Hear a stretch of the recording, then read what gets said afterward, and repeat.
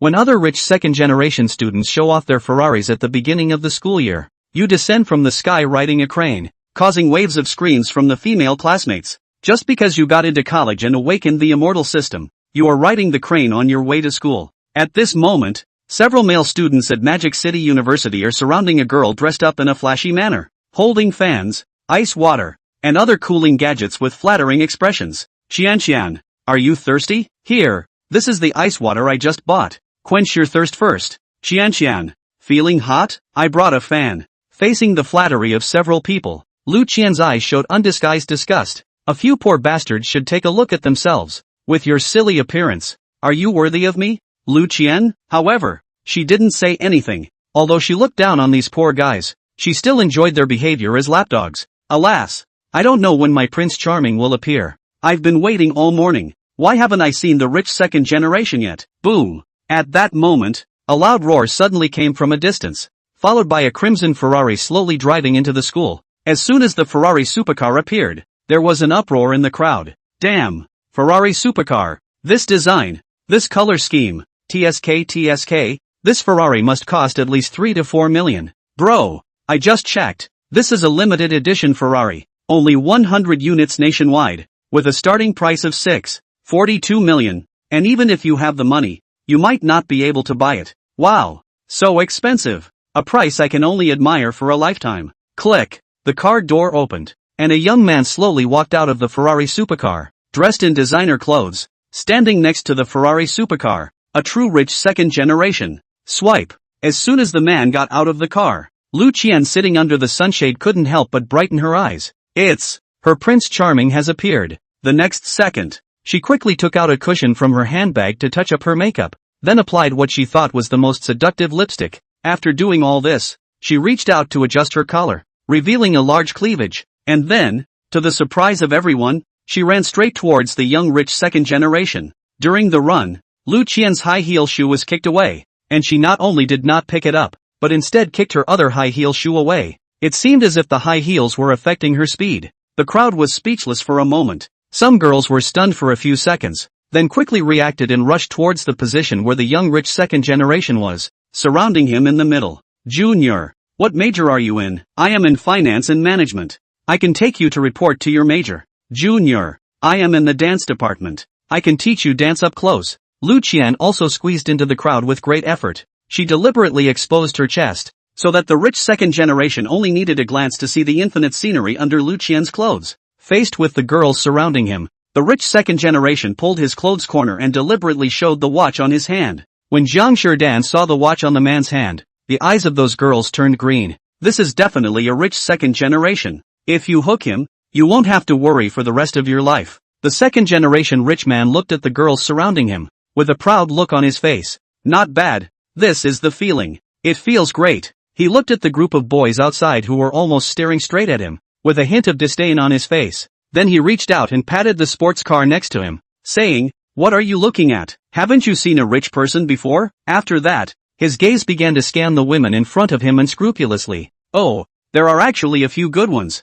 Looks like I can play mahjong tonight. Qian, clearly she is mine. This damn bastard. He actually took away my Qian. Clearly Qian was about to be moved by me and agreed to be my girlfriend. Damn it. Hey, brother, I finally see Lu Qian's true colors. Don't deceive yourself anymore. Lu Qian never looked at us. Do you know who that person is? He used to be in the underworld, liked to steal other people's girlfriends. Several paralyzed people were just because of him. A scumbag who played with women's emotions. Qian, she is just bewitched." The boy raised his head, clenched his hands. "God, do you still have any justice? Quickly send a fairy to punish these damn second-generation rich kids." Watching the man roaring madly at the sky, another companion shook his head, reached out and patted the former's shoulder. "In this world, only money is the justice." After saying that, he turned around and planned to leave dimly. Heaven, divine retribution is coming. Suddenly, a cry came from behind. At this moment, the people around seemed to have also noticed the anomaly in the sky.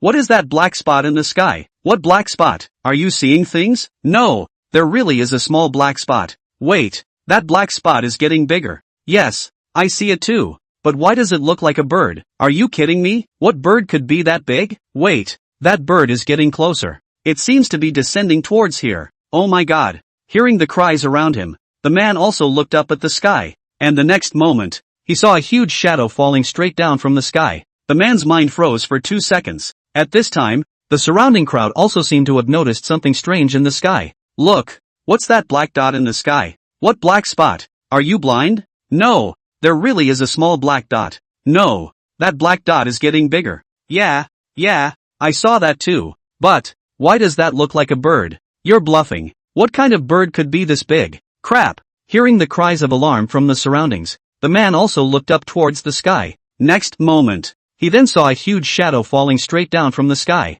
The man's brain jammed for 2 seconds, then subconsciously blurted out, "Is there really a heavenly justice?" Boom! This was followed by a loud crash. Immediately afterward, a huge powerful wind swept out. The strong wind came and went quickly. A few short seconds later, the crowd's sight was once again restored to light. When the crowd looked again at the place where the dust had risen, the group of girls surrounding Richie first froze for about 2 seconds. So small. I don't know whose scream it was, but a group of people immediately fled in a hurry in all directions. During the escape, there were also things like makeup bags, lipsticks, shoes, clothes, undershirts, and chest patches scattered all over the place. That rich kid first felt a cold sensation coming from his entire body, then subconsciously lowered his head. In the next second, the expression on his face stiffened completely. His entire body was covered in clothes that had been blown to pieces by the strong wind just now. He was now completely naked. Then Richie turned his head with difficulty. Look behind yourself, only to see that the ground had completely crumbled away. A slender foot still stood on the shattered floor. Following the paws all the way up is the body of a white crane, with the head. Finally, there was a young man in a Taoist robe. Because of the light, Richie didn't see the man's cheek.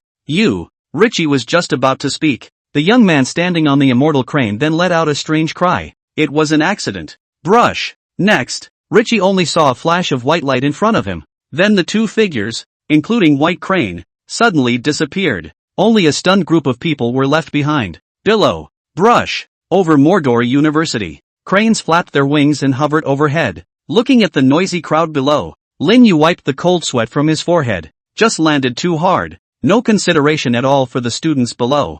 I hope that unlucky kid just now is okay and doesn't leave a psychological shadow in the future. A few seconds of silent mourning for the unlucky thing that just happened. Luckily, it didn't hurt anyone. Better find a place to land on the ground first. Thinking of this, Lin Yu patted the crane's neck, calling out. The immortal crane let out a clear chirp, then flapped its wings. It flew straight towards the inside of Mordor University. Right there. Suddenly, Lin Yu's eyes lit up. Eyes were cast on a dilapidated-looking construction building inside Mordor University. Such a shabby construction building is on the verge of being an endangered house. Calling out. The immortal crane seemed to understand Lin Yu's meaning as well, and its wings flapped. He immediately turned into a stream of light and flew towards that construction building. At this point, in a room somewhere on the 3rd floor of that construction building, 3 guys were gathered around, heatedly discussing the hottest hot topic on the recent bib. Immortals, cranes. There's really no hotspots in the bib lately. Even the fairies are fucking up. It's getting outrageous. The most outrageous thing is that even some goods that I've never heard of can squeeze into the top 30 of the hot search. Immortal diapers, immortal crane kidney strengthening pills. What kind of age is this that there are still people who believe in some kind of gods and goddesses? It's not necessarily true that there could be real immortals in this world. The millionaire blogger I follow has personally spoken out to prove it. He did see immortals riding cranes and soaring above 10,000 meters in the air. You're dreaming. Right. 10,000 meters high. That height is something a crane can fly up to? Told you it wasn't an ordinary crane. It was an immortal crane. What a few cranes. Anyway, I guess it's something that some blogger made up on purpose to attract traffic. The discussion grew more heated and louder among several people. Bang! One of the boys slapped his hand on the table and bellowed. If there is really any immortal crane in the world, Lu De, will pull out 3 big pots of siang on the spot and directly swallow them alive. Knock! Lu Da's voice had just fallen. A dull landing came from the balcony just outside. The 3 of them subconsciously looked outside the balcony. Next, the pupils of the 3 just couldn't help but shrink. Just outside the balcony, a giant white crane with a slender body was standing somewhere. Brush. Subsequently, a silhouette dressed in a Taoist priest's robes jumped off the crane's back with a gentle leap. Crunch! The balcony door was opened. Lin Yu glanced inside the room and happened to meet the gazes of the 3. Then for a moment, all 4 of them were slightly dumbfounded. The expression on Lin Yu's face stiffened slightly. He craned his head to look around. Broken. Still broken. You can bump into someone in such a shitty shithole? Excuse me. Lin Yu covered his face and directly turned around and jumped onto the immortal crane before brushing it off and rushing up into the sky. 3. Only after Lin Yu's figure had completely disappeared did a young man murmur out. Just, that, wasn't it, a crane? After that embarrassing scene just now. This time, Lin Yu landed directly on the rooftop. After sending the crane away, Lin Yu numbly took out his Dao robe. This Taoist robe on my body is too attention-grabbing. Lin Yu's mind moved. Then the Dao robe on his body suddenly had a halo of light that began to flicker. Buzz. As Lin Yu's mind moved, the Dao robe on his body rapidly changed. It ended up being a short sleeve with a hattie bear on it. Only after doing so did Lin Yu retrace his steps towards the school's entrance. Just ran so fast I forgot to report it. When Lin Yu returned to the entrance of the school, where peace had been restored, several police officers are on the scene to maintain order. The scrap sports car and the rich kid have also been taken away from the scene. Lin Yu walked to the Department of Finance and Management's new student registration center like an ordinary student. The person in charge of reception was a man wearing glasses. Lin Yu shouted twice before handing over the acceptance letter. So what? Senior, I'm a freshman who just came to report. Lin Yu. Oh who? Rin Yu called out twice. The guy with the glasses just reacted. He looked at Lin Yu's acceptance letter and a big smile spread across his face. So it's student Lin Yu. Where are your parents? Are you the only one here? Where's your luggage? Do you need us to move it to the student apartment for you? Lin Yu shook his head and laughed. Senior, I have very little luggage. I'll be fine on my own. Just tell me where the dormitory building is. I can manage on my own. The man with the glasses also nodded at his words. Okay, I'll have someone take you to pick up your military training clothes first and then take you back to the student apartments. Said. The man with the glasses patted the boy beside him. This is Gao Dali. Let him take you there so that you don't go the wrong way as well. Yes. Lin Yu didn't refuse either. All the way. Gao Dali introduced Lin Yu to the distribution of Magic City University's campuses. The entire Mordor University is divided into 2 campuses, East and West, and our finance department is in the West campus. The West campus includes the departments of dance, financial management, architectural engineering, computer, and 20 other departments included. The school has athletic facilities, but they are on the East campus playground. 10 minutes. Lin Yu stood in front of the dilapidated building, doubting his life a little for a moment. Dare sth. Such a shabby place is actually the dormitory building of their financial management. It shouldn't be such a coincidence. Lin Yu prayed silently in his heart for a while. 1 minute later, Lin Yu stood in front of the door to the 3121 dormitory, took a deep breath, then pushed open the door to the room. Crunch! As the door to the room was pushed open, 3 silhouettes fell into Lin Yu's eyes, following which, the expression on Lin Yu's face froze. Your grandma, is it really such a coincidence? Nu, Li, Tetragrammaton, an onomatopoeic word describing the song of a bird. Lin Yu hadn't even dreamed of it. The 3 people he just met were actually his roommates. It's just a little awkward. He glanced at the door of the dormitory next to him. If things get bad, hopefully the door will be soundproofed well later. The 3 of them looked at Lin Yu, who appeared outside the door, and their expressions were a bit confused for a moment. I don't know why. The brother looks. Something inexplicably looks familiar. Upon seeing the bedding in Lin Yu's hands, the 3 of them instantly reacted. So it's the last roommate. Soul. A boy came forward. Then he very enthusiastically took the bedding in Lin Yu's hands. My name is Lu De. You can call me Dede. Seeing that Lu De and the others didn't react in any particular way, Lin Yu's hanging heart was also relaxed. A natural smile then appeared on his face. My name is Lin Yu. Forest of the forest. Universe of the universe. Come, Lin Yu. Let me introduce you. This is Li Fish. That little fat guy is called Bailey Bakuju. The 3 of us are die-hard friends who have been playing since we were little. Elementary school, middle school, high school, and college are all in the same school. Through Lu Da's introduction, Lin Yu learned. The boy with the glasses is called Li Fish. The goofy-looking chubby guy at the end is called Time Treasure. The 4 got to know each other briefly. The most enthusiastic Lu De even took the initiative to invite Lin Yu to eat in the cafeteria. Faced with a warm invitation from his roommate, Lin Yu is naturally, there was no denial. Arriving at the cafeteria, Lin Yu looked at the variety of dishes. Darkly, he touched the waistband of his tightly wrinkled pants. Really need to earn it. What a pot of gold. When will you be able to draw you out? Return to the dormitory after dinner. Lin Yu took out his cell phone at the first opportunity. Log in to the official website of Salted Duck Eggs. Salted Duck Egg is roughly a trading site on which you are able to buy and sell items freely. Log on to your account. Take out the little returning Dan. Lin Yu touched the dense lines on it. System, did you say that this small returning pill can cure a small illness? Roughly speaking? Ding, the system is inquiring. According to the host's current world theorem, it is roughly the treatment of some common diseases. For example, a man's lack of virility, irregular menstruation. Then I get it. Knowing exactly what the lesser returning Dan does, Lin Yu posted a picture of little returning Dan on it, then edited a title. Walk by. Don't miss it. If you have irregular periods. If you are depressed. If you want to revitalize. Xiaoyu number plate secret small still Dan you deserve to have. Only 888. Good life to bring home. Well, it's free shipping in Magic City. After editing the title, click upload. Don't book too outrageous a price just yet. After all, if someone does buy it, it's not. Trick people into coming in before or no. I'd say it's a long time coming. Sure, Lin Yu didn't hold out much hope for this either. After a quick cleanup, I headed out to look for a part-time job. For the part-time job thing right out of the gate. Lin Yu has been doing this for more than 10 years and has become very skillful. Pursue STH. Diligently and thriftily. How inspirational. Of course, the main thing. I'm going to starve if I don't do it again.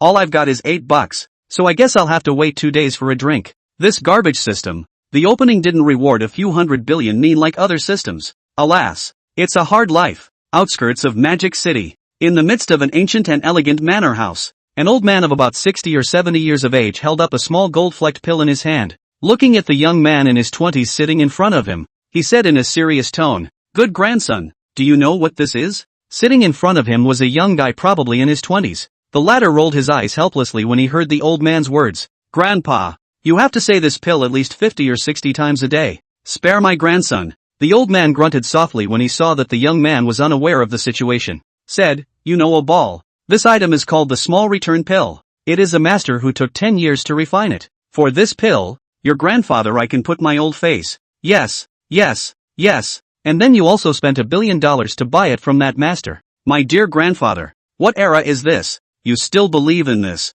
The guy replied impatiently as he swiped the official Salty Duck Egg website. When the old man heard this, he couldn't help but raise his eyebrows. "What do you know? That master is a true land god," said the old man, rolling his eyes. "Count on begging. You're the same as that son of a bitch of mine. Don't listen, forget it." The old man took the small golden pill in his hand and rubbed it delicately against a light white line on it. "I heard the master say that the potency of this small return pill is determined by the white lines on it. The more lines there are, the stronger the potency, and the master exhausted 10 years before barely refining such a line. This little return pill has the effect of warming the heart and spleen, enhancing a man's virility, and prolonging his time. Rumor has it that if there are thousands of lines, it can even have the effect of bringing the dead back to life." Hearing the old man talk to himself, the boy couldn't help but twitch the corners of his mouth. "And also raising the dead. What the? You still want to dig our ancestors out of their graves, and stick one in him?" The guy sighed, then boredly flipped through the new items on the Salty Duck Egg official website. Jurassic kangaroo, the world's earliest surviving miniature kangaroo, for only $18, 888, 888. It also has a picture of a baby crocodile attached to it. Qin Shi Huang phone number. The private phone number of Qin Shi Huang that has been treasured for thousands of years. Dial it and get the chance to talk positively with the first emperor of the ages. Only 16,888 yuan. I'll send you the phone number by private chat after purchase. The Jade Seal of State. Said to be a treasure handed down from ancient times. Oops, can't make it up. Anyway, it's a thieving thing that can be used to smash walnuts. Price, $999. There is also a photo attached. It appears to be a scale. Looking at one of the blown-up items on it, the guy's face was overwhelmed. Ha! Suddenly, the boy's eyes lit up. On it was a photo and a caption. "Don't miss it. If you have irregular menstruation. If you are depressed. If you want to revitalize. You know. Brand secret small still Dan you deserve to have. Only 888. The good life to bring home. Well, it's free shipping in Mordor." That little pill looks familiar. He took a closer look at the elixir held in his own master's hand, and then looked at the picture on his cell phone. Compare the two carefully. "Grandpa." Suddenly, a shout from the young man woke up the old man who was in deep thought, causing the old man's hand to shake and almost throw the little Yetin out. "Dryha, you son of a bitch." Yelling and screaming. What a shame. The corner of the guy's mouth twitched. "I'm a son of a bitch. My father is a son of a bitch. So what are you, a 1,000-year-old bastard?" Deflated, the boy put the phone in front of the old man. Said, "I told you earlier, that what masters are cheating. You see for yourself." The pills in your hand I found in the second-hand market are exactly the same as the ones in your hand. This is not only, you have only one road, others that at least thousands. They only need 888. The Magic City also packaged. What? Hearing this, the old man grabbed his cell phone and then glanced up at it. That's a photo. The photos are extremely low pixel. And it's still a straight-up overhand shot with the little return pinch. Of course, that's not the point. The point was that the little gold-flushed pill was still really exactly the same as the one in his hand. Not only that, but the white lines on it, densely. As for the price, 888. 8 with free shipping in Mordor. The old man glanced at the small return of the Dan in his hand, and then at the photo of the aborted. The old man then let out a wail. Both eyes rolled over, and then his entire body fell directly backward. Grandpa, if you think the book is good, you can click to urge more, add a bookshelf, and give a 5-star book review. Yo! The next morning, Rinyu was awakened by a sharp, shrill whistle. Beep beep beep. The whistle fell. It was followed by a mellifluous male voice coming in through the window. The melon children of the second building. Hurry up and get up. Military training. No longer sleep. Within 10 minutes to pack up to the playground collection, or laborers will have to use the stick to yell at you. Having said that, there were also a couple of amplified speakers that were always outside on a loop. Military training. Linyu rubbed his bleary eyes, then fumbled for his cell phone to take a look. Next, his eyes glazed over momentarily. Shit. 4 in the morning. What the hell? Military training now? I'm going to put my life on hold. It wasn't just Linyu who found it outrageous. Many of the dormitories also let out angry curses and wails from inside. Crap. What's wrong with you? Yelling your labor up at 4 in the morning. Give the kid a break. The kid stayed up late last night playing video games and just fell asleep for 3 seconds. I'm still trying to sleep. I don't want to get up for military training. Just nifty outrageous. Who has military training this early? Don't even scream. I heard that this time the school specially invited a big man with an iron face from the military region to be our instructor. If we don't arrive at the playground on time, I guess the days after this will be a day of wailing and screaming. Crap, why didn't you say so? Wait for me to wash up. I'll go. Where did I lose my pants? What a fucking time to be washing up. Then there was the sound of splintering and crashing. Linyu's few people jumped up from their beds when they heard the collision. Come on, come on, come on. A few people dressed quickly, then rushed out of the dormitory. Wait. Rinyu twisted his head to look. Lu de. Li Fish. Where's Time Bakugo? The three of them instantly remembered something, then rushed back to the dormitory. At this point, Time Bakugo was lying on his bed, holding a pink pig muppet, snoring away. Wake up, poppycock. It's military training. Lu de went up and vigorously shook the small fat peer lying on the bed. Stop it. The latter pushed Lu da's hand away and then rolled over. It was followed by thick grunts. Oopsie daisy. Lu da's eyes bulged. Then he picked up the slipper next to him and slapped Bailey Bakuju's face with his hand. Snap! The latter reached up and touched the spot where the slipper had been slapped. And then, Lu de, Li Yu, Lin Yu. This one was afraid to be a pig in his last life. Let me. Lin Yu stepped forward and grabbed Bailey Bakugu's arm with one hand. Then with a flick of the wrist, he carried his entire body over his shoulder. He then rushed out of the dormitory gate under the dumbfounded gazes of both Lu de and Li Yu. Dormitory gate. One big man ran wildly toward the playground as if he were crazy, wailing and screaming. No way. The playground was on East Campus and the dormitory building they were in was on West Campus. The distance between the two campuses would take more than 3 minutes even if you ran. Along the way, howls, either high or low, continued to resonate. This scene was like the sudden influx of a group of savages into the Magic City University. A few minutes later, Lin Yu's group of savages finally ran to the playground. At this point, strong lighting illuminated the entire playground as if it were daytime. By the time Lin Yu's group of people ran to the playground with a ghostly cry, the entire playground was almost full of people. But one was a two-eyed frantic fuckfest. Some were relying on their roommates to pin them down, while others were slapping themselves furiously to force themselves to come to their senses. Most outrageous of all, there were people who wore a pair of pants straight out of the box. That snowflake ass. Oops. Hot eyes. But it was odd that there wasn't a single girl to be seen in the entire playground. Lin Yu straightened up and threw the little chubby man behind him towards the ground. Boo! As soon as the latter's body touched the ground. Ah! It's cold! Next! His eyes then snapped open and he crumbled lightly off the ground. I'll go. Lin Yu's eyes went straight. Is this little chubby boy moving so fluently? Oh oi. Just at this time, the radio on the podium suddenly sounded a majestic male voice. Hello everyone, my name is Chu Tang. I am the chief instructor who is serving as your Magic City University's freshman military training this time. There's no need to cheer or applaud. I've always been a low-key person. First of all, it's a pleasure to meet you all. And in order to give you a special welcome, that's why I woke you up so early this time. After listening to Chu Tang's words, the crowd glanced at each other. All of them could see the doubt in each other's eyes. What special welcome to get us up so damn early? A few seconds later, Chu Tang's voice once again rang out from the radio. The welcoming ceremony is particularly simple. Everyone only needs to simply run 20 laps around the playground. Crowd. The whole playground was silent for a few seconds at first, following which, fuck, the crowd below instantly exploded as if a nuclear bomb had suddenly been dropped on them. What a fucking welcome. Instructor, we haven't eaten yet. We can't carry 20 laps. That's right. Instructor, don't play with us like that. This is more than playing with us. It's killing us. Just simply run 20 laps around the playground? Big brother, do you have some kind of fucking misunderstanding of the word simple? Is this something a human being can say? Regarding their wailing, Chu Tang, who was sitting on the podium, directly ignored it. Resistance is null and void. No time limit. Even if you crawl, you have to crawl 20 laps for me. If anyone doesn't run. Hey, Chu Tang pulled out his own cell phone and said with a smile, I heard you guys still have a campus wall, huh? What do you think if we posted what you guys look like now on the wall? That time, although I can't see Chu Tang's young face on the podium, but the people present could guess the bitchy look on his face at the moment from a distance. Hiss. Hearing Chu Tang's words, the crowd immediately only felt a wave of coldness rush from their feet straight up to the sky. This.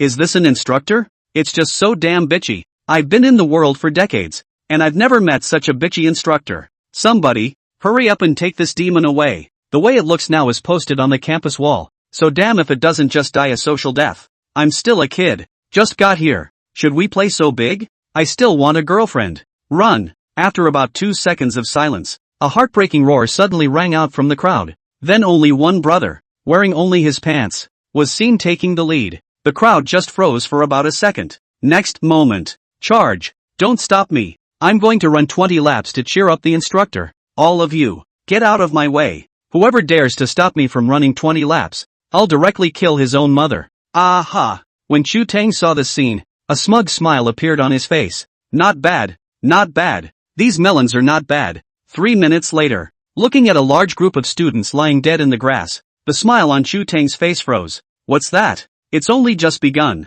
It's not even official yet. How come it's suddenly shriveled up? Just ran a lap. How come one of them is starting to die? Where's the passion you guys just had? Where's the vigor you guys just had? Yuck. Bunch of rookies. Suddenly, his gaze locked onto a silhouette at the front of the group, and he couldn't help but raise an eyebrow.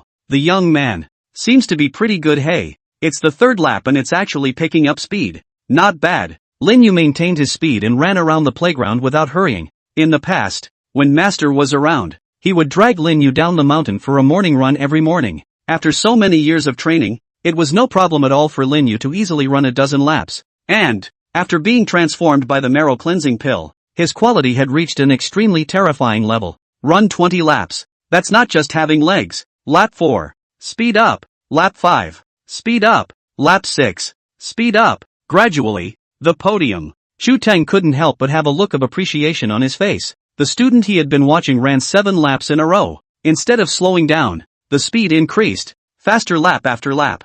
Yoo-hoo. This guy, he's kind of fun. You know, even the most powerful ones in their troop, being able to run at an even pace would also be a maximum of about 14 laps. An ordinary student can actually catch up to half of them. Not bad. Not bad. A good piece of work. Chu Tang nodded. Lap 8. The 9 circles. 10. 11. 12. Gradually, the expression on Chu Tang's face changed from appreciation to gravity. This guy, kind of scary, huh? 13. 16. When counting that Lin Yu had already finished 16 laps, the expression on Chu Tang's face was already somewhat dumbfounded. Nope, that's not the right script. Why is this guy running harder and harder? 17. 18. 19. At this time, Chu Tang could almost only see Lin Yu's shadow. That feeling is like, how do I feel? He's going to fly. Snap. Chu Tang slapped his hand on top of the railing, and his entire body stood up with a brush. His eyes were round and he looked with a shocked expression at Lin Yu, who had slowly come to a stop.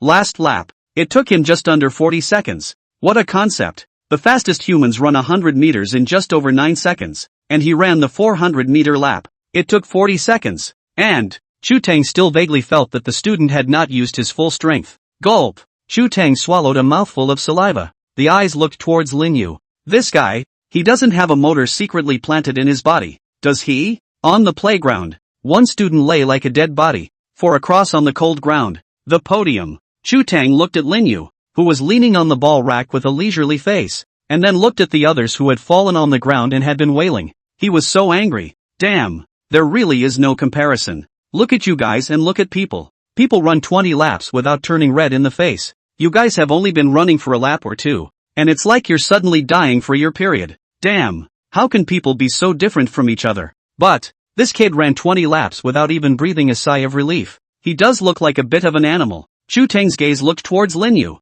who was not far away, and there was a vague aura of essence bubbling up inside his eyes. We'll have to check him out in the future. Such strong physical qualities. It's a waste not to pull them into the army. If we pull this guy into the army, not to mention the rest, this terrifying physical quality alone could make those old guys envious to death. Gradually, Chu Tang's gaze towards Lin Yu gradually became fiery. Not far away, Lin Yu's entire body suddenly trembled, his body subconsciously tightening. Crap, there's gayness. The wailing on the playground continued to resonate for nearly an hour and a half before it ended, with the last student struggling to climb the last lap. That was the end of the welcome ceremony. Chu Tang on the podium picked up the microphone. Good. Looks like you guys still don't want to show up on the campus wall so soon. Boys need to be reserved. I'm happy with that. Now that this is the end of the welcoming ceremony, everyone is free to disperse and go have breakfast first. Then at 7 o'clock sharp, everyone will reassemble. Woohoo! Chu Tang's words had just fallen, and the boy who was originally lying on the ground jumped straight up as if he had suddenly been hit with chicken blood.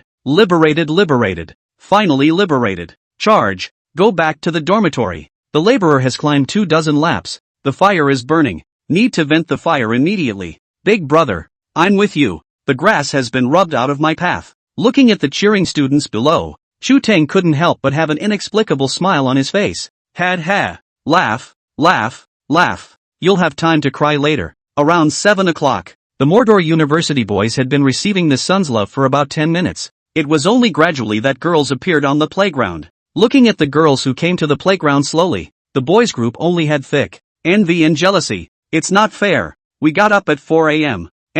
To run 20 laps, and had to regroup by 7 a.m.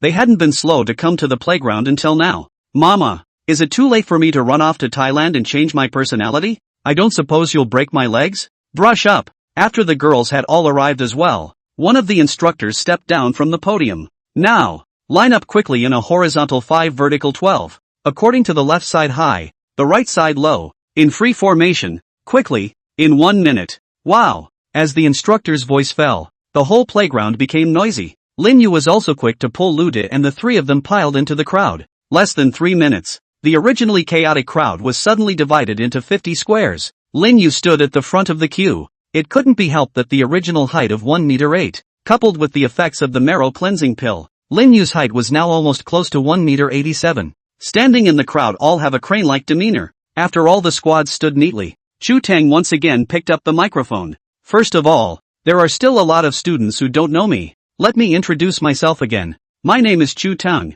Chu as in Chu Tang, Tang as in Chu Tang, and I'm an army instructor. Being the first time I've met with you all, I have to make it clear to you the 3 requirements of my military training. First, obey orders. Second, obey orders. Third, still obeying orders. You guys, do you hear me? Understood. Scattered responses came from below. Chu Tang roared. I'll ask again. Do you understand? Understood. Didn't eat. Get it. Understood. Louder. Got it? Understood. Understand what? Understood. Labor asks what you understand. Understood. Fuck. The official start of military training. The person responsible for training Lin Yu's squad was a young instructor, Li. As soon as he came up, he took one look at Lin Yu. According to the original words he said it was, "Egu, young man, look at your figure. You'll be the platoon leader of this platoon from now on." Then Lin Yu managed to get to the top amidst the envious gazes of the crowd. Military training is actually quite monotonous at first. It's basically standing in military position. After standing in the military postures, continue to stand in the military postures, and finally still fucking stand in the military postures, on the way to the military postures. But whenever you meet a willfully fallen, several instructors swarmed up, first scrutinized, then brushed 2 slaps up. Those who didn't pass out were slapped. Then we'll call for a stretcher to be taken to the infirmary. This scene made Lin Yu and the others' eyelids jump. Shit. What breed of instructor did the school get us? Is there quality insurance? Approaching midday, the air got hotter and hotter. Chu Tang also seemed to feel that it was almost time and picked up the microphone on the table. All of you. Not calling for you to take a break. I just want to make an announcement. Being the first day of military training, let's shed some of the cliched beginnings and first promote the feelings between our trainees and instructors. So I decided to organize a friendly basketball match. A friendly basketball game? Bonding? The students below had their eyes so wide. So, what do you mean you got us up at 4 o'clock in the first place? Thanks. I don't have feelings for you anymore. Chu Tong continued. Of course, as a friendly basketball match, how can we not have some colorful prizes? So, as long as you win against the instructor, we'll pay for your meals during military training. All students get a collective extra chicken leg at every meal. And as for the players on the field, we'll pay for whatever you want to eat for the next 12 days. Wow! As soon as Chu Tang's words fell, a huge clamor resounded from below. The boys' team even let out a wolf howl. Are we for that chicken leg? No. We are in order to be good to rub these instructors on the ground, okay? Get out of the way. What a bunch of bullshit to enhance the relationship. You're going to give me a direct line to Sinai. With that sentiment in mind, Chu Tang's words had just fallen. There were countless students in the playground raising their palms. Smoke me. Let me get out of the way. And give you a straight burst of buckles. Come on. Whip me if you can. If I don't pinch you instructors today, I'll read my name backwards on the spot. Crap. Bro Bullfrog, what's your name? King of Kings. With one voice after the other. This was followed by countless boys who raised their hands. Chu Tang looked around. Then silently note them. Pulled out his little book, begging to smoke them themselves. It was the first time he had seen such a request. Get a whip later. Don't worry. We'll draw them one by one later. Chu Tang waved his hand, signaling the crowd to be quiet. Then he picked up the microphone and said, out of the boys' line who have been on the varsity before, brush up. All at once, hundreds of people came out from inside the boys. Big brother, can you fucking stop? You're still on crutches. Chu Tang looked at a student on crutches and the corner of his mouth couldn't help but twitch. Looked around at the students who had stepped forward. Chu Tang reached out and nodded. You, and you. Chu Tang consecutively ordered 4 boys who were taller than 1 meter 8. Finally, his gaze turned to Lin Yu's. And you, by the way. Lin Yu, who was standing in the center of the crowd, froze, then looked around. Are you fucking blind? I didn't move at all. Ha, all go get ready. We'll see you on the basketball court in 10 minutes. Having said that, turning directly around, he pulled a few instructors to discuss tactics. Dude, what position do you usually play? A few people gathered around. A boy with an inch hair said to Lin Yu with a smile. Lin Yu pondered for a moment, then said, I'm not much of a basketball player. I'm okay on defense. I'm weak on offense. A 5'9" boy on the side couldn't help but frown when he heard that. What's the point of coming over here not really playing? It's a tournament. Why don't you talk to the instructor and replace him? I have a brother who's on the varsity team too. When the other 3 heard this, they all glanced at each other. Lin Yu's brows were also slightly furrowed. Seeing Lin Yu's expression was not right, the boy with the inches at the beginning hastily digressed. Laughing, he said, ha ha, it's fine, brother, leave the rough work like attacking to us. You're just responsible for defending an instructor. After saying that, he then looked at the boy who was 5 feet 9 inches, Wei Debao. What do you think? Wei Debao snorted coldly. Didn't say another word, but anyone could see the displeasure and disdain in his eyes. Yoo-hoo! This time, Lin Yu was not happy. What the hell do I owe you? Always looking at me with a dead fish eye. Well no. Hurry over here and get started. Lin Yu just wanted to make a move. Not far away Chu Tang's voice came over. Lin Yu blankly glanced at Wei Debao before turning around and walking towards the basketball court. Boy, you wait until you get up. My master says it's never too late for a gentleman to take revenge. So, I'm not going to be a gentleman. Taking the time for Wei Debao to go to the restroom, Lin Yu wandered in unintentionally. By accident his own palm touched down the mop next to the restroom door, and then accidentally locked him in again. By the way, I accidentally put a under renovation sign on the outside of the restroom. These can be careless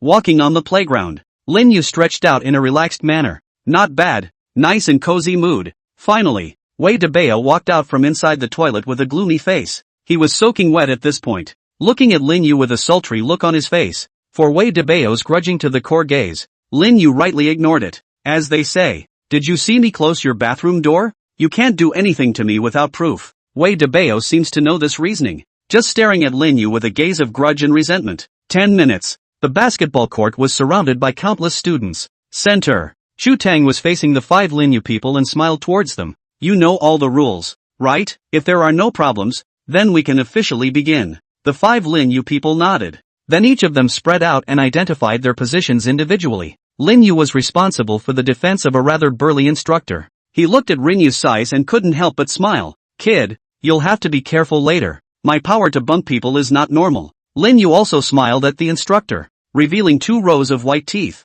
Just so. Instructor, I'm pretty crash-proof. After one's body has been cleansed by the marrow cleansing pill, the physique had long since changed radically. I don't know how far it's been strengthened though, but it was still more than enough to defend against the instructor in front of him.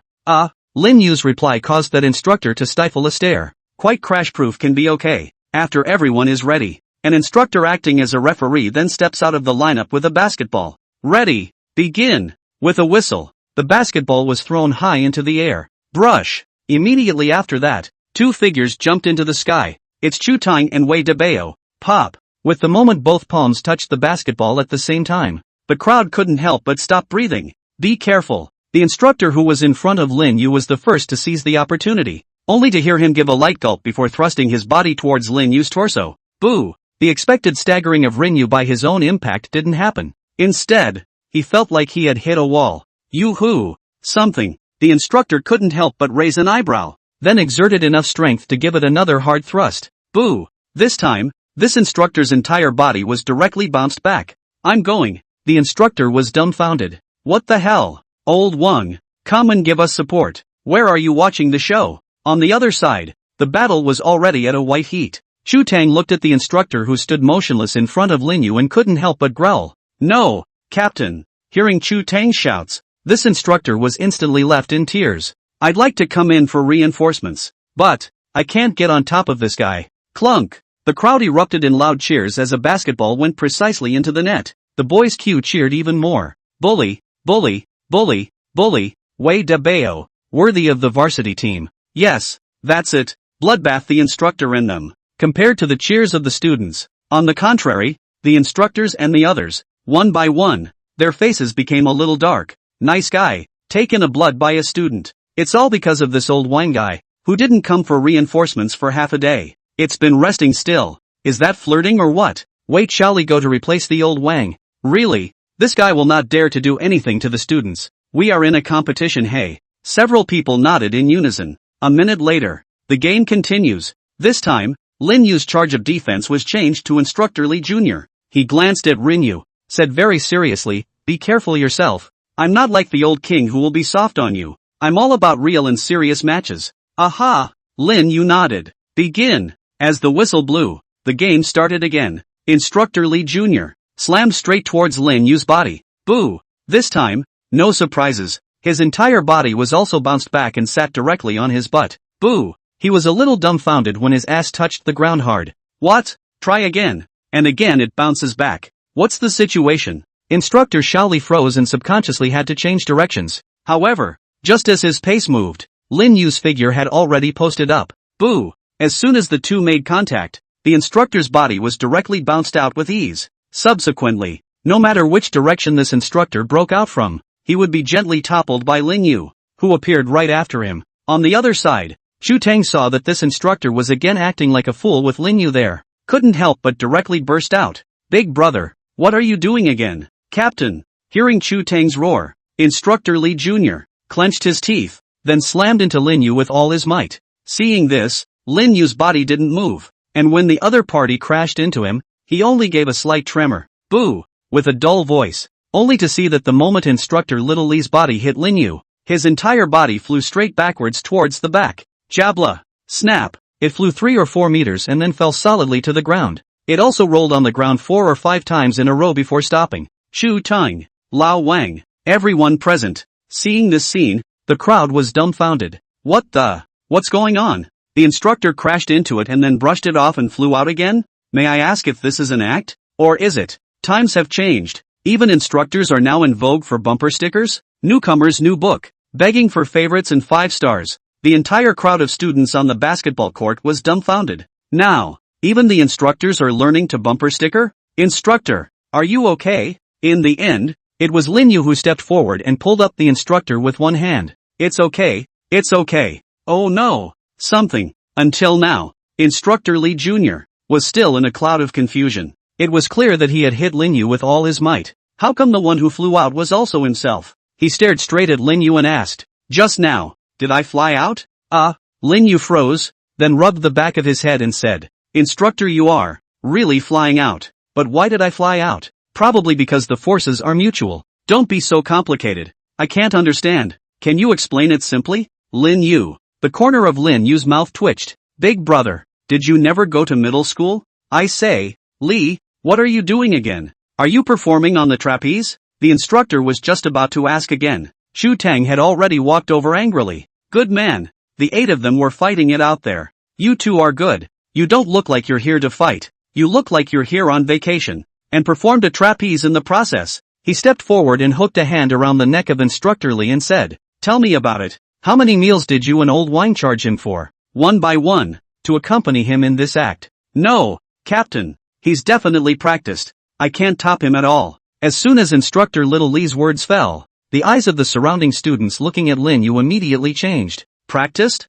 Damn. This dude is invisibly loaded. In these days when college students have practically been labeled athletic cripples, people who know kung fu naturally attracts a lot of attention. Practiced? Chu Tang couldn't help but raise an eyebrow at his words before his gaze looked towards Lin Yu. Lin Yu nodded. "Indeed, I have practiced. I have learned a few moves from my master before." Chu Tang heatedly smiled and patted Lin Yu's shoulder. "It's good to have practiced. I'll have to have a good match with you after basketball. Of course, don't be afraid. I'll strike very lightly. I won't hurt you." But Lin Yu was just about to speak when Chu Tang stopped him. "Don't worry. With so many students and instructors on the scene seeing it, it won't matter if I compete with you later. Even if you suddenly storm out and beat me up furiously. Everyone now can testify to that." Having said that, he didn't dwell too much on the issue, pointed to the basketball on the floor. "If you've practiced, what a waste not to come and shoot a few hoops, just to warm up and come on the court and play me later." When Wei DeBao on the side heard Chu Tang's words, his face couldn't help but change, and he hurriedly said,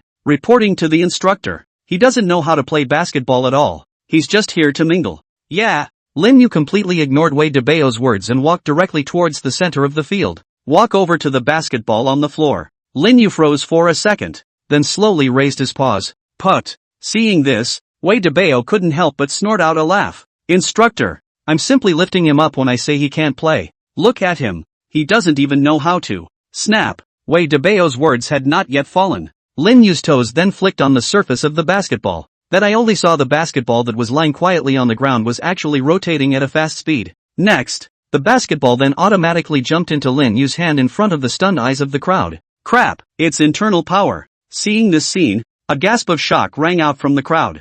Basketballs can still be picked up like this? Is this the legendary inner strength? The sneer on Wei DeBao's face was also completely frozen in mid-sentence. Bang bang. Lin Yu slapped the basketball twice to get used to the weight, then glanced at the far side of the basket. Saw the scene. The students around them couldn't help but resound with clamor again. What's he trying to do? He's not trying to throw half-court. I go. So pretentious? Knowing some martial arts is amazing. Look at the way he's holding the ball. It looks like he's never played basketball. Sitting there waiting to get hit in the face. If he can stand at half-court and put the basketball in, Liu Benwei, will live stream upside down and eat 3 pounds of shit today. WOJ. Bro bull. Bang. Bang. Bang. Lin Yu's eyes narrowed slightly. The distance between yourself and the basketball basket is known to be, according to the parabolic principle, combined with your own strength. It should be almost a throw-in with a drop of power. Be prepared. Lin Yu then put the basketball under the countless expectant and nagging gazes all around.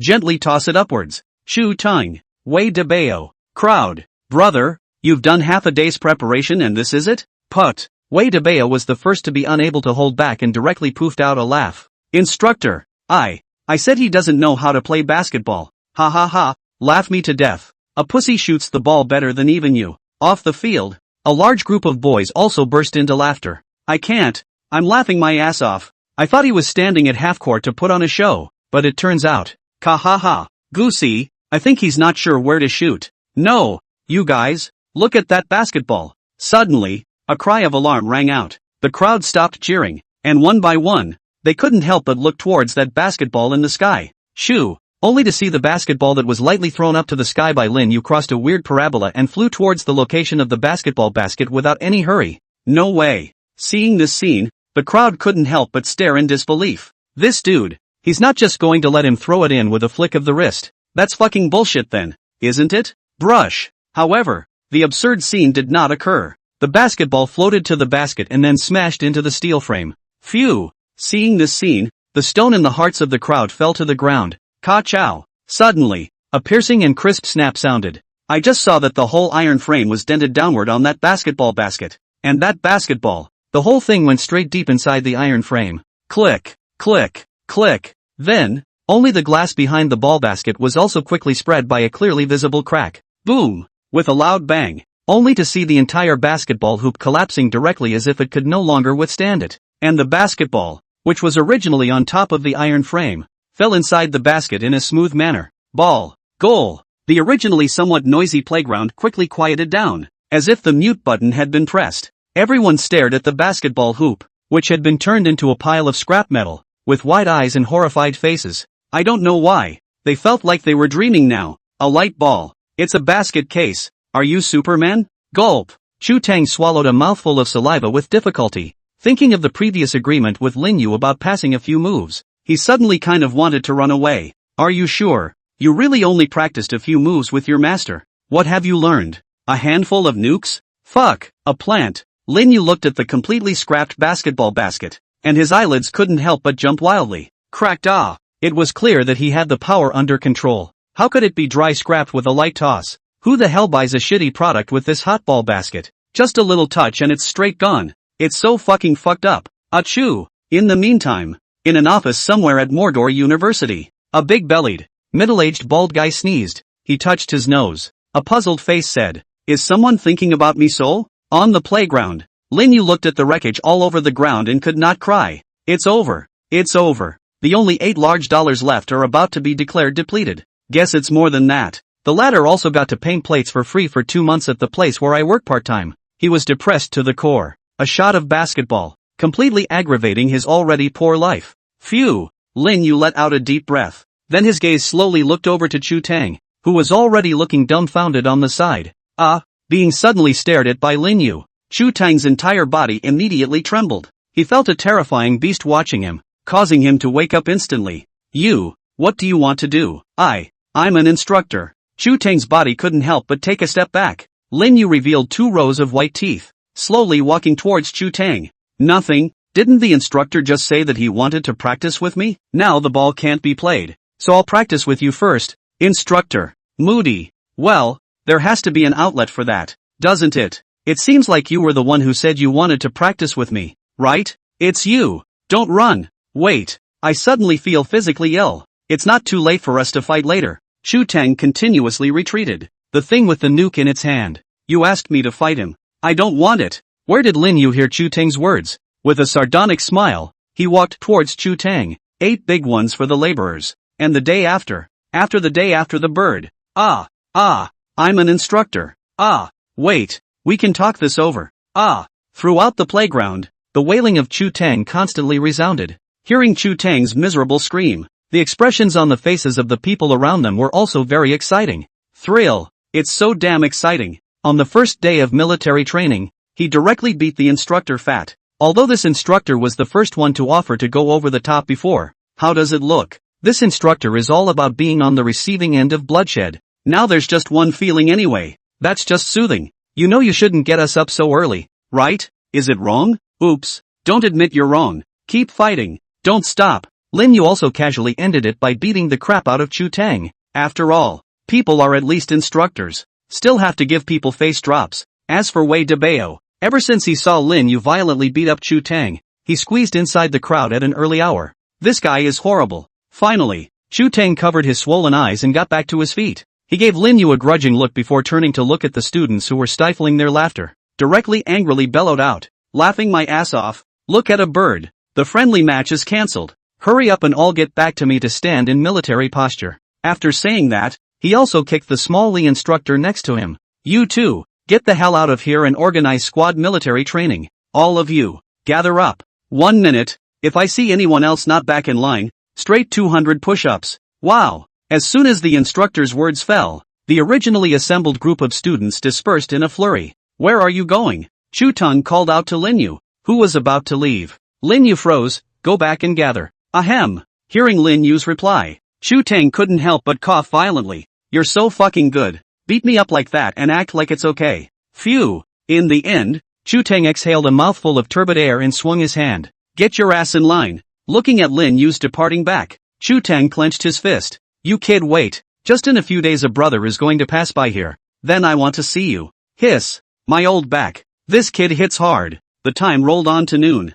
The blazing sun hung high in the sky and the whole air reeked of heat. The whole playground was silent. Everyone stays in military posture. Maybe it was because Chu Teng was in a bad mood. They had already stood in military posture under the sun for more than an hour. A bean-sized bead of sweat fell down their cheeks in drops, and some of them were even trembling and pale. Some of the boys looked at the podium, their teeth clenched. Naked revenge. This instructor, if you can't beat him, you play dirty. But the point is, they haven't been able to fight back. The podium. Chu Teng glanced at the time, then picked up the microphone. Not bad. Got that flavor. Girls can take a break. Boys, stand for another 10 minutes. Having said that, Chu Teng also raised an eyebrow towards where Lin Yu was. I can't beat you. Can't I cure you? Lin Yu directly ignored Chu Teng's raised eyebrows. What was going through his mind right now was completely, how many of my plates are going to be stretched out from the broken basketball hoop? Abominable. I'll be sure to eat the instructor poorly later and make up for all I've lost. 10 minutes passed quickly.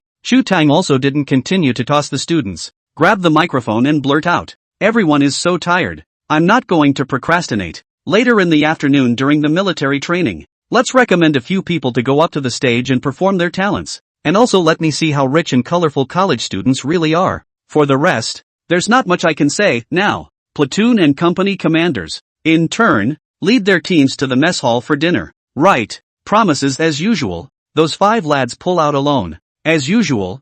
Feel free to eat. It's on me. Having said that, Chu Teng stood up and very handsomely threw the microphone and left the stage handsomely. But soon, Chu Teng's face went dark. He stood with the 4 of them, Wei de Bao, looking at Lin Yu, who was arguing with the cafeteria auntie, with a slightly abstract expression on his face. Son, you can play after you eat. You can't even fit in here, the cafeteria auntie advised. No. Lin Yu's head shook like a rattle. This is our instructor's treat. If we don't order more, we'll be looking down on our instructor. Don't you think so, instructor? Chu Teng looked at Lin Yu's hand. Explosive beef balls, steamed spare ribs, green pepper skinny eggs, pickled fish. With some difficulty, he nodded. Look, our instructor has said, Auntie, give me the marinated pig's feet. After receiving the marinated pig's trotters, Lin Yu went to get a few plates of other marinated vegetables. Only then was he content to find an empty seat. Chu Teng followed Lin Yu and sat down together. Ha,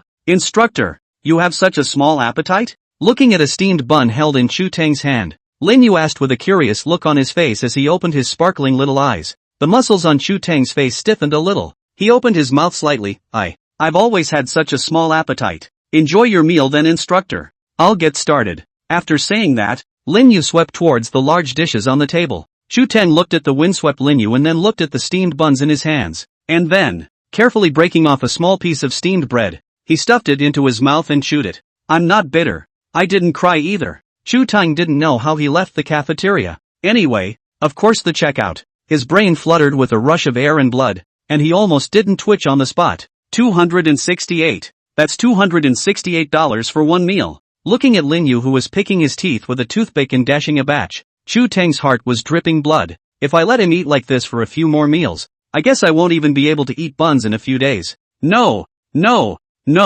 Something must be done. It was 2 p.m. Right in the middle of the day when the temperature was at its highest. The playground. The students stood under the scorching sun, and beads of sweat kept rolling down their faces. Chu Teng sat on the podium. His eyes looked at Lin Yu, whose body was still straight and firm, and he couldn't help but fall into deep thought. It's been half an hour and I haven't seen him move a muscle. Is this one so physical? Seeing that it's about time. The vast majority of the student bodies below also began to shake. Truden picked up the microphone. All hands, rest in place for 1 minute. Woo! Hear the words rest in place. The students' taut bodies suddenly collapsed like a pile of mud. It's too hot. It's too hot. Military training on such a hot day. This is killing me. God, can we hurry up and get a rainstorm? It's raining shit. I deliberately watched the weather report this morning. It's sunny today. Not to mention torrential rain, not even a single dark cloud. No. 1 minute later, Chu Tang glanced at the time before picking up the microphone once again. All hands, all rise. No way. A minute that fast? I feel like it's only been a couple seconds. It's not going to be another military stand, is it? Don't Save the baby. The baby's legs and stomach have been shaking. Looking at the wailing students, Chu Tang's eyes suddenly lit up. Then he picked up the microphone and said, watching everyone train so hard, an idea occurred to me. Why don't we play a little game while we're at it? I'm going to randomly order people from among you, and the person I order will come up to the stage and perform a little talent for you. Those who didn't perform chose truth or dare. Crowd, is this a fucking minigame? First, you have to go on stage and perform a show, and you have to be punished for not performing. Is the name of the game? You play me, and I am played hard by you. I'm afraid I couldn't come up with a game like this without a 10-year brain clot. Looking at the eyes of the students below that were almost looking at the retarded, Chu Tang's old face stiffened. Coughing lightly, he whirled around and said, of course, you can choose not to play and continue to stand in military position. I never force you. As soon as Chu Tang's words fell, a chorus of approval rang out from the crowd. Play. We love to play games. Why not? This game sounds very interesting at first glance. Yeah. You can tell me to do a striptease if you want, as long as I don't have to stand in the military position. Okay, later that student will give a striptease. Chu Tang pointed his finger at the classmate who was going to do a striptease with a smile on his face. The expression on that student's face froze. Ha. Being joked about by Chu Tang like this, the atmosphere of the scene was immediately enlivened. Is there anyone who volunteers to go on stage? There is no punishment for volunteering. Chu Tang scanned the students below. Finally his gaze lingered on Lin Yu's body. Feeling Chu Tang's gaze, Lin Yu subconsciously inclined his face. Talent? Followed my master for so many years. It seems that all you can do is chop wood, boil water, cook. These can't always be performed on stage, can they? But looking at the instructor's gaze, it felt like he couldn't escape this time. It's not just eating a drop in your paycheck. Not so much. Really. The first to volunteer was a girl. She sang a song called What's Not to Like and got a lot of favor from the boys. Then Truden ordered the boy who had just screamed for a striptease. The brother finished an embarrassing striptease in a haunted cry that almost didn't make the crowd laugh. Next, Truden picked up the microphone. Then his gaze locked onto Lin Yu's body impartially. Lin Yu. Thinking that he couldn't avoid it, Lin Yu could only slowly stand up and walk to the podium. Chu Tang handed the microphone to Lin Yu and then scowled at him for a while. The corners of Lin Yu's eyes twitched as he resisted the urge to throw the former off the podium. He's an instructor.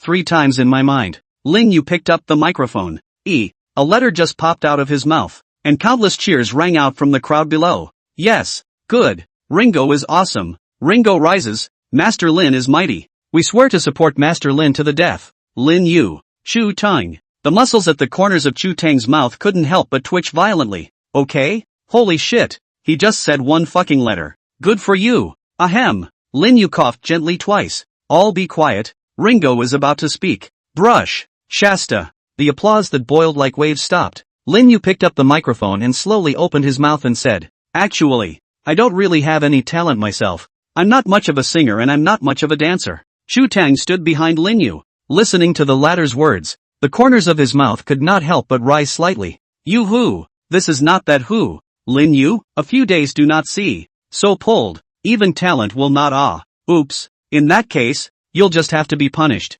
Thinking about it, Chu Tang's head couldn't help but raise a few points. Chu Tang was just about to speak when Lin Yu's voice sounded once again. So, I'll just beg for a rainstorm. Chu Tang. What? What the hell? He pulled out his ears, his whole body in a daze. Hearing voices? Can't perform talent. So much for begging for a random rainstorm? After Lin Yu finished speaking, he casually took a wooden stick on the podium. Halfway there, he turned back, take the umbrella that Chu Tang put aside with him, then walked out onto a patch of grass to the puzzled stares of the crowd, swinging the stick in his hand across the grass at speed. 1 minute later, a simple gossip appears on the grass.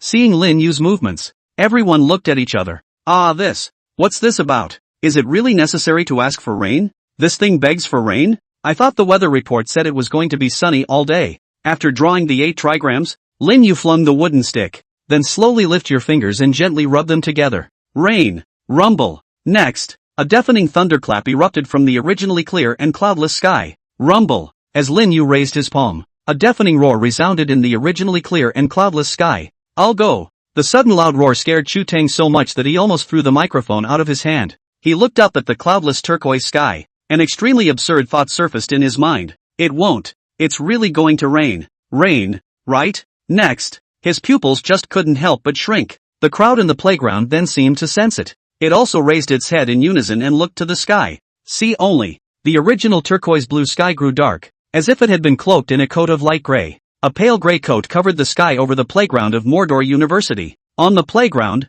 a student nudged his companion beside him and uttered, "Dude, didn't you say it was going to be sunny all day today?" The student next to him froze, then swallowed hard. That's what the weather forecast from the Weather Channel says, but, God forbid, the Weather Channel can't seem to control it. His words just fell. Boom! Next moment, a loud boom resounded like the sound of drums. Deafening. Amidst countless booms, a dark cloud converged over the playground. Ta-da! The dark clouds converged for less than 3 seconds before the students on the grass heard the sound of rain dripping down. At the same time, their faces were moist. The crowd froze for a few seconds at first, following which, hula hula, the rain on the sky was like a flood that broke the levee. Whistling descended upon the earth. Ah, ah, ah. Next, it was accompanied by a rising and falling scream. The whole playground was in chaos. Podium. Chu Tang and his party had long ago been completely dumbfounded. Their eyes were dull and they froze in place, letting the rain beat down on them. This thing is called.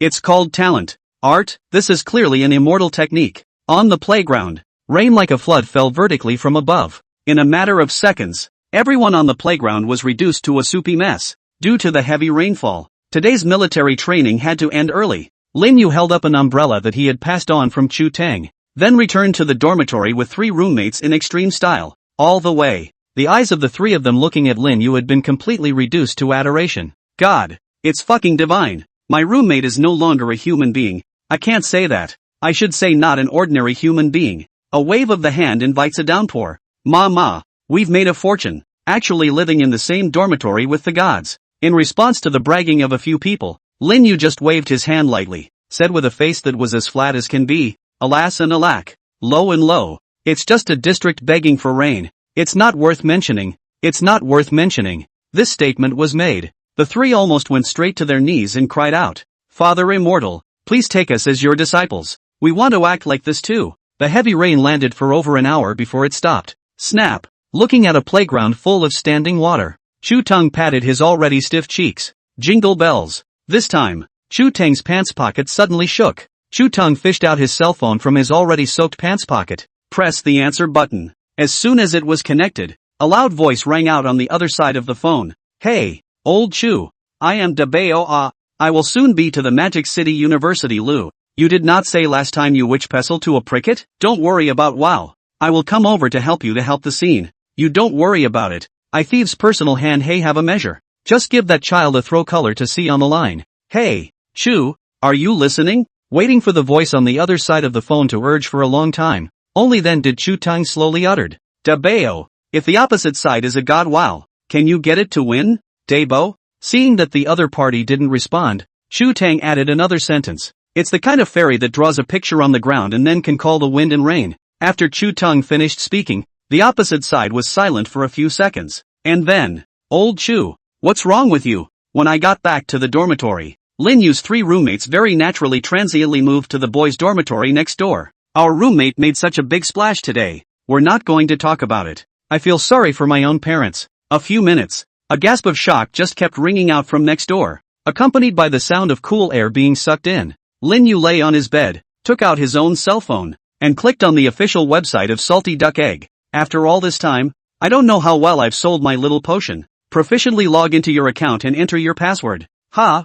Someone actually did ask. Just as soon as I clicked on the salted duck egg, a message popped up. Lin Yu clicked on it. The opposite nickname is called, I'm really poor. I'm really poor, though little. No, this stall holder. May I ask if the items in your photo are actually there? It really can revitalize a man's manhood. Is it really 888? And Mordor still has free shipping? Rinyu thought for a moment. Then enter. I am definitely an honest seller. Wow. Old watch. Outskirts of Magic City. In the quaint little manor house. The old man slumped back in his chair, trying to calm his breathing. He was feeling a little sick to his heart after that excitement yesterday. He glanced at the young guy who was sitting on the sidelines and couldn't resist a kick. Don't just sit here. Check and see if the other party has replied after a day. The boy's mouth dropped. Grandpa, it's not that I'm talking about you. You really believe in this what's it all little returning pill? There are any number of outrageous things in this trading market. Like some kind of Qin Shi Huang's personal phone number. Magic City rich woman's address book. This seems to be true. The old man's eyes couldn't help but glare at his words. Tell you bastard to look at it. Just look at it. What's the waste of JB words? The boy had a sultry look on his face. Grandpa, you usually call me good grandson. The old man raised an eyebrow. Then I'll call you turtle son from now on. Guy, although the heart is aggravated. Still, he obediently tapped his cell phone. Ding! A message popped up just as soon as the phone was turned on. Tap on it. I want the treasure bowl. Technology online. Built with conscience. At a price that is affordable and fair to all. I'm an honest seller. Cousin. The best part is, Mordor also has free shipping. Please ask if it's a prestige or a bank card. Cash on delivery is not supported at this time. Guy, is it that straightforward? No. You answered so directly. It made me momentarily surprised that I didn't know what to say back to you.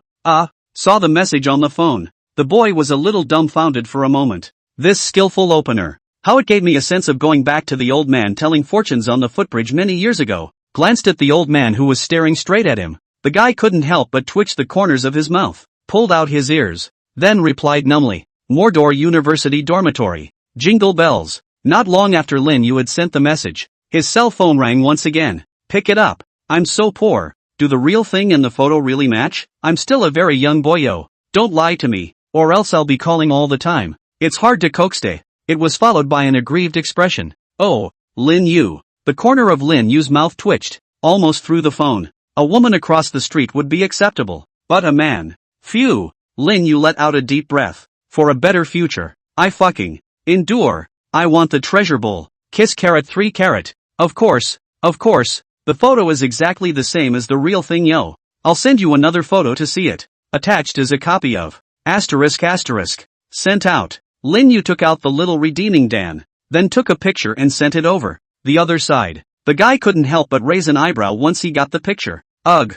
Forget it. It's only $80 anyway. Buy it and see. If it's real, I can still show it off in front of the old man. Think about it. Guy types again. I'm so poor. Okay. Then I'll make the payment first. I happen to be in Magic City, so mail it over. The location is, 306, Antique Street, Magic City. I want the pot of gold, okay. Ding. Your product Xiaodan has been successfully sold. When the other party confirms receipt of goods, the fee will be automatically remitted to your account. Seeing that the other party had successfully paid, Lin Yu couldn't help but feel joy on his face. The first step of selling the potion was considered a success. The main reason is that one starts out with lower pricing. Hey, when you discover the true strength of this pill later, at that time, a smile appeared on Lin Yu's face. At that point, gathering his thoughts, Lin Yu got up. It's better to send this pill to the other side first. The manor. How's it going? Seeing the guy put down his cell phone,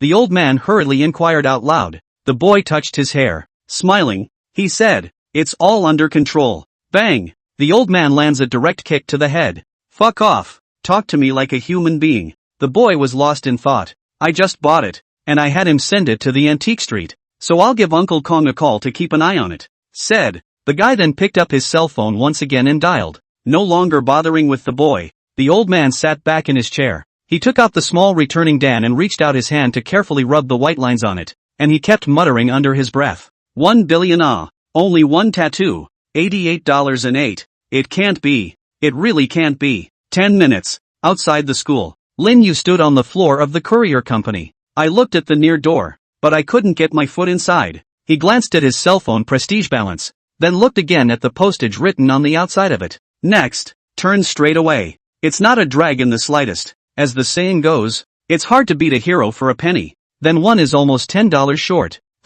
It's almost the equivalent of 1,000 heroes. Mailing from Magic City University to Antique Street actually cost $18 large. Excuse me, not enough money. That's how poor. Why don't you hold off for a few days and I'll personally deliver it to him? But it's my first customer at least, so that's not too good. Lin Yu walked down the road. The mind kept pondering the question. Without realizing it, he had walked into a dark alleyway. Boo! He hadn't gotten very far when he bumped into a solid body. Lin Yu looked up and hurriedly said, "Sorry about that, huh? I just got so lost in my thoughts that I didn't pay attention to the front." The one who was bumped into by Lin Yu was a big, burly-looking man. After being bumped into, he turned around and sized up Lin Yu with his gaze. After Lin Yu finished apologizing, he planned to leave from his side. Pop! Suddenly, a thick arm slapped the wall, stopping Lin Yu's advance. That burly man had a vicious expression on his face. "You want to leave just by apologizing? How can it be that easy? You know you just hit me with at least internal injuries.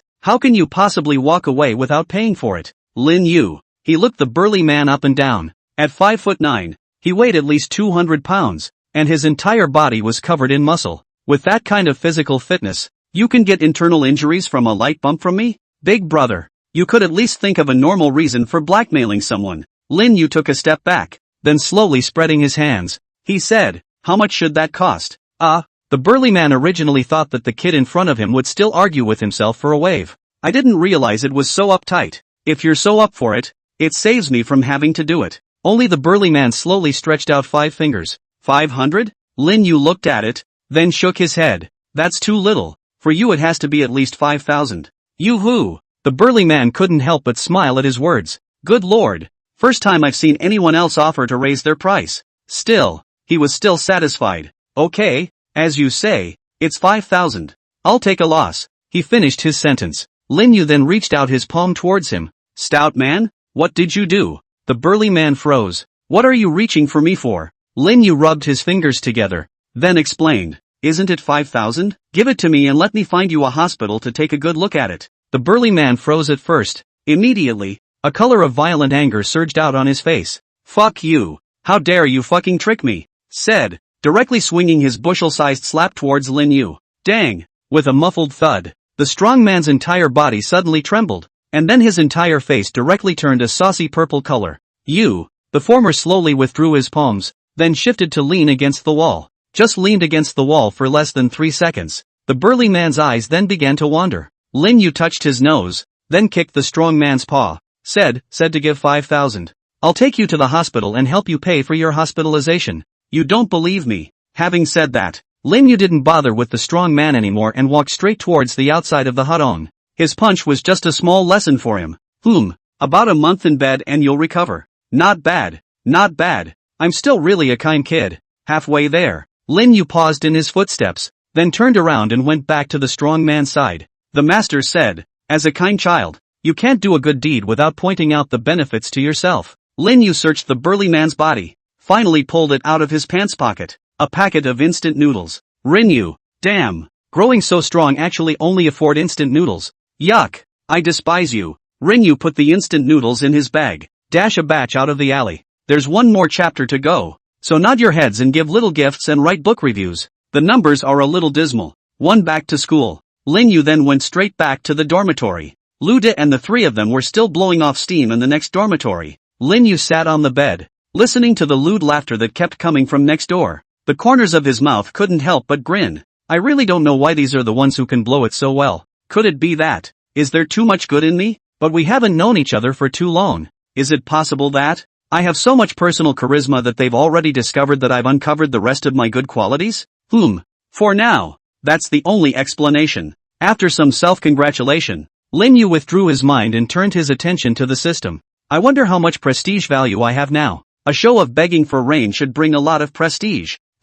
It's not too much to ask for. Just $1 million or $800,000 at any given time. Brush. In the next second, Lin Yu's mind moved. The panel glowing with a light blue light appeared right in front of his eyes. Host, Lin Yu. Age, 19. Reputation value, 166,600. One lucky draw for every 10. 000 reputation. Immortal techniques, Thunderbolt. Rain. Taoism, Water Wave Technique. Item column, Taoist robe. Mount, Crane. Prestige value mall, opened. Look no further. The reputation at this point was actually as high as $160,000. How come so many? It skyrocketed more than 5 times in one night's sleep. Ding! The host can view the prestige value as a process of accumulating experience. And the prestige value will accumulate more and more with time, but only if the host's popularity is high. The system explained it that way. Lin Yu instantly understood. Now that you understand. So, damn. In that case, I'm now considered an expansive young master.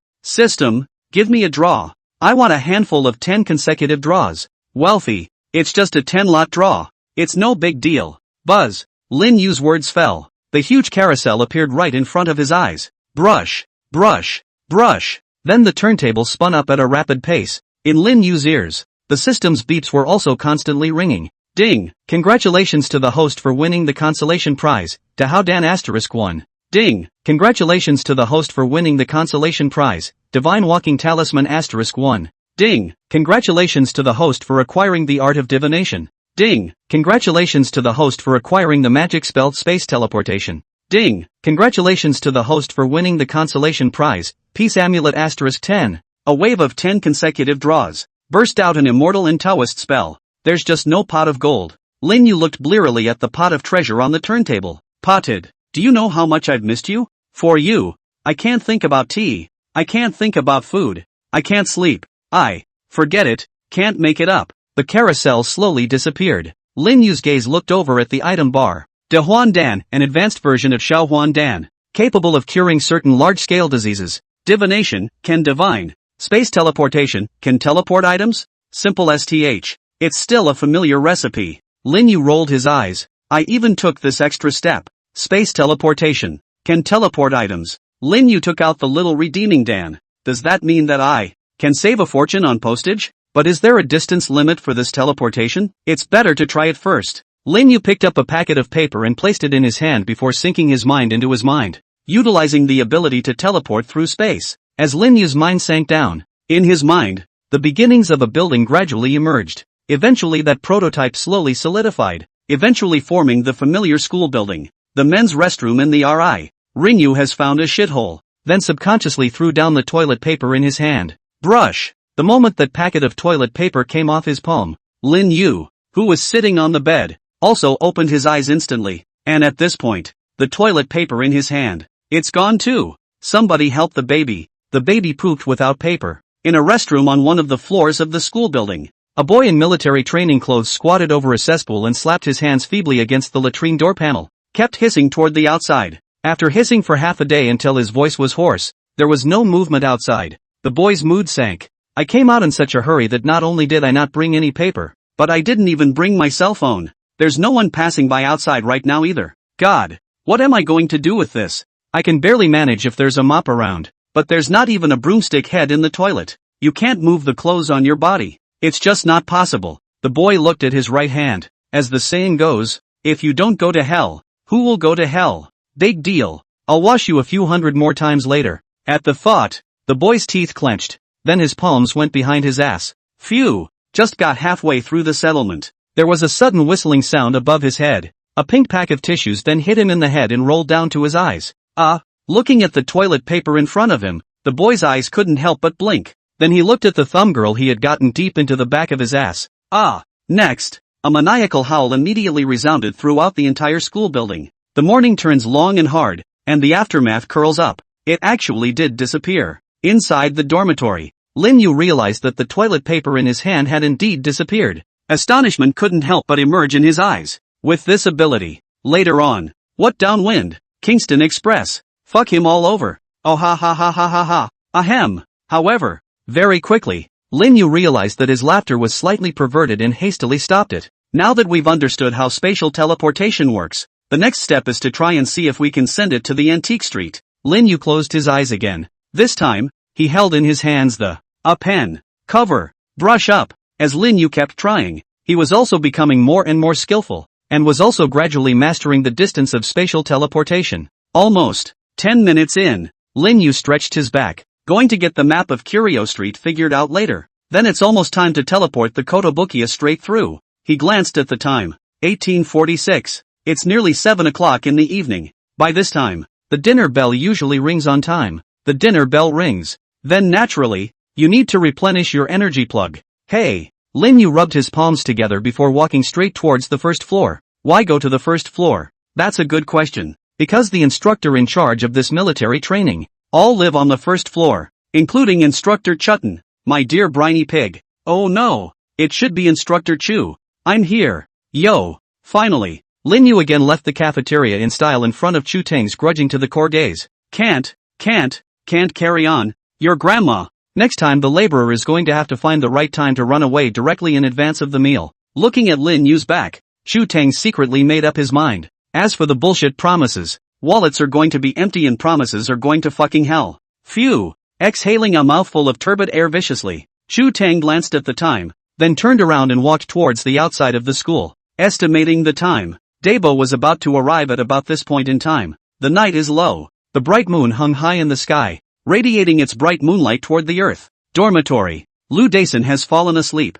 Ong. A symphony of grunts representing the trio's markings played continuously throughout the dormitory. Lin Yu sat on the bed, holding the small returning pill and 2 yellowish talismans in his hands. He closed his eyes as his mind began to continuously mold the scene of Magic City's Antique Street. This time, he wanted to succeed once and for all, and teleported the little returning Dan to know. 306. Antique Street, Magic City. In the meantime, in the antique store at 306, Antique Street, Magic City, Elder Lee, you take your time. After sending off the last customer, Fong De Gang couldn't help but stretch his legs. Fong Da Gong, male, 46 years old, Han Chinese, with children, and neither son nor daughter is a single dog. His identity is the agent of the store at 306, Antique Street, and his hobbies are all kinds of antiques and his young master. Woohoo! The day is finally over. Back to the store. He took a sip of the already brewed goji berry tea. Comfortable. A glance at the clock on the wall. Then at the already empty street.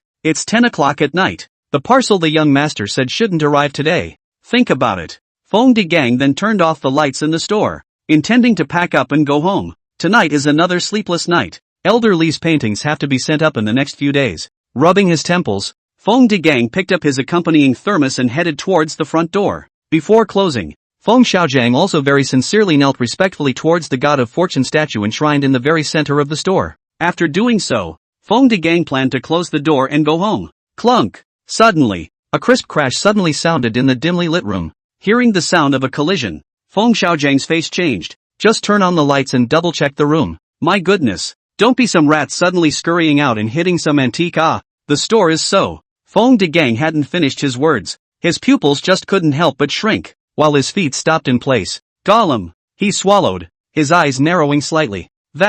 What is it? Follow Fong De Gang's gaze. Only in the dimly lit room, the originally dark midair actually had a yellowish halo slowly emerging. Hiss! Fong De Gang inhaled a mouthful of cold air, then subconsciously rubbed his eyes. Is he or she so tired that he or she is hallucinating? Jabla! That's when it happened. An ear-piercing tearing sound suddenly came out from the midst of the pale yellow halo in midair. A small pill glowing with golden light then slowly appeared in the air. Immediately following were 2 pieces of yellowed yellow paper. These 3 items appear later out of nowhere. A male voice full of professionalism also came out from amongst that halo of light. Magic City Express. Fast as flying. Your delivery has been delivered. Pro. Remember to come a 5-star praise yo. ***.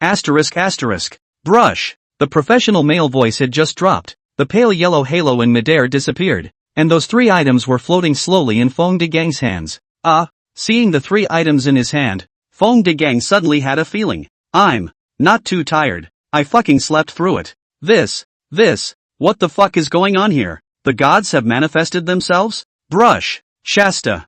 Feng Xiaojiang's face just changed. It's that is suddenly understood something, then snapped straight to his knees. Quickly He raised the pills in yellow paper with both hands and cut out frantically towards the statue of the God of Fortune. Then he tremblingly took out his cell phone, found his young master's phone, and pressed the dialing button. The phone rang for 3 seconds before it was picked up. The little guy's voice rang out from across the room. Hey, Uncle Kong, what are you doing here so late? Phew. Fong De Gang let out a deep breath and forced himself to hold back his excitement. Young master, the gods have manifested. Opposite. There was silence across the room for a few seconds. Uncle Kong, what the hell are you talking about? Fong De Gang quickly explained. It is like this. You afternoon is not then I keep an eye on your recent delivery. Just when I intend to. Fong De Gang told the whole story. Then just as I froze, the halo brushed away. Young master, what is this if not a divine manifestation? Young master, from now on, our Go family will be completely rich.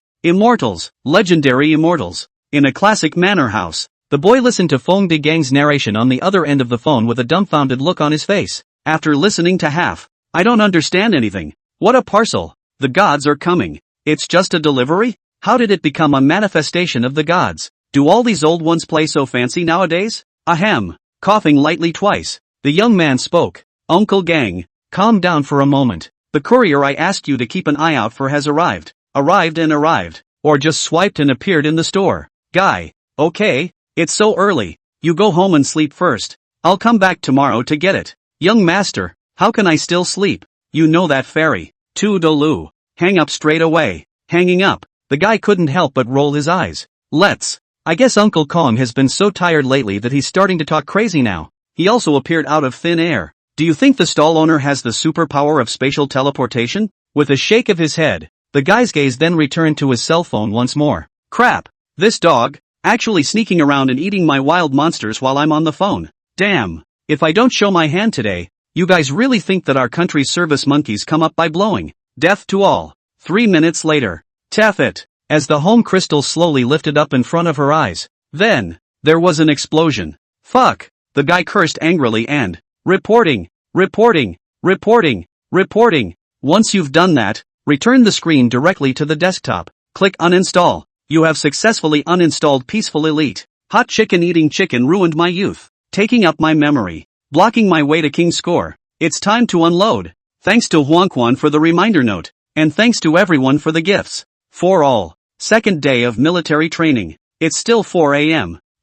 Still the familiar wake-up call. Beep beep beep. Sharp whistles rang out over the second dormitory building like a magic spell. Fuck. Crap. Excessive. Getting up at 4 o'clock to run drills again? Not going. I won't go this time even if the instructor beats me to death. I'm going today. Laboring to spray shit upside down live on the spot. Like the fountain in the middle of the school kind of thing. After countless wailing sounds, another familiar and incomparable majestic male voice rang out. Everyone, please gather in the playground in 10 minutes. Aha! This time our chief instructor said that if no one wants to go, don't force it. We have to be friendly with the students. When they heard the voices outside, the crowd froze at first. A strong look of doubt then surfaced in his eyes. This dog money instructor. Would that be so nice? After 3 seconds of silence, voices rang out again from outside. Of course, in order to preserve the wonderful memories for you, in response to those who did not arrive, we will make an album of their photos and then give it as a gift to the school campus newspaper. Take this student named Jiang Gon for example. This student still needs to eat more. He's too skinny. And this Lu Dong student, oops, the pants are actually still pink peppy. The aesthetics are not ordinary. The latter is no longer necessary. Lin Yu had quickly opened the door. As soon as the door opens, just in time to see several of the men dragging their benches, grim-faced, toward the stairs. The rest of the dormitory was also very self-conscious. One by one, they flew to get dressed and then descended the stairs in unison. As soon as he went downstairs, he saw Instructor Lee with a smiling face. He saw the crowd descending the stairs, and a look of extreme surprise appeared on his face. It's really not forced. Everyone can actually go back to bed. Said, and made a point of fanning myself with a couple of photos. Crowd. Mom. Yeah. What in the world has changed with these instructors? Why are they all so fucking cheap? Instructor Little patted his feet and purposely found Lin Yu's figure. He waved the thick stack of photos in his hand and laughed. Kid, I'm very attached to you, and it took me a lot of effort to find your photos. Hear that? Lin Yu's face instantly darkened. Not to. Such blatant care. I'm a bit overwhelmed. Seeing Lin Yu's face darken at once, Instructor Little couldn't help but rejoice. He glanced at the time and then said towards the crowd, since you're so enthusiastic about military training, don't freeze and run. He also made a point of emphasizing a few words. As a big man, you have to learn to suffer. Just get up in the early morning to run for a walk. It's not going to kill you. Man's life is in motion. Let's all get running. Come on, I'll join you and lead the way. Having said that, turn around and get on your own bike. Clucked and rode away. Crowd. The crowd was silent for a few seconds. Then, fuck, a plant. Morning. On the playground. A loud slogan kept coming out from one neatly arranged squad, and together with the refreshing breeze in the morning, it fluttered into the distance. Lin Yu stood in the front column of the squad. All hands, in unison, go! As the orders came out of his mouth, the entire squad of students began to perform a constant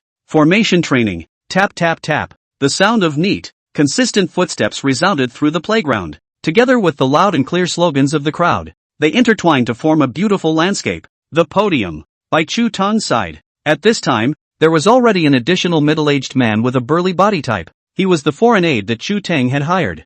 Zhao Debao. Zhao Debao gazed at Lin Yu, who was not far away. After half a day's reading, I couldn't see the point. Pushed Chu tongue. Said, hey, old Chu. Which is what you say drop prick wow. Even MOC out there is something special also. This arm is not hey thick well. Capsula he also got you one hey. Is not you wa identity false. Do you want me to get you 2 pairs of yo makeup for the kidney? When Chu Teng heard that, the corner of his mouth couldn't help but twitch. No need. I'm in good health. Don't underestimate him. He's been practicing since he was a kid. Last time I was careless, I was directly taken down by him. Yo! Hearing this, Zhao Debao's eyes lit up. Practiced wow. Then I have to try a Hasselblad. After saying that, he rubbed his hands together, stood up, and walked straight towards Lin Yu. Chu Teng sat on the chair and looked at Zhao Debao's figure. I don't know why. He had the illusion. Zhao Debao, like going to deliver heads. All hands, to the right, the other side. With another order from Lin Yu,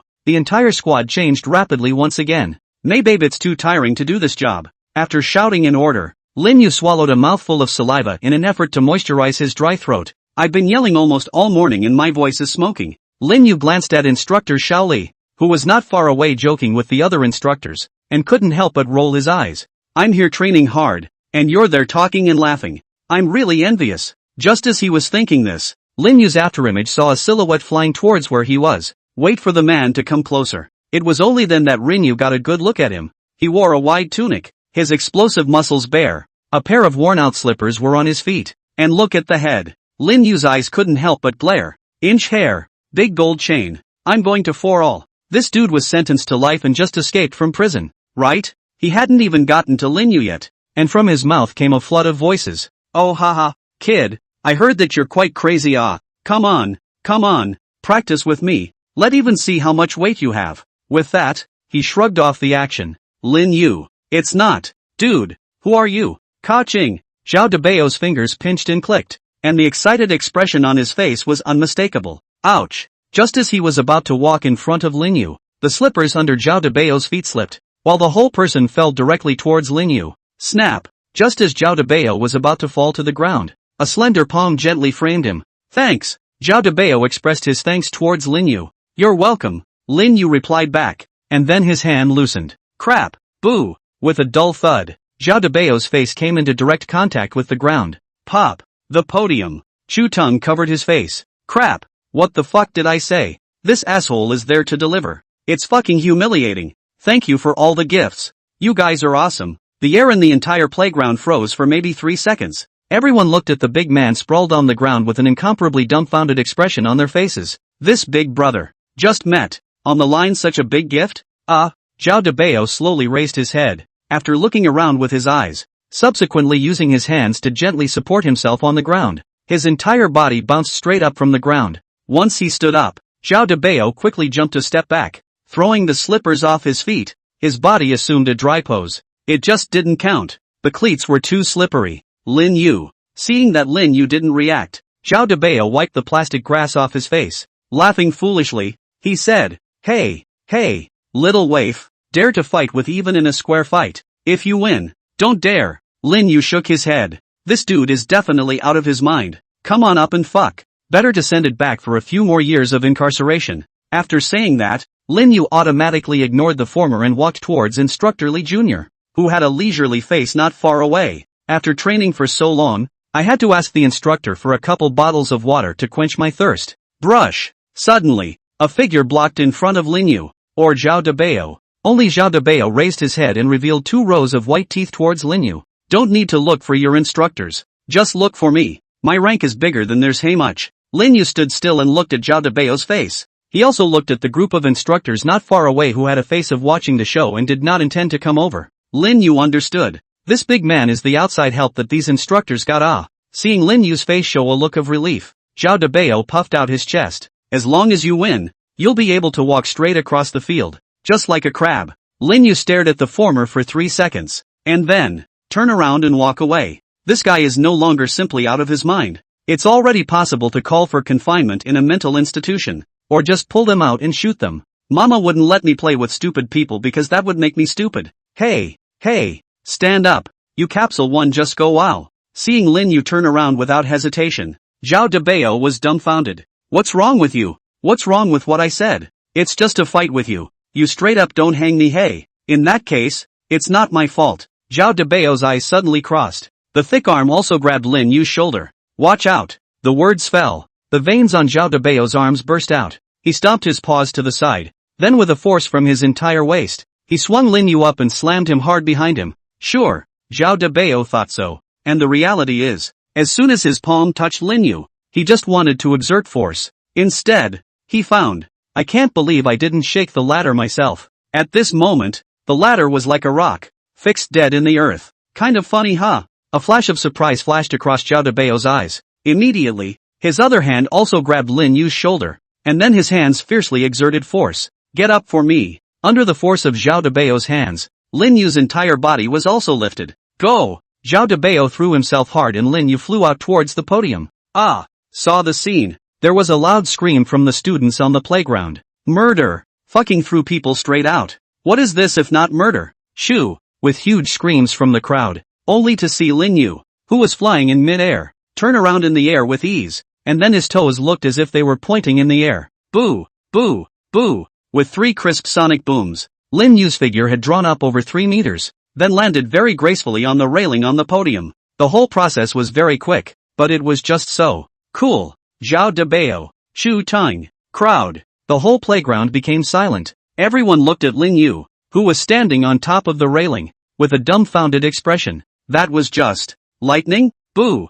I don't know where it's rattling from. Only one student had dropped to both knees. He looked at Lin Yu, who was standing on the railing, and then knocked his head on the ground without hesitation. Crap! Coach! I want to learn this too. The student's voice instantly roared the crowd out of their stupor. Boom! Boom! Boom! Next, the entire playground, a snap straight down a large part of the knees. Instructor! I want to learn this light kung fu. Teach a child that a child wants to be so handsome. 2. Children also want to be so pretentious. Master above. Please take my skull. The master is above. And I offer my knees directly. And on the girl's side, the screams were endless. Handsome, handsome, handsome, handsome. I'm tired of yelling that word. It's so handsome. Who is he? I want to give him a monkey. How can you be so handsome? I can't. I'm going to faint. Quick, quick, quickly let him give me artificial respiration. Listening to the constant cries of alarm ringing in his ears, Zhao Debao was also a bit dumbfounded for a moment.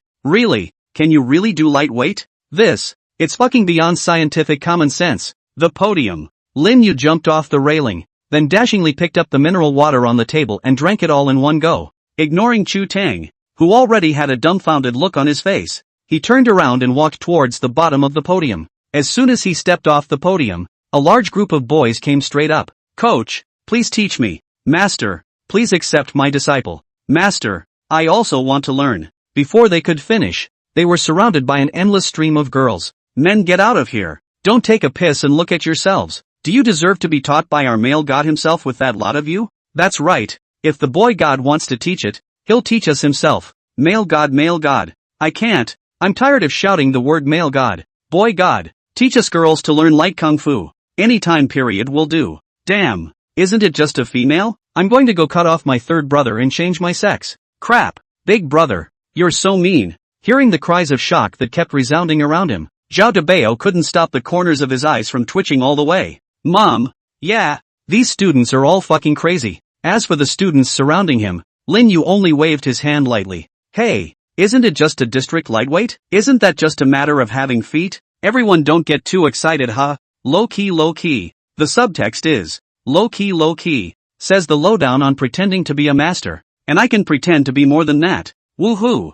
Thanks for the inspiration capsule and the love of power, asterisk. Big Brother Mighty. Magic City University Window Ranking. As the oldest intelligence organization in the history of Mordor University, the main purpose of its existence, it's all about quickly digging up the MU breaking news and getting them out there. It's as small as some classmate forgetting to bring paper to the bathroom and wiping his ass with a mop. It was as big as the arrest of a vice president of Mordor University for late-night foot washing. The purpose of the Magic City College windfall is this. There's nothing I can't find out. Only you can't do it. They, being called by all the students of Magic City University, godly Amma organization at the entrance of the village. Wherever the windjammer goes, the women close their doors and the men roll out their windows. Where the storm clouds pass, not an inch of grass remains. The secret meeting base of the Mordor University wind, dimly lit, for masked figures gathered around a table. Why do you wear a mask? I'm afraid that if some of the students find out about it, Veil. They won't see the sun tomorrow. On the table in front of them was a picture with incredibly clear pixels.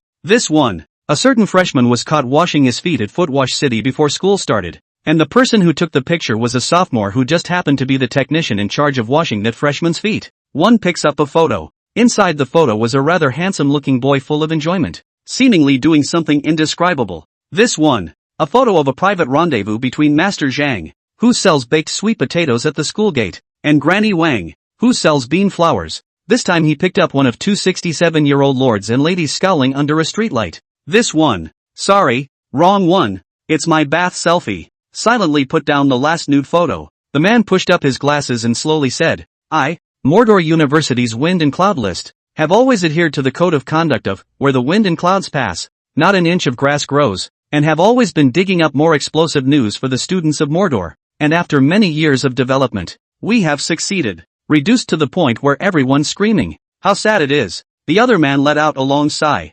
Sad. Nowadays. Whenever the students of Magic City University heard the three words wind and cloud ranking, it was as if he had killed his own mother, and he directly lifted the machete and filled the school carriage. If you run a little slow, you're probably going to be laid up in the infirmary for a month. So until now, they're the Mordor Windjammer. 3 years of zero enrollment. The human language is, it's already almost impossible to drive. After 3 years of engaging in the Mordor University winds and clouds, the entire club adds up to a total of 4 people. These include a president, 2 vice presidents plus a departmental management manager. So, to get out of this mess, the man who had spoken first spoke again, rising to his feet and then walking around the table. We have to dig up more explosive information and also increase our efforts to expose them. The freshmen right now are just blinded by the other students. We're being ostracized here, and we have to stand up to the oppression. Right. The remaining 3 nodded. But, President, what news are we exposing? Are we going to expose the vice principal's sister-in-law like before?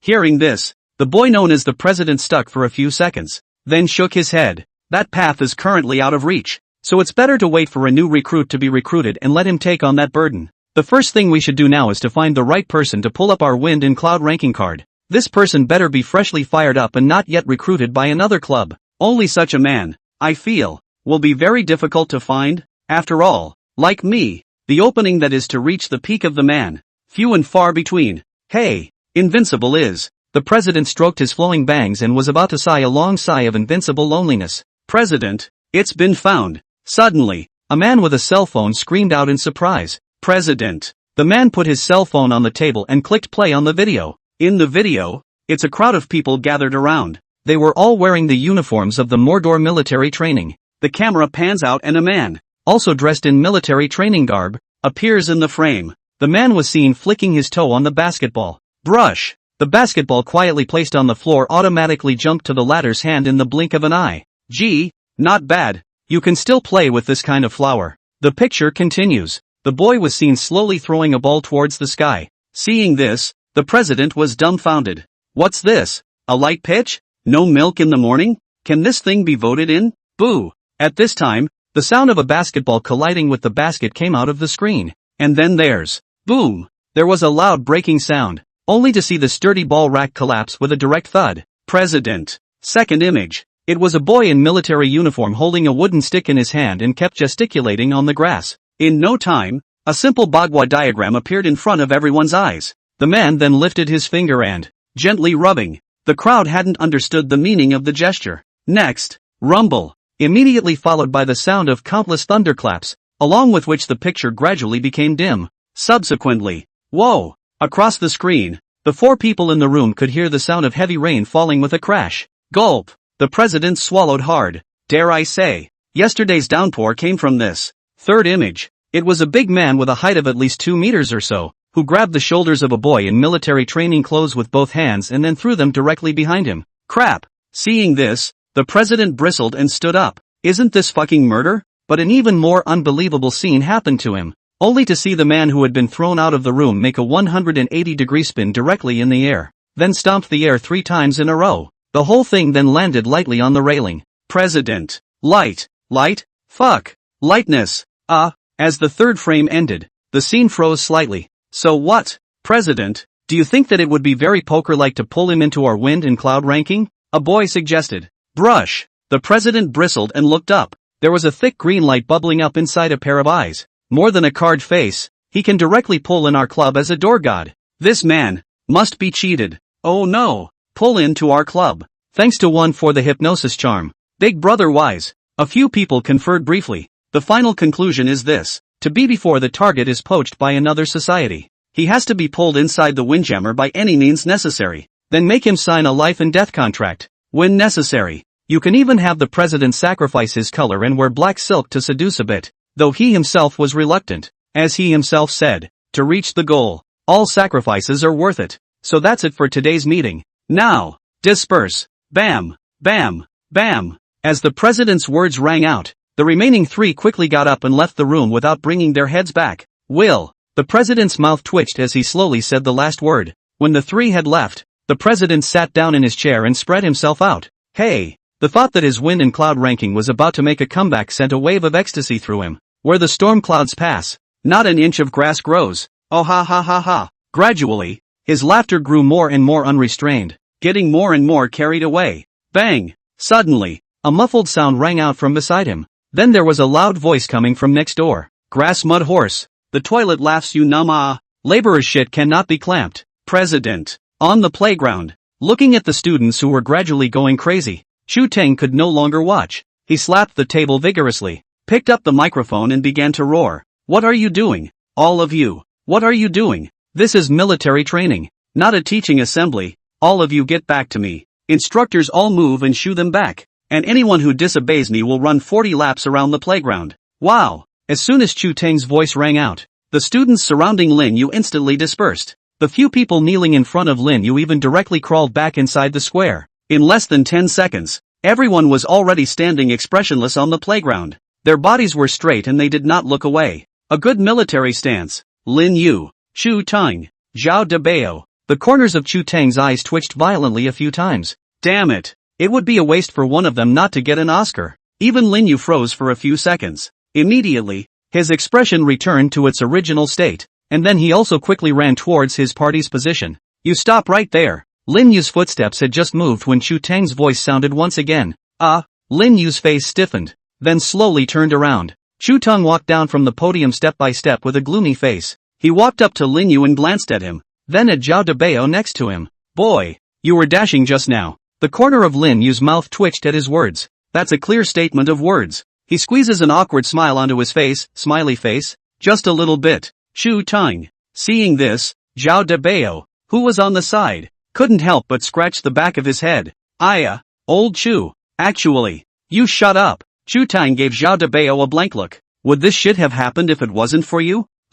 Being yelled at by Chu Teng. Zhao Debao also closed his mouth and took a step back. He's naive but not stupid. Look at Lao Chu's expression. He's angry now. Phew. Letting out a deep breath, Chu Teng gazed at Lin Yu. Being gazed straight at by Chu Teng, the expression on Lin Yu's face began to look unnatural. Oh, no. He's not going to make me sing conquests for disrupting military training. After waiting about 3 seconds. Instructor. Actually. Lin Yu. Actually. The two men froze. You first. You first. The two men froze again. On the side, Zhao Debao couldn't look away. Gu. You two are trying to say what to do to get a quick Ahatsi said well. You shut up. Chu Teng glared viciously at Zhao Debao. The latter's face stiffened before he took another step back. Only after Zhao Debao shut up did Chu Teng slowly say. Actually, Lin Yu what I want to say is that the so-called martial arts are all very valuable for communication, such as lightness of being able to do that. In fact, I'm looking forward to those of you who can perform light kung fu.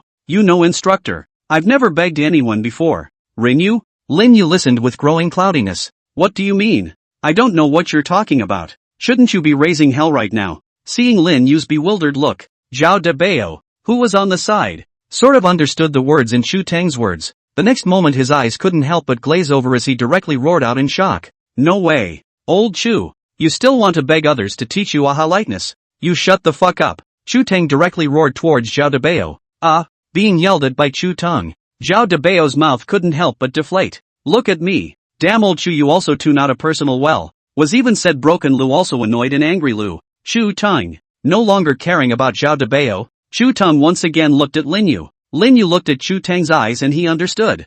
I hope the coach teaches him. He wants to learn too.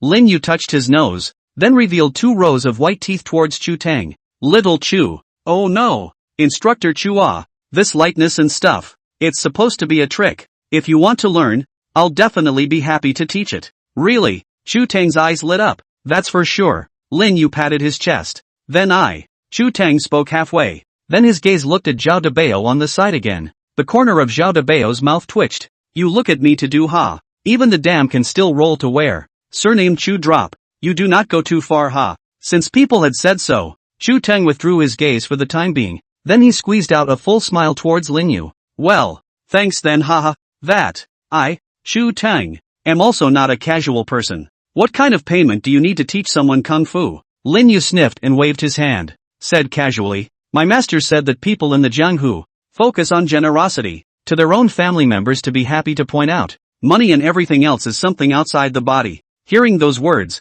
Chu Tang couldn't help but nod his head. This master really has a big heart. Not bad for someone who can teach such a disciple. Only to hear Lin Yu continue. But you've asked. So as far as payment and such, you can just casually give a few tens of thousands of dollars and then just pay your respects. As Lin Yu's words fell, visible to the naked eye, the expression on Chu Tang's face stiffened a little. Thank you for Aoyamadine of the urge to change the note. Friday Gang Death vs. Dragon Blade. Big Brother Mighty, for all. Chu Tang wanted to vomit blood. And it's the kind that spits up a big vat at once. Oh.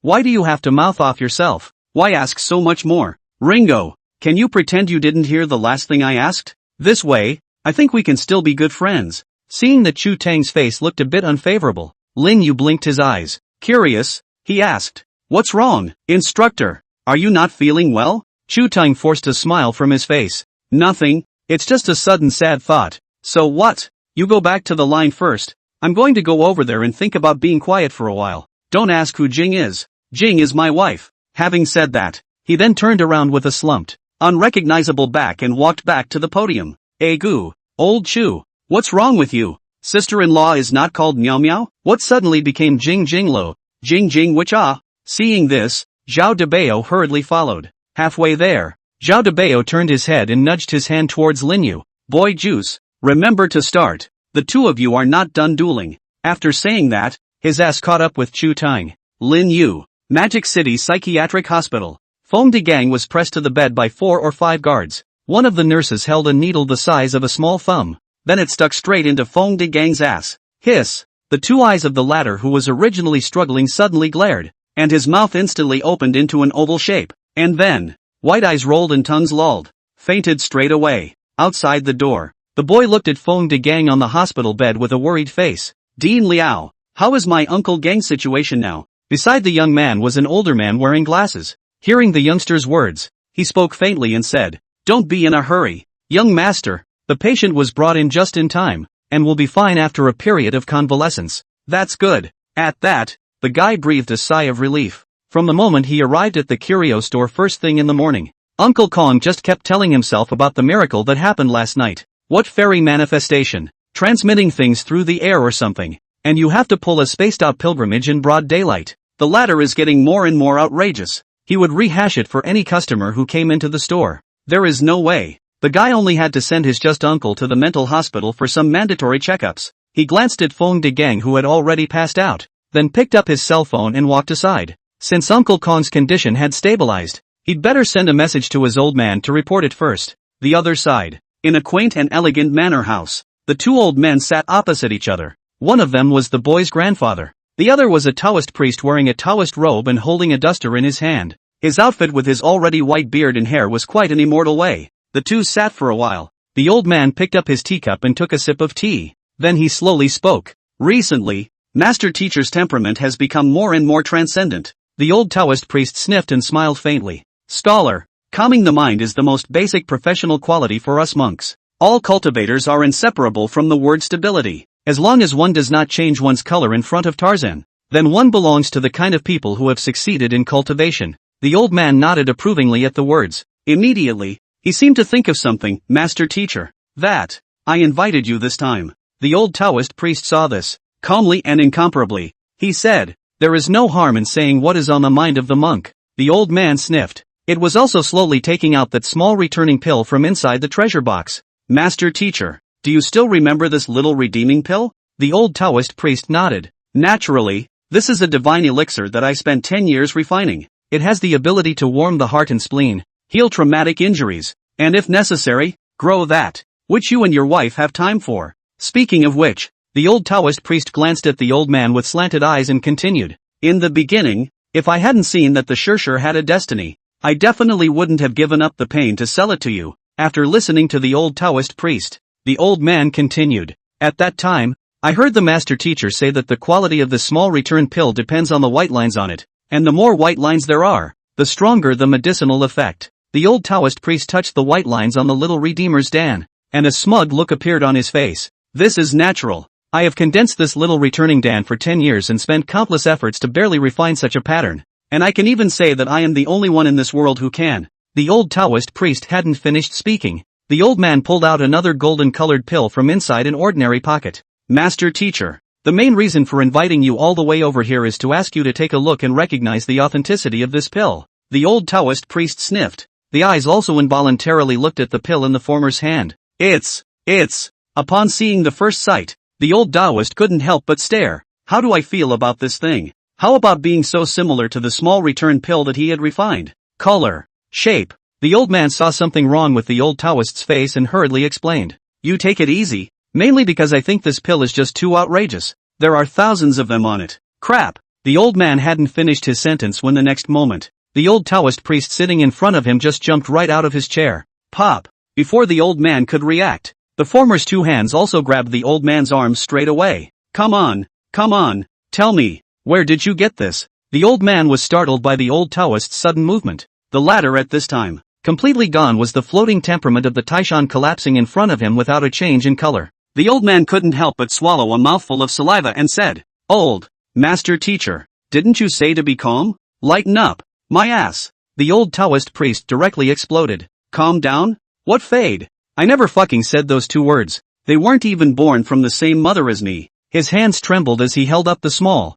gold-flushed return Dan. This medicinal aroma and taste, and this rich color. This is simply not something that can be condensed by the power of a mortal. This is an immortal object. Just by taking a whiff of it, I feel like my blood and chi are churning all over my body. Gulp. The old Taoist gulped and looked at the old man with an excited expression. This elixir, I'm certain, is absolutely divine. Absolutely priceless. How excited the old Taoist priest was inside. This small return of Dan, just sniffing it himself. He could feel his body's chi and blood turning over. Elixir, definitely not blowing it. If he hadn't still had a shred of sanity left, now it's probably just straight up killing people on the spot. The old man looked at the old Taoist priest with a dumbfounded expression. He was really surprised by the former awe. After a moment of silence, the old man then spoke slowly and said, This elixir, paid 888 for it. Mordor. It also comes with free shipping. Old Taoist priest. Just for a moment, the old man felt the world suddenly stand still,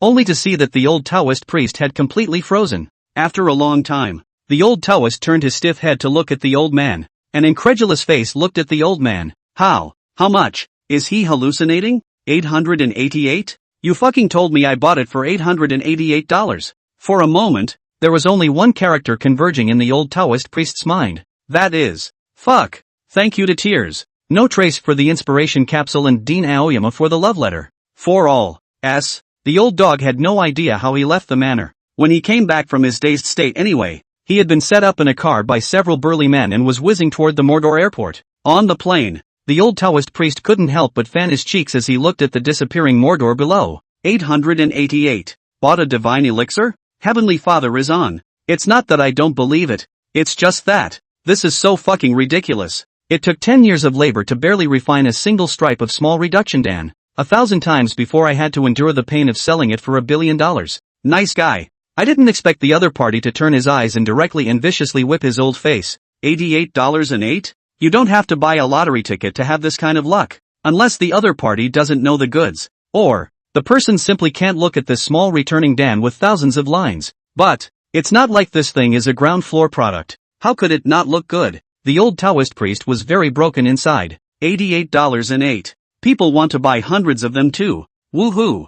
No, we must know where he obtained the divine elixir in his hands. Mordor, I will definitely be back. The old Taoist clenched his hands into fists and slammed them hard on the table in front of him. Boo! The loud noise caused many people to look sideways. seeing quite a few people looking over. The old Taoist priest threw his duster around, sleeve rolled up in a vicious glare. What are you looking at? Never seen a Taoist priest explode. Crowd. Magic City University. Lunchtime. On the rooftop of the second dormitory building. A watermelon. Lin Yu took a deep breath. Hands were slowly raised in front of his chest, then gently pushed outward. A watermelon. Beside him, Chu Teng took a breath and punched Lin Yu's movements as he did. Cut in half. Lin Yu moved his feet back, then slapped both hands to the side. Cut. 2. Chu Teng gestured. His two eyes filled with doubt. Lin. Master Lin. This is really a light kung fu practice. How do I feel like playing Tai Chi? Lin Yu sniffed. Slowly, he opened his eyes,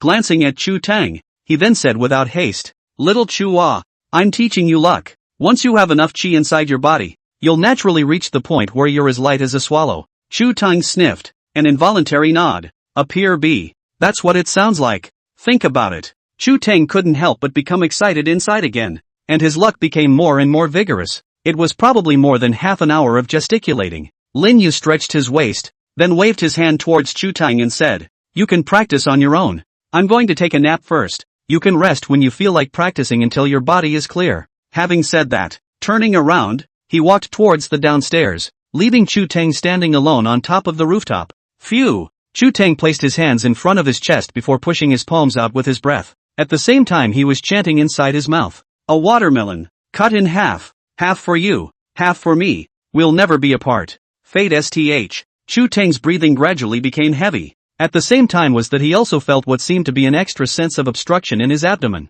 That sense of obstruction became stronger as he breathed. Could this be called chi? Feeling that sense of obstruction, Chu Teng's eyes could not help but reveal a touch of joy. This stuff isn't that hard. Oops. Lighten up and do it yourself. After a few more minutes of practicing, the blockage grew stronger. That feeling. It's like your own toilet is suddenly clogged. Can't get on, can't get out. Fate STH. Chu Teng's face began to look a little off. I don't know why, but it always feels. Your own abdomen now. So congested. It's not like you're holding your breath too much, is it? Chu Teng was a bit dumbfounded. What should I do with myself at this time? Rinu didn't teach it either.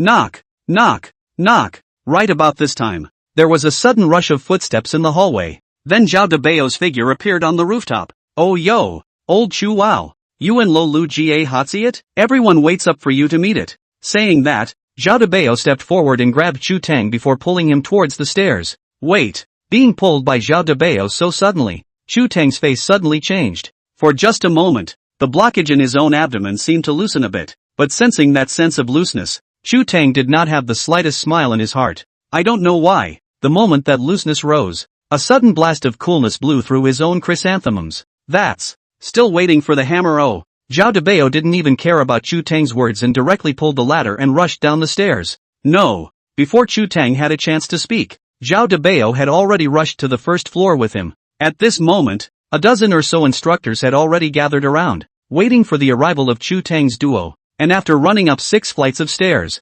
Chu Teng's face became more and more unnatural. One time, Chu Teng's abdomen was suddenly like a gas tank that had suddenly opened its valve. It started to poof and leak out. No good. Chu Teng's eyes suddenly bulged. He finally knew what it felt like. It was the feeling that the gas stored in one's abdomen was about to pour out of it. Snap! Zhao Debao clapped his hands, signaling the crowd to pay attention to his place. Everyone is here. So now we put. It was also at this time. A crisp voice rang out inside the building. Zhao Debao stopped talking, then sniffed vigorously. Crap! It stinks. Next, Zhao Debao's face suddenly changed and he subconsciously covered his nose. The faces of the remaining instructors also changed in unison. The body quickly backed up, giving a large empty space in the center. Zhao Debao covered his nose and moved towards where Chu Teng was. Old Chu, it stinks, don't you have put? This time, another crisp, loud fart rang out. Brush! Zhao Debao's entire body instantly bounced 10 meters away like a spring.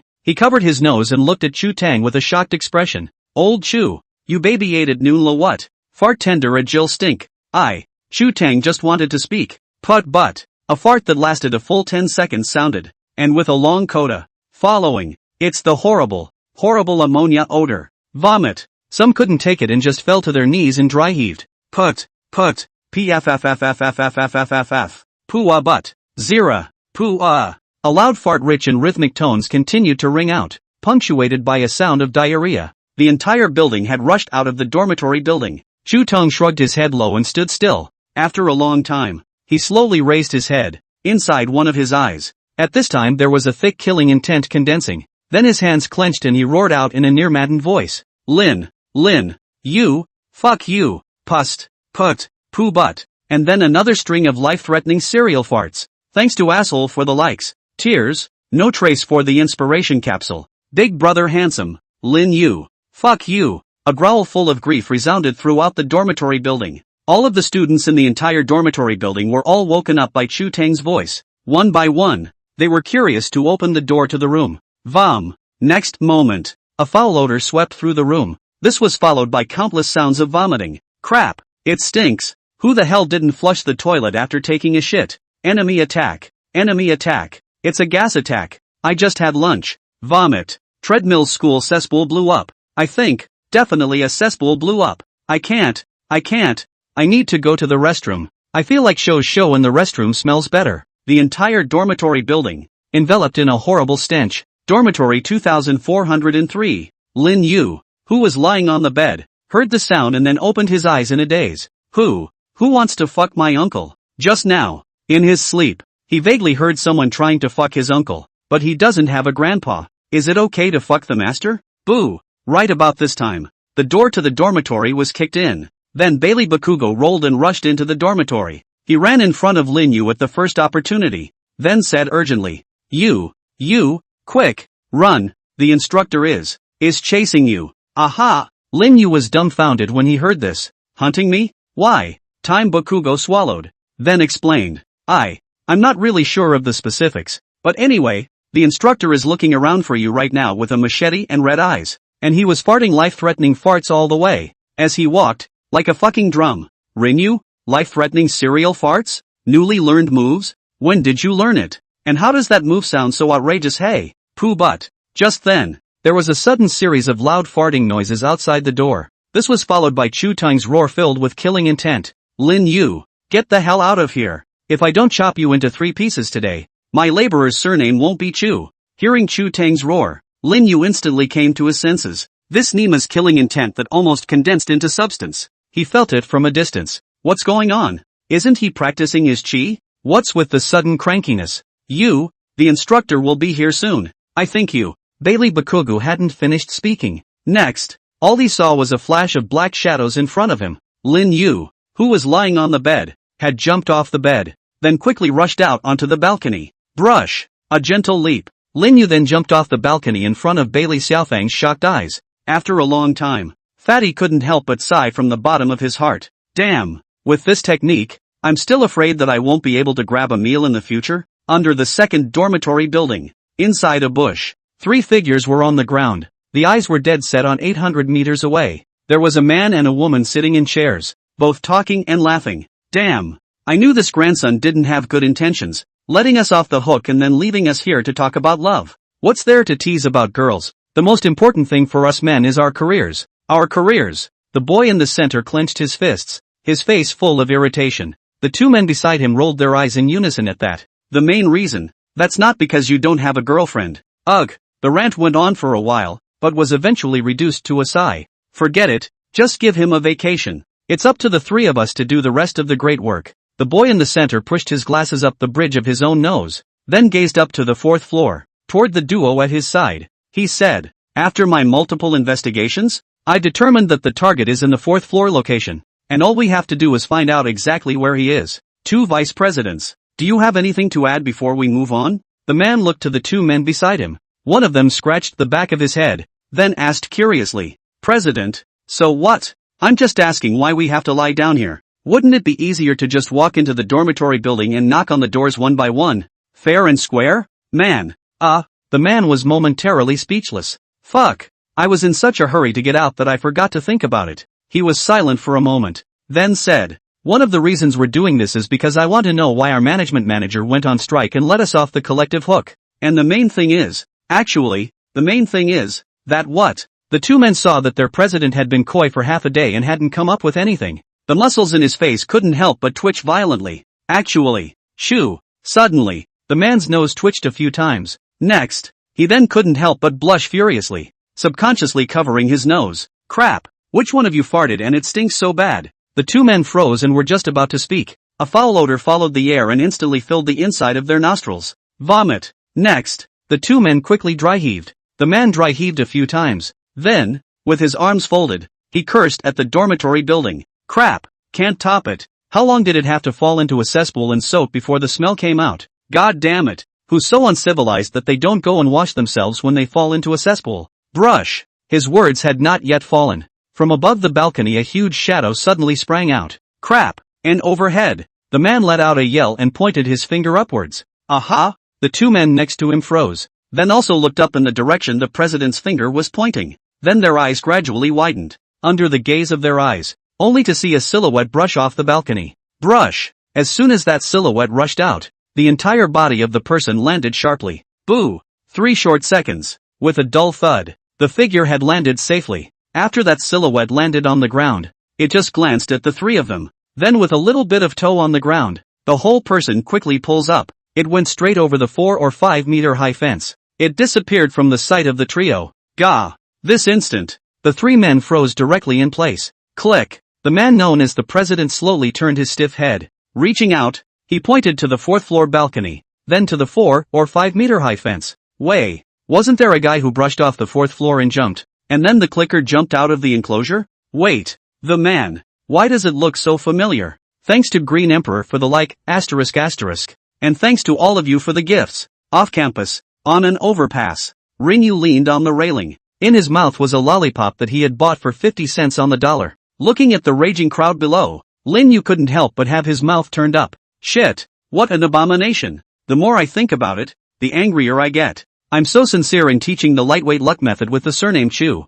I didn't realize that I just slept on it. And he turned around and was about to cut me with a knife. Alas! It's really unfortunate that the division is so poorly disciplined. Haven't even started the formal impartation yet. This guy was just going to commit regicide. What a reprobate! Phew! After a long time, Lin Yu exhaled a mouthful of turbid air. Alas! Forget it, for the master's broad-mindedness and generosity. This time, I will not be generally concerned with this rebellious disciple. Ka-ching! Rinyu bit the lollipop in his mouth. Then it was time to plan a few laps around before heading back to school. This little brother. Suddenly, an old voice interrupted Lin Yu's thoughts. Lin Yu followed the voice, only to see that an old man with a pale face had stood in front of him at some point. The old man had a full head of white hair, and was wearing a somewhat aged Taoist robe. At a glance, it looks rather like a Sendo mold. At this point, in his hand he also held a piece of the flag. There were 4 big words written on it in a dragon's flight. The gynecologist. Lin Yu froze, blinked,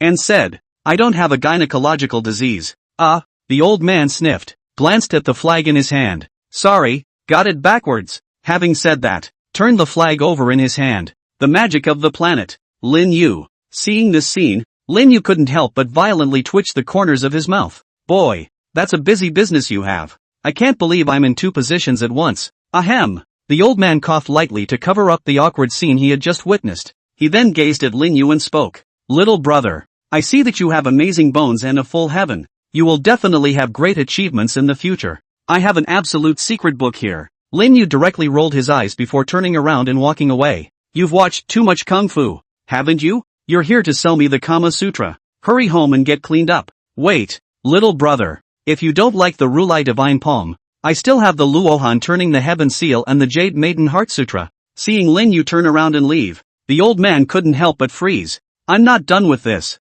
Wait, I see that you have a frown on your face. Little brother, you must have been caught up in trivial matters recently. I, though half immortal, have been solving people's problems for more than 30 years, so perhaps I can relieve you of these worries. It only costs 500 to tell a fortune, and there's no charge for not being allowed. Lin Yu put his hands in his pockets and didn't bring his head back. 205. 130. It really can't go any lower. $8. Big brother, I haven't opened all day today. Give me face. Lin Yu waved his hand. Excuse me, the $80 or so from the sale of the Little Return of the Dan is still coming in. I've only got $7.50 on me. I'd be okay with you erasing a 0 and just erasing 500 to 0, or else. You want me to tell your fortune? I'm sorry, 2 words for you. No money.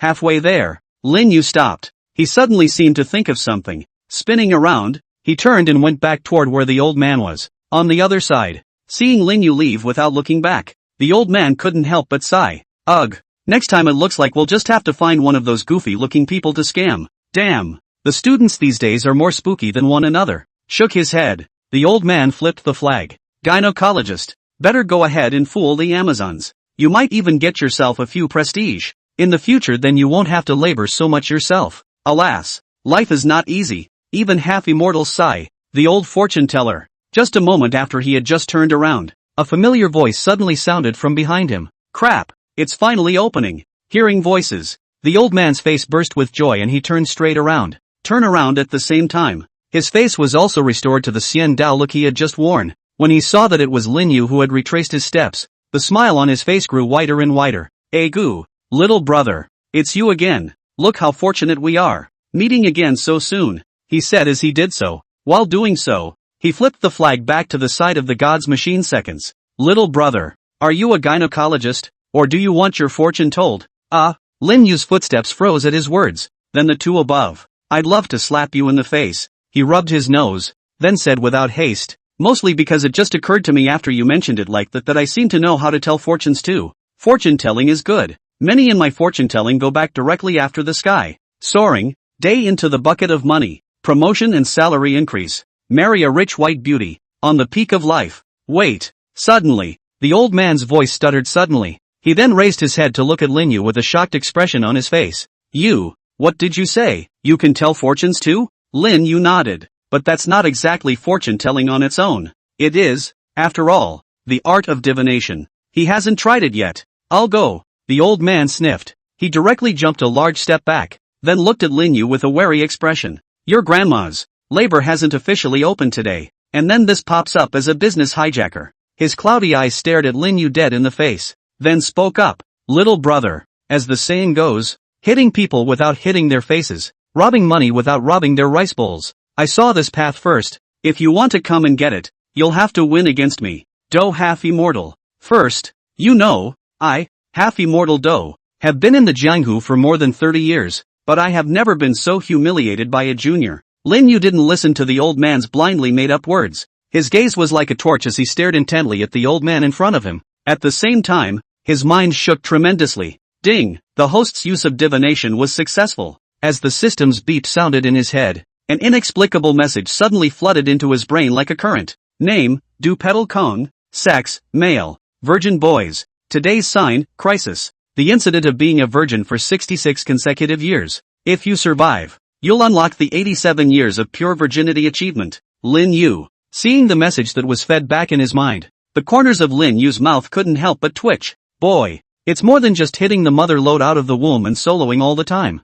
That's a lot of virginity. The world knows that I, half-immortal Do, am a brilliant strategist, and at your young age, you're actually presuming to compete with me, half-immortal Do, in terms of Taoism, just as well. Today, I will let you open your eyes and let you know what it means that there is a heaven beyond the heavens and a man beyond men. The old man took a deep breath, just about to speak again. Lin Yu had already picked up the neutral pen he had placed on the floor to write down a few large words quickly. After writing, Lin Yu pressed into the old man's face. It clearly says, 66 years and still an old virgin. Thanks to tears, no trace for the inspiration capsule. For the love, and laughing at the floating dust of 3000 for the boo-boo milk tea. For the love, asterisk asterisk. Big brother's wise wisdom. Du Petal River is an old virgin. It's something that's been on his mind for a long time. It's the same secret he's been hiding for 66 years. But now, once several large letters appeared in unison on the white paper.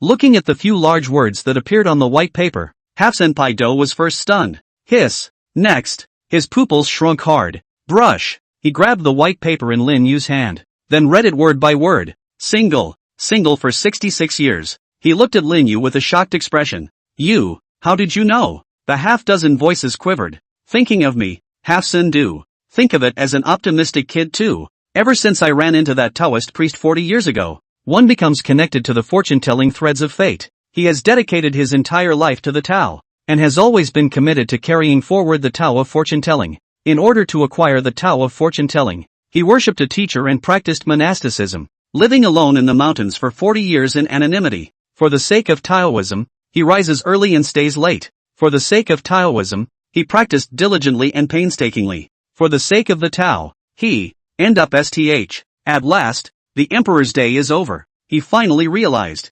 Himself. TMs, this is a ripoff. What bullshit fortune-telling Taoism. It's all a fucking scam. Shit. Thinking about it, the master can't help but have tears in his eyes. I didn't learn a damn thing and wasted decades of light instead. 66 years single. Until now fucking never even touched a woman's hand. One thought. Duo Halfpenny's eyes then moistened up, and then he cried out directly. Whoa, my life is miserable. One time, Do Half-Sien cried and screamed, causing many pedestrians on the footbridge to cast their eyes over. What's going on? What's that old man crying about? It's not like you're crying from that student's anger, is it? No way. Look at that old man, he's dressed like that. Another godly man. I guess he was outed and is now repenting and asking for forgiveness. Listening to the murmurs of the pedestrians beside him. Again, he saw the gradual enrichment of the Do Halfling's facial expression. Lin Yu couldn't help but take half a step backwards as well. The kid. It's not that you're mad at yourself for stimulating it, is it? After crying and screaming for a while,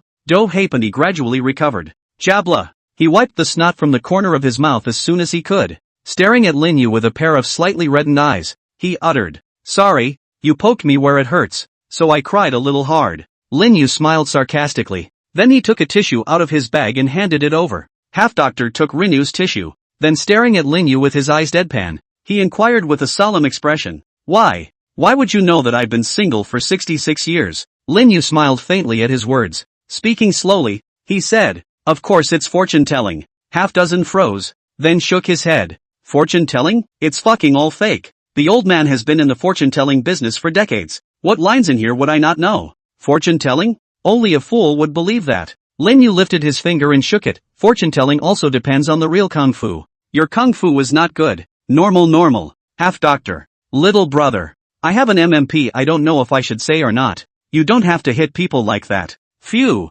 Half-Doctor exhaled a mouthful of turbid air before revealing a smile towards Lin Yu. So, can you figure out how long before I can end my life as a virgin? Say this. Half-Doctor's old face flushed and his body squirmed. Oops. I'm so shy to ask that question. Greater than over equal to omega less than over equal to, / rub. Hearing this, Lin Yu's eyes subconsciously bulged, then looked the former up and down. I'll go. You're so fucking old. I can't believe I'm asking when the virginity ends? Lin Yu was silent for a moment, then said, looking at you, you'll be single for another 20 years or so, almost until you're in the ground. Do Halfpenny. What? Wait another 20 years? The Doge let out a scream. The whole person jumped straight up from the ground. He pinched his fingers. He himself is now 66 years old and will wait another 20 years. That's after 86. When the time comes, don't say you're out of the old virgin category. The dirt is probably fucking buried in several layers. Pop. Next. Half-dozen directly brushed his knees at Lin Yu.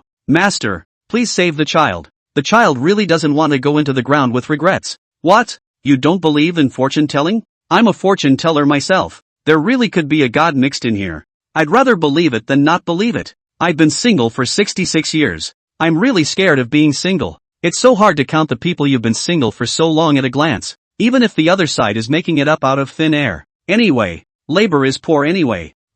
Seeing half-dozen brush his knees, Lin Yu was also stunned. Dodo continued, if the master can relieve me of this regret, I am willing to promise the master all that is in my power. Hearing this, Lin Yu's eyes lit up. Yoo-hoo, if you say so, then I'm not sleepy. Lin Yu rubbed his nose and said without haste, ahem, my master always says that helping others is a basic quality of our generation. Not to mention that you and I are both from the Dao lineage, so we should help each other even more. Said. Lin Yu then walked towards half-dozen. Hearing Lin Yu's words, the Do Half-Sien who was kneeling on the ground could not help but feel a warmth in his heart, and his throat couldn't help but whimper. What a nice guy, and to think I tried to cheat him out of his money. Ugh, I'm so not a person. From now on, I'm going to clean up my act and make a fresh start. Never again will we disgrace our lineage of Taoism. Seeing Lin Yu walking towards him, Half-Sien Do also hurriedly wiped away the tears on his face. Then he stretched out his hands towards Lin Yu. What a nice guy.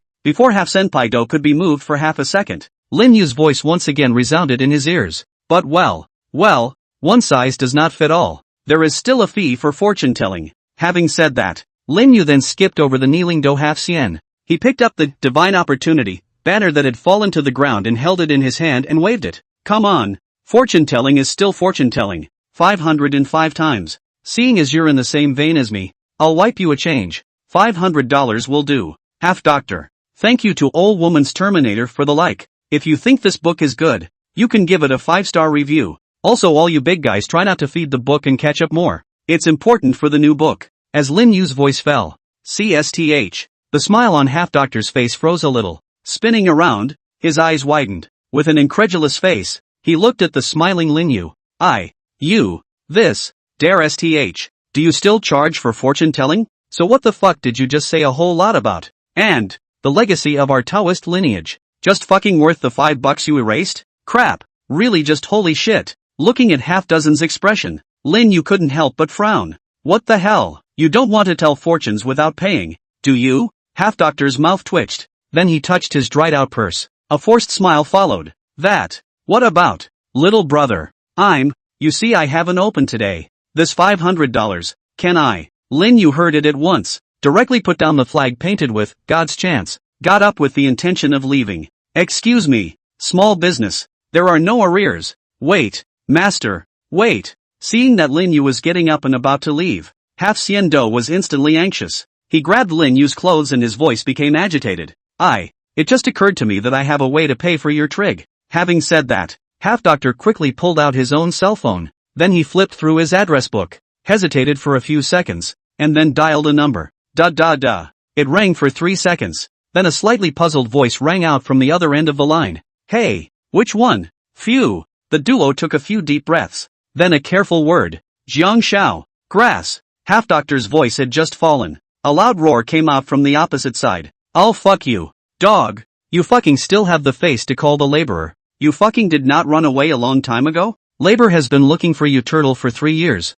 3 years? Do you know how I have lived these 3 years? Where are you now? I promise. I'll leave your body intact. Throw it straight into the furnace for cremation and raise the ashes. Half Doctor. Listening to the constant roar coming from the other end of the phone, Do Half Xian didn't dare to breathe. Lin Yu was on the sidelines, also listening as his eyes danced. The footsteps also couldn't help but step backward, pulling away from the Do Half immortal for a distance. Boy, what a grudge that has to be. I can't believe I've been looking for 3 years. I'll have to stay away if I'm approached by an enemy later. Otherwise the blood might spill on me later. Gulp.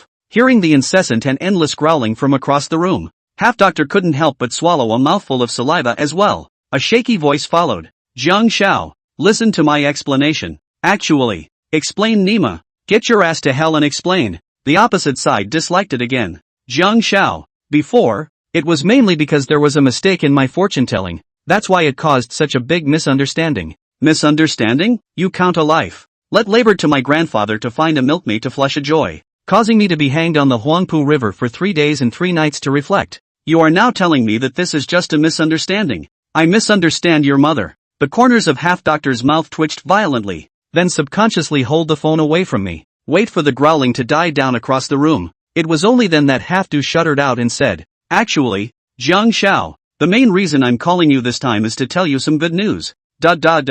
Half Dozen hadn't finished his sentence. The phone on the other side of the room then rang a busy signal. Half Doctor. Lin Yu. The two men looked at each other. Lin Yu couldn't help but raise his thumbs up at Half Dozen. You're better. After being hunted for 3 years, it's amazing that he's still alive and intact. True Gil Bull. Half Doctor couldn't help but twitch the corners of his mouth. He then looked at his cell phone again, and with a cross face, pressed the dial button again. For the future happiness of the old man. Spell it, motherfucker. The phone was picked up again. Crap. Dog. It's you again. Are you done? I told. This time the Doge learned. Zhang Yang, you first, don't be angry. I call over today is to tell you a good news. I really found a top master. His fortune-telling art before no one, after no one, absolutely is a fortune-telling 1 session of the Titanic figure. I am now in the Magic Capital University 3 flyover position to stay. If you think you believe me, I can guarantee with my personality that this time is absolutely a recognition of the gods and immortals, a good opportunity. And not just. Before the opposite side could finish their rant, Half Do then crackled down a large paragraph in a rapid-fire speech. And then, snap, hang up the phone and throw it away in style. And then, without rushing, he said, after my wonderful words, together with my personality guarantee and your brilliance, Grandmaster, I'm sure young Jiang will regain his faith in me. Having said that, he added, probably will? On the other side, in a quaint and elegant manor house, the young guy slowly put the phone down, then brushed himself off the couch. Walked to the den to get a baseball bat and dashed a batch out the front door. Walked down the street and casually hailed a cab. Master. The third flyover of Mordor University. Looking at the baseball bat in the guy's hand, the cabbie couldn't help but snicker. Yo, playing baseball at Mordor University? The guy squeezed the baseball bat in his hand and also laughed back. Yes, dropping. Looking for the ball for 3 years. Finally found it. This time give it a direct hit. A side note. The boy's eyes then grew excited.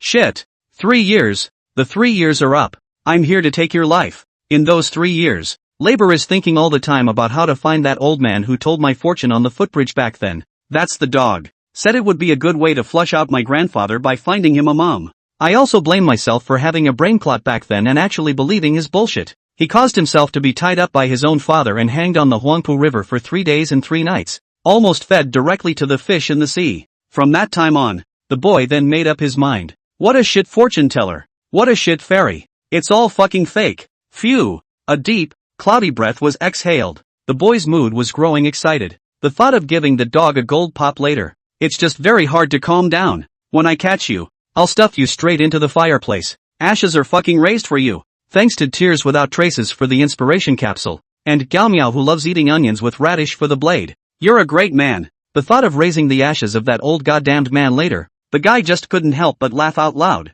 Ha ha. The boy's smile grew wider. The whole face was smiling like a blooming chrysanthemum. Oh ha ha ha ha ha ha ha. Ahem. Passenger, please calm down. Finally, it was the driver's cough that interrupted the boy's maniacal laughter.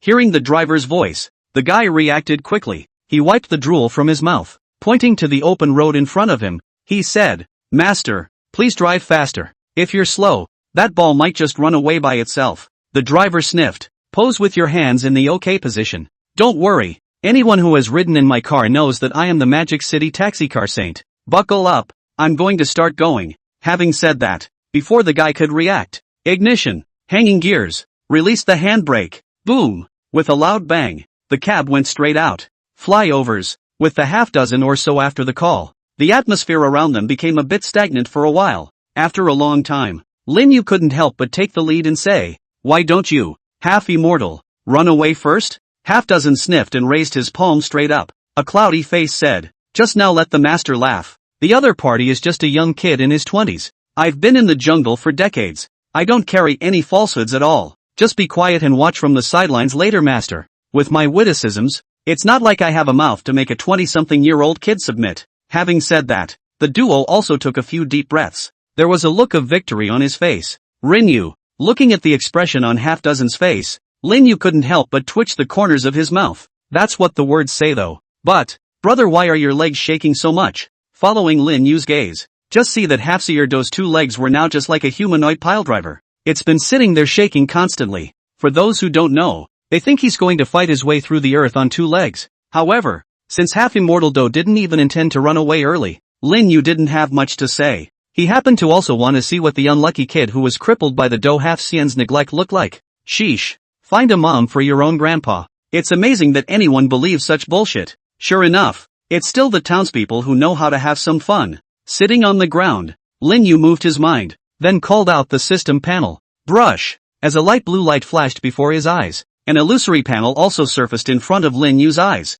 Ding. After 2 days, my dear host finally remembers your cute little lineage. If you're any later, your little lineage is going to run away from home in anger. The panel just surfaced. The electronic voice of the system resounded right next to Lin Yu's ears. Rinyu. A few black lines surfaced on Lin Yu's forehead. Can you imagine that sappy sound like gears turning? I fucking. Resort STH. I'm your sister. Dog system. Can you be fucking normal? Ding. Ooh. The host didn't take care of people for 2 days. And now he's actually being mean to me. I'm crying. Directly ignoring the system's pouty voice like a dead ghost. Lin Yu's gaze glanced at the personal panel. Host, Lin Yu. Age, 19. Reputation value, 156,700. 1 lucky draw for every 10. 000 reputation. Immortal techniques, thunderbolt magic. Rain calling, space teleportation. Dojo, water wave technique. Divination. Item bar, Taoist robe. Small pill of return * 109. Talisman of divine action * 6. Talisman of peace * 70. Great pill of return * 1. Mount, crane, on vacation. Reputation value mall, new items have been updated *. After 2 days of accumulation, The reputation value that Lin Yu possessed was already as high as $150,000. It seems like a lot, but it's gone again after 110 consecutive draw. Lin Yu deflated. And this sweepstakes is just fucking extra watery. A wave of 10 straight draws goes down. And 9 times it's a consolation prize. Penguin Games has to shed tears of envy when they see odds like yours. No sweepstakes were considered. Lin Yu's gaze looked above the prestige value mall. Don't miss the new items in the mall. 1. Small reducing elixir *100, can cure some minor ailments. Price, 100 prestige value, limited to 1 purchase. 2. Taoist ground shrinking technique, can shorten the distance. Price, 10,000 prestige value, limited to 1 purchase. 3. Mount caterpillar, non-people carrying. Growth type mount. The only characteristic is that it is particularly good at eating. Price, 150,000 prestige value, limited to 1 purchase. First, sorry, just skim it. I have 100 more in my package. The last one. It's even more negligible. Lin Yu doesn't have a hobby of raising caterpillars. Finally, Lin Yu turned his gaze to the second item. Taoism, shrinking ground technique. As for the synopsis and all that, you can ignore it. The synopsis of this system is just too spicy. Writing it is as good as not writing it. I wonder if this shrinking ground is the same as inside a martial arts novel. Looking at the shrinking ground technique, Lin Yu stroked his chin and couldn't help but ponder. If that's the case, I suddenly had a bold idea. System, purchase the shrinking art. Ding, the host's purchase of the Dao is successful. Congratulations to the host for obtaining the Dao, shrinking ground technique, with the electronic sound in his ears. A message about the shrinking ground technique then flooded into Lin Yu's mind. What appeared inside Lin Yu's mind was a text. Earth shrinking technique. That is, to hide from the world. A few seconds later, Lin Yu would have already learned this Dao. With the shrinking ground technique in the future, do you still need to walk on your own to grab food in the future? Alas, what era is this? Of course it's just a straight-up shrinkage tea. Lin Yu touched his nose. It was a great mood for a while. This time, under the overpass. A cab with black smoke coming from its tires also killed instantly. Boo! The car door opens. Snap! A palm poked out of it. And then there was an incredibly pale cheek, followed by one with all the hair standing up. With great difficulty, the young man, probably in his 20s, climbed out of the cab. He crawled to the edge of the road with his baseball bat and curled up into a ball. The words kept coming out of his mouth. Alive! I survived. Thanks to tears, without traces for the inspiration capsule. People going low, water going high for the boo-boo milk tea in the blades. Big brother wise and powerful. Since I missed a chapter yesterday, I'll post all 3 this time. Hell knows what he just went through. A cab. At street speeds Nima sped up to 106. 106. What a concept. Hades is sitting in the fucking car waiting to take you down. Turtle. As for those stunts on TV, what razor blade overtaking, leaping over flower beds, shadowless don't car. That driver really has his hands full. Raoul didn't even see what he shifted gears. By now, his little heart was still pounding. Phew. Taking a few deep breaths, the guy's face then gradually improved. He then struggled to get up from the ground, then dragging the baseball bat one step at a time toward the top of the catwalk. Don't ask why you need to crawl. Because I want to give my feet and legs a break. Flyovers. Half-Doctor's eyes kept surveying the stairs on either side of the catwalk. He hadn't seen Jiang Xiao's figure, so he was anxious too. No way. It's been 3 minutes. Why isn't it here yet? Half-Doctor's eyes couldn't help but narrow. This kid wasn't like this 3 years ago. When he first saw me, he chased me for 30 blocks with a machete. Is it possible that a 3-year relationship faded after all? Looking at half-dozen's eyes that gradually fell into contemplation, Lin Yu couldn't help but touch his nose. Either or. It's better if I run away first. Dog, goddammit. Just then, a faint voice suddenly came from behind the two. Guy with the help of a baseball bat. With great difficulty, it appeared to the 2 men. He looked at the sinus half-immortal in front of him and forced an arc at the corner of his mouth. 3 years. Finally, I got you. Heard a voice from behind him. The half-dozen or so were stunned at first. Immediately, a look of ecstasy surged out on his face. Next, only to see him disappear in place with a brush for a second. When he reappeared, he was in front of the little guy. Snap! Before the guy could react, the dozen half-centuries then hugged the former as he stared at him in disbelief. Then hugged and spun around in the sky a few times. My dear mother, you're finally here. Put the little guy down before he could get back to his senses. Half-Doctor then pulled straight to Lin Yu. Jiang Xiao, this is the master I recommended to you. Don't be angry yet. Let me tell you, this master is the real deal. Guy, the muscles in the guy's face couldn't help but twitch violently.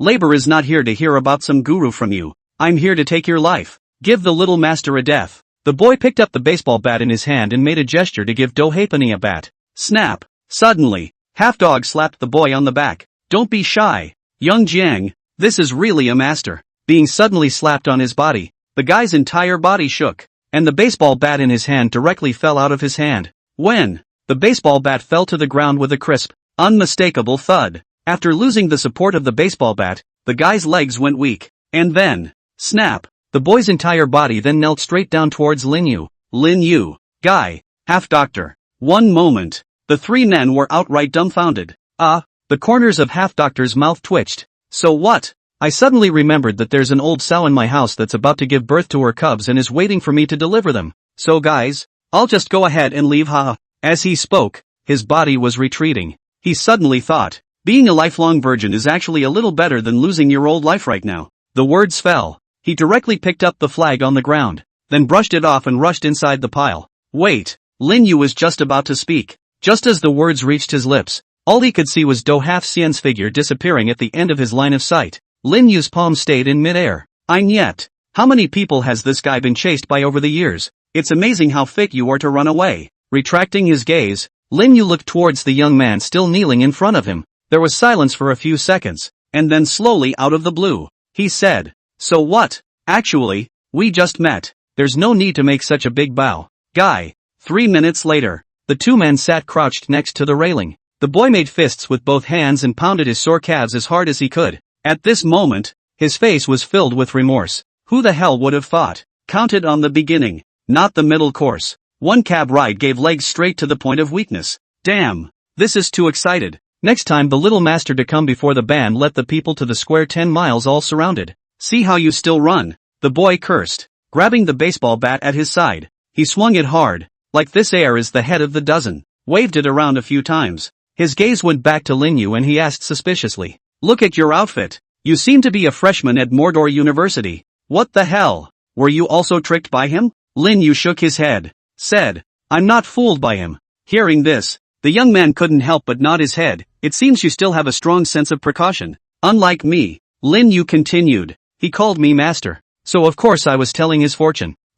Lin Yu's words fell. The boy's voice then abruptly screeched to a halt. Immediately, his eyes widened in shock. Crap, you tricked him in turn. Ha, so awesome? Lin Yu extends his finger and shakes it. That capsule one is considered to cheat. Hey, you love me. He voluntarily pay gossip. Suddenly, Lin Yu stood up with a brush as if he had suddenly thought of something. I'll rub it in. Speaking of trig fees, that grandson's $500 is still unpaid. Shit, I can't believe I let him get away like that. What a blunder. Seeing Lin Yu suddenly stand up, the boy couldn't help but stare. Phew. Taking a few deep breaths of air, he forced himself to resist the urge to explode. Lin Yu instantly put a bright and incomparable smile on his face. Then he lowered himself to the ground and said, with great enthusiasm toward the boy, let's not discuss that old thing. Come on, want me to read your fortune? It's not expensive to have your fortune told. You're the first customer. $300, and if you're telling that old thing you just did, another $200 off. Guy. The boy looked at Lin Yu's costume.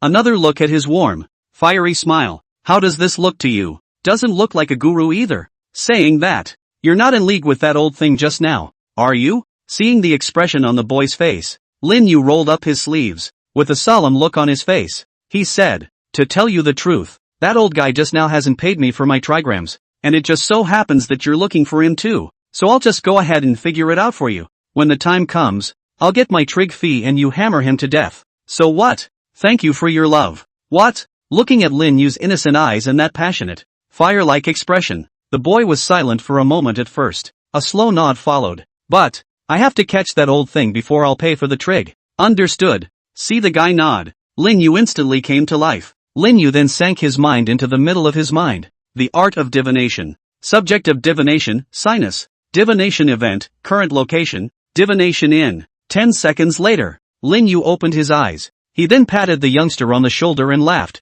Let's go. I already know the location of the half-immortal. That fast? The boy couldn't help but stare at his eyes at the words. Big brother, I'm getting the impression now that you two are head over heels. Is this a sign that you are ready to rip me off? Since he had found that old thing's location, Lin Yu planned to move. For his $500. Punch it. Wait for me. Seeing that Lin Yu was about to leave, the boy hurriedly got up from the ground and followed Lin Yu. Walk under the overpass. Lin Yu confirmed a direction. It's in this direction.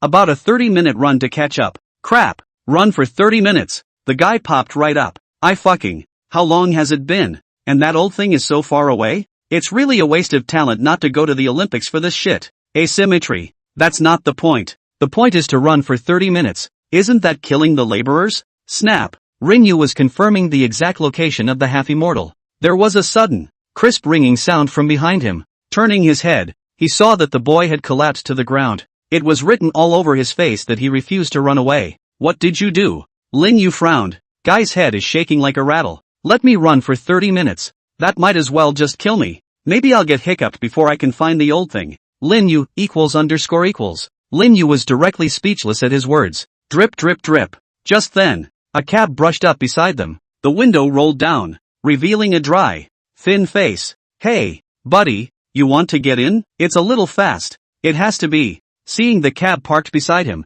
Lin Yu's eyes couldn't help but light up. Aside, the guy couldn't help the joy on his face when he saw the cab pull up in front of him, but as the window rolled down, the smile on his face froze, because the cab driver in front of us, the very same one that sent himself over. Wait, he was just about to speak. Lin Yu had grabbed him by the shirt and then threw him into the back seat with a bang. Ka-ching! Buckle up! Lin Yu pointed his finger. Master, Changle Street, be quick! No problem. The driver struck an okay pose. And then, wait, I need to get off. Back seat. When the boy saw the familiar and unmistakable gesture, his pupils couldn't help but shrink fiercely. Spinning his mouth, he spoke in a hurry, but he hadn't finished his last word. The driver has ignition, hanging gears, step on the gas, release the brakes, one and done. Boom! The cab's tailpipe blasted, then let out a loud roar. Next moment, the whole body just went straight out. Woj. Lin Yu hadn't reacted yet. A huge push just lifted him right out of his seat. But he reacted quickly. The palms of his hands pressed lightly on the seat, and his entire body spun in place, finally smoothed out the seat. Anyway, just one word. Cool. The guy behind him wasn't so lucky though. He hadn't had time to put on his seatbelt when the driver sped off. Out of this. Boo! A muffled sound. He hit his head on the back seat. When? His forehead hit the front seat. Knock. On the left windshield.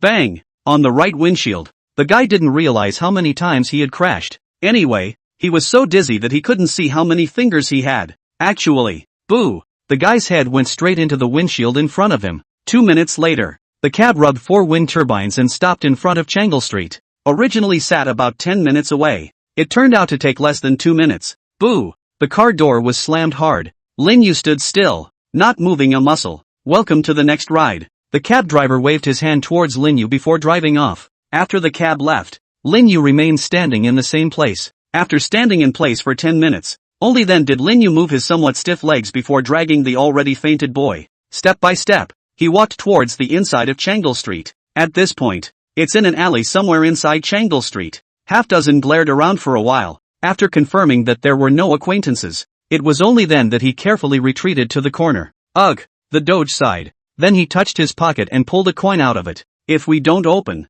we'll probably starve to death on the streets today. Shit. And to think that one didn't fool anyone today. He himself even had a brain fart and called out Jiang Shao. But, how on earth did he know that I've been single for 66 years? Did he really calculate it? The question. The half-dozen or so never got it. Even if it's a guess, you can't guess that accurately. Unless he really is a god. Alas, there's no such thing as a fairy in this world. Shook his head. The Doge rearranged his appearance. Restored to the ethereal look of the immortal way. The banner of the God's chance was re-picked up in his hand. Even though life has abused me 1,000 times, I am still interested in life.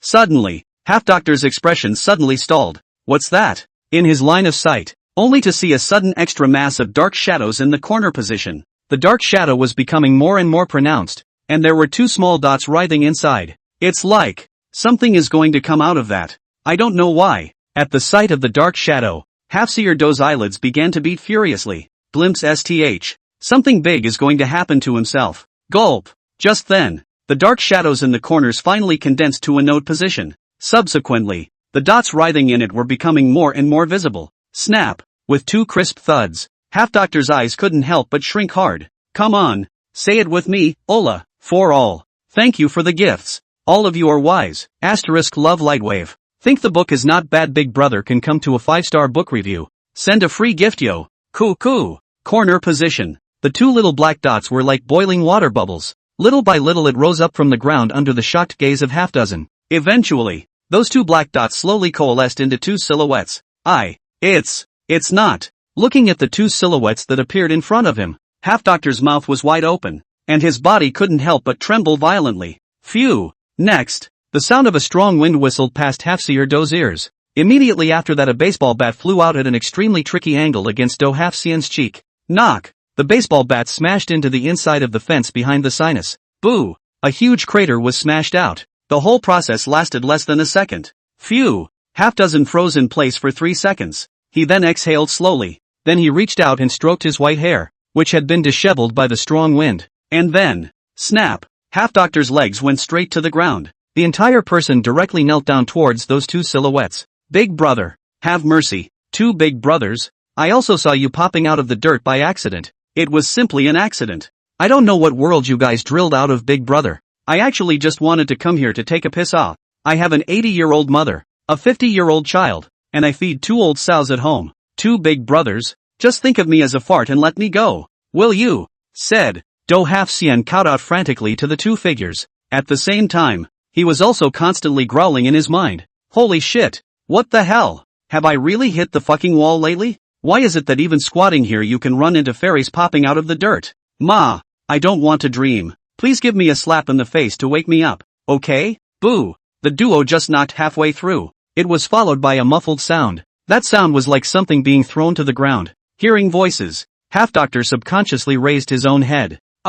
Next, his eyes rolled over and he directly fainted from fear. Done. It's a corpse. He's going to be silenced himself. My life as a virgin. Woohoo. Wait. This appears to be a complete farewell to the life of a virgin. Goodbye. The rich women on top of the address book. Corner position. This dude is heavy. My hands are getting a little sore from carrying it for so long. Lin Yu rubbed his somewhat sore palms, then slowly walked out. He couldn't help but be stunned when he saw Do Half-Sean, who had collapsed on the ground. What the? Is this passing out from fear? Walking up to the two, Lin Yu rubbed his fingers together. 2 tiny miniature water globes then appeared in his hands. Taoism, water wave. Shoo. Lin Yu flexed his fingers. The 2 water balloons then smashed straight into the faces of the 2 men. Snap! Getting hit in the face with a water balloon. The 2 of them, the boy and the half-dozen sinuses, slowly awakened. The boy let out a moan of pain. His whole body felt like it was going to fall apart now. Every inch of skin, every inch of bone ached. It's almost more painful than getting a full body massage. And after the half-dozen or so have awakened. Instead, he looked around with a perplexed look on his face. Half a dozen times, he touched his head, beard, hair, hands, the second brother below.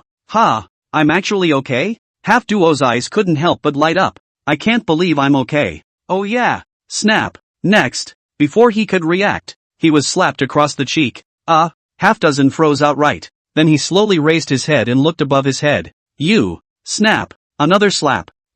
Lin Yu lowered his head and glared at Do Half-Sean, saying with a displeased face, Me what me? Wake up and get up to business. Oh who? The duo nodded numbly, then stood up from the floor. Hey, it doesn't look right. Suddenly, Half Doctor looked like he had thought of something, and then went straight to his knees again. I suddenly felt safer on my knees. 3 minutes later, Lin Yu and the boy stood to the side with their hands clasped, kneeling in front of the two. It's the half-dozen people whose cheeks are swollen like a pig's head. Not bad.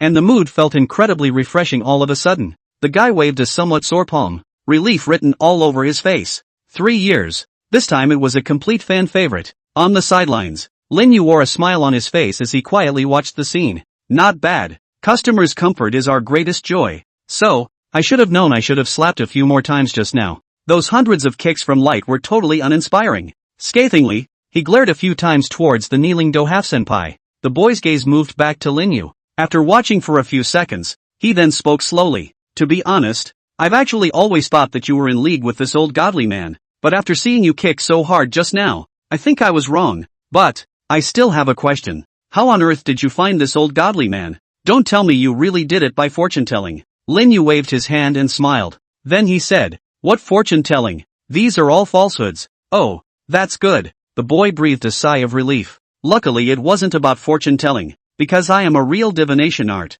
which is much more bullish than those fake fortune tellers from roadside stalls. The guy wasn't done with that breath. Lin Yu's voice then sounded immediately afterward. The boy couldn't help the bulge in his eyes at that. What's the difference between these two? Isn't it all just scamming stuff? Lin Yu skimmed over the frozen boy, then walked over to half dozen. The latter looked at Lin Yu, his mouth whimpering out. Da day, da line. It's summer except number hate wow. Oh get even. Snap. Without saying a word, Lin Yu slapped him again. Can't understand your Martian. You're done with my customers. Now it's both of our turn. Now. Right now. Right now. Hand over the trig fee. Another slap to the face. Tears flowed directly from the inside of Do Half Xian's eyes. Tada. De you sister. Pay up. Snap. Another slap. Was Xian then touched the tour full What? There's no money. Didn't you say you'd have money when Jiang Xiao arrived? It is only right to pay what you owe. Small business. No credit. Snap. Snap. A clear and unmistakable ringing sound continuously resounded inside the alley. Gulp. Behind Lin Yu. The boy watched the scene with a dumbfounded look on his face. Fortune telling. Wait. He subconsciously touched his pants pocket. Looks like it just came out too fast. Didn't bring any money. Thanks to tears. No trace for the inspiration capsule and for the love. And smells like mountains for the likes and for the love. Asterisk.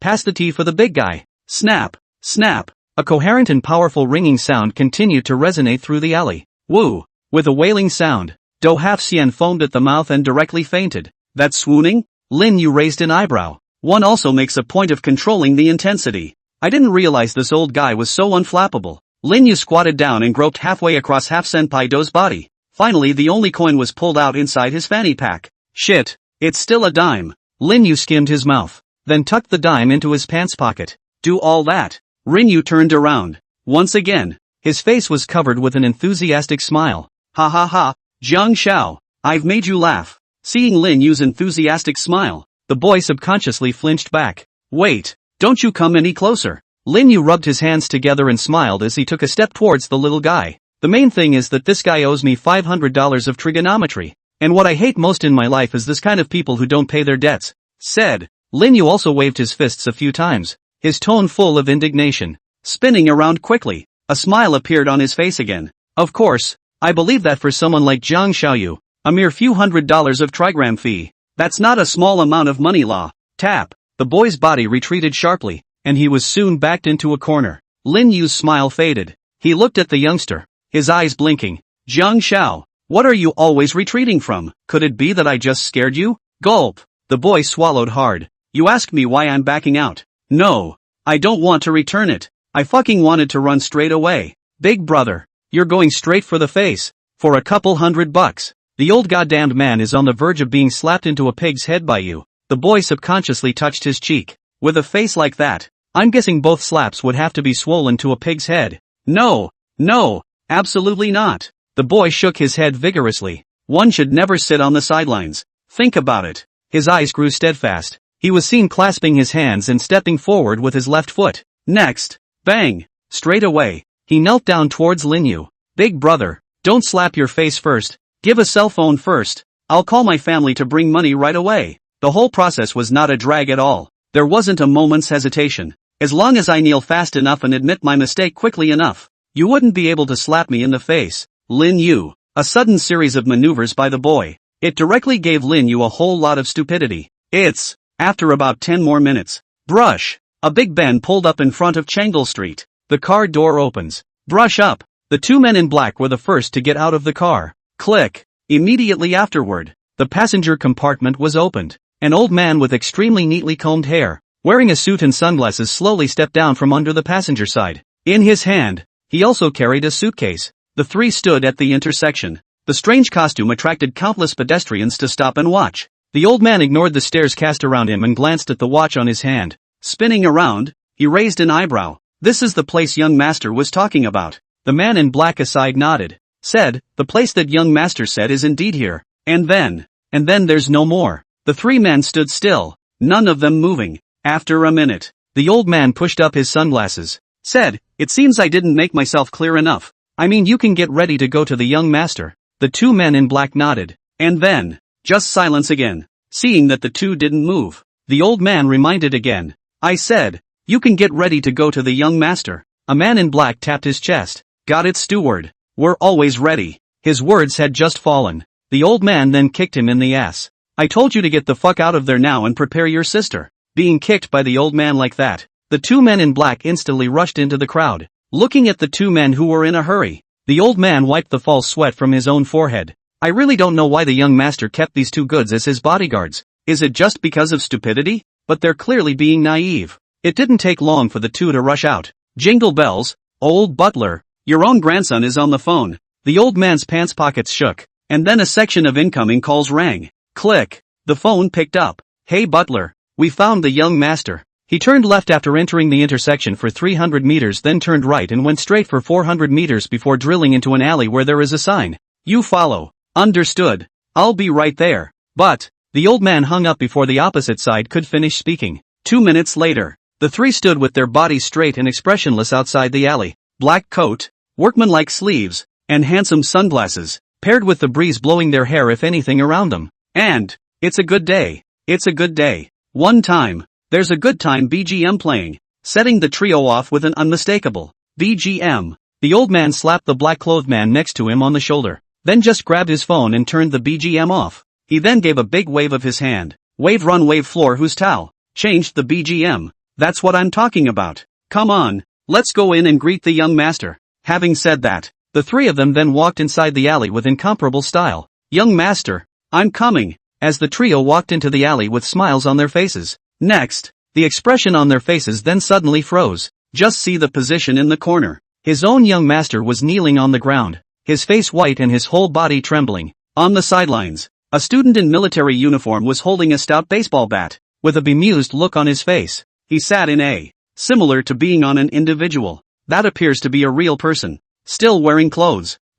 This situation? Saw the scene. The three men were a little confused. What's going on here? What is this young master of ours? Kidnapped? Or still? Boo, boo. The old man's thoughts had just risen. Don't hurt my young master. Young master, I've come to save you. The two black-clothed men beside him then let out an outright yell, then rushed up in unison. They moved with great panache. Sure, being kicked off was also very elegant. Bang bang. With two muffled sounds, the two who rushed up did a 360-degree spin directly in the air, then flew out of the alley. Thank you to Deputy Director of the Neglect Bureau, Gao Miao, who loves to eat cold radish. User 18, Old Woman and Immortal for their likes and love. Immortals for their likes and for generating love, ***, pole dancing for you all. Shoo shoo. The two silhouettes traced a graceful arc in the sky. Then with extreme grace, he flew out of the alley. Jabla. After 4 or 5 seconds, the sound of faces rubbing intimately against the ground came in just outside the alley. The old butler turned his stiff head, then with wide eyes and a shocked expression, he looked at Lin Yu, who silently retracted his right foot. You. He pointed his finger at Lin Yu, his mouth hanging open. What he just saw. Nope. Should I say what just happened? All he knew was that the two bodyguards wailed and charged, followed by the next second. Haven't seen the kidnappers do it yet. The two bodyguards just flew straight out. What happened? Did the kidnapper just perform the legendary Buddha Mountain shadowless kick? He looked at his thin frame. Then he looked at Lin Yu, who was at least 1.5 meters away. Brush. Subconscious. He then took a step back. The current situation is, the young master is currently under the control of the kidnappers, and the kidnappers are too strong. So, the most logical plan for yourself right now is to run. But I ran like this. Will the kidnappers tear the ticket? Oh, so torn. Lin Yu looked at the old butler, whose expression kept changing. One pair of eyes was also filled with a puzzled look. A slight frown followed. Eyes went to the boy crouching in the corner. Young Jiang, is this the person you called? Shouted by Lin Yu. The guy also snapped out of his stupor. He got up from the corner in a hurry, nodding frantically. Yes, yes, yes, he's my old housekeeper, said. The boy then took small steps to the old steward. Without waiting for the other party to react, he jumped right on top of the ladder. Ooh, old butler, you're finally here. Do you know I've spent the last 10 minutes with my heart in my mouth? Rin Yu. The corners of Lin Yu's mouth jerked at his words. It's okay to be scared to death. Am I that scary? Rin Yu touched his cheek. That's not true. That's a pretty cool touch. Being shaken 6 times by the guy. Only then did the old housekeeper's two eyes gradually regain their sparkle. He froze for a moment. Spinning around, he quickly returned to his senses. His eyes began to look up and down the guy's entire body, and his voice betrayed nervousness. Young master, Are you alright? The kidnappers didn't do anything to you, did they? Kidnapping? Kidnapping? Lin Yu, who was listening on the side, couldn't help but have his eyes bulge. What the hell? When did I become a kidnapper? I'll rub it in. What the hell did you say on the phone? The boy was also stunned by the old butler's sudden words. No, old butler, the guy hadn't finished his sentence. The old steward then pulled the youngster behind himself as soon as he could. The entire person also took a step forward. Straightening his chest, he said to Lin Yu with a serious face, you can talk to me about anything, as long as you spare our young master. Everything is negotiable. Money, it's only a number. Having said that, he patted the suitcase he was holding. Lin Yu. The corners of Lin Yu's mouth twitched violently. It's not. I seem to just take a trig fee, not so much as a kidnapper? The young man standing behind the old butler was also directly dumbfounded. No, old butler, when did I say I was kidnapped? Young master, leave this matter to me. You don't have to worry. Before the boy could finish his sentence, he was once again interrupted. Phew! The old butler let out a deep, cloudy breath, pushed the sunglasses on his nose. Little brother, seeing as you shouldn't be too old, and you're wearing such a military training outfit, I think you should have something difficult to say. In that case, you can tell us about it. There's no need to do such a dangerous and deadly kidnapping. Lin Yu. A few black lines surfaced on Lin Yu's forehead. Shit, it's really getting outrageous. The laborer is just getting a trig fee. What an outlaw. Seeing that Lin Yu didn't make a move, the old butler's heart was glad. Ouch. Effective hey. Ahem. The old butler coughed lightly twice, and his voice gradually became vicissitudes. I know what you're going through right now, and as someone who's been there, think about when I was. Knock. The old butler was just in the middle of his sentence. A loud bang suddenly rang out. Rumble. This was followed by a large portion of the wall collapsing down. The old butler's voice ended abruptly. The entire person also froze directly in place. Phew. Lin Yu let out a breath. Slowly, he withdrew the baseball bat from his hand. Then carrying a baseball bat, he walked up to the two men. He looked straight at the old butler. There was a 2-second silence. Lin Yu then spoke out. Big brother, don't read it. I just want to get a trigram fee, not some kidnapper. Hearing Lin Yu's words, the old butler blinked his eyes somewhat dumbfounded. Gulp. Subsequently, he swallowed hard. Well, I want to believe you, too, but, the old butler subconsciously looked at the baseball bat in the former's hand. Then he looked at the human shadow lying not far away. Such a scene. Now you're telling me you're not a kidnapper? Who would dare to believe this? Yeah. This time, the boy finally got a chance to talk. He quickly stepped out from behind the old butler. Old butler, you really misunderstood. I asked you to bring money over, not to ransom me. It's just that I don't have the money to pay for my fortune telling. So, the old housekeeper pointed to the sinus half-immortal lying not far away. After hearing this, Lin Yu waved his hand and said casually, it's okay, that's just fortune telling without paying. 2 random slaps. Whatever. Casually. 2 slaps? The corners of the old butler's mouth twitched violently. And what's with all the blood coming out of him? Are you sure it was just a couple random slaps? After a long time, the old butler was also relieved. Since his own young master was fine, the other party was not a kidnapper. That would naturally be the best ending. Right. The old man took out the suitcase he was holding. This is the $30,000 ordered by the young master. At that time, after hearing the young master's words, I was also a bit confused. I said that the kidnappers were so unambitious that they only wanted $30,000 for the ransom. Lin Yu. Excuse me. After all, I'm the one with the small frame. And I obviously only wanted $300. It's still only $100 after the discount. Don't slander me. The boy took the suitcase, then handed it to Lin Yu with a smile. This master, here is $30,000. 100 of which is my trigram fee. The remaining $29,999 is my way of thanking you for letting me out of 3 years of bad luck. And you shouldn't put it off. Because, geez, how's that for fun, hey? The guy hadn't finished his sentence. Lin Yu had naturally taken the suitcase and closed it. Guy, old butler. Thanks to tears, no trace for the inspiration capsule and love power. And Uchiha for the blade, love letter and love power. Asterisk. Looking at Lin Yu, who was full of smiles. The muscles at the corners of the two men's mouths couldn't help but twitch violently. May I ask if you have shown even a semblance of embarrassment? Have you? Ha ha. I'm also happy that young master can accept some gratitude from my young master. Finally, it was the old butler who was the first to come back to his senses. He wiped the cold sweat from his forehead with a grin on his face. Lin Yu also smiled slightly and said, a lot of heart. If I'm postponing this, it's not chilling Jiang Shao's passion. said. Rinyu also raised an eyebrow towards the little guy. In the future, if Jiang Shao still wants to hunt down and kill someone, just look for me. I'm a person who loves to help people, ha. Old butler.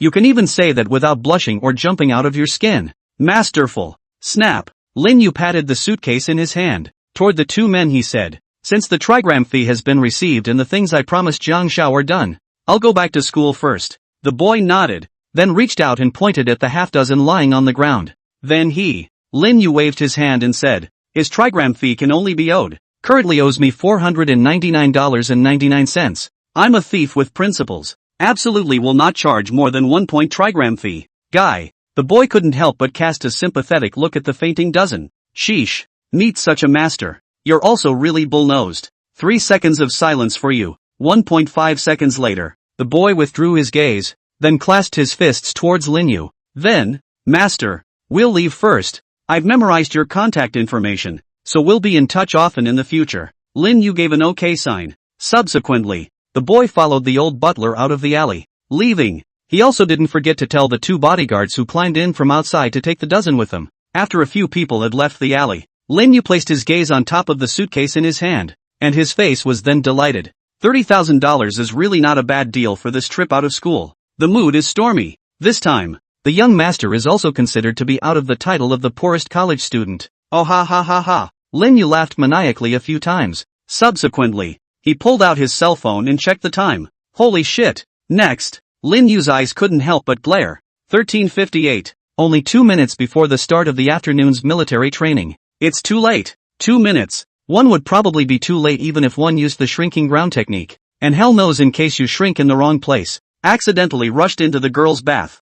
Although that would be nice too. Wait, this is not the time to think about that. It's not going to work. We'll have to use our secret weapon. Lin Yu pointed his finger at the sky. Hiss. Took a deep breath. And then, Rinyu's booming call then rang out. Little fairy crane, it's time to eat. Fresh. As soon as Lin Yu's shout rang out, a crisp crane call suddenly drifted from the sky. Then a crane with a snow-white body broke through the layers of clouds. It came straight down from the sky with an indescribable divine might. Then it landed vertically to Lin Yu's side. Knock. There was a loud bang. The smoke was thick. In the thick smoke, what appeared before Rinyu was wide wings, strong, powerful toes, and a cold look of indifference. Dashing back, it raised its head towards Lin Yu, the corners of its eyes flickering, as if to say, little brother, get in the car, I'll take you flying. Alley. The group of guys who had just gotten into the big run suddenly heard a crisp chirp. It was immediately followed by a dull thud. A single face couldn't help but change. What's going on? An earthquake? The boy rolled down the window, then stuck his head out. He watched for a while, and again nothing happened. Hallucinating? The guy frowned, then he was going to pull his head back. Newbie. Just then, another crisp crane sound rang out. Brush. Immediately afterward, the top of the guy's head went black. A huge shadow loomed over his head. The guy froze, then subconsciously raised his head to look upward. Hiss. Next, his pupils couldn't help but shrink hard. A huge white crane had appeared above his head at an unknown time. On top of the immortal crane, there was also an incomparably familiar silhouette standing. The figure waved a hand at him, and said, sorry I'm in a hurry. And then, brush, the white crane spread its wings and rushed up into the sky, disappearing among the clouds. Watching the crane disappear completely within his line of sight. A few seconds later, the guy pulled his head back into the car, then numbly rolled the window up. That done, he flattened himself in his seat. Put your hands together in front of your chest. And then, he turned his head to look at the few people sitting in the car and winked. Open your mouth and say slowly. It seems, just now I saw the master just now fly away on a crane. Oh, I'm so sorry. Having said that, he did a double take. Directly fainted from fear. Second dormitory building. Chu Tang had already changed his clothes. A careful face watched the students who were descending the stairs, scanning their every move. From half an hour ago, and he stayed right here. Lin Yu may have run away, but I don't believe he won't come back. Just let me catch him when the time comes. Ha. Immediately, Chu Tang waved his big hand and drank towards the crowd. All get a move on. Those who are late for no reason will be in for a treat, you turtles. Thinking about the time when laborers learned to torture people in the army is still quite a lot. In time, even if Lin Yu was 0.0000001 seconds late. Hey, gee, just think about it. Staircase corner. Lu Desan looked at Chu Tung, who couldn't hide the smile on his face. The muscles in his face couldn't help but twitch violently. Lu De swallowed his saliva and turned towards Li Yu's duo and said, "This smiling face of the instructors makes me feel a little chilly on my back." The two of them, Li Fish and Bailey Bakugo, nodded their heads in great agreement. Ushin, if the instructor catches him late, I guess. Bailey Bakugo associated it with Chu Tang's hysterical roar at noon. Bailey Bakugo simply didn't dare to imagine the scene where Lin Yu was caught by the instructor. No, we have to go to the Yu-Gi-Oh! The three of them glanced at each other. All of them could see the determination in each other's eyes. The three then turned around at the same time. Current primary objective. Looking for Rinwu. Thank you for the ancient road forest peak of the catalyst. For the love of power. Praise. Big Brother Bull. Oh, the latter chapter is still being changed. So it's a bit of a span. Wait. Just the moment the trio turned around, a familiar voice suddenly came from behind them. Hearing voices. The three of them stalled in their steps at the same time. Then slightly stiffly, he turned his own head to look behind himself. Only behind them. What appeared at that moment was Chu Tang's cheeks that were full of smiles. Chu Tang revealed 2 rows of large white teeth towards the three of them and laughed. These 3 students, what are you planning to do with all this sneaking around? Seeing Chu Tang, the 3 people's expressions instantly froze. Bailey Bakugo subconsciously jerked his mouth. Next, before the 2 Lude could react, Bailey Bakugo suddenly covered her stomach, yelled, "Ouch! Instructor, my stomach hurts," said. His entire body bowed down, and an extremely difficult expression appeared on his face. Lu De and Li Yu froze for a moment. Immediately, both of them quickly covered their stomachs as well. Oops, my stomach hurts too. Instructor, all 3 of our stomachs are hurting up. I guess it's the bad stuff we ate at lunch. Chu Tang couldn't help but have a few black lines appear on his forehead. Can you guys act a little more like that? Instructor, I can't. I need to go to the bathroom. Please authorize it. Time Bakugo reached out to cover the back of his ass, and his face turned a saucy shade of purple. Put. Then a loud plopping sound came out from behind Time Bakugo's ass. Brush. Hear the farts. Chu Tang's face changed and he subconsciously covered his butt. Bailey Bakugo, Li Fish, Lu De, Chu Tang. One time. The air reeked of embarrassment. Chu Tang did not move and took back his palm. Then casually said, "Conditioned reflex, don't you guys mind?" When the 3 Lu De people heard this, the muscles at the corners of their mouths couldn't help but twitch violently. Goddamn reflexes. The first time Rauch has seen the conditioned reflex to cover once, but first thing when one hears a farting sound. After this phase of interruptions, Chu Tang waved his hand and said, "So what? Since you guys are sick to your stomachs, go ahead and remember to get back to the playground early." "Yes, instructor." The 3 of them couldn't help but see their eyes light up at the words. "Let's go shit in the academic building to avoid affecting the air in the dorms." Having said that, the 3 of them then stormed out of the dormitory building in a hurry. Hey! Saw the backs of the 3. The corner of Chu Tang's mouth slowly revealed a treacherous smile. 2 minutes later, on the rooftop of a school building, Lu Da's 3 men huddled together. "How's it going? Any news of Lin Yu?" Lu Da took the lead in asking. Li Fish and Time Popper shook their heads. Calls were made, but there was no answer. Time Bakugo chimed in. The nearby men's and women's restrooms have been searched as well, and there's no sign of Ushigami. Li Fish frowned. Ushigami, this is where it's been shelved. Let's go look around again. I guess Yushin was delayed by something. Let's buy him a little more time. Having said that, Lu Da let out a deep breath. Then he turned toward the stairs. But his body just turned. The next second his pupils couldn't help but shrink hard. Chu. Instructor Chu. Brush. Hearing the 3 words Instructor Chu. On the side, Bailey Bakuju and Li Yu's faces suddenly changed. Then his eyes went to the staircase location, where only Chu Tang's body was seen leaning on the wall, was looking at the 3 with a full smile on his face. Seeing the 3 turn around, only then did Chu Tang slowly open his mouth. "You who? 3 of you, don't you have tummy troubles? Why did you come to the balcony?" Listening to Chu Tang's voice that seemed to be laughing, the corner of Lu Da's mouth twitched slightly. On the side, Bailey Bakugo pondered a little, then spoke up. "Instructor, these days you shit looking for the sunny side. It's trying to photosynthesize the shit to help it evaporate and not pollute the environment." Chu Tang, Lu De, Li Fish. The 3 of them sniffed and their expressions collectively stiffened. Chu Tang stared at Bailey Bakugo with wide eyes and a shocked expression. Pooping to the sun helps photosynthesis? Where the hell did you hear that?" But soon, Chu Tang then quickly adjusted his mindset. He clasped his hands together. Slowly, he walked up to the trio. "The 3 of you, how dare you team up to deceive me?" He then raised his voice a degree. "Hurry up, where's Rinu?" Lu Da's face was bitter as he said, Instructor Chu, we too, were also looking for you Shin. But, Chu Tang raised his eyebrows slightly at the words, so I failed in my goal of getting you guys to find Rinwu? He reconfirmed, that means, you guys don't know where Rinwu went either? The three nodded. Seeing the three nod without hesitation, Chu Tang pondered slightly for a moment, then spoke up, in that case, you guys can go back to the playground for now. The three of them couldn't help but breathe a sigh of relief at the words, but they're not done with that sigh of relief. But, Chu Tang's voice then sounded once again, only to see Chu Tang with a smile on his face. He said without haste, but, the matter of deceiving the instructor should not be punished any less. Everyone, run to the playground for 20. Newbie. Just then, just before Chu Tang could finish his words, a crisp crane call suddenly sounded in the sky above. What the hell? The four subconsciously raised their heads. Next, knock. The four of them only felt a strong wind whistling past before their eyes, immediately followed by a huge white shadow falling straight from the sky. Knock. Huge shadows fall to the ground. A huge hurricane came up. Hula hula. A hurricane swept across the rooftop. Countless dust particles were blown up by the hurricane winds and then flew up in the sky. The four stood on the dusty rooftop, eyes dulled. With a shocked face, he looked at the white shadow that suddenly appeared on the rooftop. It was a white crane with a snow-white body. Not only that, there was also a tall figure sitting on the back of the white crane. That's Rinwu, a man and a crane. It descended from the sky like a god and was deeply burned into the minds of the crowd. The moment. There was only one thought in everyone's mind.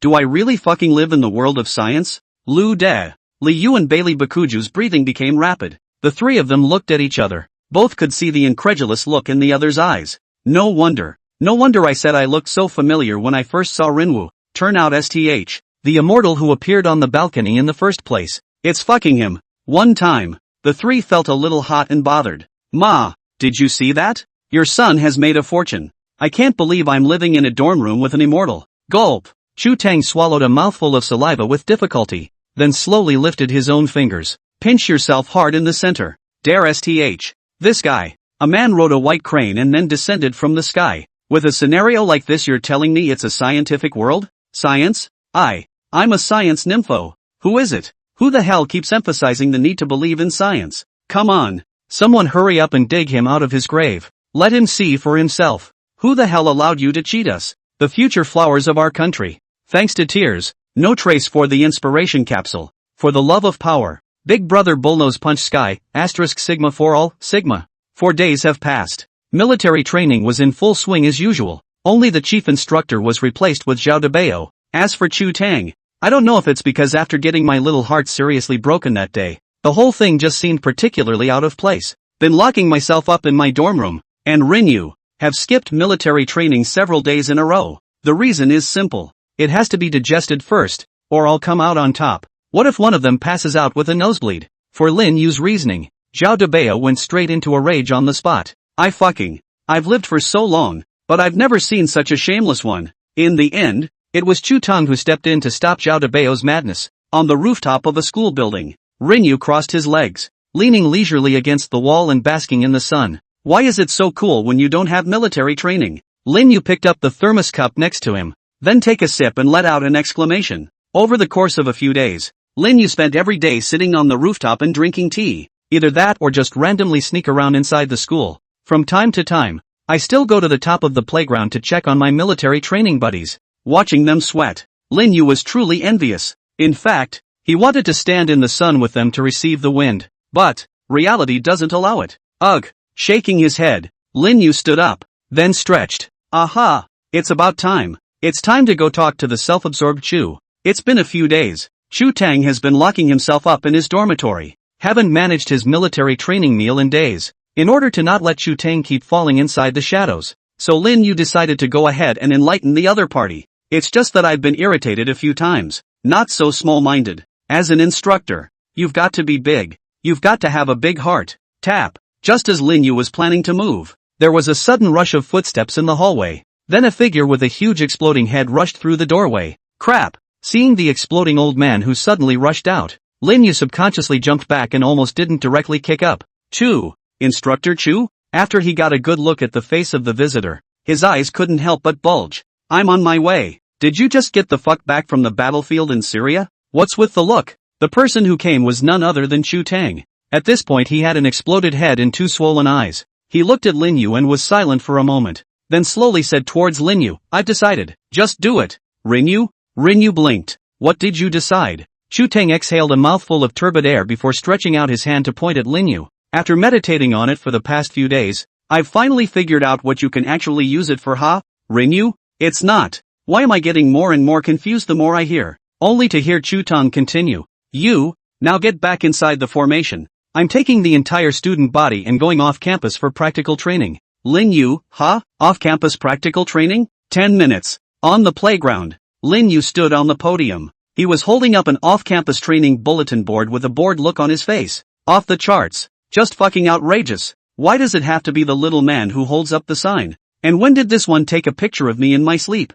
Something's not right. It's completely unscientific. I can't believe you threatened me with a beautiful picture of me in bed. I fucking put up with it this time. Rin Yu sighed. It's really not an easy life. The Taoist priest sighs too. Beside Lin Yu, it was Shooting, fully dressed, with his hair combed back, after a few days of buffering. Now this group of military students no longer had the same crazy impulses they had at the beginning. However, their gazes towards Lin Yu were still fiery. Lin Yu didn't have any doubts. As long as Chu Teng said, "Close the door, let go," the group must have come up one by one wailing and stripping themselves naked. Knock knock. Chu Teng picked up the microphone, then tried the sound. After confirming that there is no problem, he flashed a long-awaited smile toward the students below. "First of all, after these few days of recuperation, I, Chu Teng, have returned. No need to applaud. I've always been more low-key." The corners of Lin Yu's mouth jerked. "That said, why does it sound so familiar?" Chu Teng continued.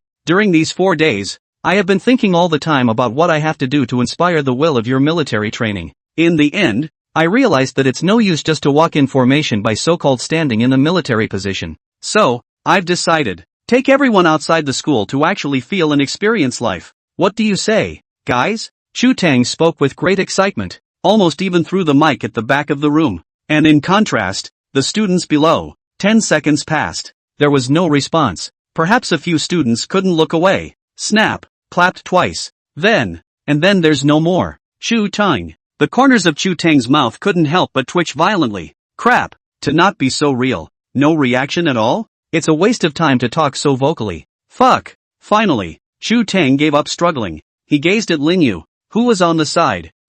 What are you looking at me for?" Being suddenly watched by Chu Teng's gaze, Lin Yu couldn't help but take a few steps backward. "Lao Chu, I urge you to be kind, haha." "Hey." Looking at Lin Yu with a nervous expression, a naive smile appeared on Chu Teng's face. "Nothing. I just suddenly remembered that I still have a few pictures in my cell phone that I haven't deleted." "Rin Yu?" Chu Teng continued. "Ugh. You see, these students aren't excited about off-campus practical training at all, and I can't really think of anything better to do than think of putting your picture out there." Rin Yu. Hearing Chu Teng's words, Lin Yu couldn't help but have a few black lines appear on his forehead. Your brother." Next, Lin Yu snatched the microphone from Chu Teng's hand. Nearly hysterical shout out. "Instructor Chu is wise. We strongly support the instructor's decision. Instructor Bullnose." When Chu Teng saw this, a smile surged on his face. He took Rin Yu's microphone. Unhurriedly, he said, "In response to this off-campus practical training, you will understand, instructor, how much you are loved. Thanks to Shower from Cold Gugu, the biggest gift I've received so far. Not to mention the Big Brother's Bull's Nose. Thanks to Only For You for the character summoning, _ for the Boo Boo Milk Tea, and _ for the love letter. Big Brother Wise, into Yuhua in central China, a nationally renowned 4A-level scenic spot, 15 kilometers away from the Magic City area. It was named for the Yuhua Quan, a sect of Taoism, which is situated on the mountain. Every day, when you come to visit Mt. Yuhua, there is an endless stream of tourists who worship Yuhua Quan. Brush up. Under Mount Yuhua, 2 buses were parked in front of the viewpoint. Click. The car door opens. The first one to step out of the car door was Truden, who had his hair combed and oiled. He was all smiles and looked to be in a good mood. Walking down immediately after him was Rin Yu, who was holding up a signboard. After Lin Yu got out of the car, looking around at the travelers who were constantly casting puzzled glances towards him, he couldn't help a few black lines appearing on his forehead. Brush. Next, he slung the sign over his shoulder and puffed out his chest. Since fate can't be avoided, let's accept it gladly. It's just a sign, a trifle. Behind Rin Yu, one by one, Students dressed in military uniforms were also streaming out from inside the bus, as soon as the crowd got out of the car. Then he looked around with a surprised face. Every now and then there are a few involuntary gasps. Egu my ass. Isn't this Mount Yuhua? It's been a long time since I wanted to come here to take a look. The scenery here is too beautiful, isn't it? I should have known I'd sneak my cell phone with me. It's just a bloody shame not to take a few pictures back. Lin Yu carried the notice board. It was natural to walk up to the trio in his own dormitory. Seeing that all three had a gloomy look on their faces, Lin Yu couldn't help but raise an eyebrow. Somewhat puzzled, he asked out loud, "The three of you, why are you three looking like that?" Lu De sniffed and leaned towards Lin Yu's side. With his afterglow, he glanced at Chu Tong, who was not far away. Lowering his voice, he said towards Lin Yu, "I do think the instructor's so-called off-campus practical training is actually, there must be some kind of conspiracy." Rin Yu, not waiting for Lin Yu to react, Li Yu, who was on the side, also nodded with great approval. "I feel the same way. An instructor who's always been a tawdry yuppie suddenly wants us to come out for off-campus practical training and is calling it a beautiful vacation. Who would dare to believe this?" Bailey Bakuju interjected. "Unless he's suddenly suffering from a 10-year brain bruise." Rin Yu, Lin Yu's eyes widened. A shocked face looked at his three roommates. "I'm fucked. Are you three reading too many conspiracy theories? What a strange thought to come up with." Lu De reached out and patted Lin Yu's shoulder. With a solemn face, he said to Lin Yu, "Ushio, with a look like that, I'm getting the feeling that my suspicions must be correct. So, Instructor Chu must have some unseemly plot." Lu De spoke with a firm hand. "One can't afford to have a moment's doubt." Li Yu and Bailey Bakugu both sent the same expression. Seeing the look on the faces of the three that said "I've seen it all," the expression on Lin Yu's face stiffened. For a moment I actually didn't know what to say. What can I say? Did I say big brother you really think a bit too much actually? Or did Instructor Little Chu suffer from a 10-year cerebral thrombosis? Chu, what on earth have you done to my lovely roommate that is so heavenly? Where's my old clueless, cute roommate? You give it back. The other side. After seeing all the students get off the bus, Chu Tang waved his big hand. "Everyone, gather quickly." Hearing Chu Tang's words, the students who were originally scattered around quickly ran to Chu Tang. "Gather into a square." "Aha! Look at the 60 students in front of you." Chu Tang nodded with some satisfaction. He then spoke. "First of all, what I have to tell you is this. Because of the sheer number of new students, we divided all the students into different squads and took them to different places for off-campus practical training. And the place where you, the 6th platoon of the 1st company, are participating in off-campus practical training this time, is Mount Yuhua behind me. I won't go into too much detail about Nt. Yuhua. Anyway, let's let everyone feel it for themselves first.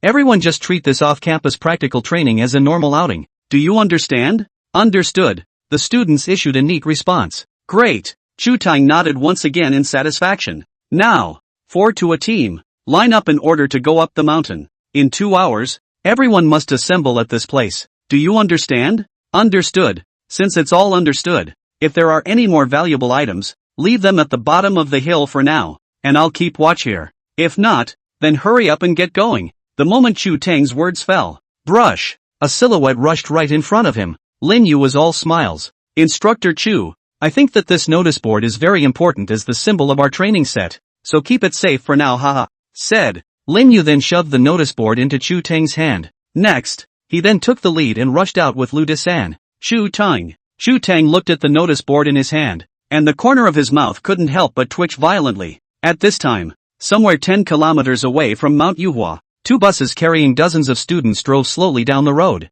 Zhao Debao was carrying a thermos cup, and his entire body was lazily paralyzed in a chair. A cozy face. Though I don't know what kind of airplane the old Chu got into this time, but vacation. I'm still very much in favor of it. He looked up at the still excited students. He also couldn't help a smile appearing on his face. Back in the day, I was in the army. After a day of strenuous training, when the class president takes us out to play. Such a thrilled look myself. Alas, a long overdue vacation. Here comes even Zhao Debao. Zhao Debao had imagined sandy beaches, ocean, beauty. Ahem, I am devoted to my daughter-in-law. 10 minutes. The bus arrived at its destination. Zhao Debao walked off the bus with a group of students who were harboring excitement. When get out of the car later, visible to the naked eye. The smile that was originally spreading on Zhao Debao's face froze a little. He rubbed his eyes. A shocked look in front of him. It was a huge mountain with dense grass and trees. On top of that, there's that. The mountains and the hills. Mountain hogs. This time, A farmer also came from a short distance away. He smiled and looked at the crowd that froze in place. Then he said, "Hey, are you the military training students from Magic City University? Your instructor Chu told me a long time ago that you guys were coming. It's not. Purposefully left these little pigs for you to be off-campus practical training subjects. Thanks to tears, no trace for the inspiration capsule. For the love. Big Brother Bullnose, ***. Thanks to Cold Goo Goo for the great healthcare. The boss is really awesome, ***.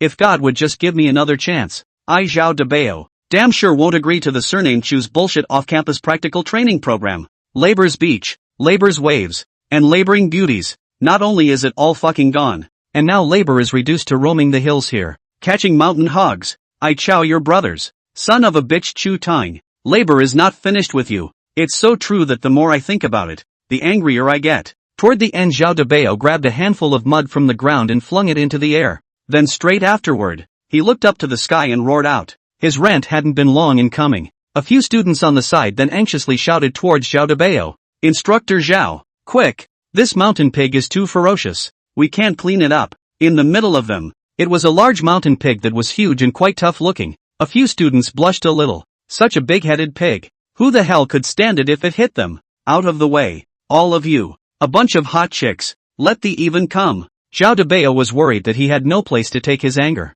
Clap your hands. Zhao de Bao jumped right next to the large mountain pig. There are no fancy moves. Swung his fist straight up and smothered it with a punch. Knock. With a muffled thud, the mountain pig let out a miserable scream before collapsing to the ground with a loud thud. Whoa! Saw the scene. A thick layer of admiration immediately surged in the eyes of the surrounding students. An exclamation of surprise followed. Instructor Zhao is awesome. Instructor Zhao is too strong. So Instructor Zhao is actually this strong for all. A hot mountain pig. One lump and it's dry flopped. Too strong and hot. Listen to the crowd's exclamations. Zhao de Bao couldn't help but raise an eyebrow. The heart for a moment actually had a sudden extra dash of fulfillment, but the expression on his face was unchanged. Very casually, he waved his hand. Acting extremely calmly, he said, "Lo and behold, it's all a small scene." Said, his gaze suddenly froze. The next second it was straight out the door. That student, let go of that pig and let me. Knock, knock. With a few muffled thuds, Zhao de Bao once again gained a few little fans. Look at their faces of adoration. Zhao de Bao's figure didn't stop and once again joined another pig-catching battlefield. Without realizing it, Zhao de Bao felt, catch a pig or something. It's actually quite good. Oh ha. Into Yuhua in central China. After 15 minutes of climbing, Lin Yu and Lu Da's 4 people finally climbed to the top of the mountain. I can't. It's been too long since I've climbed such high stairs. Let me lie down for a while. Just finished climbing the last step. Bailey Bakugo's entire body went straight to the floor. Hot chicken. Lu Da couldn't help but kick some ass at the sight. It's only a couple thousand steps. Such a dish. Disgraceful to our fairy dormitory. Aside, Lin Yu's gaze gradually traveled farther and farther, looking towards the huge building not far away. Yu Hua Guan. A plaque engraved with 3 large gilt letters hung high above the gate. Look at the huge plaque. One time, Lin Yu couldn't help but fall into his memories, listening to his master. They know that the Youth Watch owned such a large plaque in the first place. At that time, their knowledgeable view was a far-flung presence for hundreds of miles around. Every day, many admirers come to pray for blessings and make offerings. But time has changed. The knowledge of the youth's view was becoming more and more withered by the time of his master's generation. The glory is long gone. The entire knowledgeable observatory had also become completely dilapidated. Don't worry, master. With me here, the knowledgeable youth view can't be ruined. Lin Yu silently clenched his fists for a moment. The important task of revitalizing the intellectual outlook. Just leave it to me. Subsequently, Lin Yu withdrew his thoughts. Then he took a step towards the inside of the Yu Huaguan. All belong to the same lineage of Taoism. Anymore, when you come, you have to go in and pay your respects to the Grandmaster. The two of them, Lu Da, saw Lin Yu walking towards the inside of the Taoist temple, dragging Time Bakugu, who was lying on the ground. He followed up. Upon entering the Taoist temple, the first thing that catches your eye is the huge stone tripod. In the stone cauldron, numerous burning fine incense sticks were inserted. The fragrant mist rose up, rendering the air with a faint sweet scent. Lin Yu went aside and bought 4 sticks. Then it was sent to the 3 Lu De respectively. A few moments of worship to the huge statue of the ancestor in the distance. Insert incense. After doing this, Lin Yu then took Lu De San and began to wander around the Taoist temple. You don't say. This Yu Huaguan is worthy of being a 4A-level scenic spot. It's just big. Lin Yu took Lu Da's 3 people with him as he turned left and right, and disappeared hard, normal on the road. Some unknown kaka on MT. Yu Hua, Lin Yu and Lu De were wide-eyed. They looked at the 3 paths that appeared in front of them, and for a moment they fell into a collective silence. Which one is more like the way down? You guys? Lin Yu held his chin, his eyes showing a deep thought. Beside him, Lu De-san looked at Lin Yu with a bitter expression. 10 minutes ago, they were still talking and laughing with unbelievable panache. But who would have thought? This divine roommate of his own. I can't believe I'm a fucking roadie. Take them wandering and losing their way. 10 minutes. They went over a few hills and through a few buildings. Don't talk about tourists. Never even saw a bird. Looking at Lin Yu's expression as he fell into deep thought, Lu De, who was on the side, was a bit unable to look on. He pushed Rin Yu's shoulder. So what? Yu Shin, if we really can't, let's just stop for now and go back the way we came. Lin Yu raised his head and blinked at Lu De. The expression seemed to say, if I knew what the way back was, would I still be stuck here? Never mind. I still have to pull out my secret weapon. Lin Yu gave up struggling. It seems that in the future, I'd better try not to get so high without bringing a lack of maps with me. Lin Yu raised his hand and slapped it towards the sky. Little crane. Extra food. At a position 400 or 500 meters away from Lin Yu's 4 people, outdoor anchor Go Fugue wiped the sweat from his face. Then to his live streamers he said, Mount Yu Hua is really big. It took so long to travel to such a remote place. Go Fugue's words just fell. Countless pop-ups crossed the live broadcast. Brother Dog is bullish. How many days have passed and he's still searching for immortals? How persistent? How can this be called obsession? When I saw a Taoist priest fly to the sky on a crane with my own eyes inside Brother Dog's live broadcast, Go Fugue smiled and didn't say anything. Just plan on continuing on ahead. Since the last time I saw the Taoist priest flying in the sky on a crane at Jiqing Mountain, Go Fugue then began a frantic search for Taoist temples across the country. I hope to see a real immortal again. This time, he happened to arrive at Mount Yuhua. Well, move on. The more remote the place, the greater the chances of meeting a god. But just as Go Fugue's feet moved a step forward, a clear and unmistakable sound of a crane suddenly came from the distant sky. That crane song. It's so familiar. Thank you for the boo-boo milk tea and love power from laughing at the floating dust of 3000 love to eat toast bars. The blade and love power from Ching Fong. And the love letter from Heavenly Demon. The love letter from Emperor. All of you are powerful, ******. All you big guys and gals bullnose. Thanks for letting me organize haha. I'm too tired today. I'll do a triple shift tomorrow haha. Also, congratulations to Tears. No Trace 4 becoming number 1 on the fan list.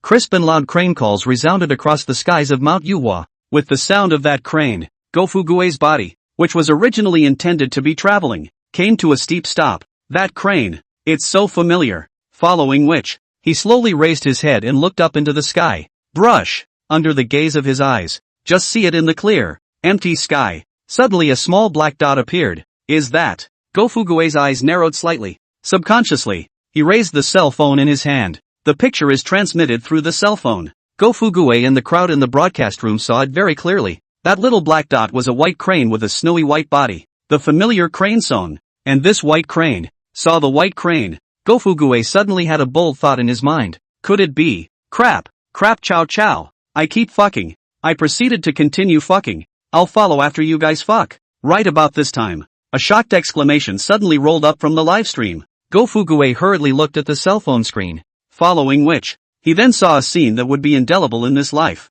From a video taken from a cell phone, he saw clearly, the huge white crane was passing through the layers of clouds in the sky. Very dashingly, he closed his wings and then smashed into the clouds in a freefall motion. Before the crowd could come back to their senses, it flew out horizontally again in an extremely tricky position. Such STH. Close the wings. Vertical landing. In the last cloud it was a direct 360-degree spiral. Tumbling. Spread your wings. Tumbling. Spread your wings. Tumble again. At only 100 meters from the ground, it realigns the angle. In the air towards Go Fugue below, he slightly lowered his head. It's like saying, I'm done with the show. You can score. Brush. Then the white crane folded its wings and carried an extremely brightly colored tail, zoned into the woods not far ahead. Go Fugue. The crowd in the live room. After a long time, it was only then that there were scattered pop-ups crossing inside the live room. High and low you are my grandson. Just now, that white crane, did it, turned a few times in the air? Upstairs, I'm your grandson, are you blind? Can you call that thing spinning a few times? Condescending Twin Peaks, that. It's obviously a show for us. Liu Bei forced himself on Boss Chow, that crane. Is it fucking sperm? Lu Bu, who loves to steal Dongzhua's pants, dog.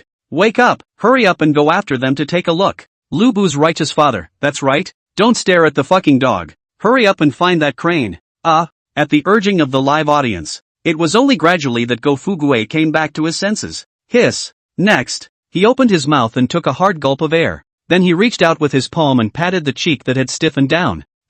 What did he see? A white crane. Did a 360-degree gyro in the air. Then land in style. Your grandmother. These days, do fucking whooping cranes even know such complicated diving positions anymore? I'm on my way. It's no longer becoming fertilized. This is simply becoming immortal. Wait. Becoming immortal. Suddenly, Go Fugue seemed to have thought of something. Subsequently, a look of shock and excitement welled up on his face right away. Brush. Next, Go Fugue directly dumped the backpack on his body, finding a direction directly into the middle of the dense jungle. Can't go wrong. Can't go wrong. The white crane. It's the same one we saw at Knowles Hill back in the day. Immortals. The immortals are on Mount Yuhua. This time, one must capture the true face of that immortal. Come on, Go Fugue. This time, you can do it. Think about it. Go Fugue is getting faster and faster on the feet. The other side. It wasn't long as that crisp crane call sounded in the sky. Lu De and the three of them then saw a snow-white immortal crane descending straight from the sky.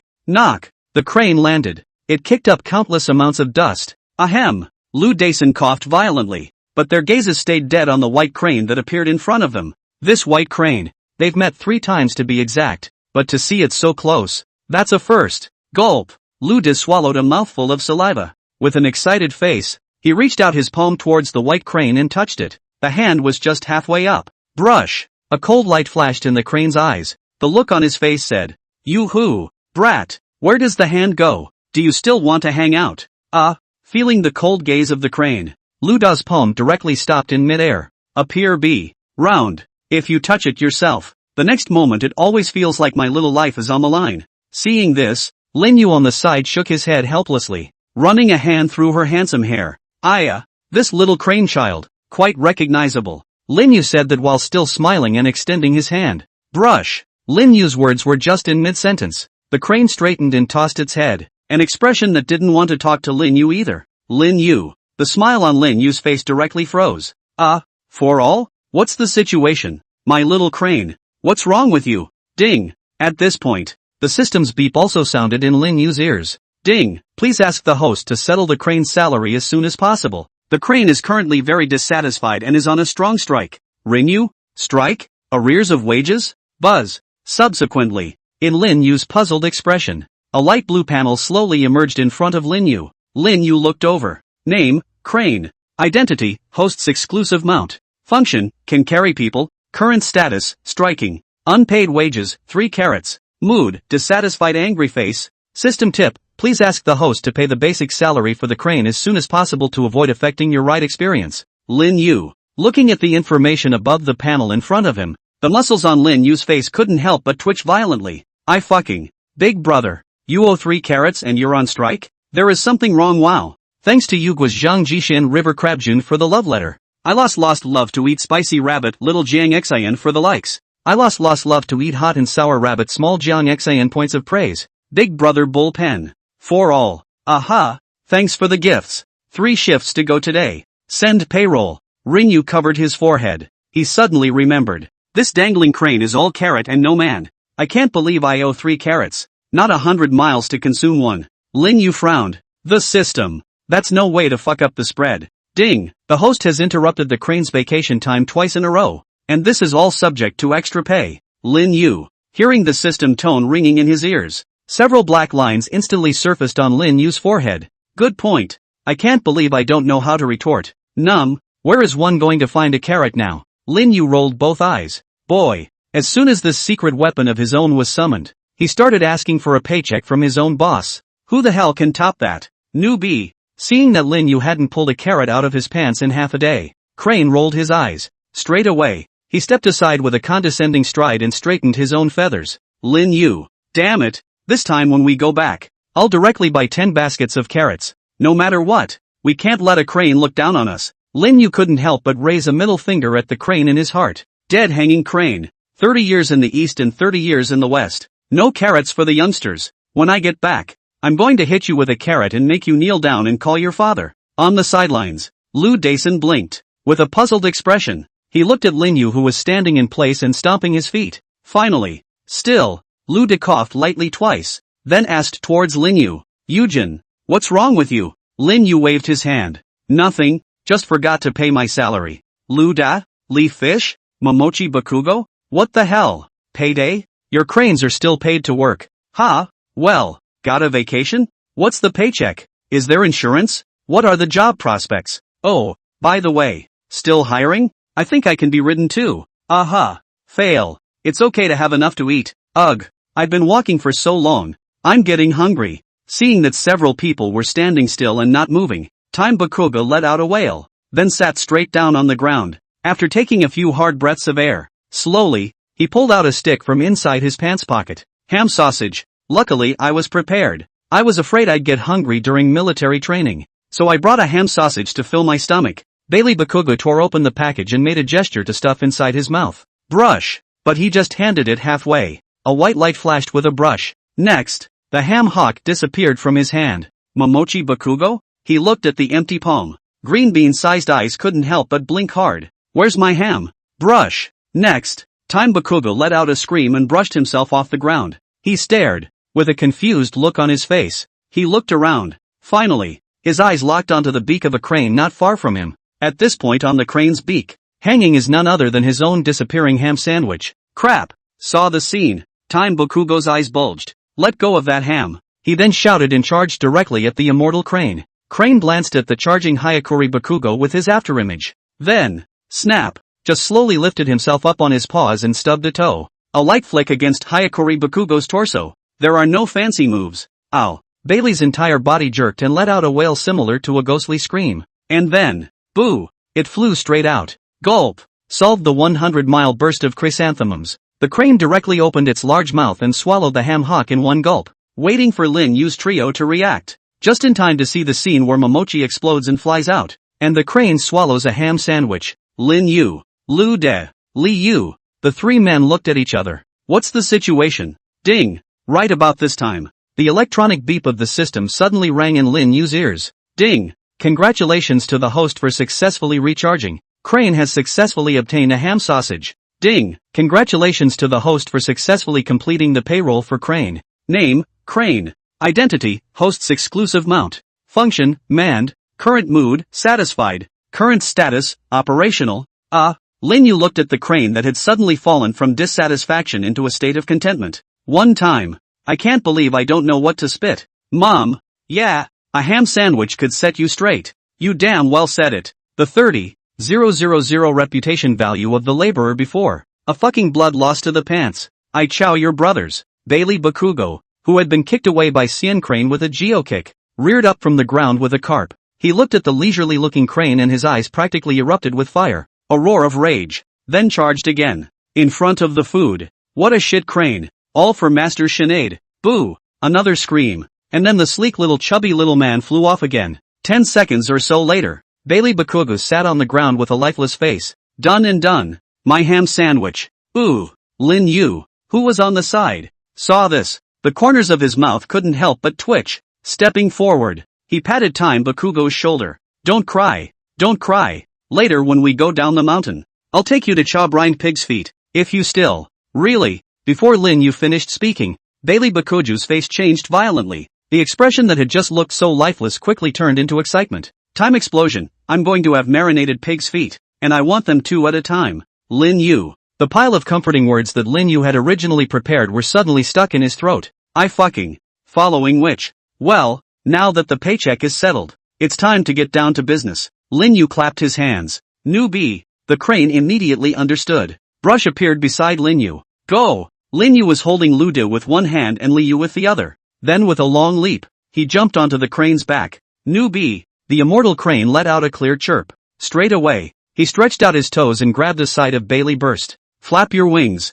The entire body rushed straight up into the sky. Wow. Just as the immortal crane had just rushed into midair, Go Fugue also just happened to scurry out from inside the bushes on the side. He just showed up, just in time to see the cranes rushing up into the clouds. Wait! Seeing the immortal crane rushing into the sky, Go-Fuguei hurriedly yelled out, "Brush!" But it was clear that the crane did not hear Go-Fuguei's call. With a wave of his wings, he directly broke through the clouds, disappeared into the vault of heaven. Thank you to the ancestral symbol of the Pale Wind Kingdom and tears. Without trace for the inspiration capsules. ***. Brush. Cranes spread their wings. It completely disappeared into the endless clouds. Go-Fuguei looked at the crane that disappeared at the end of his sight. A look of frustration filled his face. Snap. He headed for the floor. Almost. It was close. So close to seeing the true face of that immortal. Inside the booth. For a while there was also silence. Some people are there because they are shocked to the core. And others because the mood agrees with frustration.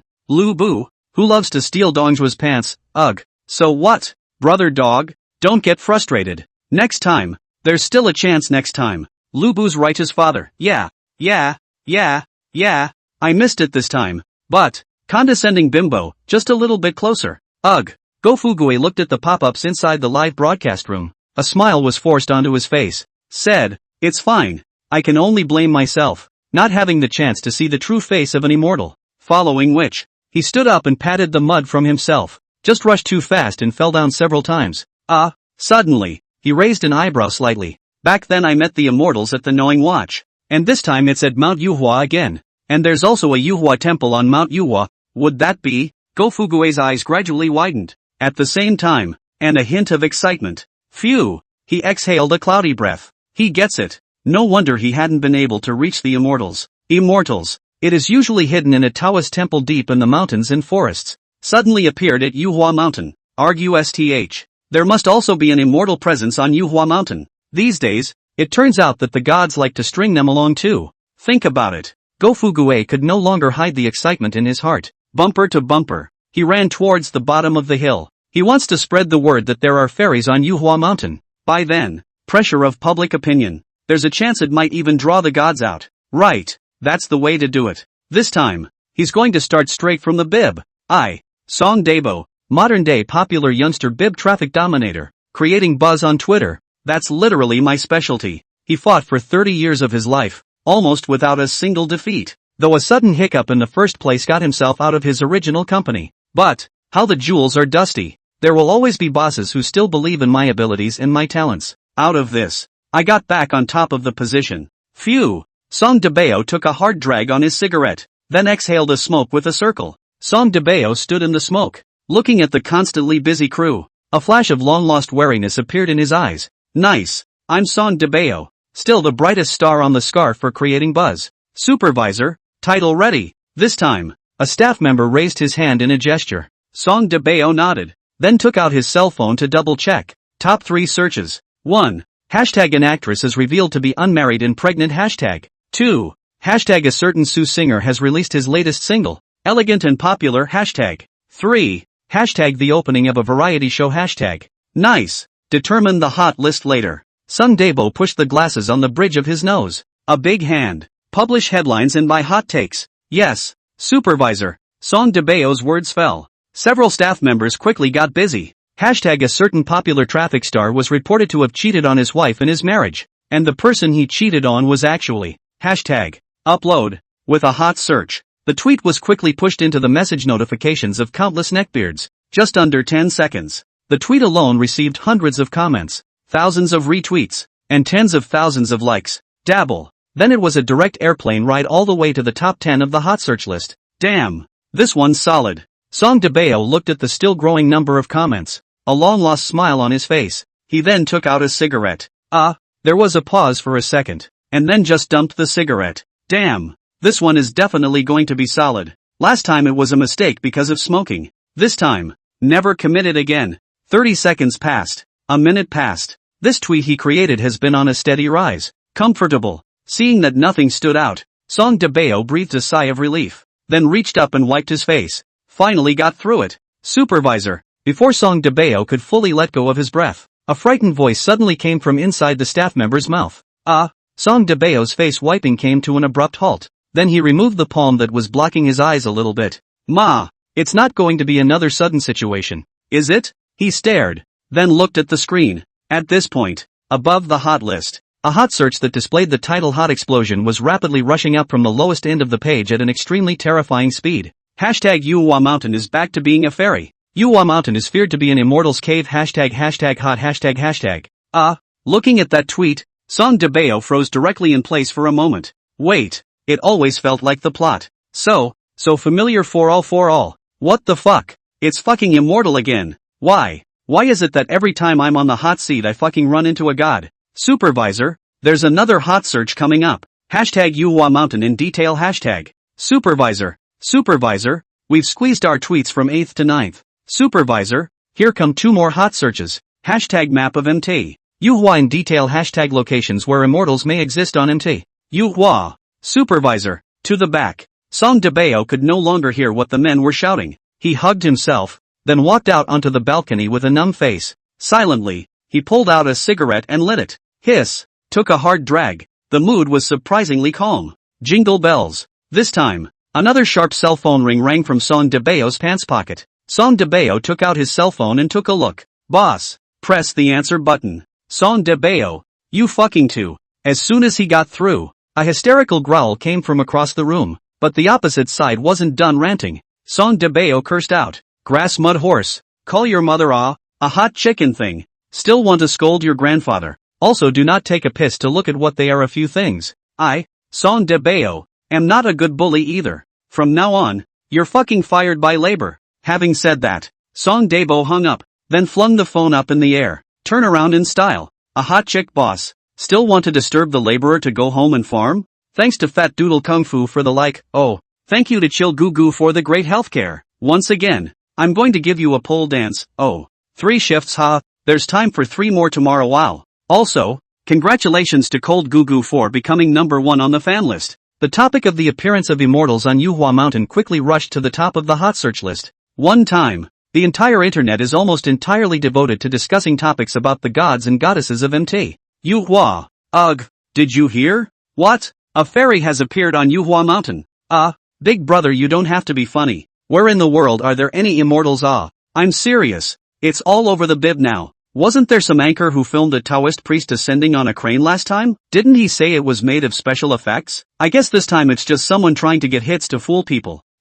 When you put it that way, it looks like it. Ugh. Have you heard? I heard. What have you heard? I didn't say anything. So, what should I hear? A fairy has appeared on Yuhua Mountain. Oh, then I did hear about it earlier here. Fuck. Get the fuck out of here. Over time, the matter about the appearance of the gods in Yuhua Mountain is getting more and more intense on the internet. More and more topics about Yuhua Mountain rubbed off on the hot search. So, some like similar to Song DeBeo who got on the hot seat by paying for it. They look at the hot search that they have worked so hard and paid a lot of money for, keep dropping off the list under the immortal topic, and then until it disappears from the public eye. For a moment there were literally 10,000 grass horses racing through his mind. Immortals? I'll fuck you up. If people say there are fairies, then there really are fairies. Have you had a 10-year fucking cerebral thrombosis? And what a brain-dead thing the person who came up with that tweet is. The scientists clearly said that. Have faith in science. Do you fucking believe in a scientific attitude? Don't let labor find out who the hell you are. Otherwise, I'm sure you'll get your turtle brain crippled. Then throw in kindergarten to relearn a little science reading. And some of the media in Mordor were smelling the big news. One by one, they also went crazy and surged towards Mount Yuhua, even if it's fake. That's also a topic that can be hiked right now. While countless people were discussing over the topic of the gods and goddesses of Yuhua Mountain. In a restaurant somewhere under Mount Yuhua, the 4 of them, Lin Yu, were sitting in the restaurant. The table was covered with a large meal that several people had just settled. Hiccup. Bailey Bakugu burped and patted his belly with a satisfied face. That's 1/2 full. Having said that, he also winked at Rinyu. That look on his face says, handsome. You should know what I mean. Lin Yu. Looking at the 4 or 5 empty plates in front of Bailey Bakugo, Lin Yu couldn't help but have a few black lines appear on his forehead. I'll go. This one can eat more than I can. It's a big loss for a ham sandwich. Directly ignoring the expression on Momochi's face as he burst into flames. Now that we've eaten our fill, let's hurry back. I'm thinking it's about time. Rinyu picked his teeth with a toothpick. Eyes kept on the outside of the store door. Now they can during off-campus practical training. Couldn't be caught by Chu Tongue. A few people sniffed and nodded, then got up one after another and left the restaurant. Just walked to the door. There was a sudden clamor not far away. This was followed by an unmistakably familiar dialogue ringing out. This little brother. I see you have amazing bones. Wait, don't go. Even if you don't buy the gongfu, I can still. Hearing the incredibly familiar dialogue, Lin Yu's footsteps abruptly stalled. It's not. The voice and accent. Why does it sound so familiar? Lin Yu raised his eyes. Just a short distance from the store door, a large group of tourists are huddling together. Inside the crowd, there stood an old man holding a tattered flag. The old man was dragging a young man who looked to be in his 20s or so, a face that spoke in a serious manner. Little brother, even if you don't want to save the world, you will surely encounter many tedious things. I, Do half immortal, know astronomy from above and geography from below, and I'm known as the sage of gynecology, the god of calculations. Seeing that person, Lin Yu's eyes couldn't help but bulge. The dozen. It's not. How did this guy get here? Is business so busy now? Has the fortune-telling business even opened up into other people's Taoist lairs? Lin Yu blinked, then left the three Luda behind. Just walked towards where the dozen is. In the crowd, Half Dawson was weeping as he spoke. Talk yourself red in the face. Nor did he see any reaction from the young man in front of him. No matter how excited Half Dozen was talking about it, the guy just stared at him blankly with dead fish eyes. It's like he's saying, "You've got to be kidding me, I won't fall for it." See this? Half Doctor almost cried. It's too hard. It's too hard. It's really getting harder and harder to make a living in the fortune-telling business these days. I was taught a lesson by a student at Mordor University a few days ago. Halfway through a run and you get caught. Not only was the only dime he had on him raided, but he was also popped and beaten himself. Oh no. Obviously twice. By now, his cheeks still hurt a little. He was missed by Jiang Shao. Mordor is definitely not mixing well. It was originally intended to be a change of venue. Find a rich woman to cajole and continue to live strong. It turned out to be a half a day's walk. Don't say anything about a rich woman. Not even a fucking looking wild dog. If it wasn't for the fact that you can barely even afford to eat now, how dare I ask someone for a fortune teller in their Yuhua mountain territory? It's really not easy to live. Even half-immortals sigh. Ugh. Seeing that the guy was half-assed, Half-Doctor couldn't help but sigh. He slowly raised his own head and looked up at the sky at a 45-degree angle. Pitiful. Lamentable. My Do half-immortal has spent more than 60 years of his life crisscrossing the Jianghu. Today, it's not easy to run into a youngster who can inherit my mantle. But, alas, it's just a matter of time. Let my art of fortune-telling sink in time forever. Speaking of moving, Half-Doctor's eyes couldn't help but redden slightly. A teardrop containing a strong ambition slowly flowed out of the corner of his eye. Rinyu. When Lin Yu, who was outside the crowd, saw this, the muscles at the corners of his mouth couldn't help but twitch viciously. 60-something years? Weren't you only in your 30s last time? And the young man standing in front of Do Halfpenny's eyes sniffed. The eyes that had been in a dead fisheye state actually moved slightly for a few moments. That look. It was as if he had been awakened by the deep speech of the half-dozen. He sulked slightly for a moment, then slowly spoke. Duh. Master, don't recite. Can't I just count it? Thank you to tears. No trace for the explosion of more flowers. Inspiration capsule. The big brother is powerful. Oh, thanks to Cold Goo Goo for the great healthcare. More flowers. Big brother bullnose, for all. I've been out of it lately. The previous chapters were written incorrectly, so I've been changing the previous ones, and I have to overhaul them a bit, so I've been updating slower. Master, don't read it. I'll count it okay. Hear the little guy's voice. Half Duo's eyes couldn't help but light up. He still kept a sad expression on his face though. After all, you have to act the part. After 4 or 5 seconds of such buffering. Phew. Half-Doctor exhaled a cloudy breath.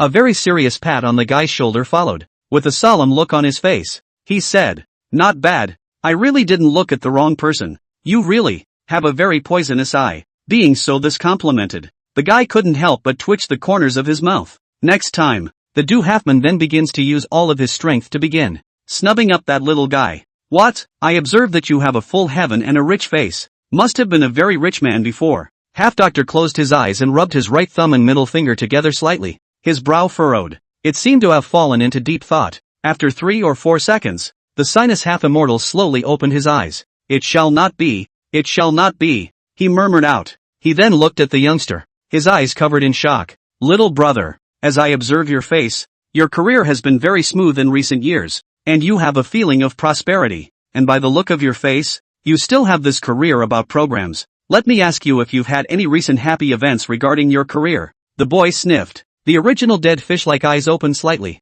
He thought for a moment, then spoke. Does being an assistant supervisor count? It counts. Of course it counts. The duo put both hands directly on the boy's shoulders. With this perspective of his, just enough to see the guy's head full of flowing wigs. In addition to the wig, there's such a fondness for plaid clothes, jeans, and such dead eyes. Plus you have a pair of fingers that are almost worn out. I, Do half immortal, have been in the jungle for more than 30 years. This pair of eye power is almost catching up with the penetrating eye. A programmer, I would not be able to see? As for whether or not your career is high on the list, that doesn't matter. If you say you were sacked, then I can explain you out of your misery. I have been in the jungle for more than 30 years, and I have never seen any big storms. The district is just a rollover. It's all a piece of cake. Half-Do was silent for a moment and continued. Not only that, but I also observed a purple light flashing vaguely from your heavenly aura, but a white light and the violet light dissipated and left you. May I ask? But you have had an emotional setback.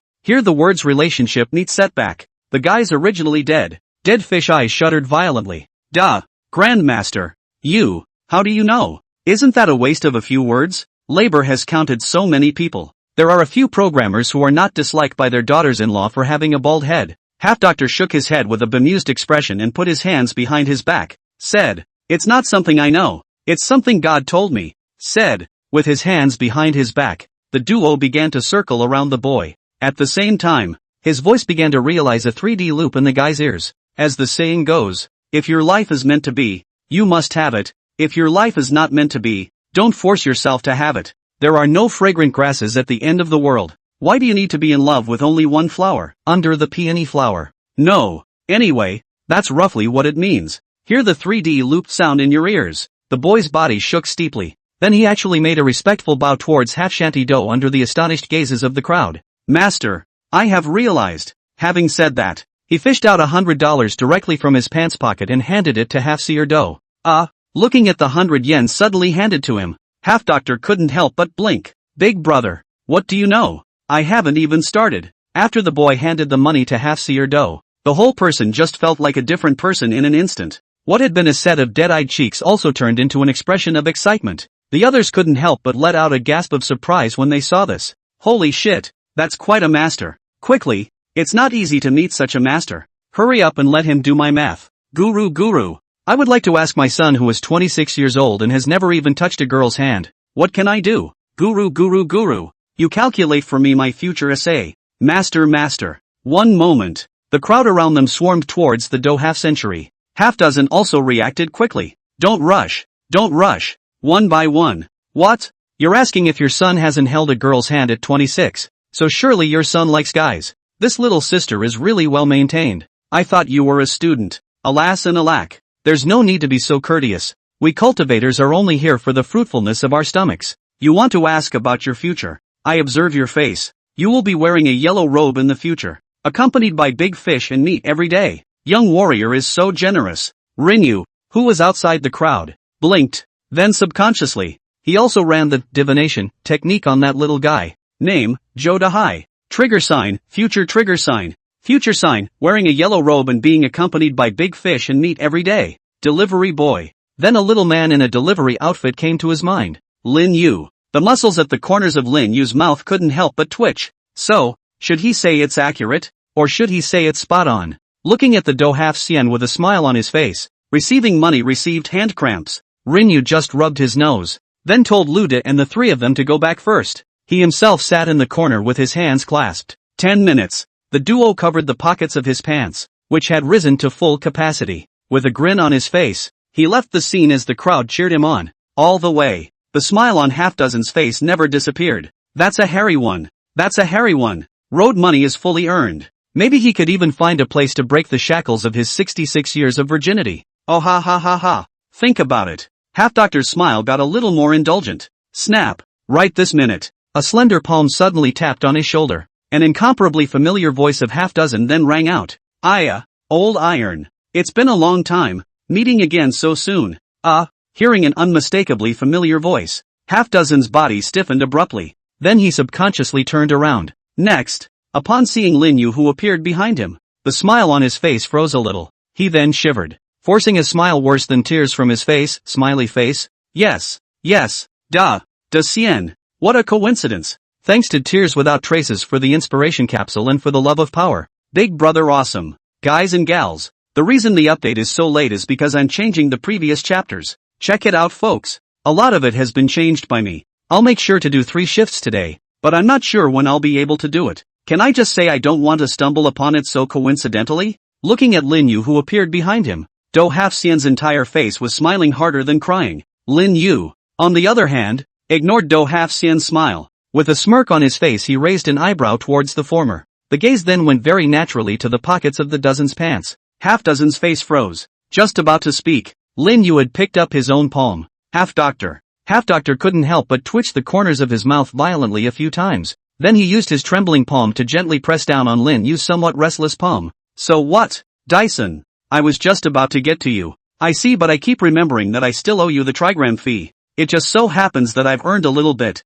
so I'll make it up to you. Lin Yu sniffed and nodded in satisfaction. A thumbs up was given toward the dozen, with a look on his face that says, "You're such a child." End up STH. Do Hafxian was under Lin Yu's coercion. With a big smile on his face, he made up the remaining $499.90. Receiving the owed trigram fee, Lin Yu patted Do Hafxian's shoulder, smiling. Hafxian, remember to come to me for your next fortune-telling, too, and I'll give you a 20% discount. Half-doctor pushed his stiff head up and down with his hands to show that he understood. That's it then. Half-fairy, you carry on. Lin Yu waved his hand towards half-dozen. Then turn away. Oh, my money. Waiting for Lin Yu's figure to disappear from his sight, Half-do couldn't hold it together any longer. He looked at his wallet, which had deflated a good portion of the way, and stifled a cry. Life, you have to stop teasing me so temperamental. Whoa. Lin Yu returned to the gate of the scenic area. Shu Tang and a group of students were already waiting. After seeing Lin Yu return,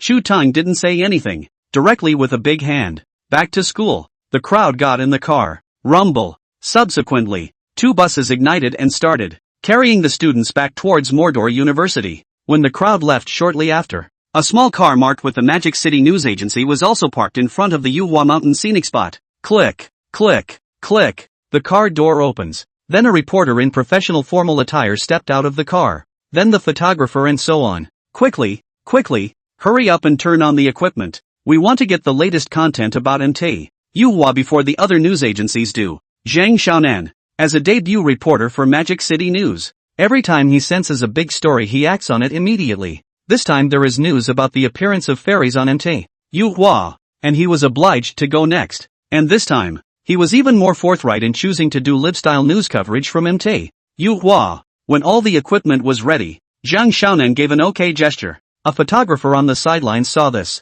Fingers pressed buttons on the camera. Click. The live feed has begun. The live feed just opened. There were tens of thousands of people pouring in at the same time. The Magic City News Service has a certain fan base after so many years of reporting in the press. Phew. Zhang Xiaonan exhaled a mouthful of turbid air. There was a professional smile on his face. He raises the microphone, then tells the cameraman to turn the camera. Hello everyone in the live broadcast room. This is Zhang Xiaonan from the Magic City News Agency. The place where I am is the place where the hot search for gods and goddesses on this scarf originated. Yuhua Mountain. In the next few moments, I'm going to lead you on a quest to discover the secrets about Yuhua Mountain. Zhang Xiaonan's words just fell. There were countless pop-ups in the live broadcast room. See what I'm talking about? The Magic City News Service never lets me down. It's going live so soon. Purposefully following the Magic City News Service just to be the first to get the news. The Magic City News Agency is just awesome. How long has this been going on and people are standing on Yuhua Mountain? You don't say.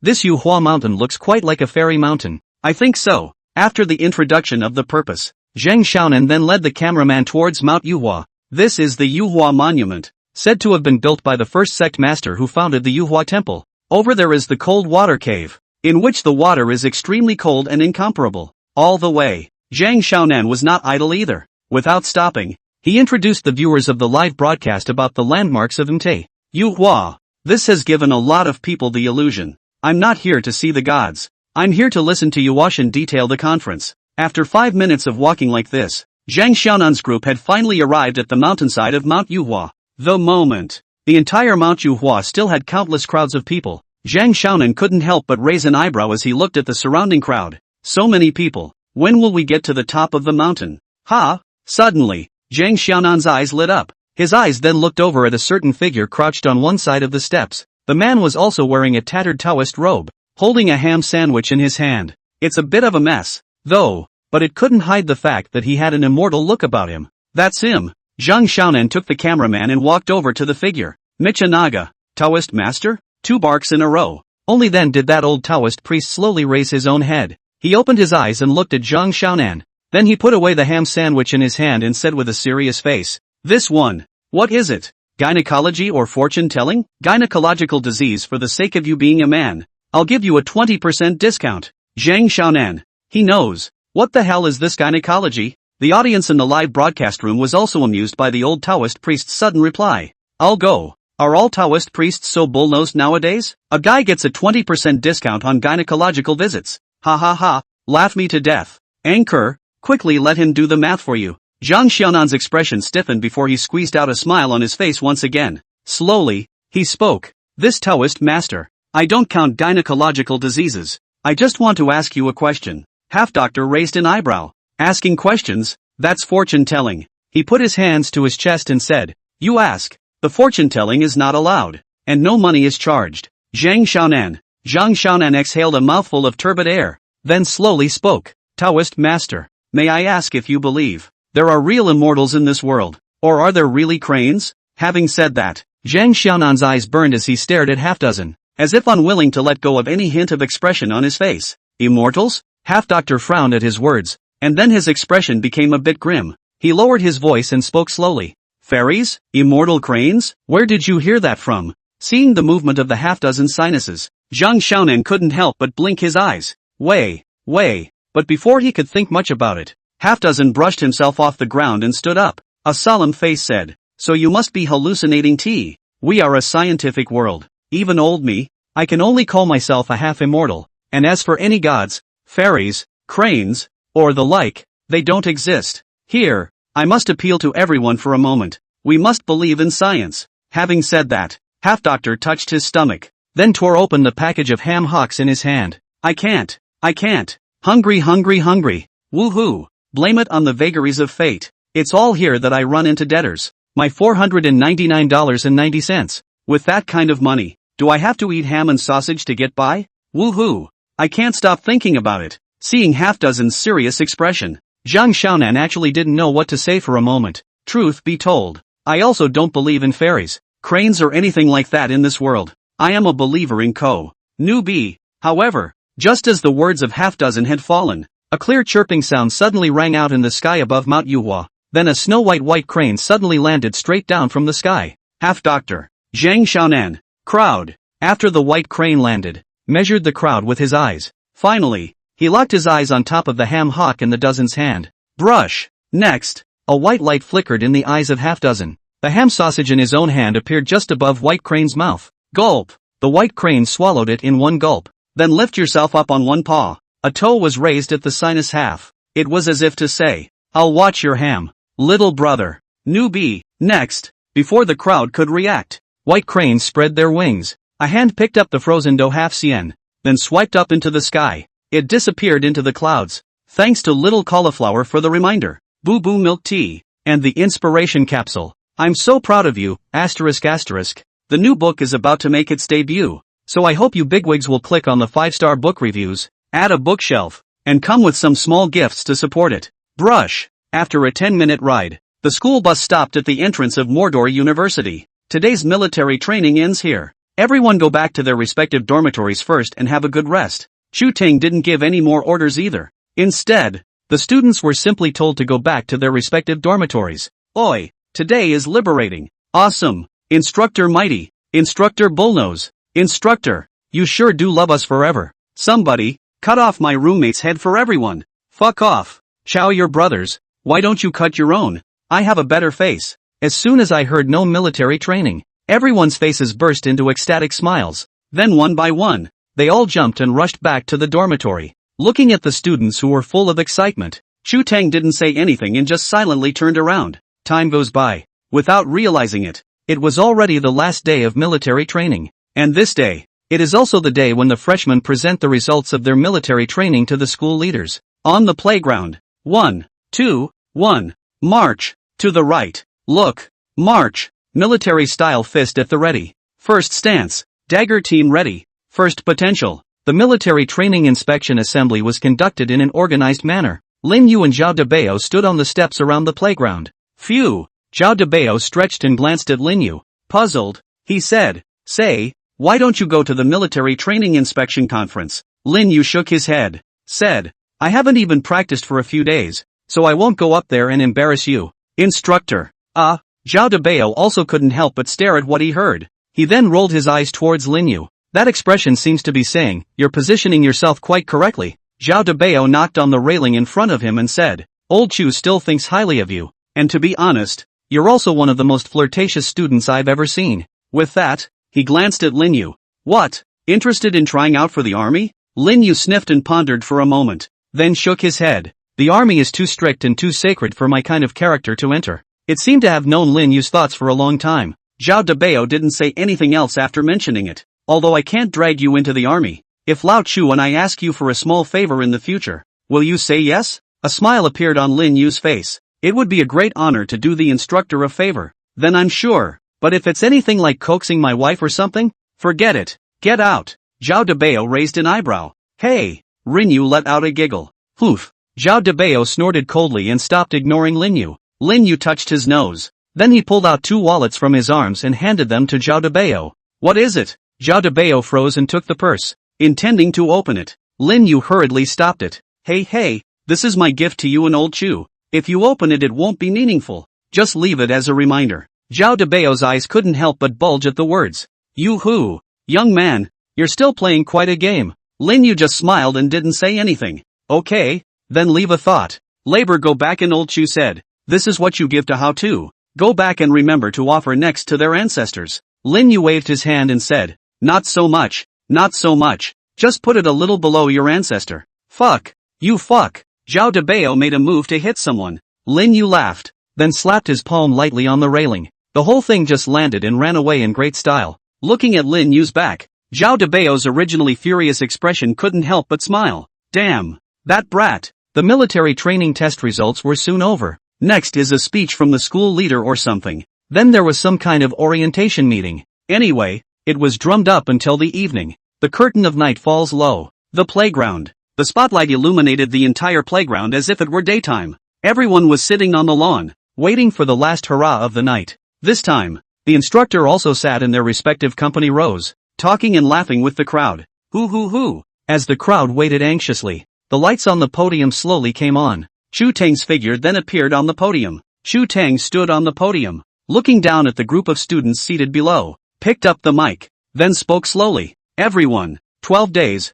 It really went by so quickly. Without realizing it, we've already spent 12 days of good times together. During these 12 days, we have shared pain. We have shared laughter. 12 days. Not too much time and not too little. Just when you and your instructor are already more connected emotionally. To be honest, within these 12 days, I've also learned a lot. And I'm sure you guys have too. If it were possible, I'd rather the days could go on like this. But, as the saying goes, there's no such thing as an unbroken banquet. And military training, it's the same." Speaking of which, the students below, who had been talking and laughing, began to freeze a little. All of their gazes couldn't help but look toward the figure standing on the podium. To be honest, I don't really like melodramatic moments because by the time everyone is crying, people will think our Magic City University is haunted. But I still want to say that I've had a lot of fun in these 12 days with you guys, and your instructors. Happy too. Phew. Speaking of which, Chu Tang couldn't help but exhale a mouthful of turbid air. In the final hours, our instructor still wants to say one last thing to everyone. Chu Tang's voice actually whimpered a little. Your instructor, the chief instructor of the freshman military training of Magic City University. Chu Tang. Chu Tang's body was straight. The chief of staff of the Magic City University's freshman military training. Zhao Debao. Zhao Debao stepped forward. Instructor of the 4th platoon of the 1st company of the freshman military training at Mordor University. Li Zhou. Instructor Li Jr. brushed himself off the ground. Instructor of the 5th platoon of the 1st company of freshman military training. Zhou Lang. Instructor of the 7th platoon of the 2nd company of the freshman military training. Song Wei. Freshman military training 2nd company 6th platoon instructor. Ginger. As one loud voice after another rang out across the playground, instructor after instructor came forward from the stand. Their bodies stood straight, underneath the night. Their bodies were like handsome pines standing under the night sky. In the light of the moon, an incomparably brilliant layer of divine might enveloped it. If there really are so-called giants in the world. If there really are so-called gods in the world. That. At this point they are giants. They are like gods at this point. Every figure. At this point it was all deeply engraved in the minds of the crowd. I don't know how many years. I don't know how many centuries have passed. None of them will ever be worn out. Out of.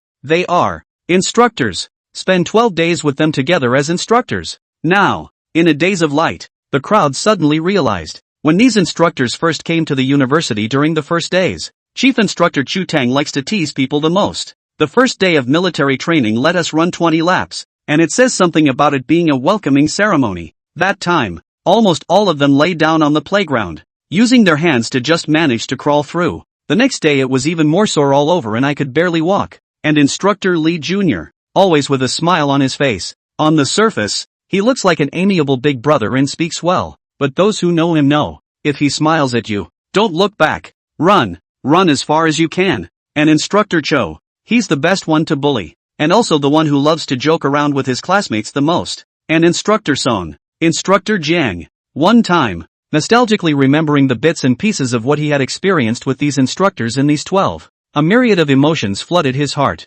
It made many of the students' eyes redden. Hiss. Chu Tang took a deep breath of cool night air. Hold back the tears in your own eyes. A near-throaty shout followed. Your military training. This is it. End. The other instructors shouted out at the same time. Your military training has come to an end. And you will have a better tomorrow. You guys from now on. Class dismissed. You're out of class. The next day at first light, Chu Tang and his group were already standing at the entrance of Magic City University with their backpacks on. Phew. Chu Tang took a breath of the unique morning air, and then spit it out viciously. Motherfucker, the wind is very boisterous today. Having said that, Chu Tang reached out and wiped the tears from the corners of his eyes, turning around just in time to see a smiling Zhao Debao. Chu Tang sidled his head and explained, when people get old, they like to touch the scenery. I know you old Chu, said. Zhao Debao smiled and handed out a purse towards Chu Tang. Nah, Rinyu's gift to both of us. Look at the smile on Zhao Debao's face. Chu Tang was first stunned. Then he took the purse with one hand. Humph, I'm glad the kid has a conscience. Chu Tang silently put away his wallet, his eyes looking towards the gates of Magic City University. Goodbye, Magic City University. Goodbye, classmates. Goodbye, bastard. The highest place in Mordor University. Lin Yu's gaze had been silently watching Chu Tang and the others get on the bus, and then faded into the out of sight. Goodbye, Instructor Chu. Thanks to Love Pastry Tears. No trace for the inspiration capsule. Hugo loving June Man for the reminder. And at for the love letter. For the love letter. Thank you all for your support. The new book today began to debut. This is the time to decide the life and death of this book. I hope that all the Big Brother more support. The data can only illustrate the quality of this book. Think this book is not bad, Big Brother can come to a 5-star positive feedback. Point to urge more. Send a small gift to support it. Dancing backpacks, thank you all here. Freshman military training is over, but the rich college life of Lin Yu and others has just begun.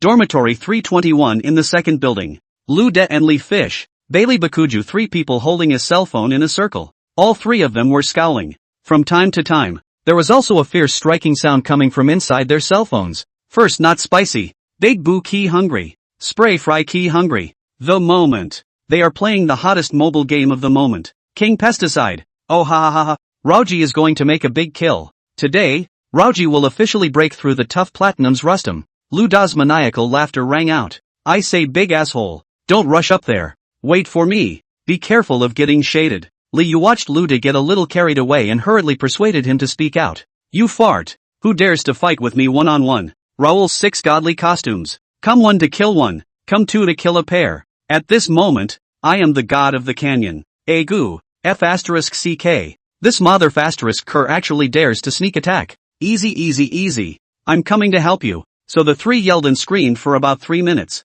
Taff it. As a moderately emotional announcer sounded. Then they watched as a red light slowly rose above their base. And then, boo. Crystal explosion. Fuck. Lu De flung his cell phone towards the bed. Penis. Why don't you get the fuck on? Why are you selling me again? Lu De looked at the grayed out cell phone screen and his head almost smote with anger. I also wanna go on Who knows, the opposite side. All of a sudden from the grass popped up 3 big men. A weak girl, how dare to rush up. Li Fish pushed up his own glasses with an innocent look on his face. Having said that, he pointed aside to Bailey Bakugo. I said Bakugo, we're fighting so fiercely on the upper road. What are you doing in the spring? Taking a bath. Bailey Bakugo. He couldn't help but twitch the corners of his mouth as he looked at his little Lupin who had just been revived for a second. I've just come back to life. I've just been revived. I'm going to fight in a group battle. Do you think I'm sitting on a rocket? Isn't your little Lupin's skin a rocket ride? Bailey Bakugo. You make so much sense. I can't believe I'm speechless. Lin Yu was lying on the bed.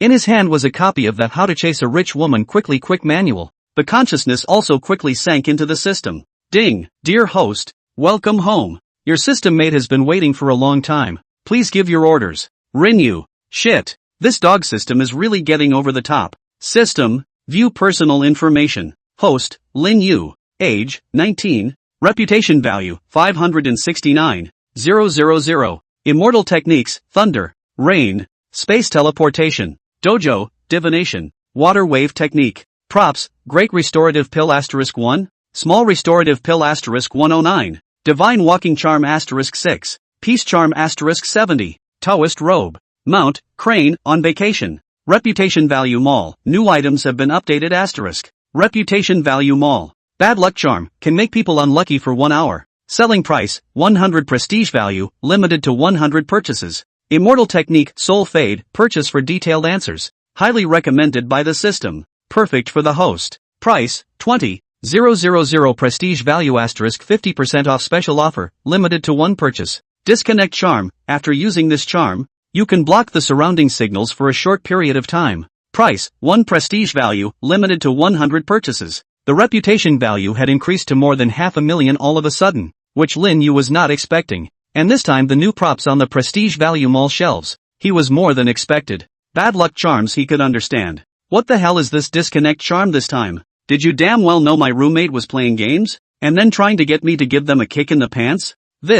I'm afraid it's not very good. And this immortal law. Soul? System? Can you name it? Can't you name it and change the program? Lin Yu rolled his eyes. A thought followed. Purchased 100 bad luck charms. It's just kinda pointless when this thing is only limited to 100 purchases. I can't use it right now, so I'll keep it for now. Deposit the bad luck charm into the item bar. Lin Yu's gaze went back to the second item. Highly recommended. 50% discount. It's a good idea to try it out. After all, it's an immortal law and it's not very expensive. Purchase. Ding. Congratulations to the host for obtaining the immortal spell, Soul Fade. Soul Fade, when the host touches a special item or prop, you will automatically receive a feedback signaling whether or not to use the immortal technique, Soul Fade. If you confirm your use, your soul will automatically be derived from the special implement, at which time, you will be able to fully control the device or prop. Oh, didn't get it. Rinyu blinked his puzzled little eyes. The system explained half the time. But, I didn't understand a word of it.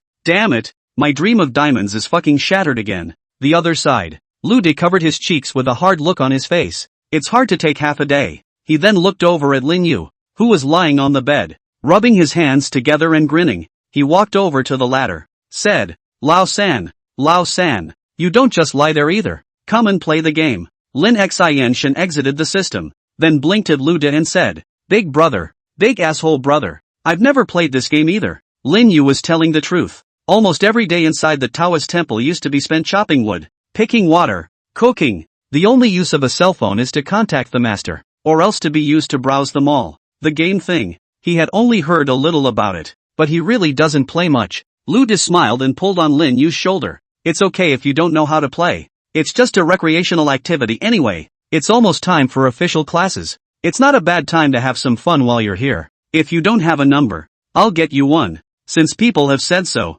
Lin Yu nodded, then downloaded King Pesticide according to Luda's instructions, logged into an account given by Lude. 10 minutes. The four formed a circle. Phew. Lude let out a deep breath. Then with a solemn face, he said, Brothers, this is the first time we've fought as a large group in 321. This isn't just a game fight for our 321 dormitory. It's about our 321 dormitory's honor. He swept his gaze over the three Lin Yu people. Please put your best foot forward and bring honor to our 321st dormitory. Dormitory 321 will win. Rinyu. Lin Yu looked at the progressively manic Lude and couldn't help but have a few black lines appear on his forehead. Big brother, calm down. I'd think you were on your way to a world championship right now. After hissing for a while, Lude gradually calmed down. He reached out with trembling fingers, then pressed the start match button. Thud. Match made. Following which, entered the screen to pick a hero. When Lin Yu's finger pointed on top of a hero with a lance, the system's beep suddenly resounded in his ears. Immortal Law, Spirit. Ask if it's activated? If you're interested, you can add this group, 9, 9, 1, 9, 8, 3, 7, 4, 2. I'd like to thank Tears. No trace for the Great God certification. Big Brother Bull knows wow for all. I'm not sure if I'm going to be able to do this, but I'm sure I'll be able to do it. Thanks to 6 Roads of Dalaf for the inspiration capsule, Boansli Zimu for the character summoning, ATU for the hypnosis, all the Big Brother mighty. Also Squeal, the comments are saying I'm in a big finish and the author is really flabbergasted. Immortal Law, Soul Fade. Ask if it's activated. An electronic beep sounded in Lin Yu's ears. Lin Yu froze. Could this be considered a special secular apparatus? Initiate. Without too much hesitation, Lin Yu's mind moved. Ding! Congratulations to the host on the successful use of the immortal technique, Soul Fade. I wish you a pleasant rest of the day. Buzz. As the system's beep fell, an almost transparent white thread emanated from amongst Lin Yu's heavenly aura, then quickly zipped into the hero with the lance and the cell phone screen in front of him. Ding! The contract is successful. Contract object, King Pesticide Ma Chao. One moment. Ma Chao's figure suddenly appeared in Lin Yu's mind, and at the same time, he vaguely sensed what looked like an extra body, and the object of that body. It's exactly what's inside the King's Pesticide. Heroic Ma Chao. Lu Desan saw Lin Yu pick Ma Chao in seconds. The three of them couldn't help but stare. Lu De wiped the cold sweat from his forehead and gave Lin Yu a thumbs up. Lao San. You've chosen one that's difficult to maneuver. Li Fish couldn't help but nod as well. Said, good guy. The first time to see someone play the King Pesticide, the first hand to choose a Ma Chao. Other than that, I am a man who has played thousands of games. A game of Ma Chao has not touched. Lin Yu blinked at his words. Puzzled, I asked. What's wrong? Did I pick the wrong one? How? Lu De gave a wave of his hand. You randomly choose. You alluded it directly with flying. Platinum Big Brother to take you across the canyon. You obediently lay flat can. I opened the game directly Mezcal. The words just fell. His fingers slipped. Seconds point to a Kaiwenji. Drops. At this point, the hero selection time ends at the same time. The game has officially entered the waiting screen. Ouch. Crikey. Lu Da's eyes bulged and he jumped straight up from his chair. Time Burst looked at the phone as well. The corners of his mouth couldn't help but twitch even when he saw Lu Da's pics on his cell phone. Kaiwenji playing the field. My ass nigga. A few black lines also surfaced on Li Yu's forehead. He then suggested, should we let Lao San play Kaiwenji? Let him get used to the game from assist first? As soon as his words fell, Lu De held out his hand to stop the former. Phew. Lu De let out a deep breath, then shook it off and said, damn, isn't it just Kaiwenji playing the field? Abuse them as usual. Don't panic. Trust me. Lin Yu looked up at the three people whose expressions had dramatically changed. Another look at the cell phone screen. Feel STH. How not quite right it looks. Lin Yu's side. Playing field, Kaiwenji. Top, Ma Chao. Middle, Sun Shangxiang. Lower road, Zhuangzhou. Xiao Lu Ban. Auxiliary? What? You want a secondary in a match? Get lost. I'm going to carry alone. Beansprout Live. Chen Weiwei. As a doujinshi live in the millions of fans. A King's Pesticide game anchor who was both entertaining and skilled. Today, it was the first day of his challenge to randomly match roadies to play live. Chen Weiwei turned to the computer screen. Smiling, he said to the live audience, ladies and gentlemen, welcome to Chen Weiwei's live broadcast. From today onwards, I'm going to play a kind of fancy job. Open a small random match with a roadie. Then take one way with 0 deaths and single kill him 20 times. Please give me your testimony. If I don't get 20 kills, I'll draw 1,000 Dayans for my brothers in the broadcast room for one less head. As soon as Chen Weiwei's words fell, countless pop-ups slid across the live broadcast. Sit back and wait for Chin Dog to cry and give away 20,000 Dayans. Brothers, get rich. Later I'll take the sack to pick up the money. One by one. Don't crowd. Chen Dog, what if you die or lose the game? Yeah.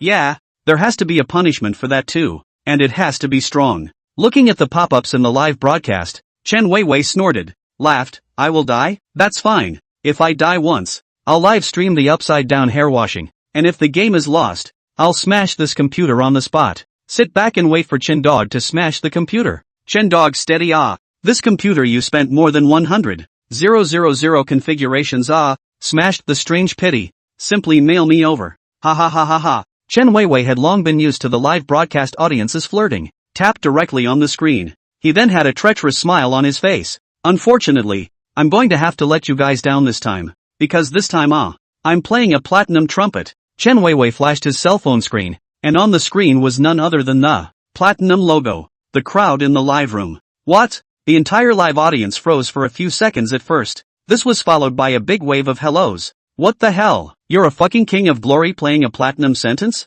Crap. Chen dog. You're so gil bitchy. Don't even stop him. I want to slap his turtle face. Chen Weiwei smiled and shook his head. Then click the start match button. One enters the pick a hero screen. Chen Weiwei picked a hand of Guan Yu in seconds. Come on. Today I'll give you all a hand of Guan Yu operation. Directly topping the opposite side of the top single wailing and doubting life. That's all. Drop. As the last few seconds ended, the game also goes to a waiting screen. Chen Weiwei's side. Top, Guan Yu. Fielder, Sun Wukong. Center, Wang Xiaojun. Lower, Bailey Xiaoyao. Support, Zhong Kuwei. WOJ, Kai Wenji playing the field. The opposite side is a bit of a tart operation. As soon as the opposite lineup was lit up, Chen Weiwei couldn't help but raise an eyebrow. Platinum games are really getting fancy now, haha. Kai Wenji playing the field are out. Cow wow. Looks like the opposite side is a bit more normal for just one ma chow. He. I'll offer to help you quit your internet addiction later. Drops. The screen flickered. Officially in the canyon. Chen Weiwei laughed. Then operating a handful of Guan Yu began to run up. As an anchor with a combination of awareness and maneuvering. I would anticipate where the opposing top laner was going to go ahead of time. Anticipate your opponent's alignment. Anticipate your opponent's anticipation. So, this Ma Chao must give away a blood. Chen Weiwei led the minions to the point where the upper line of soldiers intersected. At this point, his horse's head also lit up. Chen Weiwei's eyes lit up. Opposite Ma Chao. In the bushes. Thinking of this, Chen Weiwei operated Guan Yu, then aimed a straight chop at Ma Chao inside the grass. Consume a wave. Just as Guan Yu's greatsword had just fallen. Next, a dark shadow suddenly rushed out from among the grass. Then it pierced through Guan Yu's torso. First not spicy. A 160,000 bludgeon number appeared above Guan Yu's head. And then, Chen Weiwei was dumbfounded. Thank you for all the gifts. We'll write a list later to thank them one by one. I'm not back until I'm busy very late today. Update a bit late. Sorry karma. As an apology, let's give a pole dance. Mail sign. Over. What the hell? Looking at the grayed out cell phone screen, Chen Weiwei was first flabbergasted for a few seconds. The entire group then bristled and stood up from their chairs. Raoul Guan Yu was seconded by a single shot? What? A level 1 Ma Chao shot me Guan Yu in a second? Also nifty 160,000 blasts. Is this the kind of damage a human being can do? Is the lance in your damn hand encrusted with TNT explosives? Crap your brothers. The audience inside the live broadcast room was similarly dumbfounded. They froze for a few seconds. A torrent of pop-ups then frantically crossed the screen of the live broadcast. Crap. Bull. 160,000 bludgeons. This shot at least poked the asshole. Fucking more than just an asshole. It's a direct stab in the ass. Guys and gals, I just want to ask. This 160,000 blitz. Is it normal? Normal. But also not normal. Normal a dick. I played the game for so long. If anyone can say that hero level 1 can hit such high damage, I live cut hang. This is obviously open ah. The anchor ran into an open one in the first game. TSK. Report him quickly. Open dog. Looking at the pop-ups that kept crossing the screen of the live broadcast. Phew. Chen Weiwei exhaled a deep breath of turbid air. A pair of eyes also gradually became somewhat playful. Fine. You open dog. But you ran into me. It's your damn bad luck. He then resumed his chair. Said to the live audience. Brothers, don't be in a hurry to report it first. Isn't the opposite side just opening a hang? District small hanging. Sini still abuse them. Having said that, Chen Weiwei maneuvered Guan Yu. Rerun up from inside the spring. This time, he wants a clean slate. And, bump into an open one. This live effect is not also active. He or she would have won the game even if the other team was open. This must not be blown out of proportion for a year? The other side. Lu De had just maneuvered Kai Wenji to the vicinity of his blue zone. Haven't waited for my own blue poop to come out. The first blood broadcast went off. Holy shit. One blood so soon? Lu De looked at the screen. It showed that his side's Ma Chao had killed the enemy Guan Yu. Is Lao San playing the game so dangling? Or is Guan Yu on the opposite side too good? It's only been open for 20 seconds or so. The opposite side gave away a head. Lin Yu play the game so Gil bullish? Although he was shocked in his heart, he was nevertheless quick to react. He then smiled and patted Lin Yu's shoulder. Said, I go. Lao San. Bull knows ah. So quickly took a blood. You honestly, your real identity is not some king pesticide glory champion? Time Bakugo interjected. King Pesticide Glory Champion low profile into the university, hiding his identity for many years. One day a roommate accidentally logged into his account. All of a sudden, the world was shocked, shouting, "The hot man is back." Lee Yu's eyes couldn't help but light up. "Aya cripes, cool plot this is not there, but Kugo, you're a fucking genius." Rinyu, watching his three roommates get loose and get high on their mouths, Rinyu couldn't help but have a few black lines appear on his forehead. He then looked at his other self on the cell phone screen. "I was just plugging away. Are all these heroes so brittle now?" The line continues to. In Rinyu's field of vision, the surrounding scene once again turned into a three-dimensional picture. Standing by himself on level ground with a lance in his hand. Brush. A light poke at a minion. And the latter fell straight to the ground. Then gold coins with numbers reflected in them emerged from the corpses. The gold coins swiped and floated into his body, then disappeared. And the gold coins in his backpack had increased by 40. Thump. Before Rinyu could poke another soldier again, the sound of a horse's hooves was right in his ear. Then only to see not far away from each other Guan Yu riding a date red horse. With the green dragon blade in his hand, he came galloping towards himself. But halfway through his run, he started to starting to spin around in place. That look. It seems to be looking for the right moment to attack. Chen Weiwei operated Guan Yu. Unhurriedly, he began to roam around Lin Yu's neighborhood. The opposite side's damage is ridiculously high, so we can only keep playing consumption. And when Raoji is level 4, directly rub him on the ground. An extremely serious expression came over Chen Weiwei's face. Since the opposite side is open, one wants to kill him back. It's just a matter of using your subtle maneuvering and stance. I don't know if it's because the other guy knows he's open though, so not too reckless. It just kept clearing the troops and didn't rush over to cross the tower to kill itself. Humph. So wimpy. So what's the point of turning on your hang-ups? Chen Weiwei skimmed his lips. With the next wave of soldiers eating up the line, Chen Weiwei also managed to rise to level 4. Yo-ha! Level 4 Guan Yu. Straight up top you turtle until you fly. After being promoted to the 4th level, Chen Weiwei's credibility increased greatly. In the moment when the two sides' lines were engaged, Chen Weiwei's eyes lit up. Here's your chance. Think about it. Chen Weiwei didn't hesitate to turn on dash. Then he circled around to the grass behind Rinyu. Next, Chen Weiwei saw that his opponent Ma Chao was already close to his defense tower. Click directly on the big move. Aiming at Lin Yu's body was a furious opening move. Die for your master. Once the big move is on, several figure shadows immediately surfaced around Guan Yu charging towards Lin Yu. Chen Weiwei's entire body also jumped up from the chair in excitement. Once the sprint is on, Ma Chao killed. Brush. And it seemed that Lin Yu, who was clearing the troops in front of him, had sensed it as well, subconsciously turning his head to look behind him. When he saw the other party, Guan Yu, rushing towards him with his green dragon sword raised, the expression on his face was unchanged. Instead, he slowly raised the pitch-black lance in his own hand. Just for a moment, Lin Yu suddenly felt an extra intention in his brain. Buzz. The gun shook slightly, and Lin Yu's sight coalesced to a single point. Brush. Next moment, the lance slammed out, straight to the black spot. Ding. A crisp metallic clash sounded, only to see the tip of Lin Yu's lance and Guan Yu's blade collide solidly. And then, the shadows around Guan Yu disappeared. Guan Yu's originally wildly running body was also hardened by Lin Yu's shot. One shot. One person, stiffly resisting Guan Yu's charge. Chen Weiwei. Chen Weiwei's feet went soft and he directly knelt on the ground. His eyes were as wide as brass bells. Next, a hiss roared from his throat. Crap Nima. Where is the big move of labor? I'm so damn big a big move. Thank you for your gifts. Come on, dance a breakdance to cheer everyone. Think the book is not bad big brother can send a small gift to send karma. Where's my big move? Chen Weiwei looked at the picture on his cell phone as if it seemed like it had come to a standstill. His eyes were round and his mouth was so wide open that he could almost fit the size of several duck eggs into it at once. What happened? Where's Guan Yu's big move? Where's my big fucking trick? Oil fizzle luin I white dark on luim. UVE been killed by the enemy. Before Chen Weiwei could return to his senses, across the street, Ma Chao had lightly walked to his Guan Yu side, then took out his lance and poked it gently. 260,000. A horrific number reappeared. And then, Chen Weiwei's cell phone screen went black again. Just as Chen Weiwei had just collapsed. This time, teammates also sent greetings. Whoever sends me is the father of whoever sends me. Guan Yu don't send me. Chen Weiwei. And then, after a few seconds, our defense tower has been destroyed by the enemy. Chen Weiwei Guan Yu died in style. The whole process lasted a short time. From Chen Weiwei's handsome face driving a big. Then again, his screen went black. It was less than 3 seconds in total. The crowd in the live stream just saw. Chen Weiwei rushed up and, nothing.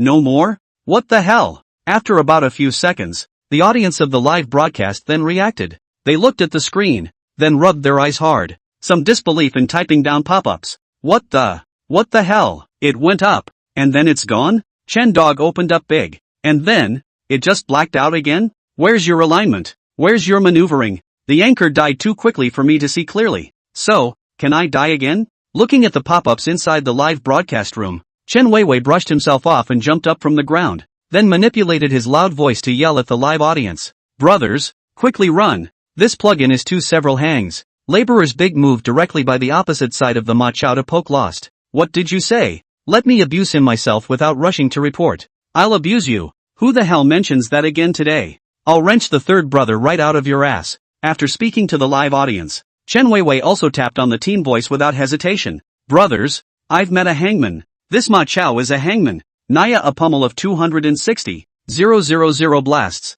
and also used the tip of his spear to nullify my Guan Yu's big move. Whoever sent me is the father of whoever? Ma Chao nullifying Guan Yu's big move with the tip of his spear is okay? Who sends me to burst whose asshole? 26W. Big brother, you're afraid you're not awake, right? Rocket sends you to heaven, dish then. Cannot win the fight, said the opposite side of the hanging. You 2 minutes less than send two heads, you good meaning? Axe that likes to chop, don't argue. Guan Yu, don't give it away. How about switching paths? Guan Yu, you go to the shooter path. Seeing that all four of his teammates were ignoring him, Chen Weiwei was dumbfounded. Do you all not have eyes to see your way to confrontation? Can't you guys see a hot 260,000? The other four weren't going to listen to Chen Weiwei's nonsense. 260,000? And breaking Guan Yu's big move with the tip of his spear? Ha! Can you call this thing a plug-in? That's clearly a straightforward program to write. Shook his head. Shotgun Road's time was right up against the wall, running his ass off towards the confrontation road.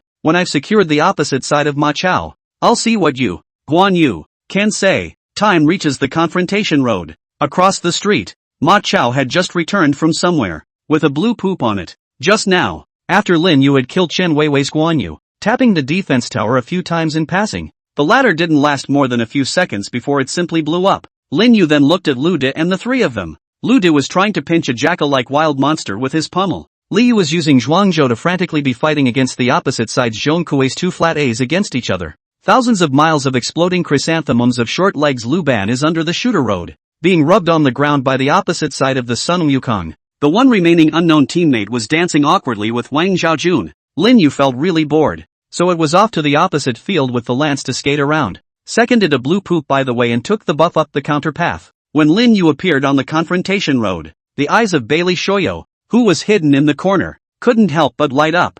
Yoo-hoo, here's some poop for me. Think about it. Then crouch down. Start sniper mode. Targeting. Directions. 1 o'clock direction. Distance 500. Wind direction. Windless weather. Bullet loaded. Launch. Bang. A tongue of fire spitting a pretty tail shot out of the barrel. It shot straight towards Lin Yu at 1 o'clock. One shot. Straight to the big wreck. Brush. Just for a moment, Bailey Shoyo's lance spat out a tongue of fire. Not far away. Lin Yu's body trembled steeply. His gaze then subconsciously looked not far away. Where? A bullet was streaking toward him. The bullets are fast. But Lin Yu's movements were even faster. Only Lin Yu slightly sidestepped. Put. The bullet brushed past Lin Yu's face. I'll be damned. That's quite a sloppy walk. The man maneuvering the Bailey Shoyo took a look and couldn't help but raise an eyebrow. The body then crouched down again. If one bullet doesn't hit you, then hurry up and get another one. But when his body just crouched down, not far away, Lin Yu's gaze was slightly frozen. His paw then lightly stomped directly on the ground. The whole person jumped straight up from the ground. What? Seeing Ma Chao who suddenly jumped up, the man controlling Bailey Shoyo couldn't help his eyes from bulging. What the hell? Lin Yu's body shook as he jumped into the sky. Take the lance in your right hand and put it behind your head. The entire upper body was also bent backwards. Following which, ha! Lin Yu let out a growl. The upper body is also instantly restored. Next, the lance in his hand was then projected by him. Brush up. The lance cut through the air. It was rooted straight at the Bailey Shoyo who was leaning against the corner with a dumbfounded look on his face. Knock. With a loud muffled thud. 3,000,000. Then there was an announcing voice. Time Shoyo was killed in action. Thank you for laughing at the floating dust of 3,000 sure. Thank you Meng Meng Aca the Lord of the Heart of the Devil roll summoning. Thank you Counting the Green thanks to K Ching for his roll summoning. And thanks to K Ching for his more explosive flower scattering. The Big Brother Bull Batch. Congratulations to Cold Gugu for winning first place on the fan list. Pust. Chen Weiwei, who had been paying attention to the situation on the counter road, looked at the bright red numbers floating up from Bailey Xiaoyao's body. The mouthful of old-fashioned yogurt I had just swallowed spewed right out. I fucking. How much? How much? 7. 7 digits? That damage. Is it humanly possible to fight? And, did that Ma Chao just make a javelin throw? Chen Weiwei's entire body looked like it had lost its soul, paralyzed straight into the gaming chair. Big brother. I'm skeptical now. How to play the same game? You have seen what kind of even the Ma Chao hands of the lance is thrown out like this. My worldview is cracking up again. This game is not fun at all. I'm going home to see Ironclad Pa.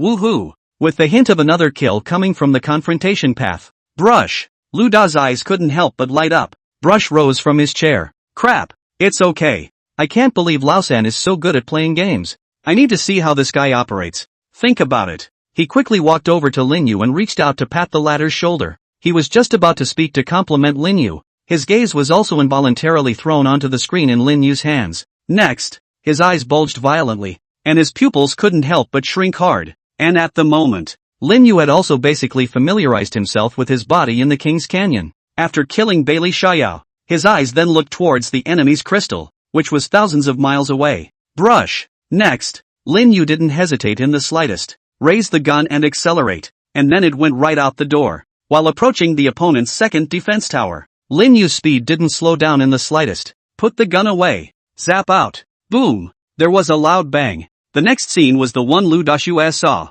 He watched as Lin Yu placed his hands on his chest. Instead, Ma Chao, who was inside the screen, raised his own gun and then zipped towards the opponent's defense tower. Before Lu Di could react, with a loud bang, only the opponent's defense tower slowly floated up. 3, 0, 0, 0, 0, 0, 0. The defense tower simply exploded. Snap. Lu Da's eyes were wide and his mouth was open. The cell phone also fell right out of his hand and hit the ground. He looked at Lin Yu, who was looking at the cell phone screen with a face of total concentration, with a face of shock and disbelief. Then he couldn't resist lifting his own palm. A hard slap directly to his cheek. Snap. Next, his cheeks instantly turned red. Holy shit. Big asshole. What are you doing? Both Li Yu and Bailey Bakuju were startled by Lu Da's sudden movement. Li Fish pushed up his glasses. Then he also walked over to Lin Yu and laughed. What's wrong? You can't have been scared silly by Yushin's exquisite and unparalleled maneuver. Said. His gaze was also directed towards Lin Yu. Following which, snap. Another slap. After Li Fish finished slapping himself, his gaze and Lu Da's gaze met each other. And then, snap. Both of them did it at the same time. A simultaneous slap on the other cheek that the other person hadn't slapped red. Hiss. Feel the pain coming from both cheeks. Lu Di and Li Yu both took a neat step backward. There's pain. I'm not fucking dreaming. On the side, Bailey Bakugo blinked in confusion as he watched the two men's movements. Puzzled, he asked, you two guys, is this a sudden jerk? His words had just fallen, only to see Lu Di and Li Yu had already walked to his side with numb faces. Fuck huh? Watching the two walk to their side, Bailey Bakugo subconsciously asked. Pop, pop. Next, two crisp slaps rang out. Bailey Bakugo's left and right cheeks were simultaneously reflected with bright red slap marks, being slapped twice out of the blue. Bailey Bakugo froze at first, then growled out directly at the two. What's wrong with you two assholes? Jill's itchy, isn't she? Do you want me to take a chainsaw and cut off your two turtles? Lu Di and Li Fish directly ignored Bailey Bakugo's rant. Re-looked at Rinu's screen. Bailey Bakugo saw that the two were completely ignoring him. The muscles at the corners of his mouth couldn't help but twitch. Lin Yu after breaching the enemy's second defense tower. His entire body stood still as well, after just zapping out that shot. In the middle of his mind there was suddenly an additional inexplicable idea. That intention. Vaguely it had been sketching some kind of picture in Lin Yu's mind in general. Over time, that image is getting clearer and clearer. There. Suddenly, Lin Yu, who was standing in place, seemed to have sensed something. Then both eyes closed. Both hands were also involuntarily gripped on the lance in his hands. This shot can crack the ground, can break the sky. Lin Yu raised his spear, then ejected slowly. Phew! The lance is like ink, with a quivering tail flying towards the other crystal. As the pitch-black lance flew by, the land of the canyon that he passed along the way directly crumbled apart inch by inch. It was also as if the sky had been split in half by an invisible great sword.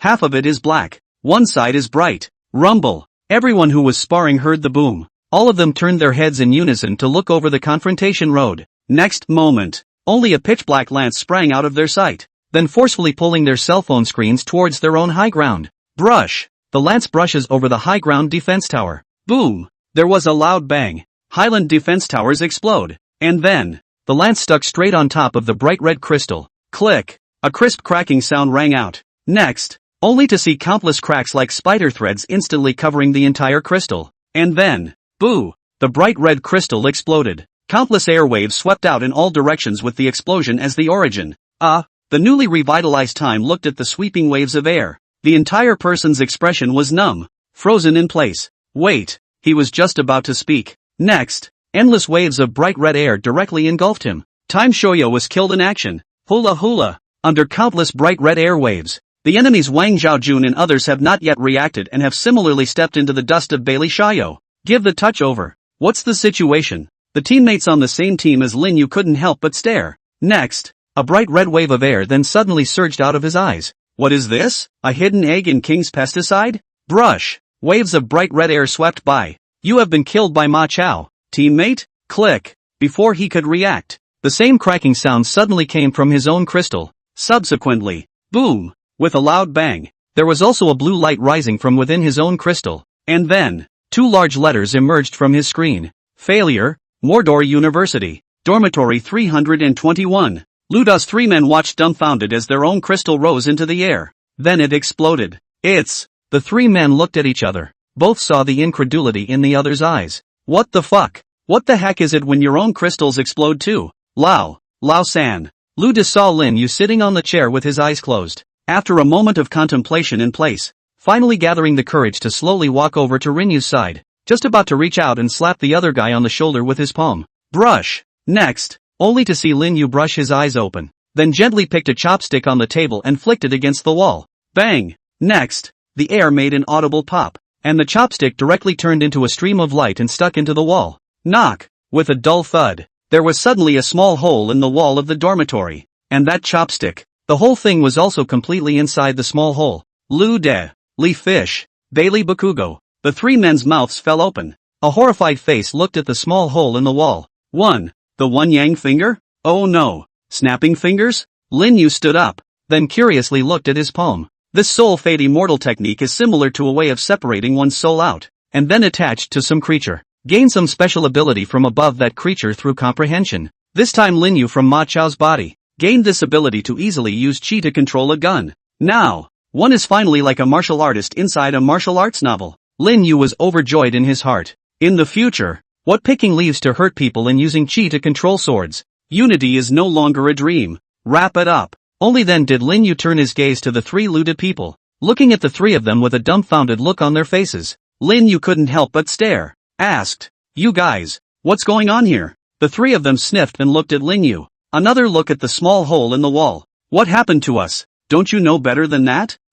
It seemed to notice the trio's gaze. Lin Yu couldn't help but scratch his head. Just got too focused. For a moment, they forgot that they were still inside the dormitory. Snap! Lu De patted his cheeks that had stiffened down, then forced a smile on his face. "No, nothing, it's just that I think that Lao-san, the Ma Chao you fought was really bull." The 2 of them, Li Yu and Bailey Bakogu, also nodded. Rao Capital Vertical King Pesticide so many years. First time I've seen someone play macho to accomplish this. Worthy of being a godly old third. Lu De didn't waste too much energy on it either. Directly hugging Lin Yu's shoulders, he laughed. "Lao-san, the game's done. And to be honest, we haven't really hung out together in any real sense. Got a minute? Go out for a walk?" Lin Yu sniffed and nodded. Just as well. He wanted to see the Magic City. Then okay, everyone pack up and find a restaurant directly outside tonight's dinner. Subsequently, the 4 of them simply packed up. Then it was out the door of Mordor University.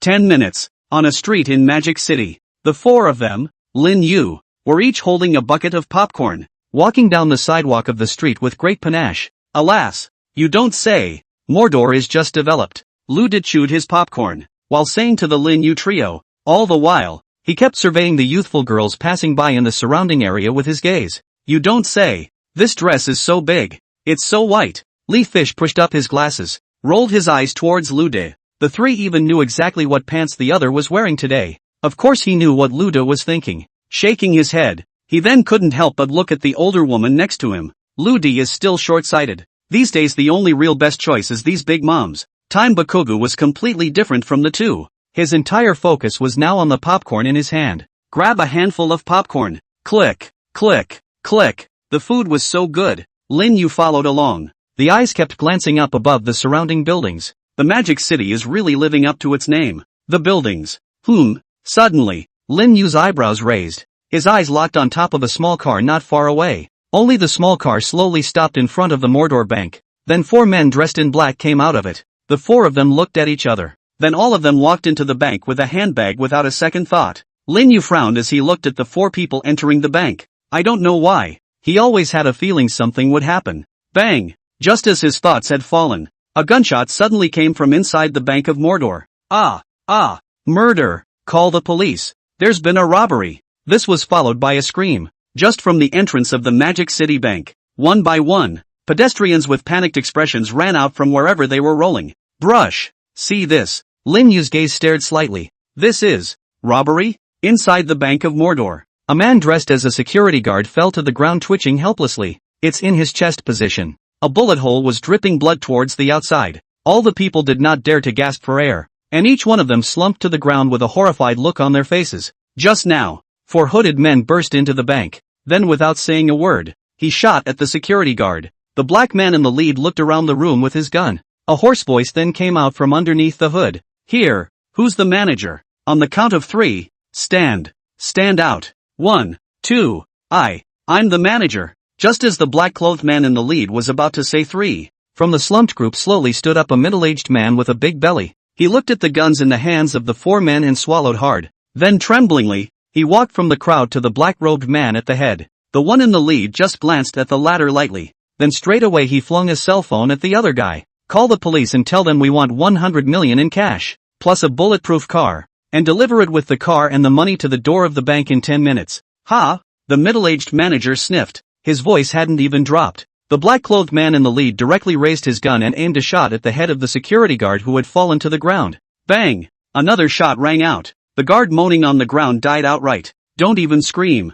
I'll kill anyone who dares to scream. After resolving the security guards, the black-clothed man in the lead put the gun in his hand against the manager's head. Now, call me immediately, or you'll be the next one to die by the gun. There's an author airborne plot discussion on the chapter reviews at the end of the chapters, so if you have anything you want to say, you can leave a comment there. The backpack will go through them one by one. Ula. With the pot-bellied manager making the call less than 3 minutes later, a police car ringing with alarm bells then converged from all directions. Click. A police car stopped. A loaded police officer then filed out from inside the police car. Evacuate the surrounding area immediately. As soon as the constable appeared, the first order of business is to first evacuate nearby pedestrians to a safe location. Then seal off the perimeter. Do all that. Only then did they look to the Mordor banks and stand by. Brush. A police car pulled up in front of the Mordor bank. Then a rather tough-looking middle-aged man walked out from inside the police car. Chief of Police, Shinya District, Mordor. Ho Peak. What's the situation now? He phone walked over to a police officer, his gaze looking towards the Magic City Bank as he inquired. The officer said, according to the report, the other party has offered 100 million in cash, plus a bulletproof car, which must be delivered to the bank's door in 10 minutes. 100 million in cash? He phone couldn't help but frown at his words. To ask for so much cash, also need a bulletproof car. This time the robbers. Just as he phone fell into deep thought, there was a sudden loud clamor from outside the blockade line. He phone looked over, only to see a group of reporters with cameras and microphones suddenly pouring out from outside the blockade. They're making their way inside the blockade. Get out of the way. Get out of the way. I'm Zhang Xiaonan from the Magic City News Agency. Let me in. I'm a reporter for the cover of Magic City magazine. Please let us in. I'm from Magic City Private Investigators. Mr. Constable. Facing the clamoring reporters, those police officers could only keep on exhorting. I'm sorry, it's dangerous in there. Please calm down. Zhang Xiaonan couldn't help but raise an eyebrow at his words. Calm down? How do you expect us to be calm? This is a big robbery. We have to go in. Let me tell you. I know the immortal Taoists of Mao Chu Hua. If you don't let me in, I'll let the immortals descend. Yeah, immortals. Oh no. I don't know any immortals. We have to be at the first sight anyway. Let us in. My uncle's son, his wife's cousin's third aunt's sister's grandson is a lawyer. If you don't let me in, I'll sue you. Listening to the irrational clamor of these reporters, the faces of some of the officers also became bad-looking. Let them in. Just at this time, Feng's time rang out. Bureau he. The officer next to him couldn't help but stare. Feng raised his hand to stop his words. Says, if they don't get in today, they're not going to stop, and if they haphazardly report on the incident too much, that could cause a panic. Feng's order had just been given. Zhang Xiaonan and a group of other reporters had been waiting for a long time. Straight away, he pushed aside the officer beside him, and then darted to the front of the line. Zhang Xiaonan took the lead and rushed to Feng's side, raised the microphone and asked, may I ask if you are the person in charge here? I'm Zhang Xiaonan, a reporter from the Magic City News Agency. Can you answer a few questions for me now? May I ask if it's true that the Mordor Bank is now experiencing a robbery? What are the terms of the robbers? Is there a hostage at the Bank of Mordor? Is the hostage's life in danger? Are there any hostage casualties at this time? Listening to Zhang Xiaonan's endless succession of questions, a flash of dissatisfaction flashed in Feng's eyes. These reporters' questions are too tricky. Strongly holding back his displeasure. Just about to speak. Bang! Suddenly, a gunshot and a series of screams came from inside the Bank of Mordor. Zhang Xiaonan was also so frightened that he jumped up from the ground, then jumped right up into the arms of the cameraman. The whole head was directly on the chest of the male cameraman. Holy crap! Hugs please! Male cameraman. The other reporters also changed their faces furiously at the same time and backed away in unison. Murder! Bang! Another shot rang out. Shut the fuck up! The screaming stopped abruptly. All of them were like ducks with their hands suddenly around their necks. After a moment of silence, from inside came a hoarse roar. Grass mud horse. You guys are out there screaming a couple of screams. Where's the money that I want? Where's the car? 10 minutes, and then you don't see what I want. I'll slaughter a person every 10 seconds. The robber's growl was heard. Feng couldn't help but change his face. Hastily, he reached for the golden trumpet of the constable beside him, shouting towards the inside. He said, don't be in a hurry guys. This 100 million. No hurry a duck. No hurry wait until your sister-in-law to laborers to make dumplings? Feng hadn't finished speaking. The roar of the robbers came from inside the Bank of Mordor again. Feng. No. That's not how it's played in the TV show, is it? You robbers aren't supposed to be surrounding yourselves with us cops first. How is it that there is not even room for maneuvering now? Don't be a pussy. Get your ass in gear and get ready for the blindy or I won't be able to collect the bullets in this gun. Wait. Hear the voice.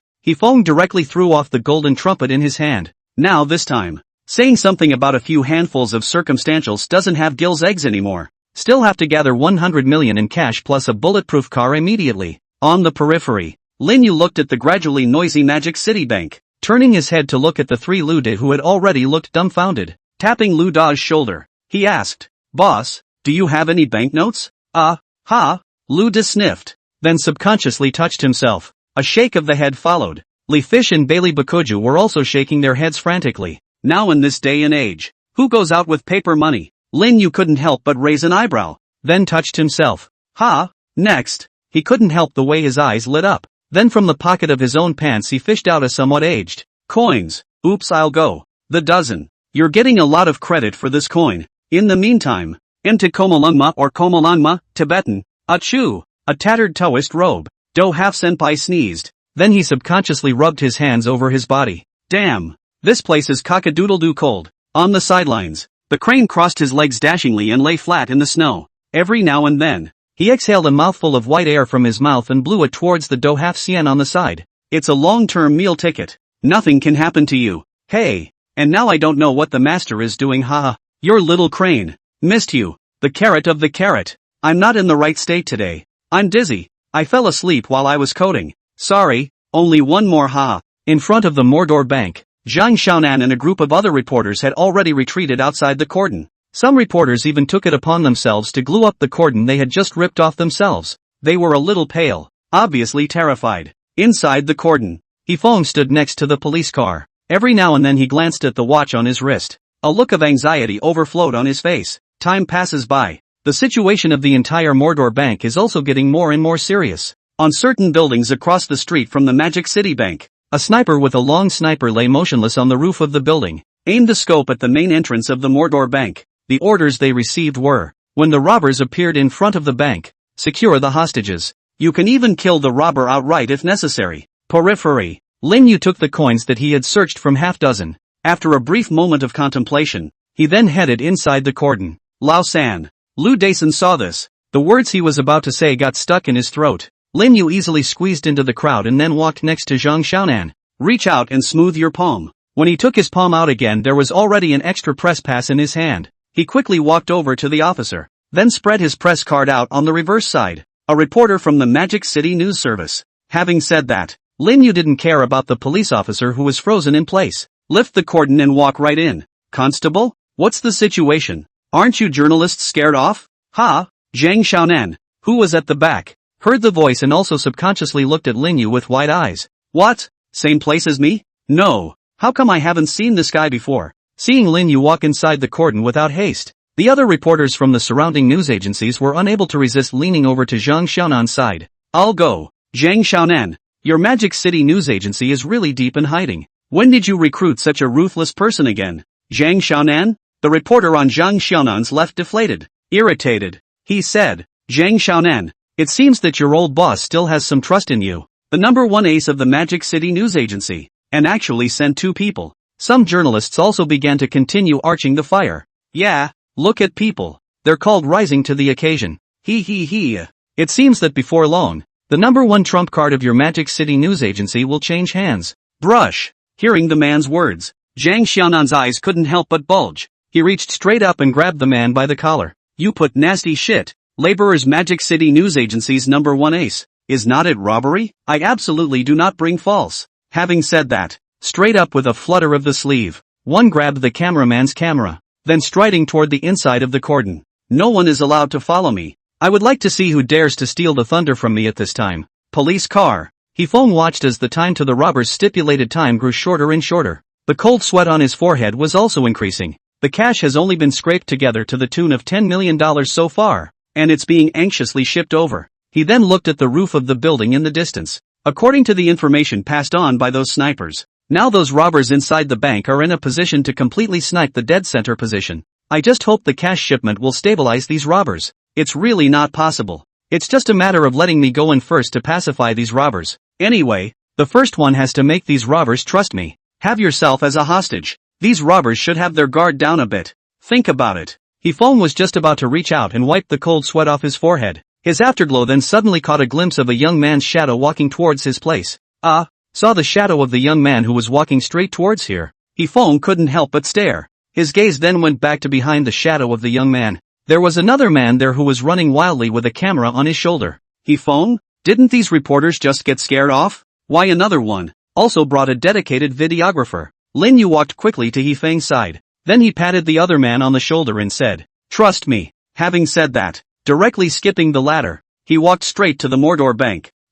After being messed up by Lin Yu's series of actions, He-Fong was directly confused. Why does that sound so familiar? He blinked. Spinning around, he reacted directly in the next second. Wait, He-Fong was just about to speak. Lin Yu's figure had already walked inside the bank. Brush. Lin Yu has just entered the Magic City Bank. Zhang Xiaonan then rushed over to He-Fong carrying the camera. I'll be damned. Such a fight. Seeing Lin Yu rush into the bank without hesitation, Zhang Xiaonan's eyes almost flew off. Damn it, put up a fight. No one can take the title of no. One ace of labor. Having said that, after glancing at He-Fong, he let out a strange cry before rushing in. He-Fong. He-Fong froze for 2 seconds. Next moment, his face became violently red as he yelled towards Zhang Xiaonan. Shit, get your ass back here. You don't want to die. Zhang Xiaonan heard He-Fong there. With a wail, he rushed in. Inside the Magic City Bank, each of the 4 robbers sat on a chair. One had a pistol in his hand and the other 3 had submachine guns.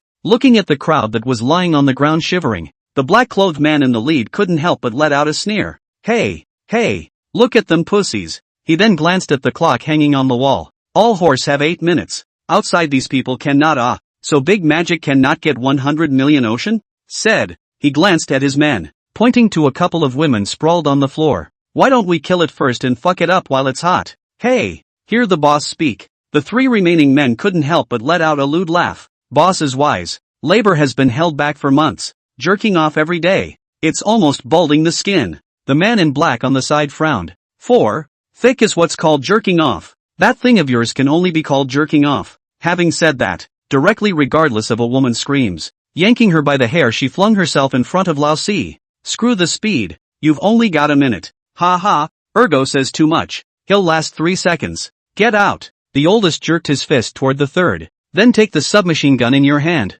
aimed at the temple of the woman who was wailing and begging for mercy. Pull the trigger. Wait. Suddenly, just then, the boss at the head of the group spoke up. The four then stopped giggling. Eyes looked to the doorway almost simultaneously, where, somehow a slender figure had stood. What man? As soon as that slender figure appeared in the doorway, the four robbers instantly jumped up from their chairs. The lead robber picked up his pistol and aimed it directly at the figure in the doorway. Negotiator? The boss frowned. A wave of the hand followed. Get the hell out of here. We just want the money, not some fucking negotiator. While the labor is in a good mood and doesn't want to kill you. What negotiator? Just as the boss's words had just fallen, Lin Yu, who was standing in the doorway, slowly raised his steps and walked in. He flashed a smile towards the four robbers, said, I'm not much of a negotiator. The boss sniffed and held the pistol in his hand a few more points higher, aimed at Lin Yu's head. So what do you do? Come to tell us the money's ready? Lin Yu shook his head. Grass. Seeing this,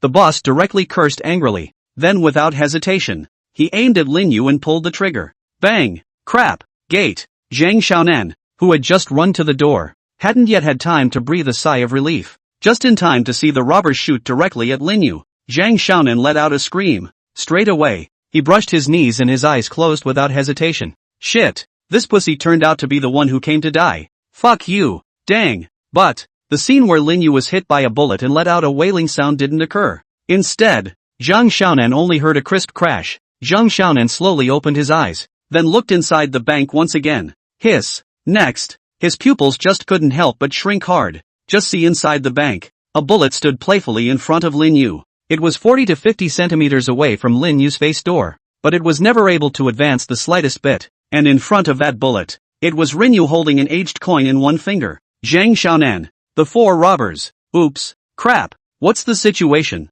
Stopping bullets with coins. Holy shit. I'm not blind, am I? Zhang Xiaonan rubbed his eyes vigorously, then looked inside the bank once again. Lin Yu, still standing there alive. No shit. Gulp. Zhang Xiaonan swallowed a mouthful of saliva with difficulty, then slowly tapped the record button, under the impression that, this time, I have to fucking burst into flames. Banking sector. After the four robbers saw Lin Yu catch the bullet with a coin, one couldn't help but stare. This guy. Shoot together. Without the slightest hesitation, the four robbers raised their submachine guns directly. Then he aimed at Lin Yu and pulled the trigger frantically. Snap. Snap. One moment. The lance spat out countless tongues of fire and shot out countless bullets. It slanted down towards where Lin Yu was like a torrential downpour. Phew. Facing the bullets that blocked his way of life like a rainstorm, Lin Yu exhaled a mouthful of turbid air. The mind also surged inside the coin in his hand. Immortal law, soul fade, initiation. Buzz. As Lin Yu's intention rose, countless silver white threads visible only to Lin Yu swept out from above his heavenly aura. Then it shot out in all directions. Snap. A silver white thread broke through the layers of blockade. It was stuck on top of a coin inside the bank. Up. Lin Yu's eyes brushed open. Then pull with both hands. Boom boom boom. One time. Countless coins came flying in from all directions. Break through the layers of glass. It gathered in front of Lin Yu. It condensed into an incomparably thick and round shield. As soon as the round shield is formed, countless bullets followed. Dang. However, those bullets hit the round shield and all of them bounced off instantly. The four swept halfway through. Finally swept up a few loneliness. Crap. Crap. Saw the scene. The robber and Zhang Xiaonan let out shocked growls almost simultaneously. What a fucking monster I am. Momentary lapse. Countless coins whistled, directly forming a round shield. Immortal. Immortal magic. Outside the bank, Zhang Xiaonan's mouth grew wide. A pair of eyes had been filled with disbelief. Ma, I saw a real fairy law. This life. It's worth it. This kid is a monster. The boss at the head of the group was the first to react. Then he pulled up an ordinary man directly beside him.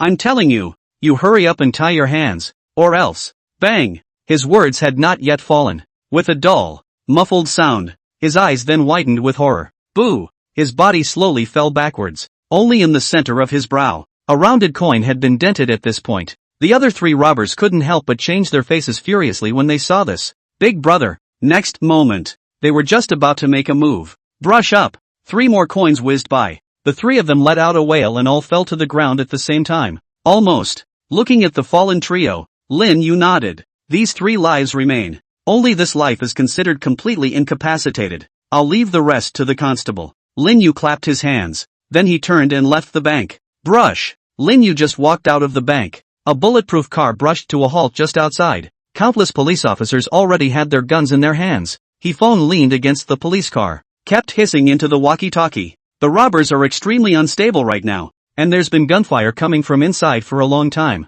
I don't care about you guys so much. Hurry up and find the right angle to prepare to kill the robbers to avoid more casualties. Ho! Bureau he! The police officer beside Hifeng, who had been keeping an eye on the door of the Magic City Bank, suddenly froze. He then made a few shouts out to Hifeng. Seeing no response from the latter, he poked with his hand again. Ho! Ho! Several handfuls of ho! I'm busy right now. No! He team, look at the gate. Hifeng froze, then subconsciously looked toward the Magic City Bank gate. At this point, from inside the gate, a young figure slowly stepped out. He stood at the gate position, then waved his hand toward the crowd. Hifeng, what's the situation? Aren't the robbers emotional and already on a killing spree? How come this reporter is still alive? Tu Dolu. Right about this time, a surprised shout came from inside Hifeng's walkie-talkie. Teen he, the robbers are all down. The robbers are all down. Ha! A voice was heard coming from inside the walkie-talkie. Hifeng was directly dumbfounded. Name,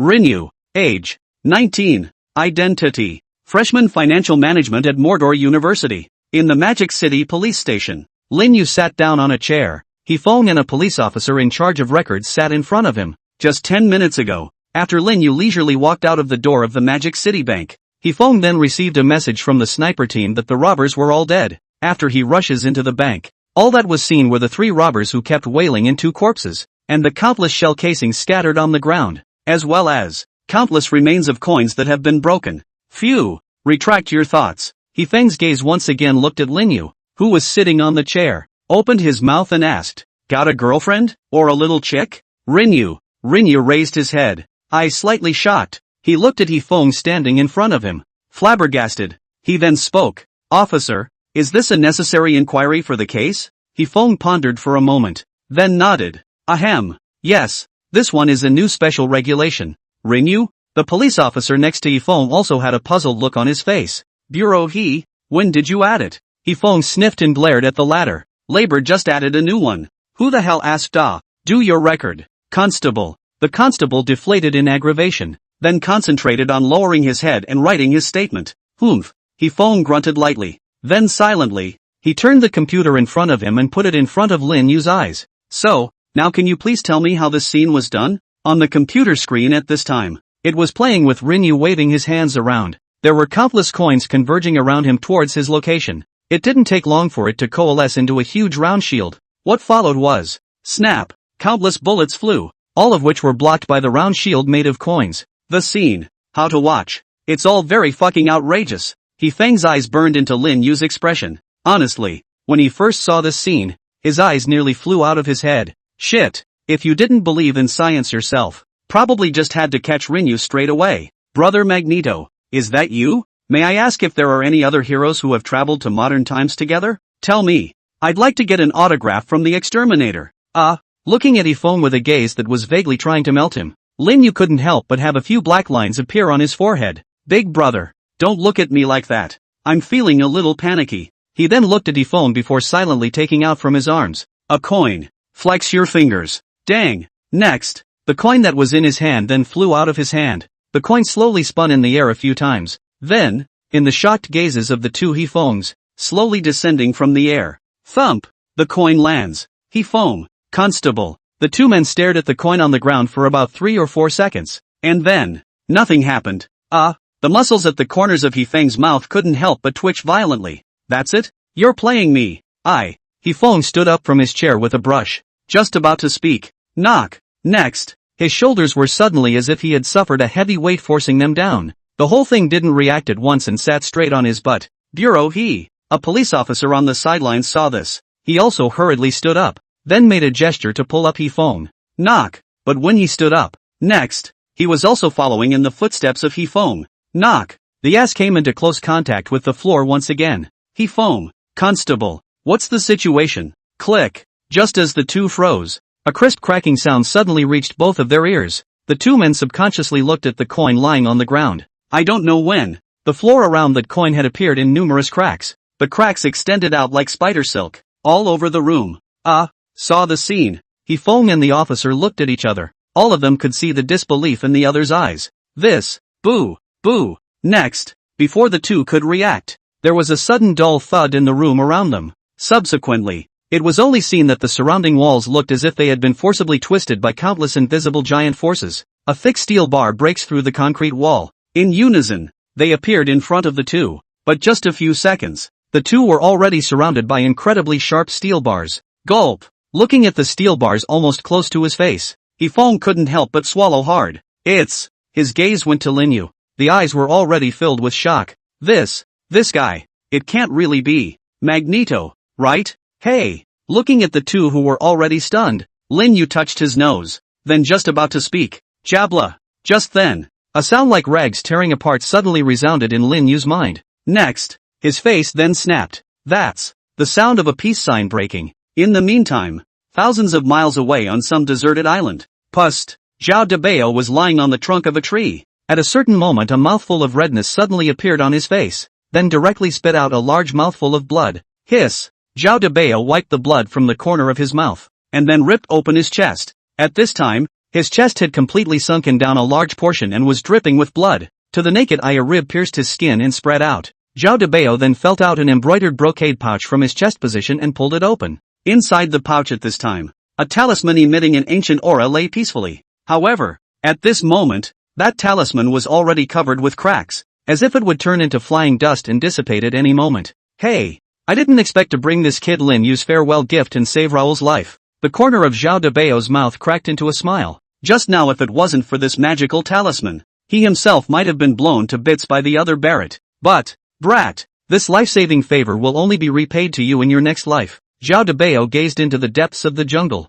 where there seemed to be four ghostly figures slowly approaching where he was. Bah! Zhao Debao spat out a mouthful of bloodied saliva. Damn! I don't know why this mission was leaked, but I cursed that son of a bitch for giving birth to a son with no fart yen. Grass mud horse. Zhao Debao was lying on the ground. This time, he didn't have the strength to run anymore. Following, he was going to fight to the last ounce of his strength. Let the other side see the irony of our soldiers. Busy today. Only one shift. 3 tomorrow. Zhao Debao was lying on the ground covered in blood. The intense pain coming from his chest caused a cold sweat to keep running down his forehead. He picked up the saber on the side, then forced himself to brace himself. Following which, he gazed through the countless towering grasses and trees, locked on the four ghost-like figures not far away. The four figures were wearing camouflage overcoats. It's one step at a time. Carefully, he followed the trail of blood that Zhao Debao had shed along the way towards where he was. These grandchildren, they're actually so cautious. Looking at the four with immense caution, Zhao Debao couldn't help but lick his already dry and cracked lips. He then touched the thumb-sized package at his waist. This time the mission. It's all about safely bringing the contents of the package back home. Didn't realize. It wasn't long after the stuff had just gotten there that these grandsons acted as if they'd been ambushed beforehand. Caught Zhao Debao and the others off guard. The brothers who followed Zhao Debao into action were all killed in action. Zhao Debao escaped with great difficulty. I didn't expect to be hit by a Barrett from my opponent not too long ago. If it wasn't for having the magical talisman given by Linyu, probably wouldn't have lasted this long on his own. Hiss! Zhao Debao sucked in a breath of cool air. Then the eyes crossed. The contents of the package should never be available to these grandsons. Think about it. Zhao Debao used his saber to pull apart the loose mud on the side. Then put the package in. Compacted it a few more times. Do all that. Zhao Debao picked up the small stones scattered aside. Ripped the shirt off his body. Wrapped a few loops around a broken shirt. Phew! Zhao Debao exhaled heavily. He looked at the package in his hand that was already about the same size as it had just been. A bite. It was shoved hard directly through the rupture in his own chest. Pust! Zhao Debao's palm just touched the wound. The wound in his chest was like a squeezed sponge. Countless amounts of blood were spewed out. Even through the gap, one could see Zhao Debao's internal organs exposed to the air. Buzz off! The yellowish talisman inside the pouch was also flickering non-stop. As Zhao Debao's hands went deeper and deeper, the frequency of the flickering light on the talisman was also getting faster and faster. Ah! Zhao Debao let out a muffled grunt, then exerted force with his palm. The package was shoved directly into his chest. Jabla! And this time, the yellowish talisman also stopped flickering completely. Put! Following which, the talisman burns itself out without fire. Eventually it burned down to just the size of a small thumb. Obviously, the talisman has completely reached critical mass. Hoo. Tucked the package literally into his chest. Zhao Debao's face had originally become pale due to blood loss. Now there was no trace of blood at all. His eyes also became incredibly mesmerized. As if the next moment, Zhao Debao would close his eyes and never wake up again. As long as this thing doesn't fall into the hands of these grandchildren, my mission will be completely accomplished. For a disorienting effect, he also made a point of leaving a small gap where his chest was. That gap, just enough to see inside Zhao Debao's chest. Package. Feeling the fainting realization that kept coming from inside his head, Zhao Debao's teeth clenched, then put the saber in his hand. A hard stroke. Jabla. Another bloody gash. Feel the pain. Zhao Debao's originally fainting consciousness forcefully awakened once again. And that's when those four ghostly figures were also already less than 500 meters away from where Zhao Debao was. Zhao Debao picked up his saber, forcefully and forcibly. Just for a moment, his face suddenly became flushed beyond recognition. It was also as if the body was steeply filled with countless strength. Next, his feet stomped on the ground. The entire person then rushed out directly towards the distance. Baga. Where is it? Just as Zhao Debao's figure had just moved, the eyes of the four silhouettes that were originally following the bloodstains to look for Zhao Debao narrowed at the same time. A black-clad man let out a Sakurajima word. Then directly afterward, he took the submachine gun in his hand. Da-da-da-da. Next, countless bullets poured out. Bang, bang, bang. But just for a second, the sound of countless bullets breaking through the air rang right in Zhao Debao's ears. Zhao Debao took a smooth leap. Crackle. He was swept away by countless bullets right where he had been. Countless mud splatters and wood chips flew. Some of these bullets that originally followed the trajectory to hit the back of Zhao Debao's head, at just under 3 inches away from the back of the former's head. It would then suddenly splash a piece of dirt from the ground and force that bullet to shoot askew. Baka Yalu saw the scene. Those four men in black were instantly enraged. Is this guy stepping on shit today? Earlier Barrett took a shot that was stopped by a large tree that appeared out of nowhere. Now Labor sweeps a barrage of bullets. It's still damn good for a walk. He's seriously injured. He won't be able to run far. Today. Must bring back what's in his hands. Seeing Zhao Debao disappear in front of several people once again, a black-clothed man couldn't help but turn gloomy. He then waved his hand. The four men gave chase once again. Brush up. Several people soon appeared at the place where Zhao Debao had just laid down to rest. This blood on the ground. This guy has shed so much blood and he can still run. Worthy of being called the Dragon Kingdom's Iron Bull. The four people looked at the blood all over the ground, and their faces surged with horror. Suddenly, a man in black frowned. His eyes then noticed the slightly loose dirt on the ground. He lowered himself, intending to pick through the layer of dirt with the short knife at his waist. He's appeared. Where's the stuff? Go after him. Right about this time, a black-robed man next to him let out a cry of alarm. Brush! The black-clothed man crouching on the ground instantly stood up. His gaze then went to Zhao Debao who was still running wildly in the grass not far away. In his chest position, there seems to be an extra long strip with blood on it. That's the thing. Saw that long strip of blood. The four men stopped hesitating at once. In unison, he went after them. 3 minutes later, boo! Zhao Debao, who was running wildly, suddenly changed his face. Next, his face instantly turned black. It was as if the figure that was originally running had pressed the pause button. The legs were also losing perception. Boo! Following which, his entire body then plunged headfirst right into the ground. The statute of limitations on the return. Over. A lot of brothers in front of me have been asking who Zhao Debao is, also said when to send the talisman. The author was confused.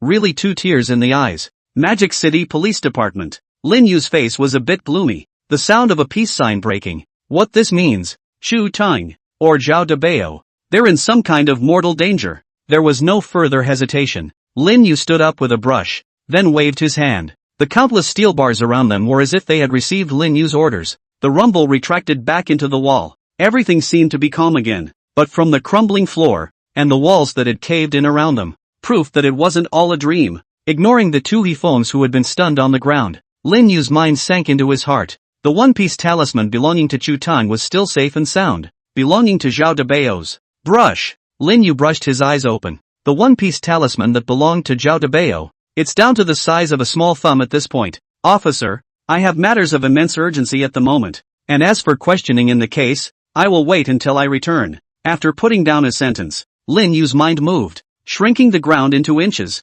Next, Lin Yu's figure then turned into a puddle of black shadows and disappeared inside the room. Hefoam, Constable, when had the two ever seen such a scene? After Lin Yu's figure disappeared for a full 3 seconds, the two hugged each other straight away, chanting, Mama, there's a ghost, shrinking the ground into inches, shrinking the ground into inches, used shrinking ground a dozen times in a row. The next time Lin Yu's figure appeared was already on the rooftop of the police station. Immortal crane. Lin Yu clapped his hands together. A single thought then resounded through millions of miles into the crane's consciousness. Into Komalungma or Komalangma, Tibetan. Brush. The eyes of the crane that was enjoying a full-body massage by the hands of half-dozen suddenly fluttered open.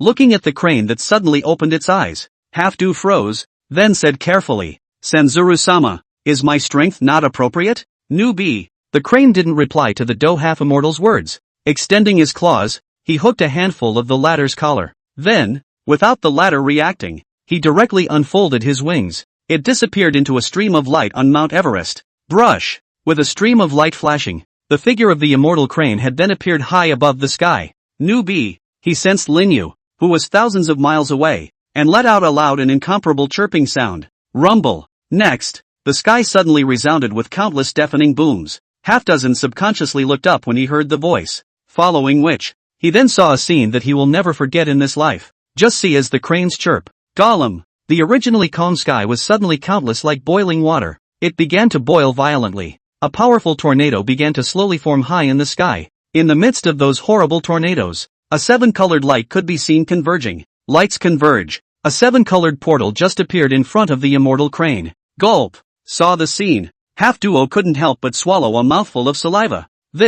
What the fuck? What's the situation again? A crane spreads its wings, rushed into the portal. Half-Doctor let out a yelp and subconsciously closed his eyes. Crane. 3 seconds later, Half-Dozen heard an unmistakably familiar voice, before he could open his eyes. As a strong wind rang out, the crane's body sank. Newbie. Following which, the immortal crane once again let out a high chirp. Once again, he rushed up to the sky, barren or uninhabited island. Zhao Debao's hands and feet were tied together, and his entire body was hanging upside down from the tree trunk. 4 men in black stood in front of him, their gazes coldly looking at the ladder. In the hands of one of the men in black, it's a bloody shirt-wrapped rock. Phew! A man in black picked up an arm-thick tree trunk, then he smacked Zhao Debao's head hard. Bang! Getting smacked in the head with a blow, Zhao Debao directly sprayed out a large mouthful of blood. The whole head spun around in the air several times before finally coming to a slow stop. A man in black crouched next to Zhao Debao, taking out the short knife on his own waist,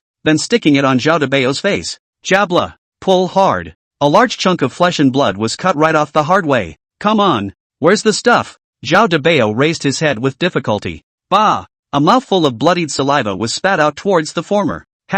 If you have any moves, just come on. If I give in, you guys, birds, I won't call. Zhao Debao. Put. The man in black reached up and wiped the spittle from his face. Next, his eyes crossed. Straight away, he took the short knife in his hand and stabbed it straight into Zhao Debao's back. Then squirm hard. Baka, I'll give you one more chance. Hand over that item and I'll consider letting you die a quick death. Jabla. The short blade kept turning at the backbone position. That kind of pain is not for the average person. Even Zhao Debao. It all hurts so much that they just pass out. Pust. But when Zhao Debao just fainted, the man in black then aimed a stab directly at Zhao Debao's thigh. Put. Zhao Debao spat out a mouthful of blood. The immense pain made it a luxury for him to even pass out. Seeing that Zhao Debao had refused to let go, the black-robed man in the lead couldn't help but frown, then waved a hand toward one. Said, Kawagikuan. Inject him with a special drug. I don't believe he can hold out. On the side nodded.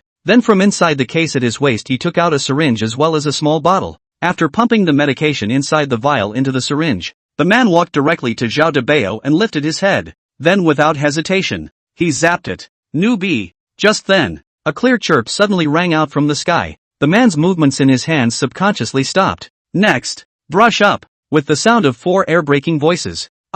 It was followed by 4 screams. Tap tap tap. A rush of footsteps sounded. Hear footsteps. Zhao Debao's already bloated eyes struggled to open a thin slit. When he saw Lin Yu appear by his side, he actually squeezed a smile on his face. Stink. Brat. You. Why are you here? But he's bloody well in it now. How heartbreaking a squeezed-out smile really is. Unfortunately, you came at a bad time. Not in labor. The most handsome time to arrive. Zhao Debao shook his head. Then the whole head hung low again. Buzz. This time, the peace talisman on Zhao Debao's chest completely dissipated. Zhao Debao's eyes became mesmerized. Rinu is here. Then sort of a complete relief. Now finally, I was able to get a good night's sleep, without realizing it. Zhao Debao seemed to see himself. Sleep with your horse money. Just then, Lin Yu's voice steeply exploded like an explosion. There will be another chapter later. Sleep with your horse money. But just as Zhao Debao's consciousness was about to completely dissipate, a furious cry that bordered on a roar abruptly roared out from Lin Yu's mouth. He ignored the 4 black-clothed men who were lying on the ground and kept wailing. With a flash of his figure, he appeared directly beside Zhao Debao. Brush up! There was a flash of white light. The rattan that bound Zhao Debao directly snapped. Lin Yu wrapped his arms around Zhao Debao's body. Then he eased his body flat on the ground. Lin Yu looked at Zhao Debao, whose entire body was covered in wounds, and his mind couldn't help but be shaken. Almost all the bones in his body had been broken, and every place was a wound. There has been very little blood coming out of the wound. That's not because it stopped. That's because there's just not much blood left in the body to bleed. System. Lin Yu's mind moved. The glowing blue panel of light floated right in front of his eyes. Take out the Great Restorative Pill. Ding! The Great Replenishing Pill has been successfully extracted. Buzz! As the system's beep fell, an elixir glowing with golden light then appeared in Lin Yu's hand. Lin Yu looked towards Zhao Debao, whose chest had stopped heaving. Then without hesitation, he stuffed the Great Returning Dan into the latter's mouth.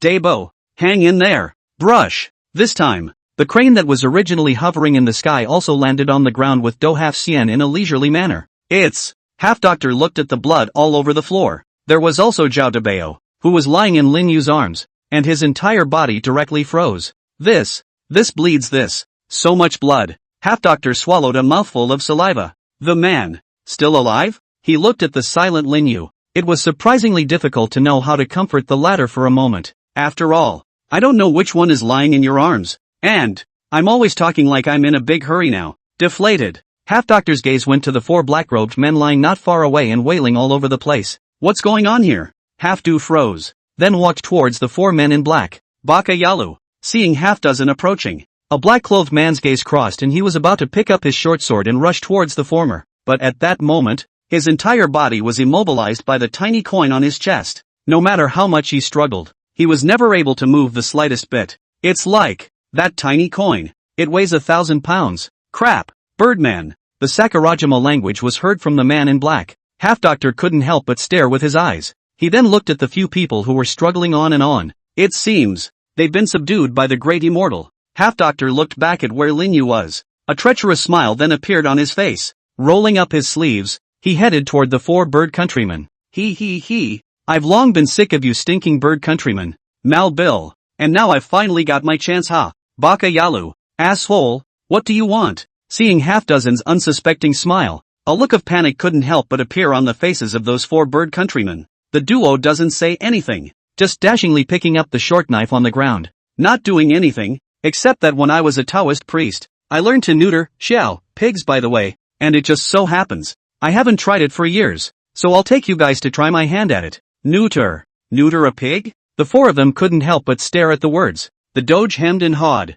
It's castrating piggies, said. The Doge then walked up to a man in black. Take the short knife and aim it at an angle. Then the brush sapped. Ah! The man's mouth instantly opened into an oval. Both eyes were also steeply rounded. The body also began to convulse violently. Just for a moment, he felt some piece of his flesh and blood detach itself from his flesh. Traveled beyond the mysteries of space. Following, it was a ripping, sharp pain sensation that came. Ow! The man in black let out a violent scream. This pain, it was simply a million times more exciting than just ripping off Zhao Debao's flesh and blood with his own hands. He reached out with a trembling hand. With an almost pleading gaze, he looked at half-dozen. Trembling. I need anesthetic. The other side. Lin Yu stuffed the Great Returning Dan in his hand into Zhao Debao's mouth. Gollum. As soon as the Great Returning Dan entered Zhao Debao's mouth, it instantly turned into a golden warm current that flowed inside his body. Lin Yu sat on the sidelines. His eyes were dead set on the changes in Zhao Debao's body.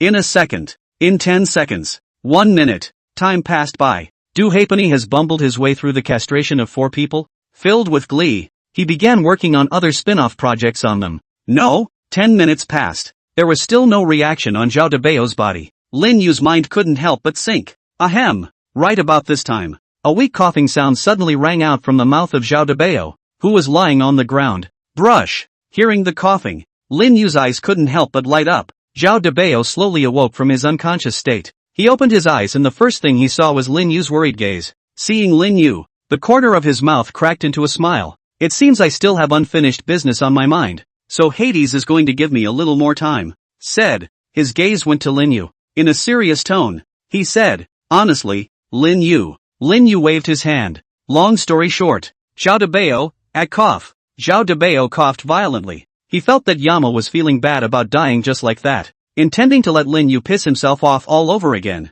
Ugh. Zhao Debao sighed. Then he said, Lin Yu, I know that I don't have long to live. I only want one thing from you. I have a daughter. Lin Yu raised his eyebrows. Planning to introduce me as a daughter-in-law? Put. Zhao Debao spat out a mouthful of blood. He then glared fiercely at Lin Yu. She's only 8 years old this year. Lin Yu frowned, then a look of realization appeared on his face. Then stood up. Okay, it's not bad to be a child bride. Lin Yu said casually without looking back. Crap, you can't even do that at 8 years old. I'll fuck you up. Hearing Lin Yu's reply, Zhao Debao's eyes couldn't help but bulge. Straight away, he brushed himself off the ground.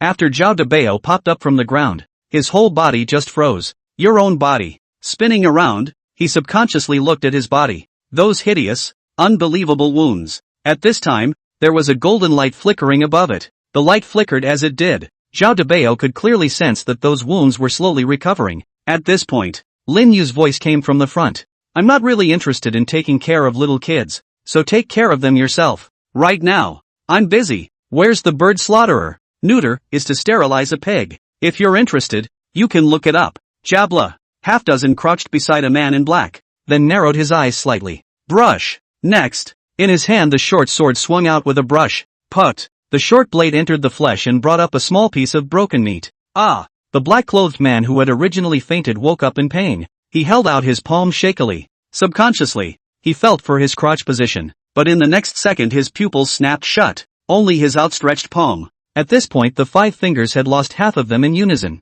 Brush. Another blade flash. The last remaining half of his finger disappeared completely. The man in black's eyes bulged wide and he was just about to scream out. Put. Short knife to the throat. Stirred his tongue right up. Ooh-hoo. Out of this. The wail of this bird countryman suddenly became a whimper. The classical record of 10 fingers connected to the heart still seems to be not as ruthless as a bird being chopped up. The first thing this guy woke up to was actually going to catch a bird. Half-Duo frowned slightly as he looked at the islander who was struggling non-stop. Then he picked up his short knife. At the horrified gaze of the islander, chipping piece after piece of flesh off his arm. Jabla. Jabla. Every cut up. A sharp stabbing pain then hits the black man right in the brain. Aside. Zhao Debao was filled with amazement. Throwing his arms around, he walked over to the black man who had fallen to the ground.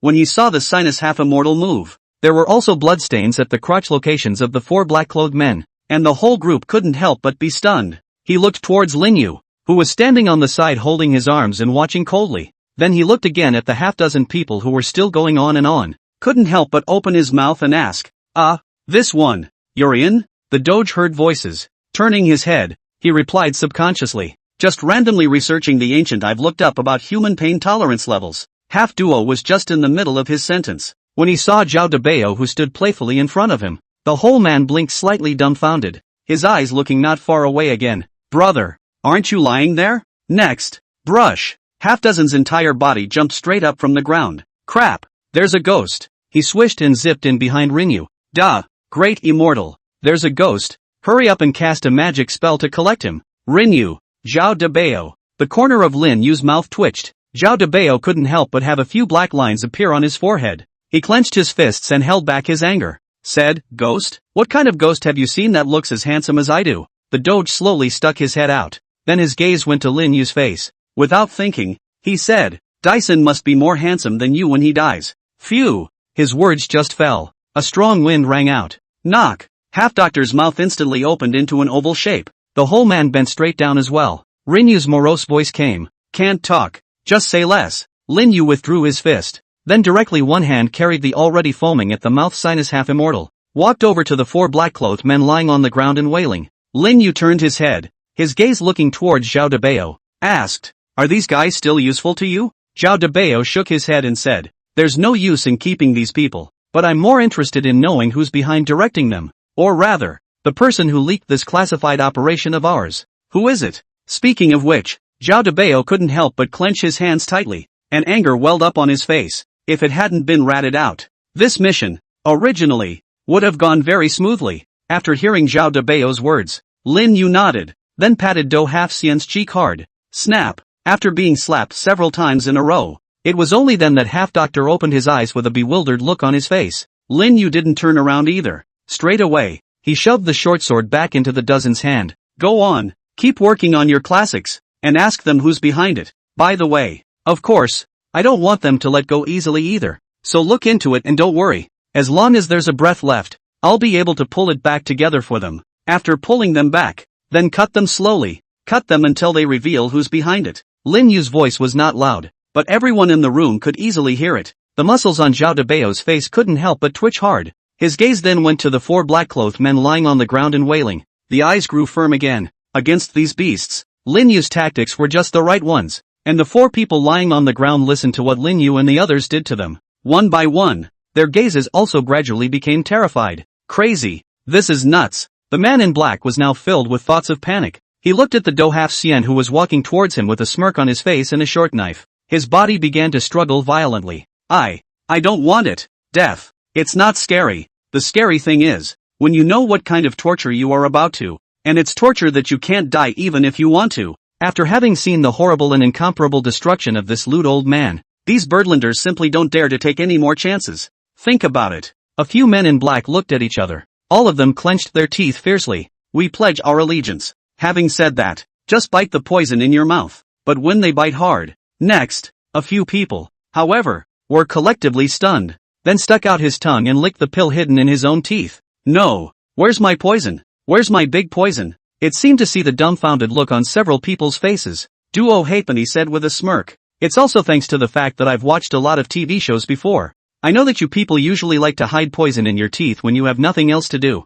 I just took it by hand while you guys were passed out. No need to thank me. All you guys need to know is that I'm a good person. 4. One time, the 4 of them only felt their brains spinning. Crap. Under this, you really can't die even if you want to. Snap. The Doge clapped his hands together, then rubbed his palms together, straight towards the 4 people who had already frozen in slow motion. Good girl. Don't be afraid. Mine's big. Just bear with it and it'll pass. Some bigwig said that the stone inside Zhao Debao was not taken out. In fact, it was taken out. The man in black was depicted earlier, and he was holding it in his hand. You don't come over. I'll say everything. I'll say everything. A man in black was the first to endure. Straight away, he cried out loud in horror. He wants to pee now, but the tools to pee have been cut out. Half-Doctor didn't pay any attention to the pleas for help from these bird countrymen. Walked up to a black man, then crouched down. What is it? This time, Half-Duo's eyes suddenly lit up, then lifted a small box from the man in black.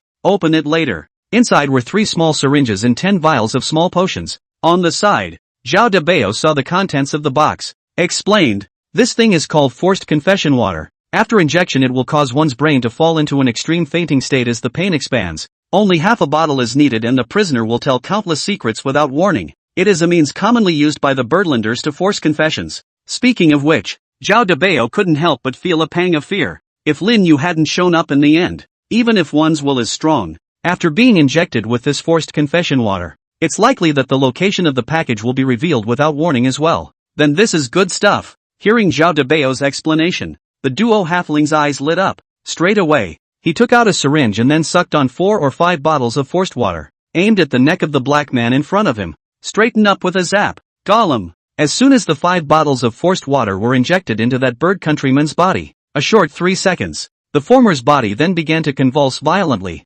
then only his gaze gradually lapsed. A big, white foam kept spraying out of the inside of his mouth. On the sidelines, Zhao Debao saw the bird countryman who was injected with 5 bottles at once. Subconsciously, he swallowed. Is it the after effects of too many injections? Half-Doctor sniffed and raised an eyebrow. To the side, Lin Yu raised his right foot, then a kick to the mouth of the black man who kept struggling. Pust. A leg kick hits the black-clothed man's body, which was originally convulsing. Stopped at once. Half-Doctor. Zhao Debao. Ahem. Half-dozen coughed lightly twice, then pressed his short knife against the black-clothed man's chest. A gentle tug.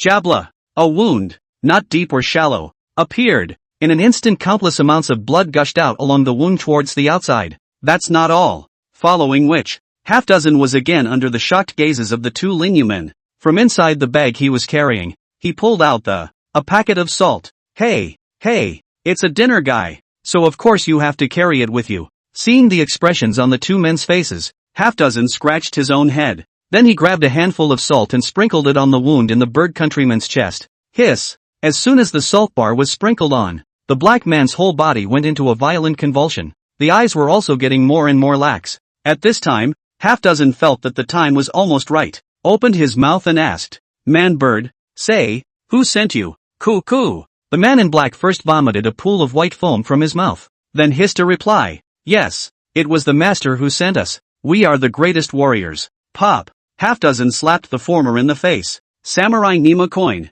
I ask you now, who are your masters, and to which club do you belong?" The man in black paused for a few seconds at first, then said in a daze, "We are the greatest warriors of all time, and our master is. It's all shivering piles of crap afterward. It does seem like too much medicine was put in." The half-dozen stroked his chin. Then another syringe and 3 vials of potion were taken from inside the case. "Lower the dosage this time," said. Half-doctor's gaze then went to the 3 black-robed men who were already looking completely dumbfounded at the side. Seeing Half-dozen's eyes looking over, a man in black cried out without hesitation, "We're from the Kamikawa Shrine. Our master is Hinagawa Tetsubo. I was wrong. Please let me go. I can take you to Kamikawa Shrine." "Kamikawa Shrine?" Hearing this name, Lin Yu couldn't help but raise his eyebrows. His gaze then went to Zhao Debao. Zhao Debao pondered for a moment, then spoke. "The Kamikawa Shrine is also a relatively famous Yakuza organization in Toraku. Only, I didn't expect that it was actually them. The Kamikawa Shrine. Who ambushed us this time?" Having said that, he walked up to the man in black, then grabbed him by the scruff of the neck. "Roar! Tell me, how did you know we were going back to the Dragon Kingdom by this route? And who exactly was the informant?" The man in black shook his head frantically. I don't know. We were just following orders." "Shit." Hearing this reply, Zhao Debao blasted his fist straight onto the bridge of his nose. Boo! A punch in the face. The entire bridge of the black-clothed man's entire nose directly collapsed in its entirety. Phew! Zhao Debao exhaled a deep breath of turbid air. Then he looked at Lin Yu. "These people have no value anymore. What do you want?" After Lin Yu heard Zhao Debao's words, mindfulness. Buzz. There were countless fluorescent lights emanating from the coins on the 4 black-clothed men at once. Pust. Next, the 4 collectively spat out a mouthful of blood. They looked at the coins that were bubbling up on them with horror beyond measure. It's on and on the weight gain. Click, click, click. Way. All 4 could clearly hear their ribs being crushed by the coins. No. The 3 of them who still had a clear head began to struggle violently. But their struggles can only be in vain. Instead, it will increase your suffering more and more.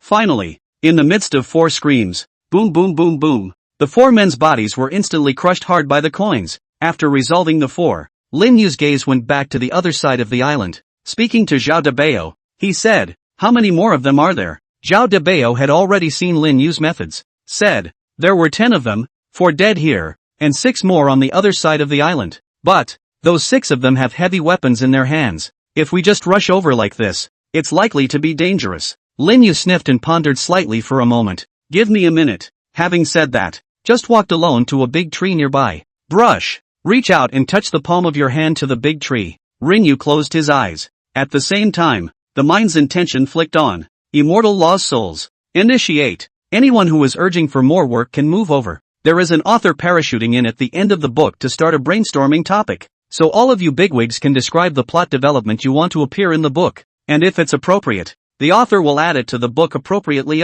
The other side of the island. 5 blood-covered figures hung upside down on a tree trunk. Their eyes were closed and their bodies were covered with hideous wounds. Blood kept coming out of them. Then it drips to the ground. The ground, which was originally somewhat dry, was now moisturized with scarlet blood. Under the sunlight, it looks extremely stinging. Surrounding the 5 silhouettes were 6 short men in long black coats. At this point, the faces of all 6 men looked a bit gloomy. A short middle-aged man angrily kicked a stone aside, cursing out in anger. "Baka, why are these people so hard-mouthed? They won't let go until they die." He gave a vicious look at the 5 men hanging upside down from the tree trunk. The next second directly took the short blade in his hand. "Walk over to one of them. Zap hard." Pust. Why is it that you Rokoku soldiers won't even spit out a single word even if you don't want to lose your lives? This is clearly a trait only possessed by my Sakurajima Kingdom's warriors. The short blade kept zipping in. Not much longer. Dozens of extra holes had already appeared on that Dragon Kingdom soldier's body.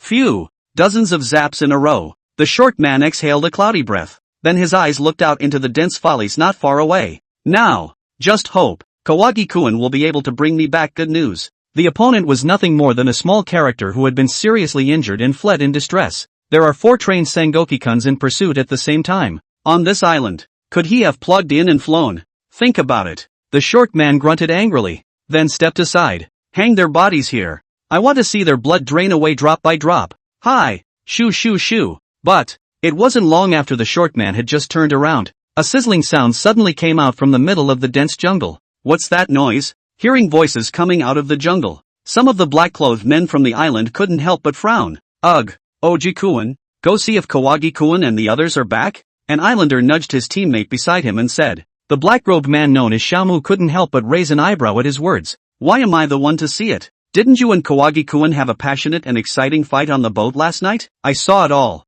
The corner of Cookie's eye narrowed slightly. It's not right. Last night there was clearly Captain. Why don't you let him go? Deflating, Cookie lifted the submachine gun in his hand, then cautiously walked towards the location where the sound came from. Cookie stood by a patch of grass. Then the submachine gun was extended to pivot a thin slit. Take a look inside. There's nothing there. Did you guys just miss here? The grass was found to be empty inside. Cookie turned his head toward the crowd. Phew! But just as the words were coming out of his mouth, a sound of strong wind suddenly sounded from behind him. Cookie, a black-clothed man's pupils snapped. Then subconsciously take the in your hand Barrett. Saw the man subconsciously pull the trigger. A growl instantly whistled out of Xiaomu's mouth. Yamamoto, I'll fuck you immortal. Boo! With a loud gunshot, Cookie's entire body hadn't reacted yet. The entire person directly exploded in place. It exploded into countless pieces of flesh. 5 islanders. Baka Yalu. Loud gunshots took everyone by surprise. The short middle-aged man at the head of the group even almost jumped up directly from the ground.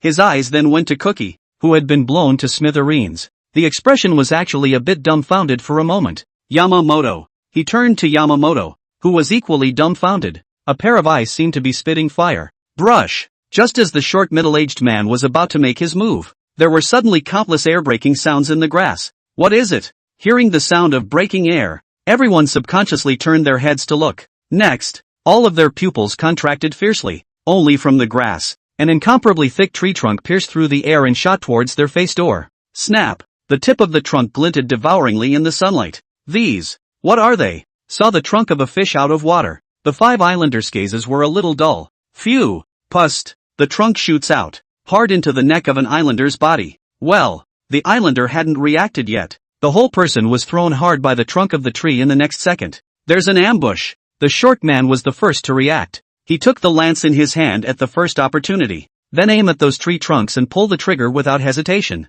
Snap! One moment. Countless bullets spit out of the submachine gun. Crackle! At once, countless tree trunks were all hard broken and then fell to the ground. Come on! Come on! A few others responded. The islander known as Yamamoto was also picking up the Barrett again. Oji-kun, I'll avenge you right away. He picked up the Barrett and aimed it at the interior of the grass. Die for me. He had a frantic look on his face before pulling the trigger without hesitation. Brush! But just a moment after his trigger had been pulled, the tree trunk on the ground that was originally broken suddenly exploded up and directly lashed onto his arm. Snap!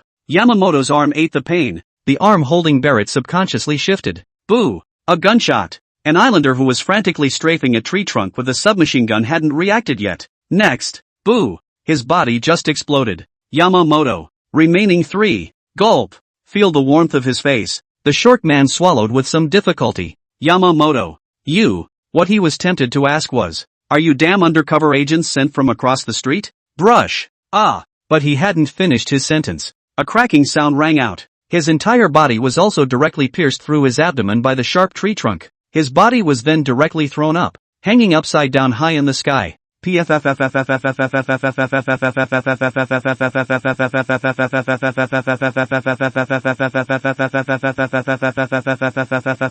remaining few were also completely defenseless. All of them were easily pierced by the tree trunks. In the meantime, the other side, Lin Yu slowly opened his eyes. Ah! He stretched. This time, Zhao Debao also walked to Lin Yu's side. By now he was holding a blood-stained package in his hand. He looked at Rin Yu. The words were long and earnest. Lin Yu, after thinking about it for half a day, I still think that it's the best decision to let you bring the parcel back first. As long as this parcel returns to the Dragon Kingdom, this mission will be considered successfully completed. Speaking of which, Zhao Debao couldn't help but clench his palms. At that time they sacrificed their lives to cover my evacuation. This time, without ties. I will never again leave my brothers to flee alone. Their revenge. I'm going to avenge them myself. Their revenge. I'm going to avenge them myself. Zhao Debao's palms clenched. The voice became a little hoarse, leaving his teammates behind and running away alone. It was a shame for their Dragon Kingdom soldiers, even if it was an emergency situation.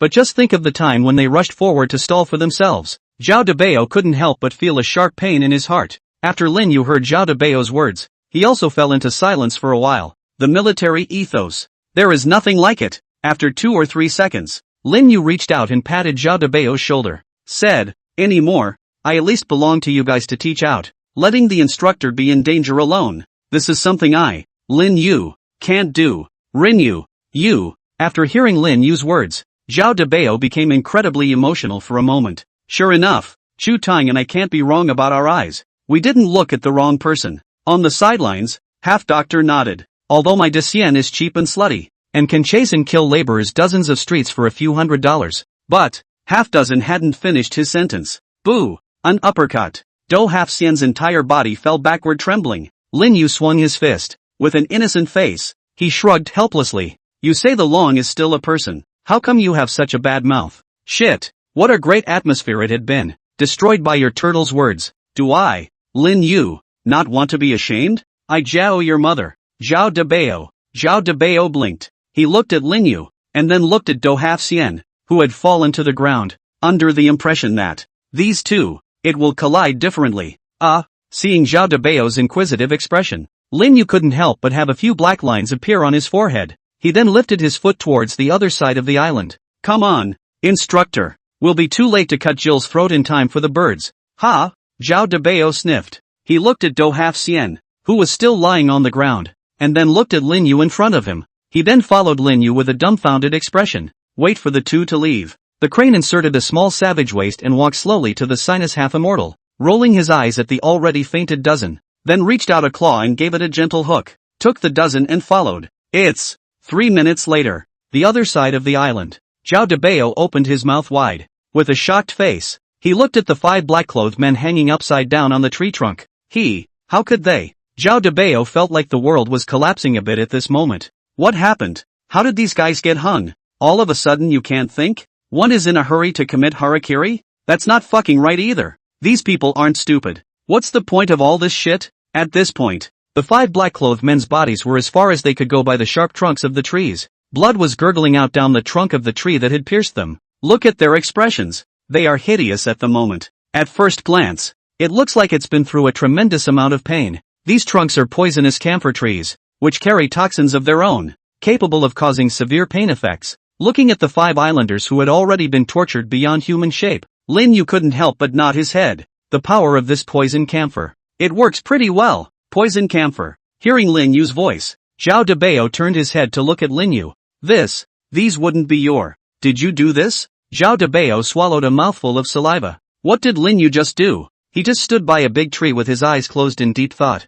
But, instinct tells him. Now this scene. It must have been Lin Yu who moved. What a divine art. And this time, Lin Yu had already taken a short knife and walked over to Zhao Debao. Instructor. Lin Yu handed the short sword to Zhao Debao, grinning. They all still have a breath left in them. And you said that revenge would have to come from you personally. Looking at Lin Yu's expression, the corner of Zhao Debao's mouth cracked into a smile. Ha ha ha ha ha. Next, he couldn't help but laugh out loud. As he cried, he couldn't help but get a little red in his eyes. He then took the short knife. Then with a lone voice he walked up to the 5 men in black hanging upside down from the tree trunk. He picked up the short knife. At this moment, the short sword seemed to have been specially modified by Lin Yu. The blade had countless more small cracked teeth on it at this point. It was also coated with drops of crystal clear table salt. Ha ha, Zhao Debao laughed out loud, then viciously stabbed at the short man's abdomen. Looking at Zhao Debao who was soundly over there, Lin Yu silently walked to the other side, where there were also 5 bodies hanging that had bled dry. Phew! Lin Yu exhaled a mouthful of turbid air, then walked over to the trunk of the tree and thought. The trunk of the tree extended automatically, then gently placed the 5 bodies on the ground, following which, Rinyu sat down on the ground. Water wave technique. A small ball of water slowly floated in Lin Yu's hands. Rinyu held up the small water balloon with one hand and picked up his clothes with the other. then get your clothes wet. Bit by bit, he carefully wiped the blood remaining on the body with his shirt. The old man used to say that we could live so peacefully. There's always someone carrying the weight in places we don't know. The soldiers of the Dragon Kingdom. That's who they are. I don't have the means to snatch you all back from Hades, but what I can guarantee is that your revenge, I will definitely avenge it. Lin Yu finished wiping the bodies of the 5. This time, Zhao Debao had also finished taking care of the 5 islanders and walked behind Lin Yu. He watched Rinyu's movements. For a moment the heart was overwhelmed with emotion. He then spoke slowly. Bury them here. They were sacrificed here. And this, too, is the border of our Dragon Kingdom. Let them be here, transformed into heroic spirits. Defend our Dragon Kingdom forever. Lin Yu nodded. A thought followed. The earth beneath his feet then violently tumbled. Countless thick tree trunks broke through the ground and formed a huge pit. The pothole. That is, it's a 5-person catacombs. One by one, Lin Yu placed the bodies of the 5 people. Rumble. Then the earth shook again. Bury the bodies of the 5 under the land. Lin Yu picked up a stone tablet. Then stretch out your fingers and carve down hard. Spirits of the Dragon Kingdom, bless the Dragon Kingdom forever. The moment. The 5 were transformed into engines. Defend my Dragon Kingdom forever. Come on. The group says I don't pole dance. Come on. Here. Male sign, it's me. It's steel pipe. This is the dance. Male sign, I pole dance. After burying the 5, Lin Yu stood up and looked at Zhao Debao. Then he spoke slowly and said, Instructor Zhao. Zhao Debao shook his head and said, I know what you want to say. He was silent for a little while, looked at the bloodied package in his hand and then at the tombstone next to him. Says, indeed, the most important thing now is to return the package safely to the army. As for seeking revenge on Kamikawa Shrine, and uncovering the informer, these can only be done slowly. Having said that, Zhao Debao stretched out his palm and rubbed it against the tombstone. If this mission is not accomplished, wouldn't they have died in vain? Lin Yu saw this. Nothing was said, just a wave towards the crane that was walking slowly not far away. Newbie. Seeing Lin Yu beckon, the crane's eyes lit up. Then straight away, he threw Do Halfpenny out with a kick. The fart ran to Lin Yu's side. Instructor. Lin Yu called out to Zhao Debao. The latter turned his head slowly, just in time to see a huge crane sticking its head out towards him. Zhao Debao froze. What is this? Immortal Crane lowered his body and raised an eyebrow towards Zhao Debao. That side meaning Zhao Debao could actually understand. Come up, little brother. I'll take you to the sky. Zhao Debao looked at Lin Yu, who was standing on the side. Another look at the white crane. Phew. He then exhaled a mouthful of turbid air before nodding towards Lin Yu. With a gentle leap, he jumped straight onto the crane's back. Zhao Debao sat on the back of the immortal crane and looked at Lin Yu below. Opened his mouth. Lin Yu. This time. Oops crikey. Brush. But he hadn't finished his sentence. The immortal crane spread its wings and directly brushed the sky. Groove groove groove groove groove groove groove groove groove groove groove groove groove groove groove groove. Big brother. You damn fly slower crap. Groove. Immortal cranes rushed to the sky. Only Zhao Debao's wailing sound was left to resonate over the island. Rinyu. Oops. I just forgot to get a full set of seatbelts for Big Boy. Lin Yu was silent for a second, then subconsciously raised his palms towards the sky in a bye-bye gesture. Get going. You are. Ooh-hoo. The other side. Half-Doctor covered his old back. Then with a pained look on his face, he burrowed out of the bushes. Ouch. My old back. The Great Immortal and this crane really aren't human. No. That crane was never human in the first place. How on earth did they manage to lay such a hand on the old man? I'm so cute and cuddly. Brush. His grudge hadn't quite fallen. In his ears was the sound of a strong wind. Then inside his eyes appeared a pair of brushed and waffled sneakers. Half-dozen's movement of rubbing his waist steeply stalled. He then lifted his own head slightly stiffly, when he saw Lin Yu's handsome face. Hey, as the saying goes, you can't reach out. That's why the first thing the Do half-century did was to break into a perfect and incomparable smile. As long as I laugh fast enough, you just can't be bothered to whack me with your hand. The half-dozen people thought so. Sure, the reality is also true. Half-Doctor's smile had just blossomed. Next, a size 42 sneaker zoomed inside his pupil. Then it was solidly imprinted on his 38-year-old face. Boo! Do half a fairy. Enjoy your life. Ahem. Just kidding. The duo halfling's eyes went black. 3 minutes later, Half-Dawson had a huge shoe print on his face, and then farting around on the dead 5 birdlanders, pawing at the loot. Viagra? Aphrodisiacs. The little blue pill. Shit. There's condoms too. What are these guys doing with these things? I don't get it. Ouch. I'll go. There's a CD-ROM. Why are there 2 men on it? The duo searched for loot. Every now and then a gasp of surprise came out from inside his mouth. The other side. Lin Yu, on the other hand, had his hands in his pockets, walked to the beach on his own. After looking for almost a minute, Lin Yu finally found 2 speedboats in a low cliffside location. That's the speedboat those Birdlanders and Dabo and the others came in on, isn't it? Lin Yu leapt forward, then easily jumped on top of a speedboat. Not bad, not bad. This thing has only been seen on TV. This is the first time I've come across it. Lin Yu walked over to the cockpit, then surveyed the equipment on it. Gonna have to call the half-immortal over here and see if he'll mess with this. Lin Yu pondered for a moment, then his mind moved. In the meantime, islands, with a contented look on his face, Half-Dozen patted his already bulging pockets. This time we've made a fortune. Take these things in the bag and sell them. Gee, money, is that you? Is that you waving at me? Think about it. The smile on Half-Dozen's face grew more and more unrestrained. Oh ha ha ha ha ha, gah! Suddenly, his maniacal laughter came to an abrupt end. He then looked at his waist with a slightly dulled gaze. Now, his tiny waist. It was already wrapped around a thick tree trunk. Half-Do froze. Wait, brush. Next moment, the trunk slammed. It directly threw out the body of the sinus half-immortal. At the same time as the Do Halfson was thrown out. In his pockets the treasured spoils of war also poured out one after another. No! Half-Doctor's eyes snapped open. Let out a desperate cry. It's not his loot that's dumped. It wasn't his collection that was dumped. It's his future that's being dumped. His hopes. It was his uncontrollable excitement. He wanted so badly to catch. He wanted to hold his future so badly. But, powerlessness gripped him. The Doge closed his eyes silently. My hopes are dashed.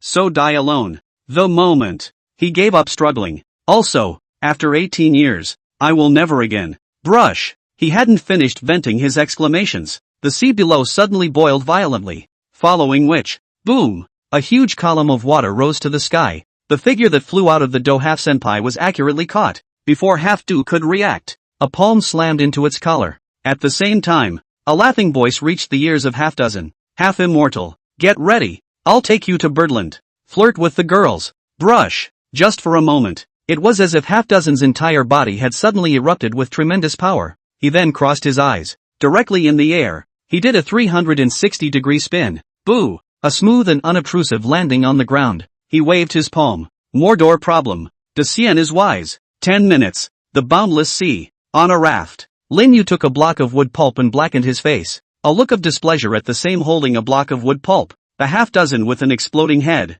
The old man. The more you look at it, the worse it gets. Wanted so badly to kick his ass off the raft and feed his turtle to the sharks. Feeling Lin Yu's almost murderous gaze, Half-Doctor also couldn't help but wipe the cold sweat coming out of his own forehead. The paddling became more and more vigorous. 10 minutes ago, the two men walked into the cockpit with a smile on their faces, with Half-Do drumming for a while, and then, boom, the whole speedboat without warning, along with his brother next door. Together they turned into a sea of fire. If it wasn't for Lin Yu's quick eyes and hands, he had fished out Do Half-Sien in time. Maybe the old man managed to be honored from the half-immortal of Sinus to the half-immortal of fire. Feeling Lin Yu's gaze, Half-Doctor also swallowed a mouthful of saliva with some difficulty. Then he faltered. Decien, it's really not my fault. Who knew those birds had a bomb in the cab? I just touched the engine. Humph. Lin Yu hummed lightly. The eyes looked around at the endless sea level. Then he looked again at the wood pulp in his hand. Next, if this is a real row, it will take hundreds of days. Lin Yu flung the wood pulp in his hand. Then call out the information panel. System, take out the divine walking talisman. Buzz. With a fluorescent flash, a small thumb-sized green-colored talisman appeared in Lin Yu's hand. Decien this. Although he had seen Lin use divine means, but this time, when he reached out, a talisman came out of his hand. Half-Doctor still couldn't help but stare. The talisman of divine movement can greatly speed up the speed of action. The only small disadvantage, cannot slow down. Looking at the profile on top of the divine walking talisman, Lin Yu's gaze went back to Half-Dozen. Asked, say, do you really know the direction to Toraku? Half-Dozen sniffed and patted himself on the back. Decien, don't worry. I, Do Half-Sien. Though the tricks of fortune-telling and whatnot are all false. But with all my decades of experience, what with astronomy, geography, history, law, science, and so on are all slightly involved. After listening to the words of Half-Dozen patting his chest, Lin Yu breathed a sigh of relief. Then he squeezed the divine walking talisman in his hand. Seriously, he barked at the Half-Dozen sinuses. Wait, whatever happens don't yell. Just remember that I'm in charge of everything. The Doge sniffed and shrugged it off. Said the man, great immortal. Even the realization that you are a true immortal calms me down. What else can I yell about? Lin Yu looked at Do Half Xian for 3 seconds. Then silently, he affixed to the raft, the amulet of divine travel. Buzz. As soon as the talisman was attached to the raft, next moment, there was a greenish-colored halo coming out from the raft at once. Half-Doctor kept an eye on Lin Yu. Seeing him sticking the talisman on the raft also couldn't help but stare. Lin Yu glanced at Do Half Xian, then said with a smile, "Since you're not afraid, I'll take you surfing later." A letter just popped out of his mouth, following which, brush, with a green flash, the raft under his ass just disappeared. Half-Doctor? Half-Doctor subconsciously looked underneath himself. Where's the raft? Where's my big raft? Phew! Before the sinus half-century could react, another cracking sound rang out. A vine then came whistling from the distance. It directly wrapped around Do Half Xian's body. Next, half-dozen's entire body was directly carried away by the vines. Only a torn robe and pink pants remained in place. No. The endless sea. Do Halfpenny was hanging from the sea by a vine, treading through the waves at 700 kilometers an hour. It was speeding in the direction where Toriku was.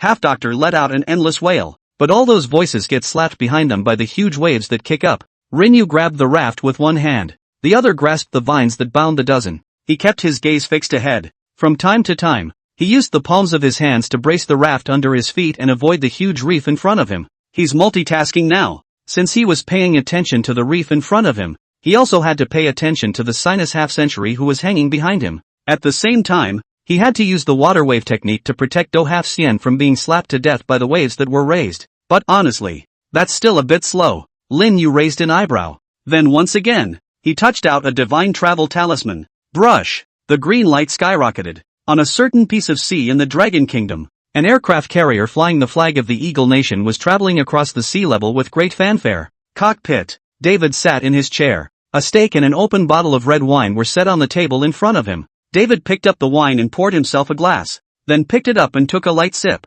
What a cozy time this is. David let out a groan, a look of enjoyment on his face. He then glanced at the adjutant next to him and shook his glass of red wine. Laughing, he said, "Would you like a drink, my lieutenant?" On the sidelines, the adjutant looked around at the sea level and then at David, who had a look of enjoyment on his face. Finally, he couldn't help but speak up. "Admiral, we are now cruising in the territorial waters of the Dragon Kingdom with such fanfare. Will this cause dissatisfaction among the Dragon Kingdom's top brass?" David's mouth dropped at that. Sneered. "What is the Dragon Kingdom? My Eagle Kingdom is the world's #1 hegemon. Isn't it just cruising in their territorial waters? What can they do to us?" After listening to General David, the adjutant mused for a moment, then nodded in agreement. "Indeed, we in the Eagle State are where the hegemony of the world is said to be, but it's just patrolling their Dragon Kingdom territorial waters. What else can they do to them in the Dragon Kingdom? Think about it." The adjutant ceased to dwell on it, just planned to sit down and have a drink with David.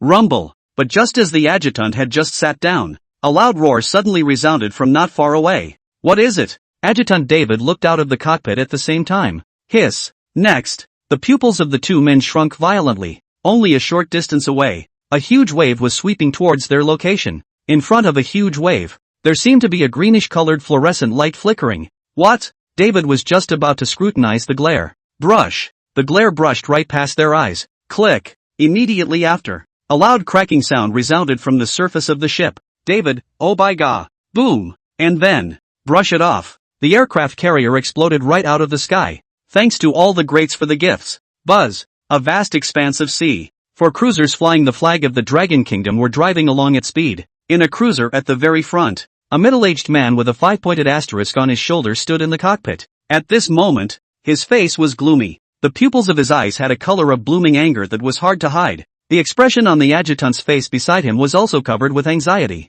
constantly urging the soldiers to travel faster. A few minutes earlier, the Dragon Nation's military, which was guarding this area of the sea, had discovered the location of the Eagle Nation's carrier early on, and there was constant shouting over the radio toward the other side, signaling the other party to hurry up and leave the waters of the Dragon Kingdom. But not only did the other side not listen, instead, they became more unscrupulous. Straight across the border, directly strutting in the location of the territorial waters of the Dragon Kingdom. Think about it. Zhou Chang was holding a fire in his heart. Fucking, what's wrong with you? Do you really think that our Dragon Kingdom territorial waters are our own land? You wiggled in and pedaled in for a vacation sob. Fork. Really, the more he thought about it, the more angry he became, and then he waved his hand. Drink loudly. Speed up. Faster. His grandmother's bear. These eagle country's eagle hair are damn live enough. Dare to roam in our dragon country's territorial waters. Really think that I dare not pull out his hanging hair, is it? Rumble. The destroyer cut through the layers of waves and ran over the sea.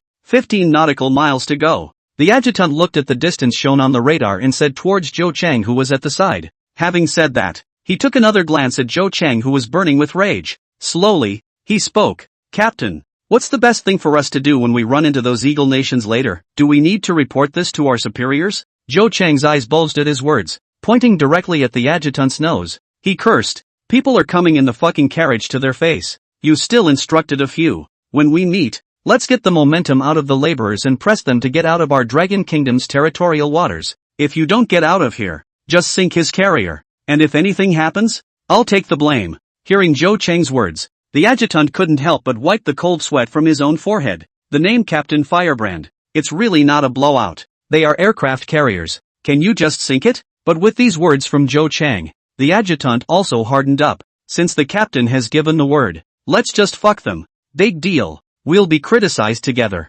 We can't let them get away with it. Hearing the adjutant's words, only then did Zhou Chang turn his anger into joy as he reached out and patted the adjutant's shoulder. That's right. That's what I call a fucking soldier of Zhou City. Said. He glanced at the radar. By the way, where are the pups running to now? The adjutant glanced at the radar and couldn't help but raise an eyebrow. Captain, they're not moving. Didn't move? Zhou Chang frowned. What are these cubs up to again? Lost and found? Ready to mend? But that's not like their eagle country style either. Zhou Chang stood in the cockpit, his eyes looking straight ahead. There are only 4 cruisers on your own side, but the other side was a real aircraft carrier. Phew! Zhou Chang exhaled a mouthful of turbid air. Then the gaze gradually became firm. If the other side still refuses to leave the territorial waters of our Dragon Kingdom, his grandma's, even an aircraft carrier, Zhou Chang, also let your ship sink today. Zhou Chang then turned around, just about to signal the crowd to get ready for battle. Suddenly,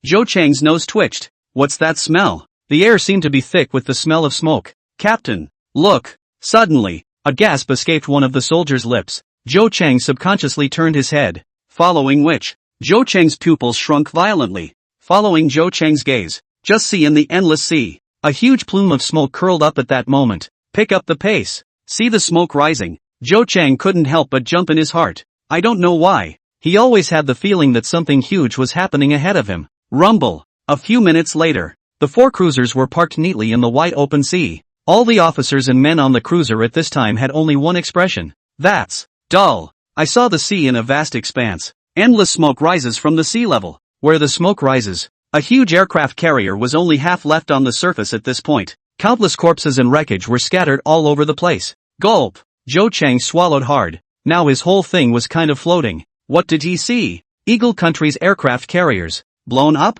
No. I've just fucking arrived. Why the fuck did you blow up? There was no more yesterday because there was a lot going on. Sorry karma. It's a vast expanse of sea. As far as the eye could see, it was covered in countless pieces of debris. Only half of the carrier's hull was left smoldering. Smoke curled up and blackened the entire sky. Countless wails interspersed with the sound of explosions rising and falling resounded above the clouds. Zhou Chang and the group of soldiers all had a dumbfounded look on their faces. The scene.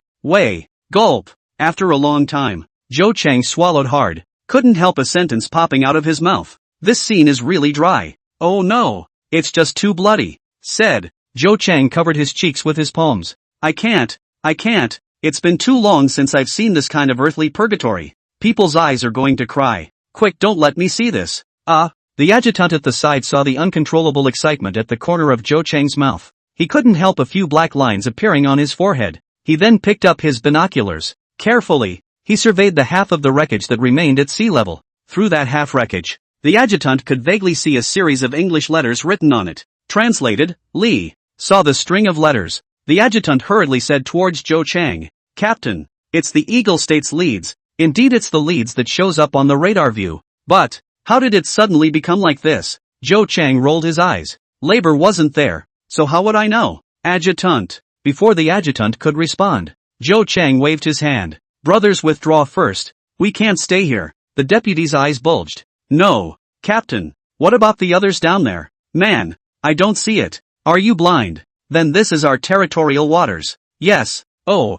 quick. Whisk all those dangling hairs of the Eagle Kingdom swimming in the sea out of this sea for labor. Or let them breakdance in the sea. Adjutant. The adjutant's eyes widened. With a shocked face, he looked at Zhou Chang. Crap. Brother, can you damn well be a human being? At the location of the half-wreck of the leads, David's entire body hung from an incredibly thick steel bar. Black oh poof. Black oh poof. A cry for help kept coming out from inside his mouth. Half a dozen yells. Except for the vague wails of the few goods still alive in his own house. The rest have never even seen a bird. My goodness. Someone save the child. It's really hard for the child to hang here. Wasn't it said that this is the territorial waters of the Dragon Kingdom? How long has this been going on? Why hasn't anyone from the Dragon Kingdom come until now? David pumped his cheeks hard. By now, he didn't even think about it. I'm a big fucking aircraft carrier. How could it suddenly explode? Could it be because of the glowing green light seen earlier? That's not fucking right either. Labor just looked at it from a distance.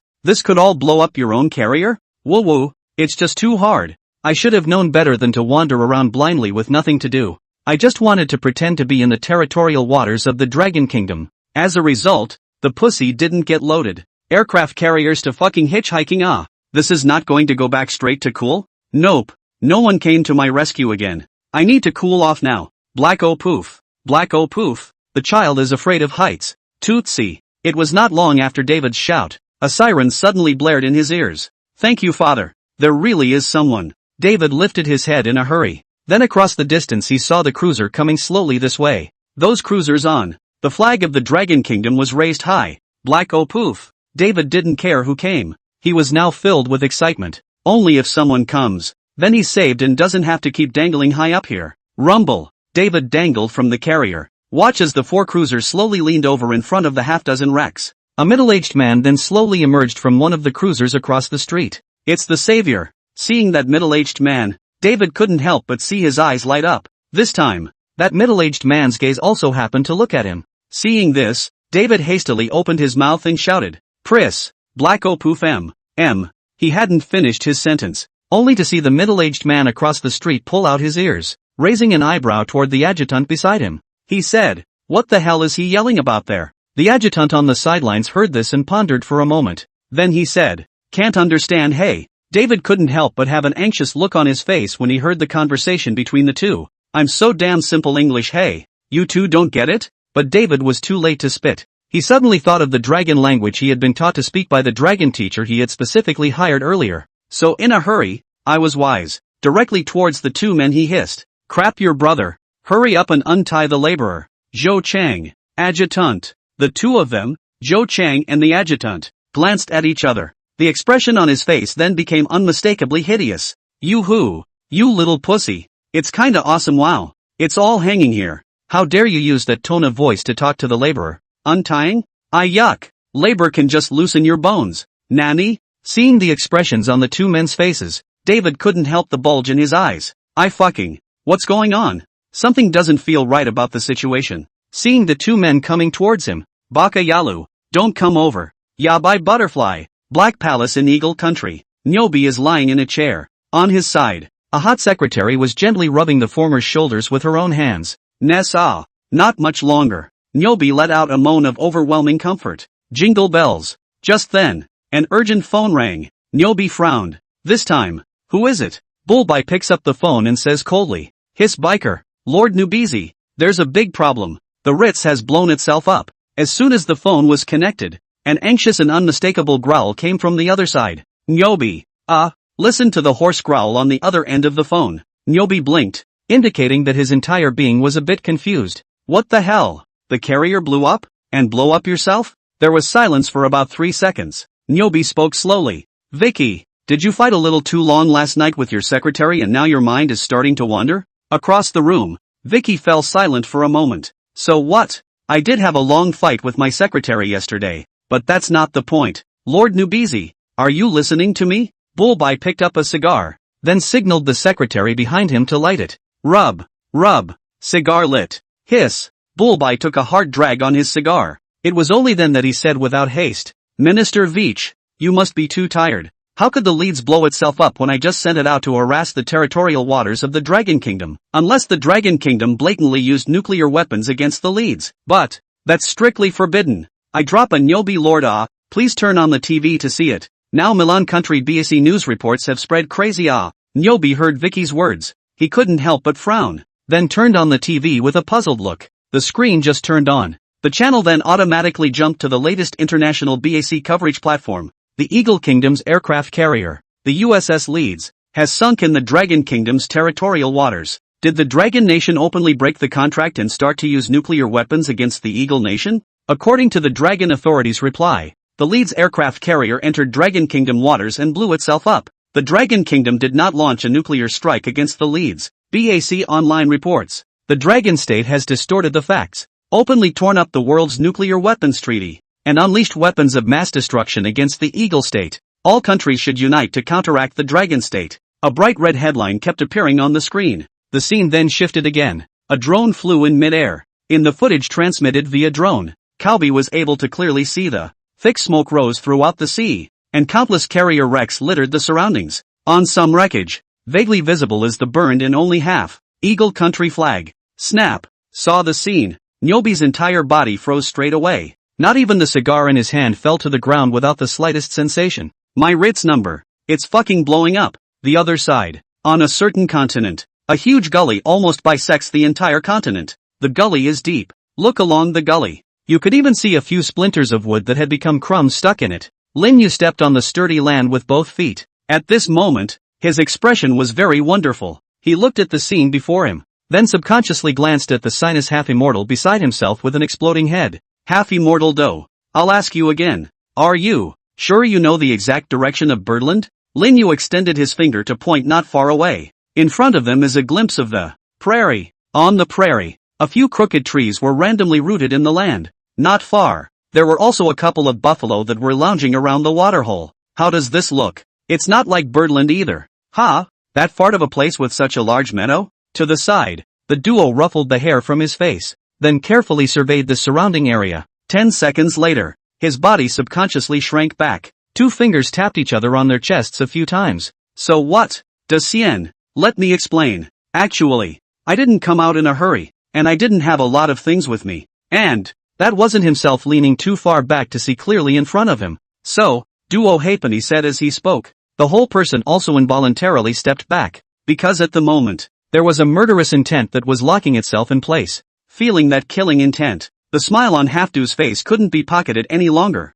He forced a smile onto his face. Turning to Lin Yu, he said in a trembling voice, "Does Cien give me another chance? I'm still useful." Lin Yu sniffed. First, he sulked for a moment. Then he patted the dozen on the shoulder, smiling. "Geez, don't act like you're so scared. It's just a mistake and a few tens of thousands of extra kilometers. It's nothing." Gulp. Looking at Rinyu's smile and his grinning expression, Half-Doctor couldn't help but swallow hard. "Does Cien? Don't laugh. Okay. I'm so scared." Lin Yu didn't care what Half-Dozen had in mind. Directly one hand lifted the collar of the sinus half-immortal. Smiling, he headed toward a couple crooked trees not far away. 10 minutes. A brand new raft was rebuilt. Lin Yu stood on the raft. The do half was hung from a flagpole. The Doge looked on as he was hoisted straight up the flagpole. With an effort, he squeezed out a smile at Lin Yu. "Does Cien? Really? It's really not necessary. I think I can see it if I sit in the back. There's no need to be so close." Lin Yu took out a divine traveling talisman from his pocket.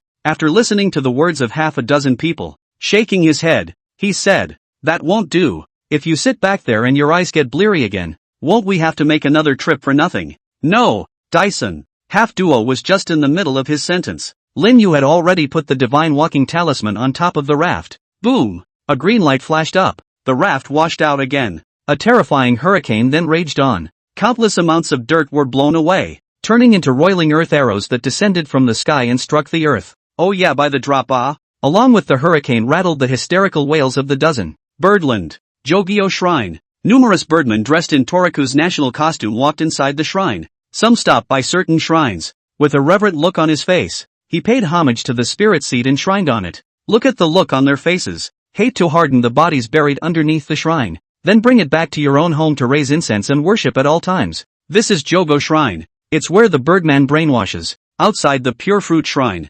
Muttontail 3 seconds at a time Lang. As the president of Jogo Shrine, his current mood could simply be described as overwhelming excitement. The original man was enjoying the shock of the crafty master inside the men's bathhouse. Haven't had enough yet. Suddenly being called in by a phone. Before he could get angry, the opposite side then conveyed to him a big shocking news. Eagle Country's USS Leeds aircraft carrier. It blew up in the territorial waters of the Dragon Kingdom.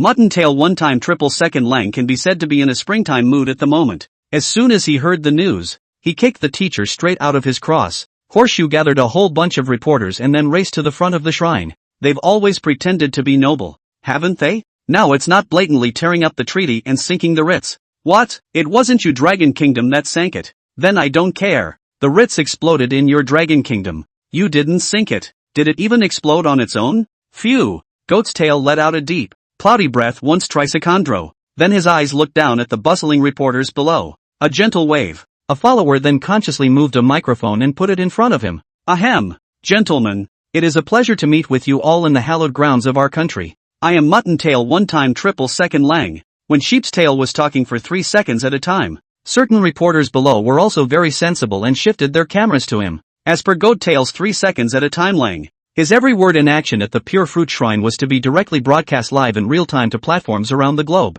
As a result, it's only natural that the main live streaming platforms in each country have an extra live room with a special title. President of Jogo Shrine in Toraku, Mr. Mitsukuro Goat's important speech on the explosion of the Eagle Kingdom's aircraft carrier in Rokoko's territorial waters. Saw a headline like that. Many viewers in various countries can't help but click in. Ahem. We definitely just want to know what this Birdlander is trying to say. Definitely not because of his peculiar name. When Muttontail Jiro appeared on the screen of the major platforms, there were countless pop-ups crossing inside the live broadcast room. Birdland audience number 1, it's our esteemed Lord Sheeptail. I must listen carefully to his speech. Toraku audience number 2, as the president of our sacred land of Sakurajima Kuni, every word of his speech should be recorded in history. Toraku audience number 3, long live Sakurajima. And anyway, on the dragon countryside, Gil of the angry cutting bird country, what's the name of this grizzly? What's the name of the goat tail? I'm a normal person, goat tail for 3 seconds at a time Lang. But, is that name serious? Turn off your cell phone, indeed. Birdlanders' names are really Gilad. How did they come up with this? Sheeptail 1-time triple second Lang naturally didn't know about the pop-ups in the live stream right now. He was giving a passionate speech. Gentlemen, as we all know, the Dragon Kingdom has always advocated for peace and was also the first to propose a world nuclear arms treaty. But, what we didn't expect was that the Eagle Kingdom's Leezy aircraft carrier, while on its normal cruise, suffered a nuclear strike from the Dragon Kingdom and sank directly into the sea. In this matter, I would like to ask the Dragon Kingdom to make sure to give us an explanation. They haven't always been pretentious, and they still make things difficult for our great shrine site every now and then, but the reality now is a slap in the face. Not only that, but the Dragon Kingdom is so brazen as to completely deny that they sunk the fleet, with Goat Tail's voice ringing out for 3 seconds at a time. The expressions on the faces of those journalists below also became a bit grim. Obviously, Muttontail 1-time triple second Lang this one speech. There will be very strong international repercussions. It's even possible that there will be a complete outbreak of mass public opinion. And inside the live feed, Sheep's Tail once the words of Trisacondro fell out of his mouth. The live stream was abuzz. Birdland bespoke, these dastardly dragons are really one thing on the surface and one thing behind the scenes. Torakuni great, I am most displeased with such a country. Nettle greatness, what's to stop them from recognizing our shrine status? They're just scared. Fear of when they got their asses kicked by us in the first place. Ha ha ha. Dragon Country's first handsome boy, F** King Nima. This F** King Goattail, he's doing his best to distort the facts here. Rokoko pinches Burdoku, what a hot shit shrine. It's a fucking shithole. I agree with what good-looking guy said, this douche needs to be renamed. It needs to be lifetime Goattail not lifting once 0.3 seconds Lang. Squeeze your balls, if our Dragon Kingdom really sinks the Eagle Kingdom's fleet. That's bull. We unconditionally support the country's decision. I'm a long worm with a penchant for probing holes. What everyone upstairs has said is very true, and as far as I know, it was clearly the Eagle Kingdom's carrier that first intruded into our Dragon Kingdom's territorial waters. Being sunk is also something they deserved. Hey, look at the faces of the reporters below. Goat's Tail once triple second Lang couldn't help but show a touch of joy that was hard to hide out of the corner of his eye. Yeah, that's it. A little more publicity. Although we can't fuck with the Dragon Kingdom, just by the pressure of world opinion. Then unite with the Eagle Kingdom and they put pressure on the Dragon Kingdom. Even the Dragon Kingdom. It's going to be a messed up time too. isn't it? Ha ha ha. Think about it. A smile gradually showed on Goat's Tail's face for 3 seconds at a time on his cheeks. Hey, what a pleasure to think about. If only public opinion was bigger. The international standing of one's own pure fruit shrine. And even a few more steps upwards. Hey. Then the goat-tailed one-time triple Sekiro took a big swing. Was about to galvanize the journalists on the scene again. But his words just rang out. Brush. A loud wind suddenly whistled from the distance. With the wind rattling there was also a faint green light. Brush. Less than 3 seconds. The originally faint green light was becoming more and more pronounced. Saw that glare. The goat's tail couldn't help but stare at Trisekondro for once. What the hell is that? A few minutes ago. Brush. As the green light flickered, the raft cut through the layers of waves, leaving a huge white trail on the surface of the sea. Big. De Cien. I think it can be slightly slow and slow. The entirety of the duo half was hanging from the flagpole. He opened his mouth with difficulty and hissed out towards Lin Yu behind him. Lin Yu just rolled his eyes at that. If I could have slowed down, would I have just gone straight out to the mainland from the sea? Ignore the words of the half-dozen or so. Lin Yu's mind once again sank all the way into controlling the raft. 3 minutes later, Lin Yu's eyes suddenly lit up. Follow his gaze. Just a short distance away at sea level. Suddenly there was a huge extra land sight. Brush. Lin Yu mentioned it with his hand. Straight away, he lifted the body of the sinus half-immortal off the flagpole. Snap. 2 smooth slaps to the former's face. Force the former to come to his senses. Do half Cien. Open your eyes and see clearly. Is the bird country in front of you? Half-dozen heard Lin Yu's words. Spinning around, he widened his own eyes. Eyes burned into the distant land. After looking out for about 10 seconds or so, De Cien. The waves are too big to see. Lin Yu forcibly resisted the urge to kick Do half Cien off the raft. So why did I bring your ass over? Phew. Took a deep, cloudy breath. Lin Yu's gaze gradually became firm. Whether it is or not, punch it up first. And so, the raft rode the waves and rushed toward that land, while the raft swept away with a huge wave. Seaport on the edge of Jogyo Shrine. It's close to the shrine. Many birdlanders chose to settle here. It's because they want their offspring to guard the shrine day and night. After being nurtured by the spirits of the ancestors, they are able to become useful to the country of Sakurajima, the object of worship in their hearts. It is the spirits of the ancestors buried in the shrine. Of course they do. But, rumble. With a deafening rumble, everyone was involuntarily stopping what they were doing. Subconsciously, he looked towards the place where the sound resounded. Brush. Next, a horrified look of horror suddenly surged over the faces of all the birdlanders at the seaport. In their gaze, only a short distance away, a wave about several hundred feet tall was sweeping towards where they were. The waves carried a monstrous air. As far as the eye could see,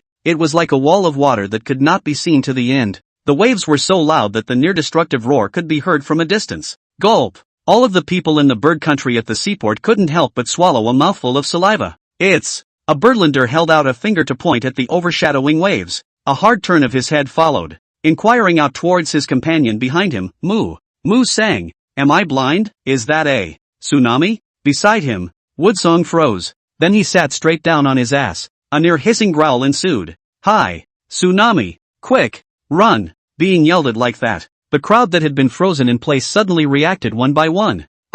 Run! There's a tsunami! Ya by fall! I don't want to die yet. I haven't gotten the blessing of the spirits of the ancestors. Why is a disaster descending? We're obviously right next to the shrine. Don't be in a hurry. Everyone, the spirits of the ancestors inside the shrine will protect us. Countless noisy voices rang out continuously, with calls and wails, weaving through the air in a movement of unparalleled beauty. Some birdlanders even just opened their hands, a needless look at the huge waves. Meanwhile, his mouth kept mumbling, I reside next to the spirits of the ancestors, who will surely shield me from this disaster. Hula hula. Following which, the waves swept by. Everything is swallowed up. In the meantime, entrance to Jogo Shrine. Sheepsbane looked at the approaching blare for 3 seconds at a time. A small pair of eyes couldn't help but narrow as well. I don't know why I'm doing this. As that green light gradually approached, his eyelids had also been fluttering up without stopping. It always feels like something bad is happening. He took a deep breath. Then he looked at the grandiose shrine on his body. The worries of the mind gradually calmed down. With the shrine, everything will be safe and sound. Buzz. When his thoughts had just risen, the whistling in his ears was also getting louder. Next, brush. Before he could react, his pupils then reflected a flash of green light. As the green light flashed by, Goat's Tail subconsciously closed his eyes once Triple Secondro just a moment after he had just closed his eyes. The air in front of the entire pure fruit shrine seemed to freeze for about 3 seconds. And then, rumble! A sound like an explosion rang out. At once, the sound of countless pieces of rubble collapsing to the ground with wood in their wake rang in his ears. Sheepsbane is trying to keep his eyes open 3 seconds at a time, but the horrific sound waves forced his eyes to hold them down in death. Sheep's tail for 3 seconds at a time was just about to speak. Hula! With a whistling sound slipping past his ears. The next second he felt his body detach from the ground. Started soaring up in the sky. This feeling is. Goat tail 1 time triple second Lang just wanted to experience this feeling of ascension. Bang! Next moment. His body then slammed down hard on the ground. Wind and waves come and go quickly. Wait until the storm passes. The scene was already a mess. Countless electronic devices have been completely destroyed. The Birdland flag was mercilessly trampled on the ground and covered with a thick layer of dust. Shingles and wood shavings were scattered everywhere. At present, the front of the Jogo shrine was in ruins. On the flip side, the pure fruit shrine. Now, the original magnificent shrine. At this point it has been hard chipped away a good portion of it. Only a few lone stakes remained in place. At present, pure fruit shrine. Washed black. The first one seemed to be overwritten, so I gave it back and rewrote it all. So it's a bit late. The pure fruit shrine was cut down hard. The news instantly hit various news lists around the world. Dragon Nation. Crap. What news did I see? The thatched toilet shrine in Birdland was lost to a hurricane. Really? Really? Give me a look. Crap. It's the gods manifesting themselves. Birdland's outhouse was directly cut down for him. It's the gods of our dragon kingdom who can't stand to see their net fruit thatched toilet, and directly chipped him out of it. Ha ha ha ha. Wait. I need to go back and burn 2 more pillars for the gods. Oh no. 200 joss sticks. The disappearance of the pure fruit shrine is not just a hot topic of discussion among the people of the dragon kingdom. Many large domestic stores have even begun to raise their stores in celebration. Big payoff. A great deal. Dude, what a great deal. Boss advanced 306 days to open the anniversary of the big payoff. Anyone who enters the store consumption of more than 1,000. Complimentary net fruit thatched toilet a toilet. I'll go. It's so good. I'll come. Good news. Good news. The store to give back to new and old customers. Opened 3 years in advance. All consumers who enter the store. A free sandalwood incense. Take sandalwood to burn incense. Good things come in pairs. Good news. Good news. Crap. Big brother. What's your good news? It's our anniversary too. No. You're making a fucking anniversary of a coffin store. Who the hell said the coffin store can't celebrate the anniversary? Buy back to your old man to prepare first. I tell you, after this village can't have this store. When you say it like that, it seems like it does. Come on. Give me 800 of them. Big brother. There are a bit too many people dying in your house. What do you know? It's the anniversary. So book it first. Big brother is awesome. Come. I'll introduce you to our store's deluxe family package, which guarantees that you'll be able to enjoy supreme level membership services with your family after you die. In the streets and alleys. Crackle. A burst of smoke and artillery rang out, and a cloud-piercing arrow shot straight up into the sky. Today is a good day. A pleasant piece of music played slowly. The music was accompanied by the beautiful dance of the square dancers. A group of young men with basketballs stood at the edge, watching a group of older women square dance the good old days on the basketball court. A young man raised an eyebrow to the teammate next to him. I don't know why, but I didn't realize until today that square dancing is so good. Beside him his teammate nodded. Aha, I feel the same way. Then what's the point of playing a shitload of basketball? Hurry up and join the square dance team. And on the flip side, on the Birdland side, after they learned on social media platforms that their shrine had been chipped away by the hurricane, everyone's faces were covered with a strong look of disbelief. No, impossible. Our shrine is sheltered by the spirits of the ancestors inside.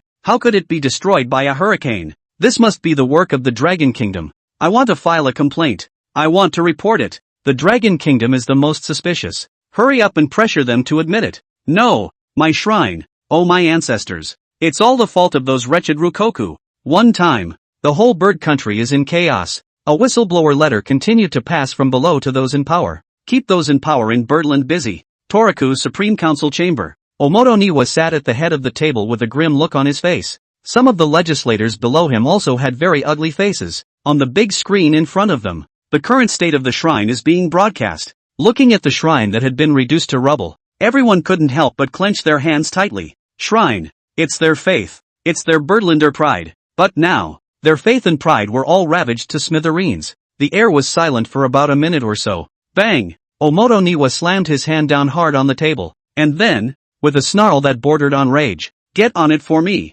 Dig up the ground and find out why. I don't believe that the Society of God was suddenly hit by a hurricane. Check me. Shizumi Province, Kamikawa Hills. As the location of the headquarters of the Kamikawa Society in Toraku, this place is incredibly heavily guarded. Everywhere there's a super ultra high definition 8K camera filming 24/7. There's no escaping the cameras at every dead end. And 2 bodyguards wearing electronic recording devices are on standby at gunpoint every 10 meters. Whenever there's a problem with any electronic device anywhere, the interior of Kamikawa Hills will receive an alert. Stop.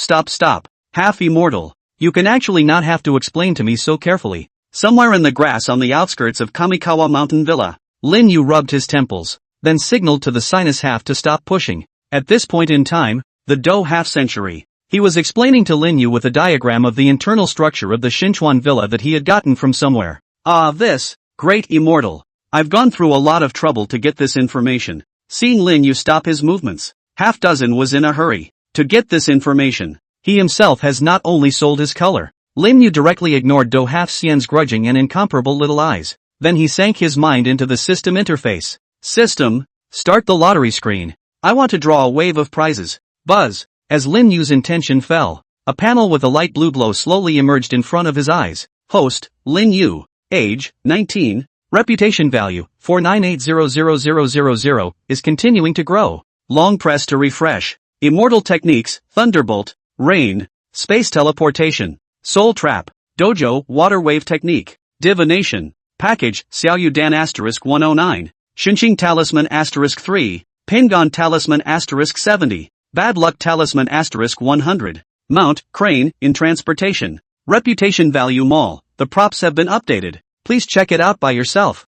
I'll go. Nearly 50 million prestige values. Seeing his reputation value, Lin Yu's eyes couldn't help but bulge. I'll be damned. Am I screwing up the Toraku Shrine? How did so many extra reputation values suddenly appear? Phew. However, in a whirlwind, Lin Yu let out a deep breath of turbid air. A smile couldn't help but emerge at the corners of his mouth. The more prestige value you have, the better it is for your own. System, open the Prestige Mall. Ding. Congratulations to the host's prestige value for successfully breaking through 10 million. The Prestige Value Mall is being updated online. Please wait. With an electronic beep in his ear, a progress bar appeared on the illusory panel right in front of Lin Yu. Ring Yu? Seeing the progress bar that suddenly appeared, Lin Yu was not only stunned. Yoo-hoo! Nice guy! The Reputation Value Mall actually updates? According to the novel sets I've read in the past, the Prestige Value Mall after the update must be especially awesome. Don't you think so? System. Ding. That has to be, of course.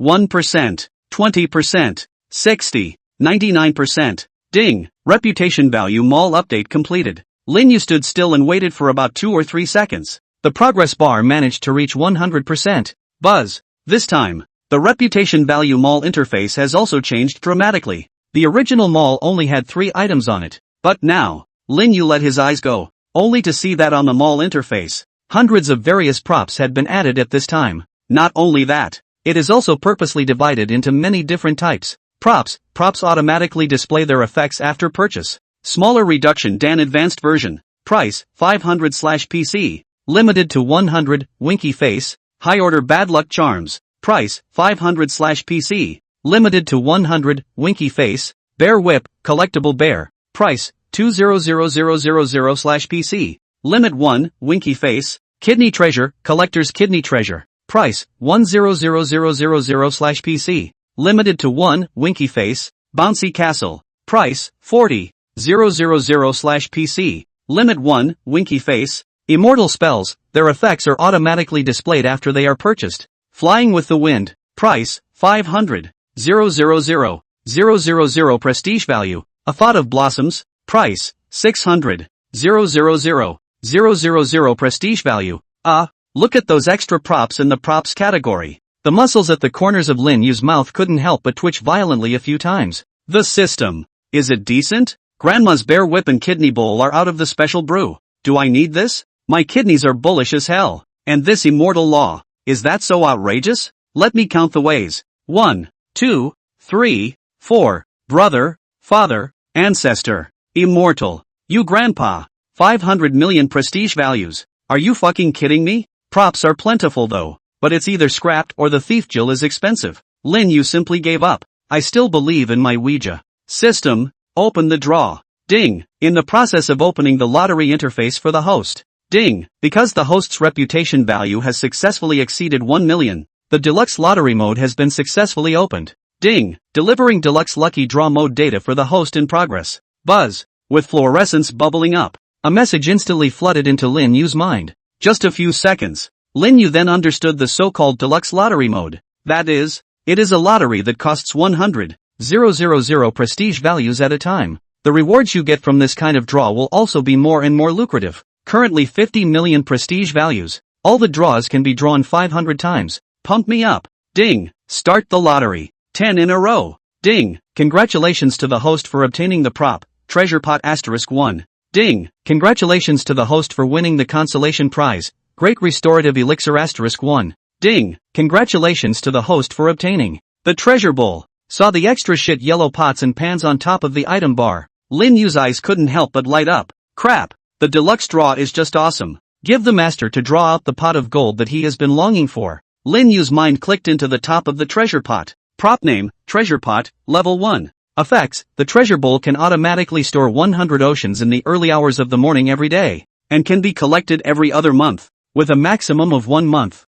and a maximum limit of 3,000 oceans. Can be upgraded by prestige value. Upgrade to the next level requires prestige value, 1000. Secondary polygon effect. The treasure bowl can automatically store 1,000 Yangtze every morning, and can be collected every 28 days for a maximum of 3 months, with a ceiling of 28,000 Yangtze. 100,000 prestige value can be consumed to upgrade to the 3rd level. Not bad, not bad. Drawing out the pot of treasure in one go. Oh ha ha ha ha ha ha ha. Think of the uninterrupted money generating money in the future of the polytunnel. The smile at the corner of Lin Yu's mouth. Ah, it's getting more and more licentious. Oh ha ha ha ha ha ha. Do Half Xian, who had been lying on his back next to him, watched as Lin Yu suddenly froze stupidly in place. Suddenly and inexplicably, he burst out laughing again. His entire body subconsciously shrank back. Does Xian? It's a sudden brain fart? Perhaps it was because he noticed the caring, retarded eyes of the sinus half-century. Lin Yu's laughter abruptly came to an abrupt halt. Ahem. He coughed lightly to hide the embarrassment he had just felt. Yeah. Seems like one's focus isn't on the pot of gold right now, hey. Out of sorts. Out of sorts. Tidying up his mood, Lin Yu's thoughts returned to the system lottery interface. System, keep drawing. Give me a practical one at this stage. Ding. Open the raffle. Ding. Congratulations to the host for winning the consolation prize, quick-acting heart-saving pills *1. Ding. Congratulations to the host for obtaining amount, caterpillar *1. Ding. Congratulations to the host for obtaining the immortal technique, the technique of the soul, another fairy spell. Hearing the system tone ringing in his ears, Lin Yu's gaze also subconsciously looked at the information panel. At present, on the info panel, there was already a new skill on the immortal technique column. The law of the soul. The host is transformed into a soul master to control the soul of a specified object. The weaker the object is, the longer the control time will be. Inside Kamikawa Villa. In the chamber. 4 men dressed in birdland clothes sit in a circle on the floor. On the table in front of them, a large screen displays hundreds of photos of different people. Amongst, there are 10 photos that have grayed out. Looking at the 10 photos that had grayed down, all 4 were silent. After a long time, a rather gruff-looking man from Birdland tapped his fingers on the table twice. Then he spoke up and said slowly, "Gentlemen, Kamuzan and the others failed." The other 3 couldn't help but shrink the muscles in the corners of their eyes as they sniffed. The body of an old man with white hair next to him couldn't help but tremble violently. He looked to the rugged man at the head of the group, asked, "President, didn't you say that this mission would be easy to accomplish with the cooperation of the informants?" The rugged man was none other than the president of Kamikawa Shrine, Nichikawa Teppen, and that old man was an internal elite of the Kamikawa Shrine, known as one of the 4 iron plates of the Kamikawa Shrine. Wise iron plate Old Mulberry Field. Hinagawa Teppen just shook his head after hearing the old man's words. In a bemused tone, he said, "Old Sankuan, I know how you're feeling right now, but something like a mission originally comes with unexpected situations. I am deeply sorry about this sacrifice of Kozenkuan. He was a warrior and we in the Kamigawa community are proud of him." The old man sniffed and could only let out a long sigh. It had felt like a sure thing. That's why he slipped his grandson, Sankuan Jr., in there. The goal was simply to enable him to get through this mission before using his own means to move up a few notches in the Kamikawa Shrine. but I didn't realize. Alas. But his thoughts were not quite finished. Hinagawa Teppan's voice resounded once again. And, then again, even if we have informants to cooperate, however, who knows if they, the Dragon Kingdom, have informants in my Kamikawa shrine to cooperate again? Having said that, Hinagawa Tetsubo's gaze swept very sternly over the other three. As soon as the three of them came into contact with Hinagawa Teppan's gaze, the muscles at the corners of his mouth couldn't help but twitch violently. What the? Look at your eyes. You're trying to get us, aren't you? A rather feminine man frowned, disgruntled. Does the president mean he suspects the three of us? Hinagawa Teppan smiled. Says, all three of you are pillars of our Kamikawa shrine. How could I be okay with doubting you? I prefer to believe that our informant planted in the Dragon Kingdom has leaked secrets. After all, a few decades ago, there were countless such people in their Dragon Kingdom. Speaking of which, Hinagawa Tetsubo's gaze gradually turned cold. That thing is back in the hands of the Dragon Kingdom, and that's a very serious loss for us in Birdland. The remaining three also had a look of concentration on their faces. The feminine man suggested, why don't we take this to our employers up there? Let them clean up their own mess. The feminine man's words fell. The old man just couldn't help himself, and interrupted him directly. No, right now the employers up there seem to have turned their attention to the Jogo shrine that exploded today. Unless we want to get killed before we report this even at the tip of this wave. The feminine man frowned. So what are we going to do? We can't just send someone to get the stuff back now,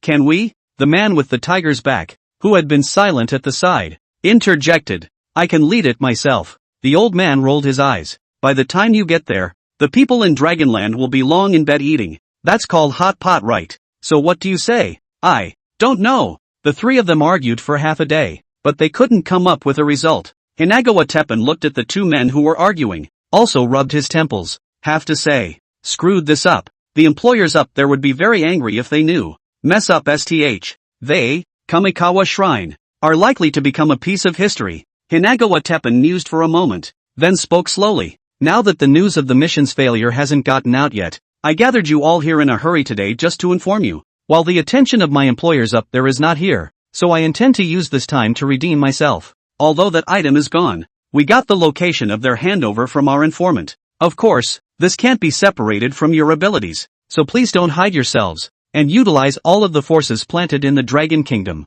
The three of them couldn't help but raise their eyelids at the words. Raising his eyes, he gazed towards Hinagawa Tetsubo, who was at the head of the group. Looking at the latter's rugged cheeks, the hearts of the three sunk slightly. This guy. So that's the idea. All three of them then looked as if they had made up their minds. Consider the consequences of not getting your stuff back. Sacrificing some informants. That was worth it. It's an honor to give their lives for them, Kamigawa. Phew. Seeing that all three had made up their minds, Hinagawa Teppan also exhaled a cloudy breath, then turned his head to look at the clock on the wall. Gentlemen, then the plan is finalized. And it is getting late. In order to welcome all of you, I have brought a few beautiful girls from Kyoto who specialize in song and dance. Gentlemen, please. He then looked at the shady man. Laughing, he said, and of course, there's your favorite goods, Kamata-kun. Having said that, Hinagawa Teppan then got up from the ground. A gesture of invitation was made towards a few people. After you're done, he then walked to the door and pulled it open.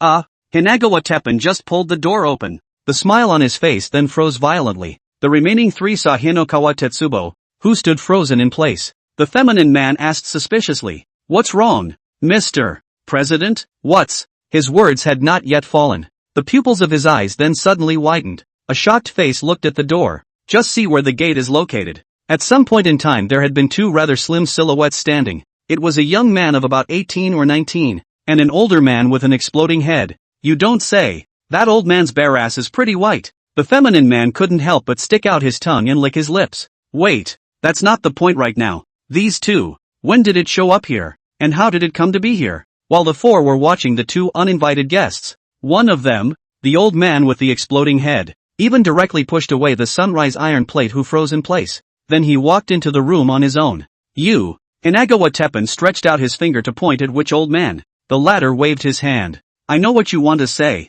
You can scream if you want. No one will come to your rescue today even if you scream your throat out. You won't be rescued even if you scream your throats out. While watching an old man with an exploding head wag his finger in front of his face, and a hangdog face when you say a big piece of crap. The expressions on the faces of Hinagawa Teppan and the others were wonderful. But soon, a hideous color then surged out of their faces. Baka Yalu. The feminine man was the first to come back to his senses, as soon as he directly drew out the katana that was placed aside, and then aimed at Du Half-Xian's head. How many years? They hadn't experienced this kind of provocation in a long time, since they had taken this position. Not sure how the two rats managed to sneak in though, but this is inside the Kamikawa shrine. Roll into hell with the determination of certain death. Brush. The samurai sword cut through. There was a strong color of excitement flowing out from the faces of Nikawa Tetsubo and the others. It was as if they had seen the old man in front of them have his head sliced off with a katana. Then blood gushed out like a column of water from the break in his neck, pouring out like a light rain,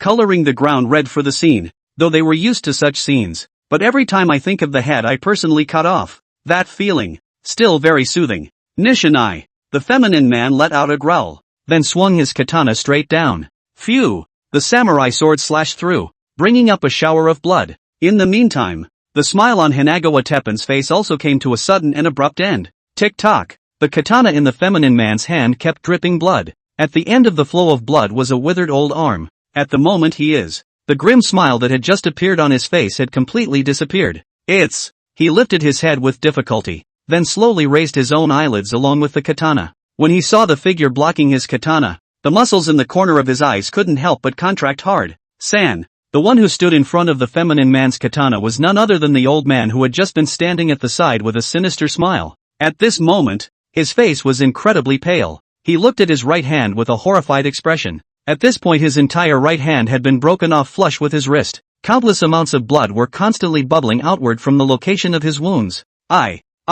Old Sangan's already pale and withered cheeks grew paler and paler. His whole body froze for a few seconds at first. Immediately afterward a hiss containing panic and grief roared out of his throat. My hand. Aha! Old Sang's entire body was directly paralyzed on the ground. He clutched his broken hand and kept wailing. The scene. It's just too weird any way you look at it. Old Sang was wailing on and on, clutching his broken hand. The three Hinagawa Tetsubo people were also blushing a bit. Just now, they had seen with their own eyes that Old Sang's entire body looked like it was possessed. Just now the entire body involuntarily rushed to the katana. Before he could react, right in front of the swinging down katana with his own arm. Gulp! Hinagawa Teppan swallowed a mouthful of saliva. He didn't think that it was Old Sang who had just had a sudden brain fart, trying to fight the katana with his own flesh and blood. People who sit in positions like his, already relatively well informed about some of the secrets of the world. These two, definitely not ordinary. Even, possibly, those. Bang! The thought of Nichikawa Teppan had just risen. Kneeling on the ground, Old Sangan's entire body suddenly seemed to have gone mad again, smashed his head frantically against the boards on the floor. Bang! Bang! Bang! After smashing hard for 4 or 5 times, Old Sangjun rolled his white eyes and directly fainted. One time, the wailing that drifted through the air stopped. Hiss! Saw the scene. Hinagawa Teppan and the others collectively sucked in a breath of cold air. Hinagawa Teppan's eyes couldn't help but bulge even more. If at first he had only been skeptical, now he could be almost completely sure. He swiveled his head, then gazed at the door. Sasha, the young man who had been standing outside the door with his hands in his pockets, walked in slowly. Brush! Just as Lin Yu had just made a move, a subtle cold aura suddenly flickered up from its shadowy position. Geo! Well! Saw a flash of cold. Hinagawa Tetsubo's entire body couldn't help but shake as he hissed out in a hurry. He knows what it is. That's the secret weapon of the Kamikawa Shrine. Legendary ninja. That's right.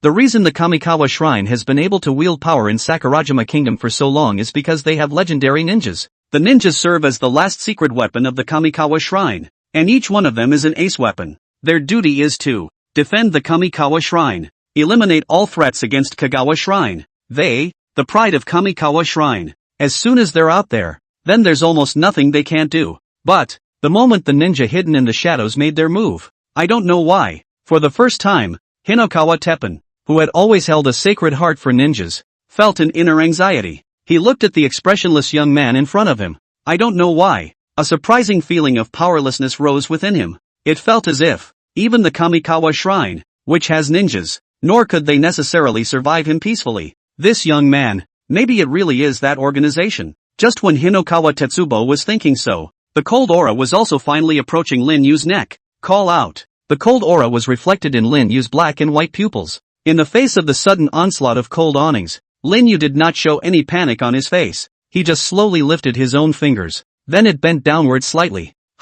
In the meantime, The pupils of the ninja hidden in the shadows couldn't help but shrink. Brush. The next moment, a body blocked in front of Linyu. I don't know when. Old Sangun, who was originally lying on the ground, had appeared in front of Linyu. Poof, poof, with two dull thuds, only to see that two small knives emitting a ghostly aura had been inserted at the old Sangun's neck position. The small knife completely disappeared into the middle of old Sangun's neck. The old Sangun's body trembled slightly, and then he was no longer alive. Phew, a hit didn't land. The ninja hidden in the shadows didn't panic. A cold light emitting a ghostly aura then flashed up from all sides of the room, completely blocking off Linyu and Do Half-Xian's bodies. His purpose was simple, and that was to dispose of the two people who had attacked the Xinchuan society, Linyu and Do Half-Xian. As for the dead old Sangun, which was just a simple accident, he wasn't going to live long anyway, and he just happened to be giving him an early ride. As per ninja estimates, he just left the world 20 years early. A trifle.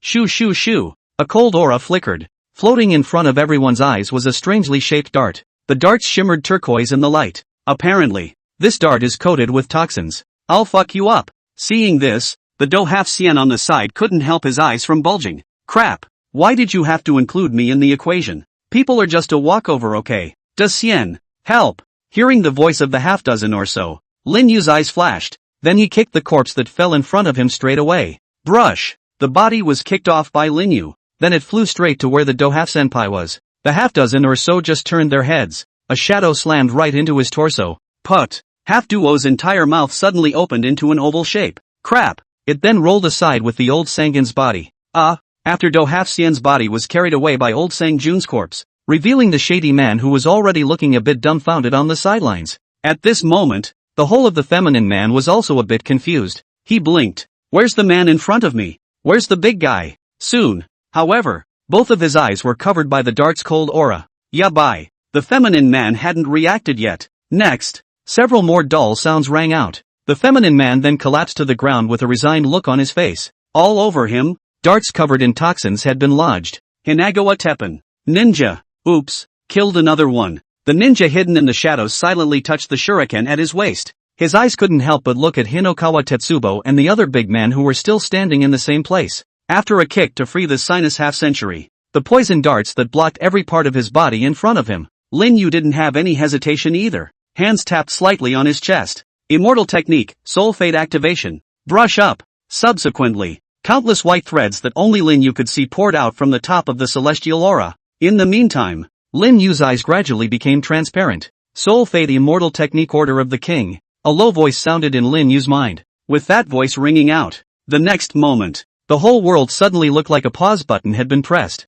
In Lin Yu's line of sight, the speed of those darts that were rapidly shooting towards him gradually became slower. Immediately after that, a white silk thread wrapped around those poison darts. In reality, the whole process was just a fraction of a second. As the cold aura swept towards Lin Yu, the latter simply rubbed his fingers in front of himself. Jabla. Subsequently, it was as if those poison darts that shot out were suddenly pulled. It stopped less than 10 centimeters in front of Lin Yu. Brush. Before the other big tall guy could react, those poisonous darts then quickly reversed their direction and shot straight at the latter.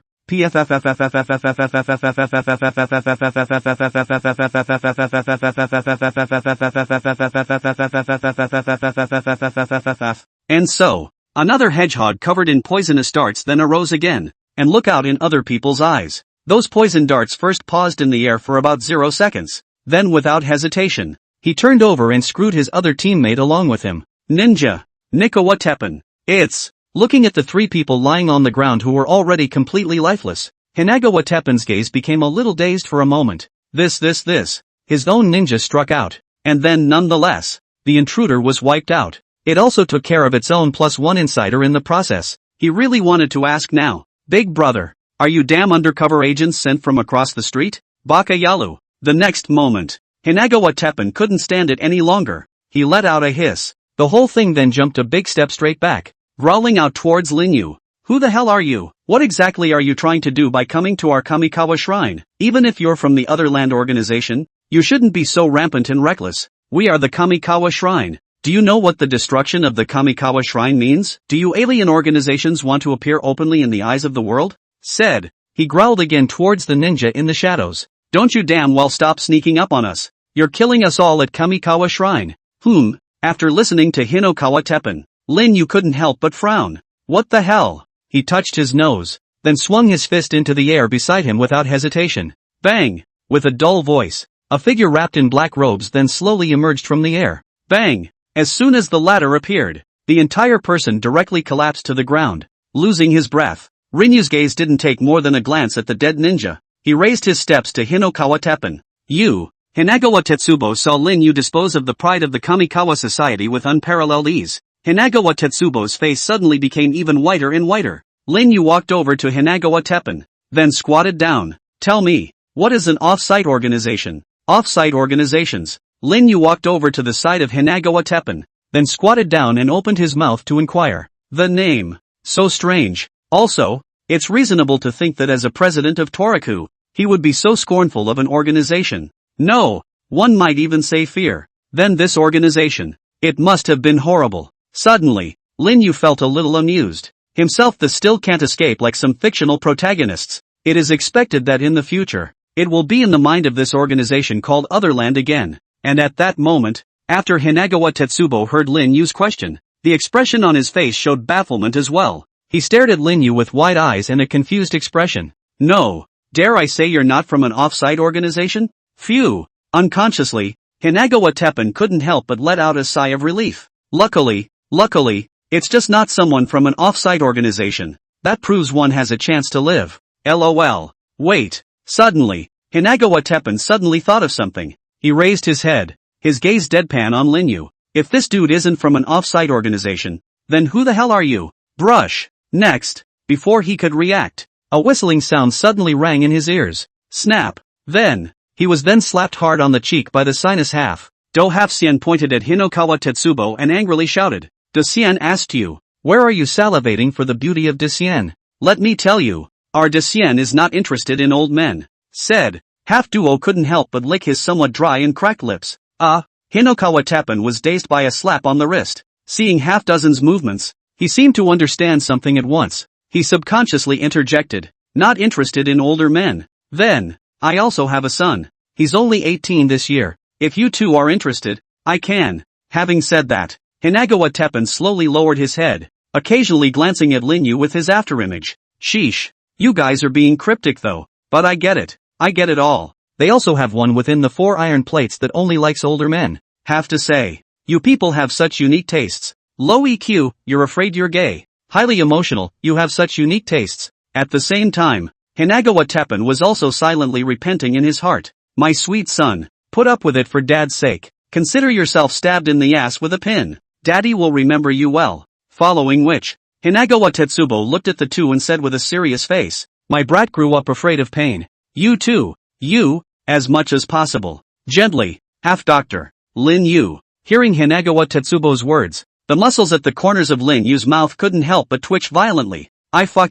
He turned his head to look at half-dozen. Old thing, what the fuck have you done? Gulp. Feeling Lin Yu's near murderous gaze, Half-Sien Do couldn't help but swallow a mouthful of saliva. Following which, crap Nima. I'll kill you turtle. Said. Do Half-Sien directly swung up his sleeve, then picked up a chair from the side and directly smashed it against Nikawa Tai-ban. Bang. Bang. Bang. Aha. Flax falls. Duck. Duck by down. Duck your mother. You fucking moan. Fuck. Halfpenny. Don't hit your mouth. I have questions to ask. Understood. A few minutes later, Half-Do sat on his butt, panting heavily, and Hinagawa Teppen, the whole thing curled up in the corner, shivering. On his body, the skin had been split open and blood was pouring out. Phew. Lin Yu tidied up her hair before walking over to Hinagawa Teppen once again. Seeing Lin Yu approaching, Hinagawa Teppen's entire body hastily shrunk towards the corner. This is the real fucking devil. Lin Yu smiled towards Hinagawa Teppen,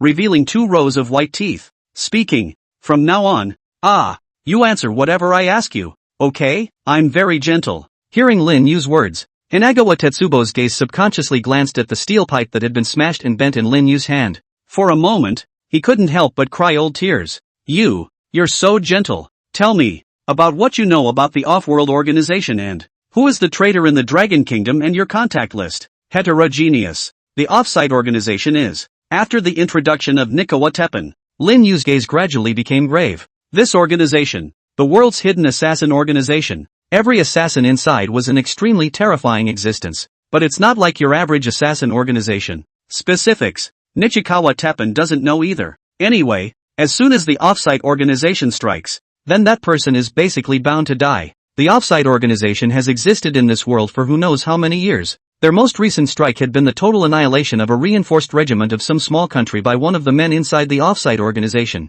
Overnight, more than 1,000 well-equipped soldiers died horribly in their camp. Up until now, the offsite organization is once again in the sights of the top brass of various countries. Rumor has it, there are quite a few people inside this organization who are humans with special abilities, so when Rinyu easily manipulated Old Sang and the others, it was Hinagawa Tetsubo who thought that Rinyu was someone inside the off-world organization. After listening to Hinokawa Teppen's explanation, Rinyu couldn't help but fall into deep thought for a moment. Special powers? One man killed over 1,000 soldiers in one night. This off-site organization. Boom! Just as Rinyu fell into deep thought, a loud rumbling sound suddenly rang out in the distance. Before they could react, rumble, rumble. The entire room then suddenly exploded in its entirety. Rumble. The entire room was engulfed in sparks from the explosion. It was accompanied by a deafening rumble that resonated through the sky. Immediately after, rumble, rumble, rumble. Loud explosions kept ringing out in Kamikawa Shrine. Accompanying the explosion was the fire dragon that rose up into the sky.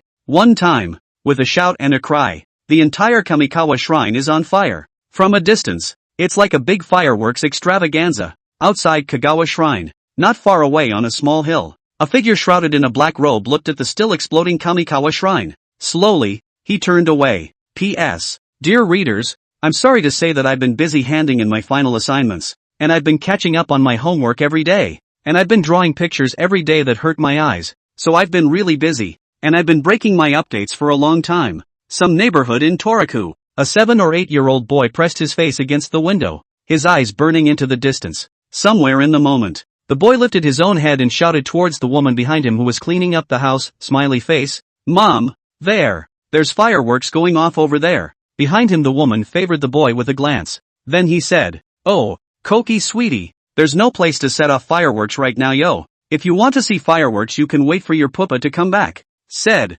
She, too, lifted her own head, then looked in the direction the boy's finger was pointing. Brush. Next, her pupils then snapped, only to see that not far away, the firelight emanating from the huge blaze reflected the entire night sky in red, with those flames rising to the sky. There was also the sound of one explosion after another from far away, following which, countless people in Birdland were awakened from their sleep and then subconsciously pulled back the curtains. A face of shock plus horror looked at the red light not far away. Kagawa Shrine. The flames are still burning brightly. The original magnificent building had disappeared from the ground. All that was left was wreckage and charcoal all over the ground. Ahem. Somewhere in the ruins. It was accompanied by a violent coughing fit. Immediately after that a pitch-black palm suddenly burrowed out of the rubble. Hempa Bill ah. These bird people, really Jill actually buried bombs in the ground. Fortunately old man life, or really have to advance a few decades to see the ancestors. It was accompanied by a wailing sound. A figure covered in pitch black struggled to get out from inside the ruins.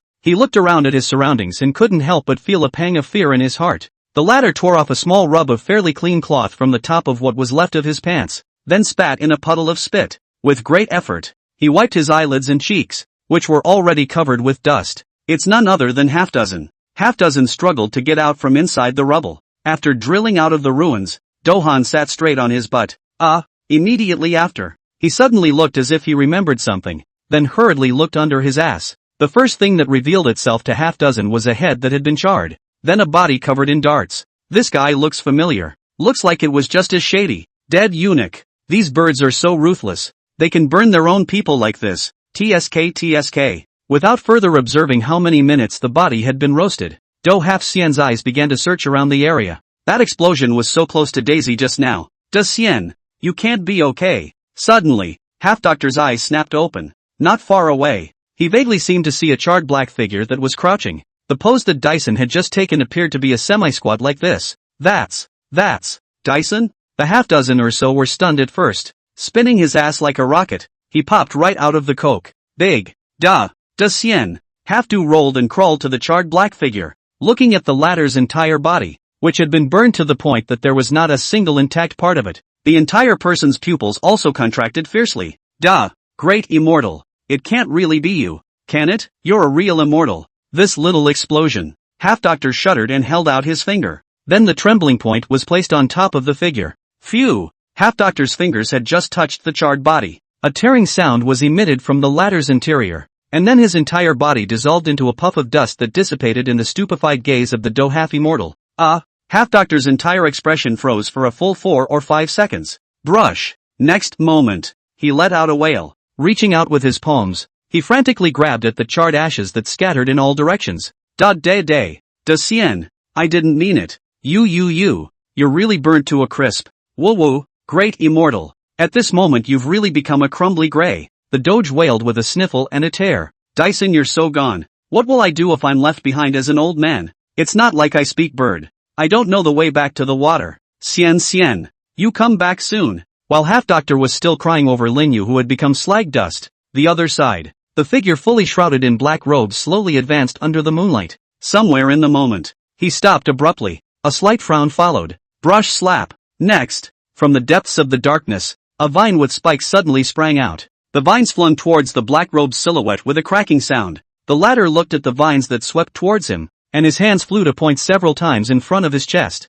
Next, a silenced pistol that had appeared in his hand at some point spat out several snakes of fire, meeting up with those vines. Snap! The two collided. The vines were easily broken. After breaking the vines, the entire figure under the black robe also quickly bowed slightly. Bare Eyes looked around warily. His right hand had a death grip on the pistol at his waist. The whole spirit of the man reached a 12th degree of alertness. As soon as a sudden situation occurs, he wants to make sure he can react quickly. But just after his voice fell, there was no more breeze around him. But intuition told him, the silence around them was even more surreptitious. Sasha. Just then, an indiscernible thud rang out from the corner of a large tree not far away. Snap! The next moment, the pistol that was originally at the black-robed man's waist then suddenly appeared in his hand. He then pulled the trigger without hesitation. A few shots of the fire snake swept straight for that corner. Click! The bullet struck the large tree, which fell to the ground in response. But the black-robed man's pupils couldn't help but shrink hard, because underneath the big tree, there were no figures. Damn it! This person hiding in the shadows is even more terrifying than I thought. Can't sense a single breath of the other party at all. Seeing no one under the big tree,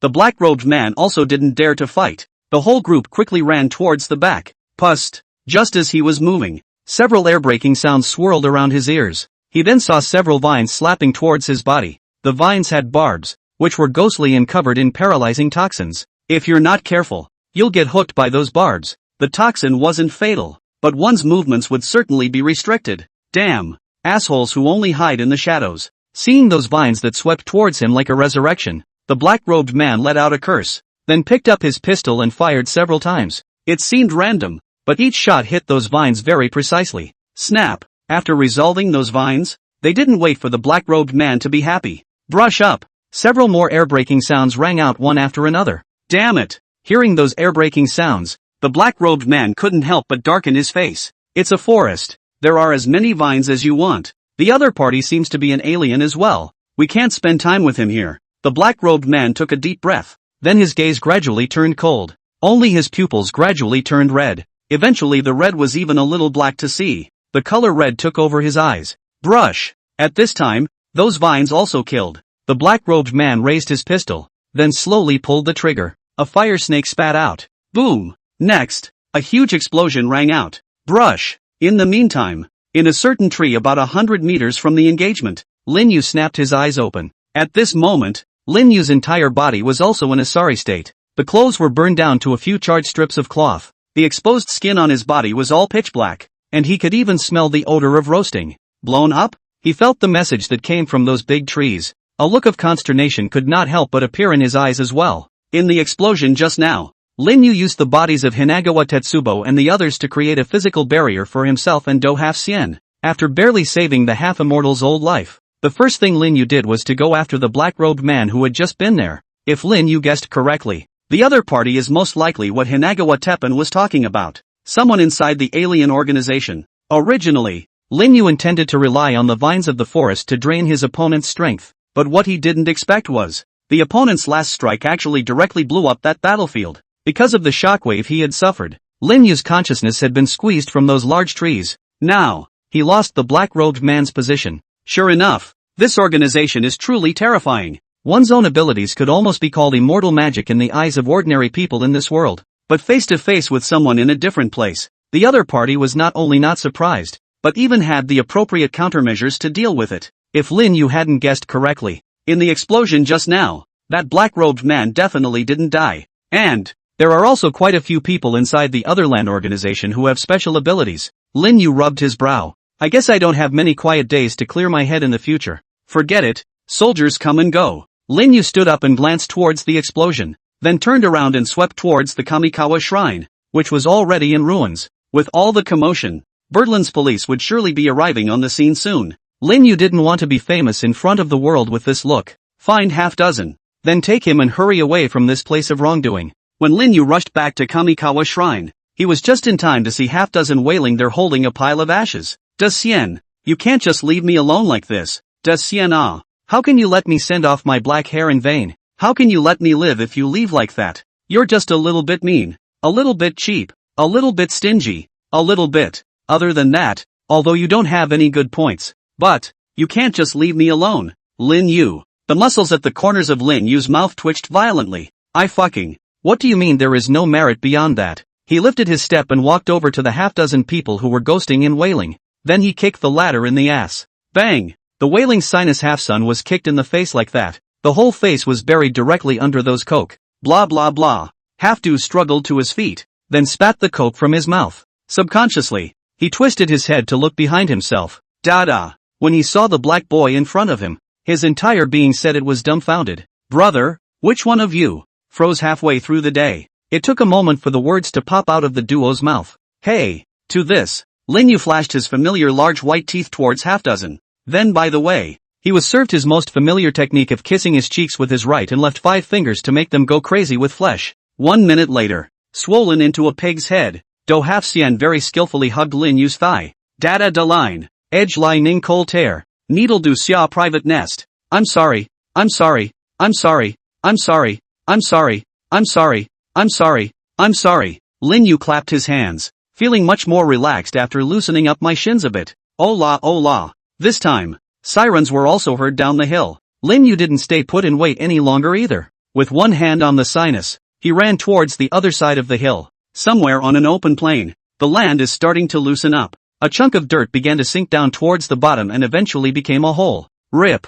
Subsequently, 2 black-robed men slowly drilled out of the hole. This mission has failed, and the other side likely has the same shifter. Not a failure. At least those 2 people who knew the secrets of the organization got blown up by me. They're not dead. The eagle eyes have found them alive. What? The Bermuda Triangle. Here, it's known as the most dangerous place in the world. Annually, anyone passing through here in the Bermuda Triangle, whether it's a cruise ship, a freighter, or an airplane soaring through the skies, all of them disappear strangely. Countless scholars and researchers have devoted their lives to studying the Bermuda Triangle. Countless historical studies have been done using top-of-the-line scientific instruments, but it was unable to lift a single corner of the veil of mystery that shrouded it. And a number of scholars have died violently for no apparent reason. Here, it's called the Forbidden Land. It is a place hitherto beyond the reach of mankind. Location of the Bermuda Triangle. The entire sky was shrouded in an extremely bizarre color. The color was sometimes pitch black and sometimes white. In it, countless deafening thunderclaps resounded. A thunder dragon as thick as an arm tumbled through the clouds, occasionally descending into the sea in a brutal position, annihilating all the fish and shrimp in it into broken foam. Blood moistened that sea. In the depths of the sea of blood, a head of hideous-looking sea beasts scurried out of the deep cavern, opening their bloody mouths covered in sharp teeth and mercilessly tearing each other apart. Not only that, beneath the clouds, a storm that was enough to easily tear apart a giant ship was also raging. From a distance, the Bermuda Triangle at this point is like a giant monster with the mouth of a storm open. Anything that entered its large mouth would be mercilessly devoured and become prey in its mouth. At this point, 10 nautical miles away, a huge ship was bobbing along with the storm. A bloated man with a horrified face looked at the storm not far away. Under such a horrible storm, the giant ship they were on, it's almost like a joke. That kind of organization, do they really exist in this environment? The bloated man pressed against the railing, forcing himself not to fall. Even though it was tens of nautical miles away, the storm from the Bermuda Triangle could still easily blow the huge ship over. And what if it was a little closer? I'm afraid I'll be torn to pieces along with this huge ship. The bloated man swallowed hard. But if you can't complete the task given by the family head yourself, You definitely won't be able to survive when you go back. What can be done about this? Such a horrible place that he really couldn't imagine. With human power, can you really survive in a place like this? By the way, there's also a token from the head of the family. Suddenly, the bloated man seemed to have thought of something and hastily fished out a pitch-black stone from himself. The stone was about the size of a thumb and had some shallow cracks in it. If you look closely, we'll find those shallow cracks all over the stone. The word different was formed. Hands cupped around the stone. The bloated man knelt straight down on the ship's board, his forehead hitting the ground hard as he shouted towards the sky. A messenger from an affiliated clan with an urgent message to see the ancestral land's honored ones. Hoo. With the bloated man calling out afterward, the whole world suddenly became quiet. The thunder dragons in the sky no longer roar, and the storms under the clouds no longer howl. Buzz. Then he only saw a faint fluorescent light gradually emerge from the stone block held by the man's hands. The fluorescence turned into a circle of light that enveloped the stone. Swish. Subsequently, the aperture flew straight up into the sky and disappeared into the clouds. Jab. Next, the terrifying thunderclouds were as if they had been torn apart hard by a pair of huge invisible palms. The thunder dragon began to wail and the storm began to dissipate. Even the sea beasts hiding in the depths of the seabed had a strong color of fear emerge from their scarlet eyes. Brush up. A few moments of sunlight poured down from where it had been torn. The sun shone on the plywood and on the body of the bloated man kneeling. Click. Subsequently, a white ankle slowly stepped out of the clouds. In the meantime, an old voice suddenly sounded in the bloated man's mind. Thou, why do you call me? Beneath the curtain of night. Some dock in Magic City. A couple of broken down container locations. 4 teenagers in school uniforms crouched furtively in the corner. The dim moonlight was like a pike, shining through the dense spider cracks on the container and shining on the bodies of the 4 people. With the cold wind blowing, one of the teenagers couldn't help but sneeze a few times. OMG mamas ahoy! A teenager touched his already frozen nose. Rubbing his palms together, he said towards an airplane-headed teenager in front of him. Old boss, it's so late. Why do we have to come to a place like this? This place feels so scary. Said. He also squeezed towards the airplane-headed teenager's side, trying to get a little warmer. The latter saw the teenager leaning towards him, and with a look of disgust, he threw a slap on the former's head. You're squeezing the hell out of me. Laborers are being squeezed into compressed cookies by you. And, what are you afraid of? It's not me? The former covered his head in an aggravated voice. That's true. But, boss, I've heard people say that this pier isn't clean, that an extremist once set fire to himself here. So why don't we just hurry home? As soon as he finished his words, someone beside him chimed in. Not only that, I've also heard that there's also a grievous spirit that died tragically in this neighborhood, and every time it's late at night, he'll come out to roam. Boss, let's just go home. Going home? Hearing those 2 words, Airplane Head stood up with a straight brush. I made a bet with that Lou. If I go back like this, then I won't be taunted to death by him.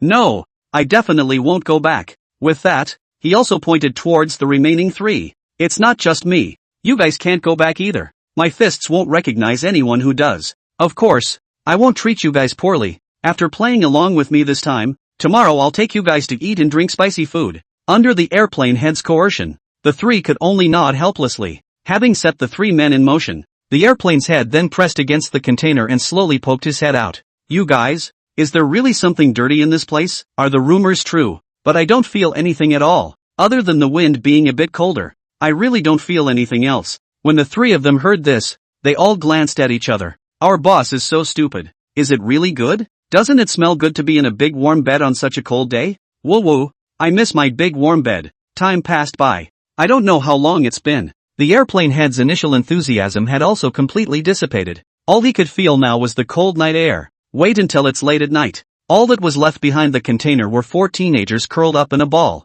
Somewhere in the moment, Airplane Head's whole body shook. He then forced his eyes to hold open a thin slit, and his entire body crawled towards the outside of the container in a daze. He climbed out of the container with difficulty, then wandered over to a darker corner. He just stood up straight. Hula, the cold wind blew. Hiss. Airplane Head sucked in a hard breath of cold air. It's so cold. It's a fucking freezing bird. With that, he was going to pull down his pants. It's just what you need to warm up with a hot pea on such a cold day. Snap. Just then, his shoulders suddenly sank.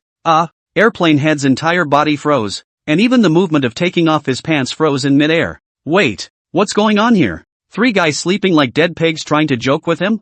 Think about it. He then intended to reach out and smack away the palm on his shoulder. But when the rest of his eyes glanced over his shoulder, the first thing that caught his eye was a charred palm. dim. You can still smell the odor of coke. Gulp. Then from his ear a slow sound of swallowing rang out. Immediately after. Finally, I see a living people. Meet a living? Airplane Head felt like he was starting to stop shaking. Because he suddenly felt that the cold wind didn't seem so cold anymore. He suddenly remembered what the other three had said a while back. There was once an extreme worker here who set himself on fire. Fire. Burnt flavor. For a moment, it was a little hard for the Airplane Head to think down the road. Snap. Before Airplane Head could react, his other shoulder sank. A charred and many wounded palm was then pressed against his other shoulder as well. Held hostage by two charred palms, Airplane Head completely forgot to think for a moment. Seeing that the Airplane Head was just like a stake in the ground, it had been standing still without any movement anymore.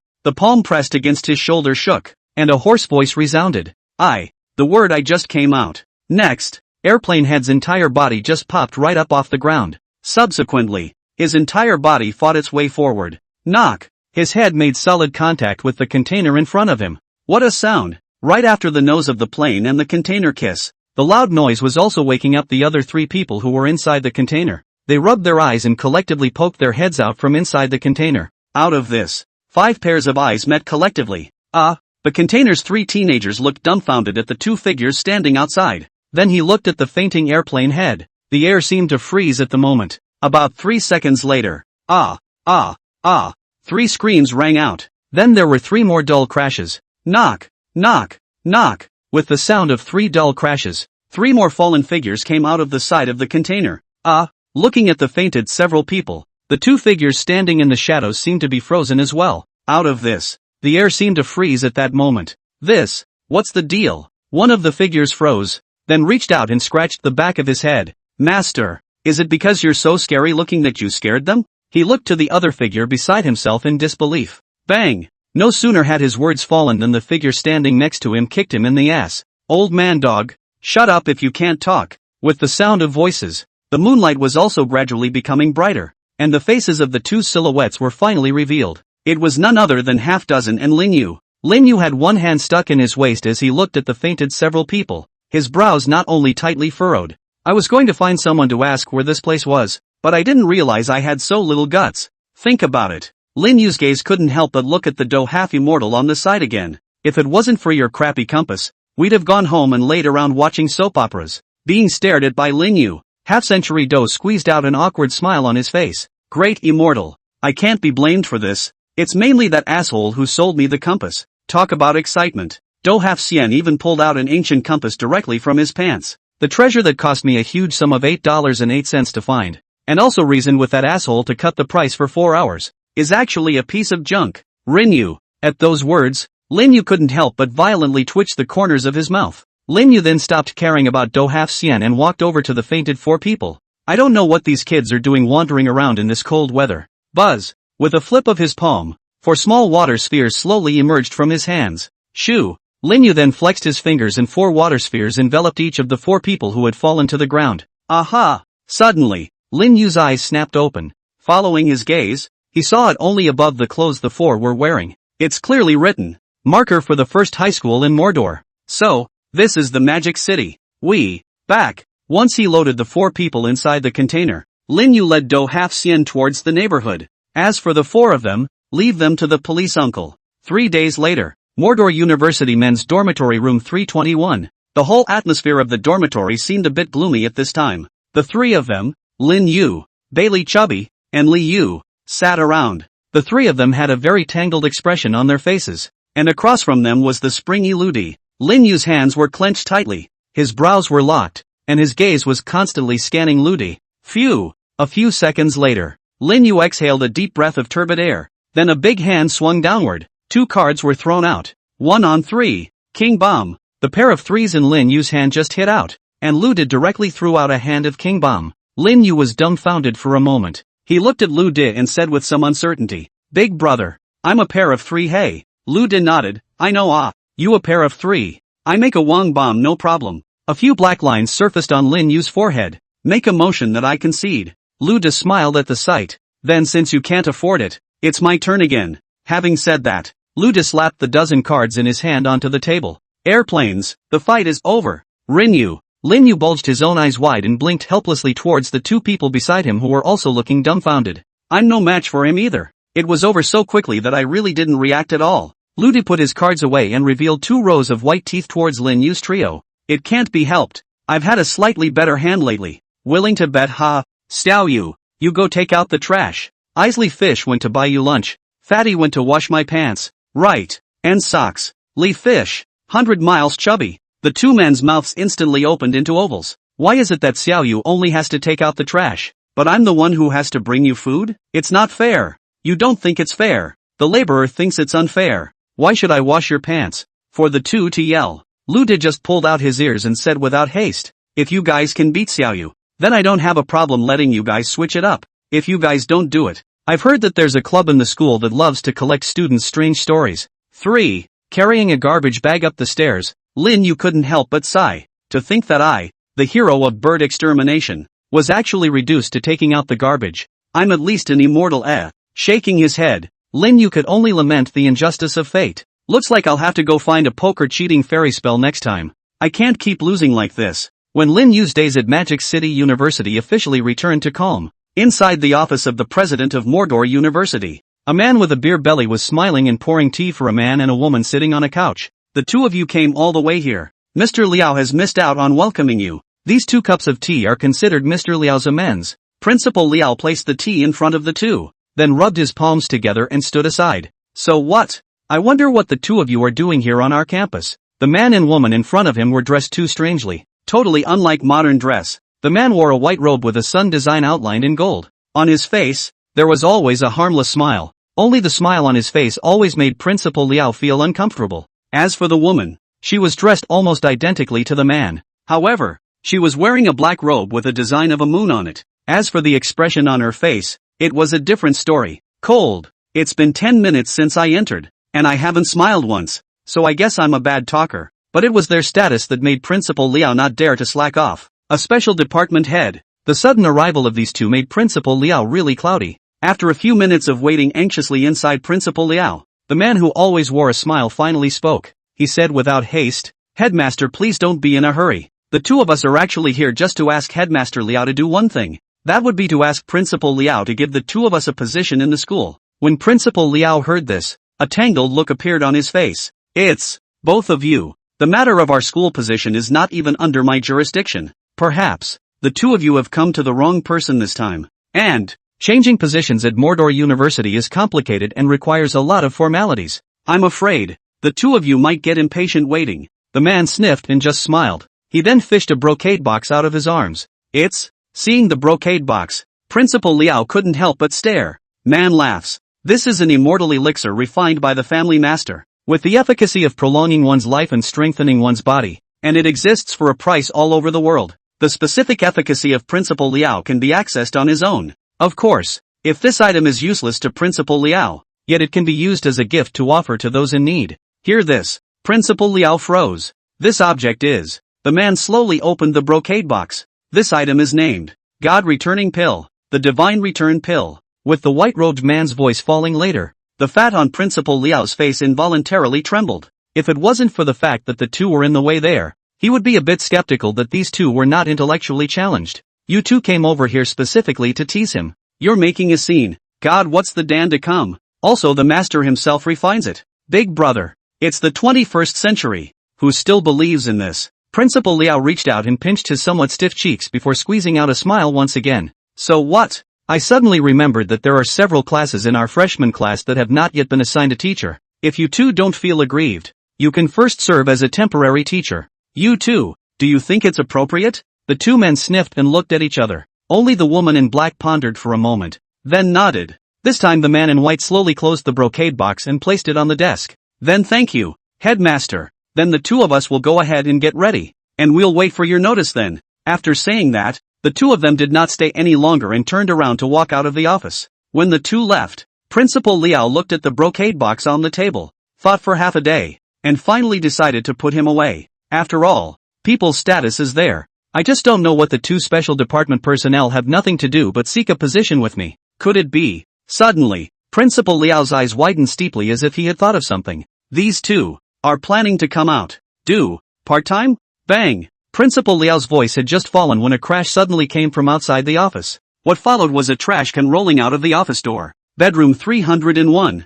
Rinyu lay flat on his back. At the same time, an illusory information panel hovered and floated in front of his eyes. Host, Lin Yu. Age, 19. Faith power, 1. 00 asterisk star value. Immortal techniques, Thunderbolt, Rain, Space teleportation, Soul trap, Dojo, Water wave technique, Divination, Parcel, Shaowan Dan asterisk 109, Shenxing Fu asterisk 1, Pingyan Fu, Mount, Crane, on vacation, asterisk because the host's reputation value has reached a specified number. The reputation value system automatically evolves into faith power. Asterisk the system has been automatically upgraded, and after the upgrade, more props exchange privileges will be opened automatically star. Asterisk the new function of the system is now online. The host can call out 10,000 realms to open new abilities asterisk. Asterisk more system features hosts can search for themselves, to help you use happy asterisk. Lin Yu looked at the interface that had been refreshed, and his entire body froze directly for a moment. The system interface had completely changed at this point. The reputation value has completely changed into the so-called faith power. It doesn't matter if I evolve or not. Where's the big pile of reputation value I had before? System, did you eat it all for me? Evolution is evolution. And I haven't even changed my props yet. Ding! The prestige value gained by the host has all been converted into faith power. The host can obtain more advanced props by consuming faith power. The corners of Lin Yu's mouth couldn't help but twitch at his words. What the fuck is the difference between that and not saying it? Ding! There's still a definite difference between that and not saying it. Rinyu. Ding! But please don't worry host. The prestige value you gained before has all been converted into faith power. You can get faith power under the ratio by opening the prestige value compensation gift pack. Buzz. As the system's beep fell, a gold and a silver gift bag pattern popped up right in front of Lin Yu. Reputation value upgrade to faith power compensation gift pack asterisk host can open it by intention. System upgrade completion gift pack asterisk hosts can open it with their mind. Lin Yu's mind moved. Ding! The host opens the compensation package. Congratulations to the host for obtaining faith power asterisk 300 star river value. Ding! The host opens the upgrade package. Congratulations to the host for obtaining faith power asterisk 200 star value asterisk 100 astral value equals 100 astral river value asterisk. Ding! The faith power mall opens automatically. Hear the constant electronic beep. Lin Yu couldn't help but rub his temples, and simply blocked the alerts altogether. Finally, his eyes looked towards the newly opened faith power mall. Crap! Seeing the props above, Lin Yu's eyes couldn't help but bulge. 1. Immortal technique, 1 breath transforms 3 purities. Price, 10. 00 star river value. 2. Immortal tools, Bagua furnace. Price, 30. 00 star river value. 3. Immortal tool, Rui golden hoop rod. Price, 1. 00 Xingha value. Rui golden band. Seeing the props above the faith mall, Lin Yu's eyes almost glazed over. I'll be damned. There's something about this faith mall of yours. You got all my monkey stuff? System. This golden rod of yours, does it keep it ripe? The system doesn't understand what you mean. Host, the golden rod is made of meteoric iron, so there's no question of whether or not it's cooked. Lin Yu. Hear the system answer. Lin Yu actually didn't know what to say for a moment. I mean, is this gold band real? Ding! The system produces a fine product. That. Redeem the Rui golden hoop rod. Lin Yu also quite wanted to see if this Rui golden hoop rod was the one from the legend. Ding! Consuming 100 star river value to exchange for Rui's golden hoop rod. The golden band is being summoned. During the summoning process, if irresistible resistance is encountered, the props redeemed by the host will fluctuate to a certain extent, i.e., the summoning is likely to fail. Rinyu? Wait. What the hell? There can be a summoning failure here? Are you kidding me? Ding! The system never teases the host. Because the host's star river value has been consumed, the host can currently choose whether to continue the summoning or not, and if he gives up, the star river value will be automatically deducted. Rinyu. Hearing the system tone ringing in his ears, Lin Yu's face couldn't help but darken. Crap. It's really on board. The fucking cancel button is off for labor. Then what the hell are you talking about? I'm sure I'll just keep summoning. Even if you can't get me a golden band, at least get me one of the same level. Ding! Summoning in progress. Buzz. Just as the electronic beep of the system dropped, a light golden fluorescent light shot out from the system panel before disappearing into the void. The fluorescent light seemed to vanish into the river of time and space, disappearing into the end of time. In the meantime, another place. The sky was dim and countless thunder dragons rolled in the clouds. In the midst of the countless clouds, there stood a figure that could not be seen at a glance saving up. Each of those figures was clad in silver battle armor, with a majestic gaze, which seemed to have countless divine charms flowing through them. They held weapons and had majestic faces. At this time, not far from them, there was likewise a huge figure standing between heaven and earth. His entire body was wrapped in gilded armor with countless terrifying Tao rhythms flowing on it. Between the flow of Tao rhythms, only the sky collapsed and the thunder dragon wailed. It was as if not even space could withstand the terrifying aura from his body. Behind him there was even a cloak that spread endlessly fluttering in the gale. Qi Tian De Shang. On the cloak, the 4 big words were even flickering with billions of light, only to see him slowly raise his head. Swish, swish, only 2 golden beams of light burst out from inside his eyes. Those 2 beams of light broke through space and time and landed straight in the middle of the countless figures in the clouds. At once, rumble, the space ruptured under the feet of the countless celestial soldiers in the clouds, and they were swallowed up by the spatial rift before they had time to react. Rumble. Just then, a loud roar resounded continuously, only to see a figure holding a 9-tiered divine pagoda in his hand peeking out from the clouds, his eyes angrily rebuking at the guild figure not far away. Sinner. He then gave a big wave of his hand. Space is rapidly stabilizing. Collect. Only the fluorescent light flowed above the pagoda in his hand. The next instant it directly pierced through the void and appeared above the guild figure. Sinful animal, why don't you quickly ambush them? As totally Tianwan's voice rang out. On the Linglong Tower, countless fluorescent lights also erupted. A terrifying pressure instantly poured down.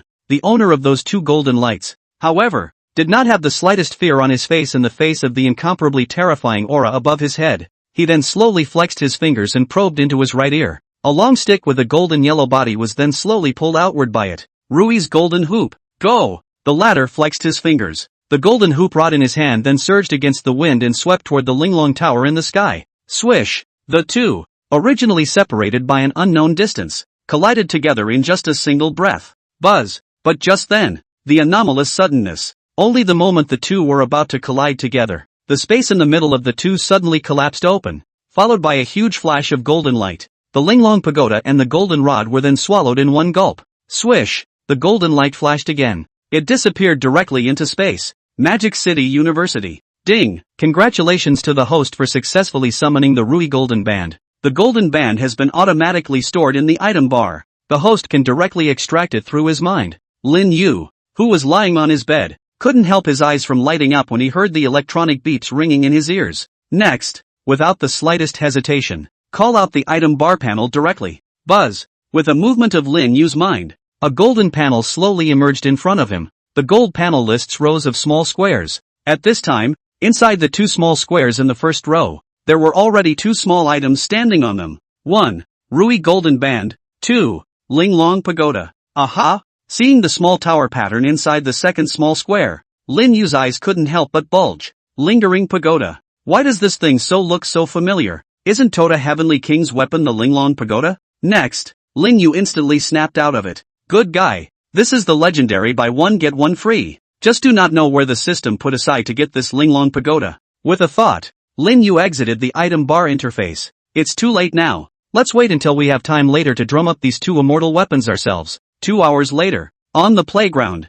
in the cold and chilly wind, all the members of the 321 dormitory, including Lin Yu, had already come to the playground early and stood neatly in the cold wind. Today, it was their first physical education class since entering college, and it was significant. As the king representatives of the freshman generation, even though the military training has just ended, this can't diminish the level of anticipation they have for their physical education classes. Getting to the playground early is the greatest way to honor your gym teacher. At least, this was what Lu Dis said to the 3 Lin Yu, who Chubby Time exhaled a hot breath towards his palm. Then rubbing his already frozen cheeks vigorously, he tugged at his collar to cover the skin exposed to the cold wind. He then looked over to Lu De, who was standing off to the side, dressed in a suit and bow tie, with his hair coiled up high with hairspray. I said, my lord Lu, although the 3 of us lost to you in the card game, and were willing to gamble and accept defeat, but, you can't treat us like dogs. It's only 5 o'clock in the fucking morning and you're calling us out of bed to the playground.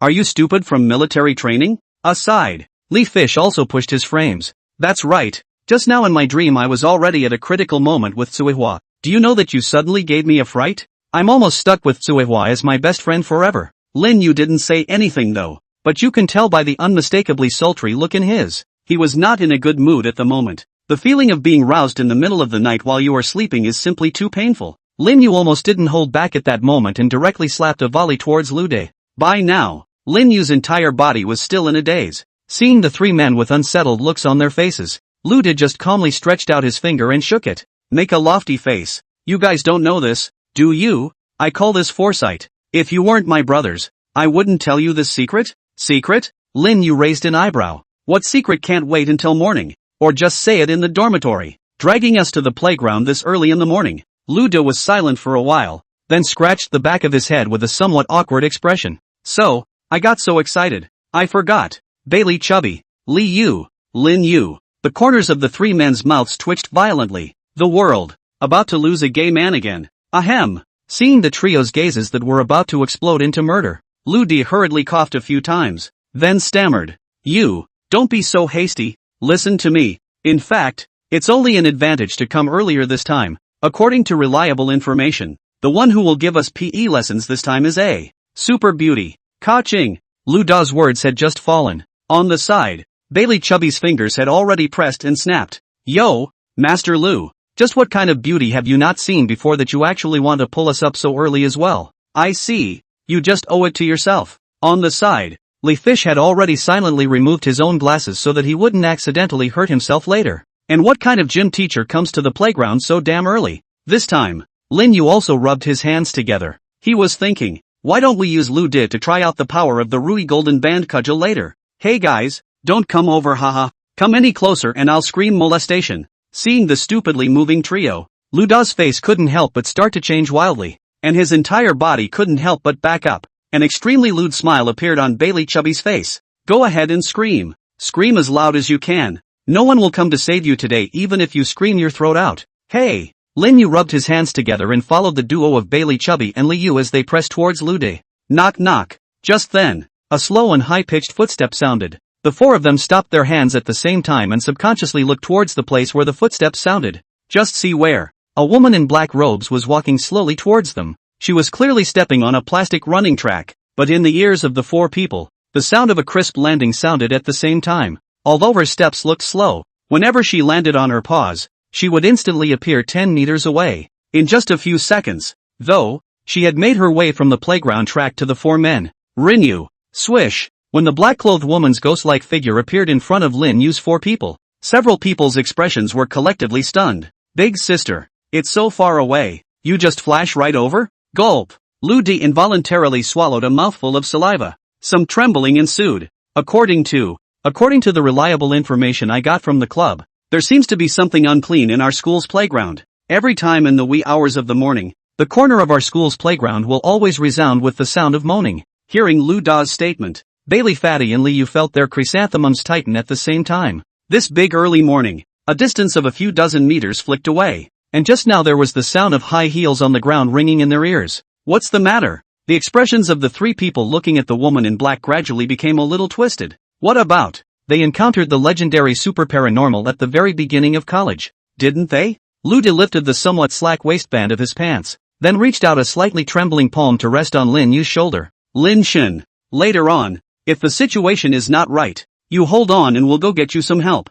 Rinyu. The corner of Lin Yu's mouth couldn't help but twitch. Look at you guys. You're really out of your depth. Isn't it just a little paranormal? Look how scared you guys are. The Tao is here. What demons and devils dare to spread their wildness? Well, and this time, after a moment of silence, the woman in black also slowly raised her own head. Lin Yu and the others were also able to see the latter's appearance clearly at this time. Array sth. Yen Ma. There were also two bright red lines of blood drawn at the corners of his mouth. Hey, you guys. At this moment, she even made a smiley face towards Lin Yu and the others. That smile was extremely eerie. Crap. Ghosts. Lin Yu's pupils shrunk violently, and Lu Da's three people even directly issued a few wails and straightly rolled and crawled to rush out of the playground. Bold ghosts and monsters. Dawei Tianlong. Give the master a direct physical override. Lin Yu was also startled and subconsciously swung his palm, then slapped it. Bang! After a loud bang, the entire woman in black directly flew out. Then in an extremely graceful arc, straight, it was planted in the garbage next to the playground. Knock! After a muffled sound, the world was once again clear. After slapping the woman in black, Lin Yu's entire body froze in place. 4. The touch that had just slapped the latter's face. Looks really personal, yeah. 1 minute. The woman in black was tumbled out of the trash by Rinyu. Looking at the woman in black whose face had completely swollen beyond recognition, the corners of Lin Yu's mouth twitched violently. I'll go. That Dawei heavenly dragon palm just now was overly forceful. Now, not to mention her mom, she probably wouldn't even recognize who she was. Water wave jutsu. Subsequently, with a thought, Lin Yu floated a small ball of water in his hand. Lin Yu crushed the small returning Dan and put it into the water mass, then placed it on the swollen spot of the black-clothed woman. A few minutes later, the swelling on the black woman's face dissipated at a speed visible to the naked eye. Well, a groan followed. The woman in black opened her eyes with difficulty. As soon as she opened her eyes, she began to wonder about life. It appeared that he had just intended to ask a couple of men for directions himself. But, she wasn't just slapped unconscious by a boy? But, how is this possible? How could a college student slap me unconscious? But, what's with the vague pain coming from the face? The woman in black slowly raised her head just in time to see a blurry silhouette standing in front of her. You? Who are you? Lin Yu, who was watching the black-clothed woman's face change, sniffed and subconsciously took a step back. So what? Rinyu rubbed his hands together, and then almost a second answer. My name is Lu De. Lu as in Lu De. Lu De as in Da. Because of the plot reasons, the book update speed is relatively slow. Reader's big brother. The new book has been in the preparation stage. Soon can be signed. The book will still continue to update, but also hope that you big brother bear with me. 10 minutes. Lin Yu returned to the second dormitory building with his hands in his pockets and a leisurely face. Just a dormitory building gate. Lin Yu just couldn't help but stare. At this moment, a large group of men led by Luda was walking out of the stairway with an indignant face. You guys are to ga? Lin Yu blinked, confused. I'll go. Lin Shen, you actually didn't die. I was about to lead my brothers to plow through to fuck you. No, to save you. When Luda saw Lin Yu, his eyes couldn't help but get a few points bigger. Save me? Lin Yu looked at the benches and slippers in the hands of the crowd. There was even a brother who carried the bedpan directly over his shoulder. Are you guys tearing down the dorm? Or are you here to save me? The corner of Lin Yu's mouth twitched. It's such a big show. You'd think you were going to the battlefield of Sarisai if you didn't know. At this time, Ludi also walked over to Lin Yu and began to scrutinize his body. The face is fine. The hands are fine. And the feet are fine. In the end, that's all that's left. Luda's gaze slowly looked down at Lin Yu. Lin Yu subconsciously tensed his legs. What do you want? A little while later, on the playground, the entire Financial Management 3 class had gathered on the playground in neat squares, quietly awaiting the arrival of the physical education teacher. Military platoon. Lu De had changed into a casual outfit. The very first suits after a few close encounters with the earth. It was just completely and mercilessly thrown in the trash by him. In response, the three of them, Lin Yu, gave Lu De a small thumbs up. Scumbag. Yuck. Say yes to being nice to it for the rest of your life. But Lu De was very confident in his face value. But even in casual clothes, he couldn't stop the strong testosterone vibe that emanated from his body. Lin Shen, little fatty. Glasses. Did I become more handsome after changing into this casual outfit? Lu De blew his bangs in front of his eyes and raised an eyebrow towards Lin Yu and the others. You guys, do you think the new teacher will take an instant liking to me, and then the two of us perform a sweet and incomparable teacher-student romance? Lin Yu's trio. Damn, why is this kid like a retarded thing? Wasn't it bad to be stimulated early this morning? The teacher is coming. The teacher is coming. This time, the crowd erupted into an uproar. Many students looked toward the entrance to the playground. Lin Yu's four also followed the gazes of the crowd. Put. Next, Lin Yu almost sprayed a mouthful of old blood. He stared with wide eyes and a shocked expression at the figure that walked in through the entrance. No, she's actually our gym teacher. Lin Yu subconsciously shrunk. The visitor was no one else. It was the same woman in black that he had slapped unconscious in the early hours of this morning. Wait, remember when she asked for her name? Himself said it at the time. Rinyu. Lin Yu's gaze couldn't help but look towards the three Luda who were squeezing towards the front of the crowd. He then pulled at his collar. Amen. May there be no pain in heaven. Holy shit, the new teacher is beautiful. After Luda's three people squeezed to the front of the crowd, upon seeing the visitor, their eyes couldn't help but light up. Although it was a set of casual clothes, it couldn't hide the youthful vigor emanating from the latter. Chan Yufei felt extraordinarily unlucky today. First, it was in the wee hours of the morning, when one had intended to come first to explore the playground. I ended up bumping into a couple of students who were just about to ask. Somehow he suddenly fainted himself. Not only did the clothes on his body become strangely smelly when he woke up, but his own cheeks were even vaguely sore. When had he ever received this kind of aggravation when he was actually a cultivator in his own hall, unbeknownst to his own gods? And that student is called Lu Di, isn't it? Wait until I find you. Chang Yufei's small hand clenched. If there had been a rock in front of her, she could have punched it and shattered it. I really don't know what the point of having me here as a teacher is. Chang Yufei deflated her mouth. Swish! Just then, her eyes suddenly flashed. Next, one palm was already on her arm. In front of her at some point there had been a man in casual clothes on one knee. Crap! Li Yu and Bailey Chubby, who were standing inside the crowd, couldn't help but stare at Lu De, who was kneeling on one knee in front of his new teacher.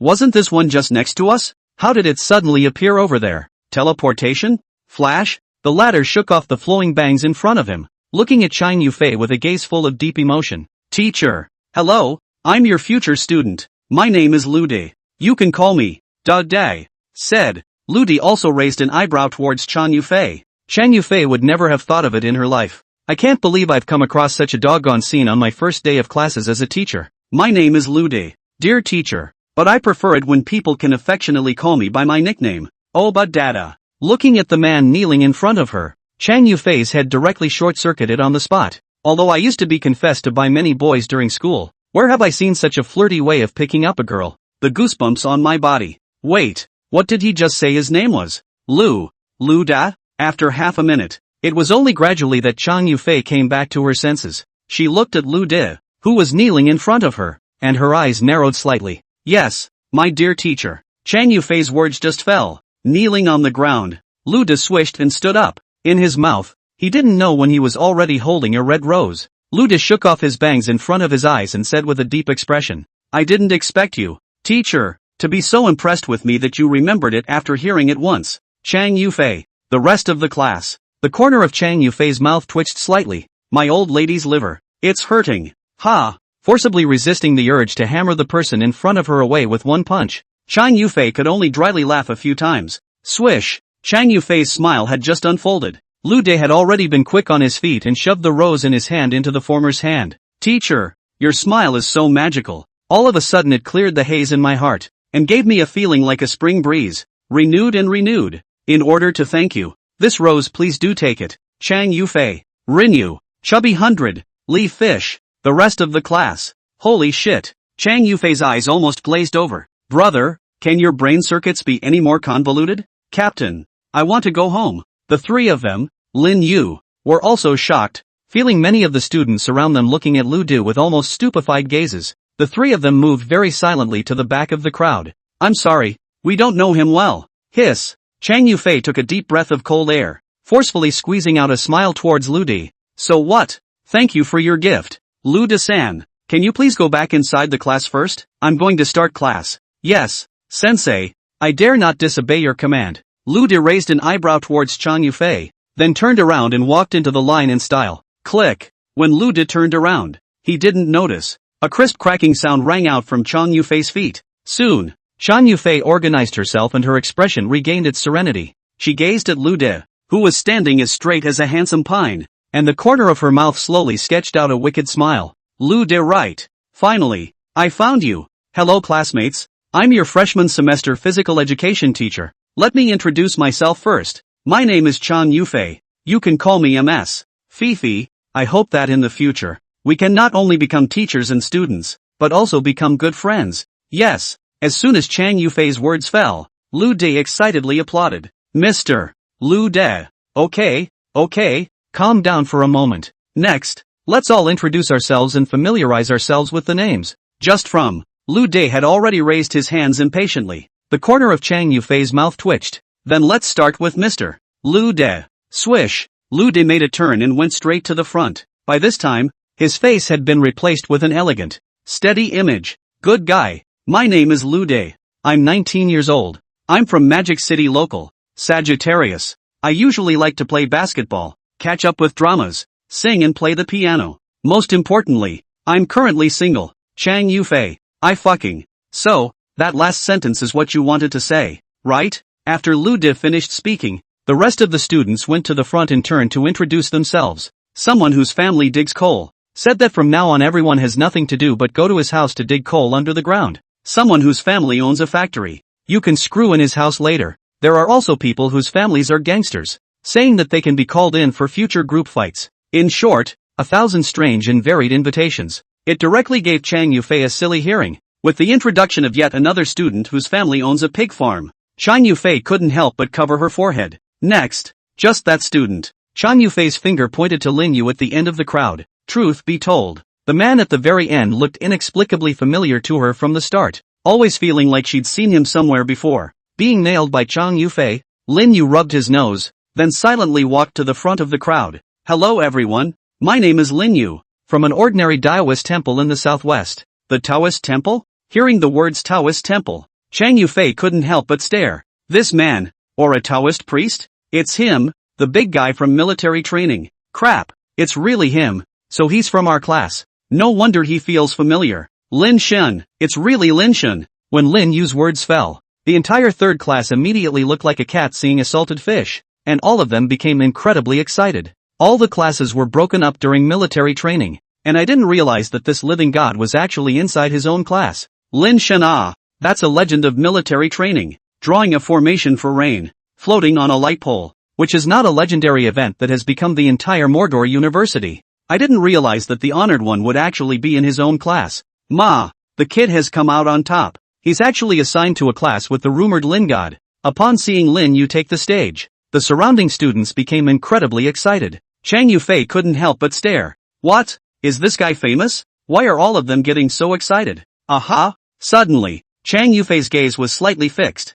Her gaze looked over at Lin Yu's form. Unknowingly, his form gradually rejoined the one from early this morning. So, this student, a new book is in the works, and it's slow because of personal health reasons. Ever since Lin Yu finished introducing himself, Chang Yufei's gaze had lingered on him from time to time. This caused Lin Yu to shed a bunch of cold sweat. This teacher couldn't really be recognizing herself, could she? After 2 periods of gym class, everyone noticed that Chang Yufei seemed to have a special concern for Lu De and Lin Yu. Whenever there was a need for demonstration and practical operation, Chang Yufei would always let the duo of Lin Yu and Lu De take the field. This made Lu De very excited and made Lin Yu very helpless. No need to guess. The gym teacher must have recognized himself. So let's call it a day for this class. Goodbye class. With Chang Yufei's departure, Lin Yu's tormented mood was finally relieved. Did you guys see that the teacher kept asking me to demonstrate in class? Do you guys think that this is a disguised promise from the teacher to confess my love? Just after the next class, Lu De immediately walked over to Lin Yu's trio.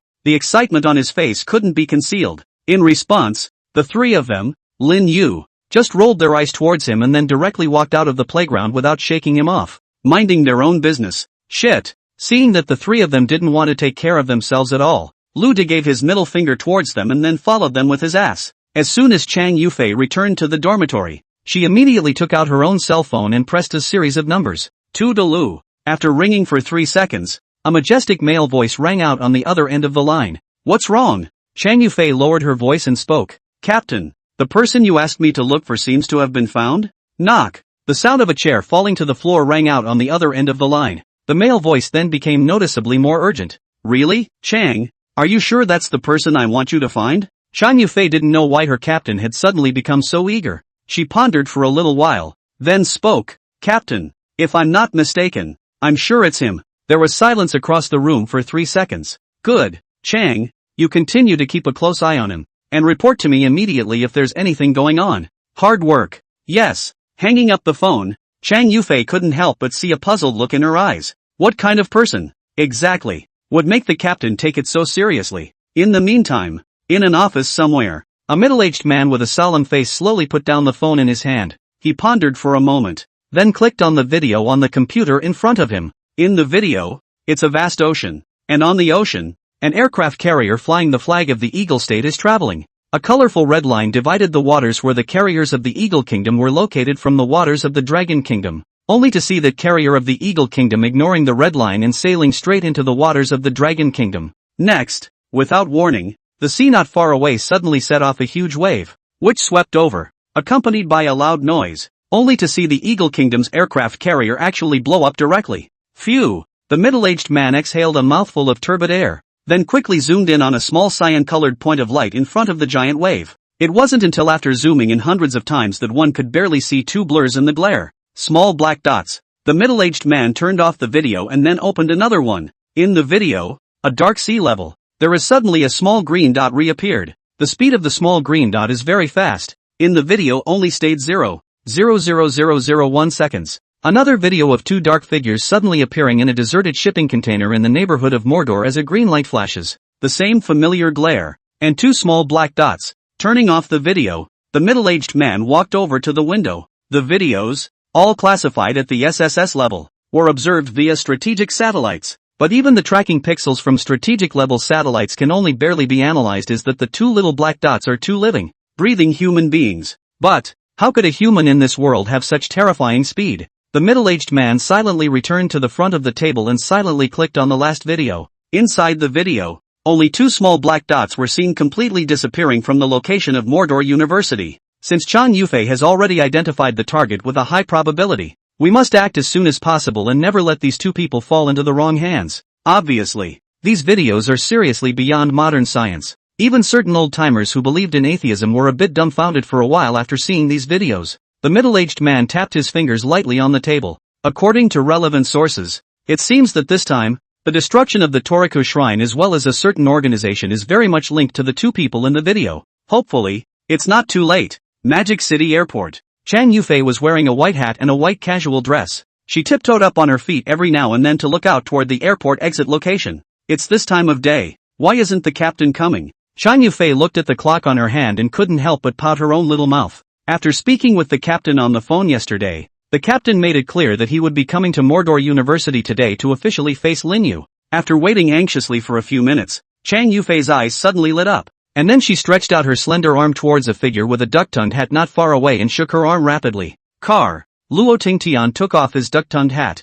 revealing his stoic face. He looked at the information Chang Yufei had handed over about Lin Yu and carefully studied it. Lin Yu, 19 years old. Both parents passed away due to a car accident. Adopted early in his life by the godfather of the Youth Observatory. Admitted to Mordor University 2 months ago. Instructor during military training. Once subdued a fugitive who robbed a bank with his bare hands. After reading for a while, Luo Tingtian put down the information in his hands, then rubbed his temples. It's obvious that this Lin Yu, at some point in time, suddenly acquired some superpowers that can't be justified by common sense. When Chang Yufei, who was driving on the side, heard this, she couldn't help but raise her eyebrows and asked suspiciously, Captain, why are you so concerned about this Lin Yu? Luo Tingtian pondered for a little while, then spoke. Have you seen the relevant video about the immortal crane of Jiqing Mountain that was circulating on the internet before? Chang Yufei nodded. In the recent period of time, the internet has been circulating like crazy, and many people are saying that the video is P.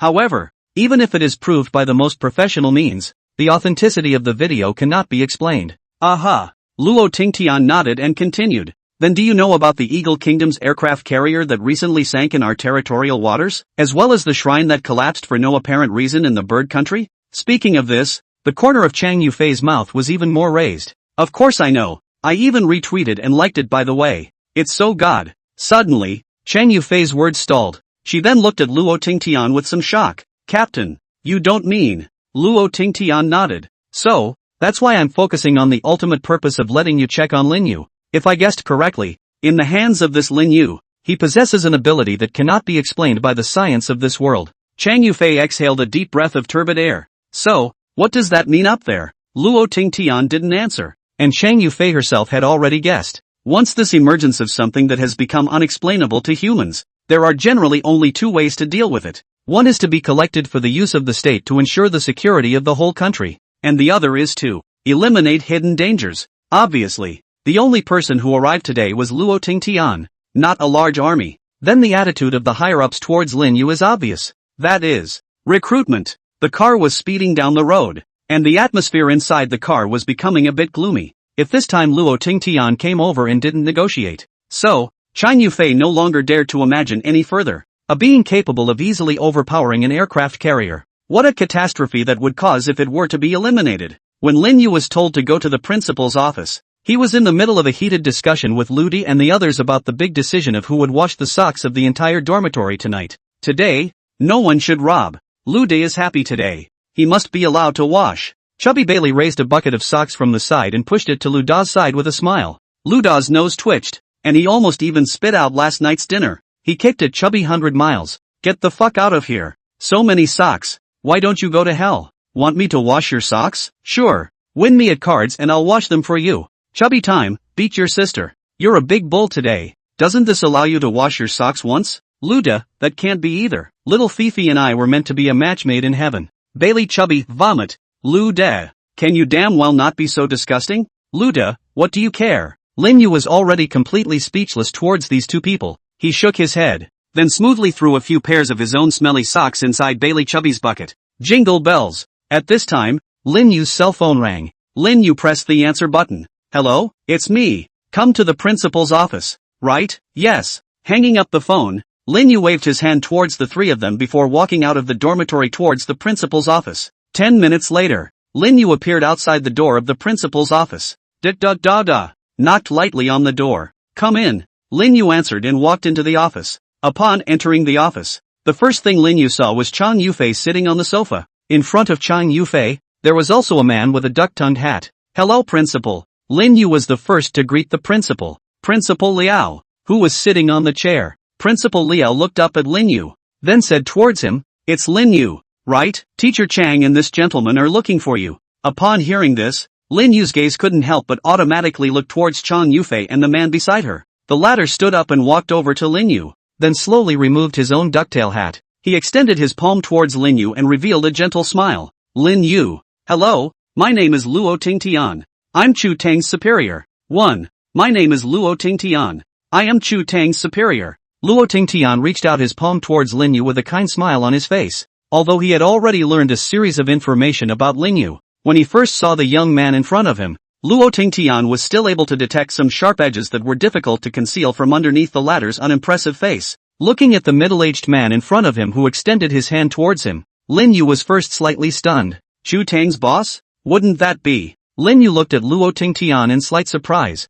and the latter seemed to notice Lin Yu's gaze and nodded with a smile. Seeing Luo Tingtian nod his head, Lin Yu also extended his hand to shake the former's palm without being humble. Got a minute? As soon as the palms of the two came into contact, Luo Tingtian inquired. Lin Yu nodded. Please. Luo Tingtian made a gesture of invitation towards Lin Yu. Lin Yu took the lead and walked out of the office, while Luo Tingtian slowly followed. Seeing this, Chang Yufei, who was on the side, couldn't help but open her own rosy little mouth wide. Others didn't know the identity of the middle-aged man in front of her, but she was clear as a bell. An important member of the national military actually made a gesture of first request to a teenager who was only 17 or 18 years old. If this was seen by some people, wouldn't they be shocked to drop their own jaws? However, soon Chang Yufei was relieved. Thinking of the terrifying strength of this teenager in front of him, Luo Tingtian was so polite to him, which showed that the higher-ups also attached great importance to this matter. After the two of them left the office, Chang Yufei took a deep breath,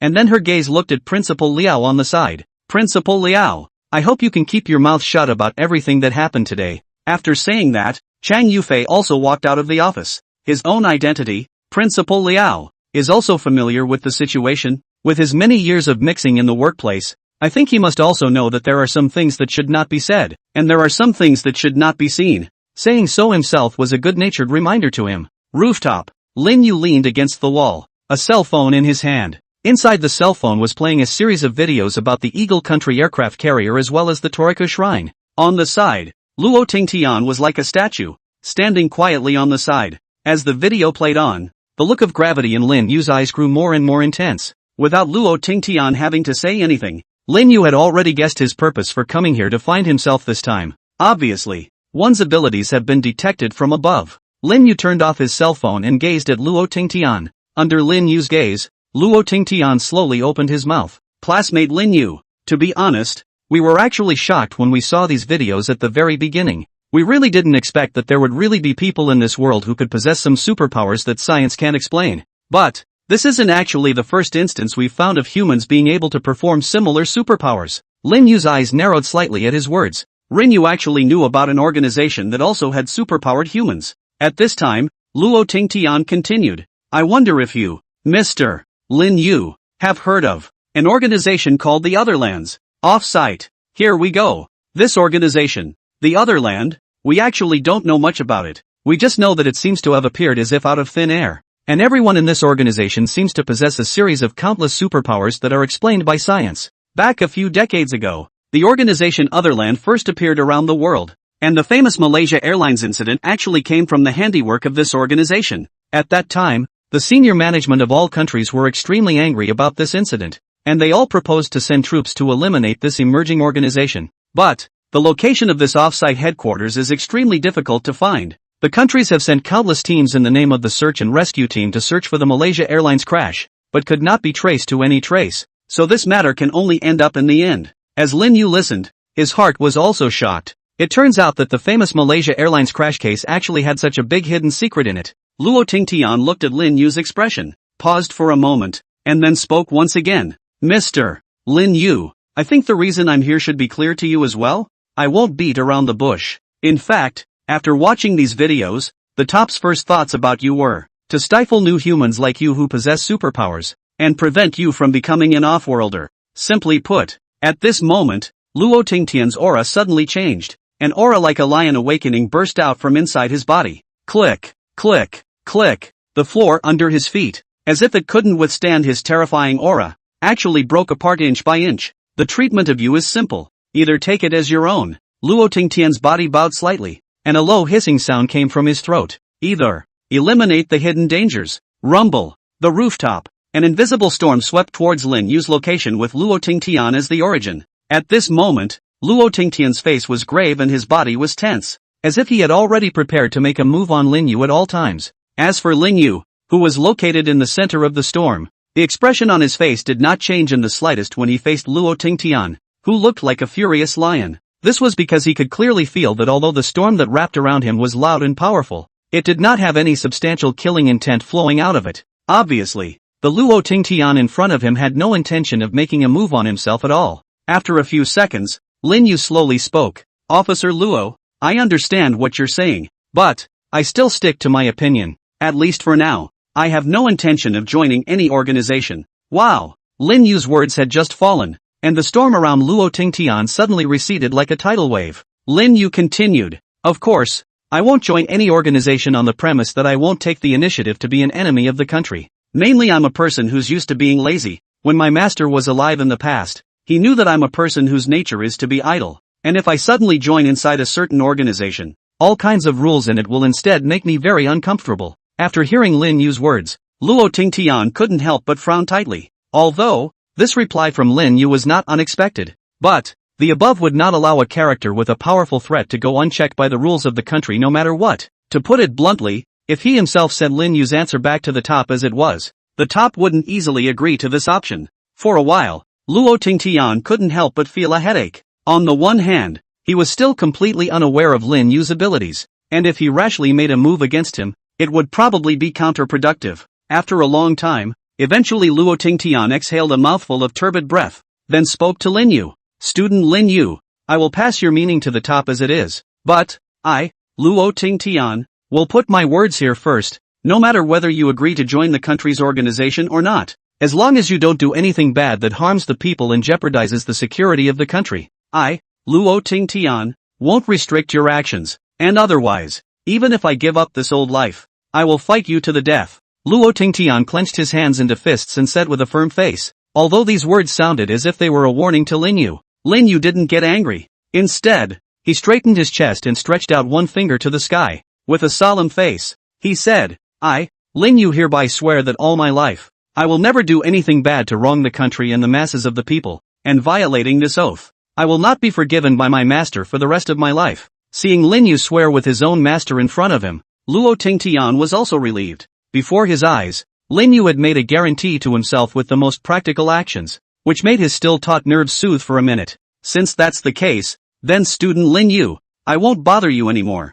I'm going to go back and deal with the things behind me first. Luo Tingtian made a military salute towards Lin Yu before leaving the rooftop. After Luo Tingtian left, Lin Yu raised his head to look up at the sky, and a touch of nostalgia couldn't help but spread in his eyes. Master, are you okay in that world? He then withdrew his gaze. Let's wait a few more days and go back to MT Knowles for a visit. On the highway, Luo Tingtian closed his eyes tightly as he sat in the back seat, his mind pondering how to express Lin Yu's meaning to the upper echelons when he returned. At the front, Chang Yufei looked at Luo Tingtian through the rearview mirror, and her pretty eyebrows couldn't help but wrinkle slightly. The captain had been expressionless since just as soon as he got back. No smiles, No hard feelings, just a complete lack of expression as usual anyway. I don't know what the result is exactly. Ling Yu in the end is to agree with Noel, really hanging people's appetite. Seemingly sensing Chang Yufei's gaze, Luo Tingtian in the back row of the seat opened his eyes. Fei, stop the car. Chang Yufei,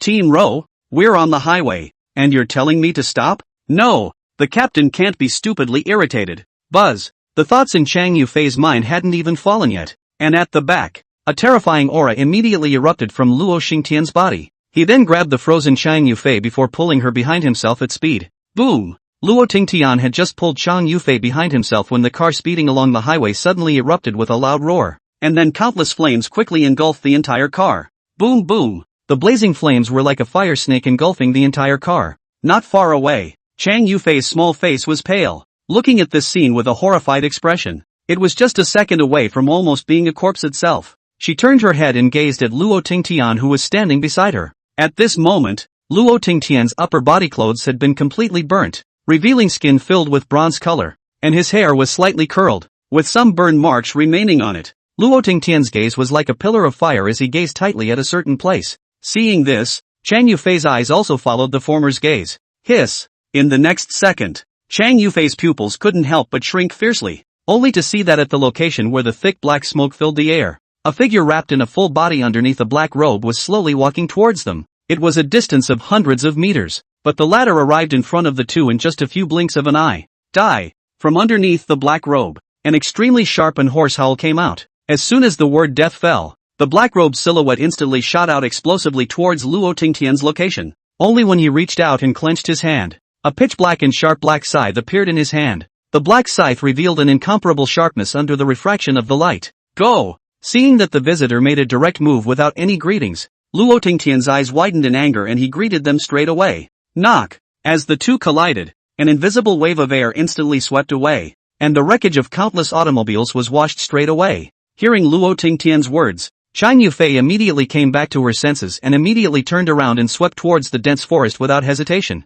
As a soldier, everything is subject to the captain's command. Staying here would only be a burden, and it would be the most sensible choice to hurry up and escape to find help. And by far the best route for escape is the dense forest where it is difficult to search out the figure with the naked eye. However, just in the moment Chang Yufei ran towards the dense forest, she was shocked to see that in front of her, at some point, there stood another silhouette wrapped all over underneath a white robe. A slightly sneering voice came from under the long robes of the white-robed figure. Why run away when you see us? Stay and have fun. The words fell. The white-robed silhouette's entire body directly disappeared in place. Dang! Before Chang Yufei could react, a sound like a clash of golden geese suddenly rang out beside her ears, accompanied by a scattering of silk sparks. Pust! A line of blood quietly appeared at the position of Chang Yufei's neck, bringing a bit of blood foam flying away. To the side, Luo Tingtian withdrew his palm with a gloomy expression. Deeply embedded in the palm of his hand was a thin white thread imperceptible to the naked eye. Thin white lines cut through the skin, and white bones were exposed to the naked eye. Not far away, the white robe's silhouette slowly revealed itself, and a thick sigh emanated from beneath the robe. It's a shame that he didn't cut off that beauty's head with one blow. Just repelled the white-robed figure. Hula! Suddenly, a sound of a strong wind whistling resounded in Luo Tingtian's ears, only to see that the black-robed silhouette was already close to him, holding a black scythe in his hand and aiming at his head to chop it down hard. Luo Tingtian stomped his foot heavily on the ground and pulled up Chang Yufei before flinging her towards the dense grass beside the highway. Chang Yufei tumbled through the grass several times before stopping. She didn't dare to linger for a moment, enduring the severe pain to stand up, then ran wildly towards the jungle below. Now, there was no time to worry about who was fighting the captain. These two, they are just horrible. Help must be found soon. Drink! After throwing away Chang Yufei, Luo Tingtian let out a furious cry. His body then slightly shook, and an earth-colored storm instantly exploded with him as the origin. Swish swish swish! Right at the moment when the black scythe collided with the storm, the former reversed its direction in the air in a weird position, and then slashed down at Chang Yufei, who was fleeing not far away. On the other side, the white-robed silhouette also flicked his fingers repeatedly, and a white silk thread shot towards Luo Tingtian extremely like it was endless. The white silk threads condensed into a large net in the air, like a cage capturing towards Luo Jingtian. Get the fuck out of here! Luo Tingtian let out an explosive cry. He actually didn't care about the large white net that swept towards him, and stretched out his hands to block before the black scythe. Jabla! Dang! Two very different voices rang out. only to see that the black scythe was as if it was imprisoned, deathly welded to Luo Tingtian's hands. However, Luo Tingtian's entire body was also wrapped in countless white silk threads at this time, and the sound that just pierced was the sound of the silk threads penetrating the skin and cutting through the flesh and blood. Coo-coo! Every time the white silk thread trembled, countless blood would burst out from Luo Tingtian's body. Watching Chang Yufei flee, the two silhouettes, one black and one white, had absolutely no intention of going after her. Snap! The white-robed silhouette clapped his palms and walked towards Luo Tingtian without haste. Not bad, not bad, worthy of being a great man of his generation, actually bracing himself for a serious injury to send that little girl out. But it's a pity. To the side, the black-robed figure raised the black scythe in his hand. No, no, to, waste, words, die. He stretched out his finger towards Luo Tingtian. Seeing this, the white-robed silhouette could only spread his hands helplessly, and seemed to say with some apologies, "I'm sorry, Captain Luo, I wanted to talk to you, but my companion doesn't seem to want to procrastinate, so just go in peace. As for that little girl, don't worry, she won't be able to escape," said. The white silk threads pulled violently. Jabla. P.S. Talk about the new book. In fact, I wrote more than a dozen beginnings, but they are not satisfied, so they are deleted. Here and everyone to say sorry. The author usually courses also more. One side to take classes, and at the same time to think of a new book. Everyone big brother don't worry. If no accident, the new book this month can get out of the way. Wow! The dense jungle. A large mass of grass was pushed over, and then a figure covered in mud rolled out of it. Pust! Chang Yufei spat out a mouthful of black blood, not caring about the injuries on her body. She struggled and crawled towards the distance. Phew! Just then, a cracking sound rang out. Jabla! Only to see an iron chain with a curved hook swept out from behind Chang Yufei, then heavily penetrated the latter's back. Ah! Chang Yufei let out a painful scream, and her entire body couldn't stop convulsing violently. Swish! The chain slowly pulled back. Chang Yufei bit the tip of her tongue fiercely, forcing herself to wake up from her near-fainting state. Feeling the movement of the chains behind her, Chang Yufei gripped the ground with both hands in a death grip. Can't be pulled back. She's going to get help. Help had to be brought in. Coo. Countless amounts of blood flowed out along Chang Yufei's clothes. It didn't take long to stain her clothes, and the earth beneath her, red. The harder the chains got, the more painful the expression on Chang Yufei's face became. Not far away, three silhouettes watched this scene with sneers on their faces. Not long after, Chang Yufei's struggles grew weaker and weaker. At this time, the trio finally made a move. Lao San, don't be so rude. She's a girl at least. It was the man on the far left who opened his mouth. His looks were extremely demonic, and there was always a seductive and bewitching demonic feeling emanating from his hands and feet. On the far right was a burly man with explosive muscles all over his body, and on him, coil after coil of chains were wrapped around his body. At this moment, he was pulling the chain with one hand, and at the other end of the chain, there was an iron hook that was deeply inserted into Chang Yufei's back. However, after Chang Yufei struggled for a few minutes, a touch of impatience also surfaced on the demonic man's face. Lao San, stop playing around and hurry up and pull her over. Hearing the demonic man's words, the burly man frowned and couldn't help but intensify his hand movements a few more times.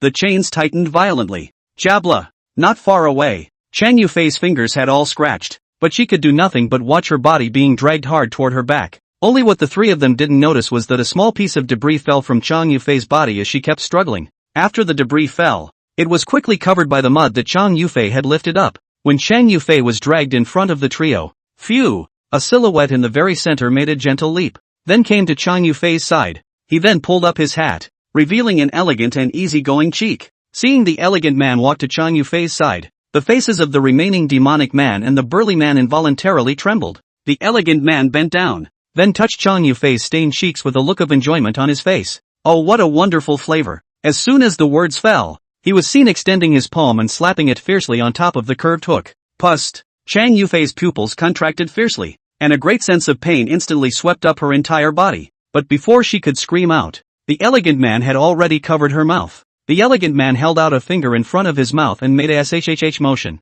then pushed up his glasses, slowly speaking in Chang Yufei's shocked and appalled gaze. He said, "It is a pleasure to meet you, ma'am, and you are honored to be the subject of my dissection, and I hope that you will blossom into a graceful bloodrose for the rest of your endless hours of enjoyment." When he finished, an almost scowl appeared on his face. One hand excitedly gripped the curved hook on Chang Yufei's back, then pushed downward with force. Scarlet Rose, needs to be torn hard. That's what makes a bloom truly beautiful. Ah! The tearing sensation coming from her back made Chang Yufei want to scream in pain, but her mouth was pressed down by the elegant man in death. Dying? I didn't think it would be such a stifling death. It's still because you're too weak, Captain. Chang Yufei struggled to move her eyeballs, wanting to take one last look towards where Luo Tingtian was. Yes, I can't. 3 hours later, a well-equipped team arrived. This is where the target last disappeared. Quick! The source of the signal is in this direction. Looking at the jungle full of blood, the group had no time to grieve before they began to carpet search the area. About 10 minutes or so later, Captain, over here. One picked up a fingernail-sized shard from the mud. Magic City University. Lin Yu's eyelids had been beating furiously ever since he returned from the rooftop. This eyelid hasn't stopped since Luo Tingtian left. Is something wrong? He looked up at the blue sky. He kept feeling that there was a mountain of rain coming. He then sank his mind into his head. Divination. Subject, Luo Tingtian. Divination in progress. It's better to take a divination first. Otherwise you feel like you're never solid inside. About a minute later, Lin Yu's eyes snapped open. Luck, bad luck. Divination result. Dead. Scarlet words gradually emerged in front of Lin Yu's eyes, as piercing as blood. A sign of great evil. Swish. Lin Yu snapped his eyes open and without the slightest hesitation, he directly activated his immortal technique and furiously dashed towards the outside of the school based on Luo Tingtian's chi that remained in the air. The talisman of the gods. As the green light flickered, the sky vaguely had a green-colored ripple crossing it. A minute later, the air shook and Lin Yu's figure appeared on a small hill next to the highway. This is where the chakra finally dissipated. Lin Yu frowned. The remnants of chi in the air were simply too weak, and one was simply unable to pinpoint Luo Tingtian's exact location through these chi. System, conjure up the information panel. Host, Lin Yu. Age, 18. Taoism, water wave technique. Divination. Immortal law, soul master. Mount, crane, on vacation. Faith value, 88 star. System, is it possible to exchange faith value for an ability that can accurately detect chakra? Ding! In the process of querying for the host, the system fell into silence, and Lin Yu stood still and began to ponder over the reason why Luo Tingtian had divined a great evil omen this time. Obviously, this time, Luo Tingtian represented the officialdom and didn't make a great deal of noise to rush over, proving that his whereabouts were all extremely secretive. Lin Yu rubbed his temples. No matter which way he thought about it, Luo Tingtian's whereabouts wouldn't be easily exposed. Unless, bang! Lin Yu's thoughts had just reached this point when a breaking sound suddenly rang out not far away, only to see a fire snake carrying a terrifying wave of air, shooting straight towards Lin Yu's solar plexus. Boom! In the blink of an eye, the small hill was engulfed by the huge flames. Target cleared. On another hill, a figure with a masked face flung the bazooka out of Silent's hand, then turned toward the dense forest. However, when he had just turned around, the silhouette that appeared steeply in front of him caused his pupils to shrink violently, because at that moment, the target that he defined as having been eliminated was standing right in front of his eyes. Zip! Once the target is cleared, retreat as soon as possible. The relevant people from the Dragon Kingdom are on their way. You hear me, Cannon Cracker? A puzzled voice came over the headset. The mission information is incorrect. The target has not been eliminated. After saying that, the masked man known as Cannon Cracker removed his own headset. Lin Yu looked at the masked man in front of him, and there was also a faint stream of light flickering in his eyes. The dress of the person in front of him gave him a very familiar feeling. Off-sight. In the next second, the name surfaced in Lin Yu's mind. That's right. The masked man in front of him was practically identical in costume and aura to the two men he had seen in Birdland at that time. Just in the moment when Lin Yu was slightly stunned, the rupturer seemed to seize this opportunity and bent down violently, revealing a blackened cannon port behind him. Boom! A huge brown torrent shot out from inside the pitch-black cannon's mouth, and wherever it passed along the way, countless grasses and trees were hardened and lifted off. Lin Yu's pupils shrunk violently. The green light under his feet flashed, flashing hundreds of meters away in a flash. Not only that, drops of water vapor in the air converged towards him crazily, condensing into a wall of water in front of him. Knock! The brown torrent slammed straight into Lin Yu's original position, leaving a huge deep pit. The remnants of the sound wave crashed hard against the water wall, but only managed to make it tremble violently for a few moments, unable to penetrate it. This kid is not simple. Retreat first. When the cannon cracker saw that the blow missed, his robes shook and a black smoke poured out along his robes. Those black smokes were tiny mechanical spiders so subtle that they were hard to detect with the naked eye. As the little spider's eyes gulped red, it was as if a switch had been activated. Next, the mountain shook as a terrifying energy erupted from it. Boom boom boom. One terrifying sound after another swept out in all directions with terrifying waves of sound. The area including the several miles around this hill was enveloped in this huge explosion. On the other side, a team from the Dragon Kingdom that was searching suddenly felt the earth tremble from a distance. Immediately afterward, they saw a terrifying mushroom cloud rising from a distant hill. There's something going on over there. Go check it out. Swish swish swish. 4 dark red figures were the first to rush out. When they arrived, they couldn't help but look at the mountain peaks that were full of color. And their faces couldn't help but have a strong look of shock. How powerful it would have to be to cause so much damage. One crouched down and grabbed a handful of dirt from the ground and held it to his nose to sniff it. Then, turning to the remaining 3, he said, "There's a very pungent smell of gunpowder. And if I'm not mistaken,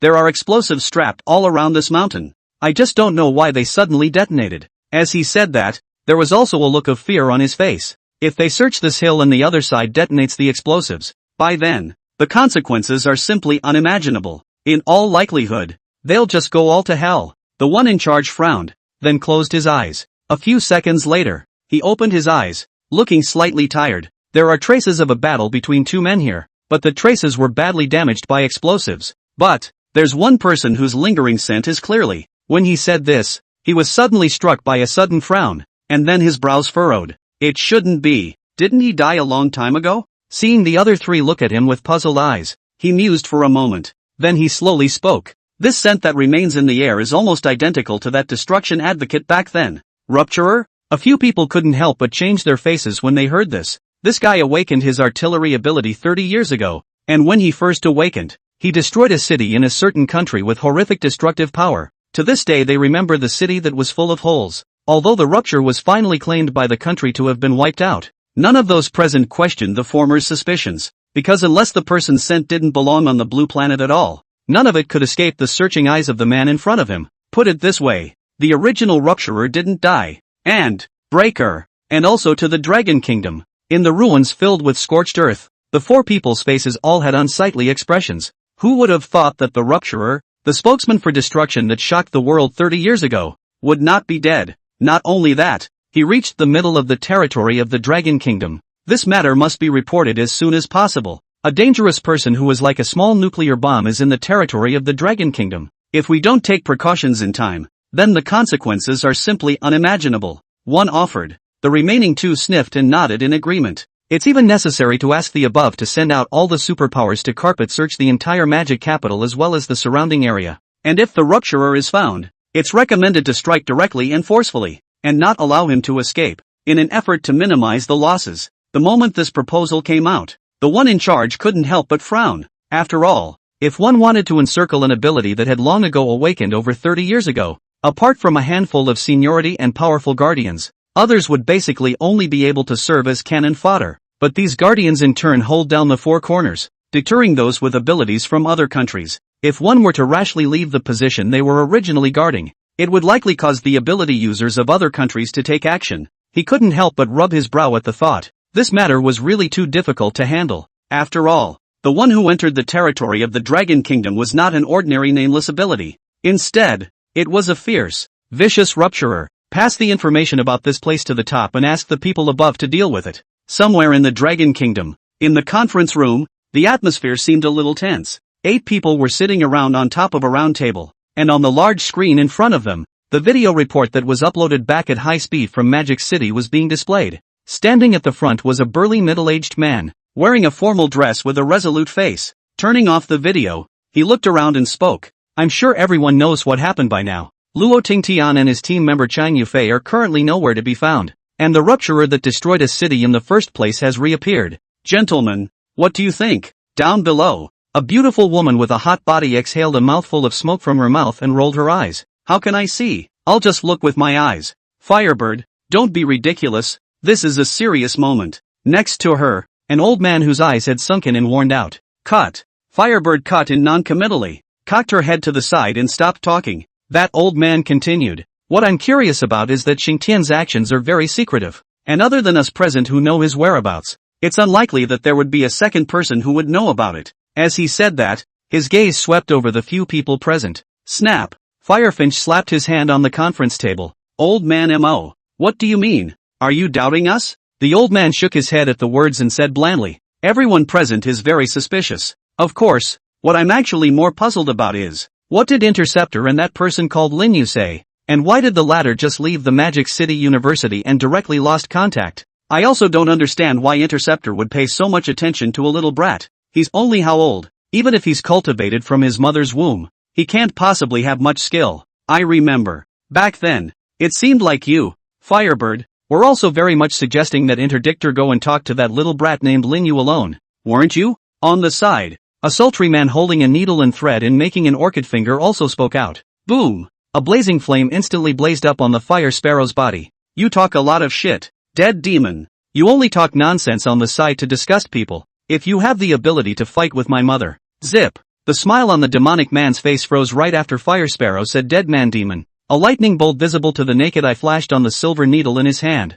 and it was obvious that he was also in full rage. Seeing this, the other few people also moved their chairs back and looked at the two with a watchful face. It was at the moment when the two were at sword point. The middle-aged man let out a furious cry. Alright, have you all had enough? If you want to fight, get your asses to the training room. This is no place for you to be wild. Humph. Both of them snorted coldly as they each collected their chi. Right now, the top priority is to find Interceptor first and remove the tumor that is the Rupturer. Since he dares to appear amongst our Dragon Kingdom leaders, he won't be able to leave here. Fire Sparrow, you are responsible for rushing to the scene and assisting my Yueni and the others in searching for traces of the ruptured. The others will assist from the side. As for this matter of Interdictor, it will be handed over to Elder Mo. All of you go down. The middle-aged man quickly made a series of decisions. With a toss of his head, Firebird walked straight out of the conference room, and the others left one after the other. The elderly man known as Elder Mo also nodded towards the middle-aged man, then walked out of the conference room on his crutches.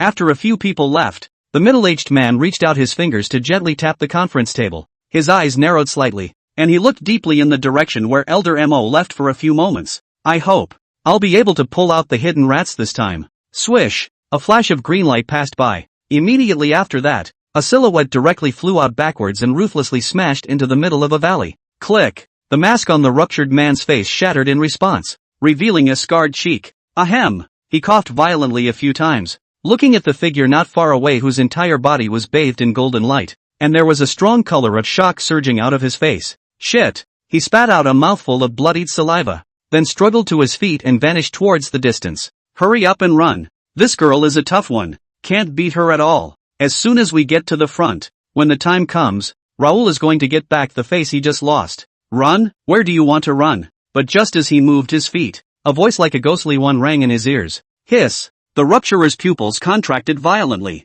Run? Where are you running? A voice like that of a ghost resounded beside the ruptured man's ears, causing his body to resist a violent tremor. Swish! Next moment, only a blinding golden light flashed. Ah! One of the Rupturer's arms should break. There was no time to treat the wound, and the ruptured man used his other intact hand to fling the severed arm back. The broken arm instantly flew towards his back, then instantly exploded in the air. Boom! Terrifying waves of air swept out. What a walking arsenal of bombs! Even the blood in his entire body flows with gunpowder. Lin Yu's somewhat awestruck voice sounded from the side, following which, one could only see a golden round-colored giant shield centered at a certain point, spreading out in all directions, and then blocking the terrifying airwaves within it. Finally, put! With a subtle sound, the two faded into the world. Upon seeing this scene, the look of fear in the eyes of the ruptured person became more and more intense. Why? Why did his own powers have no effect on him at all? The guardian of the entire Dragon Kingdom was a figure he had never even heard of. What exactly was the golden light around him? In front of him, Lin Yu's entire body was bathed in golden light, and behind him, he could even vaguely see that there was an illusory huge figure. The figure was seated on top of the throne. His golden pupils did not contain a single emotion, just like a god, and his gaze towards the ruptured person was filled with indifference and contempt. Immortal Technique, Golden Emperor's Fury. This immortal technique was a skill that Lin Yu had redeemed after returning from the Bird Kingdom. Under the Emperor's seat, all demons are subdued. You, what the hell are you? The ruptured man leaned against the rubble, his face so pale that there was not a trace of blood in it. According to the intelligence I have learned, there is no information about you at all. To be honest, I was careless. With my strength, even if those guardians were to arrive in person, I wouldn't be in such a mess. Lin Yu floated in mid-air, his gaze looking at the bloodied rupturer without a trace of emotion. Speak, where is Luo Tingtian? Luo Tingtian? The breaker shook his head as he sniffed, saying, I don't even know the person you're talking about, and I don't want to pay attention to him. Just ask. Who would pay attention to a character that is like a mole cricket? Lin Yu sniffed and didn't say anything. Because at this time, the system that had been silent for a long time finally sounded a beep once again. Ding! The system has searched for a Dao that can accurately confirm its location. The Eye of Discovery. Ask the host whether to redeem immediately. Redemption. As Lin Yu's voice fell, a message instantly flooded into his mind. And immediately afterward, he felt a tingling sensation coming from his brow. Bear. As a sound like the flow of electricity rang out, Lin Yu's brow opened slightly in all directions, and an exquisite crystal vertical eye appeared in the center of his brow. The Eye of Discovery. After receiving the Eye of Exploration, Lin Yu raised his finger and pointed it at the rupturer. When the latter saw this,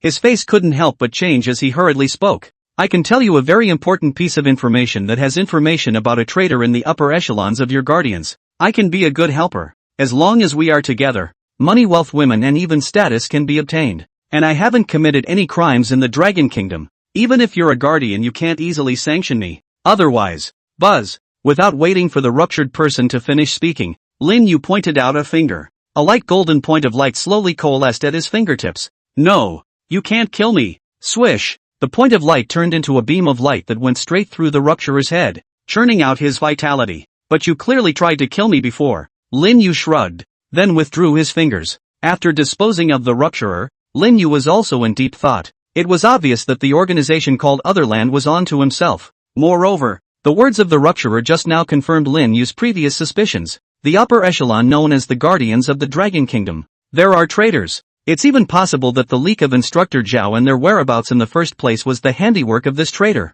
Lin Yu rubbed his brow. Until now, he wasn't sure about the strength of his opponent's strength. This was just too passive. Forget it. Soldiers come to block water to cover earth. Go back and exchange a few more bullish immortal spells. When the time comes, come one to pinch one to death. Come two to sit on one's ass to die a pair. Looking at the body of the ruptured person on the side, Lin Yu touched a divine traveling talisman in his hand before crushing it. At the same time, the Eye of Exploration. Initiation. In the meantime, somewhere in the ocean, knock. A huge slap slapped on top of one of the heads, and countless red and white watermelon juice burst out. Waste. Rupturer the waste, letting him kill someone and ending up planting himself. The owner of the huge slap was a huge black man of magnificent size. At this moment, there was a thick color of blooming anger on his face. In the room lay a dozen or so gruesome corpses, all of which had been torn in half in a brutal position. The pungent smell of blood filled the room. Outside the door, the group of minions couldn't help their bodies from shaking a little every time they heard the room vibrate.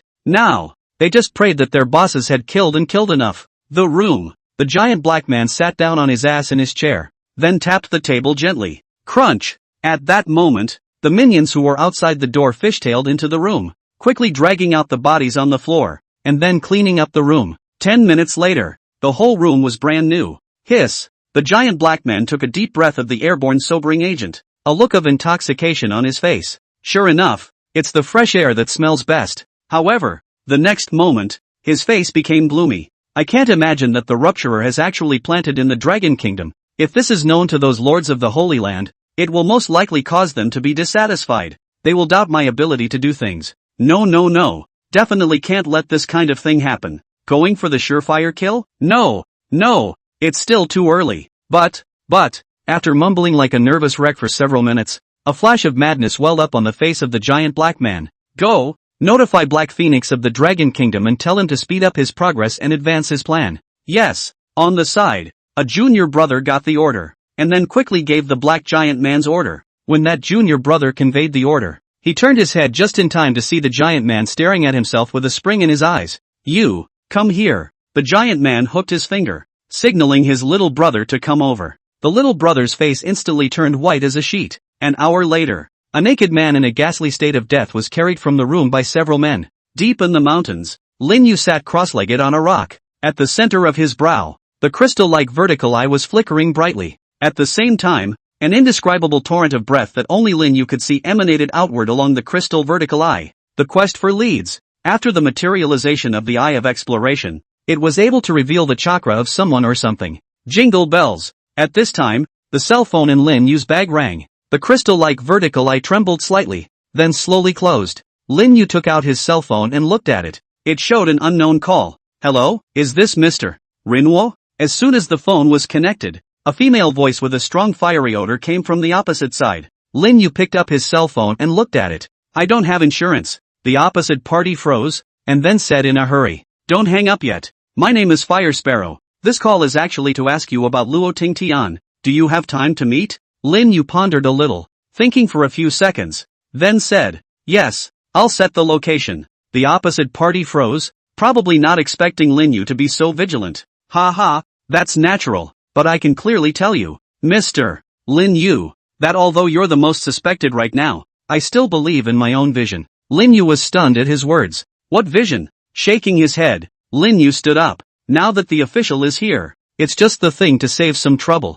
An hour later, a Cheongsam beauty with an incomparably hot body appeared in front of the Magic City Shanghai Cafe. A lot of men just sneak a few glances and feel a hot current surging through their nostrils. The beautiful woman was not surprised by this, and after a little contemplation, she walked straight in. As soon as he entered, a waiter greeted him naturally. May I ask the beautiful lady? A reservation has already been made for someone named Lin Yu. That waiter sniffed and respectfully made a gesture of invitation. Mr. Lin Yu is in VIP room number 6. Learning the location, the beautiful woman stepped on her high heels and walked towards the number 6 private room. As soon as he pushed open the door, as soon as he saw Lin Yu sitting on the chair, his expression couldn't help but freeze. Lin Yu revealed a smile towards the beautiful woman and laughed. What? Haven't you seen my looks before? Any surprises? The beautiful woman came back to her senses and laughed. I've seen the looks before, but I didn't think that you, Mr. Lin Yu, would actually look so tender. Rin Yu. The beautiful woman sat across from Lin Yu and naturally crossed her legs before pulling out a lady's cigarette from inside the fanny pack on her crotch.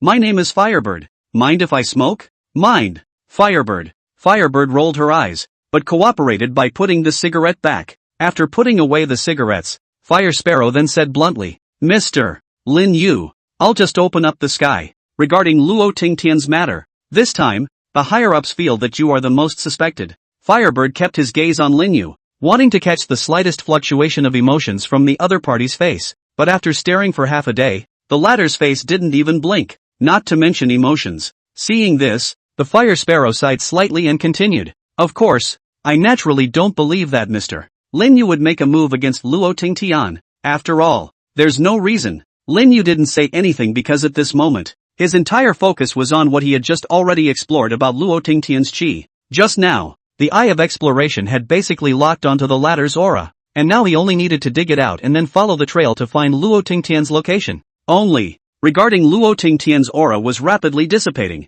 It was likely, the latter has met with misfortune. On the side, when the Fire Sparrow saw that Lin Yu didn't move at all after listening to his paragraph, his good-looking eyebrows couldn't help but wrinkle. This little kid, overdoing it haha. You should know that you are one of the most grumpy people within the Guardians, and no one has ever dared to give such a look of disinterest in front of the old lady. If it wasn't for your handsome face, I would have slapped you in the face. He's fresh meat, and that dead captain strongly requested me to change my fiery temper. Don't get angry, don't explode. I'm a lady, I'll endure. After reciting this several times in his heart, the Fire Sparrow once again resumed his previous amiable smile. The reason for taking the initiative to seek you out this time is actually to want you to assist us. The first thing is that we want you to take the initiative to cooperate with us and explain. Jingle bells. Before Firebird could finish her sentence, her headset suddenly twitched. A voice then reached her ears from inside. What? You fucking say that again. The next second, she blushed and stood straight up from her chair. Lin Yu was also startled by the Fire Sparrow's sudden movements. Fire Sparrow took a few deep breaths, then showed an apologetic look towards Lin Yu. I'm sorry, Mr. Lin Yu. I was too excited just now. With that, she sat back in her chair. Breaker, rupture man, actually died. Just now, officers from the authorities reported to her that a body had been found deep in the mountains. After professional identification, it was confirmed to be that spokesman for destruction. The rupture is actually dead? That's a long time awakened? The only ones who had the ability to kill him were the few guardians who guarded the Dragon Kingdom. Calming himself, Firebird regained a smile on his face and was just about to speak. Lin Yu, who was in front of him, had then stood up. Found it. Come with me. Ha? Firebird froze. What's found and where's it going? The sequence of events had her mind spinning a bit for a moment. Lin Yu walked to the door and suddenly stopped, then fell back. So what? Did you bring money? On a specially modified Grand Prix, Firebird drove the car while using the rearview mirror to survey Lin Yu, who was sitting in the back of the seat and was staring out of the car window. He's a good-looking guy, but I didn't realize that I'd have to pay for the room at the end. The most important thing is that I have to be the chauffeur. The Big Ben chugged along, eventually arriving at the foot of a mountain just outside the suburbs. Firebird was the first to get out of the car and looked around, finding nothing, and could only end up casting an inquiring look towards Linyu. So, what's the point of having me bring you here in my car? Viewing the scenery? Linyu stepped out of the car, then walked straight towards the mountain. Hey, you still haven't told me what I came here for? I asked you to provide information on Luo Tingtian, not for you to drag my old lady here for a wild booty call. Seeing Linyu walk towards the mountain on his own, the fire sparrow instantly stopped in front of Linyu. Linyu stood still and said, "Yeah, that's right. I'm taking you to find Officer Luo." Firebird? Firebird had a "you're teasing me" look on his face. There's only one long deserted Taoist temple on this mountain, and the relevant people have already surveyed it, and there's no clue to speak of at all. Linyu didn't say anything, lifting his feet and walking towards the mountain. Firebird clenched his teeth and followed straight on. She wanted to see what this little white boy had in his gourd. The two of them experienced more than 10 minutes before they finally arrived at the summit location. At the same time, a dilapidated Taoist temple appeared in front of the two. The Taoist temple was in disrepair, surrounded by weeds, and the walls had completely collapsed, with an unarticulable sense of dereliction. Looking at the Taoist temple in front of him, Linyu couldn't help but recall the Jiqing one he used to be in. When this is done, he himself will go back and fix the knowledgeable view. That's it? Behind him, Firebird looked at the incredibly dilapidated Taoist temple and frowned. This can hide people? With that, Fire Sparrow intended to push the door directly into the room. Seeing this, Linyu hurriedly spoke. "Wait a moment." Firebird froze. Wait for what? Love? Waiting for someone, although he's not very reliable. Newbie. The Fire Sparrow was just about to speak when a clear chirping sound suddenly came from the sky. Then a crane with a snow-white body pierced through the clouds and appeared in the sky. There are actually white cranes here? Fire Sparrow narrowed his eyes slightly, and his expression snapped. It seems this young man in front of me also has a crane. Newbie. Sure enough, the immortal crane above swooped down as if it was searching for a target and flew towards Linyu and the two of them. Knock. The crane landed, kicking up a cloud of dust. Linyu pulled out a carrot from somewhere and then threw it into the crane's mouth. Newbie. The crane swallowed the carrot in one gulp, then rubbed his beak against Linyu with an affectionate face. On the side, the Fire Sparrow's pupils were slightly shocked as she watched the scene. Although the intelligence had long described Linyu as having a crane pet that could carry people, when she actually saw the scene, the sense of shock it brought to her was still great. Linyu stroked the crane's head as his eyes searched around the latter's body, and in the end, he found nothing. He pushed the crane's head away and asked with a puzzled look on his face, "Where's Do Half Xian? Didn't I ask you to carry him along?" The crane sniffed and raised its head condescendingly. The look was like saying, "That guy is out of ham, and brother doesn't want to take him flying." Rinyu. Da. De Xian. At this time, a weak voice came from the distance, only to see a silhouette limping and crawling towards this side. It's none other than Half-Dozen. Do Half Xian came in front of Linyu, directly lying on the latter's lap as he cried out in pain. "Great Immortal, you have to do something for me. This crane is just eating but not doing anything. Half of it was thrown directly into the big lake. I am so miserable. I was chased and bitten by a crocodile in the middle of the swim." The Doge cried out with a sniffle and a tear. He was holding a packet of ham sausage package tightly in his hand. No need to guess. It's probably the crane that ate the ham sausage and threw it directly to Half 60 Do. Looking at a handful of snot and tears, Do Half Xian who rubbed himself against him, Linyu couldn't help but have the muscles at the corners of his mouth twitch violently. Unable to hold back any longer, Linyu kicked over the Do Half shit. "Get the fuck out of my way. LOL. Watching Do Half Xian being kicked to the ground by Linyu, the crane covered its mouth with its wings and sneered out a laugh. Firebird was flabbergasted by the scene.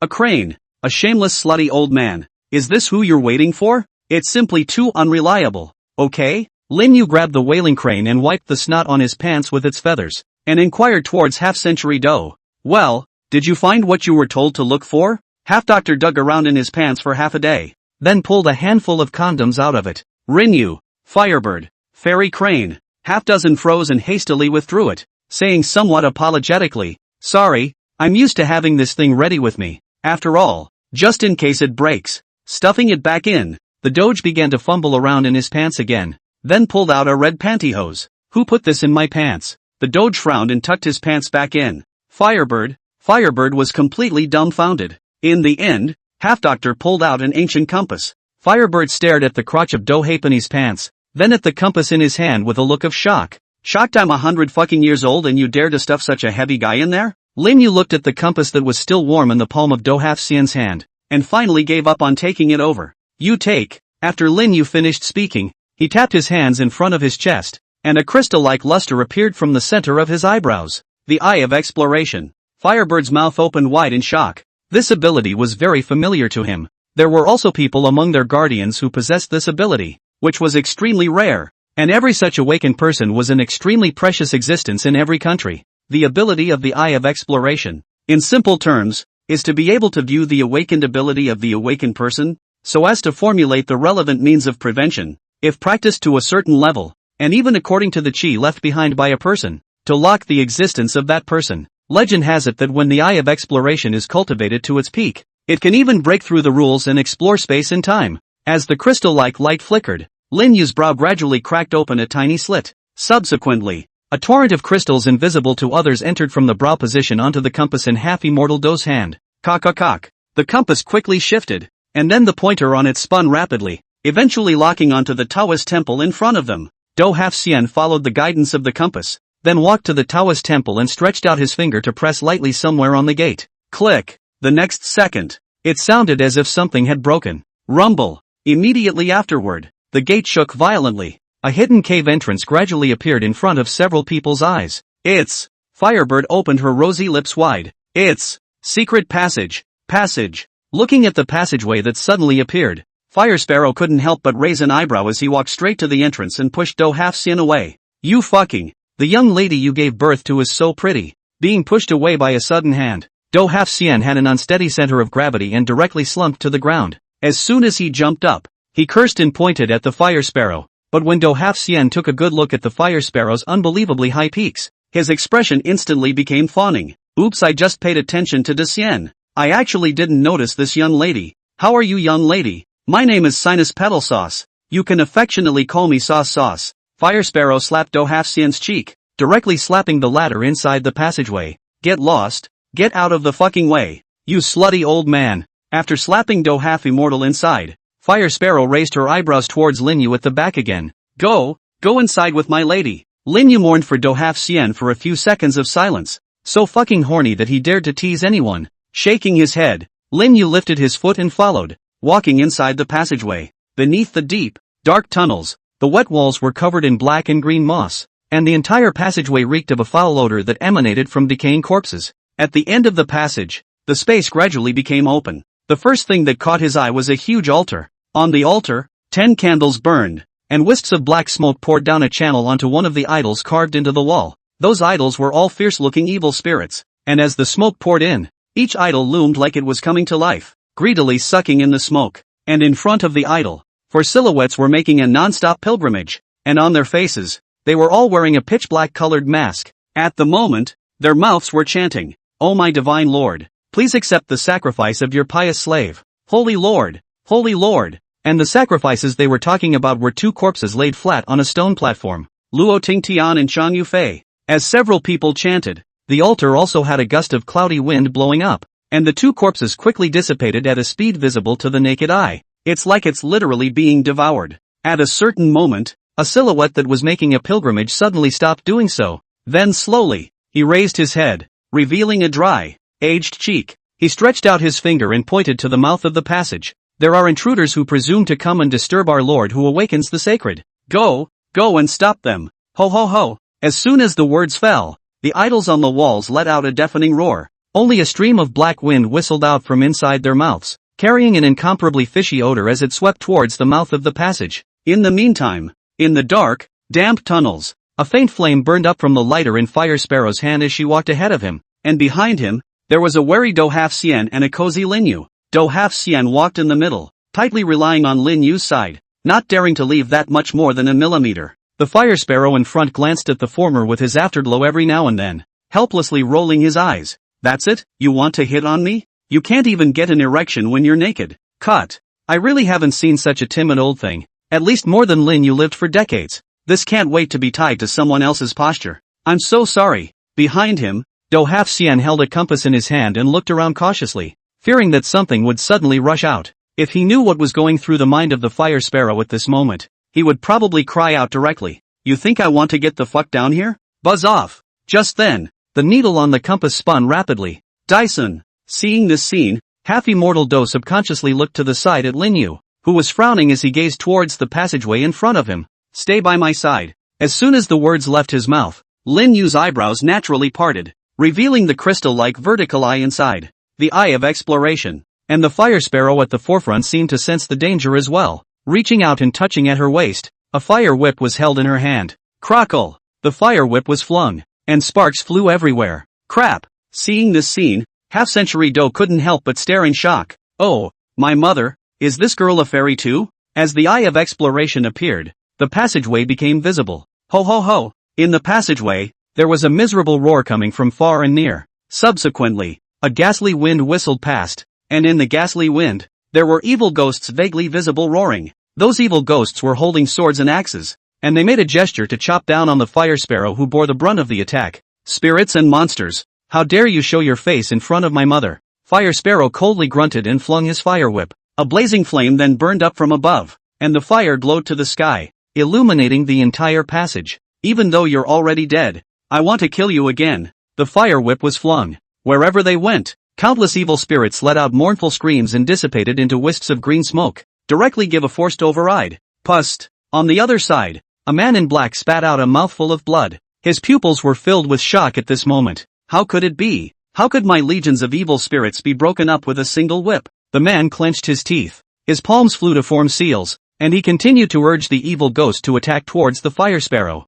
In the passage, as he watched the fire sparrow cleanly clean up one of the terrifying evil spirits, Do Half-Xian's eyes went straight. "Grandma, if she marries this woman, she'll be hung up and beaten every day. No, no, with such a rich woman, where won't you walk sideways in the future?" Thinking of this, half-dozen's eyes couldn't help but glow. Snap! Every time the fire sparrow's fire whip was waved down, the passageway that was originally ravaged by the gloomy winds would be unclogged for 1 point. It wasn't long before the ghostly screams inside the passageway became more and more rare until they disappeared. "That's it? I haven't fought enough." Firebird picked up the long whip with a non-committal look. Do Half-Xian immediately ran to Fire Sparrow's side with a fawning face. "Hey yeah, you're so strong, Missy." Fire Sparrow gave a disgusted look at Do Half, then stepped on her heels and walked straight toward the end of the passage. The latter followed immediately. Just as the Fire Sparrow had just taken a step, her figure suddenly became illusory, and then she and the Do Half-Immortal directly disappeared into thin air. Lin Yu frowned and was about to follow,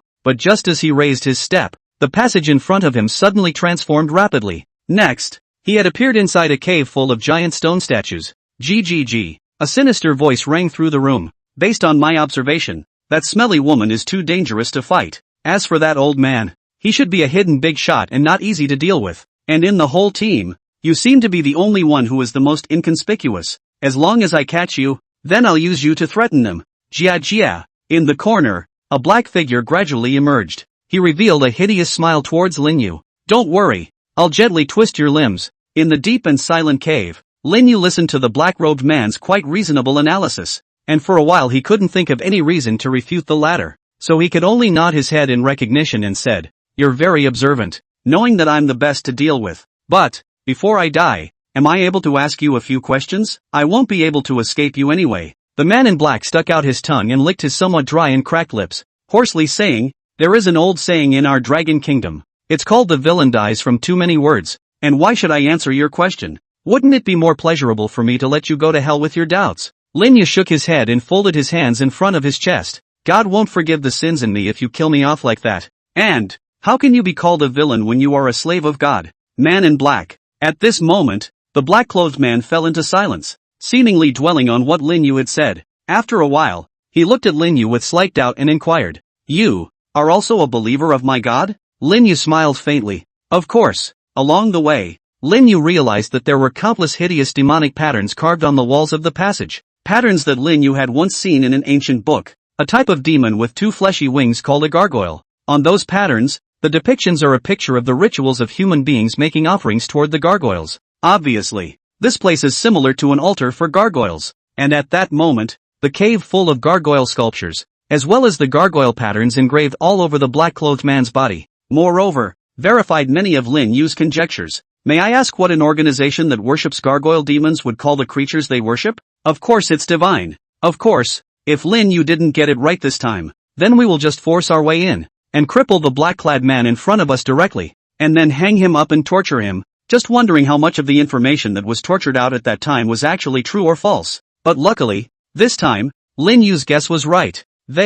Sure enough, a group of worshippers who worship gargoyles as gods. Lin Yu also discovered a general rule that any religious person who made mindless offerings to the gods didn't have a very good brain, whether it's on TV or in reality. Once these brainwashed fans who claimed to be servants of the gods became involved with the gods they believed in, then, their IQ will plummet. Oh my holy lord! Not far away, the man in black stretched out his hands towards the sky with a pious face. Finally, he mused for a moment, then slowly spoke out. Your request is granted by my lord. Now, you ask, but you only have 3 chances, and after those 3 chances, I vouch in the name of my lord to let you die without being punished for your sins. First question. Lin Yu didn't waste any time and stretched out a finger. The reason you came to the Dragon Kingdom? The black-clothed man's body trembled for a moment, then regained its composure. To awaken my lord, many sacrifices are needed, and you, the Dragon Kingdom, are undoubtedly the best choice. The Dragon Kingdom had a large landmass and a large population, so I'm afraid that the sacrifices he was talking about were blood or something like that. These guys, they actually want to use us dragons as sacrifices. The most offensive thing was that, listening to his tone, he seemed to be a Dragon Nation man himself. Second question. How many of you are there? Lin Yu's question was very rough, mainly if he asked too carefully. This girl wouldn't necessarily answer. Counting the sect master as well as the 12 protectors, there are hundreds of us in the divine sect. Lin Yu's eyes narrowed slightly. In that case, the scale of this divine sect was already considered very large, and these people were hidden so deeply that this time, if it wasn't for the Eye of Exploration tracing Luo Tingtian's chi tracking, this stronghold wouldn't have been discovered at all. One last question. What is your, and the other worldlies, relationship? Lin Yu had a vague feeling that this so-called divine religion and that foreign land, it was also inextricably linked. Off-site? The man in black obviously froze, and then actually knelt down directly on the ground in front of Lin Yu. Please, my lord, calm your anger. Afterwards, he raised his head and turned to Lin Yu and shouted out angrily. How dare you? That is the place where my lord lies dormant, an existence that is held sacred by us. Even if you are a believer in my lord, you must suffer from the pain of this severed limb. The land of slumber? Before Lin Yu could return to his senses, the man in black made a seal with his hands in front of his chest. Rumble. As a result, the entire cave's gargoyle statues shook violently. Knock knock. A sound like the beating of a heart rang out. In the next second, the eyes of a dozen or so stone statue ghosts opened steeply, with scarlet light flickering up inside, and at first glance, it looked like they had come to life. Accept the judgment of my lord. The black-clothed man's palm pressed down towards Lin Yu. Those stone ghosts also raised their own paws at the same time and stomped down hard towards Lin Yu, facing the paws that came trampling towards him. The expression on Lin Yu's face remained unchanged and he merely extended his hand and snapped his fingers. Click. Senpai, soul. A strand of white silk threads invisible to the naked eye vanished into the void from Lin Yu's fingertips and appeared above the gargoyle statue, followed by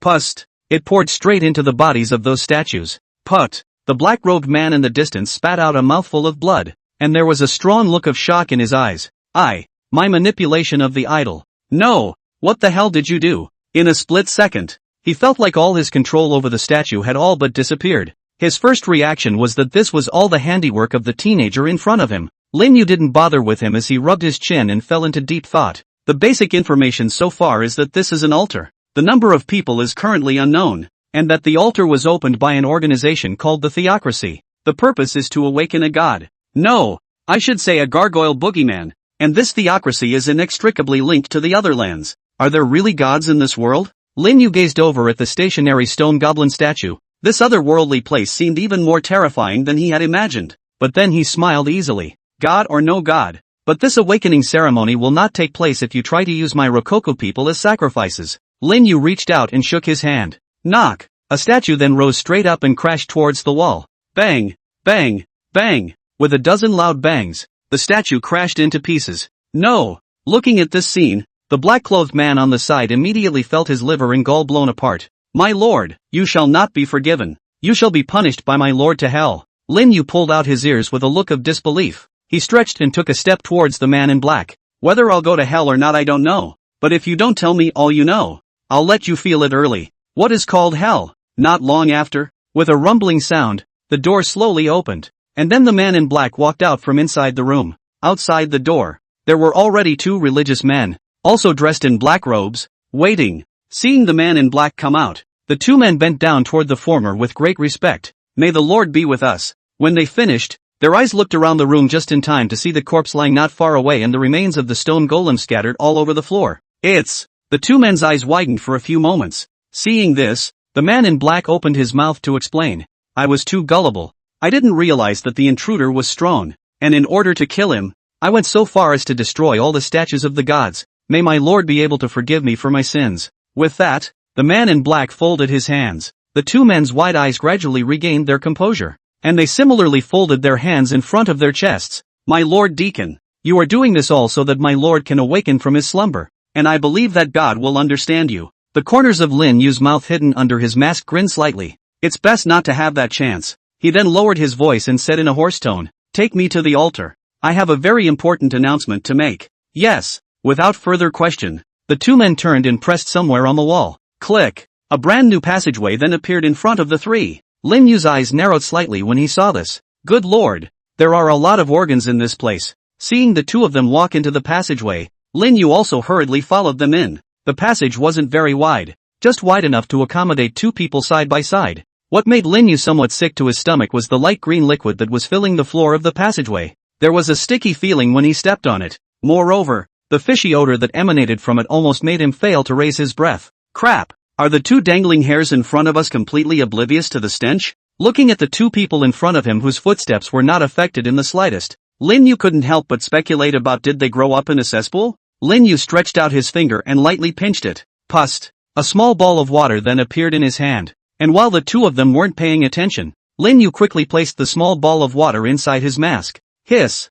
Took a deep breath. Nice! The air cleared up. The water wave technique was just too strong. Finally, after traveling for about 10 minutes, the dim vision gradually opened up. At this moment, the two at the front also stopped and respectfully parted. Lin Yu walked over and stared, and his eyes widened for a moment. This underground altar is actually this big. What appeared in front of Lin Yu was a huge and incomparable altar. The entire altar, according to Lin Yu rough estimate, about the size of 10 soccer fields. People standing on it like a small black dot. Around the altar, stars stood hundreds of people, each of them wearing black robes and a gargoyle mask on their heads. At this point, on the ancient, blood-spattered altar, the high priest named Theocracy held the sacrificial staff in his hand and shouted a complicated, esoteric incantation from his mouth. It seems that he is now performing a sacrificial ritual. Lin Yu utilized his eye of exploration and his gaze flew around the altar and scanned. Firebird and half-immortal? How did they get arrested? In a small cave next to the altar lay a young woman in a cheongsam with an old man with messy hair.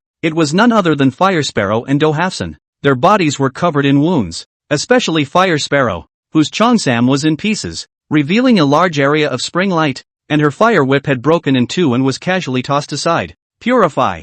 The high priest raised the staff of sacrifice. Down below, everyone was raising their hands at the same time and shouting up, "May our Lord descend to the earth and purify it. May our Lord descend to the earth and purify it. Get on the altar." With a shout from the high priest, all of the congregants began to run towards the top of the altar, including the two who were beside Lin Yu. Lin Yu ran after him twice, then silently ran towards the altar location when no one else was looking. On the altar, Do Hafsan and Fire Sparrow were tied together by a thick hemp rope. Even though the countless spring light leaked out next to him, Do Hafsan's face was like a dead Dician, crying in mourning. Finished, finished, this is completely finished. Did not tease the rich woman not to say, but also put himself into the, can't imagine that I do half immortal across the love field for decades. Finally still want to fall into a single old virgin name. Whoops. On the side, Fire Sparrow's silver teeth clenched. If not for the fact that she was poisoned and couldn't move, she would have wanted to kick the old man next to her to death. Do Hafsan's eyes stumped, directly began to swing. You come ah. Anyway, you can't move now. How two will go to hell at the same time after? I have to continue to scream in your ear. Firebird, fuck. You fucking slutty old man. Do Hafsan, damn bitch. If it wasn't for you, how would I have been caught? Oh, my great immortal. Come and save the child. Firebird. Off to the side. The religious man guarding the two men had his hands over his ears, a skeptical look on his face. Finally couldn't stand it anymore. Picked up the rolling pin next to him and poked. Noisy, noisy, noisy. My ears are almost calloused. All give me shut up. Oh. Half dozen was struck like a blow, and his mouth suddenly opened into an oval. He was trembling as he looked at the religious, the corners of his mouth twitching. Down to earth. The religious man exhaled a breath of cloudy air in relief, and was just about to speak when he glanced at his afterglow, just in time to see a man in black walking towards him. The former's eyes lit up when he saw this, and he bumbled towards the latter. Deacon! Lord Deacon! What brings you over here? Lin Yu pretended to be deep. I heard that the captured intruder is being held here. Show me. Yes, Lord Deacon. The religious man sniffed and was very excited to make way for Lin Yu. The congregation led Lin Yu to the altar location. The former excitedly introduced to Lin Yu. These two unintentionally fell into the formation laid down by the Lord Protector, so they were captured alive. According to what the High Priestess has said, later on, their flesh and blood and souls will be used as sacrifices for the opening of the altar. Lin Yu nodded. With his hands behind his back, he walked up to the two men. Crap! When he saw Do Half-Xian's enchanting posture, his eyes almost fell out. At this time, Do Half-Xian's mouth was open and round, and his tears were falling down. When he saw the black-robed man in front of him keep glancing at his body, Chrysanthemum couldn't help but tighten up and almost cried out. No way. Is it possible that I can't break my virginity but I have to be fucked instead? Lin Yu didn't move and wandered around a few times, and after realizing that there was no one else around, he violently turned around and slapped the congregant on the side of his head before he could react. Bang! The religious fell to the ground in response. The fire sparrow hadn't reacted to what was going on, and Do Half-Xian's body was even trembling directly. He watched in horror as the man in black, after knocking out the congregation, pulled something out of his pocket in his hand and walked towards himself. This guy, he's really good at that. He's not still going to knock out. Stronger, right? Don't you come over here, ha. I've been a virgin all my life, and before I die I feel that I can't be counterattacked, and even if I must be attacked, only De Xian can attack me. When the fire sparrow on the side heard this, his eyes widened to the size of a bird's egg. Fuck me, this is what I'm hearing. My ears are unclean. My heart has always been Dyson. Even if you, Half-Centurion Do was still trying to speak, but Lin Yu had already pulled out a small reducing pill and stuffed it into the former's mouth. Do Half-Xian was shocked. Crap, you're fucking using medicine. Holy shit. Lin Yu could no longer tolerate half-dozen's heavenly brain circuits. Picking up the cloth shoe that the congregant had dropped on the floor, he swished it into the latter's mouth. Ooh-hoo. Even with the shoe in his mouth, Do's face had defiance written all over it. Lin Yu's heart suddenly fluttered as he said in a hoarse voice conspiratorially, "Don't you know that I love to resist the most? That taste of resistance. TSK." Hearing these words, Do Half-Xian's originally struggling body instantly quieted down. He looked tearfully at Lin Yu disguised as a man in black, and his face seemed to have written all over it. Brother, be gentle later. Okay. Serve the sacrifice. At this time, a high priest's voice suddenly sounded from the altar location. Lin Yu's face changed. Knowing that he couldn't play anymore now, taking off his own mask, he glared towards the two men tied up. It's me. Woo-woo, ride the line. Edge of the matter an eyepiece of De Woheo disabled wow. Seeing Lin Yu, there was an ecstatic look that immediately surged out from the two men's faces. Lin Yu put his hand into his pocket and with a thought, a small returning Dan appeared in his hand. Picking up the little returning pill, he said to the fire sparrow, "Eat it, and your powers will be restored." Looking at the pill that was almost identical to the one that had just been stuffed into his mouth, Half-Xian Do's eyes couldn't help but widen a few points. Seemingly noticing Do Half-Xian's gaze, Lin Yu drew out the slipper in his mouth before slapping the sole of his shoe on his face. What are you thinking? You didn't react to eating it because you were too weak. Do Halfpenny. The fire sparrow didn't doubt Lin Yu either, and stretched out her coquettish tongue, curling around the pill and swallowing it in one gulp. Gollum. As soon as the pills went down, Firebird was pleasantly surprised to feel that her ability to be suppressed by the poisonous gas was beginning to return. Swish! Lin Yu used his hand as a sword and split the hemp rope on the fire sparrow. Firebird stood up and with a clap of his palm, a ball of flame appeared in the center of his hand. About half of my strength has been restored. If it wasn't for this dead old man, how would I have been caught? Do Half-Xian sniffed and glared. Bah! If it wasn't for me attracting most of the firepower, would you still be standing here in one piece? At that time, after the two were poisoned, the fire sparrow lost almost all of his fighting strength, while the Do Half-Immortal was like a nobody because he didn't have any supernatural powers. The theocrats who captured them just assumed that Do Half-Xian was a high roller, so they sent out the vast majority of their men to capture him. Until now, Half-Doctor is still the one tied up the tightest. De Xian, there's still me, on the side. Seeing that the fire sparrow didn't say anything, Do Half-Immortal twisted his body up and said excitedly towards Lin Yu. Lin Yu rolled his eyes. It's too dangerous later. Just hang here for now. Do Half-Xian's face changed. No. De Xian.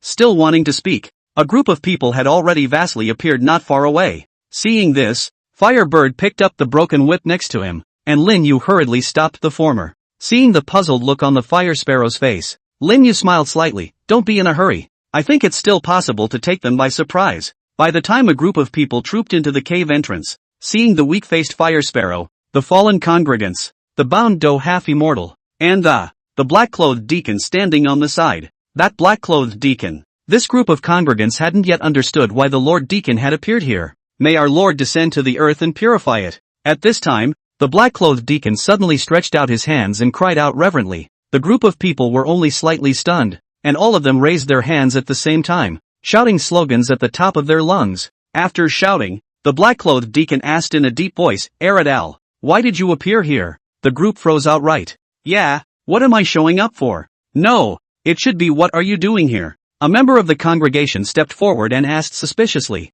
Lord Deacon, what are you doing here? I have come to offer a sacrifice to the Lord. Lin Yu replied without blushing. A crowd of religious. That. He pointed to one of the congregants who had fallen to the ground. Lin Yu sniffed and glared fiercely at the former. Just now the god gave me a sign that a few more pious sacrifices were needed. I picked him. Why do you have so many questions? Hurry up and bring the sacrifices. The high priestess will be waiting impatiently. Yes. At the mention of God, the congregation fell silent. They stepped forward, lifted up the doe half-son and the fallen congregant, and walked toward the outside. As for the Fire Sparrow on the side, under the deacon's stern gaze, they chose to let the former leave on his own. Lin Yu followed behind the crowd, the eye of exploration in his brow flickering with a faint light. To do a good job of destroying the altar, this first step requires an understanding of the basic structure of the entire altar. Make it foolproof. Followed by a group of congregants, Lin Yu's few people finally arrived at the very top of the altar. A congregant spread his hands out toward the center of the altar with a respectful face.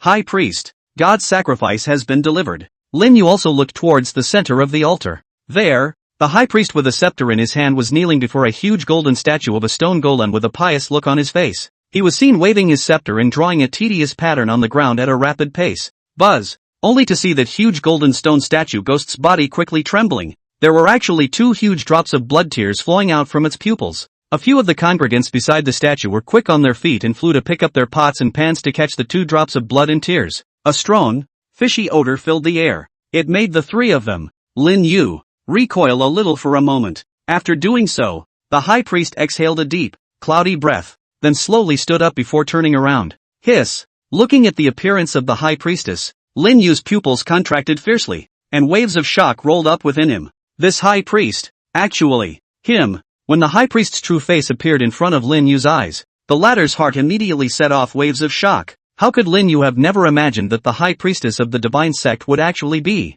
Principal Mordecai Liao? At this moment, Principal Liao's face was no longer as naive as before, but instead was replaced by an inexplicable color of madness. He, now, was no longer the principal of Mordor University, but a high priest of the divine religion who had gone so far as to betray the Dragon Kingdom in order to resuscitate that god in his heart. Who could have thought that a president of Mordor University would be a murderous devil? Lin Yu, who had cast the eye of exploration, was able to clearly see a deathly and mournful ghost buried deep within the former's body. The grievous spirits on Principal Liao's body has dyed his entire body scarlet, and this time, Principal Liao also slowly lowered the sacrificial scepter in his hand, and his hawk-like gaze swept over half-immortal doe as well as the Fire Sparrow. In the end, his gaze was deadlocked on the black-clothed deacon standing at the end. Only the corners of his mouth cracked into a hideous smile, as if saying to himself, wonderful, truly wonderful. If I hadn't been able to sense the life fluctuations of my subordinates, your plan might have been perfect.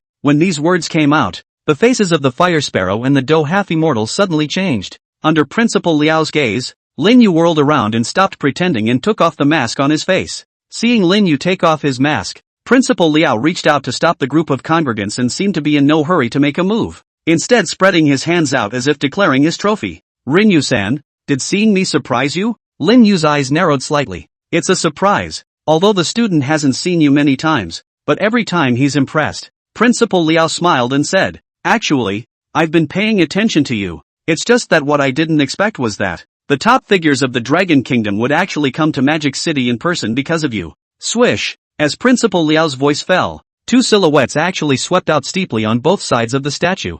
One black and one white. Black and white. An inexplicable sense of intoxication welled up on Principal Liao's face. I've been hiding incognito in Mordor University for 10 whole years, in order to be able to awaken my honorable lord at this moment. And look at this magnificent masterpiece of mine. Even I, who created it, am overwhelmed. To be honest, student Lin Yu, I admire you very much. If you're willing, I'm willing to join hands with you, and in the future, when I unify the world, I'm willing to share the world equally with you. As he said that, he even extended his palm towards Lin Yu with a sincere expression on his face. In the face of Principal Liao's undisguised solicitation, Lin Yu just deflated his mouth non-committally at the sight. It seems like every villain's goal is to rule the world, only to see Lin Yu shook his head and said with a serious face, "That's really too bad. The god you believe in is too ugly looking. I'm afraid that I'll have nightmares in the future. If you believe in the great fierce goddess, I guess I'll say yes." As Lin Yu's voice fell, the smile on Principal Liao's face stiffened a little.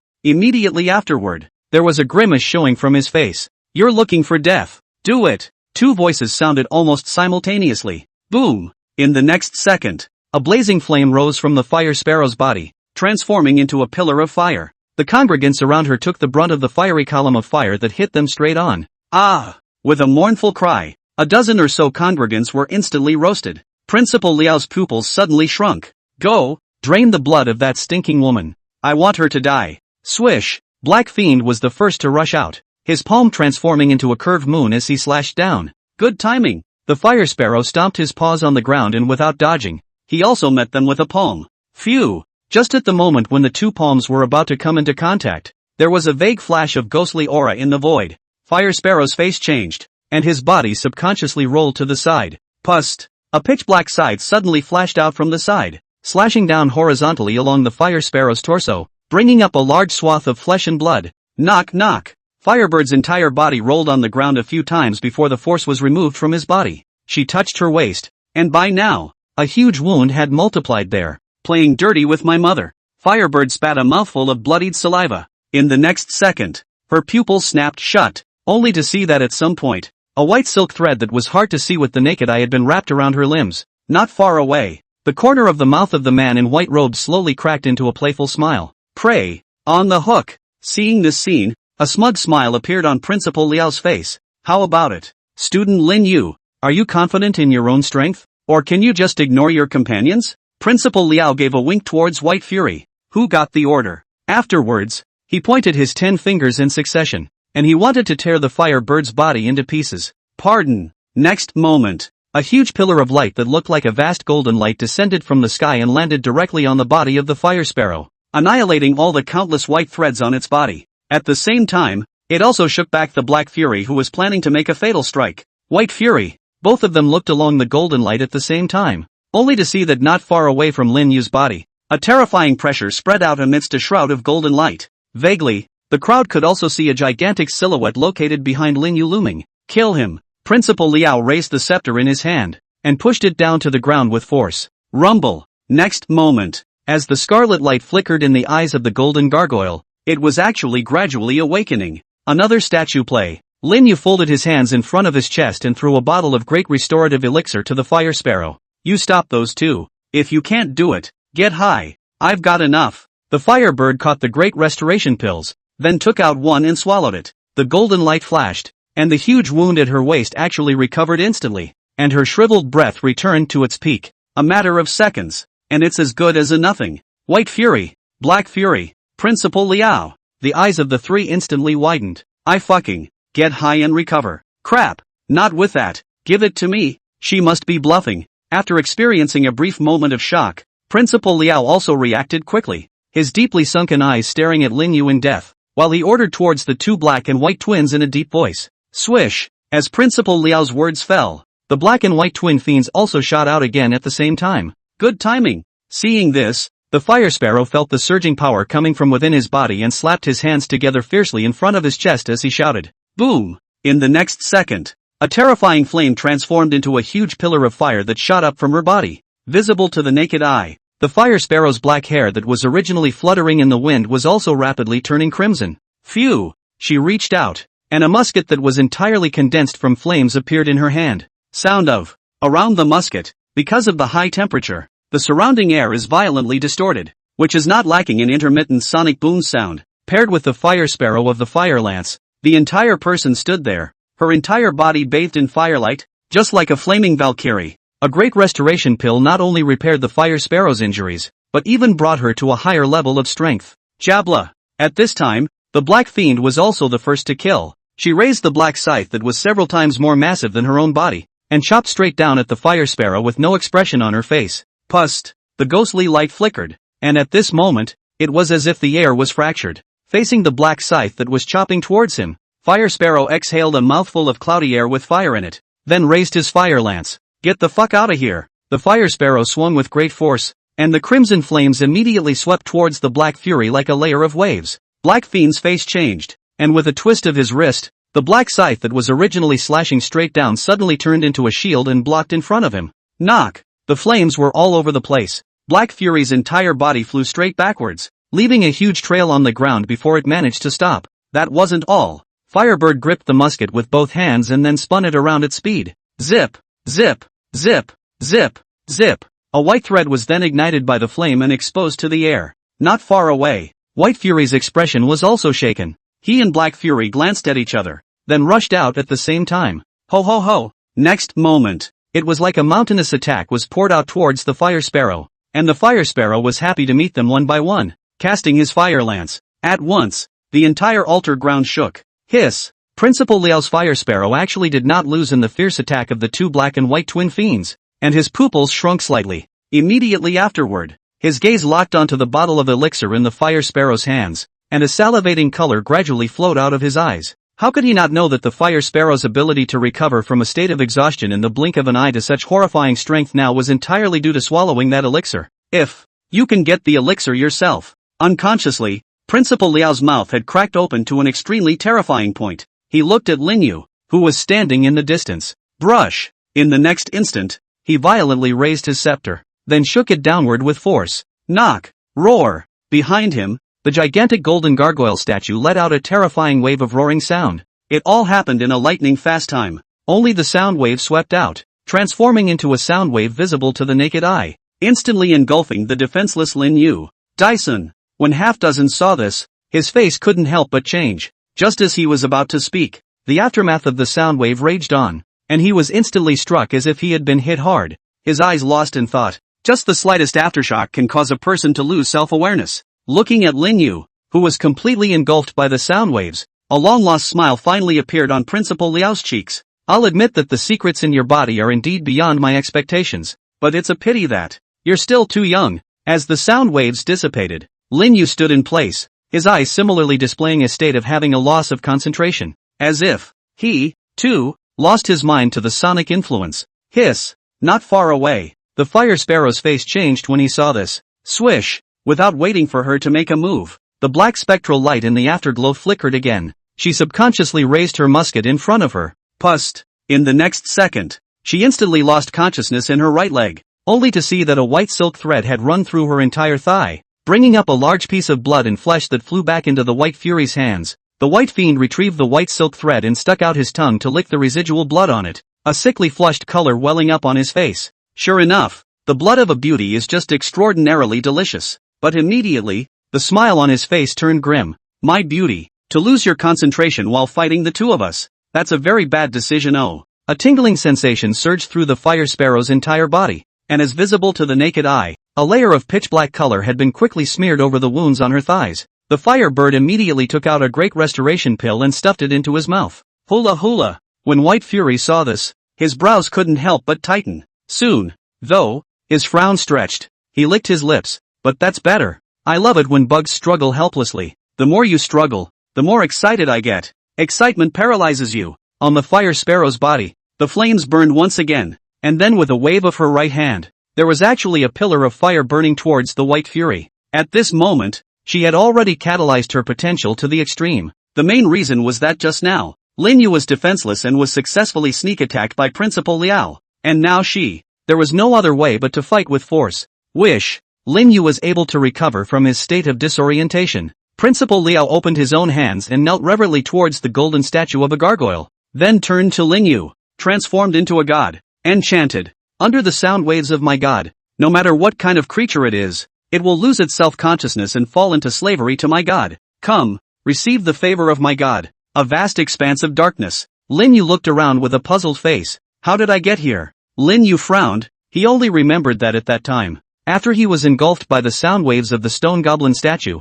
even though he had a golden emperor body protector, his entire body still lost consciousness. Where is this? Lin Yu tried to activate the golden emperor dharma body, but it was as if his consciousness was stuck in the middle of a quagmire, getting no response at all. System? Lin Yu murmured, but the only thing that responded to him was eternal silence. The moment. Lin Yu's face finally couldn't help but change. In the midst of the boundless darkness, Lin Yu stood like a statue. Here, there is no concept of time and space. Lin Yu already didn't know how much time had passed. Whether it's Taoist or immortal techniques, there's no way to use them. And even, there's no response from the system. Lin Yu's brows were tightly furrowed. The current him, other than his own body that had been strengthened by the system not disappearing, had been completely reduced to an ordinary person. Gotta figure out a way to get out soon. Lin Yu took a deep breath, then raised his foot and stepped outward with one foot. Click! Just as Lin Yu took a step outward, a mirror-like cracking sound resounded around him. Rumble!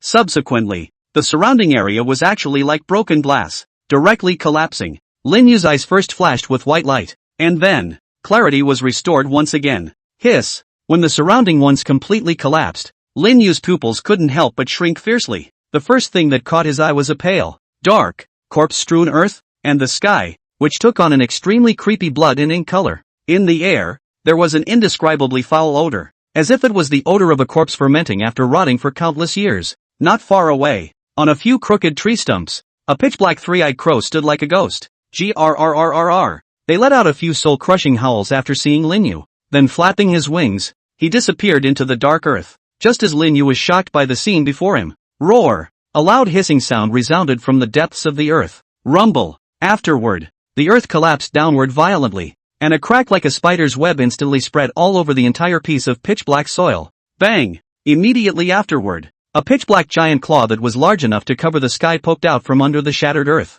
then viciously grabbed at the sky dome. Knock! With just one strike, the blood-ink-colored sky instantly cracked open a huge fissure, revealing a large area of black nothingness. Vaguely, in the black nothingness, a giant beast openly spread its wings. Buzz! Next moment, the hairs of sweat on Lin Yu's entire body instantly stood up, and he couldn't help but raise his head and look onto the shattered air. Golem! Only to see a huge dark red eye slowly open in the crack that was originally a void. Kiriko Kirikou! Then, a piercing and shrill voice swept out from the depths of the crack. In an instant, the sky falls apart. Lin Yu's face reddened violently, subconsciously covering his ears as his entire body crouched down, the ear-piercing chirping sound constantly shaking his eardrums. Sound of drops of blood ran down his eardrums, out his nose, and dripped onto the wet, muddy ground. Kirikou! Luckily, though, the shrill chirping didn't last long. Phew! The dark red eyes on the dome of the sky slowly closed once again, and everything, once again,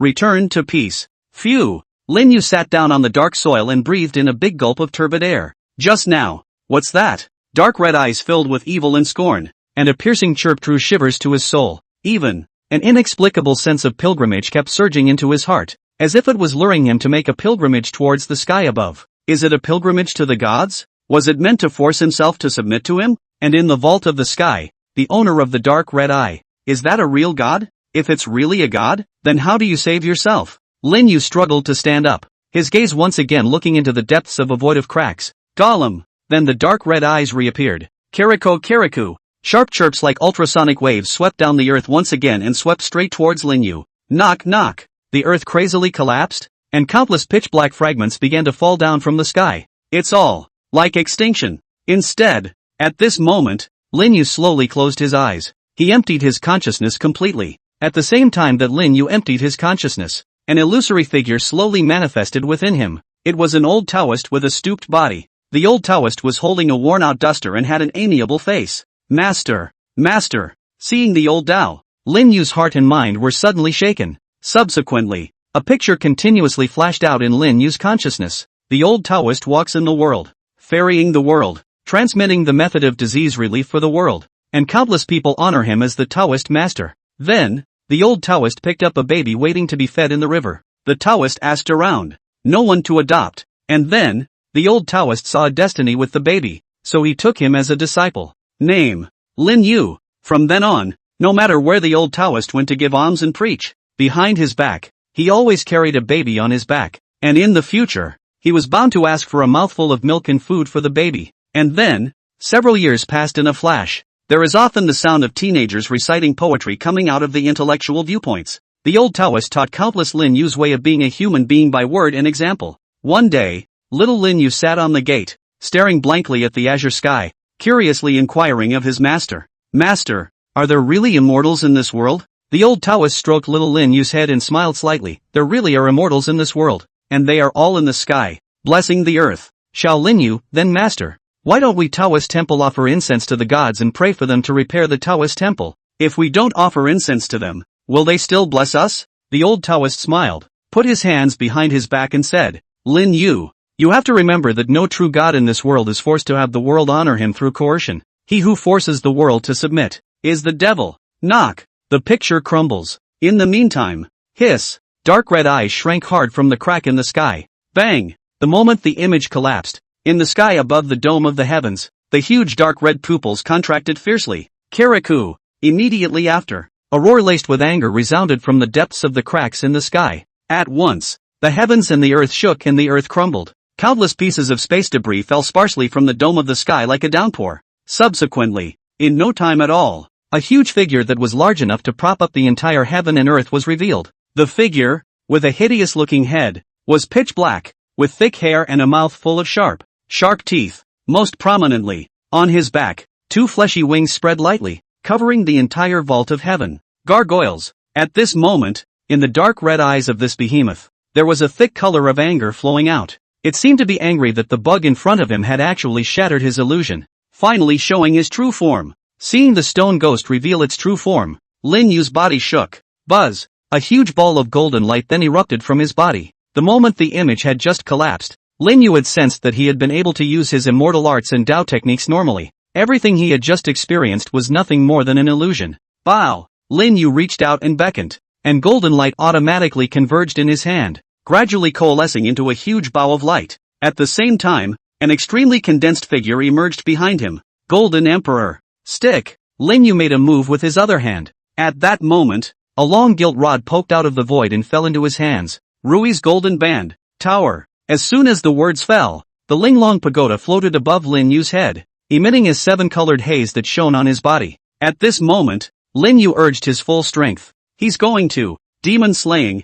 Seeing that the bug in front of him was provoking himself, a flash of humanized sarcasm flashed across the gargoyle's huge eyes. Then the mouth opened wide. Kirikou! Huge sound waves turned into waves of sound from his mouth and swept away. Miku! Lin Yu took a step forward. The golden figure behind him also stood straight up, then transformed into open hands and blocked in front of Lin Yu. Knock knock! The sound waves raged. The earth cracked, the sky dome crumbled, and the air waves inverted. The sound waves impacted on top of the golden figure, causing it to create a huge ripple up. A huge wave of sound pounded for half a day, but the barrier was radiant and remained the same. Roar! Seeing that the blow didn't shatter the bug's barrier, the gargoyle let out a huge roar. Then he stretched out his wings and swooped down towards Lin Yu. In the face of the stone statue ghost that was swooping towards him, Lin Yu then gripped the long stick in his hand tightly and then slowly closed his eyes. In the meantime, ding! Congratulations to the host for successfully redeeming God's advent. The long-lost system beep also sounded again. Though I wonder what kind of demon you guys are. As the electronic tone of the system fell, the whole world was silent with it. Tap! In the next moment, footsteps sounded as if the gods were stepping into the air. But guys like you, dare to call yourself a god? It's really a great disservice to the gods. Lin Yu used the golden light as a bow and the long stick as an arrow. Swish! Next moment, a gigantic shadow that seemed to have stood between heaven and earth since ancient times appeared behind Lin Yu. On that figure, time stood still, and an enormous divine might spread out in all directions, causing heaven and earth to resonate, only to see the shadow bending his bow and arrow, and in the dome of the sky in front of him, there were 10 golden great suns suspended. God's presence. Seed. Lin Yu's gaze was like a torch as he slowly spat out the last few words. Insult. Lin Yu let go gently. Phew. An arrow, as if it had pierced through space and time, freezing the heavens and earth, was transformed into a beam of light and shot towards the stone statue ghost. Heaven and earth calmed down in this moment. Jabla. The next moment, a sound like rags being forcibly torn rang out. Only a beam of light was seen, tearing through space and time, straight through the head of the stone statue ghost. On the altar, There were bodies all over the place. The battle between the black and white twins and the fire sparrow was also nearing its end. The firebird was bathed in blood and water, and there was no longer any part of his entire body that was completely intact. The most piercing thing was that one of her arms was actually chopped off, with blood constantly coming out of the wound, staining the earth under her feet. Although the recovery effect of the Great Restoration Pill was good, it couldn't withstand continuous consumption, and this kind of horrible injury. It also couldn't achieve the effect of a broken arm being reborn. Across from her, the black and white twins were even more miserable. Black Fury's entire body was pierced through dozens of holes,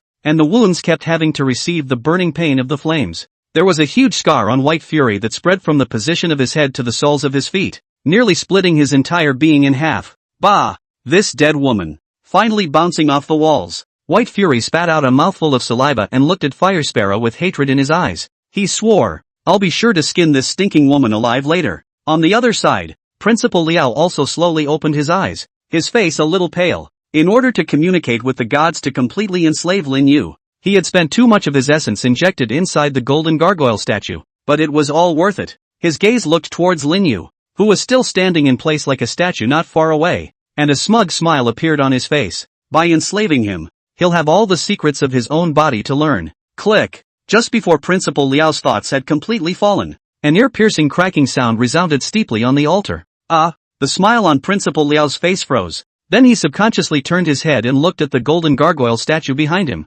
Immediately afterward, his pupils shrunk violently, only to see that above the statue, crack after crack began to appear. Click, click, click. Cracks like a spider's web appeared all over the huge golden gargoyle statue's body, making it look like a ceramic covered in cracks that would shatter at the slightest touch. Kirikou. When this status quo appeared, the originally sharp and ear-piercing sound waves suddenly became intermittent, during which miserable, angry roars could be faintly heard. Tick. Then, a sound similar to a water droplet dripping resounded throughout the altar, only to see two tears of blood filled with grief actually flowing out of the statue's huge eye sockets. A hideous beast was vaguely reflected in the two drops of blood and tears. The hideous beast was roaring madly, causing space to tremble violently. This is Lord Divine. He's crying. Principal Liao, who was the first to be able to sense the stone ghosts, bore the brunt of it, and with just a hint of understanding, his face was covered in horror. Why is the God-sama crying? Because it hurts to be hit. A voice suddenly rang in his ears, only to see that Lin Yu, who had previously been lost and fought and frozen in place, had somehow recovered and appeared at his side. Full of smiles, his eyes were clear as a bell, and he showed no signs of being enslaved at all. You, how could you? What on earth have you done to Kamen-sama? Principal Liao was filled with horror that the gods had not enslaved him. Why is that? Do I have to tell you that I'm hung up? Your so-called god had his head shot off by my sword. Lin Yu didn't want to do much explaining about it. Exercising the Golden Emperor's shadow, he pinched the scepter in Principal Liao's hand before gently shaking it under the latter's shocked gaze. Sasha. The scepter then turned directly into ashes. Put. It seemed that he had suffered a backlash, as Principal Liao spat out a large mouthful of blood straight away, and his body, which had been in the middle of his middle age, was rapidly deficient, with strands of hair falling from the top of his head. A wrinkle climbed rapidly up his cheek. No, my body. I am the most faithful slave of the Lord God, and I am immortal.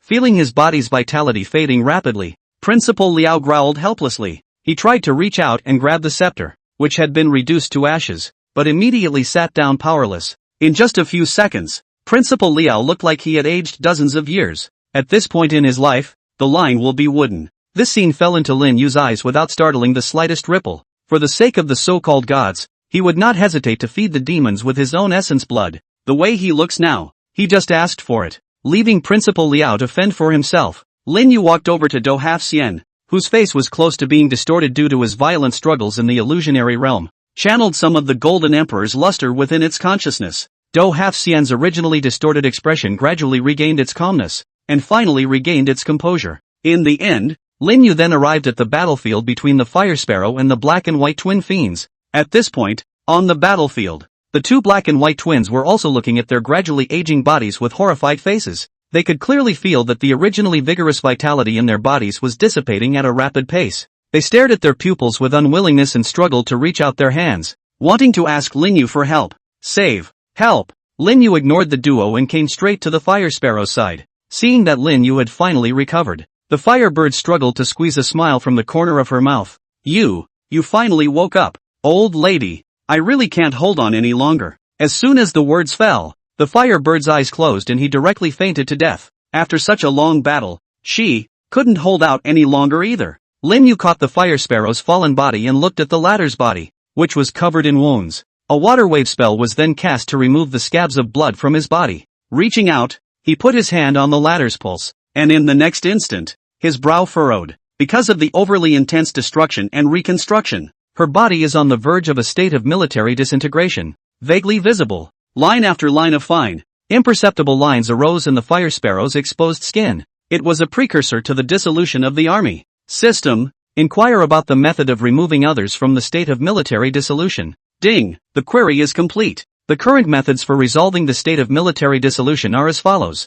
1. Enhance the physical quality of the body so that it can withstand the critical point of military disintegration, although the time required for this method is extremely long. 2. Utilizing special methods to temporarily seal the object of military dissolution, and after an extraordinarily long period of time, nourished by a large number of medicinal herbs, the critical state of its body will be raised again. 3. Redeeming special drugs to barely maintain the current physical state for a short period of time. Remarks, the state of military dissolution is too subtle, the human body dimension is too low, and it is forced to maintain the original physical state for a long period of time and with high intensity. If you want to forcibly dissolve the state of military dissolution, it is tantamount to a heavenly dream. Hearing the system's explanation, Lin Yu's mood inevitably sank, and his mood became a little anxious. He had considered the efficacy of the Great Restoration Pill, but had overlooked it. Fire Sparrow was still just a human. Taking the Great Restorative Pill too intensely, the tremendous efficacy would maintain her peak moment for a short period of time,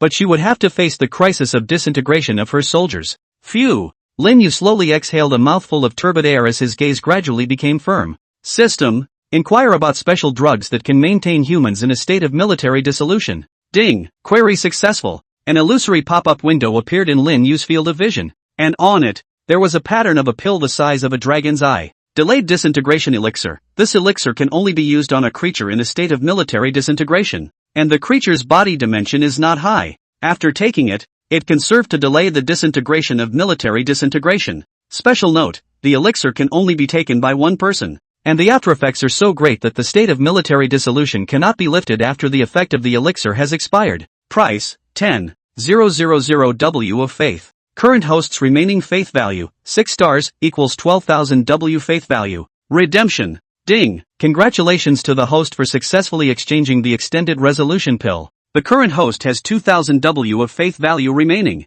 As the system's electronic voice fell, a pill the size of a dragon's eye appeared in his hand. Without any hesitation, Lin Yu opened the lips of the Fire Sparrow and then stuffed the elixir in. Currently, the only way to be able to free the Fire Sparrow was the extended resolution pill. Lin Yu stared at the Fire Sparrow whose ripples were gradually being suppressed, and there was a look of determination in his eyes. Master often taught me that you have to be true to yourself. If you want to save someone who fights alongside you, then don't hesitate. What's more, you saved my life. Without the Fire Sparrow's desperate resistance for such a long time, perhaps without waiting for himself to come out of the illusionary realm, Principal Liao and the others would have succeeded in their plot. You saved my life. Your life. I will definitely save it too. After giving the extended resolution pill to the Fire Sparrow, the cracks on the surface of the latter's body dissipated at a speed visible to the naked eye. However, Lin Yu knew that the state of military dissolution was not disappearing, but was the result of being suppressed. If the cracks on her body reappeared in the next time, even the extended dissolution dan would be of no use. Buzz! With a movement of Lin Yu's mind, a small ball of water floated in midair out of nowhere before wrapping the Fire Sparrow's body. Firebird's entire body lay in a thin film of water, her eyes closed tightly and her chest heaving slightly. After placing the Firebird, Lin Yu fished his phone out of his pants pocket and took a few pictures of the scene. After doing so, he walked over to the fainted Do Half Xian, then slammed another water balloon spell directly onto the latter's face. Aha! A few slurred noises came out of the Duo Half Immortal's mouth, and then this slowly awoke. When I first opened my eyes, the whole thing was still in a daze. Seeing Lin Yu in front of him, Do Half Xian still squeezed a smile from his face. Warning, Daisy. Lin Yu. The corner of Lin Yu's mouth twitched. Why don't you stay here and keep an eye on the people while I make a phone call? Having said that, a thought. Brush. In the next second, his figure appeared hundreds of meters away, shrinking the ground into inches. Watch the man? Half-Do froze. That's when he looked around. the broken golden statue, the white-haired old man in deep thought, the fire sparrow wrapped in a film of water. Damn! I'm just following this scene in the fight. Suddenly, half-dozen reacted fiercely, jumping up from the ground in a flash and gazing around with a tense face. He remembered that he had wanted to go and help Dyson in the fight, but after hearing a sharp cry, his whole body lost consciousness. Right now they are still in the middle of a fuckfest with someone else. Nervously, he watched for a few seconds. He then slammed his head again. Look at my brain. Dyson has said so. The battle is over. Why am I still nervous? Thinking of this, Do Half Xian's back straightened instantly. But I'd better not move until Daisy gets back. Half Do sat on his butt, his eyes staring around. Swish swish swish. After using the shrinking ground technique one after another, Lin Yu's figure quickly appeared in front of the original Taoist temple. Taking out his cell phone, he found Chu Tang's number in his address book and dialed it. Now in this situation, simply calling the police is no longer mostly useful and can only be left to the professionals involved. Tu Dolu. The phone rang through for a few seconds. Hello? A steady voice then came from the other end of the line. Ring you? A puzzled voice came first from across the room. Hearing the familiar voice, the corner of Lin Yu's mouth also revealed a smile as he laughed. Instructor Chu Tang, long time no see. It's really Lin Yu. After confirming Lin Yu's identity, Chu Tang also looked a little excited. What? Is this a sudden reminder of me as an instructor? Or did your conscience suddenly get the better of you and you're going to make up for eating my paycheck? The muscles at the corners of Lin Yu's mouth couldn't help but twitch violently at his words. I'm surprised you haven't forgotten after all this time. He laughed and hastily changed the subject. Instructor Chu Tang, this time I'm calling you for something serious. I'll send you a few pictures first. Saying that, Lin Yu passed the pictures he had taken to Chu Tang. Is this? The other party was also in a state of shock for a while after receiving the picture. On the outskirts next to Mordor, underneath a deserted Taoist temple, there's a huge altar hidden. And the mastermind is an organization outside the country called the Church of God. And there's some connection to the offshore. Lin Yu explained. Phew. Chu Tang exhaled a mouthful of turbid air, then said in a deep voice, You wait first. Rinu stayed on the line. After about a minute or so, there was a rush of footsteps on the other end of the line, and then the phone was picked up. A pale but competent voice rang out. Hello, is this Mr. Lin Yu? My name is Li. You can call me Old Li. I'm Chu Tang's officer. The information you revealed to us this time is very important. Now, I hope you'll send us an address where you are, and I'll send someone there immediately. Thank you very much. After hanging up the phone, Lin Yu sent an address to Chu Tang. After doing so, Lin Yu stood in place for a while and was also in deep thought. It seems that the upper echelons of the Dragon Kingdom already knew about this organization called the Cult of God, which is why I didn't hesitate to choose to believe in myself when I sent these photos. And looking at Elder Li's reaction, the Dragon Kingdom was taking this matter very seriously. Anything that involves offside has to be taken seriously. Lin Yu rubbed his brow. If this god's cult was also the handiwork of a foreign land, then the strength of this foreign land was even more terrifying than one could imagine. And, was what one had experienced before a reality or an illusion? The gargoyle from before was just too real. Elder Li and the others moved very quickly, and not long after he had just hung up the phone, Lin Yu saw a helicopter flying towards this side from the sky not far away. Fresh. On the side. Is elegantly lying on the side of the crane heard the helicopter propellers rotating roar? Is also raised his head, not far away from the look, and then feel that the steel giant bird is not much of an attraction, and then put his head down. Continue to sleep their beauty sleep. Rumble. The steel helicopter stopped in an open spot not far from the Taoist temple. Once the helicopter had stopped, a man with a solemn face jumped down from inside the helicopter with several heavily armed warriors. After the man saw Lin Yu standing at the entrance of the Taoist temple, he flew towards him. Hello, is this Mr. Lin Yu? I'm the head of the Magic City Abnormal Affairs Bureau. My name is Zhang Hua. Zhang Hua walked forward and stretched out a hand towards Lin Yu, and Lin Yu shook it when he saw this. After the two of them briefly familiarized themselves with each other, Zhang Hua then didn't get too close to Lin Yu and directly opened the door. He's here because of something more important. Seeing this, Lin Yu also stepped aside to allow Zhang Hua to have a clear view of the passage behind him. Seeing the passage, Zhang Hua also flew to the several warriors next to him and gave orders. Go and notify the commissioner of the Magic City Police Bureau. Block off all 5 kilometers of the surrounding area and wait for the military region to take over. The others will go down with me. Remember, after you go down there, don't move anything. You're mainly in charge of taking pictures and recording them. Yes. Afterwards, Zhang Hua saluted Lin Yu and led the warrior inside the deep passageway. Lin Yu stood still and didn't follow him because he had a lot of doubts within him that needed to be explained at this time. He then walked over to the crane that was lying on the ground, elegantly sleeping his beauty sleep. before gently patting the latter's head. Little crane. The crane slowly raised its own head, and its two eyes seemed to carry a hint of disgruntled sultry color. It was as if it was complaining about why Lin Yu was disturbing its beauty sleep. Lin Yu pulled out a ham sausage from his pants pocket, then shook it in front of Xian Crane's eyes. Newbie. The crane lit up before his eyes and stood up instantly before spreading his own wings. Lin Yu threw the ham sausage into the crane's mouth, then jumped straight up onto the crane's back. After sitting on the back of the immortal crane, Lin Yu then said towards the warrior who stayed in place and waited for the notification. Later on how instructor Chu Tang comes, just tell him that I'm going back to my hometown to take care of something, and when I'm done with it, I'll come back to treat him to some marinated pig's feet. That's right, wait for Chu Tang to come before dealing with the following matters, and don't mess with the woman in red. After saying that, Lin Yu gave a light tap. Newbie. The immortal crane let out a chirp, then flapped its wings and soared into the sky, leaving the shocked warrior frozen in place. Swish swish swish, 10,000 meters above the sky, cranes as white as snow flapped their wings and soared amongst the clouds.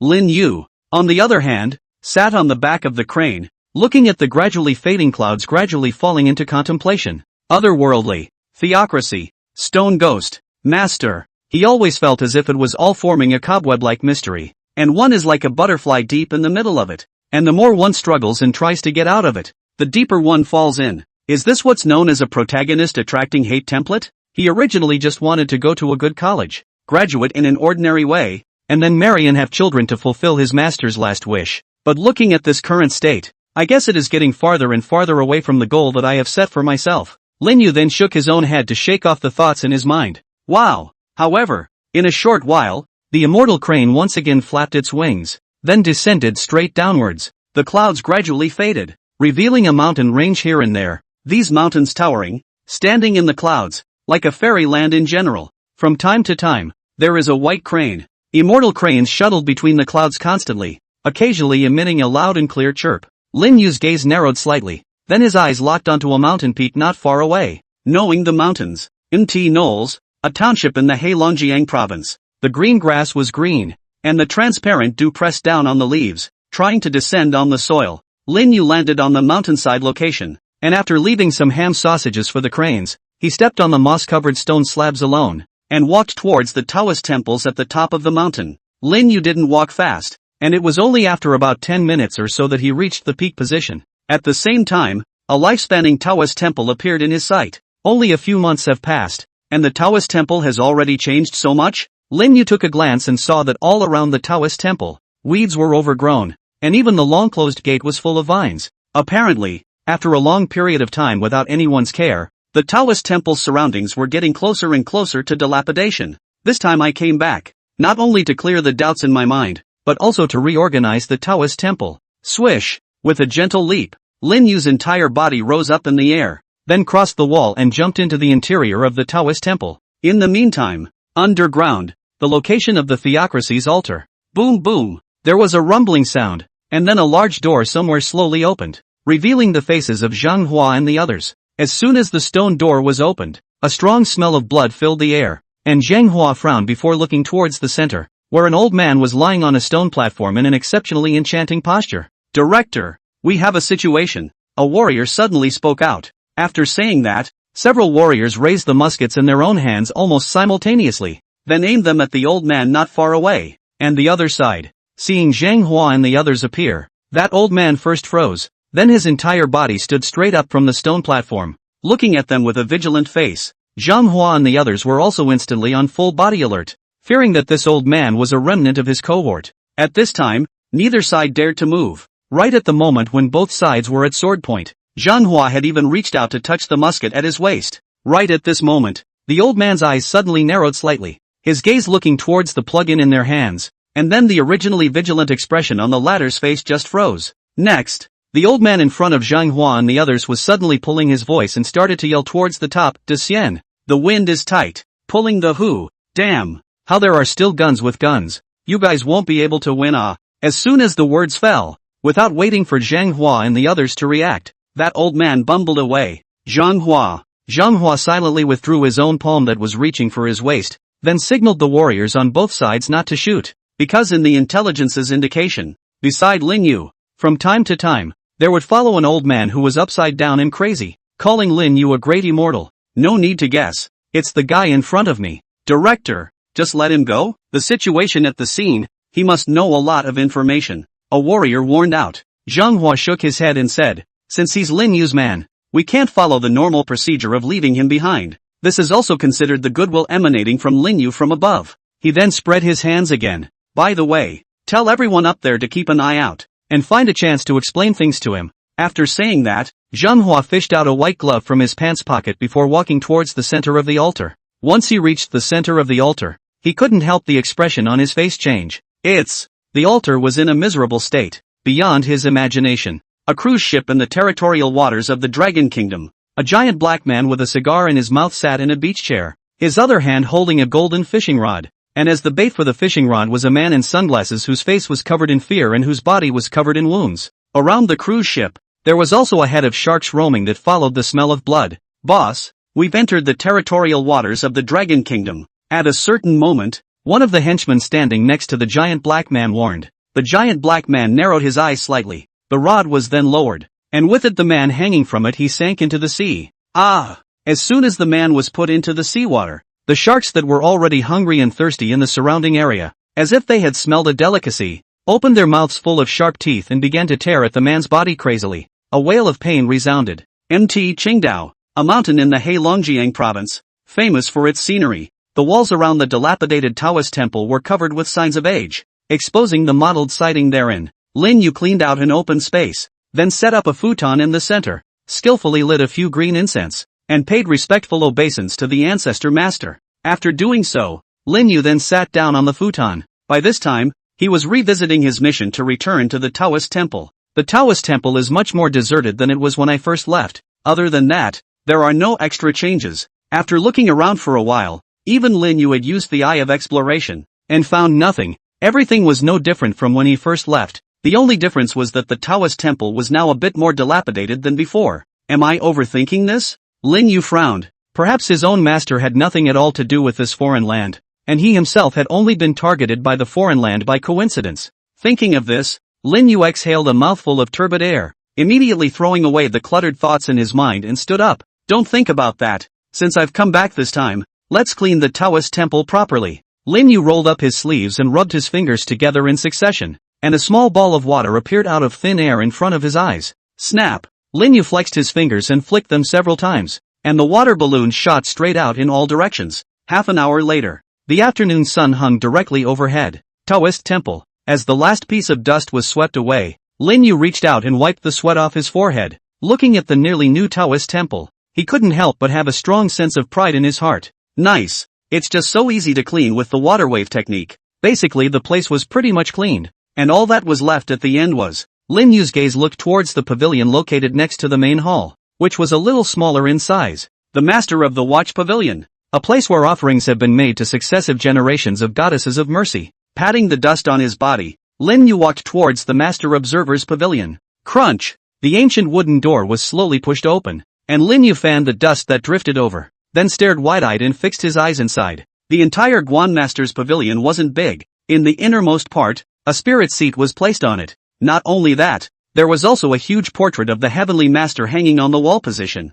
Even though it was unknown how many years of destruction it had gone through, the top of that huge portrait of the Heavenly Master was merely covered with a layer of dust. Lin Yu walked in and paid his respects to those spirit seats. These ancestors, all of them, were successive generations of Guan Masters on the Taoist temple. After paying homage to the ancestors of all generations, then, his gaze was involuntarily drawn to the huge portrait of the Heavenly Master hanging on the wall. At this moment, the eye of exploration on Lin Yu's forehead was actually involuntarily attracted to the Celestial Master's portrait on it. In Lin Yu's line of sight, the huge portrait of the Heavenly Master suddenly became illusory, as if it had gradually disappeared in Lin Yu's line of sight. However, when Lin Yu stopped exercising his eye of exploration ability, he realized that the Celestial Master portrait was again hanging there very plainly, with no changes occurring on the surface at all. Seeing this, Lin Yu's pupils couldn't help but contract hard. Immediately, he didn't have any hesitation and cast the eye of exploration once again. Subsequently, the image in front of him became illusory once again, and as Lin Yu pushed the eye of exploration more and more, the speed of that illusory became more and more rapid. In the end, the portrait of the Heavenly Master in front of Lin Yu's eyes all disappeared, revealing a dark compartment behind it. Lin Yu withdrew his gaze, then walked forward. Put your hands together at the dozen or so spirit seats. The disciple is offended. After saying that, Lin Yu stepped forward and lifted the celestial master's portrait, then swung hard at the dark compartment. Bang! Sure enough, the wall instantly crumbled away like paper. Lin Yu pushed away the crumbs and reached out his hand to feel around inside before taking out a wooden box from it as well as a letter. The entirety of the wooden box was closed. The surface seemed to be made of special materials, not revealing a single gap. Even if Lin Yu cast the eye of exploration, he could not penetrate the wooden box. There's something peculiar about the workmanship of this wooden box. Putting down the wooden box, Lin Yu's gaze then looked at the letter in his hand. When Lin Yu saw the handwriting on the top of the envelope, his pupils couldn't help but shrink hard, because it says, Xiao Yu Pro K, Xiao Yu Pro K. Several large bright red characters were reflected on top of the envelope, and seeing this familiar and incomparable handwriting, Lin Yu's heart and mind were suddenly shaken. This is Master's handwriting. Lin Yu's entire grip on the envelope trembled as he took a deep breath before carefully opening it. Bastard! Long time no see. When you can find this letter, it proves that you have already left the category of ordinary people. Expression yen #@ Really don't know because the ancestor manifested the spirit. This brain can actually find this letter. Click. Seeing this, the muscles at the corners of Lin Yu's mouth couldn't help but twitch violently, and the emotions he had just drew up suddenly dissipated. You can't be mad at a homebred master. Keep looking down. Well, back to the topic. Since you are out of the category of ordinary people, then there are some things for the teacher is not going to want to continue to hide from you. First of all, don't think too much, for the teacher is indeed already cool through, and I want to explain to you for the teacher's true identity. In fact, for the teacher's identity is a member of a mysterious organization. This mysterious organization perhaps after you see this letter will be contacted. The name of this organization is called Holy Land, or, more people would like to call it Otherland. Lin Yu's eyes snapped wide with shock. One's own master. Actually, a member of a different place. In about 20 years ago, the master was once one of the 8 elements of the wind group of the foreign land. Later, because of the different concepts with the foreign land, defected from the foreign land, in order to avoid the pursuit of the foreign land. From then on incognito, in order to make up for and alleviate the sins that are carried on my body, I incarnate known as a Taoist priest, traveling in all directions, to provide relief to the world. I originally thought that Master might spend his entire life in regret, but since Master met you, never mind. I'll skip the melodramatic part. I hope that you will remember. If you meet someone from another land, don't let them know about my relationship with you, and don't get involved with them. Remember, if, unfortunately, you are targeted by people from other places, underneath the residence of Anyo's family at the bottom of the mountain, there is a final means of preserving your life given to you by your master. And as for the rest of this wooden box, what's inside needs to be revealed by you. Full letter finish. Phew. Silently placing the letter into his arms, Lin Yu calmed his excitement. Otherworldly, one of the 8 elements of the wind group. Master, you told me not to get involved with the Otherlands in any way, but I myself unconsciously get involved in events about the Otherlands every time. Collecting his thoughts, Lin Yu placed the Celestial Master's portrait back in its original position, once again paid homage towards all the ancestors on the spirit seats, and then walked out of the Guan Master Pavilion. The Ox's house at the bottom of the hill. Lin Yu closed the door of the Taoist temple and cleaned up a bit, then walked towards the village at the foot of the mountain. At the foot of the mountain is a small village called Jiqing Village. In the past when their own master is still there,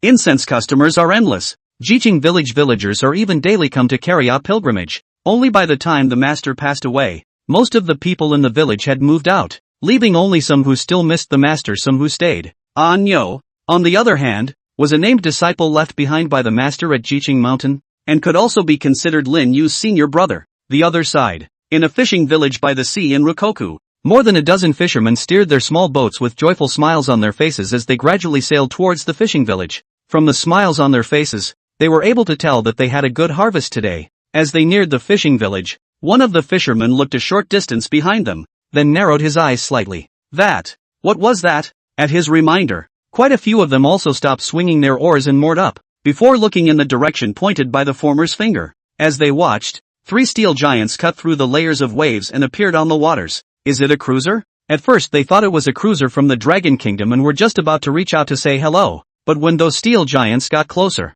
many people's faces changed. They clearly saw that the ones standing on the deck were not soldiers from the Dragon Kingdom. At this time, on one of the steel giants, a huge black man slowly stood up. Looking at the fisherman in front of him, He stuck out his tongue and licked his lips, and a hideous smile appeared on his face. Just arrived in the Dragon Kingdom and stumbled upon an appetizer snack. The giant black man scanned over the dozen or so Dragon Kingdom fishermen standing on the fishing boat with an almost cold and playful gaze, a hideous smile gradually emerging from the corners of his mouth.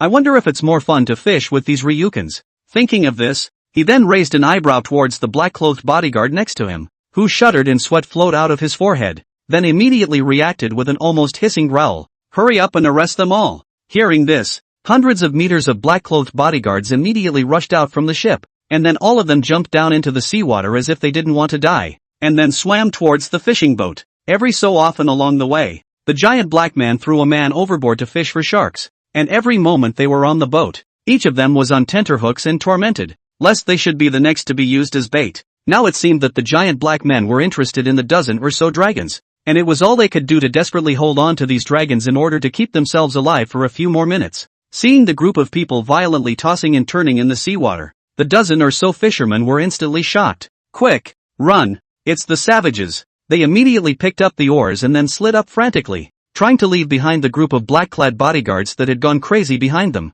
After all, the black-clad bodyguards on the 3 ships jumped into the seawater and chased after the dozen or so Dragon Kingdom fishermen. The bodyguard standing next to the giant black man couldn't help but let out a sigh of relief. Luckily, he reacted quickly enough and sensed his own boss's meaning early on. Otherwise, before his breath was fully relieved, he suddenly felt a coldness all over his body, and then he stiffened and raised his head, only to see the huge black man looking at him with a merciless gaze. You, why don't you go after it? Gollum! Hearing the giant black man's words, the bodyguard swallowed hard before he could speak, only to see that the black giant man had grabbed the fish hook on the side, then picked it up and poked it straight into his body. Then with a casual fling, the bodyguard's entire body flew straight into the seawater. The surface of the seawater was instantly covered by crimson blood, followed by a violent churning sound. A school of sharks that had been trailed behind the ship moved their mouths, hearing the loud fluttering sound coming from behind them. Countless bodyguards who were chasing the fishing boat inside the seawater were instantly chilled to the bone. Not daring to turn back, they could only continue to run wildly. It was hard to get close to the fishing boat. A group of bodyguards suddenly went crazy and squeezed upwards, completely ignoring the above Dragon Country fishermen picking up the oars, fish hooks, fists, nets, hammers and hammering. That is, they went crazy and rammed into the fishing boat, and hardened their bodies to sink the whole fishing boat. Not long after, the entire sea was suddenly resounding with a succession of miserable screams. The sound of a shark ripping through a body filled the air in all directions. Ha ha ha ha ha. The black man stood immensely on the ship, holding up a glass of red wine with an excited look on his face as he watched the scene, which was like a hell on earth. Just then, a loud breaking sound came from not far away. At the same time, there was the sound of a loud radio broadcast. Vessel ahead. You have trespassed into the territorial sea area of the Dragon Kingdom. Please leave immediately or we will expel you normally. Vessel ahead. You have trespassed into the territorial sea area of the Dragon Kingdom. Please leave immediately or we will expel you normally. He looked at a destroyer that was gradually approaching not far away, and the black giant man's brows couldn't help but frown. Really, the good mood is broken by you guys like this. He slowly drank the red wine in his hand, which was as bright as blood, and then stretched out his right foot and slowly took a step backward. Next, knock, as a deafening sound rang out. The entire deck on the ship cracked and then broke apart with a boom. Only a huge circular arc wave swept out from underneath the black giant man's feet, and the former's entire body instantly transformed into a cannonball that shot up into the sky. Captain, not far away, on the Dragon Kingdom's destroyer, a Dragon Kingdom soldier watched in shock as a black man stepped on a ship and then rose up into the sky,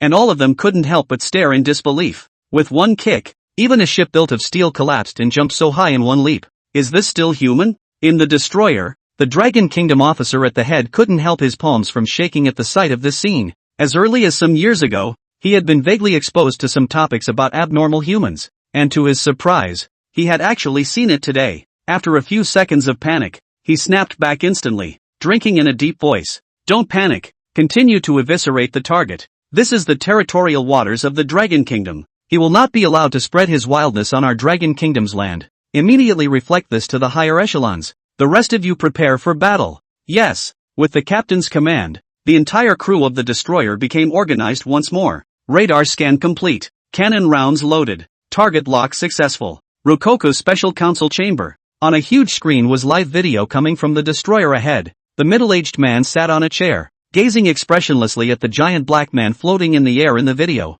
He rubbed the trigger finger on his thumb and said as if talking to himself, "Off-site, one of the 8 elements of the wind group, codenamed you." Next to the middle-aged man, a secretary wearing gold-rimmed glasses pushed up his glasses and inquired, "Vice Minister, is it necessary to deploy personnel from the headquarters to reinforce them? Otherwise, I'm afraid that the army in front won't be able to support them for long, and it will cause a great deal of repercussions if word gets out." The middle-aged man didn't even roll his eyes when he heard this. In a deep voice, he said, "No need, someone will clean him up." After saying that, he pressed the off button straight away, and his entire body completely reclined on the chair, closing his eyes and faking sleep. Seeing this, the secretary also walked out of the conference hall very consciously. In the territorial waters of the Dragon Kingdom, the giant black man floated in midair, a clearly visible sneer on his face as he faced the already heavily armed Dragon Kingdom destroyers below. A bunch of mole crickets, presuming to threaten this seat with a district's inferior artillery.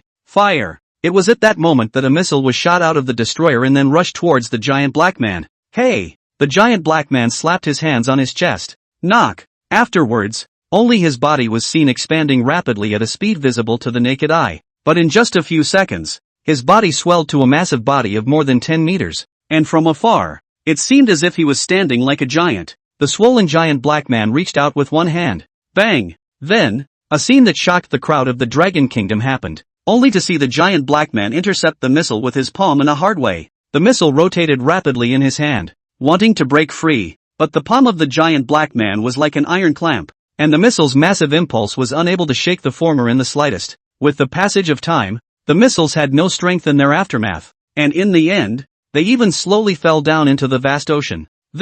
The missile was actually stopped by his hard hand. Soon, a look of determination crossed the captain's face. This kind of character should never be allowed to easily set foot on Dragon Kingdom's land, otherwise the harm caused will be enormous. All Dragon Kingdom soldiers listened to the order to intercept the giant black man in the sky at all costs. With the captain's order, all the Dragon Kingdom soldiers on the entire ship also instantly understood what was going on, and looked towards the giant black man in the sky, the color of determination in their eyes growing more and more intense. "With my life, I'll stop him too." In the sky, as if he had noticed the gaze of the Dragon Kingdom soldiers on the destroyer, a look of playfulness suddenly appeared on the face of the giant black man. "Originally, I had an important mission ahead of me, but with that look on your faces, I can't help but want to abuse you all, just as well. Let's waste some time on you guys." Thinking of this, a hideous smile slowly surfaced at the corner of the black giant man's mouth. In the next moment, he stepped forward with a gentle stride, intending to descend and strike everyone on the ship down into a sea of blood filled with sharks with a single blow.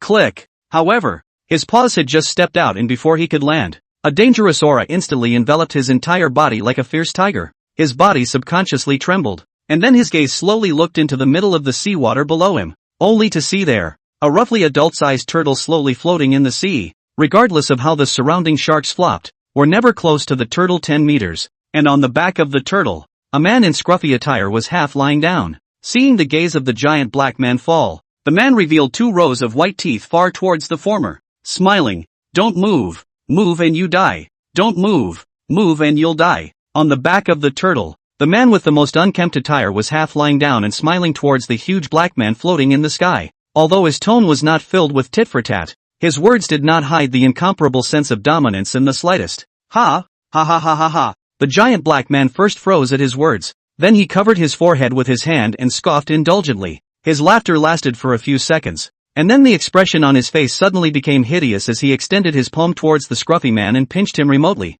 saying in a cold voice, "What kind of thing are you? How dare you threaten this seat?" The scruffy man slowly fished out a dog's tail grass from his pants pocket and then held it in his mouth, saying unconcernedly, "My humble self, Wudong, Lee Mohan, what a shit Wudong, playing God." The black giant man's body shook, and the whole person immediately swept in front of the scruffy man like a rapidly flying cannonball, then clenched his right hand and blasted out with a punch. Boom! At the position of the fist, the violent fist wind had already raised a giant wave several meters high, and if the giant wave slapped down, anything would become fragmented. Facing the rapidly attacking fist wind, Lee Mohan stood up, the wind blowing his robes. Under the raging fist wind, Lee Mohan stretched a lazy waist, and then this slowly stretched out a finger to point at the black giant man's fist. Knock! In this instant, the furious fist wind dissipated, like a violent cat being shaken by a fierce tiger. At this time, Li Maxian said to himself as if he didn't see the huge black man in front of him.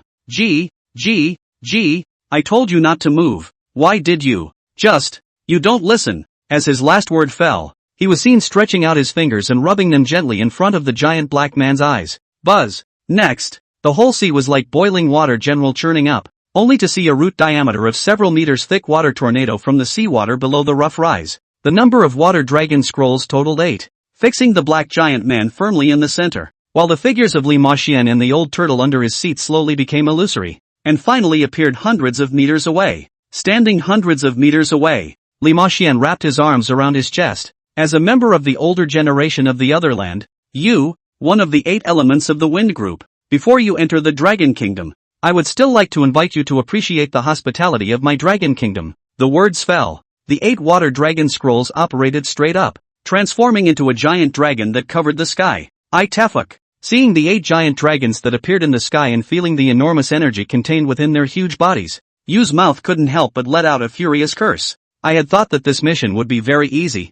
but I didn't expect that just after arriving in the Dragon Kingdom, I actually hit the top of a steel plate. This man from the Dragon Kingdom, stronger than a little outrageous, village of educated youth, in former times, situated at the foot of Jiqing Mountain, surrounded by mountains on all sides. Transportation is not particularly convenient, so this has led to the number of people staying in the village becoming smaller and smaller over the years. By the time Lin Yu got from the top of the mountain to the bottom, the sun had already set. Even from afar, the Jiqing Mountain, which was at the junction of light and darkness, revealed a gloomy and secretive color everywhere. Ever since I can remember, Master has taken me into the village very few times, and since Master's death, I haven't been to Noel's village. As the distance from the village of the youths got closer and closer, the surrounding feeling of secrecy and gloom became more and more intense, and just after arriving at the entrance of the village, Lin Yu had already felt that the temperature around him had already dropped to a bizarre realm. It doesn't feel like this village is too unusual. Lin Yu immediately raised his spirit.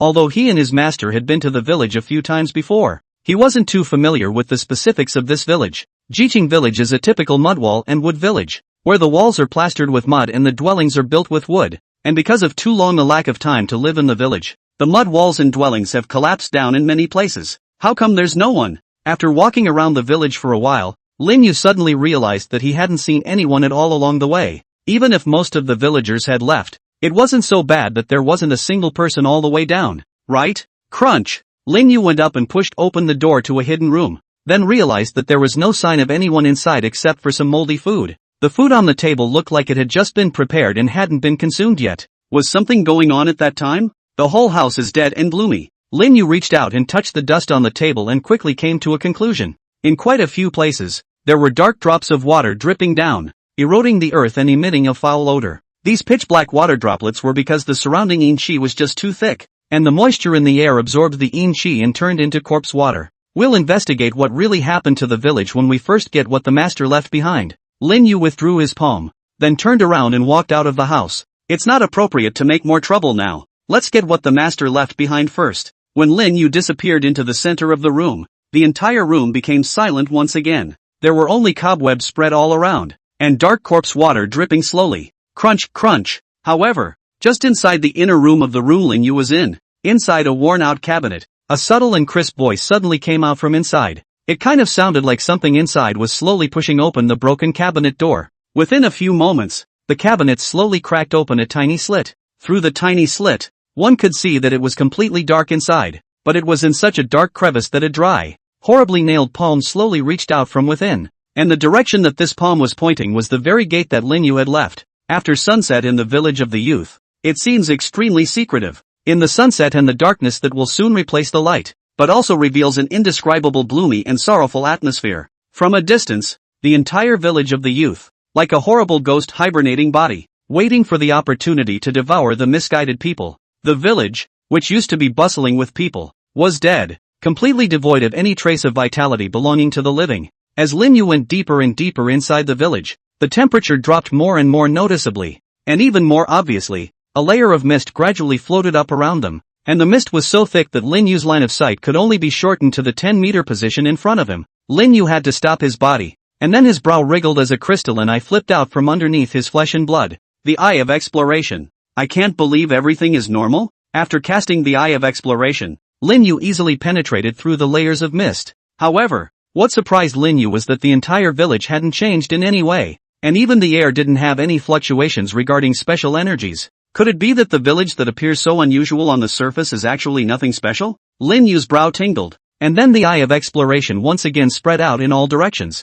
gradually enveloping the entire village in all directions. Something's up. Finally, at a certain moment, Lin Yu violently opened his eyes. In the forward position, there was an unusual energy fluctuation. Although that energy fluctuation flickered, Lin Yu still managed to capture it. Confirming the location, Lin Yu instantly accelerated his speed and moved along with the location explored by the eye of exploration. 10 minutes later, Lin Yu arrived in front of a mansion, and that flickering fluctuation was in this place. Standing in front of the gate of the mansion, Lin Yu's entire body couldn't help but be stunned. From memory, senior brother Ania's address is here, but when did this become a mansion? The houses in the neighborhood were all mud walls and tiles, while the mansion in front of him not only contrasted with the surrounding houses, but also did not look like a modernized style at all, rather like the look of an old modern house. The ancient mansion showed a pitch black color throughout, and that blackness was not the usual simple blackness, but rather like inexplicably eerie black. Just standing outside the door,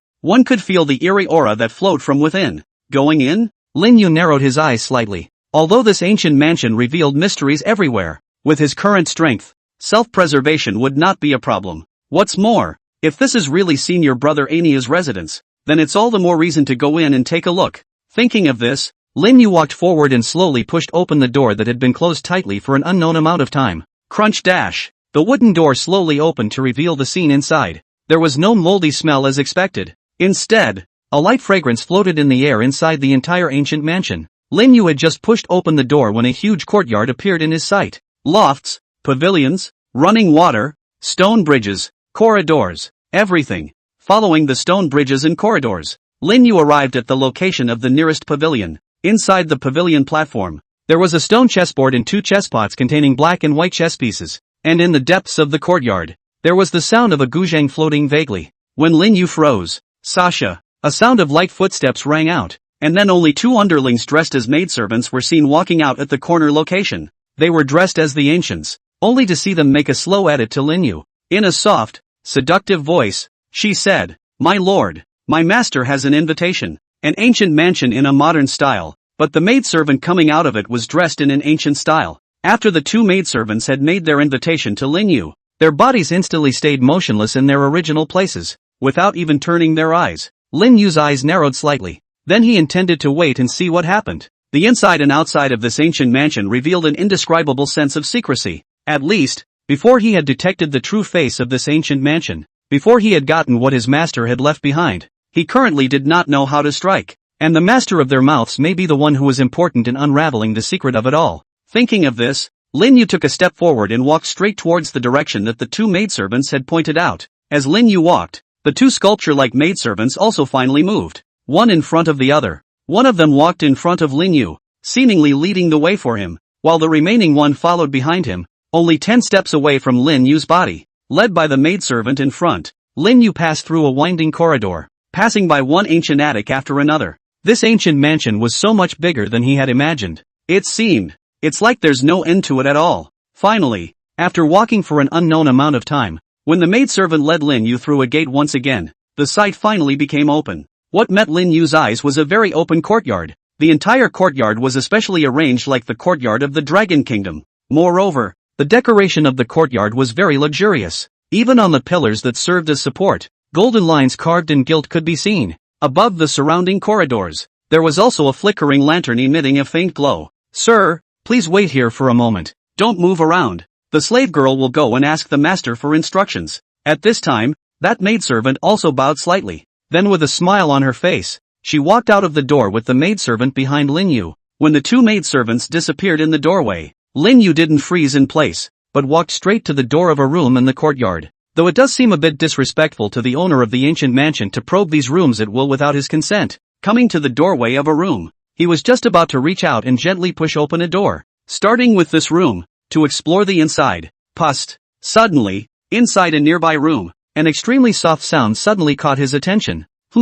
Lin Yu withdrew his palm, then walked over to the room that had made the noise and gave it a gentle push. Ah, swish. Next, a dark shadow rushed out from inside the room. A golden light flashed in Lin Yu's eyes. Ah! Bang! The black shadow that rushed up let out a miserable scream, and then directly flew out backwards, leaving behind a wisp of white smoke and a field of black blood. The dark blood reeked with a horrible stench. At this time, with the help of the Eye of Exploration, Lin Yu was also able to clearly see what that black shadow looked like. It was a particularly hideous-looking monster with a dry and thin body, sharp fangs inside its mouth, and unusually sharp fingernails. Monster? Lin Yu instantly associated a pronoun that symbolized the creature before him. Ow! The monster's body that flew out backwards smashed into the wall, and then quickly stood up, lying on the ground, slightly bent over, its bloodthirsty glowing eyes staring tightly at Lin Yu, and a low whimpering sound emanating from its throat, as if it was terrorizing Lin Yu. Sure enough, the disappearance of the people in the village has nothing to do with the owner of this ancient mansion. Lin Yu's eyes grew colder and colder as he looked at the monster in front of him. Raising this kind of terrifying monster in an ancient mansion, the owner of this ancient mansion was simply looking for death. Lin Yu's body shook, and then he intended to make a move. Suddenly, Lin Yu's pupils contracted fiercely, and his entire body was subconsciously stunned, for his gaze suddenly went to the right shoulder of the monster bent and sprawled on the ground, where a scar that had scabbed over and was hideous was visible. Vaguely, the monster's face was also getting closer and closer to human-looking. Combined with the monster's looks, unconsciously, it actually slowly overlapped with a certain figure from Lin Yu's memories. This is Uncle Ho? Looking at the incomparably hideous-looking creature in front of him, Lin Yu's expression was somewhat incredulous. Is this still the gentle Uncle Ho from memory? Bang! Bang! Bang! Just then, all the doors of the rooms throughout the quadrangle also broke in unison, followed by one monster after another crawling out from inside the rooms. Lin Yu subconsciously looked at the monster crawling out next to him. Its right foot didn't seem to be nimble enough, so it moved a bit slower than the others. This is Ming. Lin Yu swept his gaze out and realized that the features on each monster were exactly the same as the villagers. Exactly the same scars. Exactly the same lack of legs and feet. These monsters, they can't all be made from the villagers of Jiqing village, can they? Therefore, the real reason why the people in the whole village disappeared is because all of them have become these monsters in front of us. Lin Yu froze in place in a daze. But at this time, it was too late to wait for Lin Yu to think more. A monster with a huge body had let out a loud hiss before charging straight up. With a slight twist of his body, Lin Yu dodged the lunging monster and leapt onto the roof. Ow! After losing Lin Yu as their target, the group of monsters first froze, then hissed in pain as if they had lost their food. Lin Yu stood on the roof, looking down at the swarm of monsters below with an incomparable sadness. These monsters, all of them villagers, had all had their souls stripped away, becoming monsters that only knew how to devour and eat.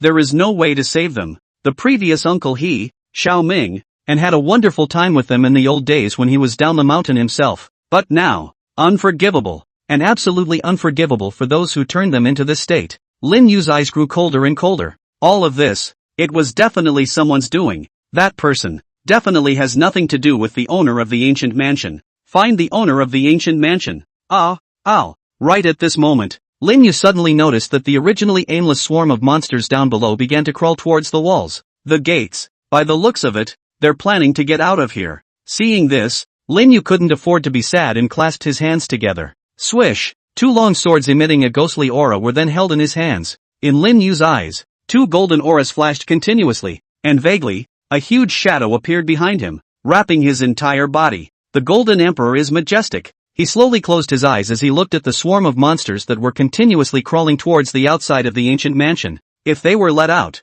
perhaps that would be a real disaster. So, please forgive me. Meanwhile, in the center of the ancient mansion, the two maidservants, who did not carry the slightest hint of raw human fire, traveled all the way unimpeded to a closed stone door, where they stood in front of it. Moments later, snap, snap, as two cracking sounds rang out, only the bodies of the two maidservants instantly crumbled apart, and then two ghostly figures popped through the skin and burrowed out from inside their shells. Two ghostly figures followed a dark hole next to the gate and burrowed in. Behind the stone door was a huge cave. Two ghostly figures darted to the center of the cave, then knelt down to a purple-robed figure sitting at the very center. Coo coo coo, coo coo coo. From inside their throats, a very harsh sound was emitted, and looking at that appearance, it seemed that they were describing something to the purple-robed figure. Hearing the movement behind him, the purple-robed figure slowly turned around, revealing a face full of wrinkles and a lewd face like a rat's. What do you say? Someone broke in? The purple-robed old man couldn't help but frown when he heard what the two ghostly apparitions had told him.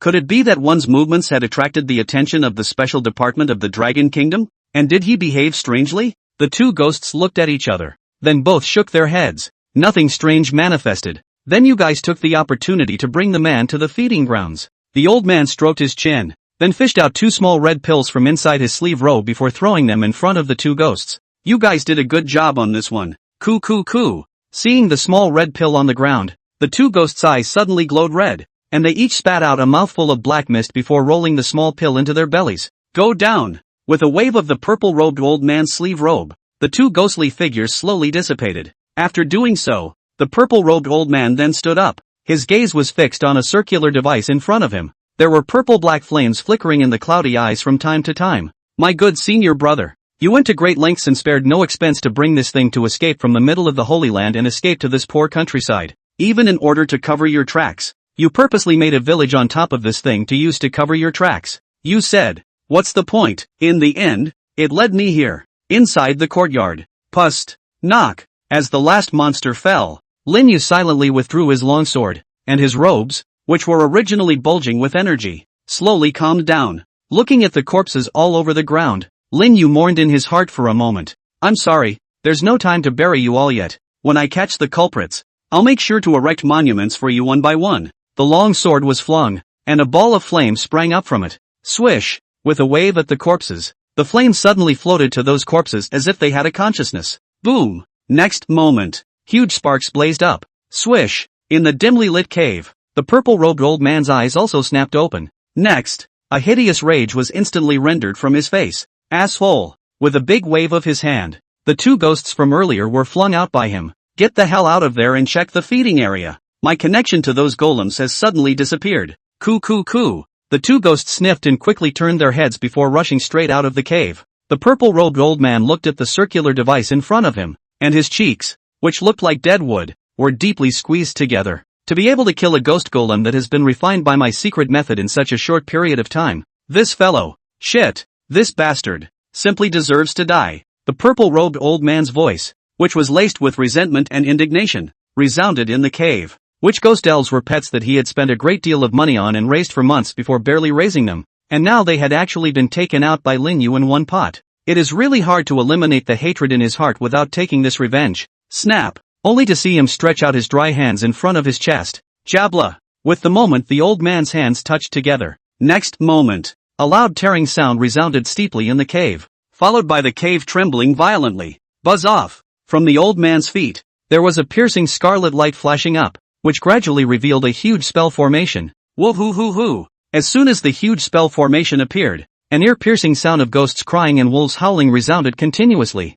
The purple-robed old man looked at the scarlet-red phalanx under his feet, and a hideous color surged out from his face. He. When I activate this ghost-killing formation, I will refine you into my slave, kill my ghost elf, and I'll make your life worse than death for the rest of your life. Click! The moment the huge phalanx took shape, swish! Not far away from the ancient mansion, Lin Yu is also sensed. Forehead. The eye of exploration also has a crystal substance like light rises up. Shoo shoo. In the air, from time to time, air-breaking like sounds resounded, followed by two figures gradually appearing in Lin Yu's field of vision. Those were the two maidservants who had first guided him into the ancient mansion. Only now they were twisting their bodies, their hands and feet climbing on the walls, and the corners of their mouths had split open, revealing mouths full of sharp teeth. A golden aura flashed in Lin Yu's eyes, and the eye of exploration shone brightly, and the figures of the two maidservants immediately dissipated, revealing two ghosts with a hideous appearance. So it was two monsters in human skin. Lin Yu's eyes narrowed slightly, with killing intent flowing through them.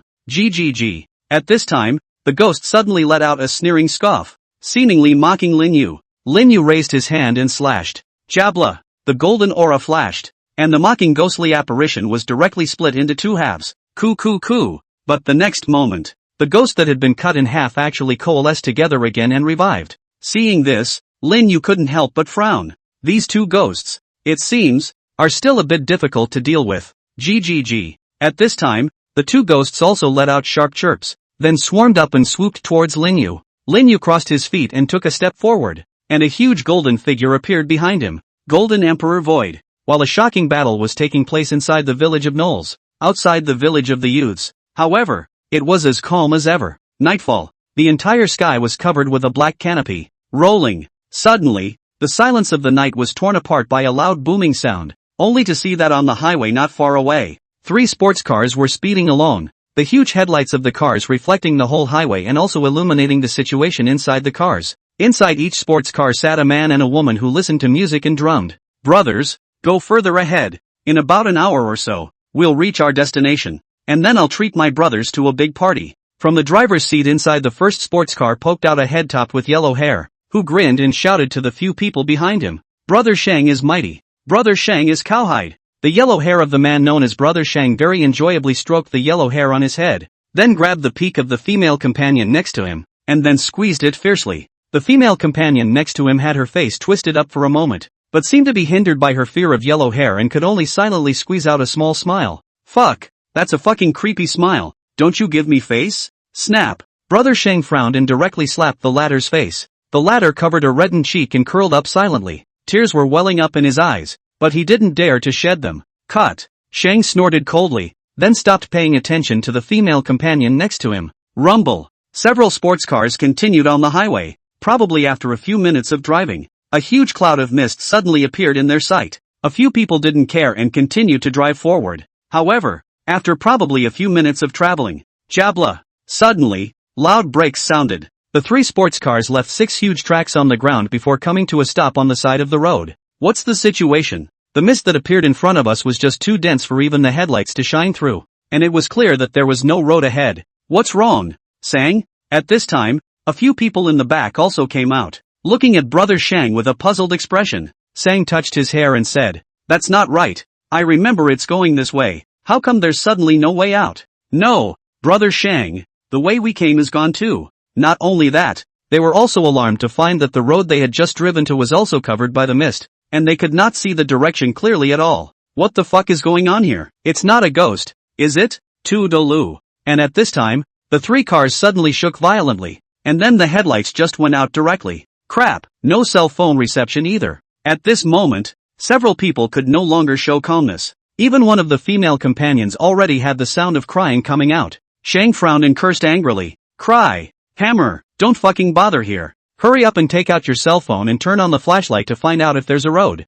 "Oh hoo." Several people immediately turned on their flashlights and then looked around. Sang covered his forehead and lamented, "What the fuck is going on here? There's a road this way." At this time, Shang's female companion suddenly let out a surprised voice, and a few people looked over at the sound. Only there a path winding up appeared in the sight of the crowd, and there was a wooden sign along the trail that said, "Village of Educated Youth, in former times. Hula hula, territorial waters of the Dragon State." Knock. A huge sea wave covered the sky, carrying the momentum of rolling waves toward a scruffy figure riding on a giant turtle below, slapping down hard, and in the face of such a terrifying monstrous wave, that scruffy figure merely stretched his lazy waist, then stretched out his fingers, placed them on the seawater, gently twisted up a drop of seawater, and slowly paddled down towards the huge wave. Jabla. At the same time, it was as if that giant wave in the sky had been penetrated by an invisible blade, and it actually broke into 2 hard halves. Boom! The moment the huge wave broke, a dark silhouette also flew out backwards,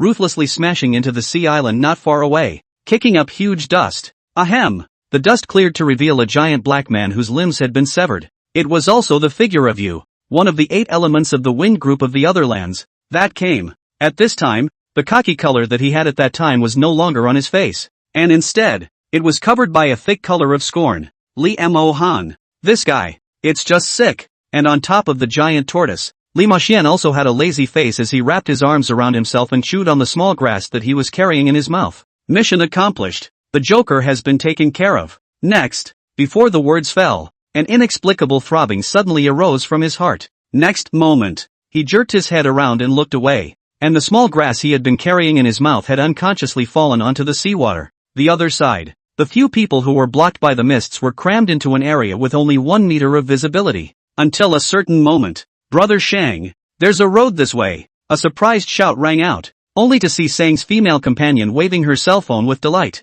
A few people saw this and quickly walked over as well. Following their gazes, they only saw a winding goat path appear in their line of sight, but the mist around them was still incomparably dense, so they could only barely make out an approximation. And next to the trail was a wooden sign that had fallen into disrepair. Sang stepped forward and wiped the mud off of it with his hand. fixing his eyes on it. Knowles Village. It's a village. Down this road and in there is a village called Knowles Village. Sang stood up, full of excitement. Gulp. A woman with revealing clothes and heavy makeup on her face swallowed and leaned on her companion's side, her voice trembling a little with a sob-like tone. Brother Shang, this trail is just too secretive. Why don't we just stay here and wait for help? Her words had just fallen. Brother Shang then angrily retorted and drank. You know nothing. Here in the wilderness. Not even a signal. Stay here. Who knows when these mists dissipate? First go to the village of this village of young people to stay until dawn and then think of a way. With that, regardless of a few women crying, he walked over to the trunk of the sports car, then fished a couple of wrenches out of it and shoved them into the hands of the two remaining men. I'll take the lead later. You two follow me. And as for them, Shang glanced at the two women who were squatting and crying, and a look of disgust that was hard to hide passed through his eyes. He shrugged, then grabbed his female companion's cell phone as he held it up in front of him. It's a good thing you're not a punk crybaby like the rest of them. You're right behind me too. Let's go. After saying that, he took his female companion in his stride towards the pathway of the village of intellectuals. Seeing this, the two remaining men also gave each other a worried look. Then gripping the wrench in their hands tightly, they also clenched their teeth and followed. As for their respective female companions, they had absolutely no intention of hitching a ride. This place is so secretive. Staying put, who knows when help will arrive. After the figures of Shang's several people completely disappeared in the mist, the two heavily made-up women who were snuggling with each other and crying only then stopped crying and stood up with difficulty. They went in. The two men looked at each other, and in the end, they could only take almost stiff steps before trembling and walking up as well. But they hadn't been on the path into the village of Knowles for long before several forks in the road came into their view. Which way did they go? Looking at least 6 diverging paths in front of her, a woman covered her mouth with a look of horror. Sang, Shang, cowboy, Bing, she bravely shouted a few times, but it was as if her voice was blocked by the mist, and it only traveled a few centimeters away before disappearing without a trace. You, look! At that moment, the other woman let out a sudden shriek, then raised a trembling finger and pointed it toward one of the diverging paths, only to see where the mist gradually became thinner, revealing a vague figure. The figure stood right in the middle of the mist, not moving at all, appearing extremely secretive. Shang, the woman called out uncertainly. Swish! Just as the woman's voice had just sounded, the figure not far away then suddenly seemed to be touched and accelerated violently, running wildly towards the two women. Behind it, it was dragging a huge axe-shaped object, which rubbed on the ground with a loud and ear-piercing friction sound. Seeing this scene, the two women could no longer keep their composure and screamed out in fear before running like crazy in the direction they came from. Just halfway through the run, one of the women suddenly stopped in her tracks, and her entire body stayed in place. The woman at the front watched her sisters stop in their tracks, and then looked behind her at the gradually approaching figures, and cried out anxiously, Rufa, run!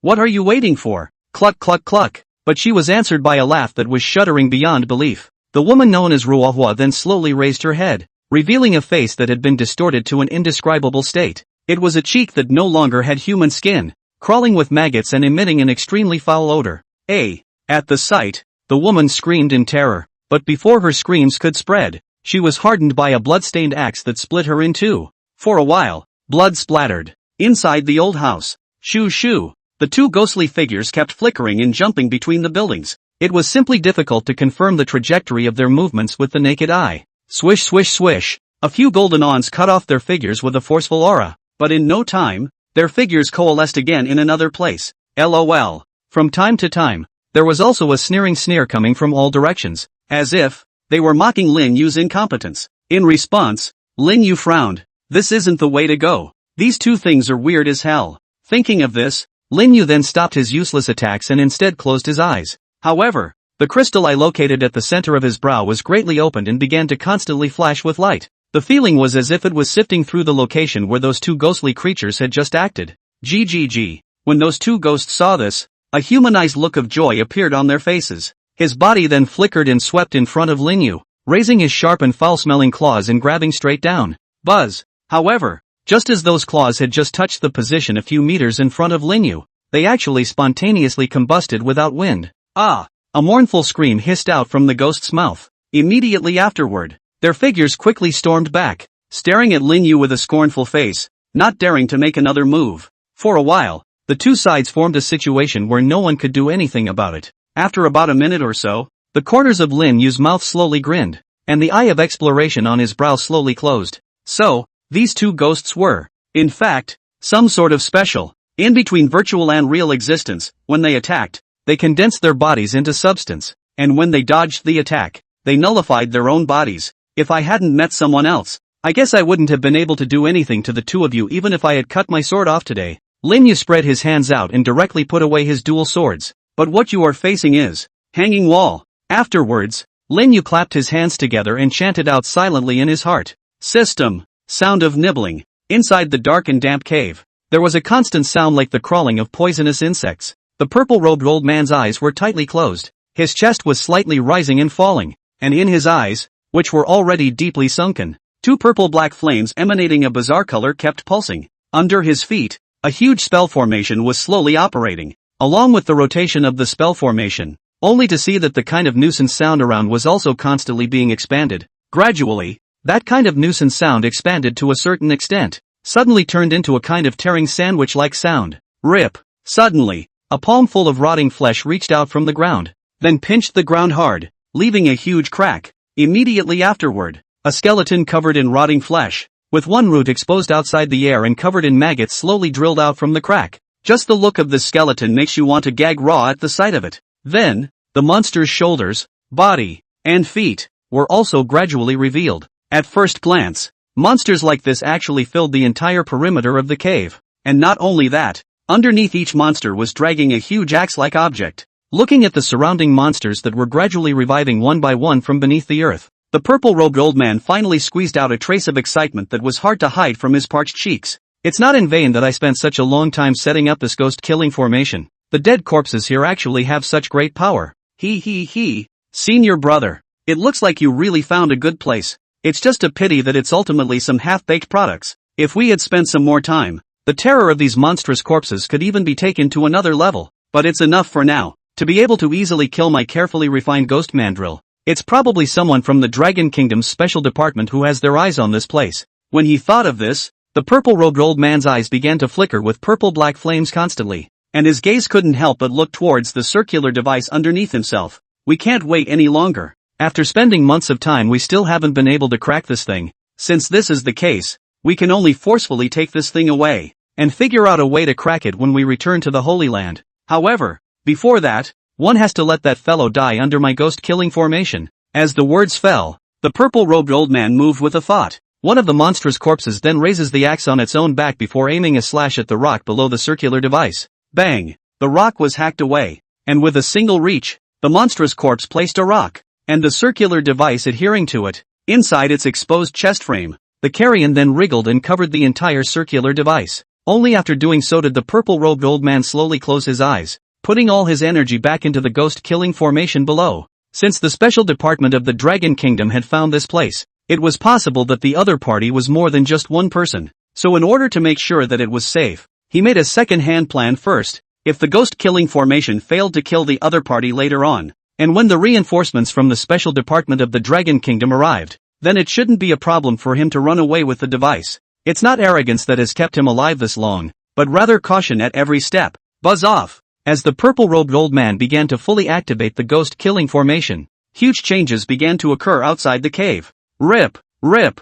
Rip! Around the youth village, there was the constant sound of monstrous corpses burrowing out from beneath the ground, silent and mute under the cover of the surrounding mists, waiting for a chance to kill any creature that approached. Village entrance location. Sound of nibbling. The flashlight light of the cell phone was constantly flickering, and in the mist, 4 blurry silhouettes gradually appeared. Those 4 blurry silhouettes were none other than Brother Shang and his group who had followed the path into Jiqing village. Sang's female companion, holding up her cell phone, was at the front of the line, followed closely by Sang, and at the end of the line were 2 men named Bing and Cowboy. Several of the men were not in the best of spirits, for they had already traveled an unknown distance through the mists, and up to this point, they had not seen a single village or living soul. The mist around them was simply too dense, and from the very beginning when they entered the pathway until now, a sound like tearing the ground was always ringing in their ears from time to time. Brother Bing, I feel that the further we go, the less solid I feel in my heart. Why don't we just go back? The cowboy who had fallen behind gripped the wrench in his hand vigorously and said with a nervous face towards Bing in front of him.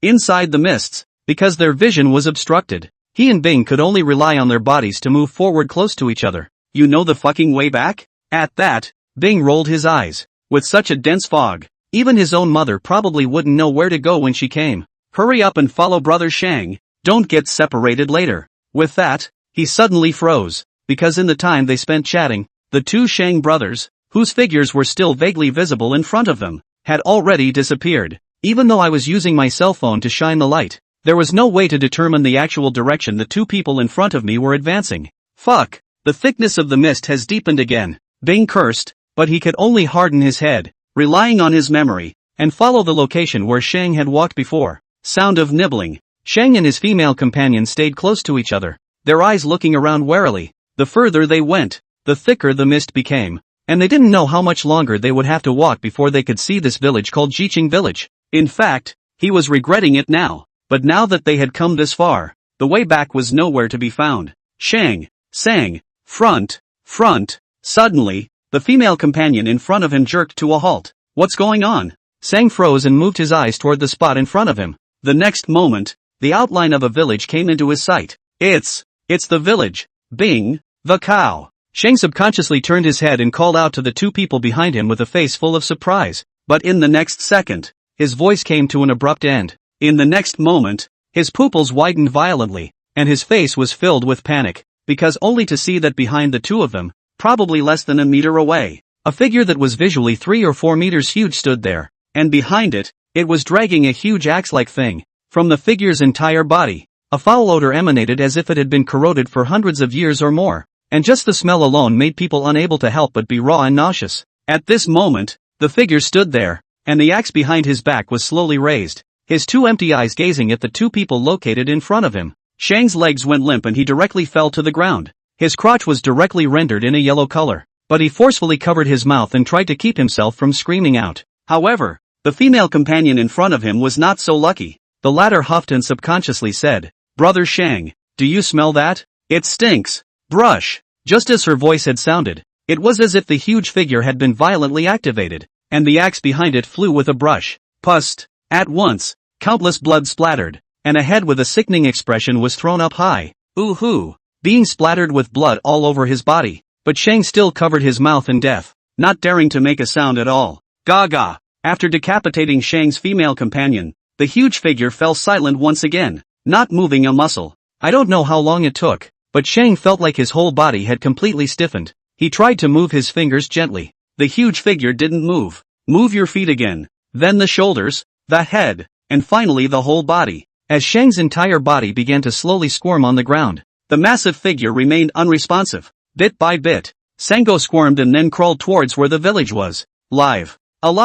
Finally, after the huge figure was completely invisible, Shang's entire body was just paralyzed towards the entrance of a house at the entrance of the village. But before he could be happy, the next scene was one that nearly scared him out of his wits. Rip, one after another. In the darkness, there was a constant sound of the ground being torn apart. That was a terrifying monstrous corpse being awakened. Those strange corpses, at first, after they drilled out from the ground, they hadn't moved much, frozen in place, motionless, as if as long as no one woke them up, they could keep this action lasting. However, this situation was soon broken until a certain moment. Buzz. In the originally empty pupils of all the strange corpses, there was a trace of purple-black luster flickering steeply. Along with those flashes of brilliance, those monstrous corpses also began to move. In the tail of the strange corpse, dragging a heavy axe friction on the ground to send out ear-piercing and sharp sound. But in the fog below the obstruction, those originally seemed to be a big sound is only towards the surrounding spread less than a meter distance.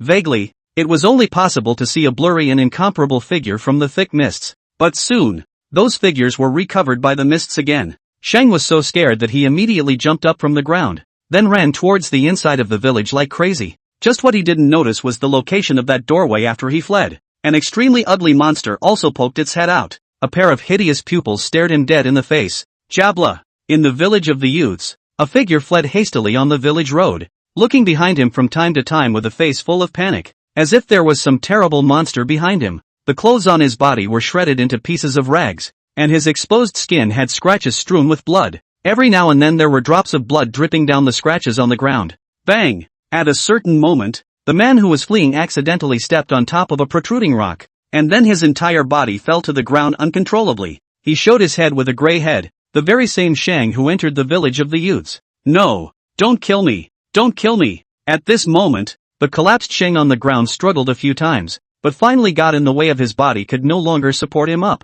And then the whole person's mental state was on the verge of collapsing. He curled up into a ball and kept on shouting. And his body kept on distorting. Cluck cluck cluck. In the mist, a terrifying hissing sound rang out, followed by an incomparably ugly monster slowly walking out from the mist. If Lin Yu were here, he would definitely be able to recognize at a glance that this incredibly ugly monster was precisely the same as the monster transformed by those villagers in the ancient mansion. The monster's bloodshot eyeballs stared at Shang, who had fallen to the ground, and actually revealed a touch of humanized salivation, only to see it slowly open its own mouth and let out a hiss, and then made a gesture to swallow Shang into its stomach. Phew! Just then, a cracking sound rang out. A huge axe ruthlessly chopped at the monster's mouth, actually directly cutting off its entire lower jaw directly. At some point, a huge figure several meters tall suddenly appeared behind Brother Shang, and that figure was covered in a deadly aura, with a foul odor constantly emanating out. Looking at the drag marks not too far away, it was clear that the monstrous corpse was also wandering around, and that it itself had been attracted by the monster's hissing. Woo! The monster let out a cry of pain. His body quickly burst back, and his hideous face was actually bare of humanized anger. Immediately after that, its limbs stomped fiercely on the ground, and its body quickly rushed towards the strange corpse, directly raising its own sharp claws before aiming at the former's head and grabbing it fiercely. Bang! Sharp claws sliced through, bone slag flew, and a few deep marks appeared on the skeleton of the strange corpse's head at once. And as if the monstrous corpse couldn't feel the pain, it raised its arms and grabbed onto the monster. For a while, the monster tangled with the monstrous corpse. Lying on the ground, Shang originally thought that he was bound to die, but seeing the two monsters entangled together, he didn't know from where he suddenly developed another force that strongly supported him to crawl and move. Having just crawled away from the range of those two horrible monsters, Shang was not yet able to celebrate that he had once again retrieved a small life. In the next second, a paw appeared in front of his eyes, accompanied by a foul odor. This time, however, there was a look of relief on Shang's face. Better kill me. Screwing me like that. Shang's eyes fluttered shut as he waited intently for death to come. The living? However, what rang in his ears this time was a surprised voice. At the sound, Shang snapped his eyes open and looked up. The owner of the paws in front of himself was not that horrible monstrous corpse, but a handsome-looking 18 or 19-year-old boy. The teenager held a knife in both hands, and behind him, there were still pieces and pieces of broken skeletons scattered. The foul odor just now was emitted from those skeletons. The most peculiar, not his body dress, attract Shang brother is the teenager's two eyes. In the teenager's eyes, from time to time, there is a golden light flashes. Vaguely, in his back, there is a huge golden figure looming. No matter how you look at it, this is a big brother? Countless thoughts flew through Shang's mind, and eventually, he converted the countless thoughts into actual actions. Directly embracing the thigh of the teenager in front of him, he cried out and roared, "Big brother, save the child! Child, I'm so scared!" While Lin Yu was wondering why there were still living people in Jiqing village, the other party was the one who hugged his thigh first. Lin Yu. Rumble. A helicopter flies over mountains and through jungles. In the helicopter, besides the pilot, there were three people sitting on the end. A serious face, eyes full of anxious color. Lin Yu University Military Training Period instructor Chu Tang, as well as listless, lethargic Do Half Xian, as well as a scruffy dress Wudong Li Mohan. Li Ma Xian held a weed in his mouth, sitting in an extremely casual manner, with a completely cloudy expression on his face. From time to time, Chu Tang turned his head, gazed at Li Ma Xian, and said, "Team Leader Li, you're in an unparalleled hurry to call the several of us here, saying that something heavenly is going to happen. How come you're acting like a worldly person now?" Li Mohan glanced at Chu Tang and said, "What's the use of being anxious? Have a normal heart." Chu Tang was speechless for a moment. I don't know who was in a hurry to post a SSS emergency and then call the two of them over on the fly. As a result, by now, he had actually turned out to be the one in the least hurry. Li Mohan didn't care about Chu Tang's gaze as he looked into the distance, vaguely as if he was seeing through a thick layer of clouds, shrouded in mist in the village of Knowles. Shang's entire body climbed onto Lin Yu's body like an octopus. "Get loose." Lin Yu shook his legs hard, being hugged by a big man like this, and this bastard's snot kept falling on himself. Anyhow, it felt really too revolting. No release. Hearing Lin Yu's voice, Shang's head instantly shook like a rattledrum, and what was even more exaggerated, he actually directly plopped both of his feet together on Lin Yu's body. His face was like, "Even if you raise the knife and chop me up today, I won't let go." I luo hanching today is to die here. Jump from here, I will never. Hey, big brother, have a word. Just shortly after Shang's face expression of a generous look of death had appeared, his words suddenly came to a 180-degree spin, followed by his hands and feet letting go almost simultaneously. Unknown to him, the two long knives on Lin Yu's hands were already on his neck. Gulp! Brother Shang swallowed a mouthful of saliva as he looked at Lin Yu in front of him. His face that was originally crying out in pain quickly turned into an extremely flattering expression. No, big guy, let's talk. Why bother with the knife? I'll let go if you hold on for a few more seconds. Lin Yu raised an eyebrow and said, I'll chop it down if you hold on for a few more seconds. Sang, now what's going on out there? How did you get in here? And what are you? Tell me. Without waiting for Shang to react, Lin Yu once again placed the long knife on Shang's neck. Now that the entire Jiqing village had been shrouded in mist, he now desperately wanted to know how extensive this mist was. Moreover, the owner of the ancient mansion had been hiding in the shadows, and the fact that the man in front of him could still appear in the village had to arouse his suspicion. While inquiring, the long knife in Lin Yu's hand was aggravated by a few points, and the long knife flooded with cold light, slashing Shang's skin, a strand of blood sliding down the long knife. No, cut the crap and answer my question. Brother Shang was shocked at his words,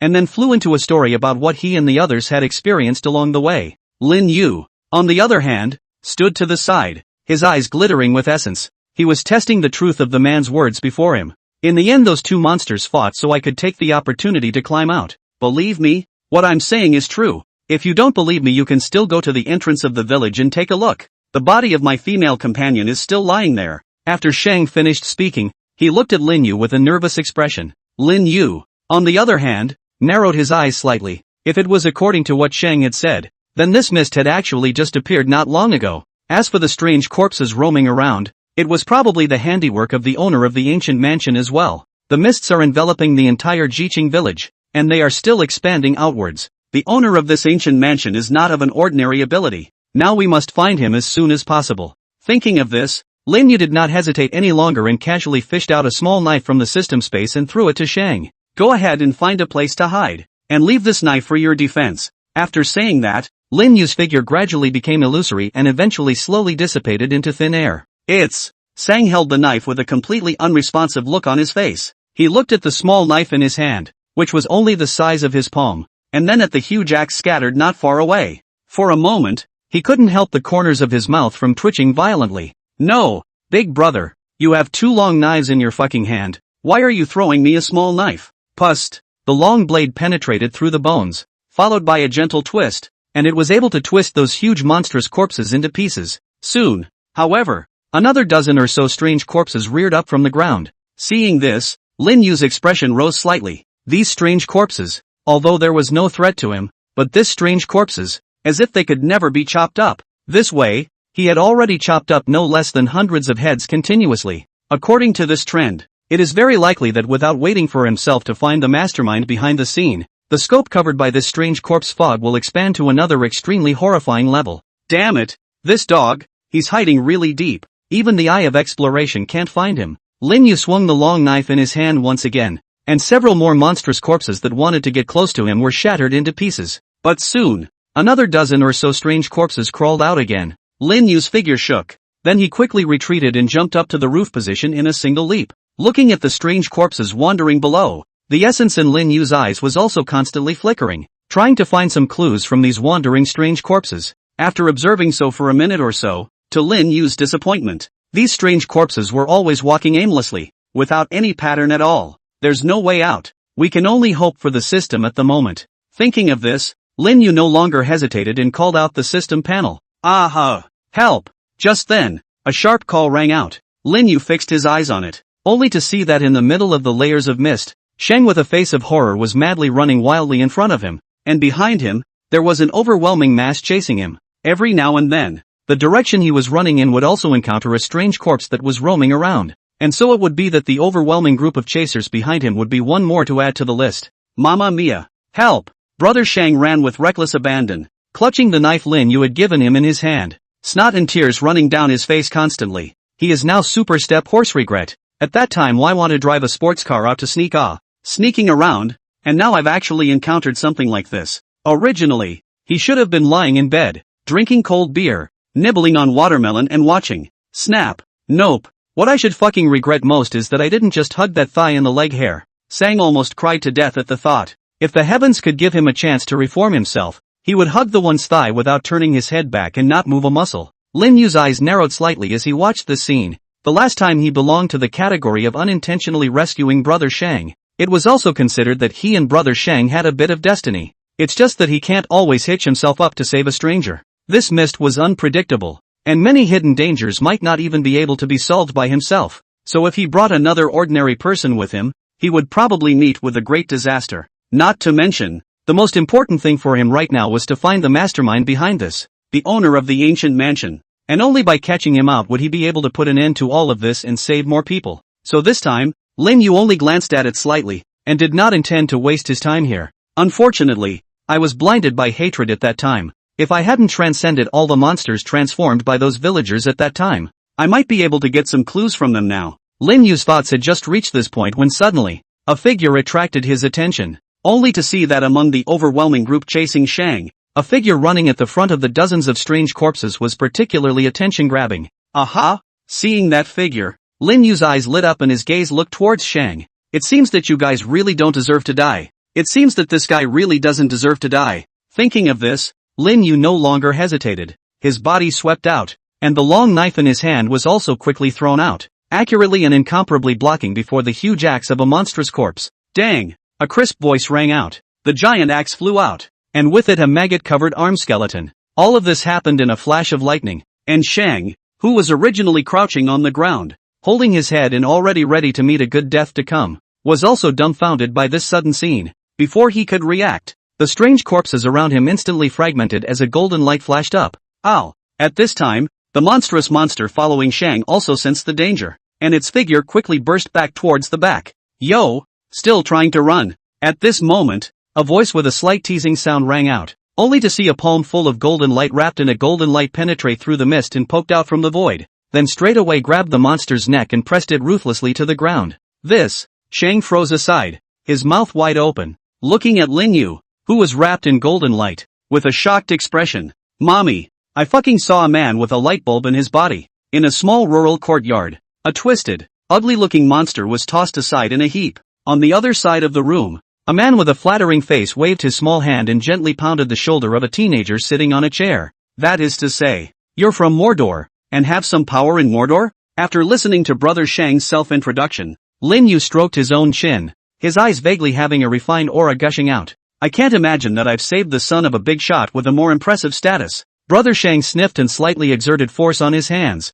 smiling fawningly. They are all worldly forces. They can't enter your eyes. God Lin. Lin Yu tapped on his chair, his gaze gradually calming down. He then stood up, his gaze slowly looking towards the monstrous monster that was tied to the side and still struggling. At the same time, his mind silently voiced out. System, redeemed the high-level version of the Eye of Exploration. Ding! The high-level version of the Eye of Discovery has been successfully exchanged. Buzz! As the system voice in his mind fell, Lin Yu immediately felt a clear stream surging into his brow. If Lin Yu could see the location of his brow, he would be able to clearly and incomparably see that a milky white clear stream was flowing along his veins towards an eye in the state of a crystal deep within his brow, before wrapping around the latter. Those liquids had just wrapped the crystal eyes and then slowly invaded them. However, in a matter of time, the eye that had originally taken on a crystal-like appearance had completely changed to a milky white color, crystal clear and as bright and dazzling as white jade. Rip!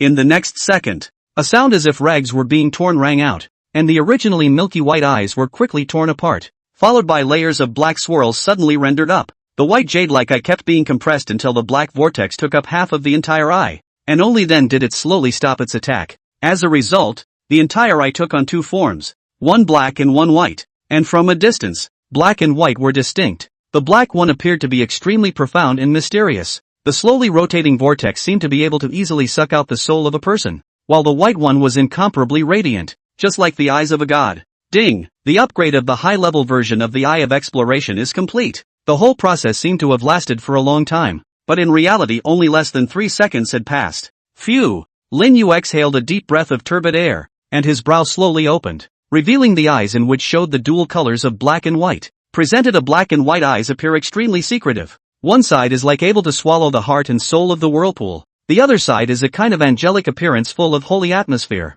As the black and white eyes appeared in, the surrounding mist was like residual snow meeting the hot sun, rapidly dissipating. But in just a few seconds, the range of several meters around the two Lin Yu and Shang brother was suddenly wide open. Phew! Lin Yu slowly exhaled a mouthful of turbid air, and there was a look of excitement on his face that was hard to hide. He knew that this time, the high-level version of the Eye of Exploration was considered to have been upgraded and completed. From now on, instead of calling you the Eye of Exploration, I'll refer to you as Twin Pupil. Subsequently, Lin Yu gazed towards the mists, and as the black and white colors above his pupils flickered, the mists around him dissipated at a rapid pace, and as Lin Yu watched, the speed at which those mists dissipated intensified. It was estimated that if Lin Yu were to stare at this place for a while, it was estimated that even the mists of the entire village would be dispersed by him in a raw manner. Sure enough, if I had known that it was so easy to turn on, I wouldn't have gone to so much trouble to scurry around like a headless fly in the mists. As the mist dissipated, those originally tall and ugly monstrous corpses also appeared,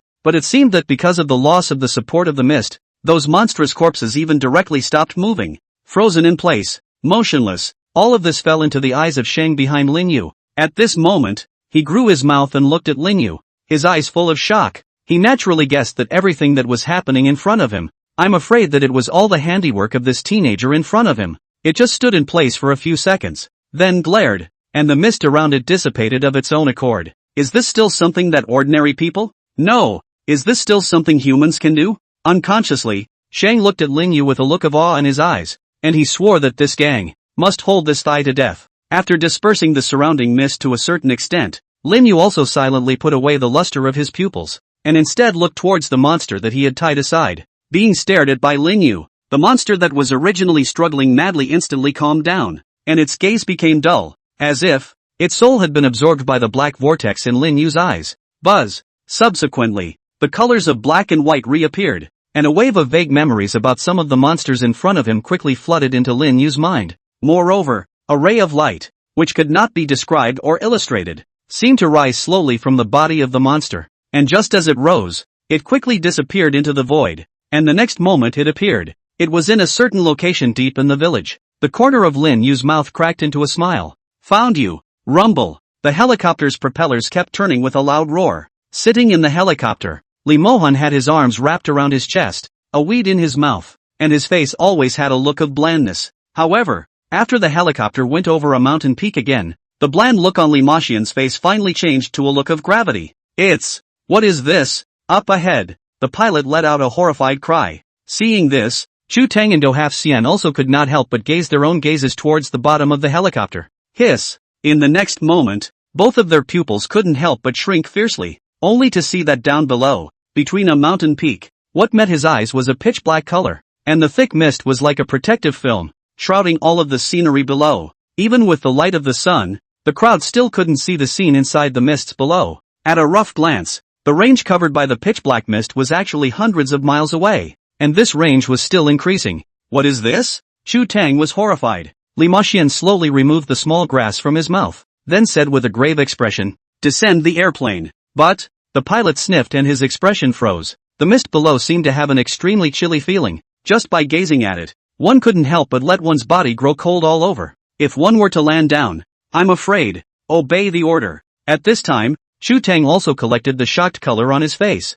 As he looked at the mists below, there was also a strong scorn in his eyes, but in his eyes, more than anything else, he wanted to trace out the true reason for the appearance of these mists. These mists didn't look ordinary. Otherwise, Li Maxian wouldn't have made such a trip himself. Yes, the pilot officer obeyed the order, so he slowly landed the airplane downward. Li Maxian glanced at Chu Tang and did not say anything, waiting until the helicopter was only a dozen meters away from the mists. Li Maxian once again opened his mouth. Okay, this is the location. I'll go down and see what's going on. You guys take the plane to a location away from the mists, and also report back to your head on what's going on here. And if I'm not out in 3 days, there's no need to wait for me. When Chu Tang's few people heard this, they didn't say anything. They knew that if there was danger in this mist, then they and the others going down would just be adding to the trouble. Seeing that Chu Tang and the others were so knowledgeable, Li Maxian no longer hesitated, and with a gentle leap, he jumped straight from the helicopter into the mists below. Pust! Li Marin's figure fell into the mist without even a ripple.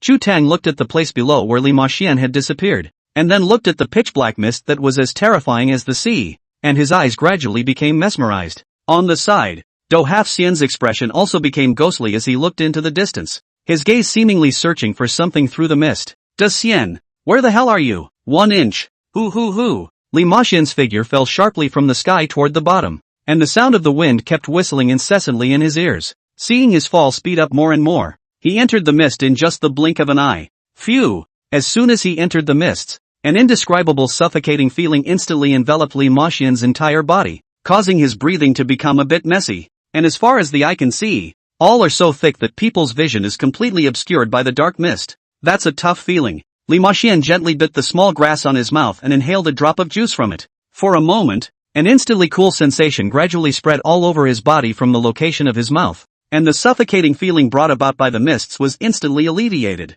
But it's not a good idea to just drop it. Seeing that he couldn't see the distance to the landing, Li Maxian frowned slightly, and then stretched out 2 fingers before gently rubbing them together. Jabla!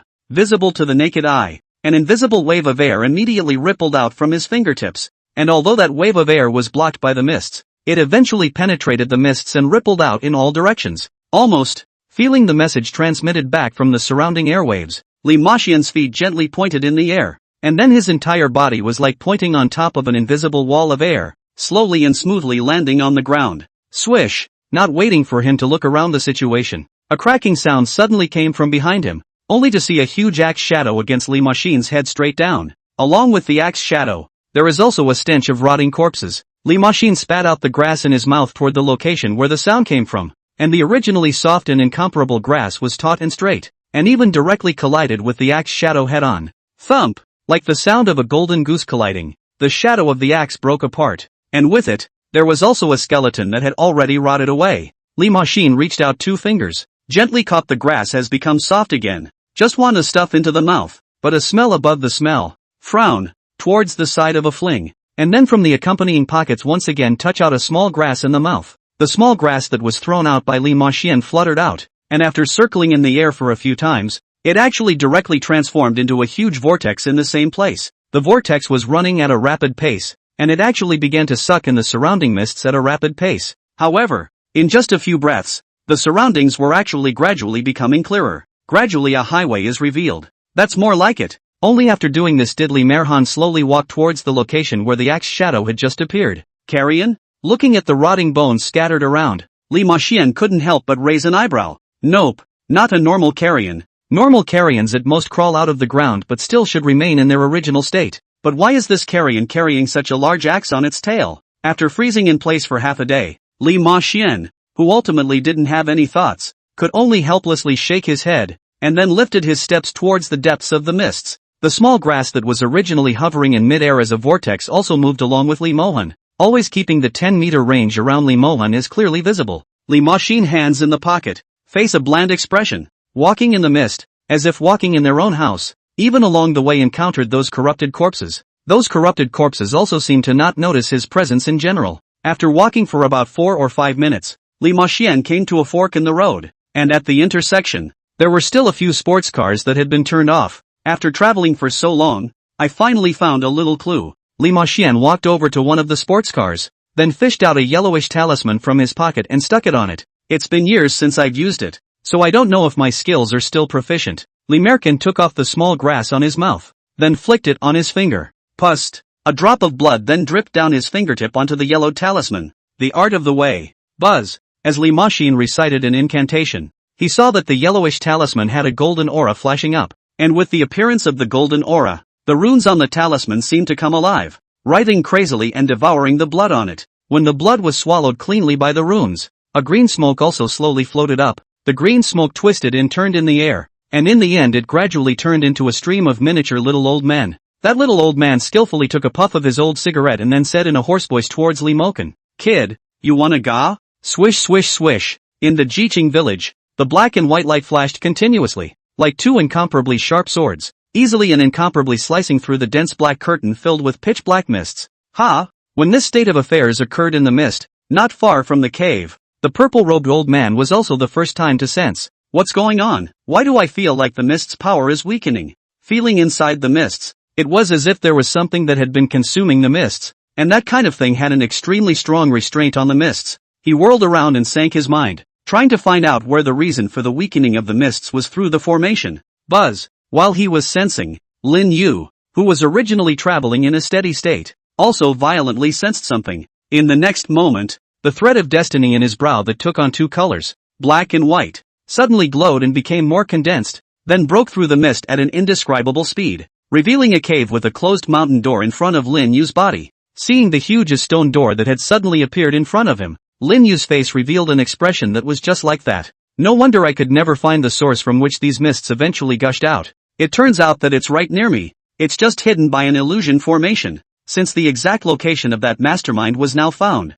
it was time to settle old scores next. Lin Yu glanced at Shang, who was following closely behind him, and reached out to make a light stroke on his brow, after which a drop of how substantial liquid fell into his hand. The drop of liquid showed a black and white color suit, the same origin as the black and white eyes in Lin Yu's brow. Lin Yu turned around, then handed over the liquid in his hand to Shang. This drop of liquid will be able to carry you and protect you safely out of the mists. Later on I'm going to go in and settle the score with the mastermind behind the scene, so I might not have time to take care of you, so you can take this monster out first. Find a place after you get out of the mists, then use my cell phone to call half dozen to come pick you up. Saying that, Lin Yu fished out another cell phone from his pants pocket and shoved it to brother Shang together. Then when will you come out, Lin God? Shang looked around with a tense face. If it wasn't for Lin Yu here, this place, he literally wouldn't be able to stay for a second. Now that he heard Lin Yu tell him to leave first, he couldn't help but inquire about Lin Yu even though he was scared beyond belief. Lin Yu looked towards the stone door not far away.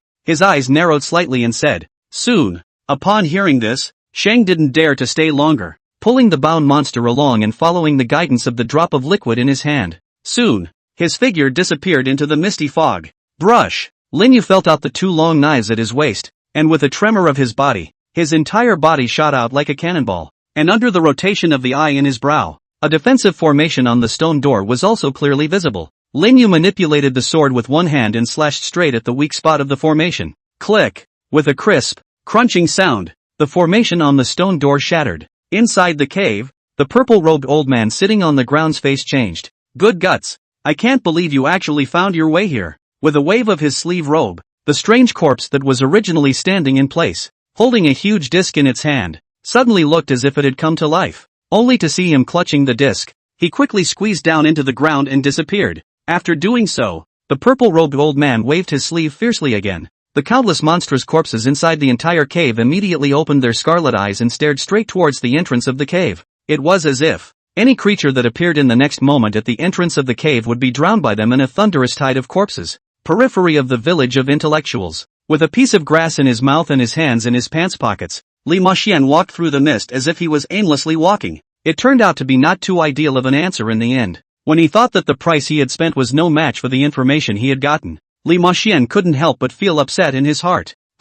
Suddenly, Li Maxian's expression moved slightly, and his gaze involuntarily looked towards a path not far away. There, a faint bit of light flickered vaguely. As that faint light flickered between, a figure gradually appeared at the end of the mist. Li Maxian took a gentle step forward. Brush! In the next second, his figure suddenly appeared 10 meters away. On the other hand, when Luo Zhenxing saw the gradually thinning mist, there was also a great joy surging out of his face. Alive! Master is finally alive! But before the smile on his face could fully stretch out, a scruffy, unmistakable cheek suddenly appeared in front of him. Ah! Luo Zhenxing's eyes snapped open, and subconsciously he was about to scream out. Limerick frowned. Really? It's not like you've seen a ghost. A big old man is so timid. And for crying out loud in this hellhole, I don't want to have to clean up these skeletons. He then stretched out his finger in front of Logansen's mouth and gently tapped it. At that moment, Luo Zhenxing's screams that were originally going to come out were immediately pressed in the middle of his throat.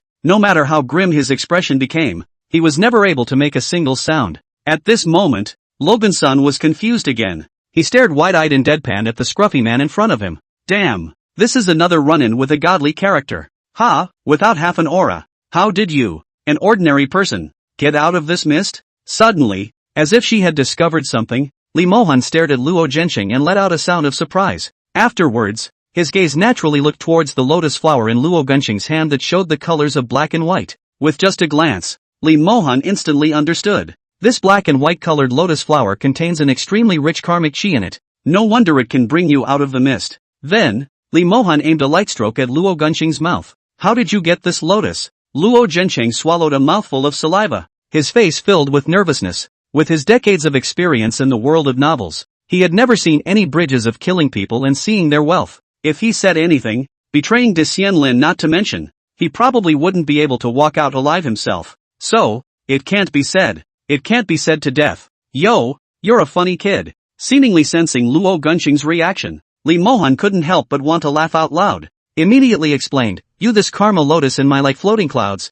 I'm not cultivating this one. If the Buddhas which old bald ass came, may not break the killing precepts hard to rob. With that, he fished out from under his robe a officer's license. This thing seems to have been purposely shoved down his throat by that little brat at the time. Usually, I didn't take it out and use it, but I didn't realize that I actually needed to rely on it to prove my identity now. The Yellow Empire's Special Department's chief provider, Li Mohan. After showing Luo Zhencheng the officer's certificate representing his identity, Li Mohan said again, don't tell me where you're from. Just tell me where you're from. And if you don't talk to me, I'm going to hang you up and smoke you. Logan's son. Meanwhile, in the cave covered in a fishy odor, the purple-robed old man stared at Lin Yu, who had appeared at the entrance of the cave, with a grave gaze. Only after a long time did he slowly open his mouth and say, I didn't expect that it was actually you, a brat, who broke the old man's mystic corpse formation. Old me has lived overseas for a long time, and I have yet to hear that there is such a person like you in the Yellow Kingdom nowadays. Which one of the heavenly stems and earthly branches of the Yellow Country are you? But soon he shook his head.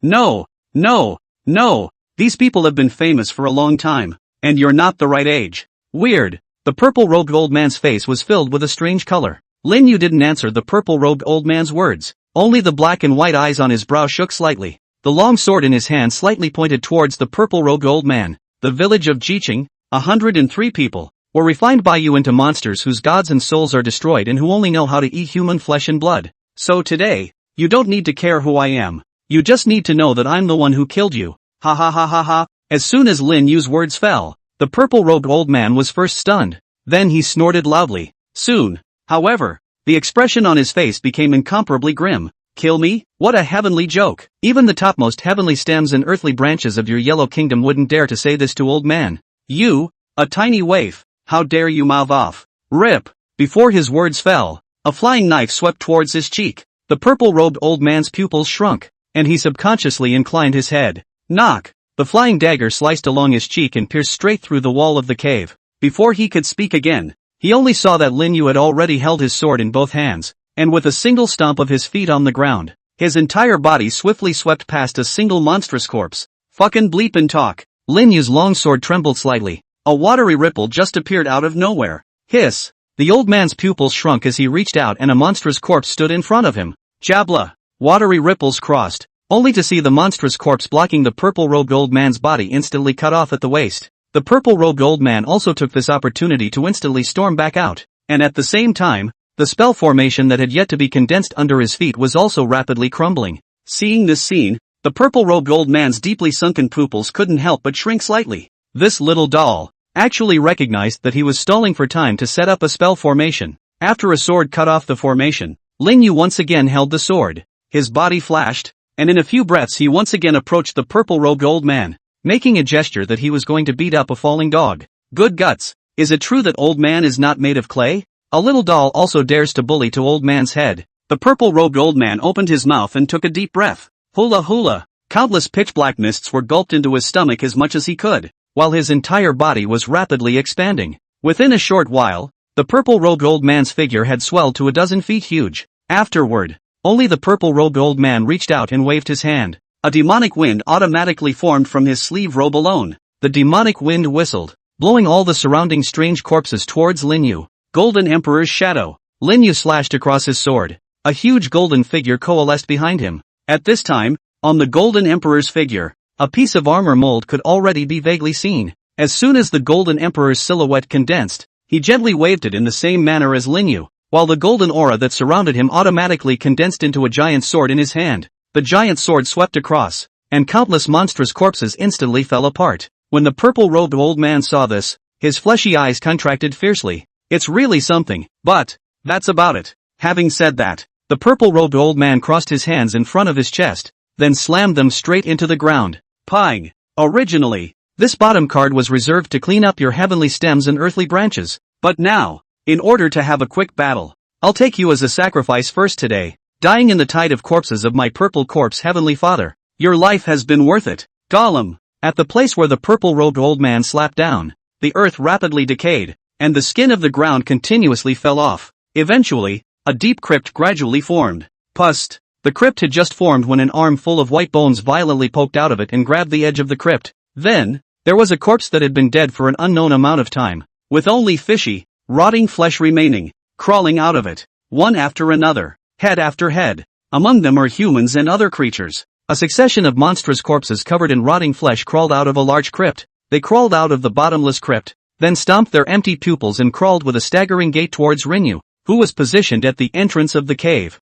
In just a few breaths, an incomparably large tide of corpses had formed. The wave of corpses attacked and quickly drowned Rinyu. To be flooded by this tide of corpses of mine, even the top few of the Yellow Kingdom will have to drink their hearts out. Looking at Rinyu, who was submerged by the tide of corpses, a smile finally appeared on the purple-robed old man's dry face. Although this son did exceed his expectations, unfortunately, being young and foolish, he still fell into the means of the old man. Later on, old me will train your bones into a puppet and drive it for 100 years, so that your soul will never be able to transcend life. In the purple-robed old man's sunken pupils, purple flames pulsed ceaselessly, reflecting where Rinyu, who was wrapped in layers of corpse tide, was located. A few minutes later, looking at the still inexhaustible tide of corpses, the purple-robed old man couldn't help but frown. This son actually managed to hold out under the tide of corpses for so long? This tide of corpses of his would never be exhausted until the opponent was completely torn apart. However, in the past, after he performed this move, even some of the people who were on par with him would have their corpses gone after a few minutes. What if something has changed? The thought had just crossed his mind, but then it flew out of him. No way. Absolutely no way. He was so cautious that he made a killing move. The other party was just a milquetoast brat, and even if he had been modifying it since his mother's womb, there was no way he could compare to someone like him who had experienced the trials and tribulations of life and death. Only, this absurd and incomparable thought had just been extinguished by him, and in a whirlwind, it reappeared again, and was even stronger than just now. As he continued to wonder in amazement, in the very center of the tide of corpses surrounding him, a huge golden figure sheltered around Rinyu, constantly blocking the siege of the corpse tide. As the tide of corpses continued to attack, the golden shadow became dimmer by leaps and bounds, while underneath the golden shadow, Rinyu was sitting on the ground, his hands rapidly forming seals. At the moment he is, please God. In the meantime, on the outside, Lee Mohan arrived at the entrance of the cave.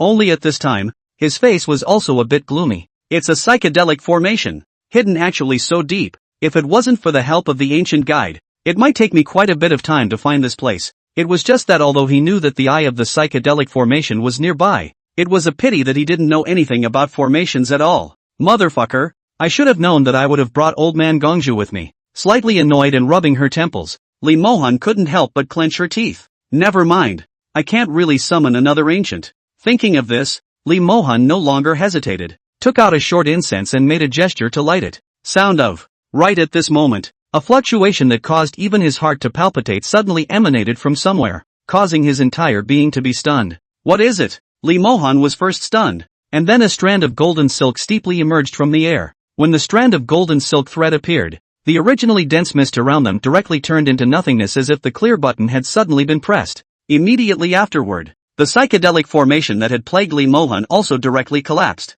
In the next second, a huge cave appeared in front of Lee Mohan's eyes. Lee Mohan subconsciously glanced toward the cave, and in the next second, his pupils shrunk violently. Crap! Only to see that inside the cave, a blinding and incomparable golden light enveloped the entire cave. At the same time, one could only see that from the center of the golden light, a big golden rod was actually slowly reaching out. It was immediately followed by the appearance of the giant golden rod. A voice that seemed to speak of suppressing the entire heaven and earth resounded steeply. It swelled countless times violently, stabbing the entire cave right through. Then, under the purple-robed old man's shocked gaze, he smashed straight down. Deity, demon, eat my old grandson's stick. Dang, the giant stick fell, and everything seemed to turn into flying dust and disperse. Countless strong winds whistled past, lifting up countless boulders and stirring up countless mists. This stick shocked the heavens and moved the earth. Lee Mohan stood at the entrance of the cave, his mouth wide open, his face dumbfounded, allowing countless strong winds to whistle around him. Nima! It took a long time before two words of awe popped out of his mouth. What the hell was that? Eat my old son's stick? Monkey? And just now he didn't see wrong right. That purple-robed old man wasn't that whoever from the Holy Land? Being beaten to death with a stick? Ahem. Suddenly, a violent cough rang out, and Lee Mohan's eyes narrowed, only to see an arm suddenly sprang out amongst the countless pieces of debris. The rubble was then moved away, and a teenager with a dusty face, clothes on his body that had been broken by an unknown amount, and a pale face was revealed. Blah blah blah. Lin Yu spat out the dust inside his mouth. Too bad. This invocation is too costly, almost buried alive. As a killer move that he had just recently comprehended, the volatility of this invocation was just too great. If it wasn't for the fact that he tried to protect himself as much as he could with the Golden Emperor's Void, he would have almost secured himself together. And after using the invocation, the whole body's strength seems to have been drained. In the future it's better to use it sparingly until the moment of life and death. While Lin Yu was reflecting, a black shadow suddenly appeared in front of him. Lin Yu subconsciously looked up. In the next moment, his face couldn't help but stiffen, only to see a naked uncle standing naked in front of himself, brightly revealing himself. Most of all, the uncle in front of him was staring at himself with a face of amazement, as if a green light was about to emerge from the bottom of his eyes. Lin Yu's mind moved slightly and began to silently contact the system. If something goes wrong, use space teleportation to run away in an emergency. You're called Lin Yu, right? Lee Mohan paid attention to Lin Yu for about 2 or 3 seconds, then spoke. Aha! Lin Yu raised an eyebrow, only to see the older man in front of him grinning. He said, my name is Lee Mohan. You can understand that I am Chu Tang and Luo Tingtian's superior. Chu Tang and the others moved quickly. Shortly after Lee Mohan sent out the message, they quickly pulled a helicopter gunship from within the nearby military region and landed it in the center of the Jiqing village. Rumble! The helicopter flew at speed. Lin Yu sat in his seat, and next to him was a delighted Do Half Xian. Sitting across from him were Lee Mohan and Chu Tang, who had already changed into a new outfit. The air in the cabin seemed very still. Just now, Lin Yu had described roughly everything that had happened in Jiqing village. After listening to Lin Yu's statement, both Chu Tang and Lee Mohan's expressions looked grave. In the end, Chu Tang was the first to open his mouth to break the silence. These assholes have no regard for human life. No wonder Chu Tang was filled with righteous indignation. Refining hundreds of human lives into puppets that had lost their souls. This kind of thing actually happened within the territory of his Yellow Kingdom. Lee Mohan held the green grass he pulled out of nowhere in his mouth and chewed it. Judging from the image of the purple-robed old man that Lin Yu has just described, it is indeed the leader of the puppet group in the otherworldly region 50 years ago. It's just that all such characters have actually appeared in the territory of the Yellow Country. It seems that this organization that has been dormant for 100 years is going to start practicing big moves again. Hearing this, Lin Yu's heart suddenly floated back to the letter that his own master had left behind in the first place.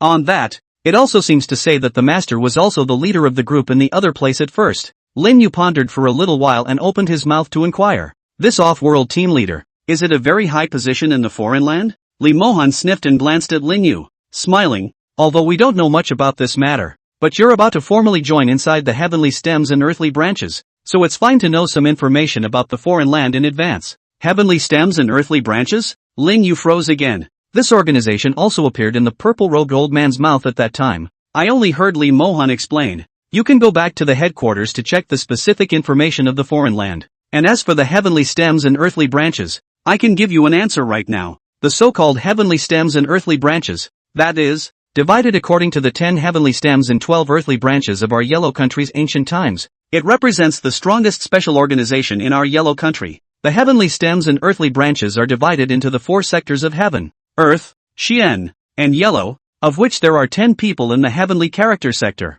Riding on the 10 heavenly stems, the 10 strongest people in the Yellow Kingdom. The 12 people in the earth character section are called the 12 earth branches. The Xian character section is the backbone of the Yellow Kingdom and has the largest number of people, and is the combat section. And the last yellow character section is mostly responsible for intelligence transmission. The entire Heavenly Stems and Earthly Branches organization is secretly and silently protecting the Yellow Kingdom from the attacks of foreign supernatural humans. Hiss! Hearing this, Lin Yu couldn't help but suck in a breath of cool air. It turned out that the Yellow Kingdom actually had such a large department hidden in the shadows. As for me, Lee Mohan touched his nose and laughed. Nowadays, he is barely considered one of the 10 heavenly stems. Lin Yu finally couldn't help but exclaim in shock this time. Wouldn't that mean that the one standing in front of him was heavenly stem? One of the 10 strongest people in the Yellow Kingdom. The main thing is that this older man is still fucking doing Nudart in front of himself. Grandmas, think about it. It's a drop in the bucket. Rumble. The helicopter's propellers spun at a rapid pace,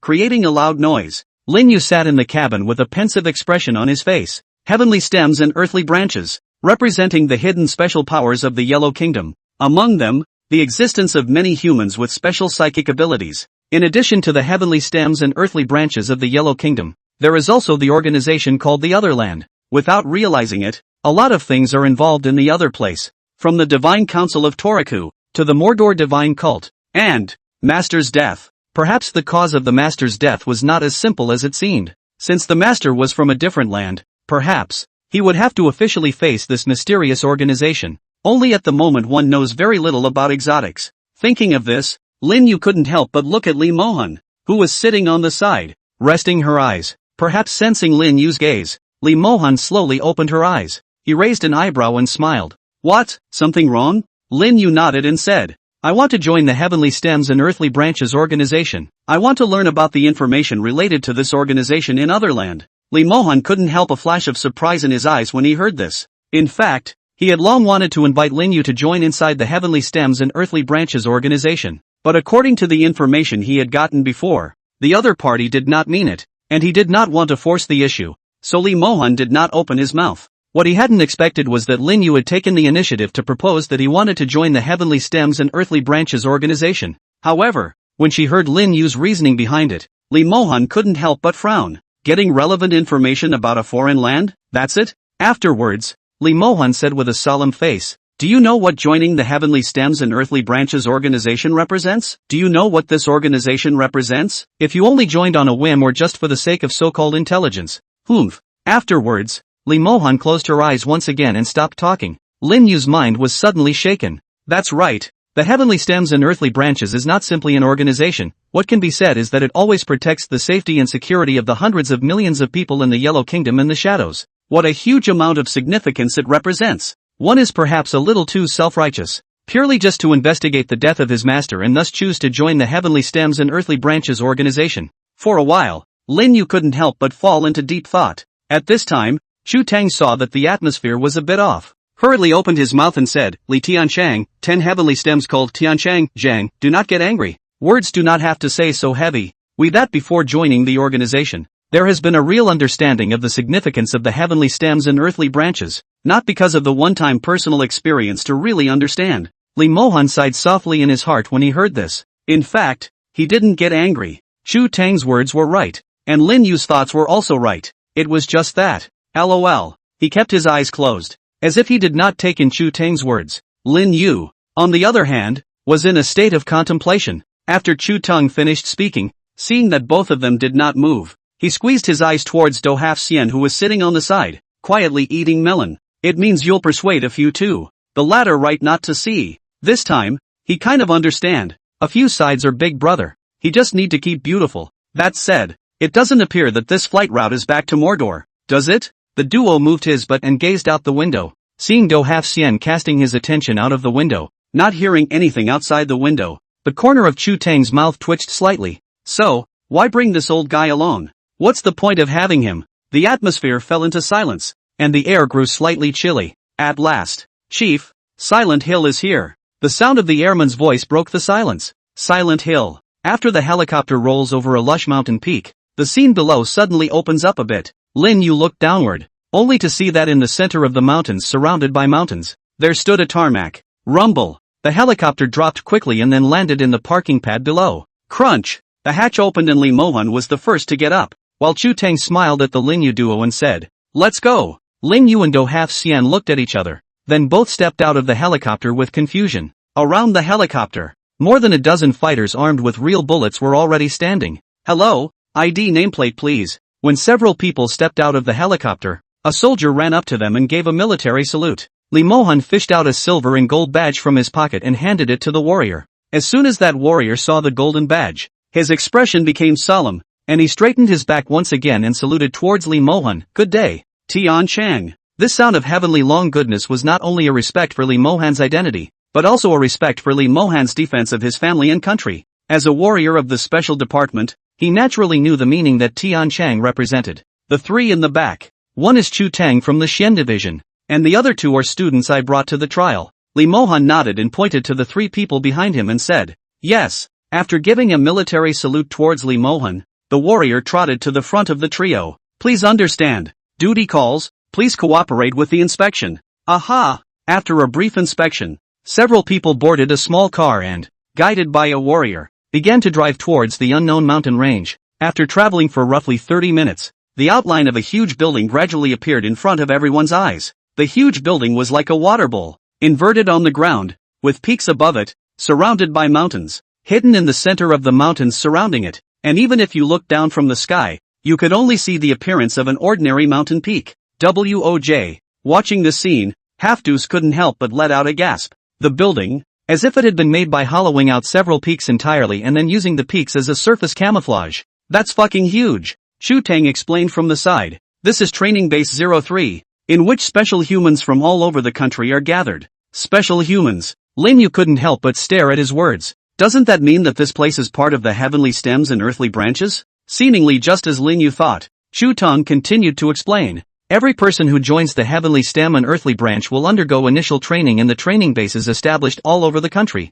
Screening, and only the few who pass the training will be eligible to formally join the heavenly stem and earthly branch sector and become a member of it. During this period of time, it happens to be the days when the training base is open. And Tian Changli brought you guys here because he actually wants you guys to join the training base and train together. You guys shouldn't think there's anything wrong with this. This is the way to join the Heavenly Stems and Earthly Branches organization. Even Tian Changli was also a member of the training base. Lin Yu's focus was instead on the fact that he could become a member of the Heavenly Stems and Earthly Branches through training. In other words, one has a chance to join the Heavenly Stems and Earthly Branches organization? Phew! Lin Yu exhaled a mouthful of cloudy air. In the passenger seat, Lee Mohan glanced at Lin Yu through the rearview mirror and said, Our Heavenly Stems and Earthly Branches organization never rejects the main applications of exceptional humans, regardless of your initial intentions. However, everything has to be done through training before we can make a conclusion. The training lasts for about 3 months. During this time we will have a department dedicated to articulating you.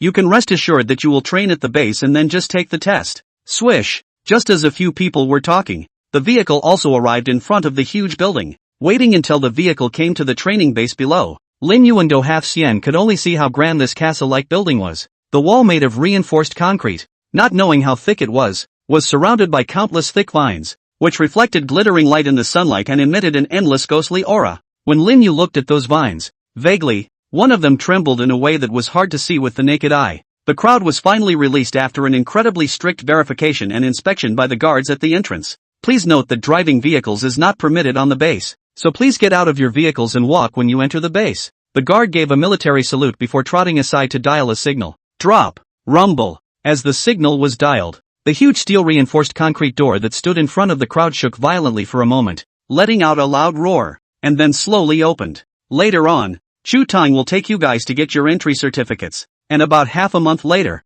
it will be the official training at the training base. Before you do that, you have to get your entry permit. I'm going to have a little chat about life with an old friend. Lee Mohan embraced her hands in front of her chest and got out of the car straight away, walking towards the other side after barking instructions towards Lin Yu. Entrance exam certificate? Half a month to go? Lin Yu was puzzled. Chu Tang explained. The entrance examination certificate is a symbol that represents the identity of your trainee, and this thing can only be issued by the major training bases, but the time for issuing it has already passed, so that's why Tian Changli brought you guys directly to the training base. Hiss. Do Half Xian couldn't help but suck in a breath of cool air from the side. Isn't this just a back door? Chu Tang nodded. It does go through the back door, but this back door isn't normally open, even for you to pull in. Half Duo couldn't help but stare. No, there's me? No, big brother, I'm just an asshole. You're asking me to cheat. I'm just an asshole. If you want me to cheat, I'm fine with solving women's problems, but I'm afraid I'm going to have to do it with my old bones.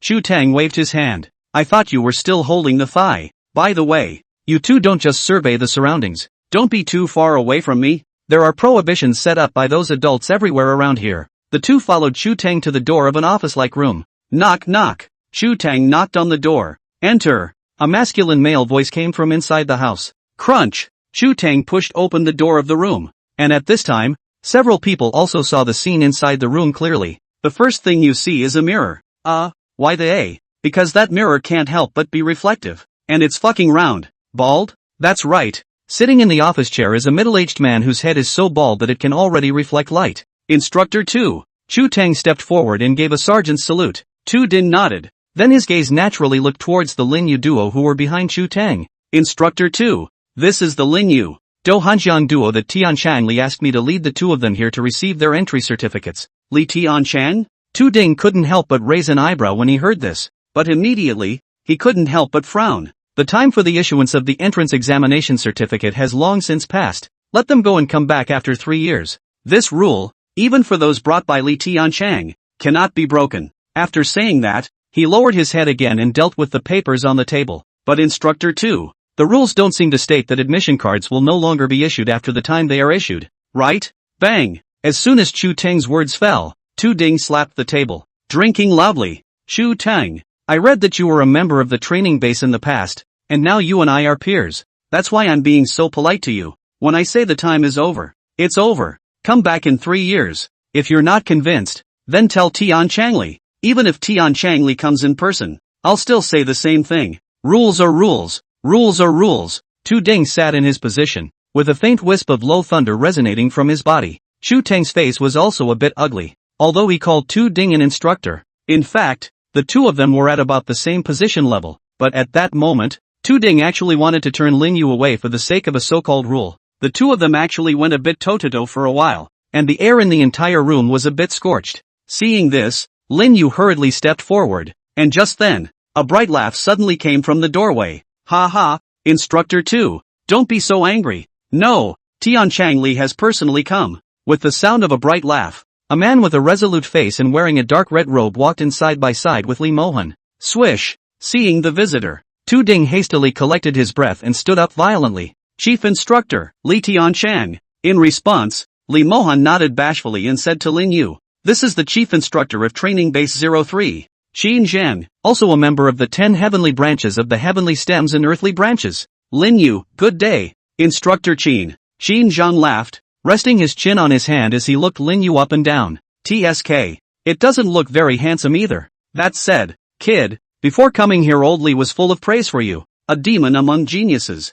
It makes me unable to resist coming to see the real person as well. Lin Yu touched the back of his head and laughed. That's a fallacious compliment from Tianchang Li. Qin Zhang laughed. There aren't many yo that can let old Li praise them to this extent. You kid don't need to be modest. With that, he took out a golden token from his bosom. Chief Instructor. This. Seeing this, Tu Ding, who was on the side, couldn't help but be shocked. Chief Instructor, the time for the release of the entry permit has passed. You are. Qin Zhang shrugged his shoulders and said, I see that this kid has amazing bones and is a good talent. Not to mention that old Li has personally come here. So how can I say anything if I don't accept this kid? But, Tu Din was still trying to speak. Qin Zhang frowned. Old Tua. This matter is decided. You hurry to arrange up for this kid. Yes. Tu Din straightened up. That's it then. Let's go. Old Li, the drink you owed me before has to be arranged for me today anyhow. After taking care of things here, Qin Zhang pulled Li Mohan out of the room without a second thought.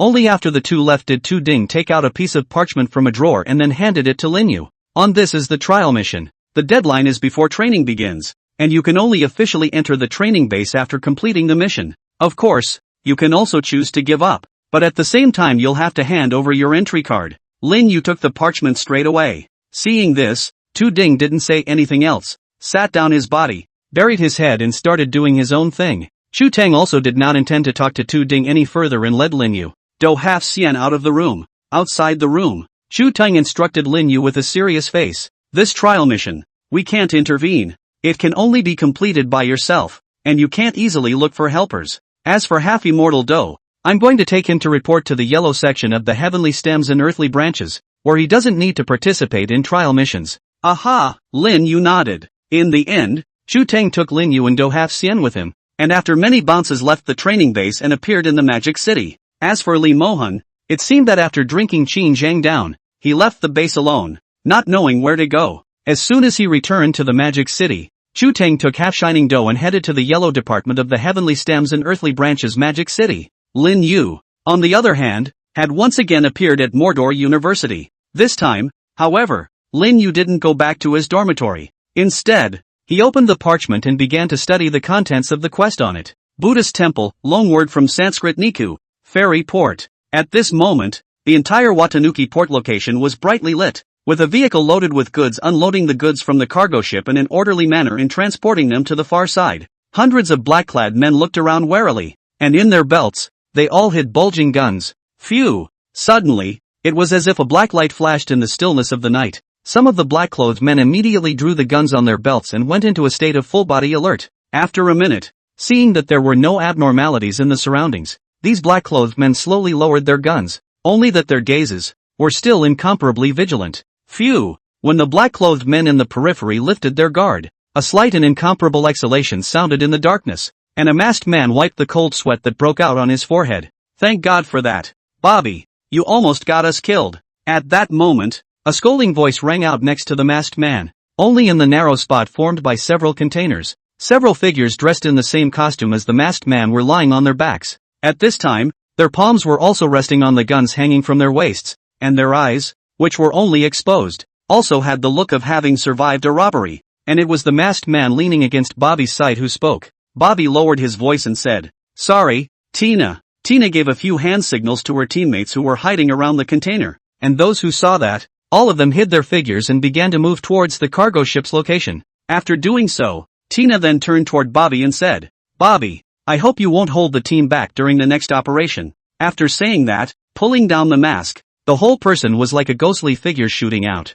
"I promise, it won't happen again." Bobby looked at Tina's figure, his turquoise blue eyes glinting ever so darkly in the light. Tina and the others followed the crevices of the containers and kept moving closer to where the freighter was. Pust! With the sound of 2 daggers going into their throats, the 2 black-clothed men who were on guard fell down in obedience, and as they were about to fall to the ground, 2 more arms would gently hold the back of their heads, preventing them from falling to the ground with a sound. After doing so, the masked man would make a few gestures towards his back and drag the black-clad body down the container crevice. Along the way, Tina's teammates did so every step of the way. Everything went very well. Everyone feels that way, except for 2 people, one being Tina, who had always been a little distracted since the start of the operation tonight, and that feeling of distraction grew stronger as they got closer to the freighter. Only looking at the cargo ship that was almost at hand, she gritted her teeth and forced herself to hold back that annoyance. "Yourself, definitely not going to pass up this opportunity so good. Father killer, scourge of an entire nation.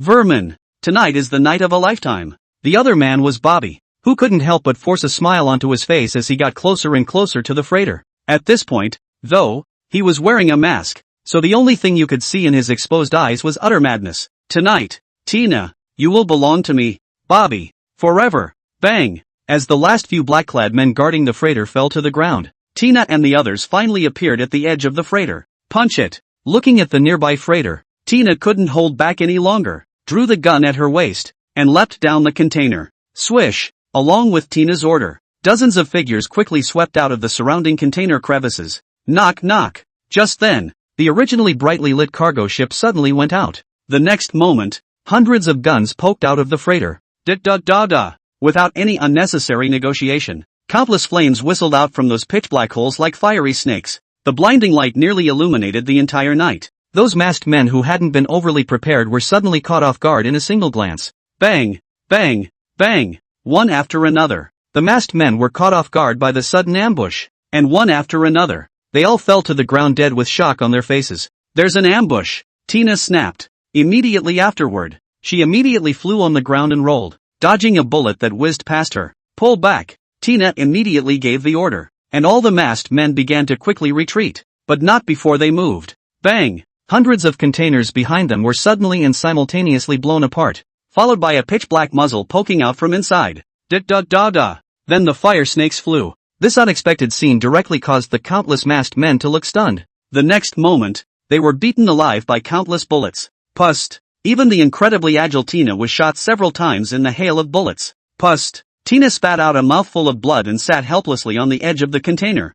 Why the ambush? Tina muttered out somewhat numbly, and at this moment, she could only watch in disbelief as the elites she had brought with her were engulfed by countless bullets. The flames went off for 3 minutes. Sasha! Tina raised her head in bewilderment, and in front of her, black-clad men with guns in their hands were already standing. Only after she saw a certain figure, her pupils couldn't help but shrink violently, followed by a thick murderous intent flowing from her eyes. It was a short blonde man who showed his dirty yellow teeth towards Tina and said with a grin on his face, "MS. Tina, it's been a long time since I've seen you. And your figure is really getting better and better. Tina sneered. In response, the blonde man still had a smirk on his face as he rubbed his palms together before making a move behind him and said, Miss Tina is really insensitive. It seems like you still have to find someone you know well before you'll open your mouth. Oh. As the blonde man beckoned, the black-clothed men who had formed a human wall scattered at once, and a figure rolled from the back to the side of the blonde man. The blonde man stroked the latter's head and smiled towards Tina. Miss Tina, I wonder how the acquaintance I found for you is doing. At this moment, Tina had already opened her mouth wide in shock, her face filled with disbelief. She looked at the fawning figure kneeling at the blonde man's feet and just felt almost on the verge of fainting. That man is actually his own teammate and his own fiancé-to-be, Bobby. Why? Tina almost gritted her teeth together. The person he and his father trusted the most would actually betray. Ha ha ha ha ha. The blonde man looked smug as he watched Tina's lifeless expression. He rubbed his foot against Bobby's head and said triumphantly, Good dog. This woman is your reward. Oh yeah. Suddenly, the blonde man suddenly thought of something and took the gun from his man.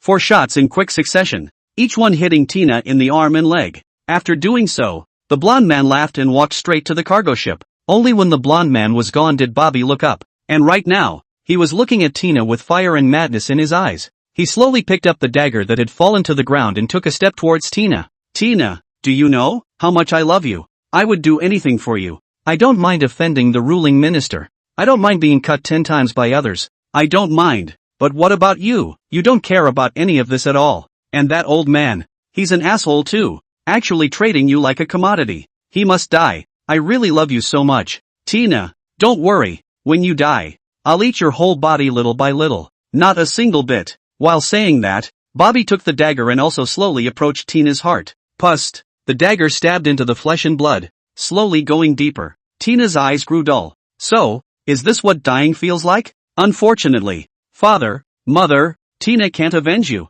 Ding. Just then, the whole world suddenly seemed to stand still. In a daze, in the dim light, Tina seemed to see a vague figure. He wore a black trench coat, which grinned in the breeze. He slowly raised a finger toward Tina. At the same time, a voice rang in her ears. How about I make a deal with you? We can make a deal. Under the darkness of the night, the man whose face could not be seen stood in the cold wind wearing a black trench coat with his hands in his pockets. Tina struggled to open her eyes, which were somewhat misty and losing color, as if trying to work out if it was a fantasy. Is it an illusion? But even if it's a hallucination, I'm willing. Snap. As Tina's voice fell, a sudden ringing finger sounded in the still air. Next moment, everyone's pupils, including Bobby's, shrunk hard. Bobby's eyes, which had been plunged into madness, gradually became a little dull. People, where are the people? Only to see that Tina, who was originally lying on the ground and was already in a dying state, in an instant, actually disappeared. Freighter. Bobby and the rest of the group knelt in front of the blonde man,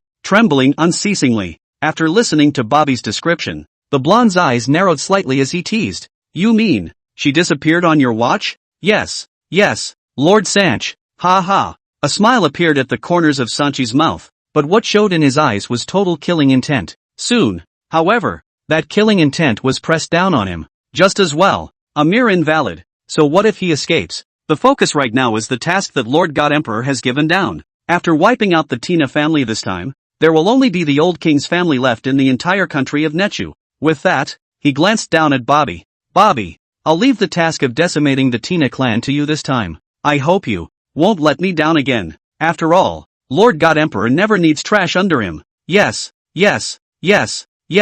I will definitely complete the task that Lord Sanchi has given me, and I will make sure that everyone in the Tina clan will not see the sun tomorrow. Bobo, for example, was pardoned and frantically got high towards Sanch a couple of times before rolling out like a loyal dog. Only after Bobby rolled out did Sanch pick up the handkerchief on the table and glanced blandly at the dozen or so black-clad men still kneeling on the floor. Kill them all. Hiss. Somewhere in the dockyard, Tina struggled to open her eyes, the pain coming from her body causing her to suck in a breath of air. Am I in hell already? It's a bit of a shame, but this isn't hello. Just as Tina was a bit dazed, a voice suddenly interrupted her thoughts. Only in front of Tina, a figure in a black trench coat stood in front of her. You saved me. That wasn't an illusion just now. A somewhat hoarse voice came from beneath the black trench coat. Naturally, it's not an illusion. Since I intend to make a deal with you, there's no need to let you die anywhere. Only Tina struggled to her feet and then knelt down towards the black trenchcoat figure. As long as I can kill those two assholes, Bobby and Sanch,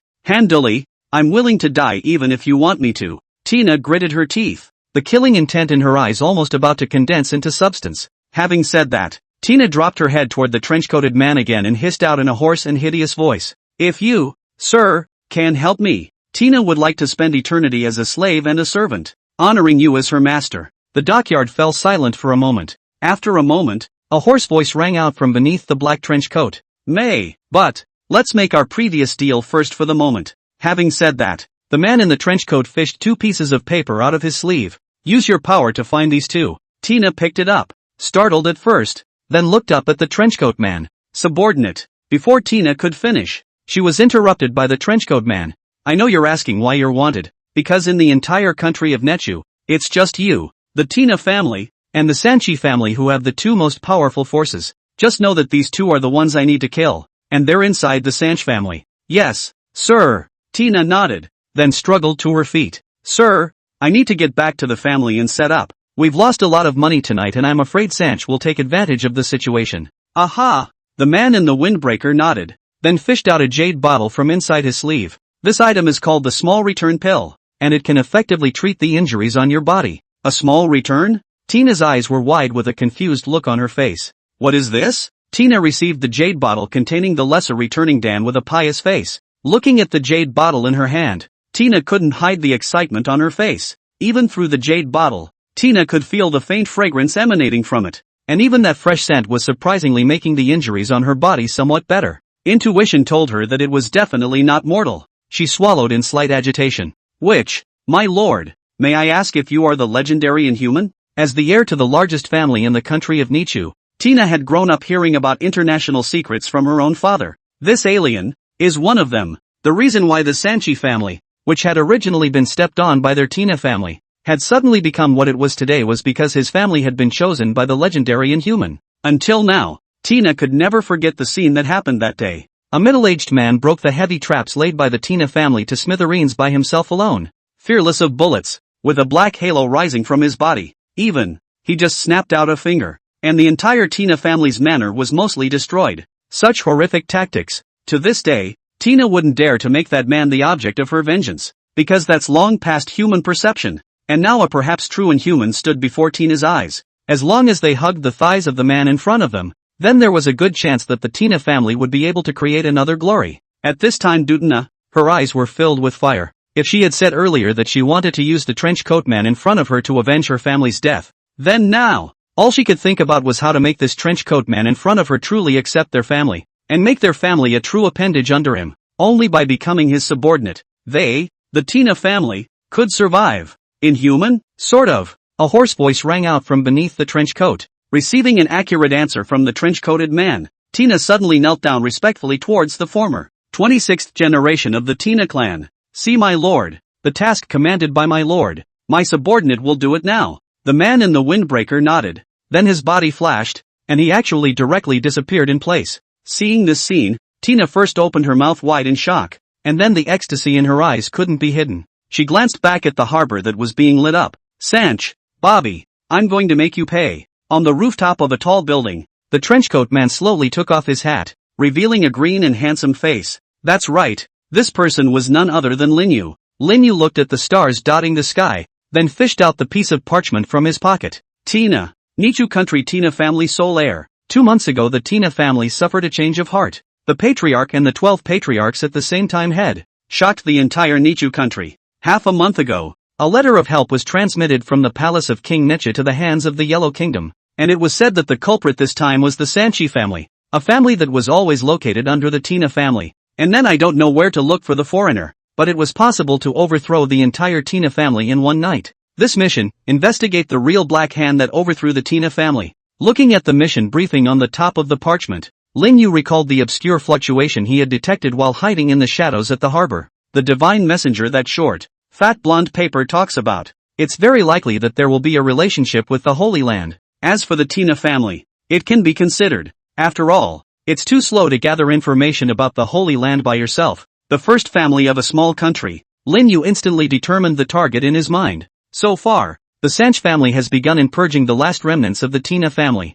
There's no use in trying to save those people at the moment. It's a good opportunity to run down some of the people who aren't fit to be taken under your wing. What's more, if he didn't let them feel what it meant to be truly desperate, it was likely that if he wanted to subdue a large first family, he was afraid that it would still be a bit difficult. At least the people who are convinced shouldn't be. But the top of this mission is also aware of this, and I'll likely be exposed if I strike out at random. A bright light moved in Lin Yu's eyes. He then snapped his fingers and a black ghostly light flashed, followed by a silhouette appearing beside Lin Yu. God Puppet, a super puppet that can fabricate cheeks according to the host's consciousness and mimic the host's aura and skills. I have to say that the SSS props that cost me more than 10 million prestige values to draw out are just realistic. It's easy to move around now. After Lin Yu threw the nameplate representing his identity on his body to the God Puppet, he himself put on his trench coat hat once again. He stood up on the rooftop wall, then fished out a ghost god mask from the system space and put it on his face, leaning his body gently downwards. Next, it's time to go have a nice chat with that Sanch family and human.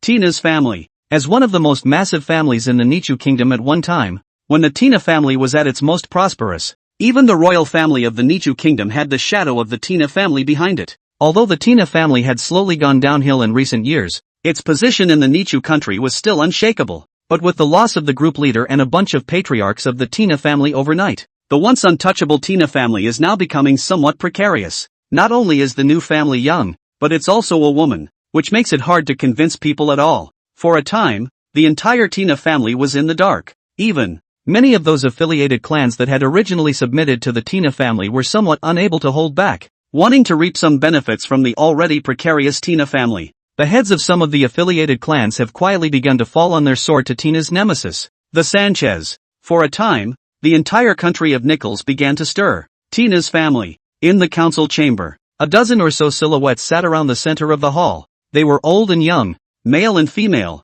and at the moment they looked different, not knowing what they were thinking. Finally, someone was the first to break the silence. One of the oldest-looking men tapped heavily on the floor with a cane in his hand. After attracting the attention of the crowd, the old man then said in a deep voice, "I summoned everyone in front of me for the purpose of saying one thing. That matriarch Tina has transgressed the Council of Elders and privately summoned the Dark Guards into action." What? Crossing the Senate and calling the Dark Guards into action in private? The new patriarch is not taking the clan rules seriously at all. What qualifications does she, a woman, have to call the Dark Guards into action privately? What does she take the Senate for? The old man's words had just fallen, and the originally silent crowd suddenly became clamorous. Everyone sitting there had a shocked look on their faces. Some people even directly stood up fiercely with an angry face. I said long ago, don't let her serve as some kind of matriarch. She privately summoned the Dark Guards to take action this time. If the Dark Guards have any losses, won't our Tina family be wiped out? Yes, I suggest that Tina be removed from the position of matriarch outright. In the first place, I wouldn't have suggested making a woman a matriarch of any kind, just on the basis that she's the matriarch's daughter. 10th Elder. You are one of the patriarchs. Why don't you say something? As soon as you start, we'll immediately pass the resolution to remove the Tina clan's patriarch. There, the oldest old man, the only remaining patriarch of the Tina family today. The 10th elder knocked on the floor, and his pale and hoarse voice rang out. Although his voice was tiny, it was like a command in the eyes of the crowd, and all of them stopped their movements and gazed at the former. After the 10th elder finished speaking, his eyes seemed to be closed, and he quietly lay down on the eunuch's chair, no longer speaking. It's like falling asleep. However, the 10th elder did fall asleep. When the crowd saw this, they all glanced at each other, seeing the helplessness in their eyes. The 10th elder was too old and had contracted narcolepsy, and could fall asleep anytime, anywhere. It was also because of this fault that on the day of the Tina family's accident, the 10th elder was spared because he was asleep. If it was usual, the crowd might have seen the 10th elder sleeping over and then they wouldn't have disturbed it anymore. But now, it was almost time for the Tina family to live or die. A man glanced at the eye-man standing not far away, then gritted his teeth and took the initiative to approach the 10th elder, calling out softly, "10th elder, you wake up, even if you want to sleep. You have to do so after organizing this meeting to remove Tina's matriarch position, right?" The 10th elder snorted a few times through his nose, then turned around with a turn and fell back to sleep.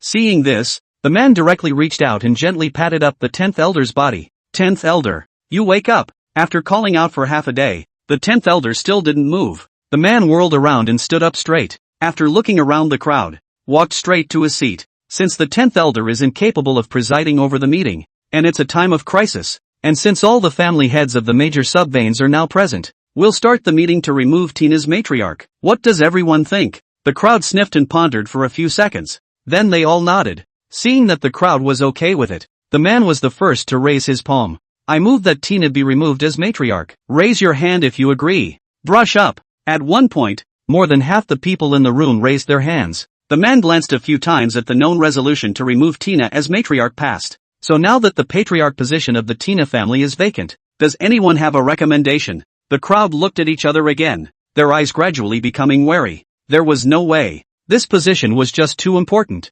Even Tina was only able to assume it due to Tina's father and the 10th elder's push. Today, almost everyone here is hot for the position. But no one wants to be the first to stand out. Seeing the hesitant look on everyone's faces, the one who first suggested it once again looked at the eye man not far away. A smile appeared at the corner of the latter's mouth, then slowly walked from the edge to the center. Who are you? How did you get up here? Do you realize what an occasion this is? Seeing the man with glasses walk up, a huffy look immediately surged out from the faces of some of the family heads. The latter said to himself as if he didn't care about the questioning of those family heads. Greetings, gentlemen. You may call me Jabuk. I'm just watching you all agonizing over the choice of patriarch. So I've taken the initiative to recommend a most suitable candidate to you all. This man I'm recommending is the godson of matriarch Tina Hulk, Bobby. My referrals are.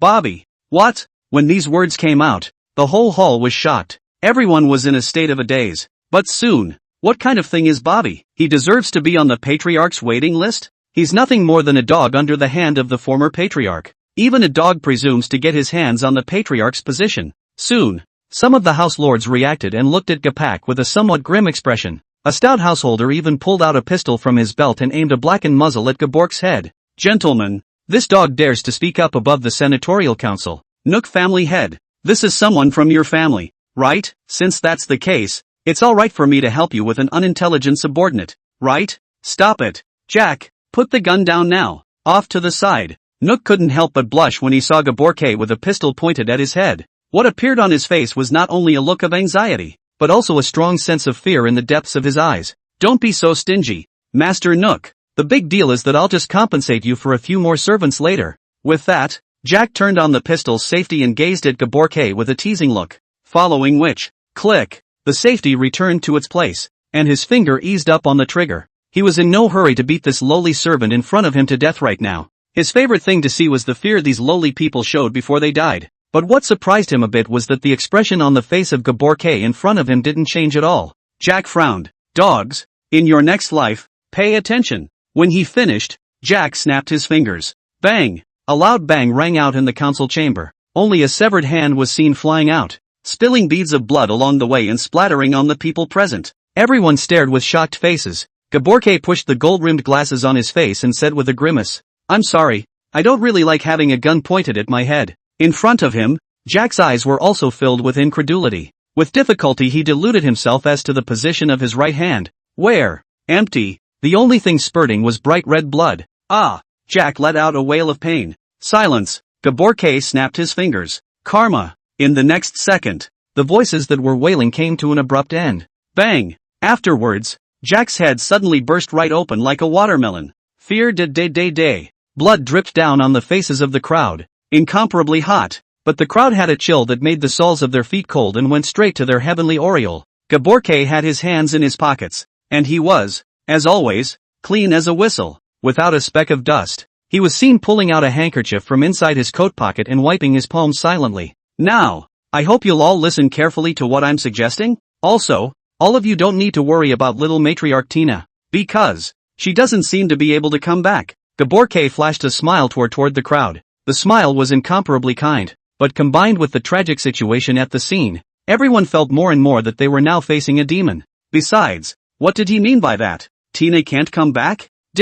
Everyone's minds were shaken. Ahem. At this time, a subtle coughing sound rang out, only to see that the 10th elder who was originally sleeping had woken up from his dazed state at some point. Everyone's hearts went cold. Another place. Tina relied on the night, slowly lurking towards a certain direction. The direction she was sneaking in was the opposite of where the Tina family was located. But Tina wasn't trying to escape. Tina understands. Now that the dark guards that his family had brought out were dead and wounded, the only power of the Tina family had now died out. Anyone who wasn't a fool would know that today was the best chance to overthrow the Tina family. Rushing back to the Tina family now would not help. The only way she could save her entire family from danger was to use other powers. And this only power that can save their family is the royal family. Somewhere in the capital of King Nicholas. Location of the Sanchez family. At this time, the Sanch family was in a state of extreme joy. Their patriarch, who led them to victory over the super family that had been entrenched in the country of Nichu for decades. The current Sanchi family was already the strongest family in the real world,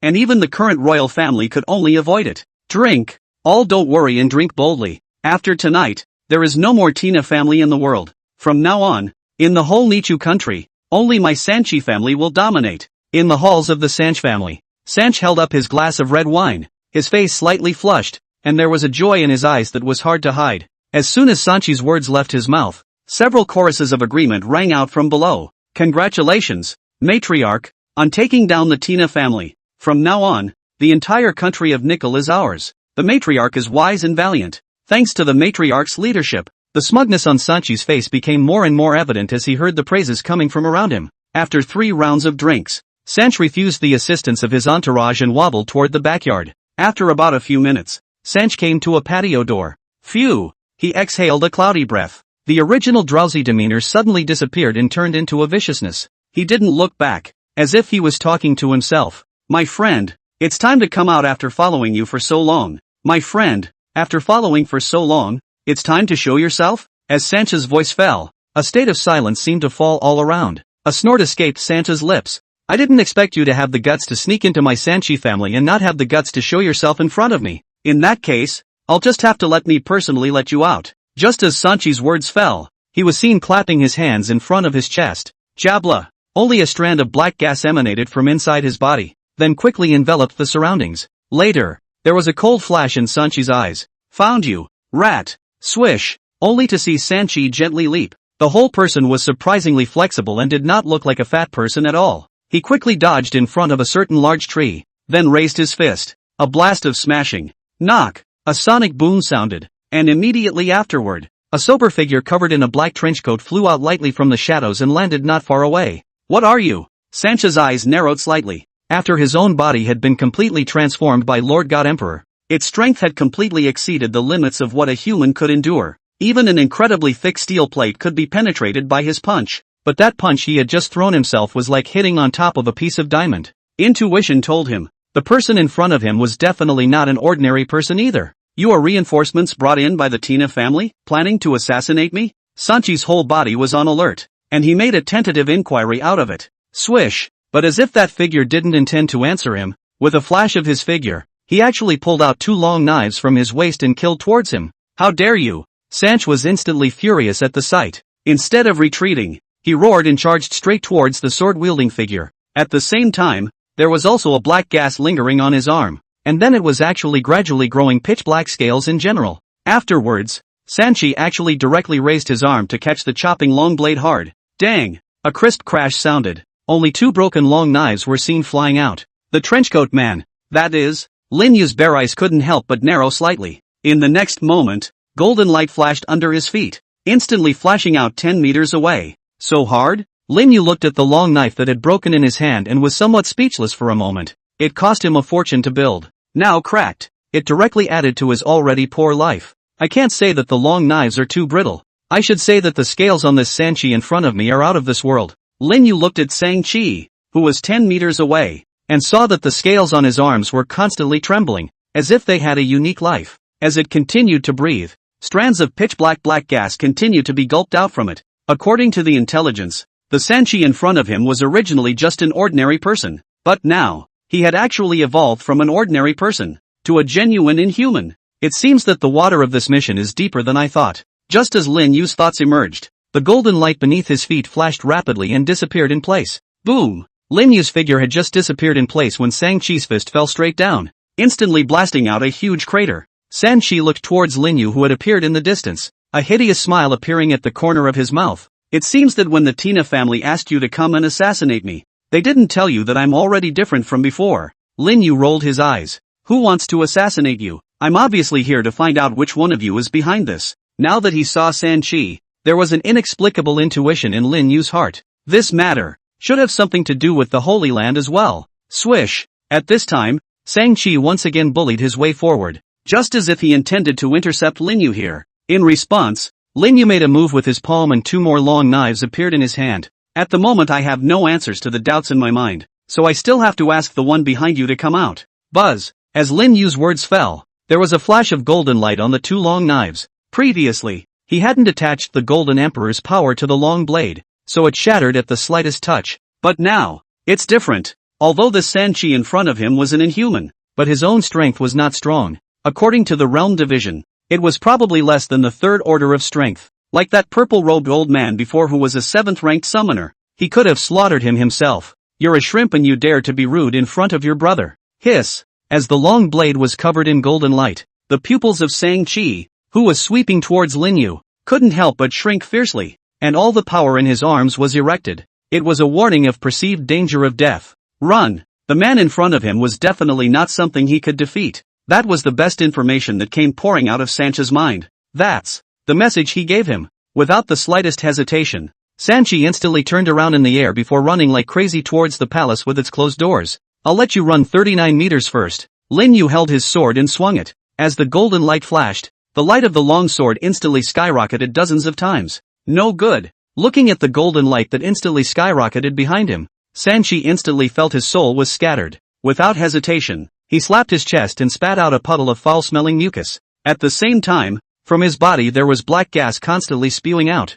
covering the surface of his body like black armor. Only from above that armor, an inexplicable and unsettling feeling welled up, and after summoning that layer of black armor, Sanchi's entire face was completely changed in a big way. Only his face was covered with hideous and ghastly veins that crisscrossed his face and wrapped his entire head, only exposing a pair of eyes full of killing, only to see Sanchi turn around without hesitation, an agonizing growl escaping from his throat as he slapped hard towards the golden light. At the same time, he hissed roaringly towards the inside of the palace. God's messenger help me. In the council chamber of the House of Tina, there was a strong smell of blood in the air. Everyone present was a figure who called the shots in the Nichu country, and could cause a major earthquake in the entire country by stomping his feet. However, at this moment, they all wore a look of horror, as if they were looking at the demons of hell, looking at the man with the gold glasses who was idly walking in the blood. Ahem. Originally, the 10th elder who was sleeping all the time. A few coughs broke the silence. The smile on Gabork's face condensed slightly, and then he actually walked around the round table and headed straight towards the 10th elder. At this moment, the hearts of those present couldn't help but raise their throats. They had just witnessed this man named Gaborke kill a family head with ease. If the 10th elder died in his hands as well, the entire Tina clan could be said to be ruined. But that scene just now had been deeply reflected in their minds. Even when this demon in front of them walked towards the 10th elder, none of the family heads present dared to act rashly. Ahem. The 10th elder awoke in a daze, and the first thing that caught his eyes was a rather handsome face. This face, it seemed as if I had seen it myself a long time ago. It seems, it was the day before he developed narcolepsy himself, just before he could continue to think much about it. Gaborke flashed a smile towards the 10th elder, and there were two swirling clouds turning vaguely inside his two eyes. Elder, there's no business for you here at the moment. You can rest first. Before the 10th elder could speak, his eyes instantly became dazed and confused, while his entire body also became dazed and confused and gradually fell asleep again. And before he closed his eyes, his two incredibly cloudy eyes became cloudier and cloudier. You, what have you done to the 10th elder? Gaborke slowly stood up straight. The several family heads behind him just couldn't help but feel a shock in their hearts. Gaborke said with unconcern, it's just a little hypnosis. Hypnosis? Could it be that the 10th elder becoming sleepy all these years is also because you? The crowd couldn't help but be shocked in their hearts. It was hard to believe that the 10th elder becoming so sleepy was also the means of this man in front of them. That would be downright scary if it was. For a while some of the family heads couldn't help but think of the drastic changes that occurred in the Tina family that day. Perhaps, a long time ago, the 10th elder had been controlled by this man in front of him. Everyone couldn't help but look at the Locke family head, who also had a look of horror on his face. It's a huge conspiracy. Shoo. At this time, Gaborke raised a finger to signal silence.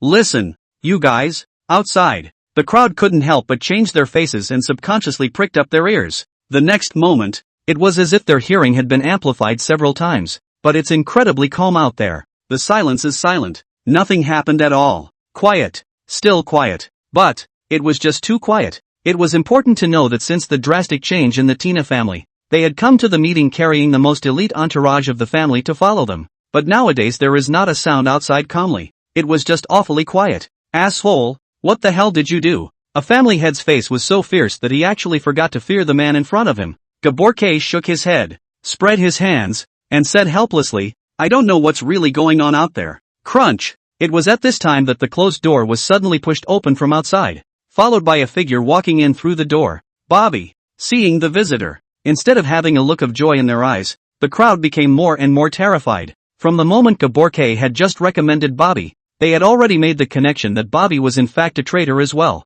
Bang! As if responding to what was on the minds of the crowd, with the sound of a gunshot, the head of the previous family head who shouted the loudest directly burst open like a watermelon. This time, however, it wasn't Gaborke who moved. Instead, it was Bobby standing in the doorway. Bobby. Seeing the visitor. Even though the family heads present had been forewarned, their hearts still could not help but tremble. Clan. Where's the clan chief? Nook couldn't help the sinking of his heart as he looked at Bobby in the doorway position. If Bobby had already betrayed the Tina family, then the matriarch she. Bang! Bobby didn't say a word, just a gentle wave. From right behind him a body was flung in. The corpse was riddled with bullet holes, and a look full of resentment lingered on its face. Tick! At the sight of the corpse, the faces of the people present could no longer hold their expressions. Tick! The commander of the Tina family's Dark Guards. His death also marked the total destruction of Tina's Dark Guards. It's over. It's completely over. I blame that son of a bitch Tina. If she hadn't summoned the Dark Guards out without authorization, how could the Dark Guards have been completely wiped out? That little bitch. She deserved to die. Some of the family heads slumped helplessly in their chairs and cursed like crazy, their faces filled with despair. Now, the only power they could count on was now being ruthlessly trampled on the ground by Bobby as well. The two family heads looked at each other, and then they actually kneeled down towards Bobby at the doorway without hesitation. We are willing to submit and fully recommend Bobby to become the new patriarch of the Tina family. Gaborke was on the sidelines, nodding his head. Not bad. Those who know what's good for them are the ones who know what's good for them. With these two leading the way, the remaining family heads also immediately reacted, kneeling down in unison towards Bobby. Nowadays, they have no choice. If they do not submit, only death awaits them. In the face of the defection of these Tina family lords, Bobby did not say anything, but instead looked an inquiring gaze at Gaborke. The latter lightly pursed his lips, then spoke. The Tina family still has a great influence in the Nicho country, and there is a large population involved. These people are wasteful, but their utilization value is still great. You did a good job on this one. A fawning smile instantly appeared on Bobby's face. Coronation Gaborke. These are all the machinations of Matriarch Sanchi, and I was merely the first to stand on the right side of the line. Gaborke smiled and nodded. Without your news, it would still be difficult to eliminate the backbone of the Tina family overnight. After things are taken care of here, I'll personally introduce you to my god. Bobby lowered his head, and there was an undisguised look of ecstasy welling up in his eyes. The god in Gapak's mouth is where Sanchi is taken out of the realm of the ordinary overnight. As long as one gained his appreciation, one's self would soar from then on. Bobby could no longer contain his excitement at the thought. Then, straight away, he knelt down towards Gaborke. Kneel and thank Coronet Gaborke. Gaborke laughed, a flash of teasing in his eyes, and just as he was about to speak, in the next moment, his cheeks, which were originally bland and with a smile on them, stiffened. A terrifying aura instantly tilted out from inside his body. Bang! Before the people present could react, they were all instantly suppressed by that terrifying aura. Gaborke slowly raised his head and gazed into the distant sky. Coronet, what are you? Bobby lifted his head with difficulty, and inquired, trembling. He was the closest, and the aura almost crushed the bones in his entire body. With his hands behind his back, Gaborke walked slowly toward the outside of the hall. You move on to the next thing. Sanch just died and I have to go back. Hiss. Upon hearing Sanchi's death, Bobby, who was kneeling on the ground, couldn't help her pupils from shrinking hard. In the next second, an uncontrollable excitement was instantly surging up his heart. Dead. Sanch is actually dead. The terrifying aura gradually dissipated, and after kneeling on the ground for 2 minutes and 3 minutes, Bobby slowly stood up from the ground. He picked up his pistol and his eyes flicked over the house lords on the ground, a grim smile appearing at the corners of his mouth. Gentlemen, next, it's time to settle old scores with you. Gaborke walked down the avenue. Each time he was just taking a step forward, but the next second, he appeared 100 meters away. Gabork's brow furrowed, because in the moment just now, he sensed the seed that God had planted in Sanchi dissipate. There is actually a way to break the seed given by God in this world. Although it's just a test subject, you actually dared to destroy the seed of my god. Gapak's body gradually had a rich killing intent flowing out, and a black scale was slowly erected from his body. 1 minute. Gaborke appeared in the midst of the Sanch family, smelling the smell of alcohol wafting in the air, already lying on the ground across the floor. Huffing and puffing the black-clothed men, Gaborke couldn't help but show a touch of disgust on his forehead. Dirty human. Gaborke flexed his fingers. A puddle of foul-smelling goo then shot out from his fingers, then quickly dripped down onto the faces of those black-clothed men. Barely. The next second, something beyond horrible happened, only to see a large amount of black chi immediately emerge from those black-clothed men, which then wrapped their entire body in a ball. After the black gas lingered, those black-clothed people turned into white bones without even screaming. It looked as if the flesh and blood had been hardened and corroded away. Those white bones didn't hold out for a moment, and were also corroded by the black gas as much as possible. Phew! Gaborke then gave a gentle suck. Those black gases were then sucked into his mouth, and as the black gases entered his body, a touch of emerald green color gradually condensed in the depths of Gabork's eyes. After doing so, Gaborke took out his handkerchief and wiped the corners of his mouth. It's so delicious. I'd love to kill the entire city if it weren't for my god's grand plan. The emerald green color in Gabork's eyes gradually suppressed. His eyes then looked over to the trench-coated man sitting on the palace. Gaborke slowly spread his hands and smiled. How's that for tact? Lin Yu pulled out his ears and shrugged. I have to say it's a waste of time for you not to be a master at the crematorium. What a great ability. With you on board, the gas is saved. Gaborke wasn't angry either. Sanch, did you kill him? Lin Yu stood up, took out the 2 long knives at his waist, and raised an eyebrow towards Gaborke. You guess? Gaborke reached up and fiddled with the bangs that had fallen out of his forehead a few times, the corners of his mouth turning up slightly. Very well, stranger. You have succeeded in enraging me. Lin Yu skimmed his lips. If the anger value is full, you should hurry up and transform. Gabriel, asshole. Gaborke reached out towards Rinyu and shook his hand. Instantly, a stream of fishy-smelling black gas gushed out from Gabork's body like a spring. Lin Yu subconsciously covered his nose. It stinks. Don't you even shower? Swish. The black chi coalesced in midair and then turned into a black torrent that swept straight towards Lin Yu's location. Lin Yu leapt, and with the help of gravity fell lightly to the ground. Swish! Between the flashes of golden aura on the twin swords, it caused Gaborke to frown. Just in this one gap, Lin Yu's entire person also swept out like a stringed arrow. The hands waved, and there seemed to be a cool ripping sound. Gabork's fingers curved up slightly, and a black gas coalesced right at his fingertips, eventually forming a thumb-sized black gas pellet. Phew!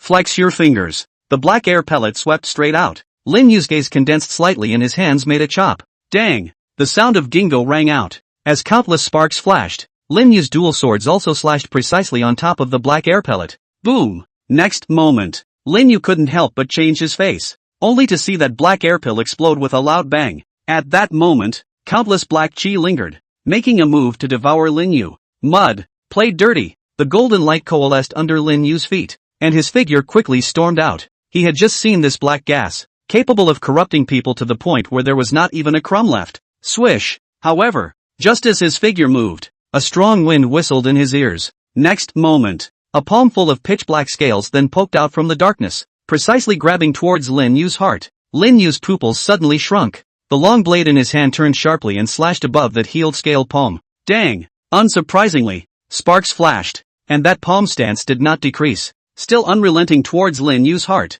as if it wanted to grab out the latter's heart in general. Lin Yu quickly changed his chop into a block, blocking the long sword in front of his chest. Bang! Next, the pitch-black palm slapped on top of the long blade, while Lin Yu's body smashed into the pavilion, collapsing several walls. The black aura dispersed, and Gaborke silently withdrew his palm without the slightest bit of excitement on his face. He stared intently at the wall that had become a ruin, and there was a slight surprise in his eyes. It actually blocked it. Boom! As if to confirm Gabork's words, a golden light flashed up from the ruins. Shoo shoo shoo! Instantly, countless debris came crashing down towards Gapak. With a wave of Gabork's hand, countless black gases erupted, corroding the rubble cleanly. Just as Gaborke was seriously alert to the center of the ruins. Thump! A sound of an arrow feather leaving the string rang out, only to see a golden arrow feather accompanied by debris, swept sharply straight towards his face. Gabork's pupils couldn't help but shrink. Boom! A loud explosion resounded from the hillside location, the depths of the palace. Tina sat in her chair, expressionless, wondering what she was thinking. In front of her, an old blonde man, probably in his 60s or 70s, sat on a throne. his face a bit torn. This old man was none other than the contemporary king of the Nicho kingdom, Crossbow Biku. Rubbing his temples, Crossbow Beecher looked at the woman sitting in front of him, and after half a dozen torn moments, he finally said, "Tina, can you confirm that what you're saying is true?" Tina lifted her head and nodded seriously. "Your Majesty King Crossbow Bichon, the Sanchi family is not a loyal dog like it used to be, it is now a wolf. It's our Tina family now, but its next target will be your royal family. If you, Your Majesty, remain aloof, then the entire country of Nechu will end up in the hands of Sanchi." Crossbow Bichu sniffed and said with incomparable bitterness, "Of course I know that what you say is the truth, but Tina, do you know? The strength behind Sanchi is not something we can fight against by joining forces. Do you know about your father, and the patriarchs of your clan? In one night, they were able to kill them silently. This power is so strong that even I feel incomparable palpitations." Tina stood up and stared at Crossbow Bichu, who was sitting on the throne, and said, "That's why now is the best opportunity. The last of our family's secret guards have been eliminated by Sanchi, and he must be very excited right now. So we're just going to use this opportunity to take him by surprise. Your Majesty, if you miss this opportunity, then Sanchi will definitely outlaw you eventually." Unbridled, the crossbow bishop sniffed in anger and slammed his scepter down hard on the ground. Swish! At once, a group of guards came out from all sides, lances in hand, and surrounded Tina. All it would take is a command from His Majesty, and Tina would be dead on the spot, facing the pitch-black gun muzzles aimed at her from all around. Tina took a deep breath and looked with pleasure at the old man sitting on the throne. "Stand down." The crossbow bishop waved his hand. "Yes." The surrounding guards led the order and disappeared into the middle of the hall once again, but Tina knew that there were an unknown number of snipers in the shadows aiming for her right now. As long as he made the slightest move, he would absolutely die on the spot. Crossbow Bishop leaned himself back in his chair, his cloudy eyes vaguely glittering with a refined aura as he wondered what he was thinking. But Tina was secretly relieved. The fact that the king hadn't killed himself proved that he had intended to take his word for it. A king who had ruled the country of Nechu for a full 60 years would never allow his power to be tainted by outsiders. This is the king of the land of Nicholas. Sure enough, the air was probably still for about 2 or 3 minutes or so. Crossbow Bishop opened his eyes, and at this moment, the cloudy color in his eyes disappeared and he became incredibly determined. The royal family cannot be outlawed, and the honor of my house of Nunbichu will never allow anyone else to get their hands on it. His eyes then went to Tina. "Tina, tell us your plan. Tina, detail your exact plan." A hint of essence flickered vaguely in Nubishu's otherwise cloudy eyes. He ran his hand over the scepter, and a flickering smile gradually appeared on his pale cheeks. Tina let out a thick breath in her heart even after she received an affirmative answer from Nubishu.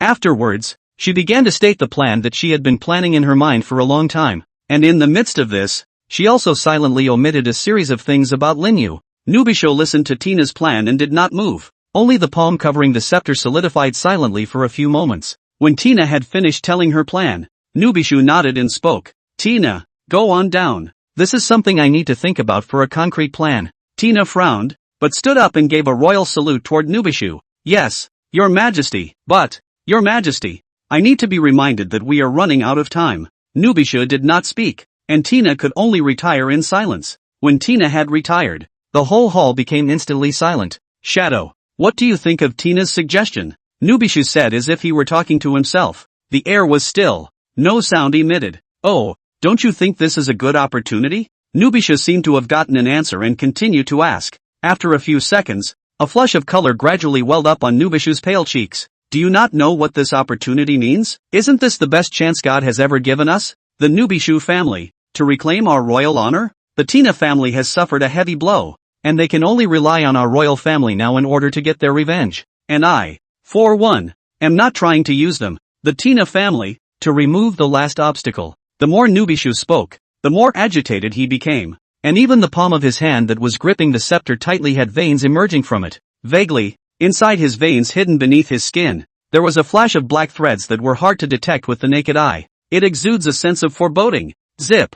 Something like an electric current sound resounded in the hall. The agitated Nubishu was also gradually calming down, and both eyes returned to their cloudy state once again. "Thank you, Shadow." Nubishu gazed into the distance. "This is the best opportunity. After this night, we, the Nubishu family, will be back in charge of the Nichu kingdom, become the only that deserves it. King."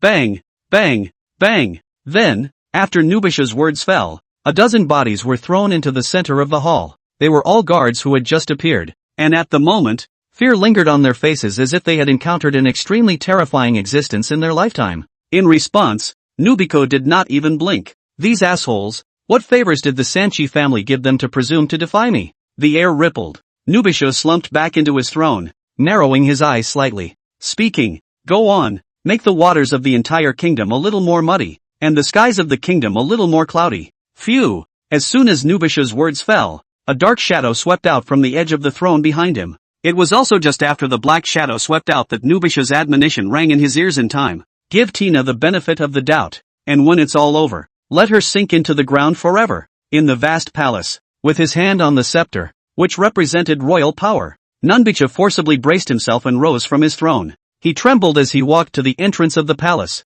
leaning his entire body against the doorframe, looking down at the royal capital below, which had long been lit up with 1,000 lights. He couldn't help but sigh out with emotion. The royal capital, under a seemingly peaceful atmosphere, there are undercurrents surging everywhere, whether outside or inside these palace walls. There is no one who doesn't covet the throne at all times. This is my last chance. I'm going to use this opportunity to clear the last obstacle for the crossbow Bichuan family. The crossbow bishop leaned against the doorframe, his clouded gaze looking out into the distance. Boom! Suddenly, not far away, the sky seemed to shimmer with a hint of golden light. Immediately afterward, a loud explosion rang out. The level of its roar could be clearly heard even from the royal palace, which was located on the easternmost side of the royal capital. At that moment, the originally deposited royal palace instantly became incredibly noisy. What's going on? Where was the explosion? What was that golden light just now? Go protect His Majesty. Quickly go and identify the source of the explosion. In the face of the surrounding noise and clamor, the crossbow bhikkhu was as if he had not heard it, his eyes still gazing into the distance. Over there, have they already exchanged blows? The Sanchez family seat. The originally magnificent and incomparable temple was now only left with some broken walls, surrounded by debris and thick smoke. Lin Yu stood on a cracked stone pillar, holding a large golden bow in one hand, while the other kept dropping his hand to dispel the dust around him. Blah, blah, blah, blah. It's so hard to be buried under a rock. You're almost full. Kaka. Not far away, there was a sound of breaking stones. Then a woefully out-of-shape Gaborke came out of a crack in the stone. At this point there wasn't a single intact spot on Gabork's body. The original neat and unrivaled tuxedo now only had a few pieces of fabric left to cover his private parts, and his body was also covered with Huada's wounds. And in the position of his right hand, which was completely vacant at the moment, dark and unsettling blood was constantly gushing out from his wounds. One of Gabork's arms was actually blown off by Lin Yu in a hard blow, and at the wound, a wisp of golden flame was burning non-stop, and as soon as the golden flame came into contact with the pitch-black blood, a huge smoke erupted, and then the two dissolved as much as they could. The golden flames were hindering Gabork's ability to repair his injuries. Although the injury was so severe, it was easy to see that the wounds Gaborke received all over his body were only superficial. Lin Yu couldn't help but deflate his mouth when he saw this. These guys' skins are really hard. A super small De Yi's arrow actually couldn't penetrate his turtle skin. Gaborke lowered his head and looked at his empty right arm. For a while there was a prevailing anger and fear in his eyes that kept coming out. What was that arrow feather just now? At that time, he was able to truly feel that when that golden arrow feather appeared, his entire body's blood trembled. However, compared to the scorn and fear, the fact that he had been put into the sorry state by the man in front of him was what made his heart and soul furious. Worm, you've managed to piss me off. Gaborke slowly stood up straight. I don't know what secret method he used. Bang! Only an explosion could be heard, only to see Gabork's only remaining left hand also instantly burst apart. Bang! Bang! Bang! Not only that, but as explosion after explosion rang out, only to see both of Gapak's legs, as well as his entire body, burst apart at once as well. What the hell kind of airplane? Lin Yu frowned and raised the golden bow in his hand, making a gesture towards Gapak to shoot another arrow. This Great Yi's arrow was extremely consuming, and with one's current strength, one was barely able to force out 3 of them. After shooting 3 of them, one's entire body would be so depleted that one would probably not even have the strength to run away by then. So, if things don't go right later on, system, you should hurry up and take me on the run. The purpose of this time is just to test the waters. There's no need to really fight for my life. Buzz off. After all of the torsos exploded, the blood didn't clear out in all directions, but instead floated in mid-air. Roar! With a deep and low hissing sound, those blood floating in mid-air boiled all of a sudden, and then quickly fused together to form a huge and incomparable blood mass. The blood clusters rapidly expanded and actually directly enveloped the entire mountain. It was a good thing that the Sanch family was nestled in the peaks of a remote suburb, This would have caused quite a mutiny in the middle of the city. Coo. The blood mass tossed and turned, and a piece of fishy and rotten flesh kept growing out of the top of the blood mass. Day your mom. The skill of pouring out your appetite. Lin Yu had a vicious chill. His fingers loosened, and a golden arrow feather was once again shot out by him. Phew! The golden arrow feathers reached the edge of the blood mass in the blink of an eye, following which, barely, golden arrow feathers swept by, leaving behind countless golden flames. At once, mournful roars resounded continuously. The blood clusters were continuously burned by the golden flames, and within moments, they had actually shrunk by 1/10. Lin Yu frowned. Good fellow, did the power of an arrow shot out by himself intelligently make this blood mass shrink by 1/10 of its size? Lin Yu knocked on his head. System, work. I capsule a do now? Originally thought the trial was a pioneer, but the other side this is directly the main commander top da. Ding, system alert. The current enemy is awakening a certain will by sacrificing his body and soul. The system evaluates this will as extremely dangerous. Will? Rinyu froze? Means also invoking God? Oh? Ding, it can be interpreted like this. 3 choices are currently selected for the host. First, the host fights his way to his full strength to shoot another arrow, consuming another 1/10 of him, before collapsing to the ground. The end result. Pawn. Second, directly open a big move, invite DE to appear, give him a second with an arrow, and then the spirit is directly crushed by the aftereffects brought by invoking God, immediately demented. The end result. Pawn. Third, run away. Detecting that the surroundings have changed drastically, the host has a 0.0000001% chance of running away. Final result. Pawn. In summary, the host is dead this time. The system is in the process of unbinding in an orderly manner. Rinyu. The corner of Lin Yu's mouth twitched. Would it kill you to say something fucking human? Lin Yu looked at the blood mass that kept growing out of his flesh and blood, and for a moment, he was also a bit tingling. The last time I was pulled into the illusion by that stinking bat it wasn't even this raw. What is this guy inviting? And, why don't you talk about the rules of the Jianghu? The moment you make a move, it's a big move that directly sacrifices his body and soul. System, don't play dead either. Hurry up and think of a solution to the immediate predicament. Ding, parsing in progress. 1%. 1.00001%. Lin Yu directly closed the system interface. At this parsing speed, it was estimated that he had already reincarnated into a Hanyu 18 years later. Lin Yu pulled out 2 knives from his system space and looked at the meatball not far away. From amongst which meatball, Lin Yu vaguely saw a pitch-black beast coiled in the middle of heaven and earth. That giant beast was covered in pitch-black scales and was immense, supporting itself between heaven and earth. The shape of a cow, hornless, 1-footed. At this moment, he seemed to sense something and also slowly turned his gaze to Lin Yu's side. In a world where there's only night and no day, a behemoth shaped like a bull is perched on the rolling hills. Its body was covered in pitch-black scales, and the only foot under its abdomen touched the earth, staining it a pitch-black color. An unsettling aura constantly emanated from his body, constantly eroding the surroundings. It's, Lin Yu's eyes widened, shaped like a cow, 1-legged. This is legendary. Kuei. In the classic of mountains and seas, there is a record of this beast that is shaped like a cow and has only 1 foot under its belly. So this thing is the god they believe in? And this is himself being pulled into the midst of his world. Lin Yu tried to move his body, but he was surprised to find that the air around him was like he was stuck in mud, and he couldn't move at all. So difficult. Suddenly, Lin Yu's mind shook violently. Only at a certain moment, Kuei's gigantic head suddenly turned slowly, and his gaze was projected towards Lin Yu's location. As the Kuei turned, the entire muddy heaven and earth began to vibrate violently. In that instant, a terrifying feeling of unease instantly crushed towards Lin Yu's body. Knock! Just at the moment when Kuei's gaze was about to collide with Lin Yu's body, a loud bell chimed. At the same time, in Lin Yu's mind, urgent alarms were constantly beeping. Ding, ding, ding. An extremely terrifying unknown authority has been detected attempting to erase the host through the consciousness. The system opens to protect the host. Ding, ding, ding, ding, ding, ding, ding, ding, ding, ding, ding, ding, ding. In the process of urgently removing the ominous authority, elimination failed. The system's current level is low. Trying to re-eliminate in. Failure, failure, successful elimination. The moment, the darkness seemed to fall into silence, and his gaze, too, fell into a momentary stagnation. Knock. As the system's urgent beep sounded, Lin Yu's consciousness gradually returned to itself. Crap. As soon as his consciousness returned to his physical body, Lin Yu couldn't help but exhale a sharp breath of cold air. He looked around urgently. Halfway up the mountain. Exactly. The Sanchez. That's right. 2. The meatball in midair. Still there. 2.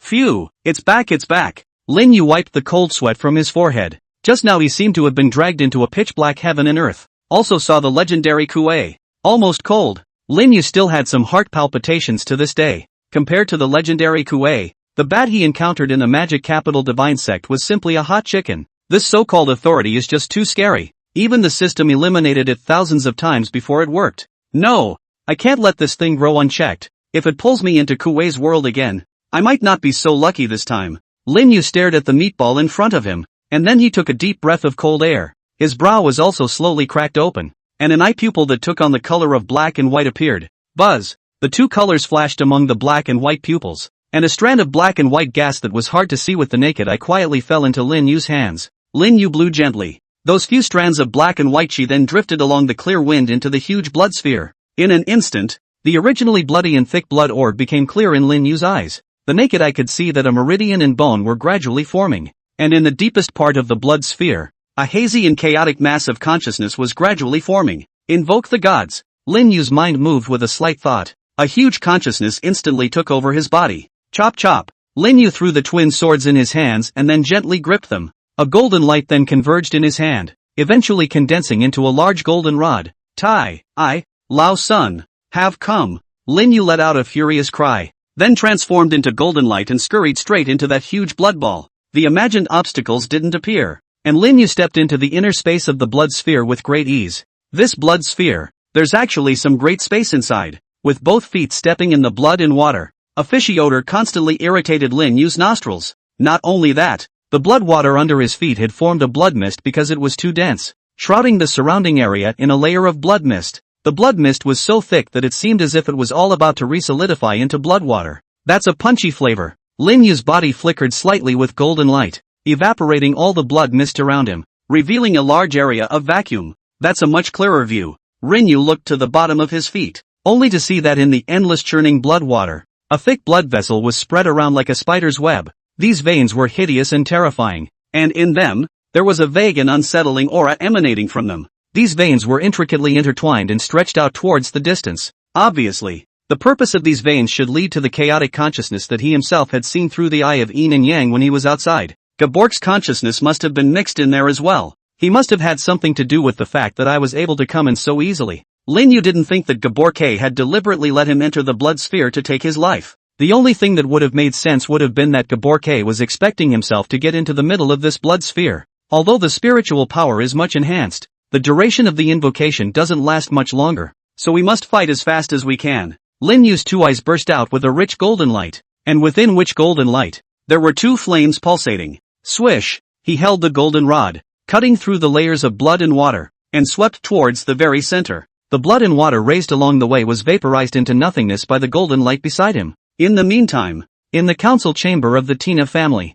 Bobby sat on the first seat, his shadowy gaze constantly glancing around the crowd of house lords below who didn't dare to take a breath of air. Next to them were several corpses in a miserable state of death. The few surviving family heads had cold sweat constantly running down their foreheads. They were, at the moment, complete fish to be slaughtered in Bobby's hands. Family heads, how's the consideration going? At some point, Bobby finally spoke up. He wiped the blackened barrel of his gun and said expressionlessly, "As long as all the family heads are willing to submit to me, Bobby, and offer up the location of the Tina family's hidden treasure, all family heads will still be able to be under one person and above 10,000 after today." Gollum. All of these people couldn't help but swallow a mouthful of saliva. The Tina family's treasure location was the location of the entire Tina family's hundreds of years of savings, including external looting as well as internal collection. There are untold riches, and the seat of that wealth is in the hands of all the heads of the Tina family. This Bobby, to his surprise, was eyeing the entire Tina family fortune. Some of the family heads originally wanted to break out in curses, but once they calmed down a little, they realized that they were now in a position where they couldn't do anything about it. If he didn't hand over the treasure map today, I'm afraid that he would die even worse than them. Currently Bobby wasn't on a killing spree, simply because the deaths were only of a few house lords whose status wasn't central. Seeing the faces of the family lords, Bobby rubbed his brow and said, "Family lords, why do you need to be obsessed? There's an old saying in the Yellow Kingdom that says that those who know what's good for them are good at what they do. What's there to be loyal to in a Tina family that's already been destroyed? Gentlemen, You need to look long-term. With that, his gaze became fiery. Do you know what kind of character that lord was just now? He has already departed from the realm of ordinary people and is a true divine servant. Do you know why the former matriarch of Tina and others all died violently overnight? Let me reveal a little bit of information to all of you. That was only the tip of the iceberg of strength that His Excellency displayed. Ladies and gentlemen, mortals will eventually become skeletons and wind up fading into the world without leaving any traces. But if there is a way to live forever, then are those so-called riches still important? Bobby's gaze flowed, and those house lords who were originally lying down seemed to sense something, and all of them couldn't help but slowly raise their heads. Only Bobby, who was sitting on the chair, was seen, and at the moment his pupils had turned into an inverted form. Vaguely, it seemed that a faint figure could be seen inside constantly. The people present are not fools. They naturally know that what Bobby said may have an exaggerated component. But they had clearly seen earlier that the man named Gapak had resisted the bullets hard and had crushed a living human being with a wave of his hand. It was as if, in their eyes, they had already left the realm of ordinary people. Some of the family lords' gazes kept turning, and it was clear that they had been impressed by the conditions given by Bobby. It's a dead end to follow the Tina family now anyway, so why not hand over the location of the hidden treasure? I think so, even if Bobby and the others have extraordinary means, but at this stage of turmoil, they still need us to stabilize their hearts. If we don't hand over the location of the treasure, what awaits us is probably torture. Some of the family heads had already started talking as if no one else was around. As the conversations around them rang out, some of the other family lords who still wanted to continue to hold out couldn't avoid starting to waver inwardly. In the end, Nook, who was the most honorable, clenched his teeth, looked up at Bobby, and said, "Bobby, can you make sure that after we hand over the treasure map, we can still stay alive?" Bobby nodded. Of course. It's a dictate from that lord himself. In that case, Nook looked at the back of the householder and said, "Everyone, all serious situation." With Nook's leading behavior, the remaining housemasters finally had reason prevail, and they all stated that they were willing to hand over the treasure location. Seeing this, Bobby couldn't help but let a small smile appear at the corner of his mouth. Why don't you just kill all these idiots? These are the things that lord has explained. The Tina family's wealth is substantial. These idiots. And there's still some use for them. When this is done, I'll be able to truly become an existence that serves my God. Such a supreme honor. This bastard Sanchi really deserves to die. Bobby's mouth curled. It was just that the servant who had become a god one step ahead of himself was actually using him as if he were a wild dog. Now that Sanchi's dead, then the only person who can be a servant of God now is him. At the thought, Bobby couldn't help but widen the curve of the smile at the corners of his mouth by a few points. Hiss. Just then, the pupils in Bobby's eyes violently turned into inverted vertical shapes, and his entire body quickly tilted to the side. Bang! Just a moment after Bobby fell, the chair he had been sitting in before was blown to smithereens by a bomb directly in front of him. The powerful impact directly blew Bobby's entire body out. What man! Although he barely dodged the vital parts, countless pieces of wood debris also stabbed hard into the top of Bobby's body, making his entire body look wretched. Now Bobby was shocked and angry. Now there was actually someone who dared to make a move on himself here. Where are the people outside? Where are they all? Bobby bellowed toward the door. Outside the door, he had clearly left hundreds of people to receive him. So how is it that now that he was attacked, there was no movement at all? And those family heads were also shocked by a sudden scene that caused them to live in a submarine bag. This scene, how it was so similar to just now. Phew! The reflected light of a sharp blade flickered. Bobby's heart immediately grew alert, and his body quickly rolled to the side like a roller. Pust! A red line of blood blossomed quietly, and Bobby, who had rolled to the side, turned pale in an instant. His gaze was fixed on his blood-covered right hand. In just one photo, his own right hand was actually wasted. Just what kind of person is it that dares to make a move on me? Aren't you afraid to bear the wrath of that lord? Bobby roared madly into the air. The air was still for a few seconds. Then an icy voice rang out from behind Bobby. "I'm sorry, but I've been given a mission that simply requires your life. I'm sorry, but the mission I was given just needed your life." Hearing the voice ringing out behind him, Bobby couldn't help but shudder as a coldness surged from the soles of his feet right into his heart. This asshole. With that out of the way, Bobby gritted his teeth. "If you want my life, I'm afraid you don't have the chance." After saying that, Bobby's eyes crossed, and a look of madness actually appeared in his eyes. He then reached for his chest and actually fished out a series of grenades tied together directly from his arms. "All of you, go to hell." With a scowl on his face, Bobby actually pulled the fuse straight out and then threw it toward the middle of the conference hall. No good. Tina saw this and rolled toward the door without hesitation. No. On the other side, seeing this scene, Those family heads were immediately scared out of their wits. Without waiting for them to react, boom, boom, boom, a loud sound accompanied by terrifying sparks rang out. The entire courtyard was suddenly turned into a sea of fire. The terrifying wave of air bounced Tina's body straight away, sending her smashing hard into the wall. After a long time, Tina struggled out of the wall with great difficulty, her eyes filled with fear as she looked at the council chamber that had been reduced to rubble. Bobby the Crazy, pussed. Beside Tina, a muffled grunt suddenly sounded, and then a figure quietly emerged. The moment that silhouette just surfaced, it couldn't help but spray out a mouthful of blood. There was also a scornful look in his eyes as he looked at the ruins of the rolling sea of fire. Unexpectedly, that guy was so crazy that he even went so far as to pull in the crowd to be buried with him. He, the Shadow Slayer of the royal family of Nubishu. It's been hidden in the darkness. Over the years, he had handled assassination missions for the king, a presence as an inhuman and one of the royal family's assassins. I just didn't expect that this originally easy mission would be met with a crazy character. But thankfully, it's all over. At that thought, Shadow's gaze slowly looked over to Tina, who was struggling to stand, a murderous intent flowing from her eyes. Now that the Tina family's top brass is basically all but wiped out, His Majesty Nubishu's occasion to drive out the tiger and swallow the wolf may be laid to rest. Then shouldn't he or she make a little choice, since both forces are already completely uneven? So, the Shadow gripped the dagger in his own hand. The killing intent in his eyes gradually solidified. Let's look for another plan after we've finished with the Tina family once and for all. With that thought, the Shadow's body gradually became illusory, and he, himself, quietly approached towards Tina. Boom! But just the next moment, a loud noise came from the sea of fire. The Shadow's advancing pace froze, and his gaze couldn't help but look toward the sea of fire. In the next moment, both his and Tina's pupils shrunk at the same time. That is, only in a sea of fire and ruins, an arm full of pitch-black scales violently stretched out from it. Then, a terrifying demonic creature shrouded in black aura gradually stood up from the middle of the sea of fire. It was an incomparably ugly monster with pitch-black pus spreading all over its body. Snap! At a certain moment, a pustule ruptured and oozed out foul-smelling black water. The mere smell of it makes you sick to your stomach. What kind of monster is this? Shadow's gaze widened, sparing him a gulp. Through the place wrapped in countless hideous pitch-black veins, it was vaguely recognizable as a human face. Bobby. Tina couldn't help but feel a little numb at the sight of that face. Tina.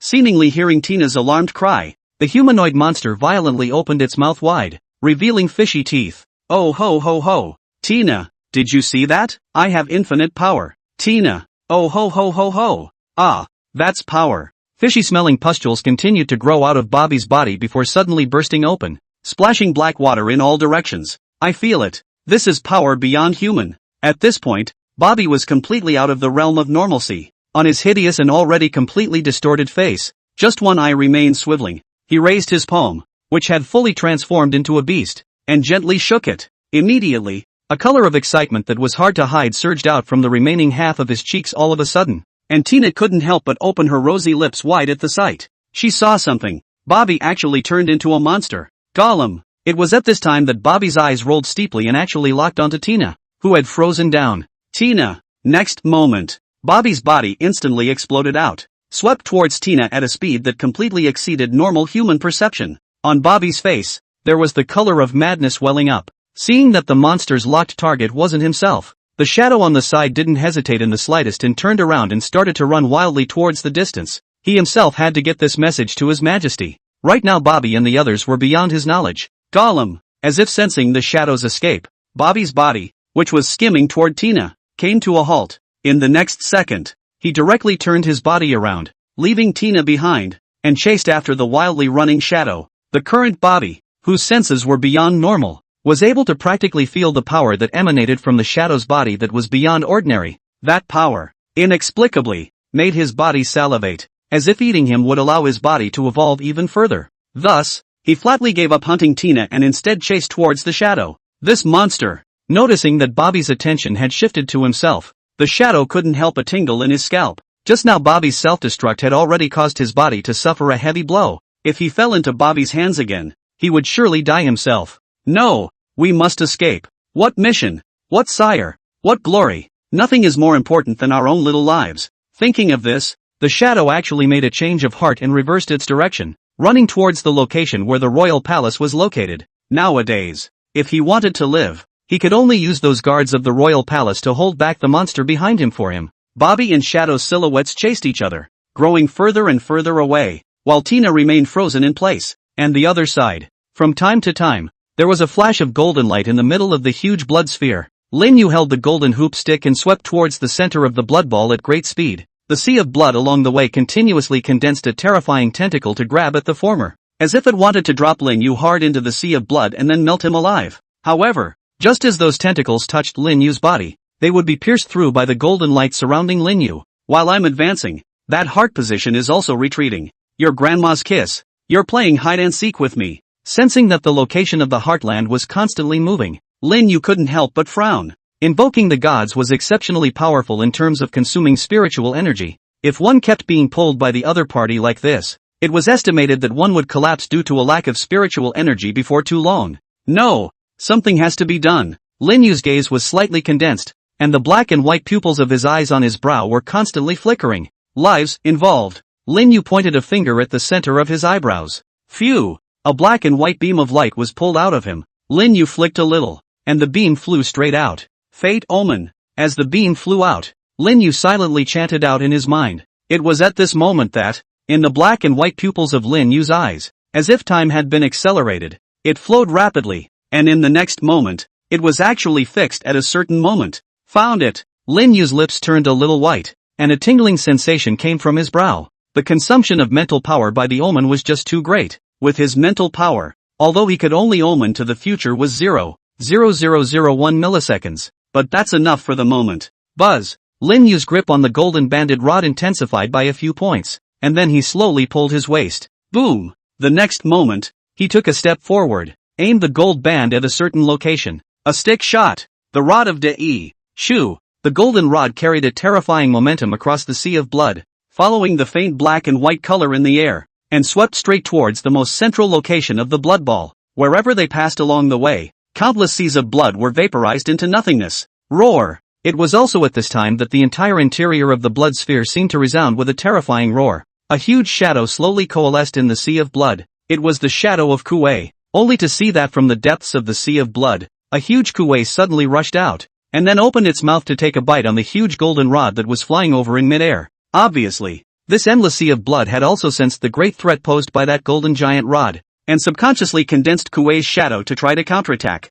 Bang! Both in contact. In just a single glance, that Kuei's body was instantly vaporized by golden light, and the remaining power of that golden giant rod did not diminish, still rushing out in the direction guided by the line of black and white. The speed of the golden giant rod was very fast, and in just a few blinks of an eye it had already appeared on a large, blood-colored body, and then without hesitation, it stuck straight in. Pust! That huge body was instantly pierced through, and in the location of which shattered body, the remnants of Gabork's body was also displayed, only to see at this time Gapak, the entire body has almost disappeared. In his body at this time full of countless blood vessels, those blood vessels as much as possible in that huge body inside. He stared intently at the fading goldenmost rod with a spiteful gaze and hissed out in an extremely vicious voice. It's utterly too late to realize it by now, so you'll just wait for the coming of my lord and be completely reduced to the sustenance of my lord's descent. The words had just fallen, and what was left of Gabork's body had completely merged into that blood-colored body. Buzz! Just as Jiabaiki's body completely melted for a moment, the tightly closed pupils of that blood-colored body also instantly opened. Brush! Two huge blood-colored beams of light instantly emerged. Coo coo coo! The endless sea of blood beneath his feet let out a boiling scream, as if it was welcoming the descent of the blood-colored body. It was in such a moment that the distant Lin Yu had also sensed a terrifying force descending. Or let him finish the ritual. Lin Yu couldn't help but feel some toothache. This Gaborke had been dodging his pursuit from the start. I didn't realize that it had dragged on until he finished the ceremony. System, detecting current state of energy fluctuations. Ding, system detection in progress. Detection complete. Attention, the current environment is host to Kuei's weak consciousness. A consciousness host body? That is, the blood-colored body just now? Since the system didn't issue an alarm, it meant that this current consciousness border was not part of Kuei's true sense of descent. In other words, I still have a chance. Luckily, if that Kuei had really descended, he would still be playing shit, so he should give up before it was too late. At the moment, too much mental energy is being used up, so if I were to fuck with him later, I guess it's still a bit up in the air. Lin Yu stopped and hovered over the sea of blood. He then quickly opened the system mall. Luckily, your brother has extras. Browsing through the system mall, Lin Yu quickly found a potion that could briefly restore his mental energy. Redemption. Swish. A white light flashed and a milky white bottle appeared in Lin Yu's hand. Spirit liquid restores a certain amount of mental energy. Lin Yu opened the spirit liquid, then poured it down in one gulp. Golem. As soon as the spiritual liquid was imported, it flowed down the esophagus into Lin Yu's stomach, and at the same time, a fluorescent light rose from Lin Yu's body. As those granular fluorescent lights rose, Lin Yu's spiritual energy, which had just been almost depleted, gradually became abundant. Phew! Lin Yu exhaled a deep breath of turbid air. At that moment, the deep tingling sensation on his brow had disappeared. In its place is the unmistakable clarity of the brain. Unfortunately, this spiritual liquid can only be taken once in a short period of time. Otherwise I would directly drink 10,008 bottles and shoot a few thousand arrows out. No matter what Kuei consciousness boarding body he has, it would have to turn into a hole. Ding, please, host, don't brag. Just as Lin Yu's words fell, the system's voice instantly sounded. System-friendly reminder, although the current body is just a boarding body of Kuei, a trace of consciousness, but with the host's current power, if it is touched, it is also likely to be killed in seconds. Rinyu. What? I can't defeat the main body. Can't I even defeat a hint of consciousness? Ding. Kuei's status is extremely high and he possesses the power of authority. It's not something that can be compared to that big bat. If the host is up against the power of authority, he'll be 100% out of luck. The reason for the last system rescue being timely is that the host was only exposed to the power of authority. If the host wants to resist the power of authority, please endeavor to upgrade the system. To ignore the power of authority currently held by the Kuei consciousness, the system must be upgraded at least one more time. The corners of Lin Yu's mouth twitched slightly before he turned around and ran without hesitation. That's bullshit. The point is solid. Get out of there. At the same time, as Lin Yu's spiritual power recovered at the same time, the huge figure still in the distance had also completely repaired the huge hole in its body, and Kuei's consciousness descended upon it completely. Ku. As the Kuei consciousness descended, the endless sea of blood that was originally churning calmed down instantly. It was as if they were being held down by an invisible authority. The two red lights accompanied the huge, blood-colored body as it simultaneously contracted. When all of the two red lights eventually fell into the blood-colored body, eye sockets condensed into two scarlet pupils. The body that was originally dozens of meters huge was also compressed to the size of a normal person. And the cheeks, which originally had no features, gradually distorted, eventually forming Gabork's likeness. At this point in time, Gabork. No, at this point it should be called Kuei. He came down. Kuei surveyed his form curiously, frowning slightly. Is the human body so fragile? Even a body condensed from the blood of hundreds of thousands of human races, which carries just a trace of my consciousness, is actually on the verge of disintegrating, on the verge of disarming. That's right, this blood-colored body was the masterpiece of Gapak over the past few years, enough to extract the blood of hundreds of thousands of people for the purpose of summoning Kuei's descent. Kuei gently grabbed towards the distance, knew, without warning, as if something had been contaminated. Only in the distance, the space was suddenly darkened, and an unsettling aura instantly enveloped that space. Only a hint of authority can be used. Kuei raised his eyebrows slightly, clearly not satisfied with the result. Never mind, since my consciousness was able to break through the barrier and descend to this place, I can't live up to this. Ha! Suddenly, Kuei frowned and his gaze involuntarily looked into the distance. There's a bug. Shaking his head, Kuei raised his head and flicked it toward the distance. After doing so, Kuei flexed his fingers and a huge opening was exposed over the large blood sphere.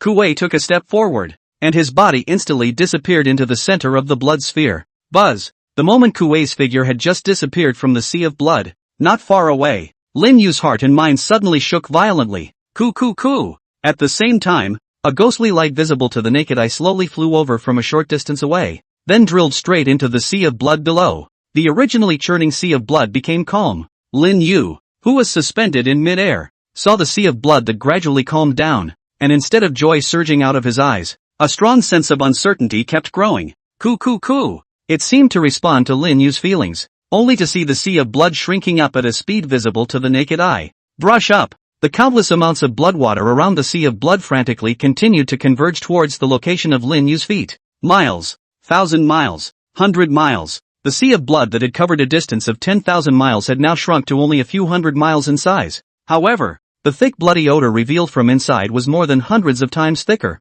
Roar! It was accompanied by a roar. A huge palm violently poked out from the middle of the sea of blood, followed by bang! 1, 2, 100. Hundreds of huge, thick and incomparable palms stretched out from the middle of the sea of blood. Coo coo coo. The sea of blood churned again. A behemoth that was hundreds of meters large, had no eye pupils, had an immense and incomparable mouth, and had hundreds of palms growing on its body appeared in front of Lin Yu's eyes. Roar! The behemoth let out a huge roar. It tumbled down towards Lin Yu with a loud bang. On the other side, palace of King Nicholas. At this moment, the entire royal palace. The flames are all over the place. There was a constant ring of musket fire, and dismal screams. There's a monster. Shoot it. Don't let him get any closer.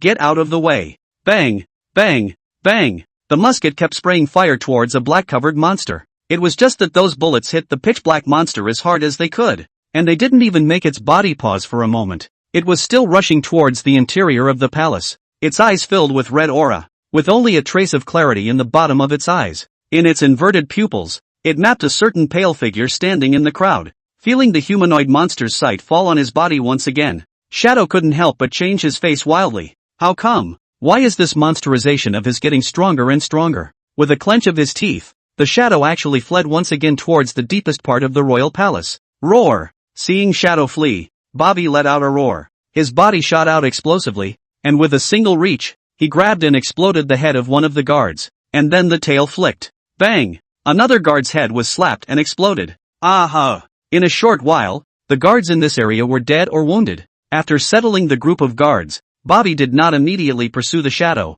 but instead spread his hands. Coo coo coo! A drop of foul-smelling black liquid then dripped down his hands to the ground. As if those black liquids had self-awareness, they actually moved quickly and then climbed on top of those corpses that had fallen to the ground. Coo coo coo! A shock of black light flashed, and those corpses corroded rapidly at a speed visible to the naked eye. In contrast, Bobby's face welled up with enjoyment. That's it. The power is getting stronger. The red aura in Bobby's eyes grew deeper and deeper, and at the same time, the aura in his body became more and more powerful. I'm so thankful that he led me here so I could have a full meal. I have more to kill. A red aura flashed in Bobby's eyes, while his entire body once again shot out explosively and swept towards the direction the Shadow had fled from. In the silence of the bleak night, the entire country of Nichols was as calm as water without ripples. The black, dark clouds enveloped the royal capital like a huge curtain. The cool habitual wind blew away the fallen leaves that had fallen into clumps and blocked the wailing sounds from the depths of the royal palace. Somewhere outside the citadel of Nichols' foreign country, sound of nibbling, with a quiet sound rising abruptly. A figure covered in scarlet red then appeared clearly on the protruding hill. He shrugged his nose slightly. Wow! At once, it was like a vortex floating out of thin air around him, creating a huge suction force. Brush up! That vortex was not ordinary, only that it had just appeared. All around, the originally lush and green trees, the tender and verdant grass, quickly lost their original luster. The trees grow old and the grass withers. It was as if life had been taken out of thin air. In just a few breaths of time, the originally dense jungle turned into a wasteland flooded with dead trees and weeds. The aura of the mortal realm is just thin. Kuei slowly opened his eyes, his face full of intent. However, it is good to know that there are additional desserts waiting for my enjoyment. Kuei licked his tongue, his eyes flaming as he looked ahead into the slightly bustling King Nicholson's capital. Sasha, a cool breeze is blowing. Kuei's figure appeared at the gate of the royal capital.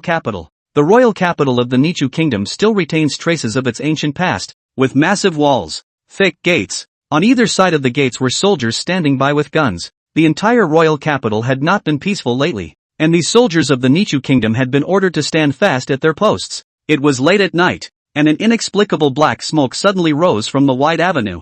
Seeing this scene, the soldiers guarding the city gates all frowned. Black fog filled the air, gradually blocking out the bright moon in the sky. Sasha, a sound of sizzling footsteps rang out, and all of them were attracted by the sound emitted from the mists, and couldn't help but look over. In their line of sight, a distorted figure gradually solidified in the mist. What man? A soldier chief who was ordered to guard the area subconsciously questioned out towards the figure in the mist. Phew! What responded to him was a drop of pitch-black liquid that flew out lightly from the mist. The drop of liquid also flew out of it lightly at a speed visible to the naked eye, and then split into more than 10 parts. Pust! Without any sound. Those small liquids were put into the center of each person's eyebrows. Then it easily pierced in without any obstruction.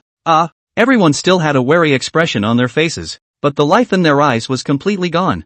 Zira! Right after those small liquids had easily taken away the vitality of all the soldiers, the liquid in the center of their eyebrows abruptly surged, and immediately wrapped the entire corpse. Naughty naughty. Then in a matter of seconds, their bodies were hardened and corroded. The cool wind blew. The entire city gate location became incredibly empty all of a sudden. There's a ghost on top of the city wall. Seeing the sudden disappearance of a group of teammates, a soldier screamed out with a horrified face. The scene in front of him was too bizarre. A living group of people being corrupted right under his nose. What is this if not haunting? Karma. Suddenly, the soldier's screams came to an abrupt halt. He stared with wide eyes, his gaze horrified as he looked at the figure that gradually walked out slowly from amongst the mists. It was nearly 3 meters in size, with 6 huge arms growing from its body, especially his head. There was only one dark, ink-like eye on the large head. Monster.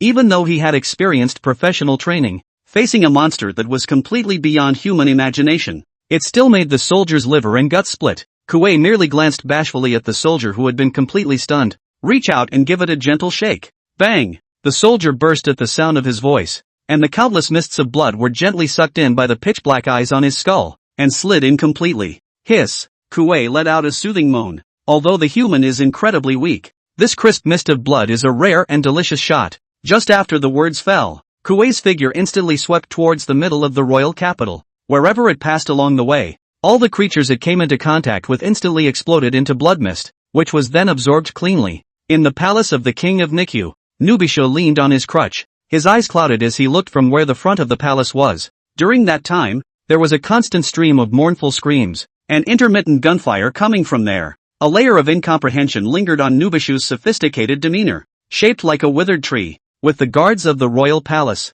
It's amazing that they couldn't solve this group of bandits in a short period of time.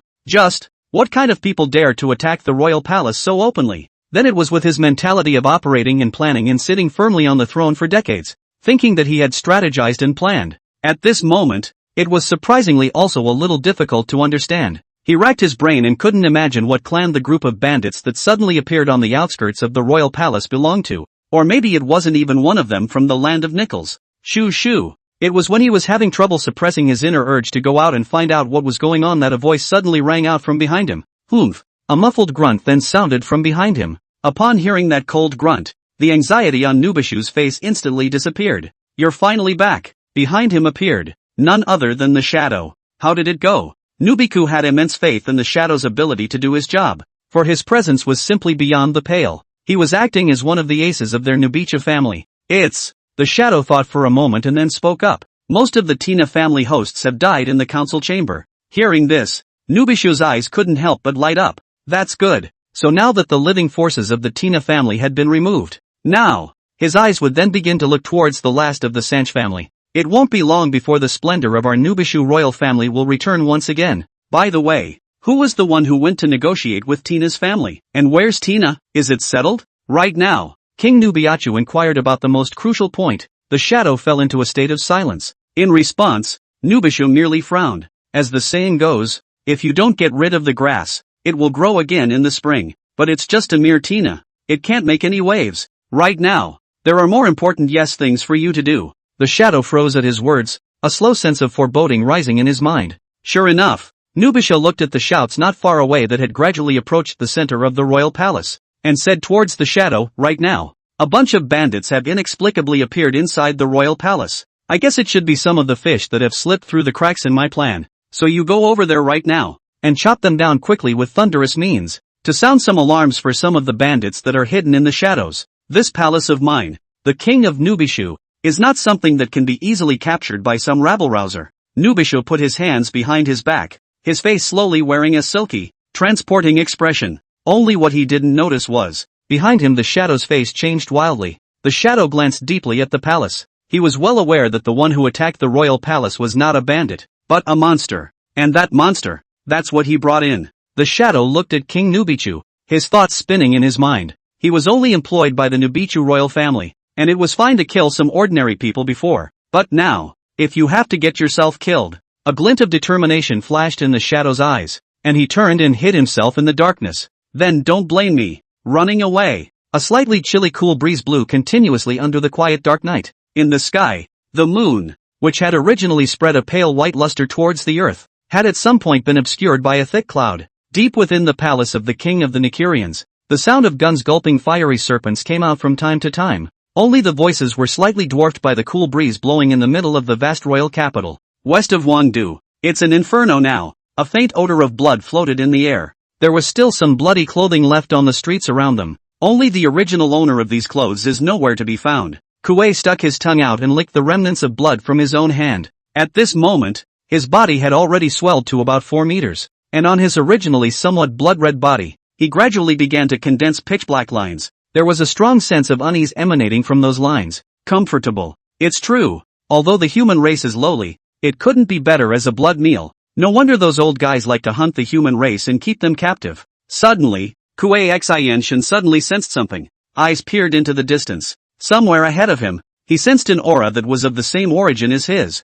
Rumble. In the middle of a blood-colored world full of scarlet. Roar. A huge body roared up to the sky, and behind it, hundreds of huge palms slapped towards the earth underneath their feet like crazy. The large hands slapped down, causing the earth to tremble and lifting up countless rubble and dust. In the midst of hundreds of huge palms crisscrossing, a slightly wretched figure continuously dodged and evaded the huge palms. Lin Yu only wanted to curse in his heart right now. What's wrong with such a big one? This guy is fast and has high armor. After fighting for a long time, he could only barely cut off one of his arms, not to mention that running away was a heart-stopping experience. If it wasn't for the fact that Lin Yu had Sun Disheng protecting his body at this time, he would probably have been flattened by that huge palm alive. Brush! A white light flashed in Lin Yu's palm and a bottle of spirit liquid had appeared in his hand. Golem! Lin Yu drank it in one gulp and tried to recover his spiritual power. This is not the way to go. Lin Yu's eyes narrowed slightly, and while he was escaping, the black and white pupil in the center of his brow was constantly scanning the behemoth behind him,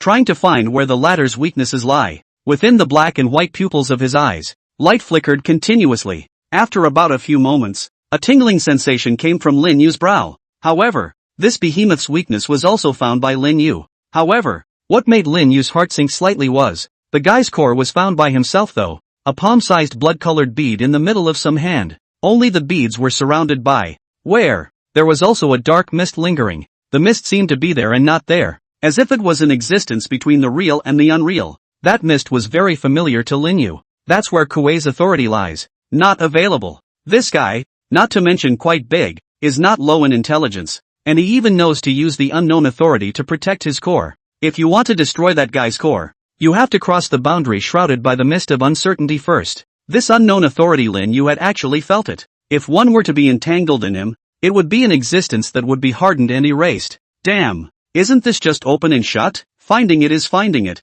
but it still has to burp when it runs into itself. Lin Yu's mood couldn't help but sink. Although there was nothing this guy could do to himself right now, as time passed, the side effects of taking the spiritual liquid by himself would become greater and greater. We must find a way to get out of the blood sphere space as soon as possible. In this space, his power seems to be endless. It's really unwise to spend time with him in here. Mind made up. Lin Yu resummoned the huge bow and arrow from the system space. Invoke the gods. Cast invocation again. Lin Yu could clearly perceive that the spiritual energy in his mind, which was originally somewhat abundant, was being rapidly drained by the huge golden bow and arrow. In the meantime, his mind had also been communicating with the system. System, after I cast invocation to break through space later on, what can I do to escape from this guy's attack range for a short period of time? Right now, Lin Yu's only worry was that he had used up too much mental energy after casting invocation. By that time, he or she was again in the range of the monster's attack behind him or her. If he had been attacked by him then,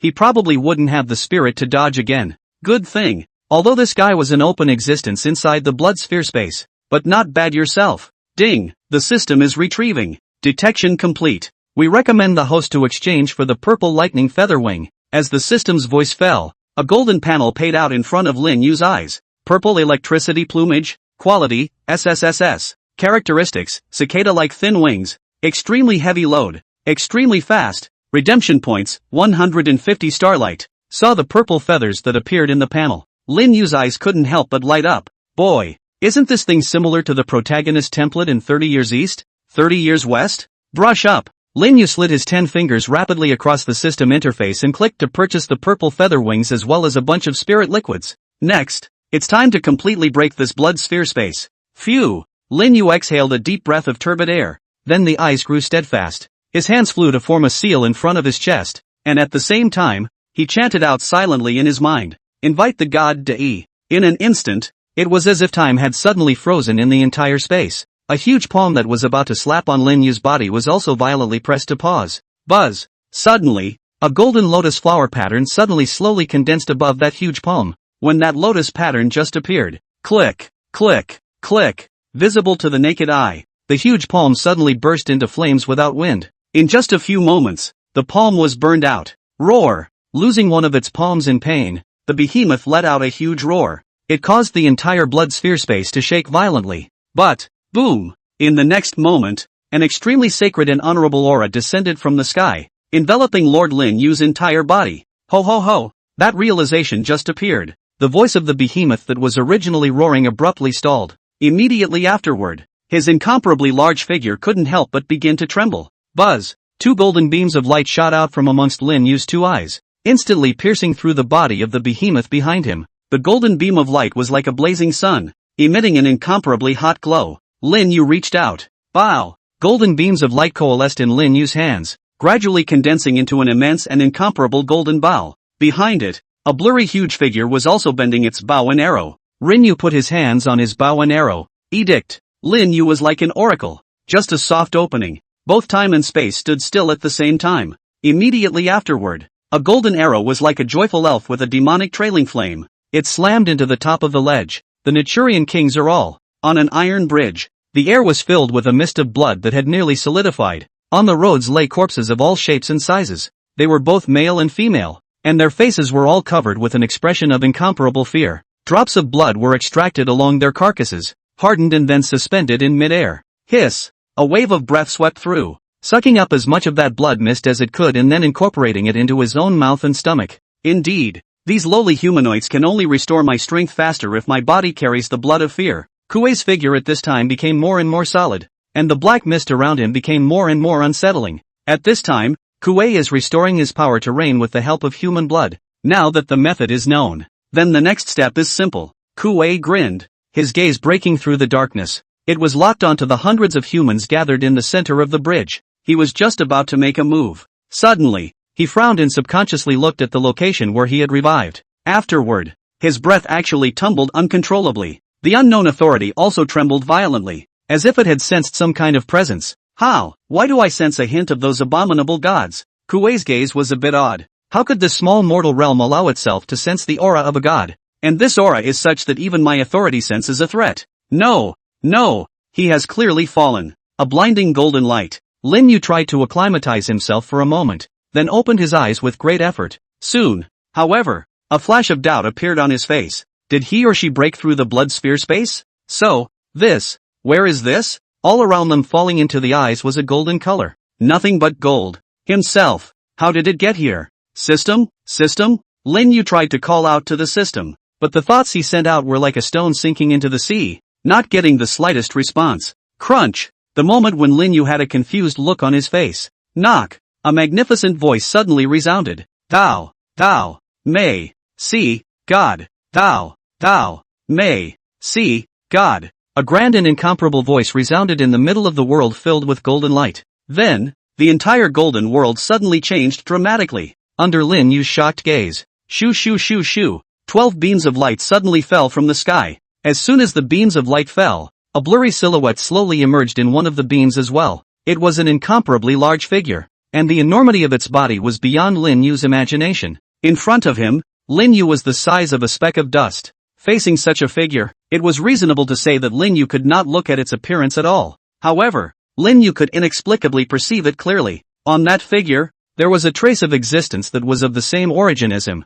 Lin Yu struggled to look upwards. Sure enough, behind him, a huge bow and arrow silhouette was suspended. Lin Yu swallowed a mouthful of saliva. De. In the midst of a golden world, the silhouette of De flickered and dimmed, and at the moment, it was as if he was still in a state of confusion. Finally, at some point, the De silhouette noticed Lin Yu in the middle of the golden world.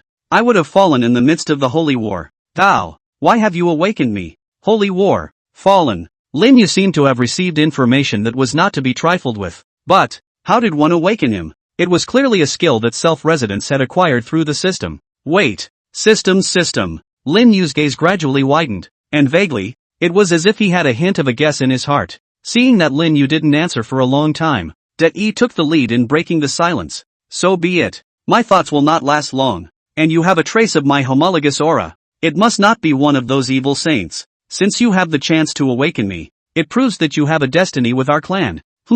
Suddenly, De-yi's voice stopped abruptly. Then, his voice suddenly produced a flash of surprise. I can sense a hint of authority in you. This trace of authority is... Boom! Suddenly, the golden world trembled violently. De-yi's shocked and angry voice set off huge waves. Kuei Shang! Lin Yu felt De-yi's anger, as well as the world trembling violently. These auras could easily annihilate him into nothingness if they leaked out just a little bit. Fortunately, it seemed that the golden light around them had a protective effect on them, and those wildly curling breaths around them couldn't come close to them in the slightest. Aha! De-yi's angry roar resounded for several minutes before it gradually stopped. Calm was restored to De-yi. His gaze. I don't know if he can see it though, but Lin Yu did feel his gaze on him. Thou truly amazes me, to be able to not fall from under the unseen authority of the Kuei Shang. So, this proves that you are indeed capable of receiving our prayers. Pray? Lin Yu's gaze stagnated. Do you know who I am? Lin Yu clasped his fists and said, De-yi,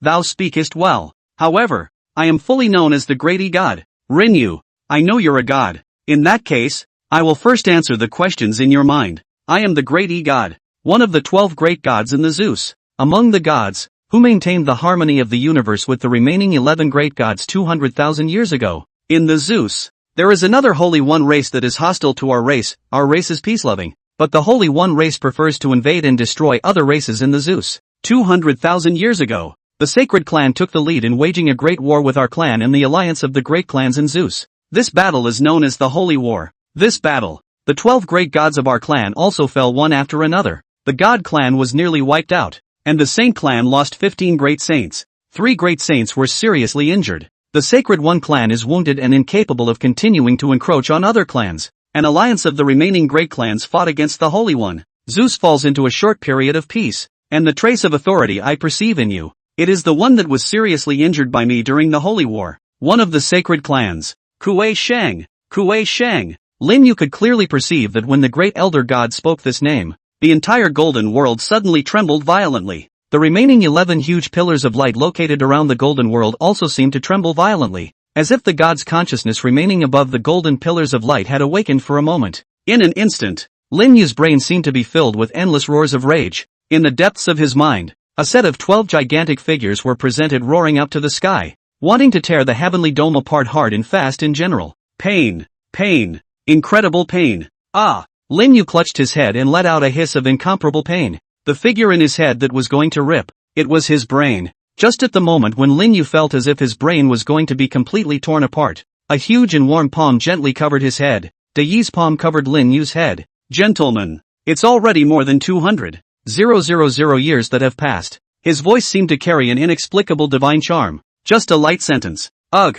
Immediately afterward, it was as if an ancient sigh from an unknown period of time rang out. Subsequently, the huge tearing sensation deep within Lin Yu's mind gradually disappeared. Lin Yu's lips turned white. Just in the moment just now, he practically felt that his brain had been completely kneaded into a lump of mush in general. The horror is unparalleled. If it wasn't for the system protecting his consciousness, I'm afraid that he would have died just now simply because those terrifying roars had just appeared. Damn it. It doesn't matter if it's Kuei Shang or these gods. They're all so unreasonable. Last time, because he unintentionally communicated with the Kuei Shang, he was tainted with ominous authority and almost hiccuped. And today, he almost experienced the same kind of thing again. What you just experienced was my fault. It's just that I hadn't expected that in this land of divine fall, the remnants of our grievances would still exist. After saying this, De-yi fell into a moment of silence. God's fallen land? Lin Yu's eyes suddenly bulged. He glanced around in all directions. There was nothing but a golden haze around him, and he couldn't see anything at all.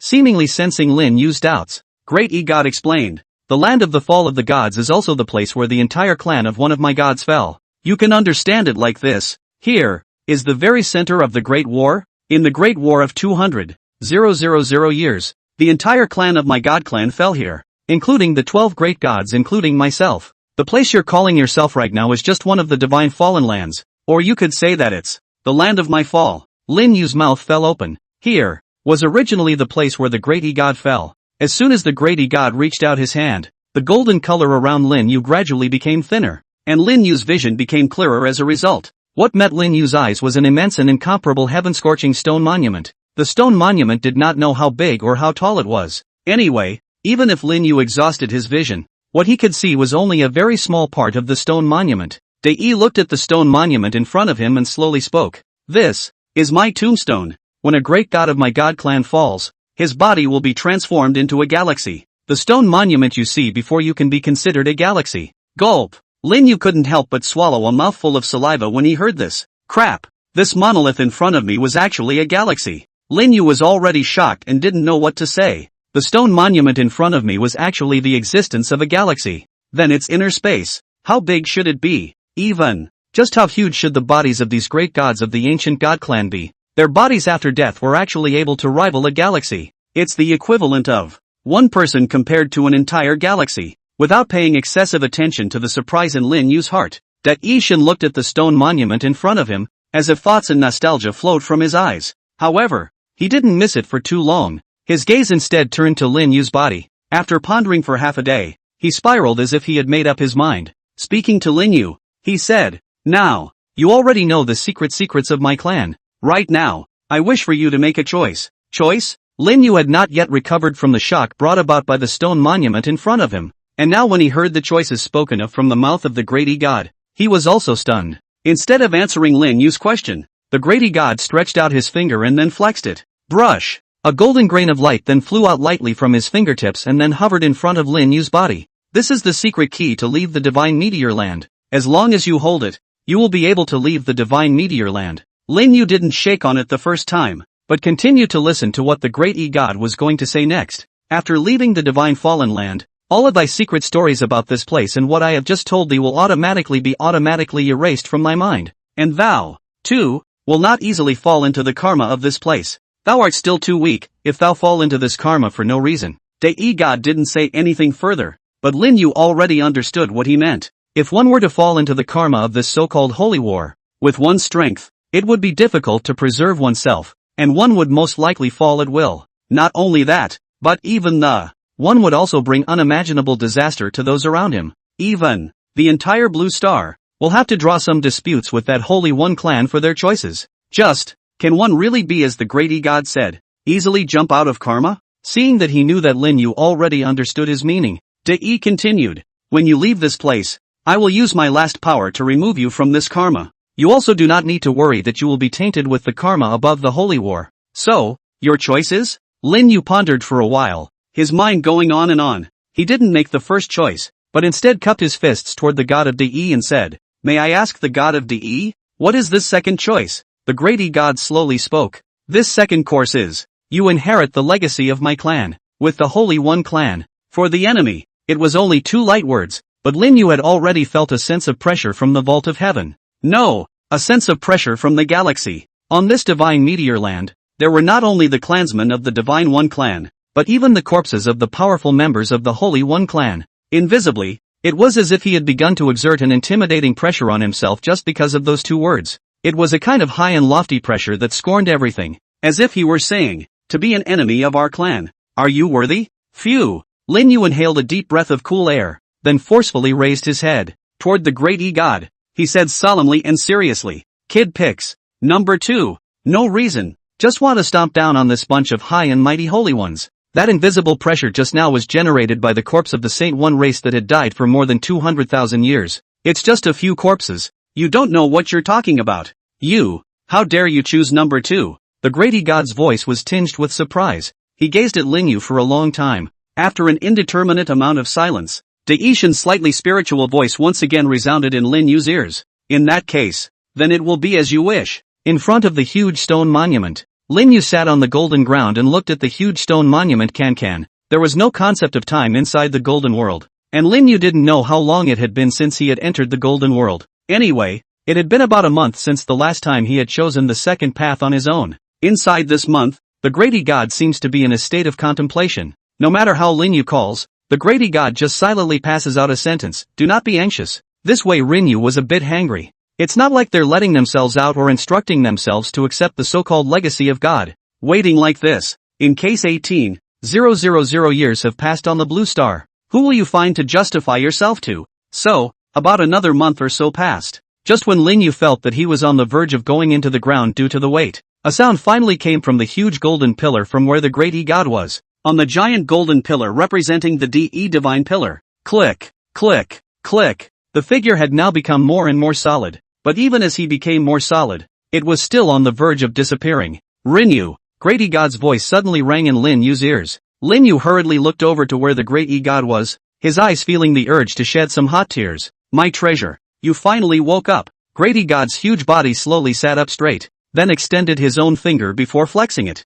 Phew! A small ball of light then flew out along his fingertips and floated in front of Lin Yu's eyes. What's this? Lin Yu looked at the small ball of light in front of him with a puzzled expression. The great E-God explained. This object is the essence of my God, and it contains a trace of my legacy. It is the item you must rely on next. Next? What's next? The great E-God smiled faintly, and then he pointed towards the huge stone monument that towered into the clouds. Next, thou shalt subdue this monolith with the help of what I have given thee. Put. Lin Yu almost spat out a mouthful of old blood without holding back. With a trembling voice, he said with some disbelief, what did you say? Conquer this Tao stone tablet? Are you fucking kidding me? A galaxy for me to take in? But listening to Dai Shin's tone, it was as if he wasn't joking with himself. The great E-God explained. This monolith, which is the result of my body, is considered to be my possession, even though it has undergone 200,000 years of evolution. And if you want to master my power, this object is an essential thing.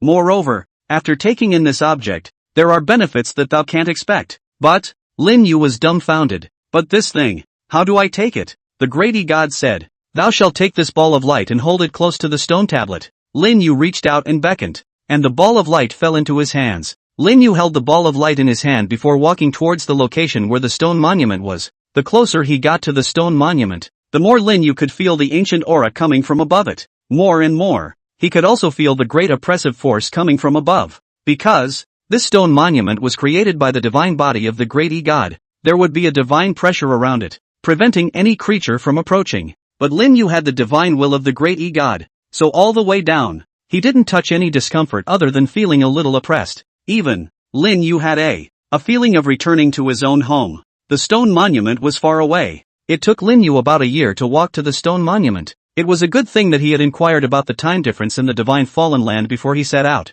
It was discovered that this divine fallen land had been destroyed in space and time during the Great Battle. To put it in another way, there wasn't any concept of time and space here. Compared to the time outside, time here actually seems to stand still. But, Lin Yu could still feel the sensation of having traveled for a full year. At last, after traveling for about a year, Lin Yu finally arrived. Before the Dai Stone Monument, Lin Yu stood in front of the gigantic stone monument, feeling the reckless aura coming from it, as if it was from the ancient past, and also took a hard, deep breath. Slowly approaching the stone monument, Lin Yu raised the golden ball of light in his hand. Buzz! After the golden ball of light was lifted by Lin Yu, a stream of golden light suddenly emanated from above the ball of light. Buzz off! At the same time, there was a huge rumbling sound resounding above the huge stone monument. Obviously, the two are starting to mirror each other. Click, click, click. A sound of something shattering rang out, and as far as the naked eye could see, only a crack was born on top of the stone monument,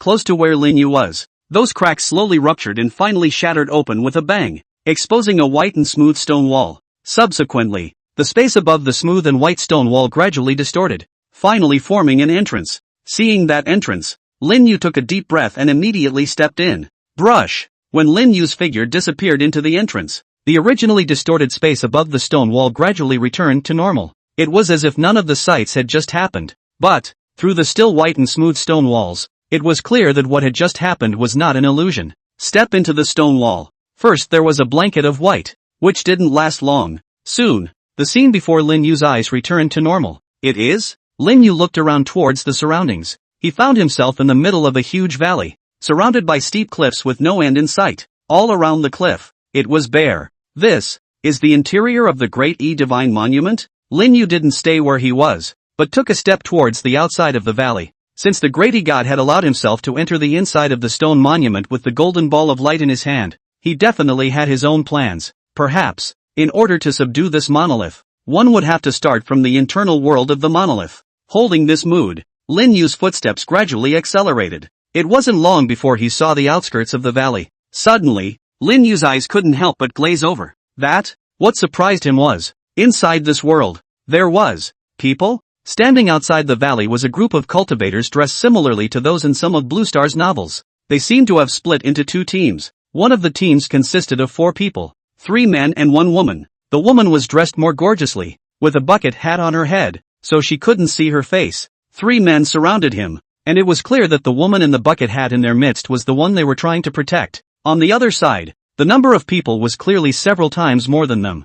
They were all dressed in black robes, with masks on their faces, and the word kill was tattooed on their left chests in dark red lines. Both sides had their swords drawn, and it seemed as if a great battle would break out at some point. Lin Yu couldn't help but frown as he looked at the 2 sides with swords drawn. This is to put on a siege scene. Then one sees this scene. Is it the next black robe side intends to kill and exterminate oneself? Valley. When Lin Yu discovered both of them, the people on both sides also naturally discovered Lin Yu, who had come out of the valley. Seeing the outsider who came out from inside the valley, the characters from both sides were stunned. For a time, both sides' original intentions to make a move were quietly halted at this moment. He is the one who walked out unharmed from the Killing Jade Valley. A certain silhouette on the black robe side spoke with a somewhat astonished tone, revealing eyes full of shock from the bear inside of the mask. He slowly approached the leader of the entire group, lowered his voice, and said, "Captain, a situation has arisen." The black-robed man he called the captain rolled his eyes. "Can I not understand that a situation has arisen with my fucking eyes laid out here?" He looked at Rinyu, his eyes and thought, he is of the Nalan family. Rescue? Outside the Valley of Extinction. The 2 teams that were already in a state of saber-rattling had an incomparably weird atmosphere because of Lin Yu's appearance. The black-robed party was surprisingly unsure of how to make a move for a while because they couldn't decide on Lin Yu's identity. On the other hand, the side on the other side that was in a weaker position, because of Lin Yu's appearance, they didn't let their guard down, because they realized that they and the others didn't know Lin Yu either. Perhaps they're also from the Bloodslayer's Hall. In this way, the atmosphere became incredibly weird all of a sudden. Only what shocked both parties at the same time was, this person was actually able to walk out of the Killing Jade Valley in one piece. Finally, the leader of the black-robed side was the first to break the silence. He cupped his fists towards Lin Yu and said, "Your Honor, my blood-killing hall is dealing with if Your Honor is not a reinforcement from the Nalan family, then please leave. Our blood-killing hall will definitely not make things difficult for Your Honor." They were picking their words very clearly.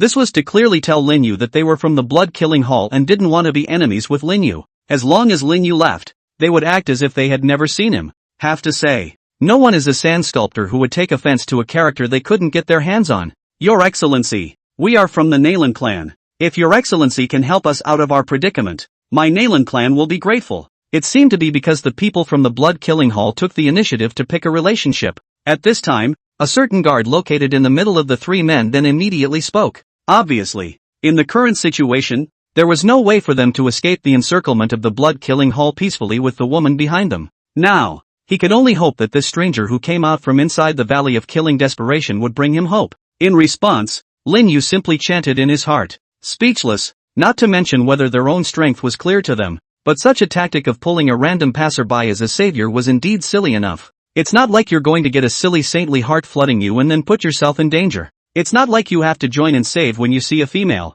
Lin Yu mumbled a sand sculpture in his heart, then taking a step towards the periphery. It was obvious. He made his intentions clear with his actual actions. Witness STH. The leader of the blood-killing hall's mouth couldn't help but feel happy. It was obvious. He liked this kind of person who knew what to do. On the other hand, the faces of the Nalan family's people instantly turned white. After Lin Yu's figure gradually disappeared from the crowd sight, a person from the Bloodslayer Hall approached the leader with some apprehension in his words. "Captain, letting him go like this, in case he informs the outside world of today's events, I'm afraid that our blood-killing hall will have trouble bearing the wrath of the Nalan family." The leader slapped the former's head and looked at Lin Yu, who was completely invisible, with a grin at the corner of his mouth. "I'm naturally aware of what you're saying, but the fact that he was able to come out of the Killing Jade Valley proves that he's not a simple character. Right now, our most important task is to deal with the matter at hand. As for him, send someone to follow him closely and immediately report the information to the Hall Master, and let the Hall Master choose." Yes, the henchman immediately comprehended, and then fished out a seal from his bosom, and after shredding into it, he then directly crushed it. Phew! The shattered seal turned into a stream of light and swept off in a certain direction. After doing so, the leader revealed a skull towards the few people who looked incomparably helpless like 4-stranded birds. Then next, MS. Nalan. I just hope you can cooperate. Lin Yu walked in the middle of the dense jungle with his hands behind his back. At this moment, his mind had been thinking about the method that could subdue the stone tablet at the moment. I don't have a clue yet. Elder Grady God only let me enter this world with the ball of light, but he didn't give me any tips on how to subdue this stone tablet. Is it hard to let me find my own way? Lin Yu instantly felt a bit of a headache. If that was the case, and what made Lin Yu feel bottomless in his heart was that since entering the Divine Meteor Land, not once had he gotten a reply when he called out to the system. There was no system to advise. The current self is like a headless fly. Headache. Lin Yu rubbed his brow.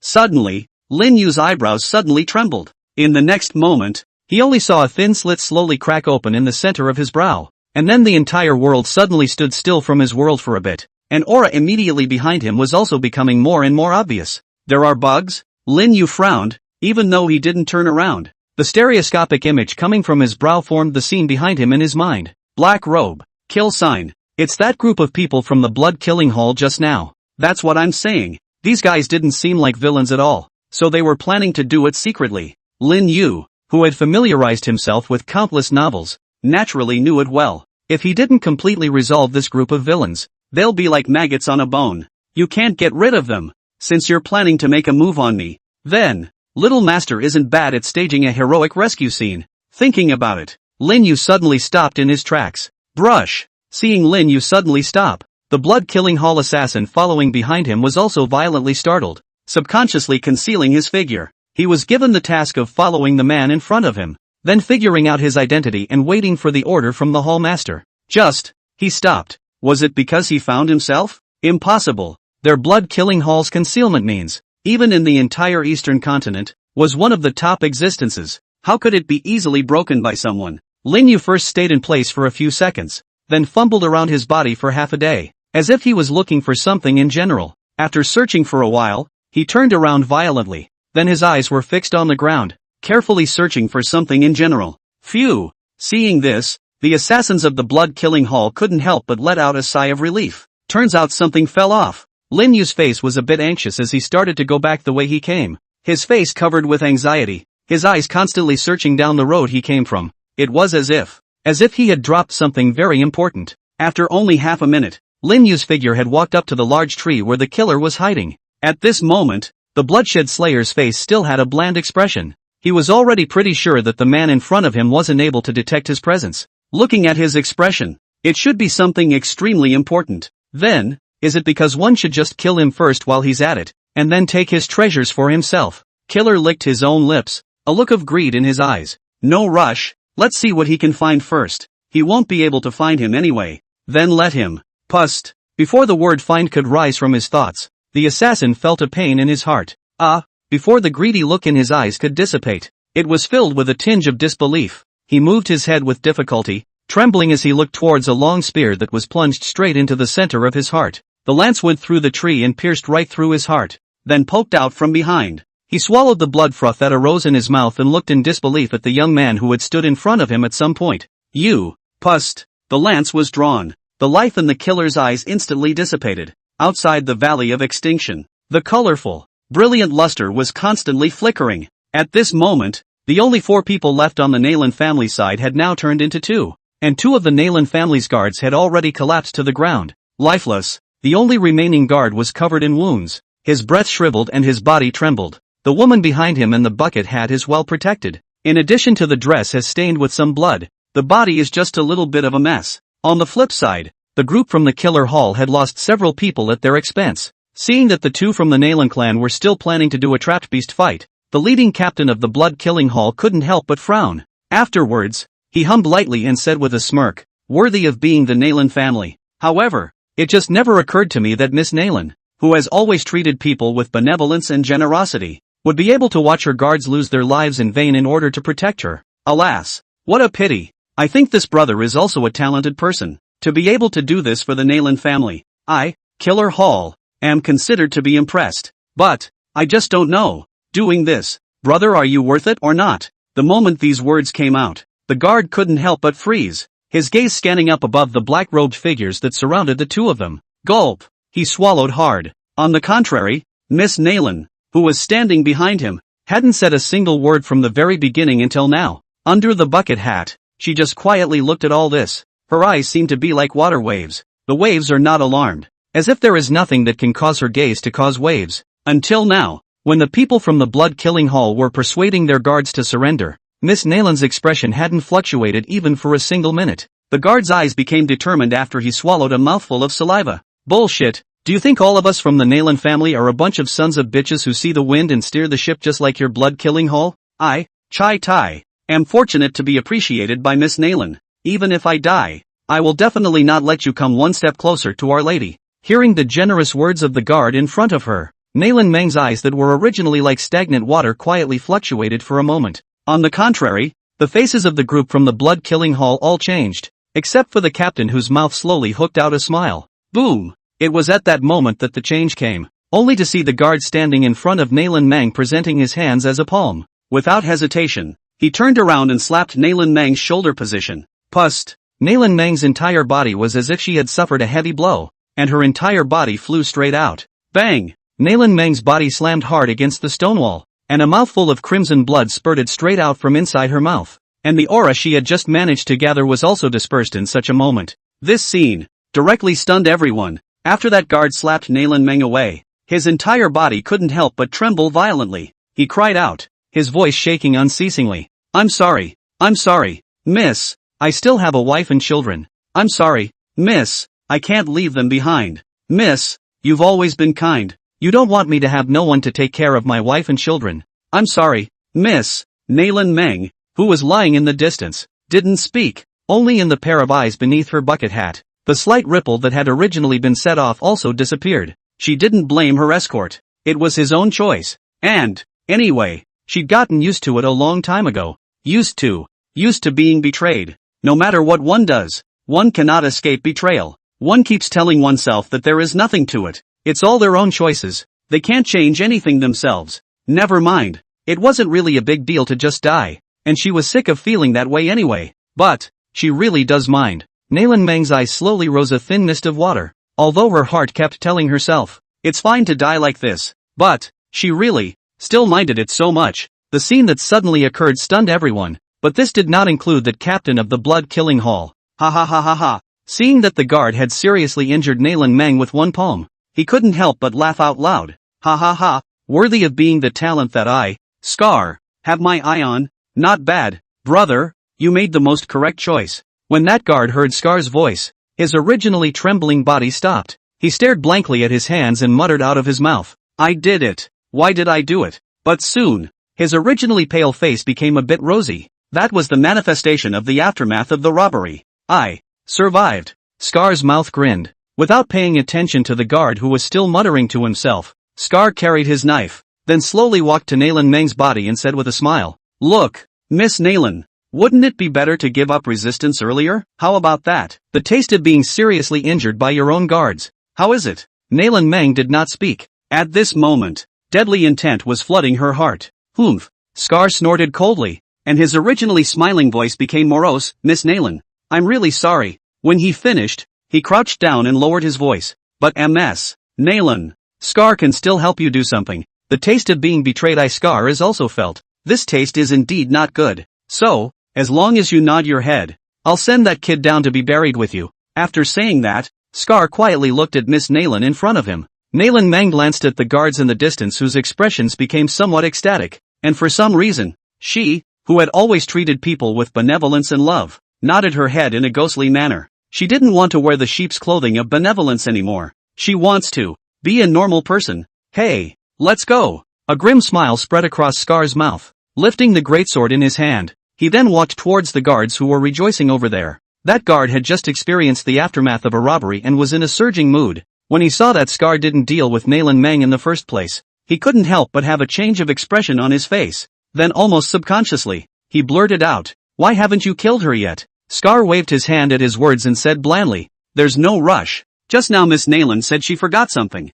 Looking at Scar, who was gradually approaching him, the guard's face changed furiously. What is it? Scar didn't say anything, just gradually approached him with his knife. The guard's body subconsciously retreated back. You clearly promised me, won't kill me. Scar shrugged. What I said, I just appreciate you. Appreciating doesn't mean I won't kill you. Oh, The guard sniffed and couldn't resist any longer, kneeling straight towards Scar. Big brother, I'm just a small guard, please let go. I still have a wife and children at home. They are all still waiting for me to go back. Scar slowly crouched down and said in his ear, this is Miss Naelin's last dying wish. You as a guard of the Naelin family, can't even help fulfill your master's last dying wish for a bit, right? Think about it, isn't that the price of your betrayal? The guard's eyes widened violently as he looked at Naelin Meng in the distance, his expression instantly becoming incomparably hideous. Immediately after that, it was followed by a voice with incomparable resentment that was close to roaring out, you bitch,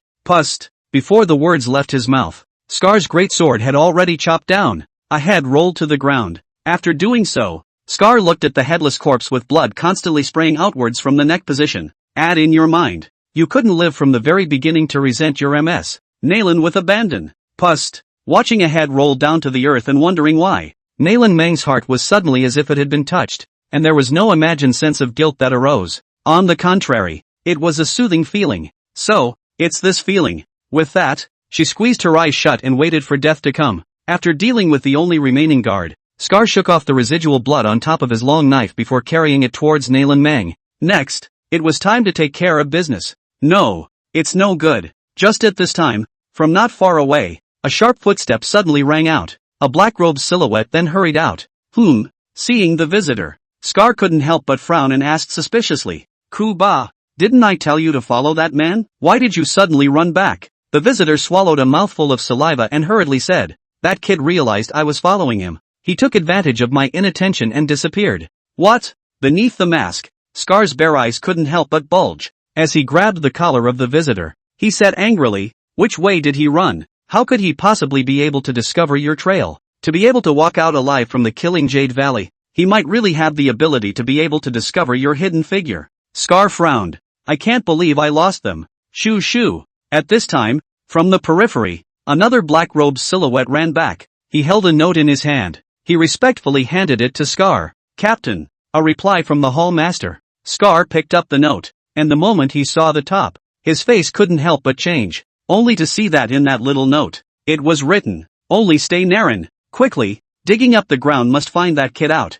Remember, the first time you find him, don't clash with him, remember to stabilize him, and then issue a timely signal to the people around. Scar glanced at Naelin Meng, who was lying in place with no strength to move, and snorted coldly, Miss Naelin, this time you are considered lucky. The hall master said that there are other uses for keeping your life now. Come on, take Miss Naelin with you and quickly bring her back to the blood-killing hall. The others go and search for the figure of that young man just now. Yes, the crowd responded quickly. After that, Scarface pointed at Kahachi and said, now, take us to the location where you lost him. Yes.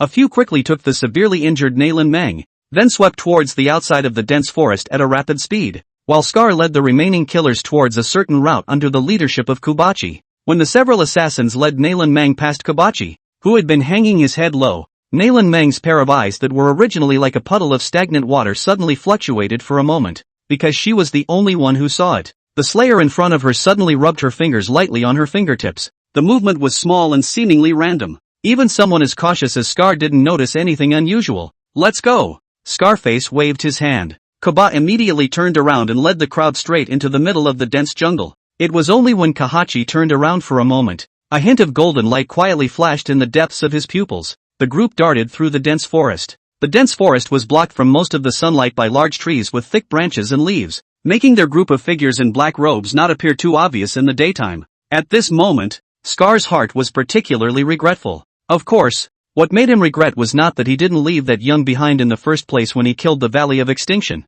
Instead, what made him regret was that he didn't let a few more people follow him at that time. At that time, his own thoughts were that he was afraid of being outnumbered and causing the former to be alerted. I didn't expect that Kapachi, who had always been known for his stealthy methods, would also be discovered by the other party. At that time, letting that young man go was actually the best choice. First, that young man, the only destabilizing factor, was first eliminated, and then we waited for the hall master and the others to make up their minds. With his status, although he was unable to know the scheming of the hall master and the group of elders, but he still vaguely guessed. Only, he still underestimated the magnitude as well as the ruthlessness of the scheming of the hall master and the group of elders. Otherwise, they wouldn't have written back to him the first time they received the news and named Naelin Meng as the only one who needed to be alive. Only, Narun. Stay. Scar's eyes underneath his mask flickered constantly, as if he was pondering something. Captain, have you ever felt that there's something strange about Kahachi? Just at this time, a figure slowly approached to Scar's side,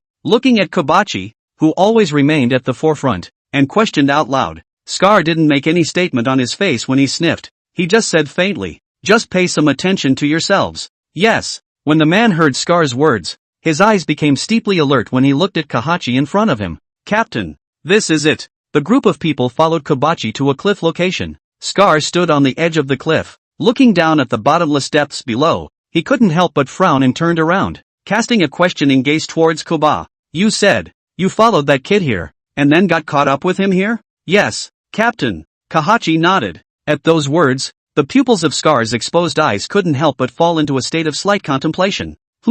Suddenly, he raised his eyebrows slightly as his gaze suddenly locked onto a certain location. Brush. He swept forward, and stood beside a large, cracked tree. It is? The tree is as thick as a man's arm. A big hole in the center of the tree. From the big hole above, you can still faintly smell the faint smell of blood. No good. Scar's face couldn't help but change. The long blade in his hand was thrown backward without hesitation before it pierced right through the body of Kahachi, who was standing behind him. Pust. The long blade stabbed into the chest cavity, quickly churning a large hole in Kahachi's torso. Captain. This scene directly viewed the crowd, who anxiously looked towards Kuba. However, in the next second, everyone's faces couldn't help but change dramatically, because at this time, the long knife had completely penetrated Kapachi's body. But at this time, Kapachi's face did not have the slightest bit of pain. Instead, it was still a flat face. It was as if it wasn't his body that was pierced through. Instead, Kobachi's body slowly turned into a point of light and dissipated under the shocked and dumbfounded gazes of the crowd.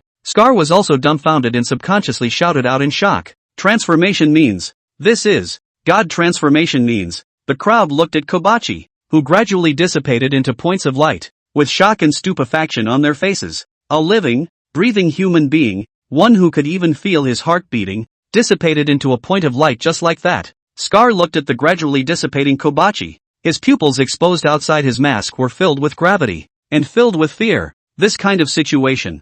I'm afraid that only a powerhouse at the level of God of transformation can make this kind of imagery. Harden the body. Nascent. Spirit see. Open the veins. Divine court. Questioning. Transformation. This kind of world. Even asked the realm of the strong or like a phoenix like the existence of the general. Randomly one is this side of the world party Big Brother's existence. The god of the level of the strong belongs to the existence of the legend. Only those ancient books and the few slip through a few strokes. Let him bump into a legendary being today? No.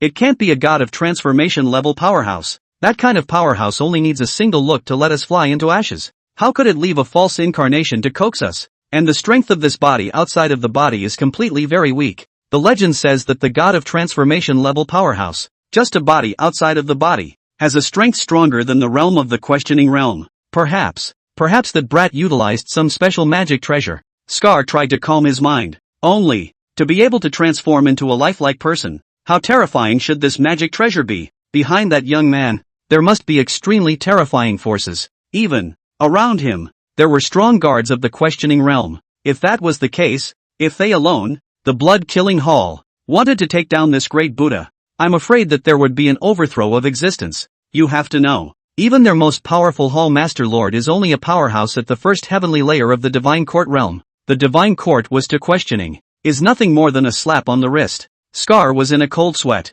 If that's the case, then the scheming of the hall master and the elders. Scar glanced with a cold gaze towards the group of killers who were still in a state of stagnation. Nowadays, I'm afraid we can only let this secret remain forever. In the meantime, in the opposite direction of Scar's group, the four assassins of the blood-killing hall brought the bound Nalan Meng and silently entered the middle of a dark cave. Bang! An assassin carrying Nalan Meng threw Nalan Meng's petite body to the ground and complained, "Damn, carrying this little bitch along the way really fires people up. Lust is all screwed up for me." The assassin standing beside him immediately proposed, "Why don't we do this little bitch first now? Anyway, the hall master only asked us to keep her alive." Jia, the Nalan family's first lady. I've never enjoyed this kind of goods before. When several people heard this, they couldn't help the color of fire welling up in their eyes. Looking at Nalan Meng's petite body, for a time there was actually a green light coming out of their eyes.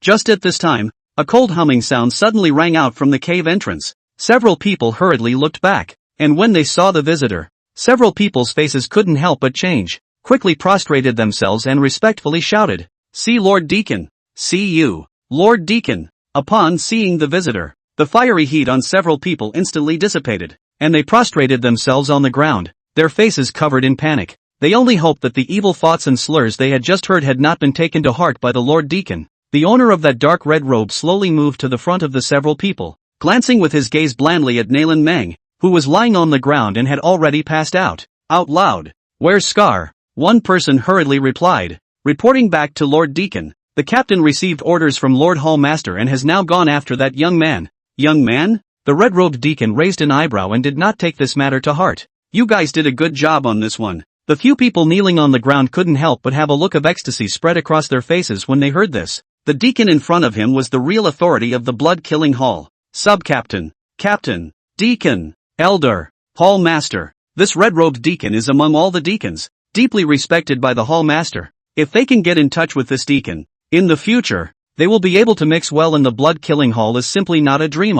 The red-robed deacon sensed the ecstasy that was hard to hide on the faces of several people. His voice didn't fluctuate in the slightest, he just slowly opened his mouth and said, "Speak, what kind of reward do you want? It is an honor for us to share the worries of the hall master. For the sake of the hall master, even if we are asked to go through fire, go to the mountain of swords, go to the sea of fire, and die in a short while, we will not be afraid. Now, how dare we ask for any reward?" A man's eyes rolled back in his head and he replied respectfully and incomparably. He was very pleased with his answer. And saying something like that was not a waste of the thousands of copies of workplace skill points he had read. He was sure that the Lord Deacon would be very satisfied with his answer. If he were to look at himself 2 more times, perhaps, he would be able to completely fly up the branch and become a phoenix. As for the remaining 3 people kneeling by his side, a trace of shock first flashed in their eyes, really thinking that the former could even say these words, but immediately afterward, they felt incomparable remorse in their hearts. "I should have known they should have read a few more books before going out. And now I can't believe they let this kid take the lead first." "Oh, you actually have this realization?" The red-robed deacon's tone had a hint of surprise. However, soon after, a hint of inexplicable danger flashed in his eyes. "Good thing too. Good. Since you have this realization, it also makes me feel less guilty." The 4 of them froze at his words. What did the Lord Deacon mean by this? Bang! Just as the 4 of them were in shock, the red-robed deacon suddenly stretched out his palm, then without hesitation, slapped on the ceiling of the sky of one of the killers kneeling in front of him. Click! A bone-cracking sound rang out, and that assassin did not figure it out even until his death. Why Lord Deacon would suddenly kill him. Bang! A body that had completely lost its vitality fell to the ground. Lord Deacon! Lord Deacon! We don't want the reward. Please spare our lives. Have mercy. Lord Deacon! Before the 3 could react, they quickly and frantically kowtowed to the red-robed deacon as if pounding garlic. Die! However, what responded to him was a cold, icy voice, and immediately afterward, he felt a pain in his brow, and the vitality in his eyes faded fast. Seeing this, the remaining 2 couldn't stand it any longer and picked up the long knives on the ground straight away. "I see. The hall master wants to kill us to silence us. Kill him so we can live." Noisy! The red-robed deacon waved his big hand, and an incomparably strong spiritual force slapped straight onto that assassin's body. Bang! In just a single glance, that assassin was slapped to death in the cave in an extremely brutal manner. After doing so, the red-robed deacon looked at the slayer who was sitting paralyzed on the ground with a face full of despair, and the corner of his mouth grinned slightly and, finally, "It's just you." Bang! After resolving the last assassin with a slap, the red-robed deacon wiped the blood from his hand. "So, all that's left is Scar." I guess he also understood the Lord Hallmaster's instructions and took care of the other little shrimps right away. The red-robed deacon glanced at Nalan Meng, who was lying on the ground, and said with a smirk, "Miss Nalan, since you've already awakened, why do you still want to continue pretending to be asleep?" Hearing the red-robed deacon's words, Nalan Meng slowly opened her eyes that looked like stagnant water staring wordlessly at the red-robed deacon in front of her. "Miss Nalan doesn't seem to be surprised at all by the way our blood-killing hall handles things?" Nalan Meng didn't make a sound. The red-robed deacon continued to speak. "Cultivating these assassins is also costly for the Bloodslayer Hall. Only, they know too much." Nalan Meng finally opened her mouth. Her voice was extraordinarily good, like a green bird clearing its cry. "I don't have any evaluative thoughts about the way your blood-killing hall handles things. It's only that it would allow your blood-killing hall to bury me at the risk of offending the Nalan clan." The red-robed deacon laughed and said, "Miss Nalan, Do you know that risks often go hand in hand with opportunities? Someone up there has offered a high price. A bounty for Miss Nalan's head. The deacon didn't finish his sentence before Nalan Meng interrupted him with a voice. But your hall master isn't a fool. Of course he knew the price after killing me, and would even be reduced to being a companion to the Nalan family's wrath. That's why he didn't take my life, but instead wanted to capture me alive. The red-robed deacon was momentarily speechless, and couldn't help but exclaim with heartfelt admiration. Worthy of being the Miss Nalan who has the most hope of succeeding the next Nalan clan chief. She is indeed ice-cold and snow-smart. Only, does Miss Nalan know the black hand behind the hiring of my blood-killing hall? Nalan Meng closed her eyes. So what if I know who it is? Does it matter? The red-robed deacon shook his head helplessly, and it was clear that Nalan Meng already had an answer in her mind. The red-robed deacon cupped his fists at Nalan Meng and said, "Then I can only first condescend to Miss Nalan to stay at my Bloodslayer Hall headquarters for a while first. There is no way around it. Hall Master, your family's power struggle. Our Bloodslayer Hall really doesn't want to participate too much, but you can't escape anymore." The red-robed deacon shook his head and said, "Precisely, that's why your life, Miss Nalan, is needed. As a guarantee." Nalan Meng didn't speak again. Right now, she was in a state of serious injury. Even a person in the body-tempering realm could make her unable to resist. Not to mention, the red-robed deacon in front of him is one of the 3 deacons of the blood-killing hall, a true vein-opening realm powerhouse. Seeing that Nalan Meng had given up her resistance, the red-robed deacon no longer hesitated and lifted his steps forward. Only when his pace had just moved a step, his entire body couldn't help but stop, his gaze subconsciously looking towards the entrance of the cave. Phew! No sound was made. A golden arrow shot in from just outside the cave. The arrow was so fast that in just a blink of an eye, it had appeared in front of him. What man? Boom! Without the slightest hesitation, the red-robed deacon's spiritual energy rolled crazily on his torso, and a bright red vein rose from his torso. He couldn't react in time to do more than cross his arms over his chest. Boom! Next, golden light erupted. Boom! Golden light erupted, and there was no imagined explosion that rang out. Buzz! Instead, a smoke that appeared black quickly spread out, and then gradually enveloped the entire cave. So, the cave, which was already dim, became dark for a moment.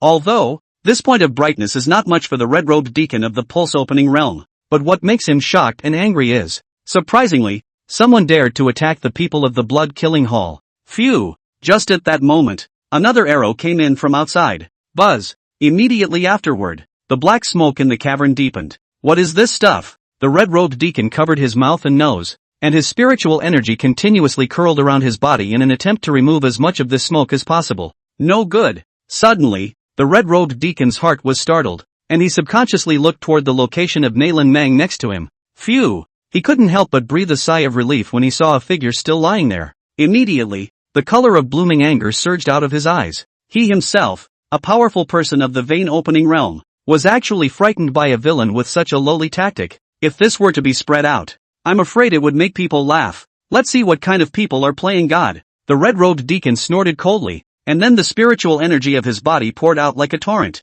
turning into a huge wave of fire that swept away. In a few seconds, however, the black smoke that enveloped the entire cavern completely dissipated. To think that I, the first deacon of the blood-killing hall, would be intimidated by such a small trick? The red-robed deacon's heart was a bit annoyed. Earlier this black smoke was a bit odd. He was only thinking of protecting himself from being enveloped by the black smoke. I didn't even think of removing it. Humph. Wait until I've settled things here first. Then I'll go on a quest to find that villain just now. The red-robed deacon turned to look at Nalan Meng. But in the next second, his bare eyes under the mask couldn't help but shrink fiercely, only to see where there was still Nalan Meng. Just a blood-killing hall killer who was killed by his own hands. Bang! The stones under the red-robed deacon's feet shattered with a sound. He spoke out in an icy cold voice, almost gritting his teeth. Very well. Very good. To be able to save someone from under my nose. With a wave of his large hand, he was about to shoot out the transmission jade order in his sleeve robes, but in the next second his palm froze slightly. No, there's still time. I can't let the hall master and the others know that I've lost Nalan Meng yet. I must get Nalan Meng back. And that brat, I will break you into pieces. Deep in the woods, under a big tree, Nalan Meng's originally ancient eyes were actually staring with interest at the black-robed man sitting beside her. The man in front of him was the second time he had seen him. The first time, himself and the other 4 guards were surrounded in front of Kill Jade Valley. At that time, he had absolutely no intention of rescuing himself and the others, and just blandly left. Now, is the second time I've seen him myself. This time, however, He had saved himself. From his body, not a single fluctuation of spiritual energy could be felt at all. But it was such a person who had brought himself out from under the eyes of the deacon of the blood-killing hall. Though it was true that those black fumes were not any kind of spells that one knew. And, just now, he ran here with a heart-on. But soon, Nayland Meng's eyes became calm once again. There wasn't the slightest hint of joy in her eyes at the aftermath of the robbery, as she said. She didn't really care about anything anymore.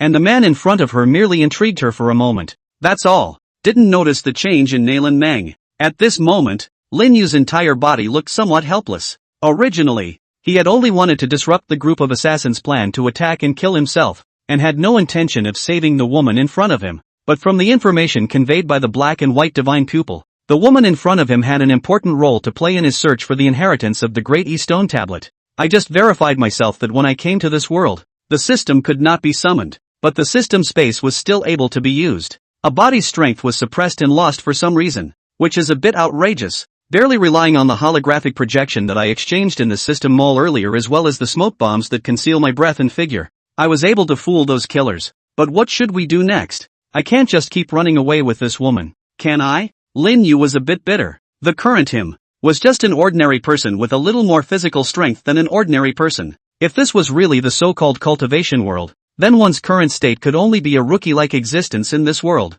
This situation is also not clear to Elder Dei. Forget it, it's useless to talk about it. The system has been dead since it entered the divine meteor land. I don't know when it will come to life. So, we can still only rely on ourselves now. But fortunately, at least the black and white divine pupil can still be used. Otherwise, if you accidentally walk into the enemy's encirclement, then it will be really cool. The urgent task at hand is to leave this dense forest first, and find a city to hide down. Thinking of this, Lin Yu quickly set a series of subsequent plans in his mind. Afterward, his gaze looked towards Nayland Meng. She was just too flashy in this outfit, and who knew if the assassins had planted a tracking mark behind her. Thinking of this, Lin Yu's mind moved and a set of black night clothes appeared in his hands. This lady warrior, it's better to trouble you to change into this clothing first. No answer. The corner of Lin Yu's mouth twitched slightly. Your brother has called you a warrior woman, so you should be more sensible. Passed the shirt further forward. Nice guy. Not only did he not answer,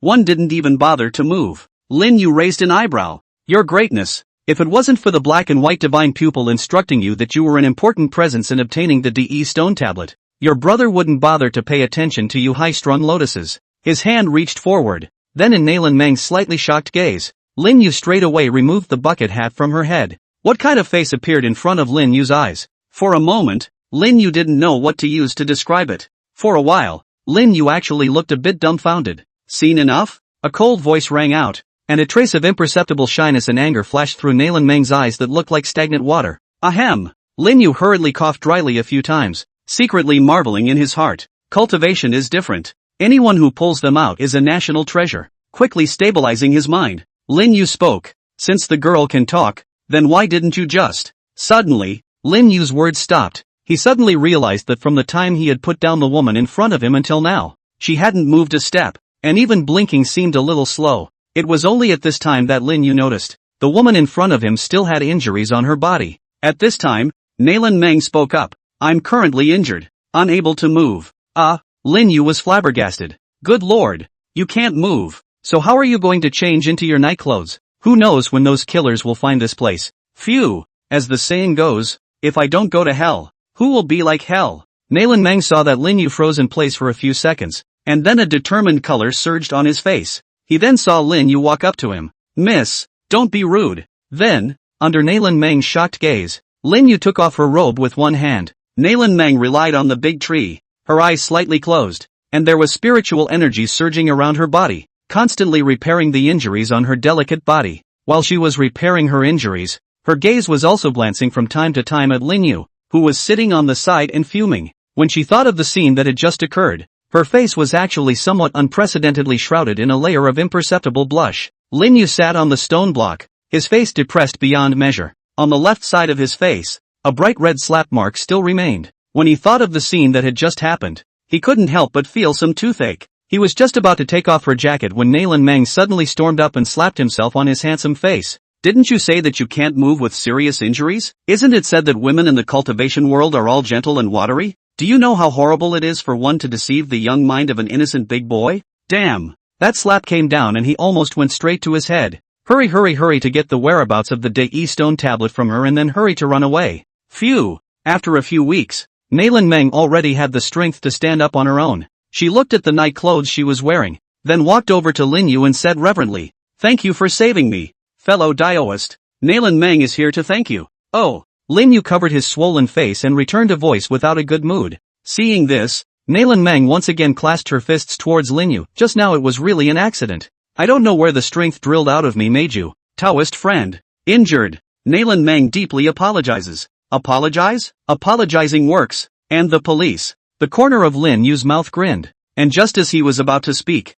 the pain coming from his face quickly made him close his mouth. Damn. Worthy of being a cultivator? One slap down. He was almost wasted. Without beating around the bush with Nailin Meng, Lin Yu said bluntly, "I didn't save you for nothing. To save you, there must be my own requirements." Nailin Meng nodded and said, "That's natural. If fellow Taoist saved me for no reason, it would in turn make Nailin Meng suspicious." Lin Yu didn't continue to make small talk with Nailin Meng. That red-robed deacon has found the neighborhood. Now, let's leave the dense forest first. Let's get out of this dense forest first. Lin Yu jumped off the stone and took the lead in one direction. Out of this killing forest? Seeing Lin Yu walking so casually, Nailin Meng first froze, then quickly followed. Although she didn't know how this man with no cultivation in front of her could say the big words of taking her out of this killing forest, she didn't know why. Nailin Meng was actually willing to believe him in her heart. Of course, Nailin Meng didn't know that Lin Yu wasn't talking big. At this moment, in the air that his naked eyes couldn't see,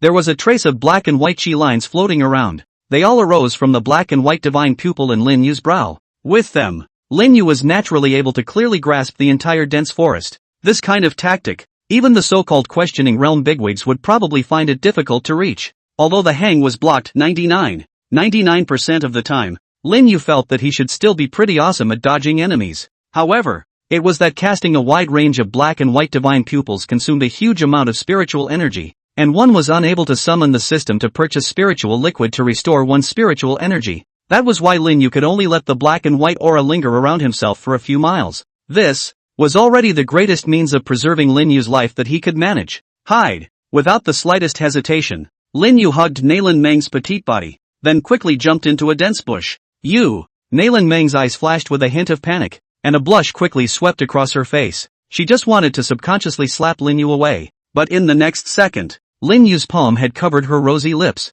Boom! In an instant, it was as if dozens of tons of bombs had exploded inside Nailin Meng's head. "Don't talk!" Lin Yu's low voice steeply sounded in her ears. Nailin Meng's originally restless body suddenly rested and did not resist anymore. Brush! Just a moment after Lin Yu's duo had just ducked into the grass, a cracking sound rang out from the position they were about to advance. Nailin Meng's beautiful eyes couldn't help but bulge, eyes full of shock. One must know that with her spirit sea realm's perception, she hadn't even realized that someone had appeared in front of her. But this man in front of her had even discovered it before her. Lin Yu lowered his body, and the black and white chi constantly surrounded him and Nailin, shielding their breath and fluctuations. Meanwhile, his mind had been connected to the system space. He couldn't guarantee that under the wrapping of the black and white tu chi, the other party couldn't discover the two of them at all. And if the situation wasn't right, then he would have to greet the bottom of the box with his bottom card. When the figure in the distance appeared in front of the Lin Yu duo's eyes, the two of them couldn't help but narrow their eyes slightly,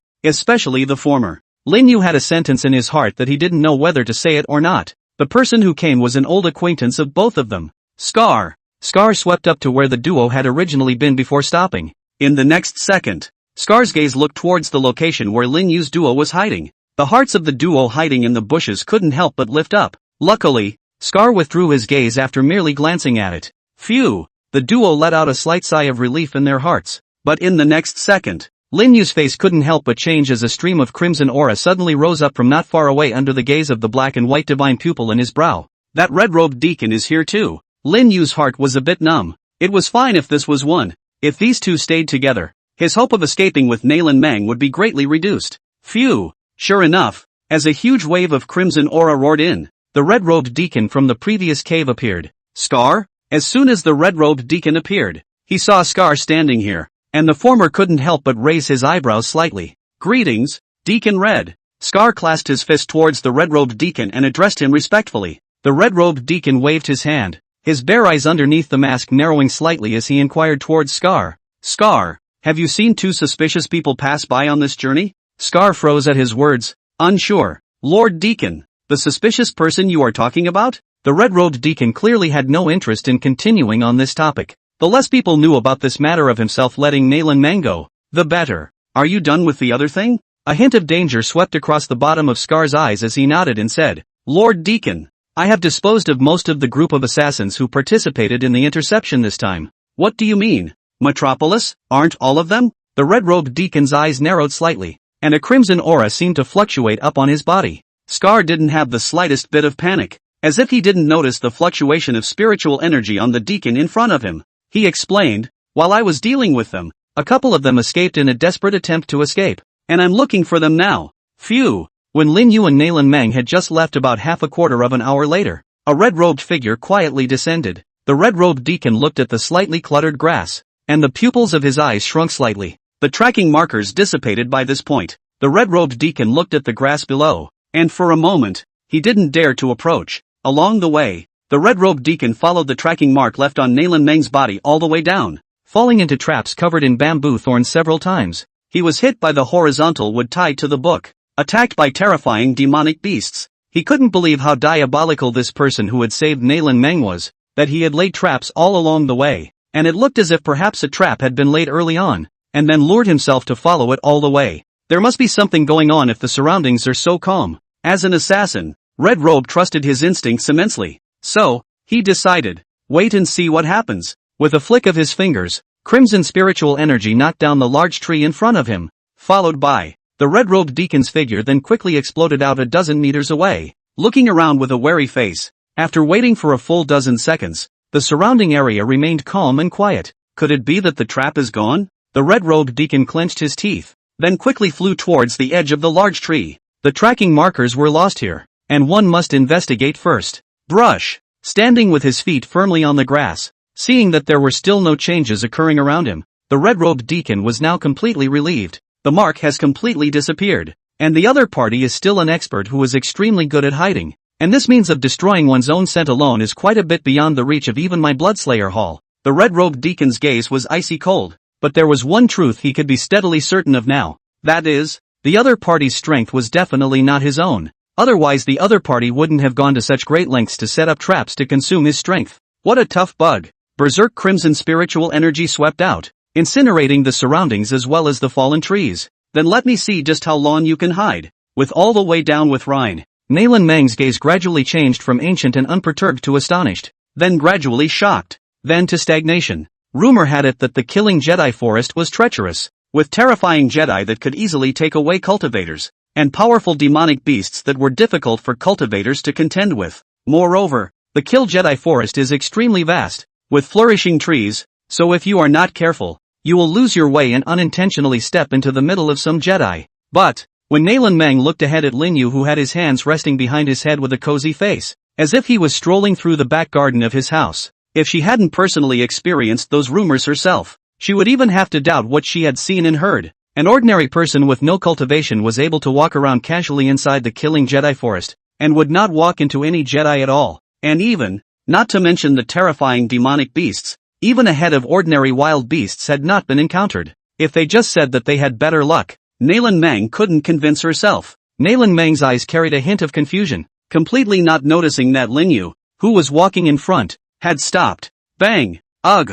Nalan Mang's nose ached as she looked up at Lin Yu and was about to speak, but seeing that the latter's original expression had changed from relaxed to grave, the words that Nalan Mang was just about to blurt out suddenly swallowed back. Lin Yu stood still as black and white lines that no one else could see around him flashed rapidly, especially in the direction they were traveling. The black and white lines flashed with incomparable frequency. Lin Yu's heart sank. They hit the killers. The red-robed deacon did not speak. On the palm behind his back, crimson spiritual energy constantly fluctuated, emitting a terrifying aura. Scar's hands remained clasped, his eyes calm. Then you should go ahead and deal with those who escaped. Also, pay attention to whether there are any suspicious people during the process, and if you see them, report back to me in time. Finally, the red-robed deacon's palm loosened, and the aura fluctuations on it disappeared. He glanced at Scar and said lightly, "Yes." Scar led the order, glancing at the nearby grass with his afterimage before leaving, then leaping onto a large tree and running towards the distance. The red-robed deacon looked at the gradually disappearing scarab,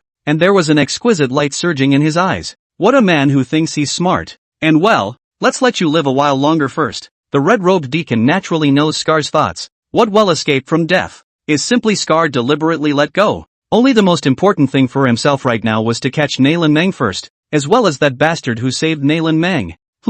Suddenly, the red-robed deacon's mind moved. In the next second, his figure appeared in front of the grass, and then without hesitation, he revolved his spiritual energy, and a huge wave of crimson aura instantly roared over. Boom! The grass was burned clean by the blazing giant wave of aura. Only a charred rabbit carcass had fallen into place. Could it be that I'm sensing it wrong? A flash of doubt appeared in the red-robed deacon's eyes, and then with a leap of his body, he too disappeared from the spot. Phew! Nailan Meng was just about to let out a sigh of relief, but Lin Yu immediately pressed down on her body and didn't move a muscle. So, another quarter of an hour or so passed. The red-robed deacon jumped down from the top of a large tree, sensing that the surroundings remained calm. I can't believe there's really no one there. The red-robed deacon leapt once more. His figure this time was completely flying into the distance. Phew! At this moment, Lin Yu was finally the first to exhale a mouthful of turbid air. Nice guy. He's straight up nice. Cool article honestly. Who said all villains have low IQ? Damn, this villain is more of a dog than a dog. If it wasn't for the fact that he had the black and white divine pupil to perceive the breath, if he had just moved a little bit, he would have been directly cool. How much longer are you going to hold it? Right about this time, Nailan Meng's voice rang in Lin Yu's ears. Lin Yu sniffed and rolled his eyes, saying without any good humor, I just saved your life, and it's not like I haven't hugged you before. You. Nailan Meng was speechless for a moment, because what Lin Yu said made so much sense. She was actually speechless. At this time, only then did Lin Yu seriously sized up Nailan Meng and earnestly inquired, you first give me the lowdown. What are you and what are they? Nailan Meng's beautiful eyes were filled with shock. How dare you not know what you are all along? Then you're still saving it with such fervor. Feeling Nailan Meng's gaze that looked like she was looking at a fool, Lin Yu's face remained unchanged and he just said indifferently, don't you care why I saved you? There must be a reason for saving you anyway. Nailan Meng sniffed before speaking. I am the daughter of the current head of the Nailan clan in the Upper Central Realm, Nailan Meng. Seeing that Lin Yu's expression did not show any surprise, there was a hint of disbelief in Nailan Meng's heart. She asked with some uncertainty, you don't even know about the Nailan family? By observing Lin Yu's expression, Nailan Meng could see that the former really didn't seem to know what the Nailan clan stood for. You don't know the Nailan family, and you saved me just like that? Then surely you don't know who those people chasing me are either. Nailan Meng's beautiful eyes stared at Lin Yu. The latter felt a bit speechless as he was stared at by Nailan Meng's eyes that looked as if they had seen through everything. Just calmly said, I can know that you are useful to me naturally because I have certain means. As for you being a member of the Nailan family, I'm indeed not quite sure. Oh, Nailan Meng nodded approvingly. Perhaps Lin Yu was one of those disciples who had been taught by a strong man from the deep mountains, and was now in the stage of going out to train. But, at this time, Lin Yu suddenly spoke out as he looked at Nailan Meng and said with a serious expression, you can explain the general distribution of forces for me. What Lin Yu lacked the most right now was intelligence, and the information held by the Nailan Meng in front of him must be abundant. Nailan Meng didn't have too many doubts. Within her heart she had already treated Lin Yu as an experienced disciple who had just come out of the deep forest, so she cleared her throat and spoke. Our world is called the world of De, and it is rumored to have been created from the divine body of the god De, but whether it is true or not we are not allowed to say. Lin Yu secretly nodded. Not bad. Your world is indeed the body of the great E god. The great E world is divided into 9 heavens, each of which has an incomparably vast geographical area. Among them, we here are the Sanyang heaven. The 9 heavens? Lin Yu's eyes fell into deep thought. Nailan Meng did not notice the change in Lin Yu's eyes and continued to explain. Sanyang heaven is located in the east of the world of De, and is the 6th largest heaven and earth among the 9 heavens of De. In Sanyang heaven, there are countless forces, and the most powerful one is my Nailan clan, the Nailan clan, the head of Sanyang heaven. I, on the other hand, am the daughter of the Nailan clan's patriarch. Lin Yu sked as he listened. If that's the case, the one in front of her is the daughter of the head of the big family at the head of Kuritien. And who is it that's after you? To be able to hunt down and kill the daughter of the Nailan family's patriarch, it seems that the group of assassins are not of a low status. They are from the Blood Killing Hall. The Blood Killing Hall is an assassin organization in Sanyang heaven that takes on any job as long as there is money. They were commissioned by an insider of our Nailan family this time to make a move on me halfway across the world. Speaking of this, Nailan Meng's eyes glowed with a touch of sadness. TSK. Then in that case, Your Nalan family isn't very united internally either. Lin Yu noticed the color in Nalan Meng's eyes and opened his mouth to snicker. Nalan Meng rolled her eyes. Families are known for their interests, and even the most united family will fall apart when driven by interests. Lin Yu rubbed his nose. Nalan Meng is still very thorough, so he smiled slightly and asked, "So what's next for you? Perhaps I'll need to look up to your status as the daughter of the Nalan clan's patriarch later on." Lin Yu didn't know that the wave of fortune that the black and white divine pupil saw in Nalan Meng was caused by herself, or the Nalan family behind her. So what he intends to do is to give up neither. When Nalan Meng heard Lin Yu's words, she was only slightly stunned, then said, "The earlier me had already planned to give up, with a death wish in mind. But now, I'm already planning to fight those old things to the end. I, Nalan Meng, actually do not lose to others." A powerful intent rose in Nalan Meng's eyes. A smile appeared at the corner of Lin Yu's mouth and he was just about to speak. Before his eyes, a golden pop-up window suddenly surfaced. The mission has been released. Lin Yu's eyes rolled up in surprise. Floating in front of his eyes was none other than his long-lost system pop-up window. Lin Yu almost bounced right off the ground. The mission has been released. System. Lin Yu suppressed his inner excitement and hurriedly called up the system with his mind. Still, there was no response. Sigh. At least it proves that the system still works, though not much of it does at the moment. Lin Yu sighed helplessly, his gaze moving to the golden pop-up window. Mission to Kurioten.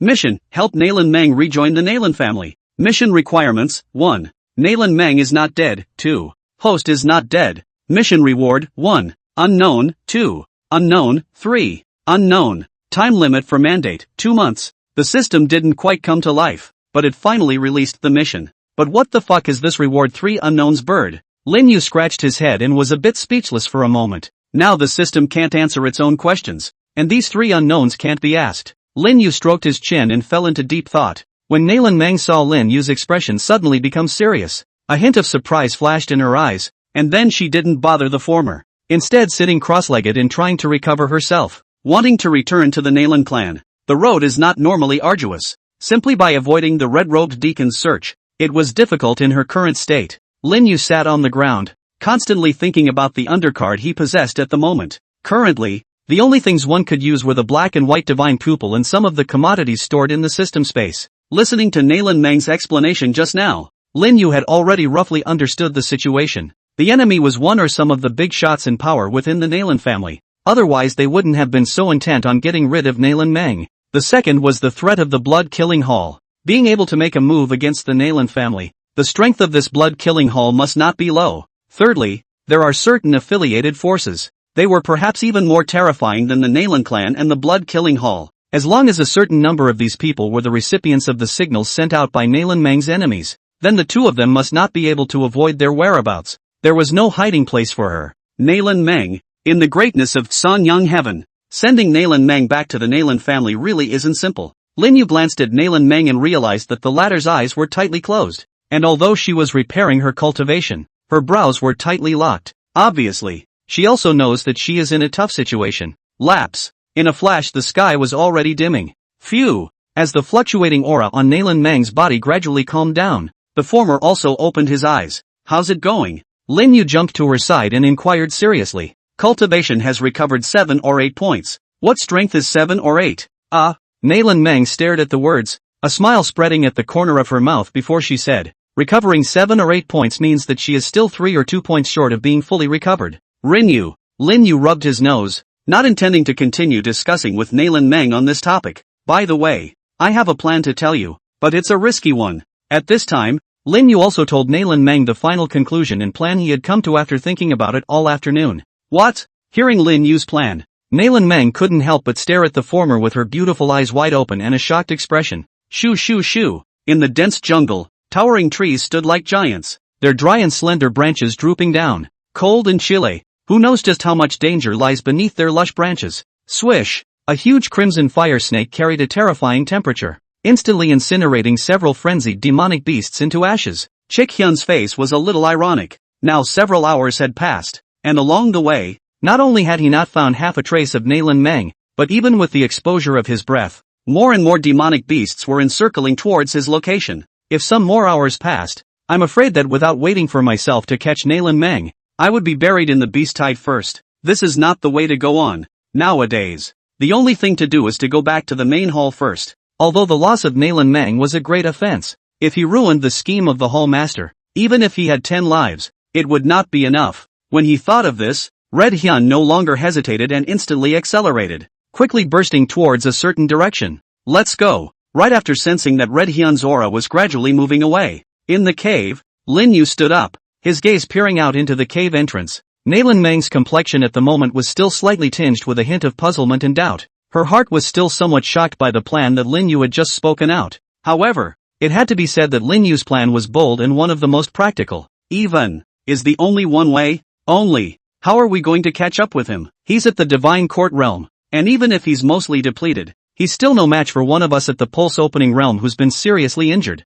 Nalan Mang glanced at Lin Yu, who didn't have a trace of a cultivator's aura all over his body, no matter how he looked at it. Nalan Mang had just finished speaking, but Lin Yu hemmed and hawed and said, "Someone will help us bring him to us. Naraman?" Swish brush swish, the fiery red beams of light raced. After about half a quarter of an hour, the speed of the beam gradually slowed down, and then stalled close to the hill. Wow! The light dispersed, and Chik Hyun's figure was gradually revealed. As soon as Red Hyun revealed his figure, his gaze glanced towards a certain location in the rear and he snorted coldly. "You followed me all the way. Aren't you going to roll out yet?" Just as Red Hyun's words fell, a silhouette jumped down from the top of the large tree at the back. Red Hyun looked at the visitor, a hint of killing intent flashing unconsciously in his bare eyes. "I had intended to spare your life, but I didn't expect you to actually come to the door on your own. Scar, are you really not afraid of death?" Hearing the undisguised icy killing intent in Red Hyun's tone, Scar involuntarily shivered. He could only smirk and said,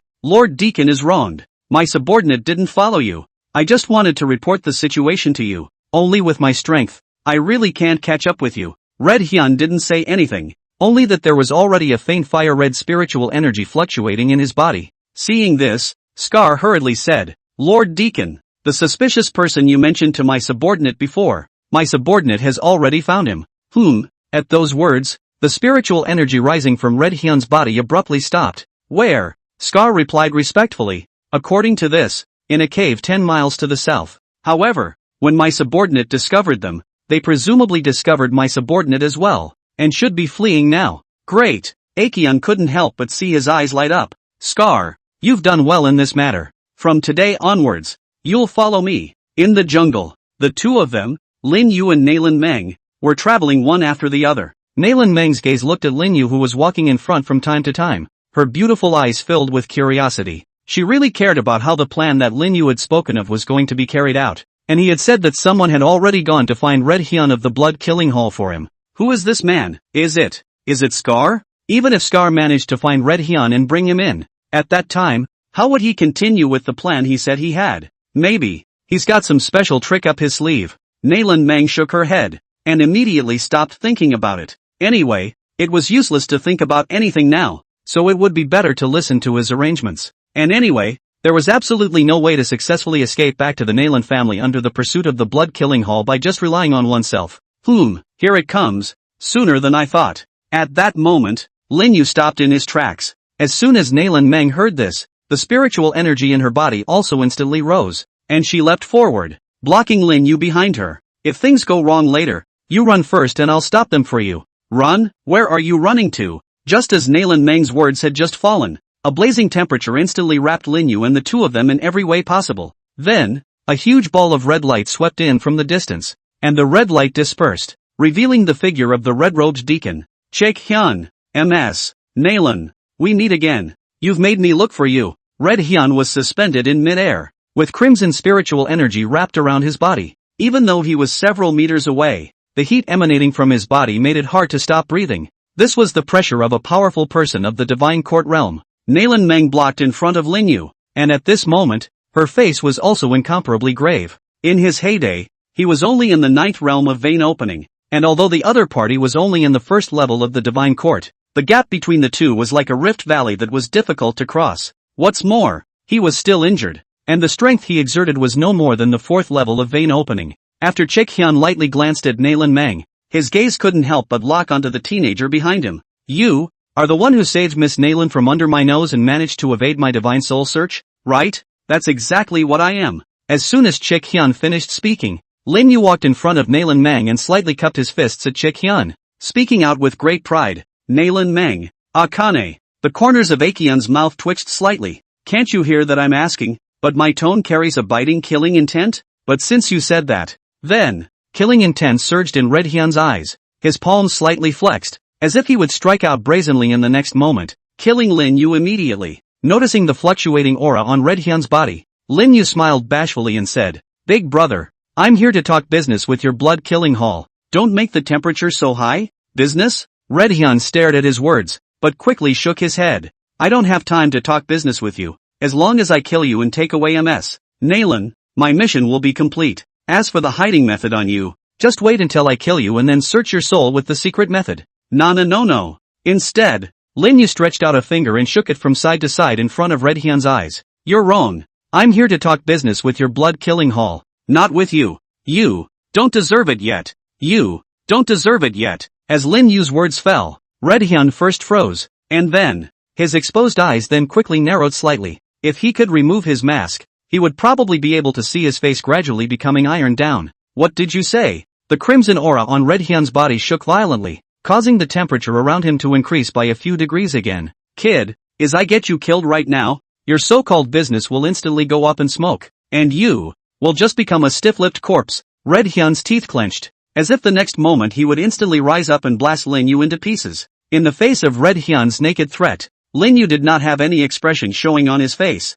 and only said indifferently, You can get me killed, and you can even get Nalan Meng killed. Only, your blood-killing hall is probably completely untenable. Kid, how dare you bluff? Red Hyun laughed in anger and was about to retort, but the next second he froze. Immediately, he quickly turned around and gazed around himself. Today, the Scar who had just followed closely behind him. I don't know when, but it disappeared. Chikian was a little dazed for a moment. He had asked Scar to follow him with the purpose of keeping an eye on the ladder and wait until the matter was cleaned up before handing it over to the Hall Master. But right now, Scar had actually slipped away while he wasn't looking. At this time, Lin Yu's voice resounded once again. Lord Deacon, how about it? How about the duck that was on its way to your mouth suddenly flying? Red Hyun turned his head and looked at Lin Yu with a cold gaze. Scar betrayed the blood-killing hall. Lin Yu shook his head and said, Brother Scar didn't betray. It was just that his little life was in danger. So he made a deal with me. Chikian took a deep breath of cool air. It's a trap to get into. The deal in his mouth was presumably that Scar was holding information about the blood-killing hall's pursuit of the Nalan family's eldest miss. If something were to happen to the duo of Nalan Meng, Scar would definitely inform the Nalan family of this matter at all costs. At that time, it was estimated that the blood-killing hall, would have to be decimated in the entire Great E-Star realm. This was not a bluff. The Nalan family, as the number one power in the Songyang heaven, definitely had this strength. Red Hyun's heart was filled with regret at the moment. I should have known that I should have silenced Scar first at the time. Today, he is riding a tiger. If they stayed here, they would surely be haunted by the brats at hand. But if they let them go to Scar, I'm afraid it would be harder than hell to catch them next time. For a moment, the gaze of Chikyun as he looked at Lin Yu gradually changed, become less contemptuous. Right now this guy has laid a young plot on himself, and he has to drill it. On the contrary, Nalan Meng's beautiful eyes were also filled with shock at this moment. Lin Yu. Surprisingly, he made a hall master of the blood-killing hall suffer a dark loss. A person with absolutely no semblance of cultivation was actually able to restrain a divine court realm powerhouse. If this was spread out, it would probably cause an uproar. Wow! Red Hyun exhaled a mouthful of turbid air, and the crimson spiritual energy on his body dissipated. His gaze was fixed on Lin Yu as he said helplessly, Speak, what kind of business do you want to talk to our blood-killing hall? Lin Yu pulled Nalan Meng backwards a dozen meters away. Chihyun couldn't help but stare. Aren't we talking business? Why are you backing up? Lin Yu said with a wary face. Who knows if you'll suddenly make a sneak attack and cripple us all. That's not how business is done. Akane, your grandmother. Red Hyun was so depressed that he almost wanted to vomit blood. You. Red Hyun looked at Lin Yu with a face like a dead pig, and for a moment he didn't know how to retort. Because standing in the latter's shoes, the likelihood of striking out on your own is very high indeed. Humph. Fiercely flinging his sleeve, Red Hyun knew that he would likely not be able to dabble in any benefits if he continued to entangle himself with Lin Yu, so he could only let out a cold snort, and then threw out a reddish-red rounded bead from his sleeve robe. This item is called the Red Flame Bead, and the power of the red flame within it is able to withstand the full force of a Divine Court Realm First Sky Powerhouse. How's that? My sincerity is already considered great enough, isn't it? Lin Yu looked at the crimson beads floating in front of his eyes, and the light in his eyes flickered slightly before he cast an inquiring gaze towards Nalan Meng behind him. The latter nodded under Lin Yu's gaze. Lin Yu smashed his mouth, then took the red flame bead. Before Chick Hyun could let out a sigh of relief, Lin Yu's voice sounded once again. But, there is only one of these beads and there are two of us. Ugh. What if you suddenly get violent and hurt someone and threaten me with her? Red Hyun's eyes widened with disbelief. But soon, his eyes were filled with the color of blooming anger. Kid, don't you dare bluff me. There was a terrifying crimson spiritual energy constantly trembling on Red Hyun's body, and the air around him became incomparably hot as a result. Seeing this, Nalan Meng's figure flashed and blocked in front of Lin Yu. Lin Yu hid behind Nalan Meng, his eyes narrowing slightly. It seems that Lord Deacon is not going to do this business with us. Lin Yu's mind had already silently communicated with the system space, and as long as Red Hyun made a slight movement, he planned to smash the previously exchanged props towards Red Hyun with a brain. Nalan Meng stood in front of Lin Yu, barely operating her spiritual energy to resist the infinite pressure emanating from Red Hyun, the aura of a divine court triple sky powerhouse. Even in her heyday, she wouldn't dare to mess with its edge. For a while, both sides were caught in an atmosphere of saber rattling. This went on for about a few moments afterward. Phew. In the end, Chick Hyun sighed after looking at Lin Yu behind Nalan Meng and thinking about Scar, who had disappeared. Red Hyun looked at Lin Yu and spoke. This seat swears by the heavenly Tao that I won't make a move against you and Miss Nalan on this journey. Is that okay? Red Hyun stared straight at Lin Yu, the aura on his body unabated. It seems to be saying, if you still don't agree, then how about a fish death net? Lin Yu, however, slowly raised a finger and lightly added a sentence. And then you have to add in keeping us both safe. One of us is an ordinary person and one of us is seriously injured. We could easily be killed by a treacherous villain along the way. Yes, Chickian didn't retort either. Only, if the two of you make a fool of yourself, then I can only save Miss Nalan first. Akian's eyes narrowed slightly, and there was an element of undeniable doubt in his tone. Chick Hyun's meaning was clear. Nalan Meng was the centerpiece of the whole business. As for Lin Yu, he's just an accessory. His life is worthless. Of course, Lin Yu could hear the meaning of Chick Hyun's words, and just reached out and put his hand on Nalan Meng's shoulder. Also, it's just that Menger and I are already both running away, having made a vow of sea and mountain together. If I were to lose it, Dream Child will most likely follow me. Akane, Naraman, you, what did you say? Rarely, with the determination of Red Hyun at this moment are a little shocked, stunned out of breath. You and Nalan Meng made a vow of marriage? Holy shit, how long have you guys known each other? Nalan Meng was also slightly opening her red lips at this moment, and the pupils of her eyes, which were originally devoid of any color, actually had a flash of a different color at this moment. But soon, with her intelligence, she quickly reacted. This was Lin Yu's plan, in order to prevent Red Hyun from laying his hands on Lin Yu on the road. And although Red Hyun had made an oath of the heavenly Tao, this oath was only for himself. This way down, if Red Hyun had used a little bit of his brain, he would have been able to get rid of Lin Yu, an ordinary person, easily after borrowing others. But even if one could easily associate it all. But, Nalan Meng felt the warmth coming from the palm of Lin Yu's hand on her shoulder, and under the cover of the bucket hat, she was actually slightly lost in thought for a moment. Hoo. Chi Hyun calmed his agitated heart. In fact, he had also long since seen that this guy Lin Yu's mouth was blindly bullshitting. But, he didn't dare to bet. The words coming out of this kid's mouth in front of me are 5 parts true and 5 parts false. If it was really as he said, Nalan Meng had already fallen for him, if he found a chance to kill him along the way, and if Nalan Meng really went with him, at that time, Red Hyun doesn't dare to bet. So what do you want? Red Hyun looked at Lin Yu, and there was actually fire surging out of his eyes vaguely. He was a powerful man of the divine court realm, but today he was actually taken by this little brat whose hair hadn't even grown. The point is, there's no way to do it yourself yet. Seeing that Red Hyun's patience had been almost worn down by himself, Lin Yu spoke up and said, no other thoughts, just that I hope that during the rest of the journey Lord Deacon will make sure that I arrive at your Bloodslayer Hall headquarters in one piece. Seeing that the request made by Lin Yu was not excessive, Chick Hyun nodded. Then let's be on our way as soon as possible. After saying that, Red Hyun waved his big hand, only to see a green leaf fly out from his sleeve robe. The green leaves quickly skyrocketed, and in the blink of an eye, they rose to the size of several zheng. Lin Yu's eyes couldn't help but bulge at the sight, but Chi Hyun was smiling slightly. This object is called a leaf boat. Don't tell me you haven't heard of it?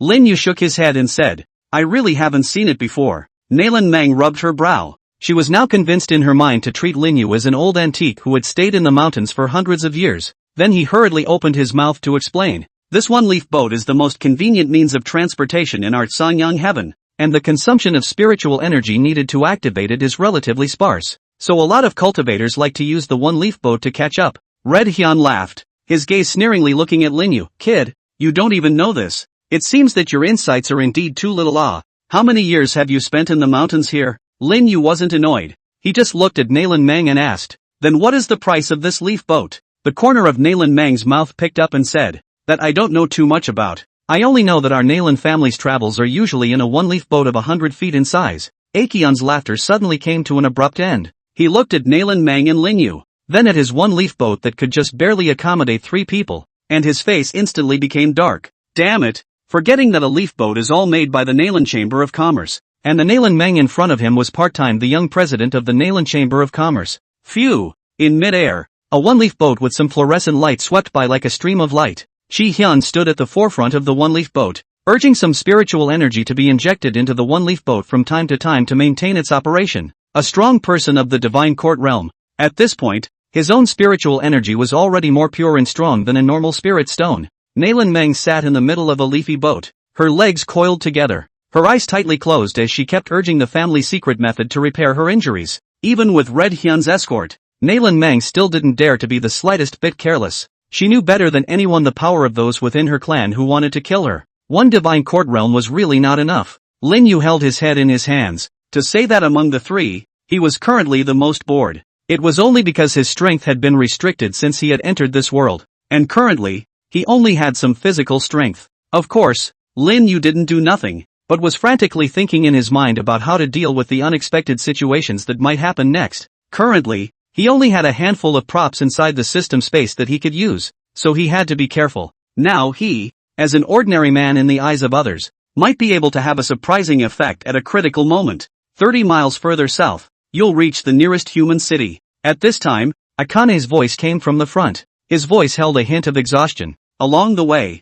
in order to lower his target, he took the duo of Linyu and Nalan Mang on many detours. Even if one was as strong as a divine court realm powerhouse like Red Hyun, as long as he hadn't cultivated to the transformation god realm, his spiritual power was still limited. After a rush that lasted for several days in a row, Chick Hyun also felt tired. Then go to the nearest city and rest. At this moment, Nalan Mang also opened her eyes and glanced at Red Hyun in front of her. Only when she reached out, a palm-sized compass appeared in her hand. That compass took on a golden-yellow color, and it was engraved with tedious patterns. And in the center of the compass, a thumb-sized palace loomed. Nalan Mang had just taken out her compass when Chi Hyun in front of her violently turned her head. Sky compass. Seeing the compass that appeared in Nalan Mang's hand, Chi Hyun's eyes couldn't help but light up, his tone carrying a hint of shock and undisguised admiration. Even his breath stagnated for a moment. Nalan Mang nodded. Precisely the heavenly compass. Glancing at Linyu beside her, Nalan Mang explained, this object is called the heavenly compass.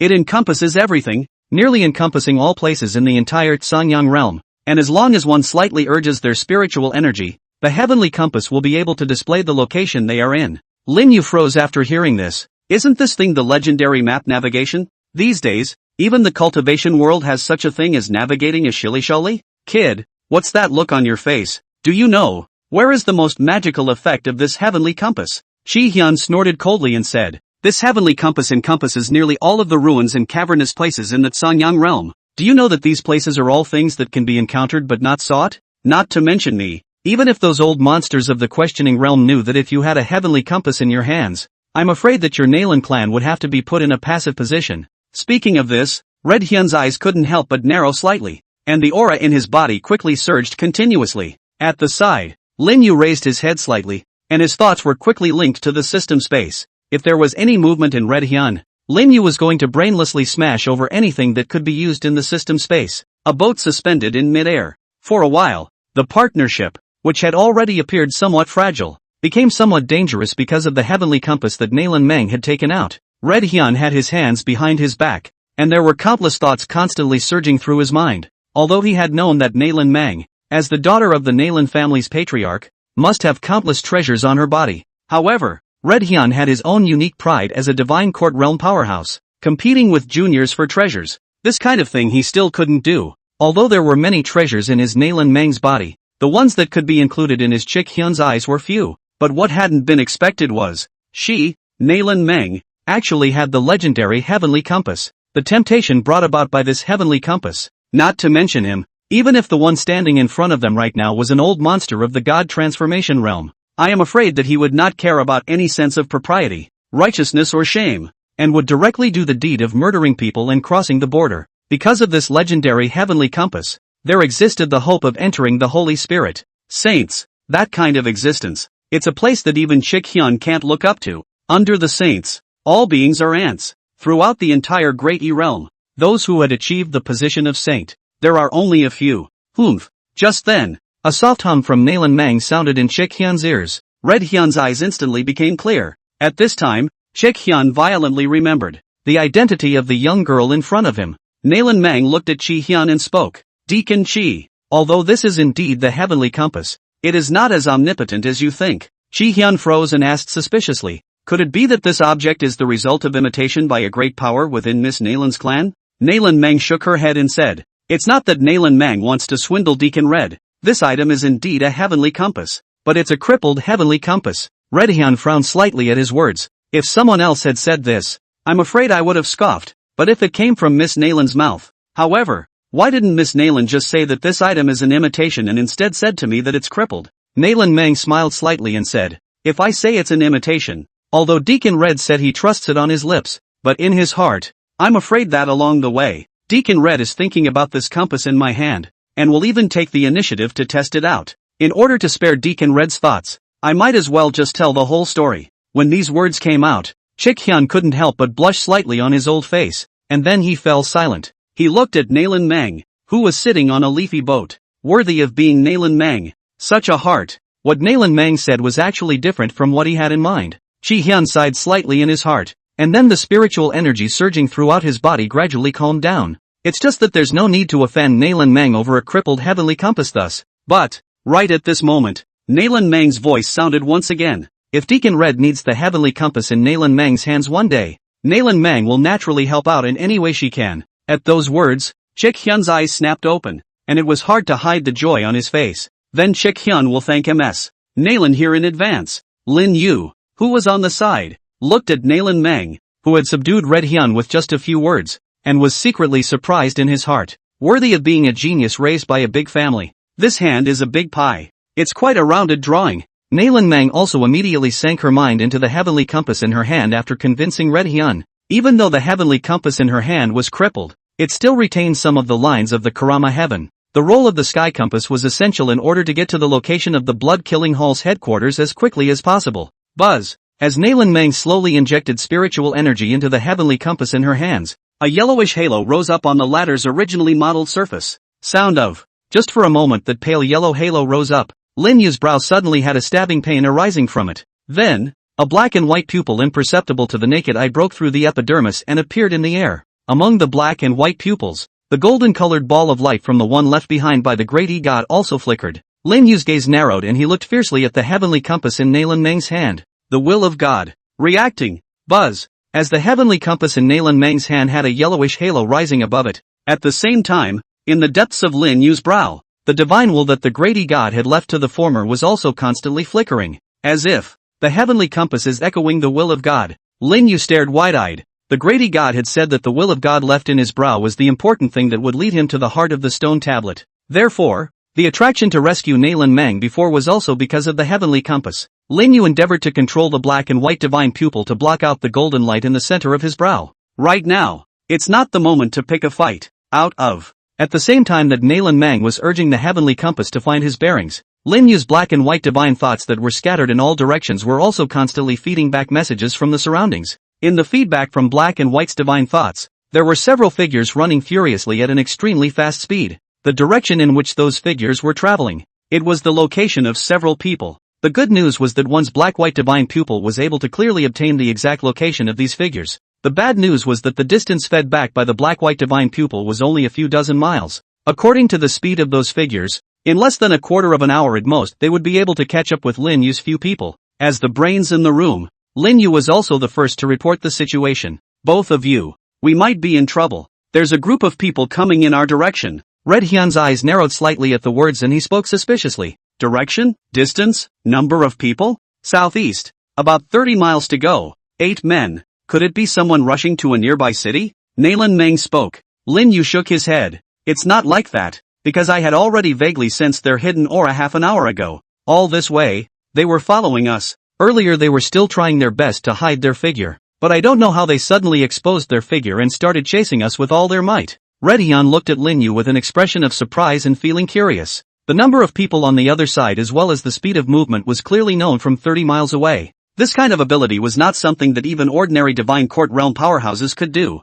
This guy was clearly an ordinary person from the breath perception above, but his divine soul was delegated to be powerful. If he hadn't comprehended the other party's tactics in the middle of the deadly Jedi forest before, Chi Hyun would be able to burst out laughing right now. However, there was still a trace of doubt in Chi Hyun's heart. The route we took was very stealthy. How did they manage to follow us all the way without being detected by us? Lin Yu rolled his eyes towards Chi Hyun. I don't know the answer to your stupid bird question. It was Nalan Meng who quickly calmed down as she urged this heavenly compass, her gaze constantly skimming over the pale yellow halo. There is a valley up ahead. We can go there and take a look. Lin Yu nodded in agreement. Let's go to the valley and see if the gang behind us will follow again. And if they don't, then that proves I'm overthinking it. Yes, Akane wasn't pretentious either. Immediately, he urged the one-leaf boat, reversed its direction, and flew towards the nearby valley. Brush up. Right after Lin Yu's few people disappeared for about a quarter of an hour, 8 figures appeared at the original location of Lin Yu's few people. The 8 people were all dressed in black, with hideous masks on their faces, merely having a pair of sharp and cold eyes exposed. What attracted the most attention was that behind each of them, they were carrying a huge sword that was almost as tall and as wide as they were. 8 silhouettes stood on the hill, and a gloomy aura constantly filled the air. Shu, one of the black-robed men who appeared to be the leader, extended his nose in the air and gave a symbolic huff, and then his gaze went to the direction where Lin Yu's few people had left. A flick of the hand. After them. Brush up. The 8 figures shot out explosively once again. Shu, a boat with emerald green fluorescence all over it, sped along. The moment the 8 silhouettes immediately behind him increased their speed, Lin Yu, who was sitting on top of a leaf boat, also opened his eyes violently. They're picking up speed to catch up. Lin Yu's gaze looked over at Chi Hyun. The latter merely snorted coldly, and his eyes gradually became icy cold, in which there was a morose killing intent condensing. When the spiritual power fluctuation suddenly rose behind him, Chi Hyun naturally sensed it. A few small shrimps of the heavenly palace realm. This is rushing to send them to their deaths. Red Hyun wasn't in a hurry. Instead, he silently reduced the speed of the one-leaf boat. Glancing towards Lin Yu, he said, if we keep letting them follow, we'll probably expose the trail, so we might as well kill them cleanly. Lin Yu pondered for a few seconds and then nodded. Under the display of the black-white divine pupil, it was currently obvious that the ones chasing after themselves and the others were the 8 people behind them. Taking care of the line behind him ahead of time was the best plan, before more pursuers came rounding up. Afterwards, Red Hyun flicked his hands in front of his chest, and the one-leaf boat instantly reversed its direction and swept straight towards those 8 people behind him. Ghost Hand, the leader of the 8 ghosts of Black Mountain, a robber who was one of the most famous robbers in Koro Tien, burning, killing, looting, and doing no evil. With a strength of the 8th level of the Heavenly Palace, he didn't even put ordinary clan ancestors in his eyes. Once the Ghost Hand is the core elders of a clan. In order to cultivate the evil power to one's own strength to slaughter the clan, kill all the clan from the master to the outer disciples, totaling 13,516 people. He was rounded up by countless decent people because of his excessive killing. Eventually, he had no choice but to fall into everyone's hands, fall into the grass, join the Black Mountain, and live in hiding all day long. But that's all about to be a thing of the past. The ghost's hand rested on the mask on his cheek, and there was a strong color of resentment inside his bare eyes. The mask was a disgrace to him, forcibly welded to his cheeks with hot pig iron by a self-styled powerful and decent man. That night, the tendons and veins of Ghost Hand's entire body were forcibly interrupted by that person, and even the evil chi that had been absorbed with great difficulty was cracked away by that person through special means. That night, Ghost Hand was thrown into a fireplace by that decent person and forced to weld a mask on his face with hot pig iron. That night was the shame of Ghost Hand's life. When I've gained the approval of that great power, the first thing I'll do is to settle the score with you. Dan Xiaozi, just wait for me. Ghost Hand clenched his fist hard, then silently withdrew his mind.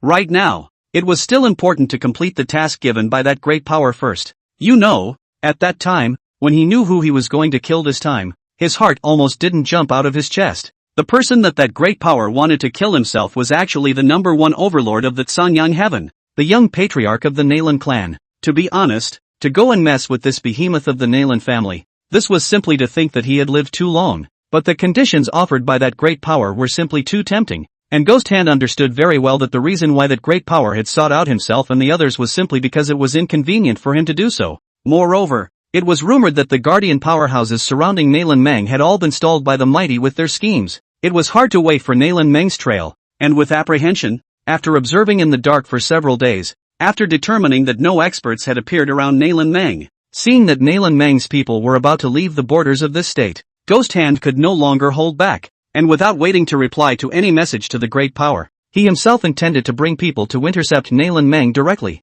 After I finish this order, my Ghost Hand will completely make a name for himself in Koromochi heaven. Ghost Hand stuck out his tongue and licked his mask, and was just about to instruct his men to speed up and chase after him. But the next moment, his nose sniffed the air and his face couldn't help but change. What a fire! No! It's them who are back! Ghost Hand was first startled, and then a strong joy surged out on his face. It's so hard to find the right place to get it. If the other party sensed their own and other people's traces and let go of their speed to run in a big way, Ghost Hand could probably only drop a flare helplessly. But what I didn't expect was that the other party had taken the initiative to rush up on their own without any life. Since you guys are in a hurry to find death, then I'll fulfill you. Although he was excited in his heart, Ghost Hand was, after all, a veteran who had been hanging out in Sanyang heaven for a long time. With a wave of Ghost Hand's big hand, the 7 silhouettes behind him instantly shot out. Watching the 7 silhouettes shoot out, while Ghost Hand was following behind them by a distance of several feet. At this distance, it's just in time to escape if things get bad.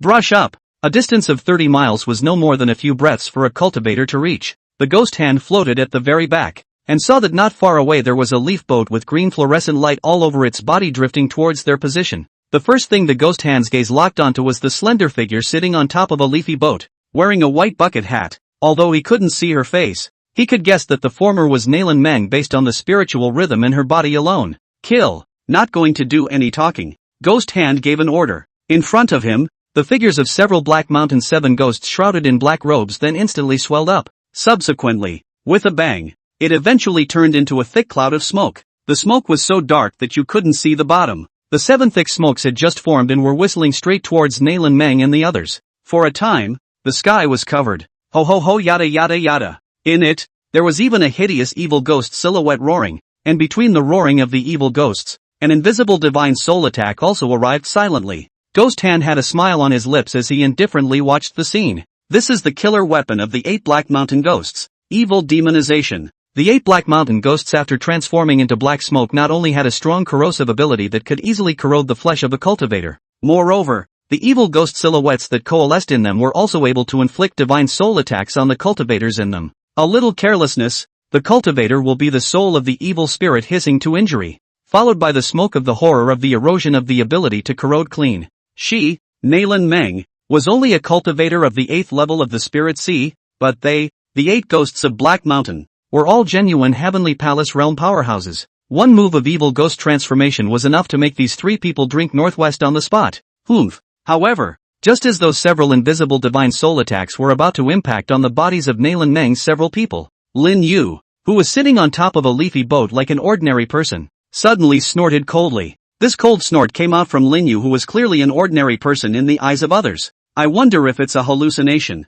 The skin at the location of Lin Yu's brow suddenly split apart, exposing a radiant and deep black and white pupil. Above the pupils, black and white chi lingered continuously. The moment the black and white pupils appeared, the evil ghost silhouettes that had been hissing continuously in the thick smoke suddenly looked as if they had been strangled by the throat. The hissing from the evil spirit came to an abrupt end. What's the situation? Ghost Hand's face changed dramatically. Without seeing the man's hand, how did the evil ghost hissing and evil demonization fail to work? Perish! But before Ghost Hand could react again, a cold exterminate sound rang out again. Boom! Next moment, the temperature in the originally empty half-air rose steeply and violently. Ah! The other 7 ghosts that had long ago turned into black smoke let out wails of pain, only to see that on their bodies, a fire snake completely condensed by spiritual energy had already climbed onto their originally invisible bodies at an unknown time, emitting a terrifying temperature that continuously burned the black smoke, hardening their bodies that had been turned into black smoke and completely burned clean.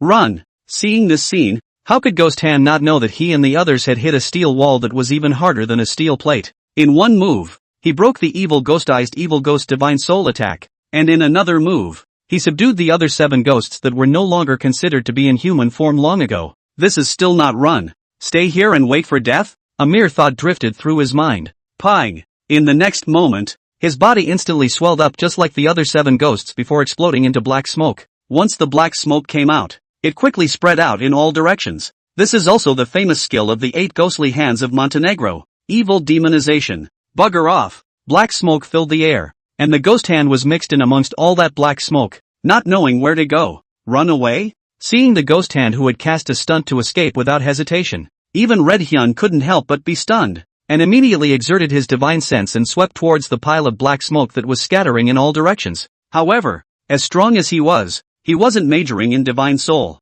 so with the speed at which his divine sense swept through, it was far less than the speed at which the black smoke spread. We can't let him run out. If he exposes his whereabouts, it'll be a problem. As Red Hyun spoke, a terrifying aura continued to coalesce around him as well. As Red Hyun's body gradually condensed its breath, the temperature around him also soared at a terrifying speed. Obviously, Red Hyun intended to exert his full strength to burn all of this black smoke that was spreading in all directions. Take it easy, Deacon Red. Just then, Lin Yu's voice suddenly rang out. Chick Hyun froze at his words, then quickly reacted. Yeah, although I can't do divine soul cultivation, but I have a divine soul enlightened existence next to me. Black smoke filled the air. Somewhere in the subtleties of the black smoke, ghostly hands clung to it. At this moment, the ghost hand, both physically and mentally, was filled with trepidation and horror. Divine Court Realm. Surprisingly, it's the Divine Court Realm. Nalan Meng actually has a powerful person of the Divine Court Realm by her side. No,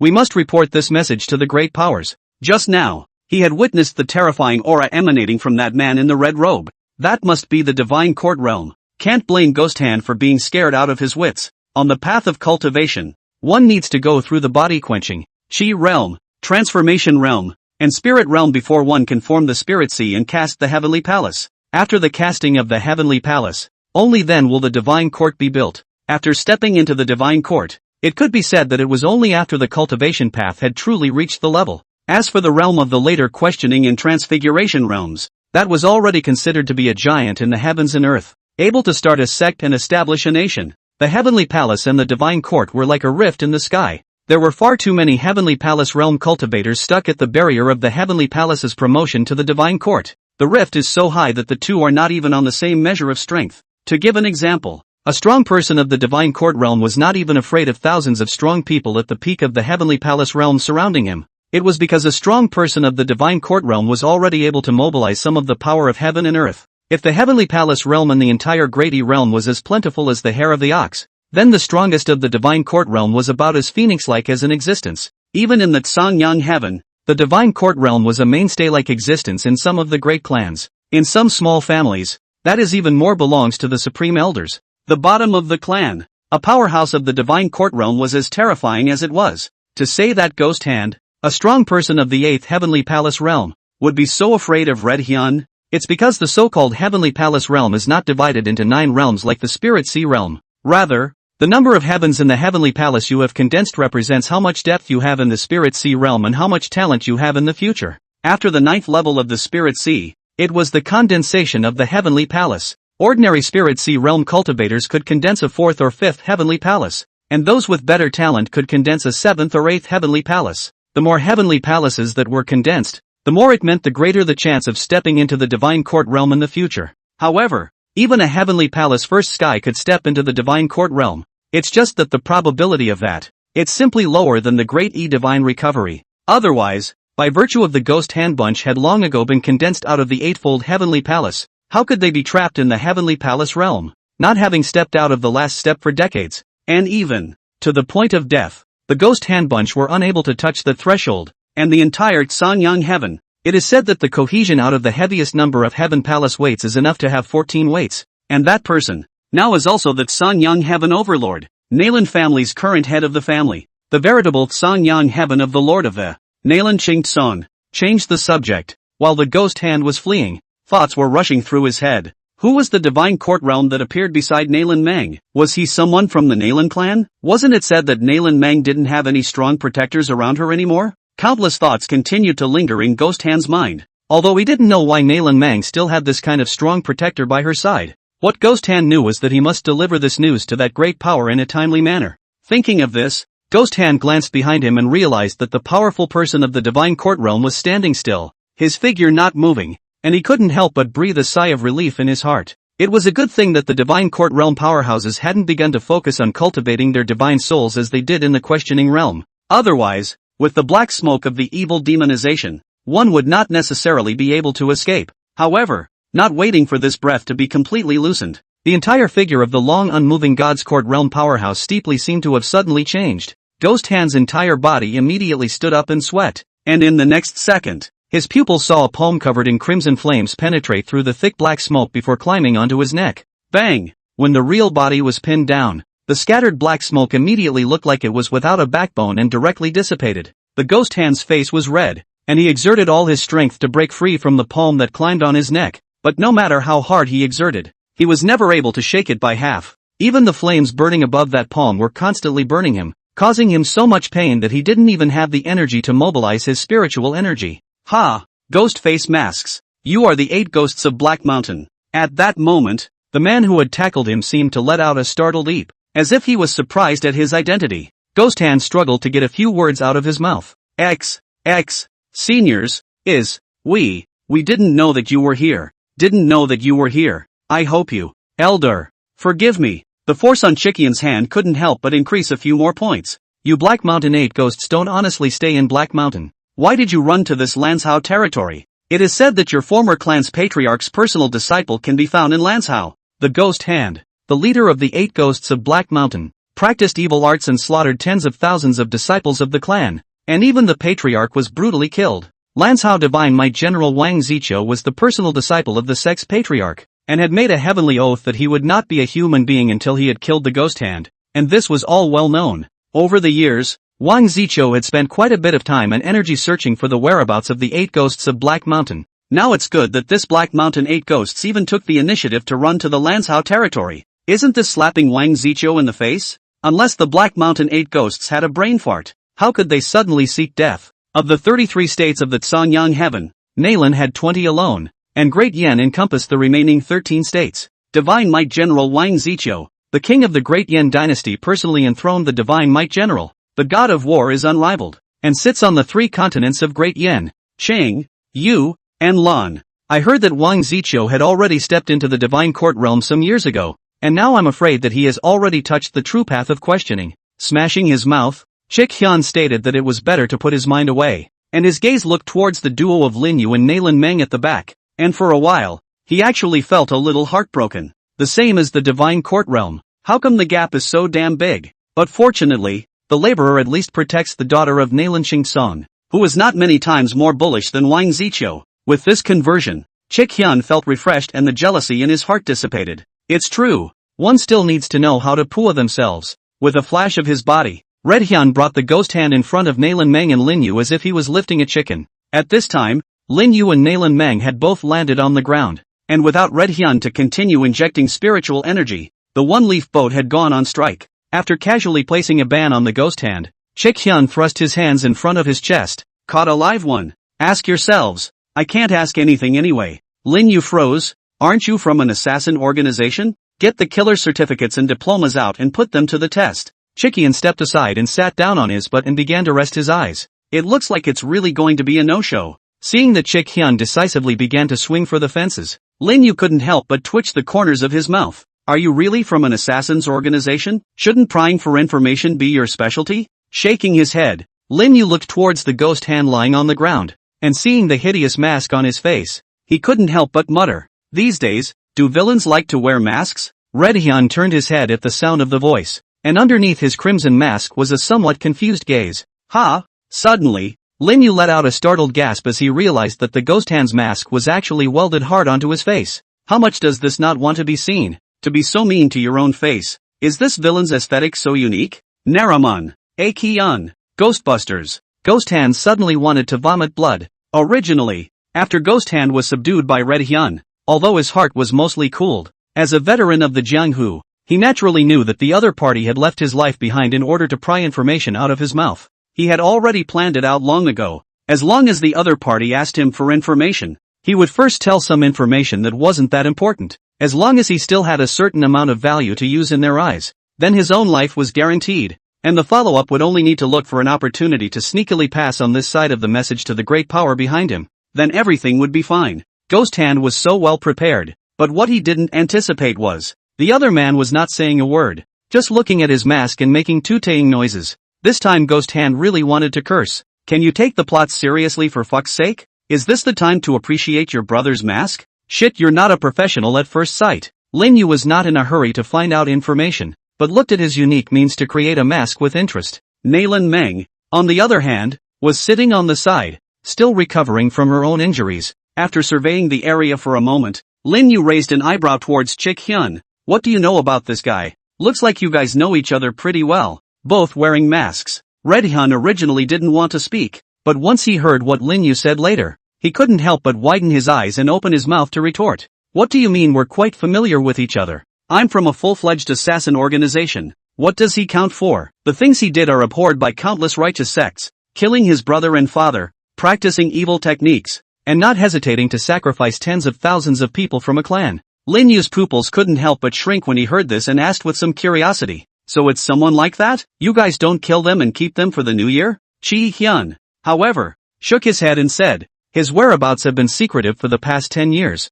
so it's not easy to find him. As for the mask on his face, it was welded onto him by Dan Xiaozi, the current patriarch of the Void Origin sect, 10 years ago, which is unlike us. This is purely voluntary on our part, and to think that back then, I was also, got it, straight up. I'll ask him something first. Lin Yu waved his hand, no longer going to listen to Red Hyun's story. He stood in front of the Ghost Hand and was going to just crouch down, but thought better of it, in case the other party still has any means that he didn't use. If he gets too close, I guess even Chick Hyun won't be able to save himself. After walking to a place that felt relatively safe, Lin Yu crouched down and looked at Ghost Hand. Straight to the point, he said, the ones who made you strike were from the Nailin clan, right? Ghost Hand's pupils shrunk slightly, but they quickly returned to normal as he snorted coldly. What Nailin family? I don't know what you're talking about. Lin Yu nodded at his words and waved his hand towards Chick Hyun. He's already said it's okay to kill. Ghost Hand? No? What the hell? What the fuck did I say? Before Ghost Hand could react, not far away, Chick Hyun stood up and raised his palm, spiritual energy converging on it. Ghost Hand couldn't help but change his face. This is really going to kill him. Ghost Hand's face changed rapidly. He didn't dare to bet on whether the other party really intended to make a move to kill himself. Why did he cultivate the evil power to slaughter more than 10,000 people of the clan? It wasn't to become stronger. What is the purpose of getting stronger? It's not because of fear of death. Ever since being hardened by Dan Xiaozi to put on this share of masks that represented shame, Ghost Hand had become more and more afraid of death. He will live to seek revenge on Danshuko. Thus, seeing the fluctuation of spiritual energy emerging from Chick Hyun's hands, and then looking at the other party's exposed eyes, there was only a cold and scornful eye color that flowed out. Without the slightest hesitation, Ghost Hand shouted, Don't kill me. I'm willing to say anything. However, just as his words fell, Red Hyun's palm had already touched him without hesitation on the chest position of the Ghost Hand. Pust. Instantly, the blood and flesh of the Ghost Hand's chest position burned hard. A miserable wail was also emitted from Ghost Hand's mouth. Only after burning the flesh and blood of the Ghost Hand's chest to the point where the flesh and blood inside could be seen, did Red Hyun manage to withdraw his palm. He then raised his hand and grabbed Ghost Hand's neck straight away, saying coldly, Next time, remember to answer faster. After saying that, he directly flung it and threw the Ghost Hand's body away, letting it crash on top of a big tree. After doing so, Chick Hyun glanced at Lin Yu and said, Don't play those small tricks. People like him belong to those who have been on the tip of the knife for decades. Your little tricks that you don't know where you learned from won't be able to trap his words. Lin Yu stood aside and didn't say anything, because he feels that professionalism should be left to the professionals. I have not studied this area myself. Phew. At this time, Nailin Meng, who was on the side, also stopped running her energy and awoke from her meditative state. She stood up and cast an inquiring gaze towards Lin Yu. Well, did you ask anything out?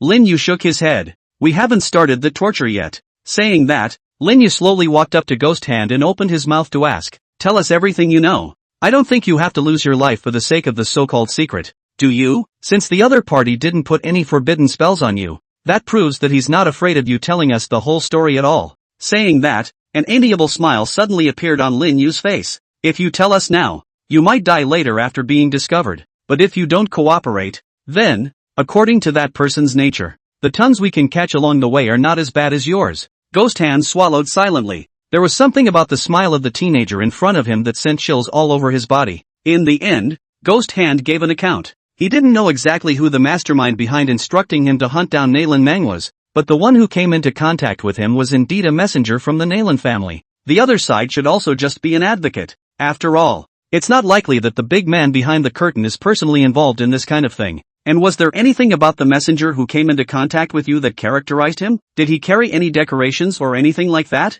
Nalan Meng interjected. Ghost Hand carefully pondered in his mind for a moment, then shook his head and said, that incoming envoy's entire body was shrouded inside a black robe, and when he came to meet us, he only took a token that represented the Nalan family's identity. Lin Yu frowned. Only the token? Can that token be a fake? Nalan Meng, however, shook her head and said, the Nalan clan's token can only be activated by someone from the Nalan clan who can activate the spiritual rhythms in it. If it's fake, he should be able to detect it. Chi Hyun, who was on the side, also nodded. This person, Ghost Hand, is very meticulous. If he wasn't really a member of the Nalan family, and he was allowed to block the Nalan family's patriarchal candidate, it is estimated that he wouldn't dare to give him 10 guts. For a while, things became confusing once again. Lin Yu and the others had long had 80% guesses that the mastermind behind the scenes was from the Nalan family, but the current intelligence provided by the Ghost Hand did not allow them to obtain more effective information. In that case, the enemy remains in the dark. Suddenly, Lin Yu raised his eyebrows as he suddenly thought of the most crucial question. He looked at Ghost Hand and asked, how did you guys discover our trail? After Lin Yu finished speaking, the eyes of Nalan Meng and Chi Hyun, who were originally confused, couldn't help but light up. Right, the trio's whereabouts had been secretive. How could they happen to be discovered by the Ghost Hand? What's more, they had been secretly following them for days. That just doesn't make sense. Ghost Hand was silent for a moment and said, it was that Lord Lai envoy who told us. Mr. Ambassador? What exactly is the identity of that envoy? How could he know their whereabouts like the back of his hand, when he and the others clearly? Suddenly, Lin Yu's pupils contracted violently. Wait, the whereabouts of himself and the others were known to all but Nalan Meng and Chi Hyun as well as him. There was one more person. Pust. A poof sound so subtle that it was barely audible sounded, and Lin Yu's face suddenly changed wildly. Move. Just as Lin Yu's voice had just sounded, the red Hyun on the side also acted. Boom.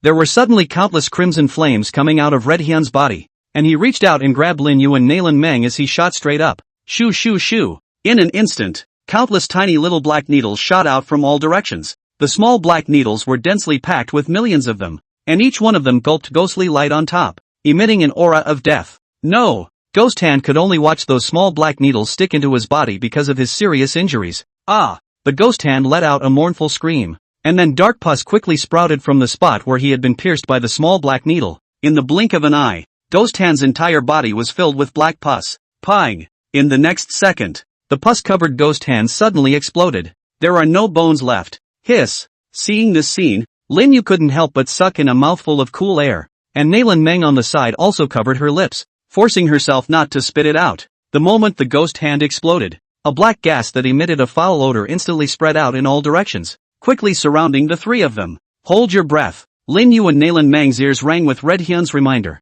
The latter's face was full of gravity at this moment, and the crimson flames on his body were also constantly pulsing, frantically burning the malodorous odor that approached them. Lin Yu quickly calmed down and spoke. Don't get attached to the battle. Ghost Hand and the others were deliberately cast out as bait. Can they leave? Lin Yu looked at Chi Hyun, who shook his head. The other party came prepared. I just detected that there's a confinement formation nearby. With you guys, there's no way to leave. At the location of Lin Yu's brow, the black and white pupil reappeared. His line of sight also quickly penetrated the black gas and extended towards the front. I'll try to find the location of this formation later. I'll report the spot for you guys, and you'll be in charge of breaking the formation.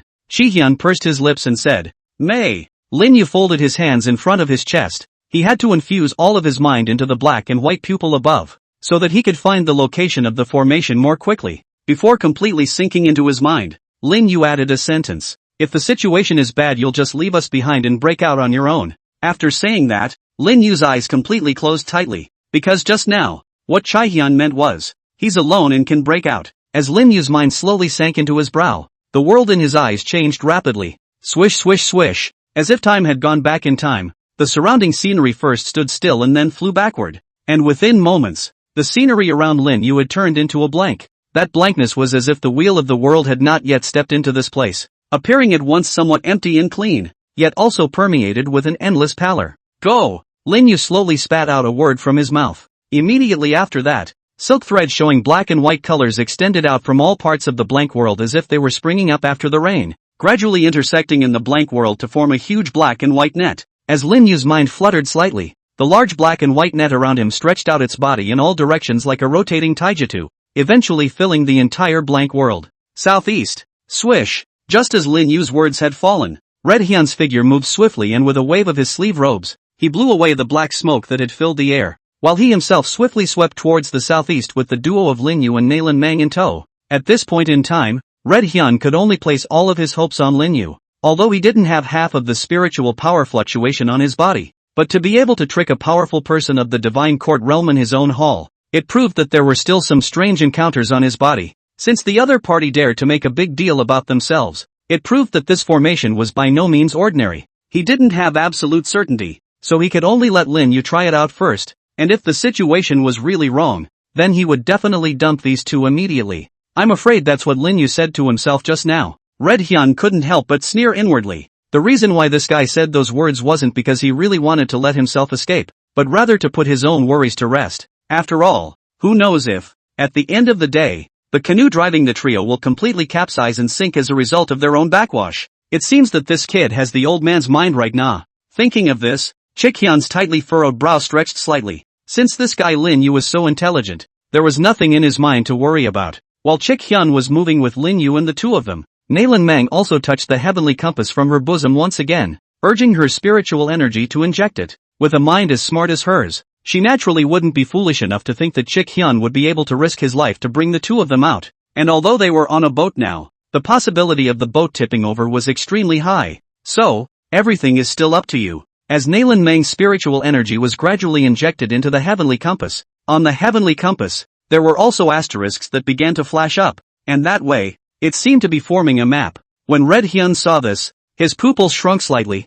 and a hint of fire could not help but sweep across the bottom of his eyes. Only, before that light diagram was completely formed, it suddenly seemed like it had been disturbed and disappeared after a few moments of trance. Nalan Mang's brows couldn't help but tighten as she said, "The formation they constructed ruffled the surrounding star signs. Dialing up the stars?" Red Hyun's eyes bulged at the words, and he subconsciously exclaimed in shock. To be able to disrupt the stars of this kind of formation, not to mention that he is a small divine court realm, even if it is to ask the realm of the ancestors to come, I'm afraid that they will have to drink hate fall. The person who was able to set up that kind of formation. No, it should be said how the other party could possibly use this kind of formation just to exterminate a few of them. Sure enough, soon after, Nalan Mang shook her head. No, it should be that there is a huge magnetic field around, disrupting the astrological chart of the heavenly compass. Red Hyun was slightly relieved, but he also sighed in his heart. It seemed that this heavenly compass was very badly damaged, and the magnetic field alone was able to disrupt its astrological chart.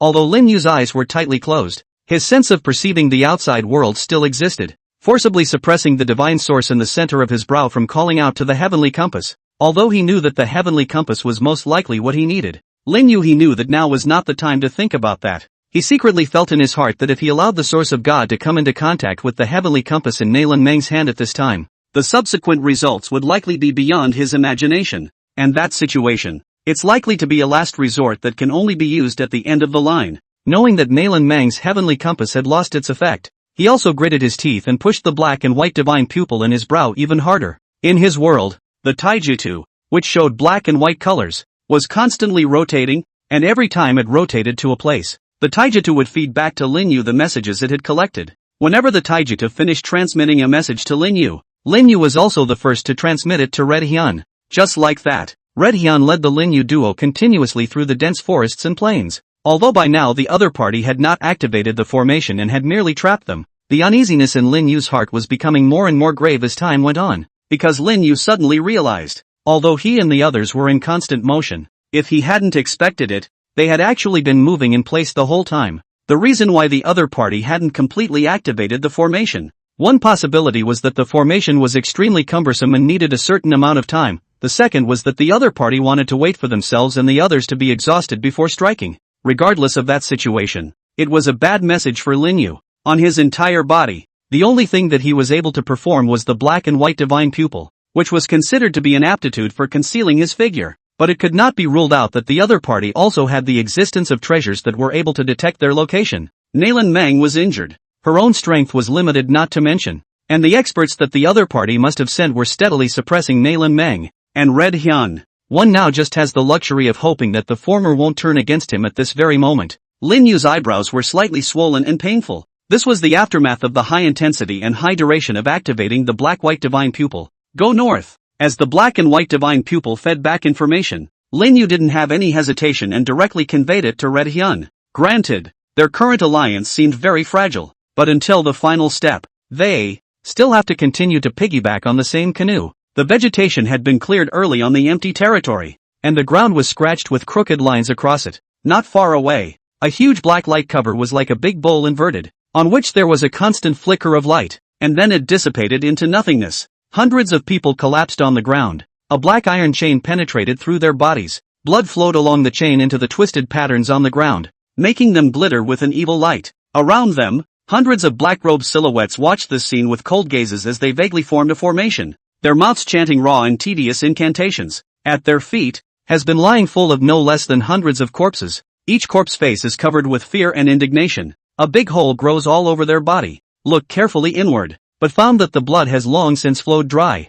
On the other side, 3 men and 1 woman stood in 4 figures dressed differently from the rest. Old man, is this formation of yours going to work? Hundreds of people have died here and there's not a single movement inside. Among the 4, a demonic-looking man with thick eye makeup puffed on his face, exuding a strong feminine aura between his hands and feet, looked at the large, inverted black bowl in the distance, and asked in a rather bored manner. The subject of his inquiry was an old man, bloodied and scorched all over, with 1 thigh broken off at the root, and 2 near-twisted hands on crutches, struggling to support himself. He narrowed his eyes slightly towards the large bowl not far away with only 1 eye remaining, and said furiously, "That's not that fast. The other party is at least a powerful person of the divine court realm. If it only takes a few hundred lives to pile up the dead, Hebe, would have already been famous throughout the great E realm." After saying that, Hebe couldn't help but open his mouth to remind again. "Ugly slave, don't be in a hurry. I know you're salivating over that little white boy, but don't delay the big event.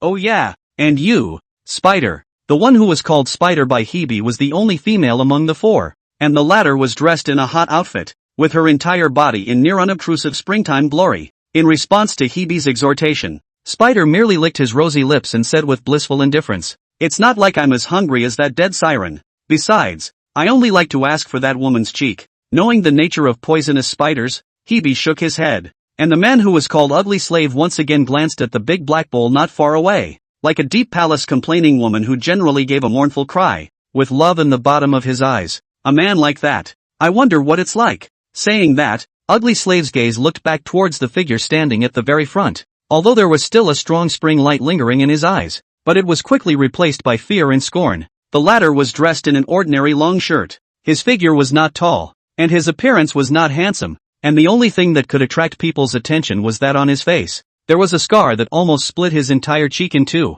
If a few of Lin Yu's people were here, they would definitely be able to recognize this person in the first place. Scar clasped his hands in front of his chest. At this time, his face had long since lost its mask, and there was no more scorn or panic in his eyes. Instead it was replaced by a coldness. Scar looked at the large dark bowl not far away. His expression remained unchanged. He just spoke faintly. "Hebe, let the people below speed up. Lanzhou is missing thousands of people all of a sudden. Wang Ziqiu is not a fool. Soon he will be able to notice." When these words came out, the faces of the 3 people changed slightly. The extent of Wang Ziqiu's terror, that in the entire Songyang heaven, even outside of Songyang heaven, it was like a thunderclap. If they ran into him, with just a few of them, they probably wouldn't even be able to walk through his hands for a single round. Hebe said respectfully, "Lord Scar, in half a quarter of an hour, this Spirit and Blood Abyss Grand Formation will be fully activated. Move fast. The Lord God Emperor doesn't give us much time we can buy."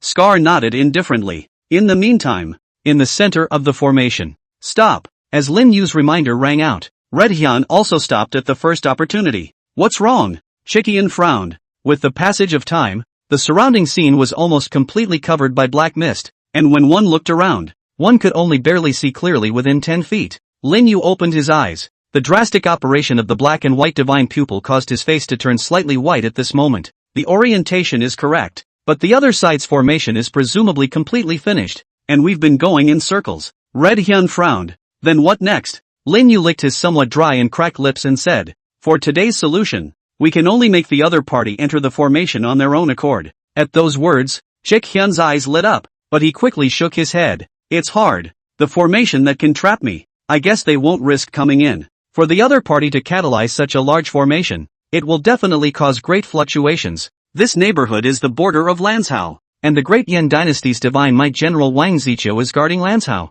I think the opposite side also wants to finish us off as quickly as possible. At this time, Nailin Meng interjected. Aekion nodded. However, even though it's a bit rushed, they won't necessarily rush in on their own initiative. And the fact that they dared to make such a big deal out of it proves that they have a way to stop Wang Ziqiu for a period of time. So, we need a decoy worth getting them to take the initiative. Nailin Meng picked the hair on her forehead and said, I'm the bait, but that's not enough. We need to make a bigger commotion. Not only that, we also have to separate. Lin Yu spoke. We have to separate the other side's living forces as much as possible. The two of them, Chikian and Nailin Meng, nodded in agreement as they heard this. With a wave of his palm, several crimson beads appeared in his hand. He looked at Lin Yu and Nailin Meng and said, these 4 red flame beads are the last of the old man's collection. Later on, I will make a noise on the other side to attract their main force. While the two of you are escaping, you should also pay attention to looking for the eye of the formation. If there is any news, alert me immediately through the red flame bead.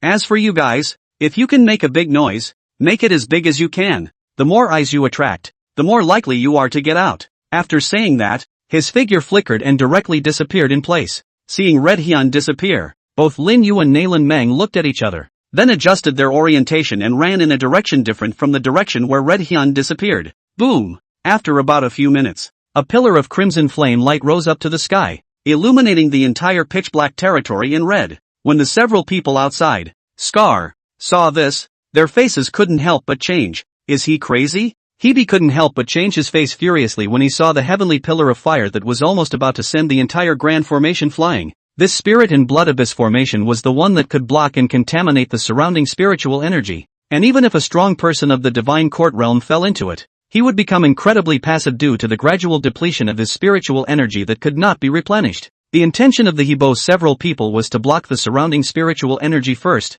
so that Chi Hyun would have no time to care about others, and then finally use the power of the grand formation to strangle Nailin Meng in it. But at this moment, Akane's sudden outburst makes Hebe's original plan become a bit disorganized. It seems that the other party saw through the fact that we couldn't wait too long, so they wanted to attract Wang Ziqiu's attention by making a big commotion. Scar's brows were also furrowed. Now, if they allowed Chick Hyun to rampage through the formation unchecked, perhaps it wouldn't take long for his spiritual energy to dry up. But none of them had any way of guaranteeing when Divine Might General Wang Ziqiu would notice that something was wrong here. By then, when Wang Ziqiu arrived, everything they had done earlier would all be lost. Lord Scar, what do we do now? Hebe looked at Scar, who shook his head and said, an existence of the divine court realm is too out of the ordinary. It's better to wait for the grand formation to wear him down a bit. Hebe sniffed, lowered his head, thought for a moment, and felt that for today's time, this choice was the most prudent. Although the commotion that Red Hyun, a powerhouse of the divine court realm, had made inside the spirit blood abyss formation was great, the message that this commotion was able to send out was very subtle, still within their control. Looking at the pillar of flaming light that was still continuously impacting the grand formation, Scar's heart also trembled slightly. Lin Yu and Nailin Meng walked forward and backward through the dark mists. The duo held a red flame bead in their hands, on which crimson flames were constantly burning, counteracting the pitch-black mists that were pouring in from all directions. These mists have an extremely strong polluting effect on spiritual energy. Nailin Meng felt it and said to Lin Yu, there's no way that Red Hyun can manage to break through this formation if he's alone, so we'll have to think of another way. Lin Yu rubbed his brow and had a bit of a headache for a while. Although I don't know what Red Hyun's strength represents, but even the movement that Red Hyun made is only like this. With the two of them, wanting to make a bigger movement is simply a fool's errand. Lin Yu, right at this moment, Nailin Meng suddenly called out gently to Lin Yu. Lin Yu froze. Nailin Meng took out the ancient and shabby heavenly compass from her bosom and said earnestly, the first moment I urged the heavenly compass, I sensed that there should be a power in you that is of the same origin as the heavenly compass, and the heavenly compass has also passed on its perceptions to me. Lin Yu's heart snapped at his words. The homogeneous power that Nalan Mang was talking about should be the divine origin in his mind. He didn't realize that while he was feeling the heavenly compass could likewise perceive him. Nalan Mang continued, although I don't know why you were able to cause the heavenly compass to tremble. I know that this is not a good thing. Nalan Mang said is the truth. The sky compass itself is mysterious and let countless people tend to like. If found in this world actually have a person and the sky compass can react to each other. It is estimated that waiting for Lin Yu is eternal imprisonment. Right now, though, there seems to be only one way. With that, Lin Yu looked at Nalan Mang and said, I have a method that requires your assistance. Yan Dynasty, unconfirmed but placed at the bottom of the barrel of the Yan Dynasty. Mission Hills District, USA. There are 9 heavens in the Great Yi realm, one of which is the Tsanyang heaven. The Tsanyang heaven was vast, in which countless clans and forces were intertwined. But only the Nalan clan and the Great Yan Dynasty could be considered the true overlords of the Tsanyang heaven. Of the 33 continents of Tsanyang heaven, Nalan had 20 alone, and Great Yan encompassed the remaining 13 continents. It was enough to see how strong these two forces were. Among the 13 continents of Great Yan, other than the Yan continent where the capital of the Great Yan Dynasty is located, the only 3 continents that are most famous are Qing, Yu and Lan. This was because the one sitting on these 3 continents was the Great Yan Dynasty's Yan king himself, the unrivaled god of war's general of divine might Wang Ziqiu. Wang Ziqiu's existence, not to mention the entire Tsanyang heaven, even among the remaining 8 heavens, Wang Ziqiu was renowned. Lanshou Chao Mansion. A middle-aged man with an upright figure was holding a brush in his hand, and was concentrating on writing on a piece of clean white paper. The man's face was resolute, about 34 years old, and although he was wearing casual clothing, he could not hide the powerful military aura that covered his body. Shun. A large character was completed under the middle-aged man's pen, and then he raised his head, joy surfacing slightly out of the corner of his eyes. Obviously, he was happy with the word town he had written. After placing the brush back on the table, the middle-aged man put one hand behind his back, while the other raised his hand towards the empty front. It's good to have friends from afar. Sit. Wave. The space seemed to fluctuate for a moment, and then a silhouette appeared in the hall. As soon as the latter appeared, he clasped his fists toward the middle-aged man. Greetings, General Divine Might. Wang Ziqiu did not respond, but instead spoke to himself. The Nalan clan and my Great Yan have been in the same boat since ancient times. What do you want by suddenly intruding into this general's continental residence? The silhouette's voice stuttered. General Shunwei, this is a bit cognizant of life. My lord has always been extremely appreciative of General Shunwei. More than once in front of us to praise General Shunwei Yu. Moreover, my Nalan clan has been in harmony with the Great Yan Dynasty for generations, and in terms of cultivation exchanges. Wang Ziqiu waved his hand, interrupting the latter's words. Don't give this general all this nonsense. You also know that I'm a rough man and don't want to listen to your nonsense here. I don't want to get involved in your Nalan family's clan affairs, but I just want to advise that your Nalan family should clean up their family affairs. Just don't mess things up on my Great Yan's turf. Okay, get lost if you don't have anything else to do. Don't disturb this general practicing his calligraphy. After saying that, Wang Ziqiu lowered his head and picked up the fault,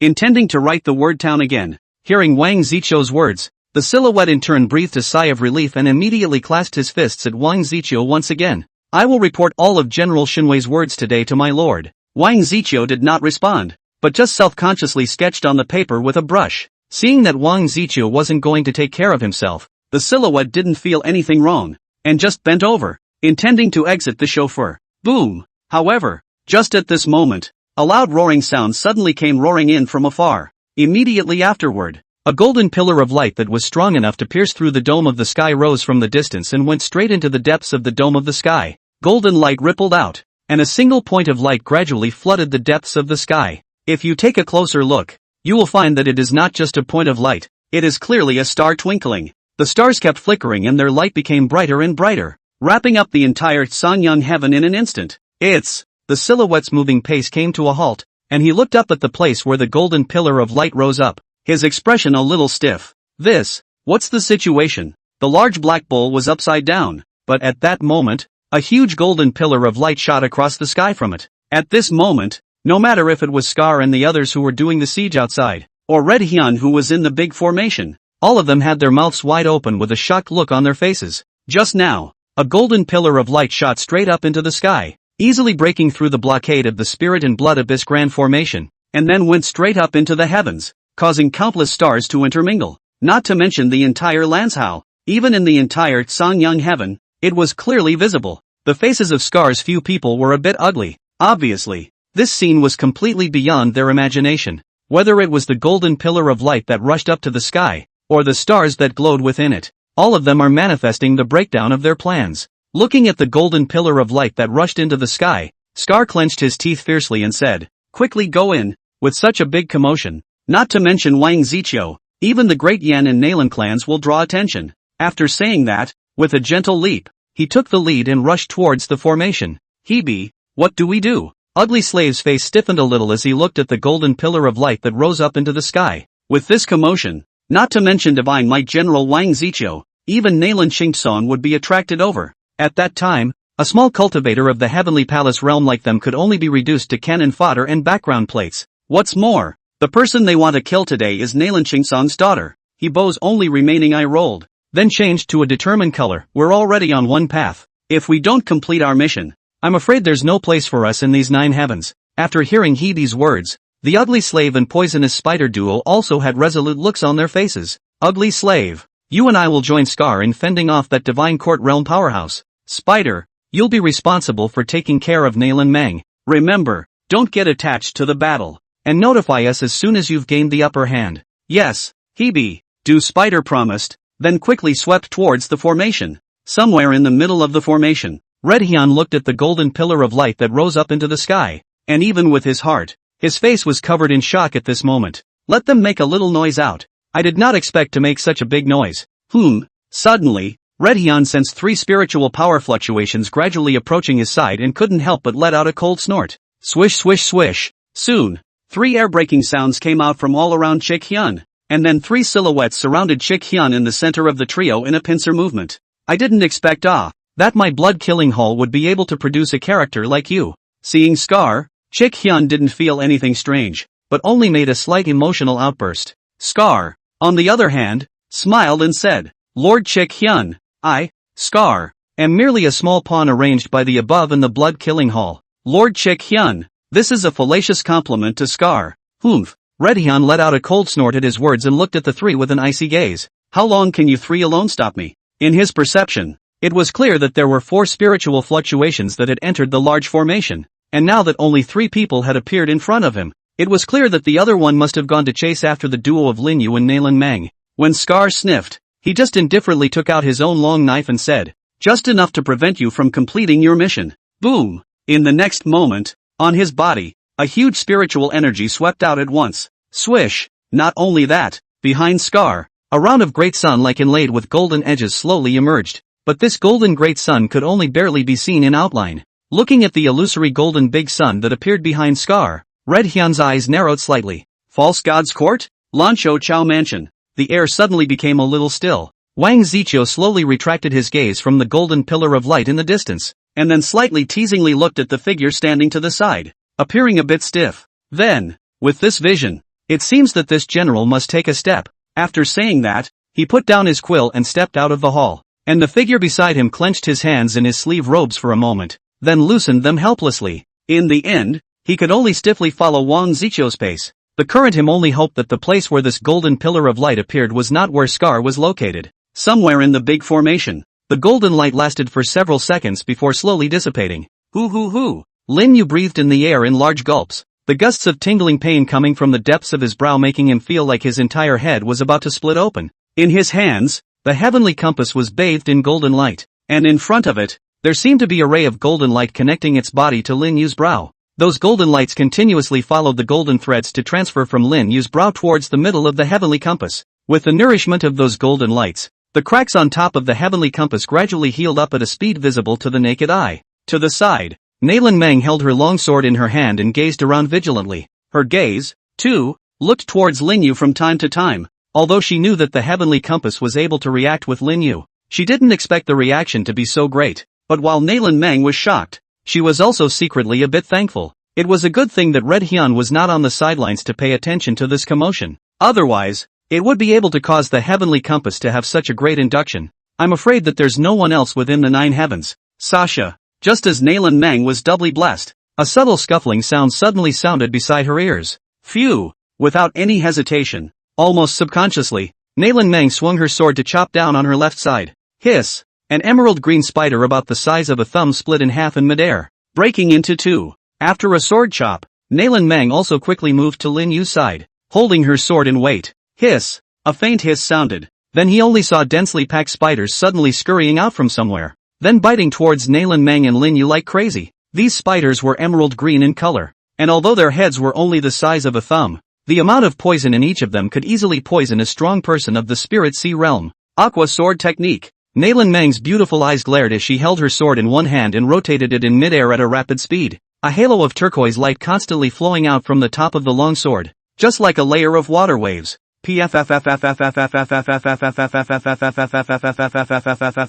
A spider brazenly impacted the turquoise water waves as they rippled out. Nalan Meng's face gradually turned a little white. The number of these spiders was just too much, and she still had injuries. She simply couldn't hold out for long. The other party had also been relying on these spiders to consume in the open, as cover, and Nalan Meng had to spare her energy, always on the lookout for the wind and grass around her. As more and more spider corpses fell to the ground, Nalan Meng's body couldn't help but tremble slightly. Swish! In such a moment, a figure swiftly approached towards Nalan Meng with lightning speed. The dark, poisonous blade flashed, reflecting the joy that surfaced on the poisonous spider's face. However, at the very next moment, Nalan Meng's originally staggering body lurched, and the long sword in her hand was swiftly picked at the poisonous spider in midair. The poison spider's face changed, and its body flew out backwards in a completely incomprehensible position, before landing not far away. As the strike was unsuccessful, Nalan Meng sighed slightly in her heart. Not far away, Poison Spider stabilized his stance, his eyes narrowing slightly. This little bitch even knows how to use tricks. This little bitch even knows how to use tricks. However, the other party was at least a pearl figure of the Nalan clan. Although it was not comparable to an old fart like them who had already been crawling around in the earthly world for so many years. Although the other party has not experienced, but in the environment of uncles and generations of ears, it is normal to be able to know some tricks.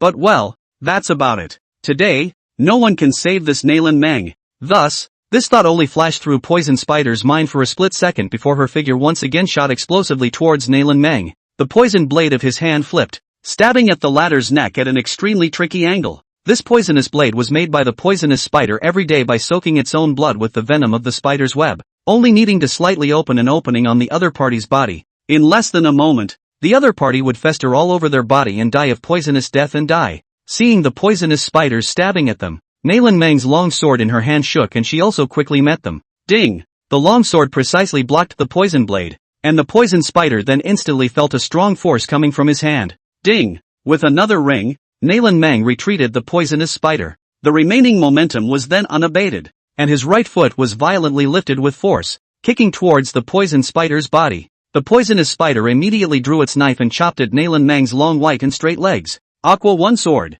Before the poisonous spider's poisonous blade could stab it, Nalan Meng swung the long sword in her hand and swept it forward fiercely. Spiritual energy fluctuated out at once, and the long sword whistled as a turquoise water-based sword chi roared out, aiming straight for the poisonous spider's head. The poison spider couldn't help but change its face, and its figure once again exploded backward, wanting to pull out a safe distance, and then once again consume Nalan Meng's strength with the help of the spider army. But how could Nalan Meng easily let the poison spider pull away from her? With a flash of streaming light under her feet, her body was also rapidly approaching towards the poison spider. Gather! Poison Spider's palms flew in front of his chest and formed a seal. An emerald green spider quickly turned its guns and swept towards Lin Yu, who was meditating on the side. Nalan Meng's beautiful eyes stared, and she could only give up on continuing to chase after the poisonous spider, and then swept backward at a rapid speed, appearing in front of Lin Yu, and once again performing the aqua sword technique. And the poisonous spider took advantage of this gap in time to quickly hide in the mist and disappear. Nalan Meng was holding a long sword, and her stunningly beautiful face was filled with coldness. The strength of this poisonous spider was around the 5th level of the Spirit Sea, but the former had given Nalan Meng a headache with the help of the mists as well as the poisons. This short period of time drastically activating spiritual energy. The injuries on Nalan Meng's body were not only somewhat aggravated. If one was not careful and got contaminated with poison, I'm afraid that both she and Lin Yu would have to be accounted for here today. Phew! Sure enough, before Nalan Meng's thoughts had just fallen, a poisonous blade broke through the mist and stabbed straight towards Lin Yu. Seeing that the poison spider could not take down Nalan Meng in a short period of time, she also quickly adjusted her strategy, and her target changed to strike at Lin Yu, who was sitting on the sidelines. with no semblance of spiritual energy fluctuations throughout his body. Nalan Mang was startled in his heart. The long sword in his hand quickly bent, and then the long sword was directly abolished from his hand in an attempt to pick off the poisonous blade that was stabbing towards Lin Yu. You've been tricked. However, right at this moment, the poisonous blade that was stabbing at Lin Yu abruptly reversed its orientation and stabbed at Nalan Mang with a speed that was hard to catch with the naked eye. The long sword in Nalan Mang's hand hadn't yet had time to retract, and she could only watch as the poisonous blade with emerald green ghostly light stabbed at her snow-white neck. Looking at the snow-white neck that was almost close at hand, Poison Spider couldn't help but have a touch of joy appear on his face. Boom! A huge pillar of crimson flame light shot up into the sky, immediately followed by 3 wretched figures straight to shooting out. Put! Scar spat out a mouthful of blood, his eyes filled with shock. Divine Court and Pseudo-Divine Court. Although there was only a difference of 1 word between the two, the difference was indeed worlds apart. The 3 of them, 1 Pseudo-Divine Court, 1 Heavenly Palace 9th level, and 1 Heavenly Palace 8th level, were unexpectedly unable to last even half a quarter of an hour in Red Hyun's hands. At this moment, his entire body was scorched black, and a thick roasted scent emanated from his body, and a large slap mark was clearly visible where his chest was located. At this moment, on that huge palm print, there was still this crimson flame burning continuously, scorching his body. The ugly slave and he Bo is even more miserable. Ugly slave has been ruthlessly smashed into the mud, leaving a huge crater. He Bo's only remaining eye has also been completely burned dry. The original was burned half of the body, this time is completely all over the body is roasted. Boom boom. Not far away, Chi Hyun's entire body was bathed in flames, stepping out in the void in the air, and from afar. At this time, Chi Hyun looked like a fire god. Behind him, 3 rounds of golden blazing suns were suspended in the form of 3 flowers. A terrifying pressure continuously emanated from above those 3 golden great suns, pressuring Scar and the others to breathe a little harder. The 9 levels of the Divine Court, one stronger than the other. Once the 9 heavens were completed, there would be 9 golden great suns lingering behind them, and at that time, it would be an existence like moving mountains and filling up seas. I didn't realize that Red Hyun had already stepped into the 3rd level of the Divine Court. Scar's face was a little pale, and his eyes were filled with helplessness. But, he quickly looked up again, his eyes looking somewhere. They've bought enough time. The other side. Pust. The sound of a poison blade piercing through the skin and viciously stabbing into the flesh rang out. Poison Spider's face was covered with a smile. She had already seen the scene where Nalan Mang died of poison before her eyes. Soon, however, the smile on her face gradually solidified. Swish. Poison Spider suddenly felt some pain in her abdomen. She stiffened and twisted her neck, and then looked at the location of her abdomen. At this moment, where a slender palm had snatched the poison blade from her hand at an unknown time, and then stabbed it into her abdomen position. Poison Spider raised her head, her expression a little dazed as she looked at the young man who was originally supposed to be meditating on the side with a look of shock, her eyes carrying a hint of disbelief. Isn't he an ordinary person? How did he detect his presence? When, at the very beginning of your arrival, Lin Yu lowered his voice, a smile on his lips. Poison Spider's face was filled with a dumbfounded look. In other words, from the beginning, the 2 of them were acting themselves? Lin Yu slightly exerted his force, and the poison blade directly disappeared into the abdomen of the poisonous spider, leaving only the handle of the blade left outside. The poisonous spider stifled a grunt, and in the end, it could only stare with a gaze full of shock as it gradually fell backwards. I never thought that one day, I would die on top of my own carefully crafted poison blade. Bang! Poison Spider's body fell to the ground with a muffled thud. At this moment, her expression was full of grimace, even as the skin pierced by the poison blade flew black at a speed visible to the naked eye. The ebony toxin quickly covered the entire body of the poisonous spider. That look, obviously poisoned into the heart chakra. LOL. The poisonous spider convulsed on the ground for a few moments, then its pupils dilated and it lost all life. Sizzling. As the poisonous spider fell to the ground, the surrounding spiders were like they had lost their backbone for a while, making a loud and clear sound, and in the blink of an eye, they disappeared into the mist. Phew! Nalan Mang's taut nerves loosened, and her body swayed, then fell backwards, and Lin Yu subconsciously protected Nalan Mang's body that was tilting backwards. Bang! The beautiful jade was in her arms, and it was more voluptuous than expected.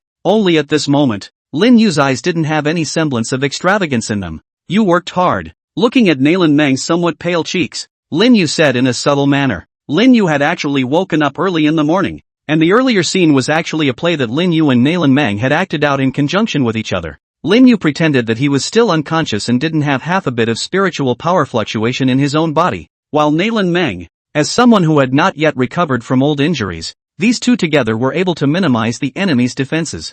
Nalan Meng forced her spiritual energy and her breath became a little shriveled. She collapsed into Lin Yu's arms, shook her head and said, "The one who came to ambush us should only be this one person. They're going to split most of their forces to intercept Red Hyun." Lin Yu nodded, feeling the movement coming from not too far away, knowing that Red Hyun's side was almost settled. What do we do now? Nalan Meng very much wanted to get up from Lin Yu's body, but she had just pushed her spiritual energy with all her might, and the injuries that were originally not completely repaired were somewhat aggravated at this time, and her whole body had no strength, so she could only spread out on Lin Yu's body, as if he didn't feel anything. Lin Yu glanced at the still misty surroundings and said, "Let's just move to the formation I position first." Saying that, Lin Yu took out a red flame pearl from his bosom, then threw it straight at the corpse of the poisonous spider. This red fire bead had Red Hyun's spiritual power fluctuation on it. Not only could it dispel the surrounding mist, but it could also send a signal to Red Hyun. Boom! A burst of fire erupted, and the corpse of the poisonous spider burst into flames,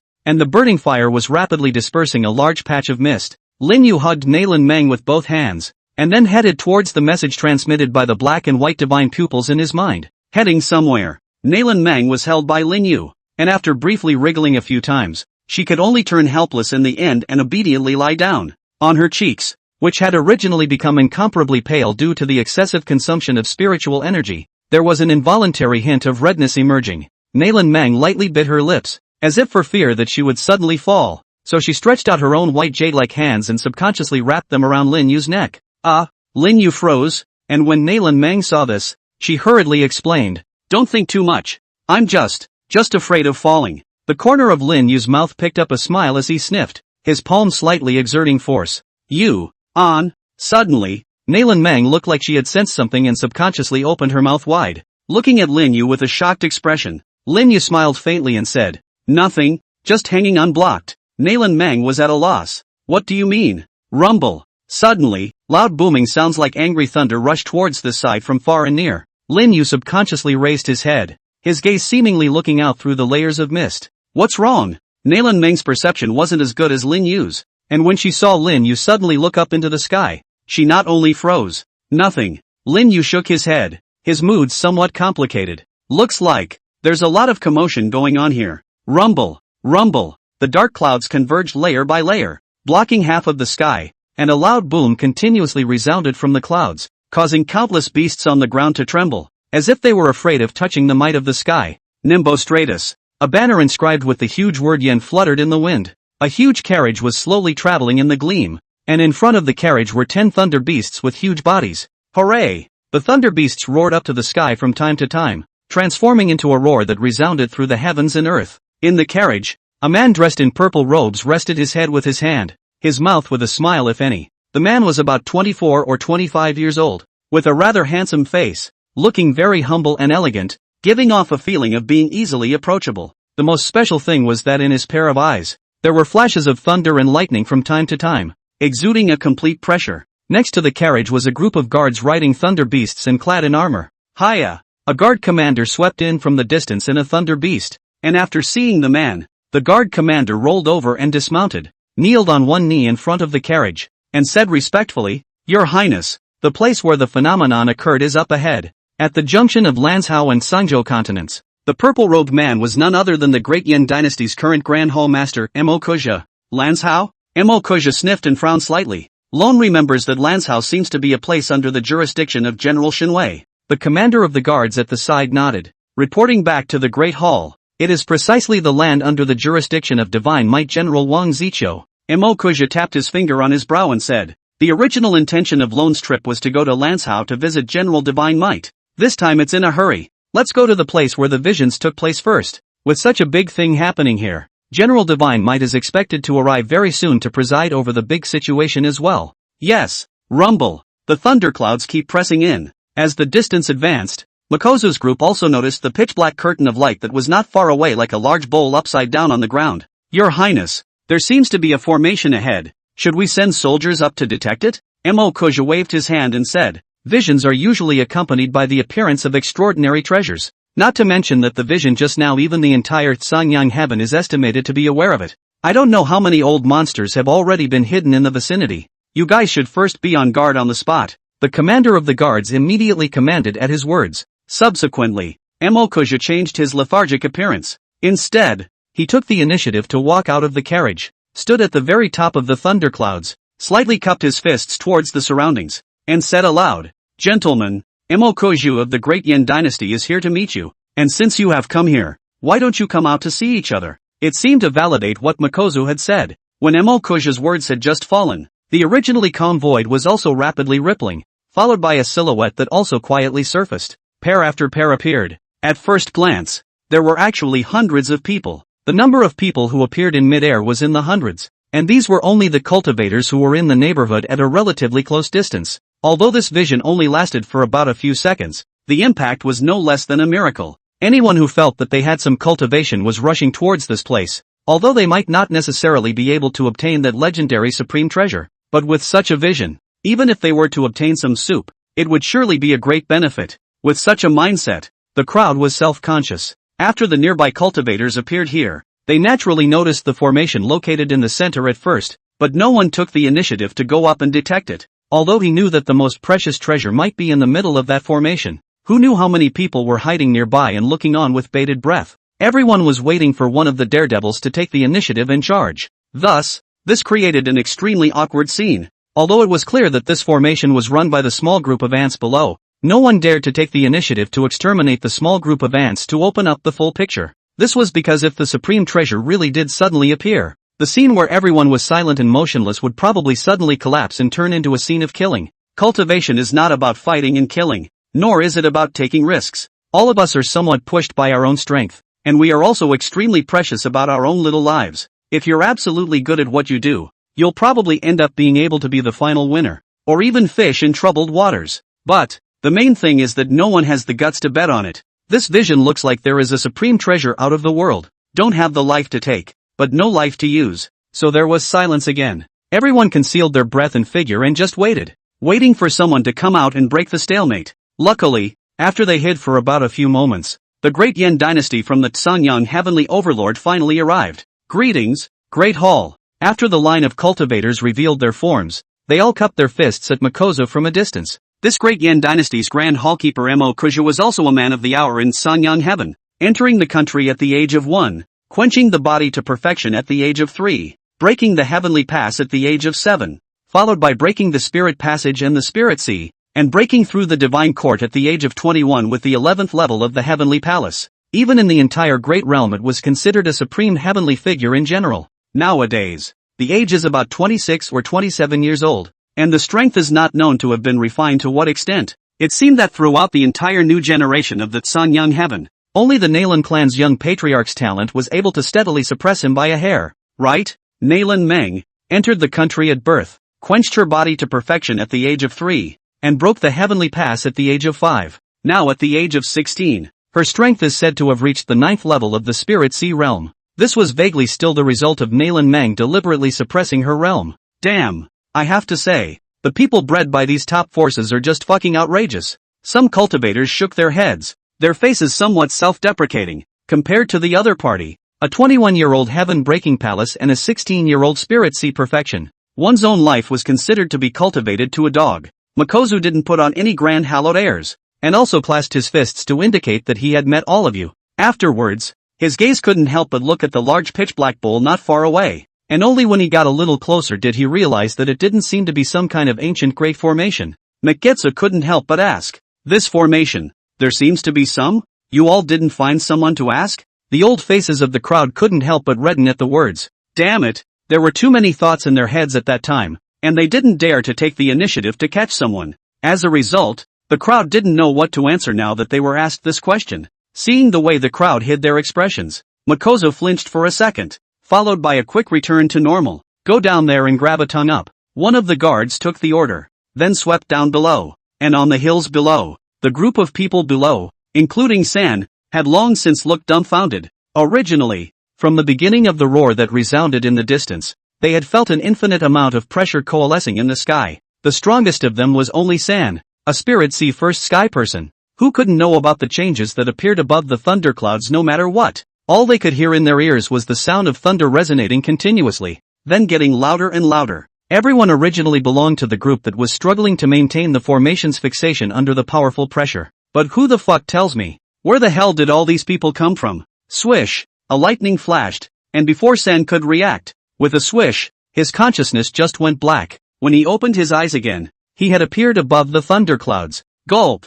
Looking at the crowd that floated in the air like they had invisible wings, San couldn't help but swallow a mouthful of saliva. Damn! Hell! No! Grandma manifested. All fucking bigots. And I ask you, and you answer truthfully. A voice rang in San's ears, and San subconsciously looked over, only to see a man in a purple robe staring at him. Behind the purple-robed man, the large yen flags encrusted with the word yen fluttered in the wind. Combined with the robe he was wearing, it seemed to have a huge python head on it. Bang! San was directly paralyzed with fear. Duh!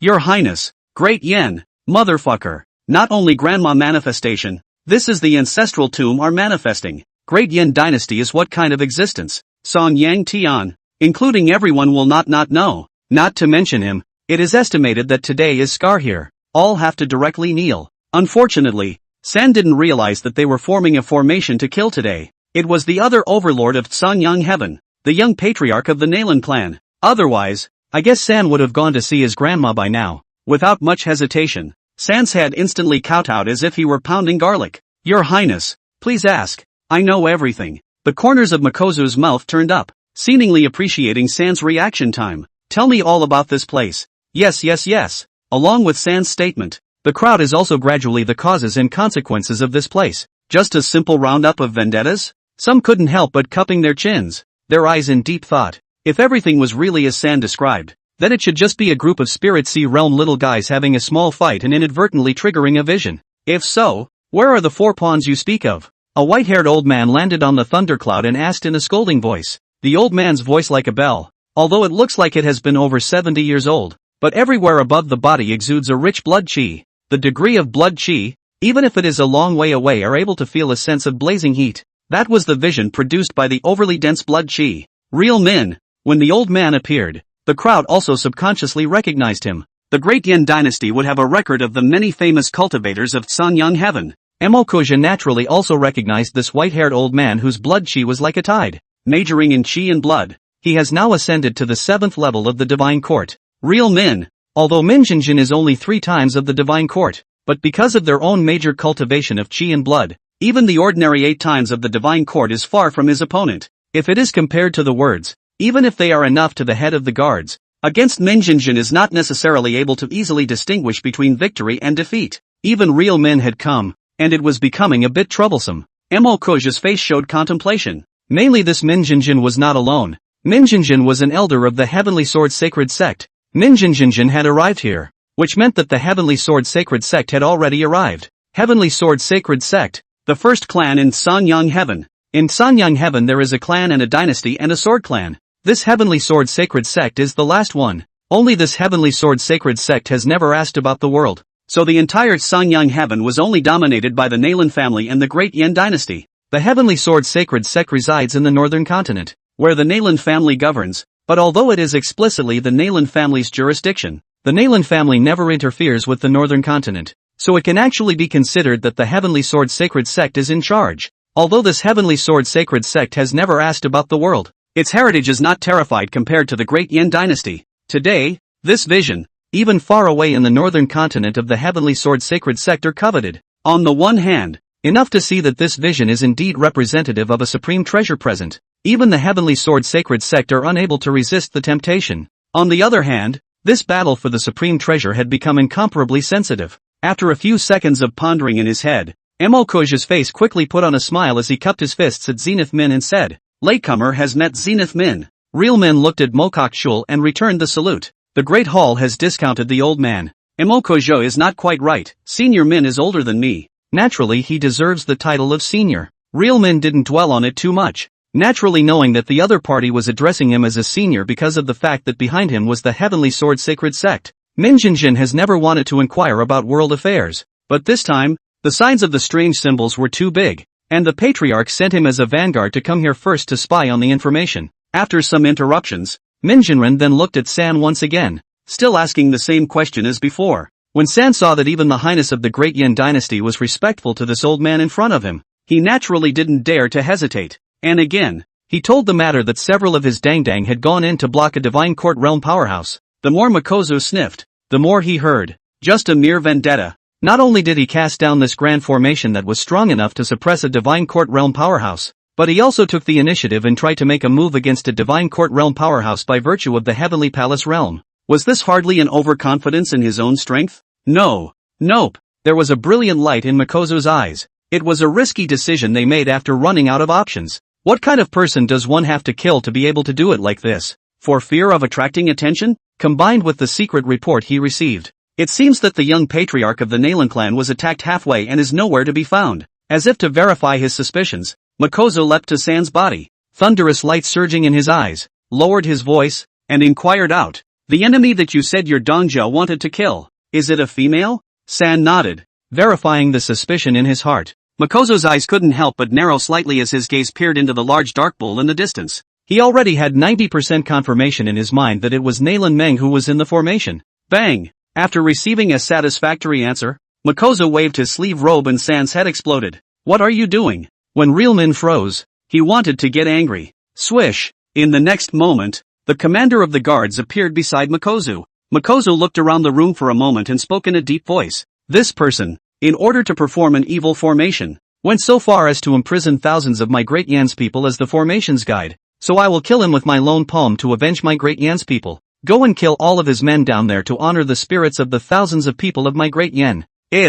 Receiving such an answer, Realman was stunned for a moment. But naturally, he also noticed the corpses all over the ground below and the ordinary people who were used as formation guides. He was naturally able to guess that this Mokokchul would not be so righteous in disposing of San, but with regards to his approach, Minjinjin really didn't know what reason to find to stop him, so with a cold grunt, he stepped aside. Seeing that Realman had nothing to say, the others naturally wouldn't be any standouts. Makoto took a deep breath, then said aloud, "Gentlemen, this phenomenon occurs in the place. There must be hidden many dangers, not to mention that this is the land of my Great Yen. Hastily caused by scrambling fear will cause many casualties. So, this highness privately decided that it would be better to alliance team, together with the first to deal with the taboo of the place, and then through the method of the competition to decide the final belonging." When these words came out, the crowd first lurched, and then erupted into a huge sound of dispute. There is some truth in what the High Septon said.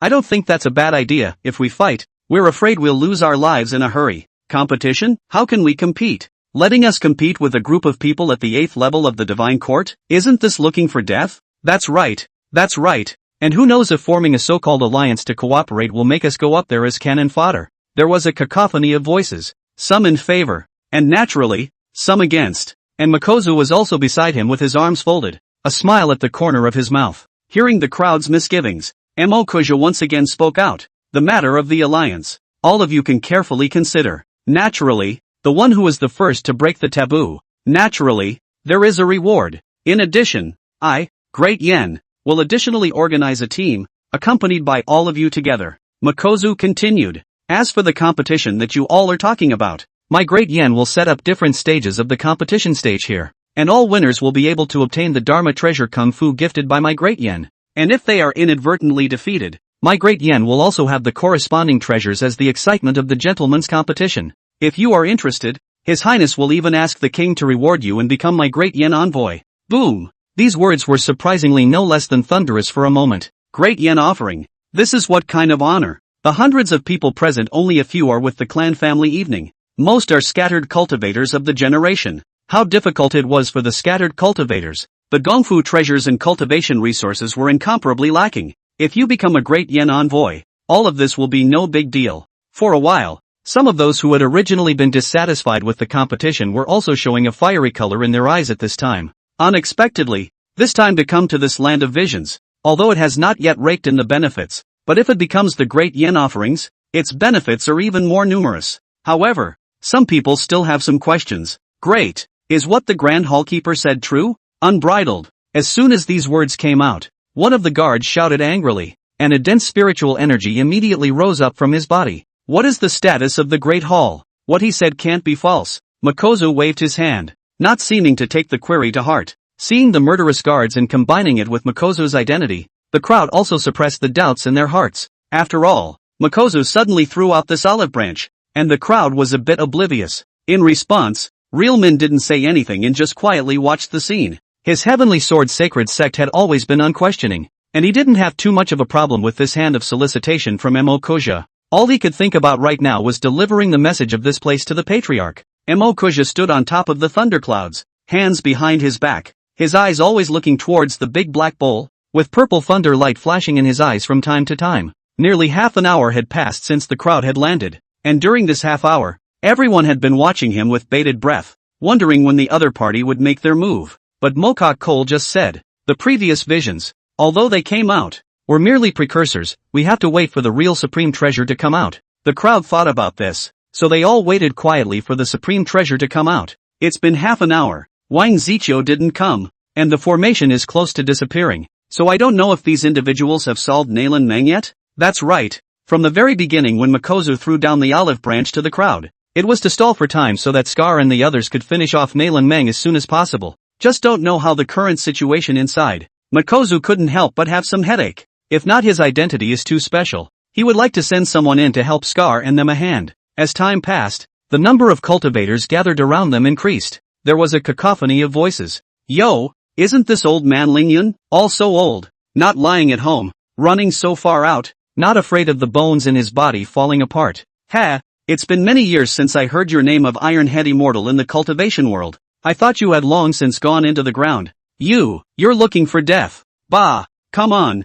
I haven't fought for some years. I'm not afraid of you. Under the Great Hall, there are more and more cultivators gathering around, and we fear that we won't be able to make a good move when the time comes. Seeing that the situation was getting more and more out of place, the commander of the guards whispered in a low voice next to Mokokchul's ear attached to a whisper. Naturally, Makoza knew that this was the case. Only at this time, the relics and treasures were not visible, and the experts sent by the royal palace had not arrived, and with these manpower they had now, it was still a bit troublesome to suppress the whole scene. The guard commander's eyes lit up, and he couldn't help but mutter, this Lancao prefecture is only 1,000 miles away from here, and it's been such a long time, but General Shunwei actually hasn't arrived yet. Humph. Makozu snorted coldly and glared at the former. The commander of the guards immediately bowed his head and silenced his voice. Divine Might General Wang Ziqiu was not something he could presume to discuss. Look guys, the Blood Demon old man from Blood Demon Valley is here. Suddenly, an exclamation rang out from the crowd. The crowd immediately looked for the sound,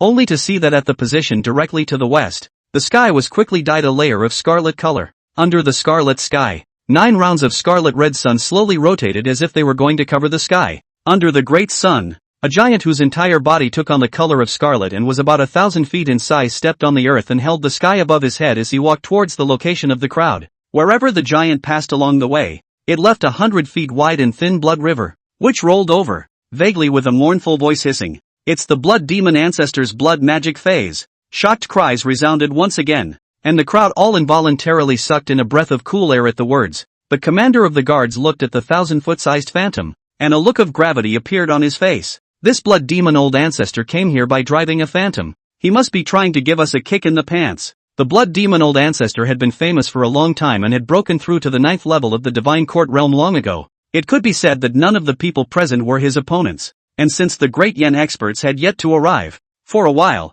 no one dared to thwart them. What's more, this blood demon valley and the great Yen dynasty had always been at odds, and with the blood demon old ancestor arriving so forcefully today, he must be coming from a bad place. Ha ha ha, what are you all staying here for? The magnificent voice came from within the giant's body. You guys actually believe in the farts of his great Yin dynasty? Why don't you take advantage of the fact that there are fewer people now, and hurry up to take your chances with your own strength, which is also more real than any bullshit offerings. The blood demon old ancestor's words were filled with disgust for great Yen. When the crowd heard these words, they were also astonished for a while, and the light in their eyes kept flickering. Although they had this idea in their minds early on, they were only forced by the power of Mokoku's and did not dare to put it into action. But the blood demon elder ancestor directly picked things apart as soon as he arrived. For a while, their hearts were also weighing rapidly. Mokoku's face turned blue as he flung his sleeve robe. Blood demon ancestor, Lone Respect is your senior. Why are you insulting my great Yen like this? Ha, humiliate your great Yen.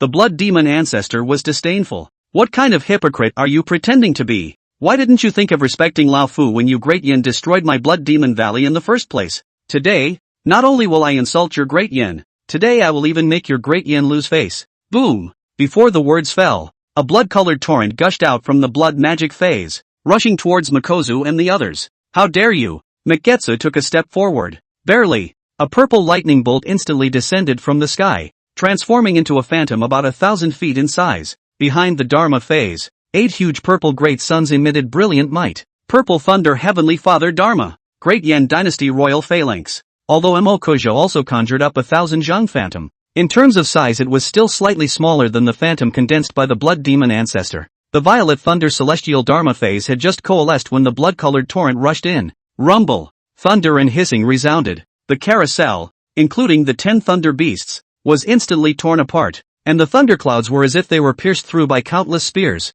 splitting apart. Buzz! With a flash of purple light, a 900-foot-sized Dharma phase stood up, using its body to fend off the aftermath. The commander of the guard stood on the shoulder of the Dharma phase with an ugly face. This blood demon old ancestor intended to sweep away all of their Great Yan's face as soon as he struck. On the side, countless cultivators were also hastily utilizing their spiritual energy to construct spiritual power shields to counteract the huge shockwaves generated by the collision of the two. However, their gazes were dead set on the center of the battlefield. The blood demon old ancestor had been famous for a long time, and his blood magic phases were even more famous phases on the phallic phase list. And Emokuja was even more, needless to say. The Violet Thunder Supreme Dharma phase. A Supreme Dharma phase that could be ranked in the top 20 in the Great Realm. It's a collision of the two. But it's a rare thing. Knock knock. The phantom that Emokuja had condensed stepped out dozens of deep pits on the ground before stabilizing itself. The crowd also saw the winner at a glance. Worthy of being in the top 20 of the Dharma phase list. But to be able to receive a strike to this extent was also terrifying.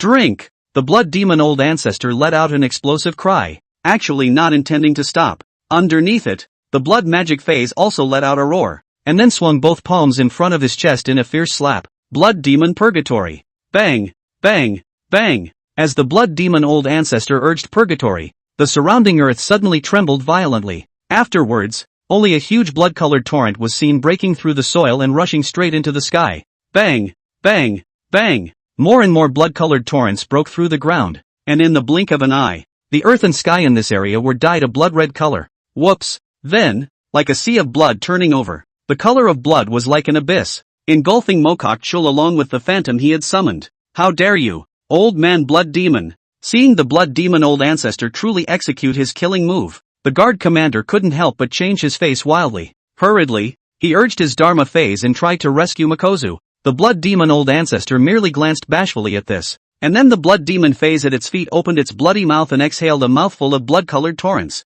Boom! The blood-colored torrents of water ran straight over the Dharma phase of the guard commander. The latter instantly flew straight backwards as if he had been hit hard. Knock! The Dharma phase of the guard's commander smashed down on a mountain peak, which was instantly split into pieces, raising countless pieces of debris. I still have to expend some energy to deal with your master. And you, a tiny 7th level of the Divine Court, dare to rush up and send yourself to your death. After saying that, the blood demon old ancestor activated his Dharma phase and operated the blood demon purgatory. Through the thin blood-red film, the crowd can vaguely see the situation in the sea of blood. The purple thunder Heavenly Father Dharma phase under Emokuja's feet constantly had purple thunderbolts coming out of its body, canceling out the sea of blood that raged and swatted at it. But as the sea of blood washed over it more and more often, the light on the Dharma phase under Emokuja's feet was also getting dimmer and dimmer. Mikozu wanted to curse in his mind right now. This blood demon old ancestor really didn't care about Great Yan's face and came up to suppress himself with ruthless means. As for the blood demon old ancestor also cannot really kill Emokuja.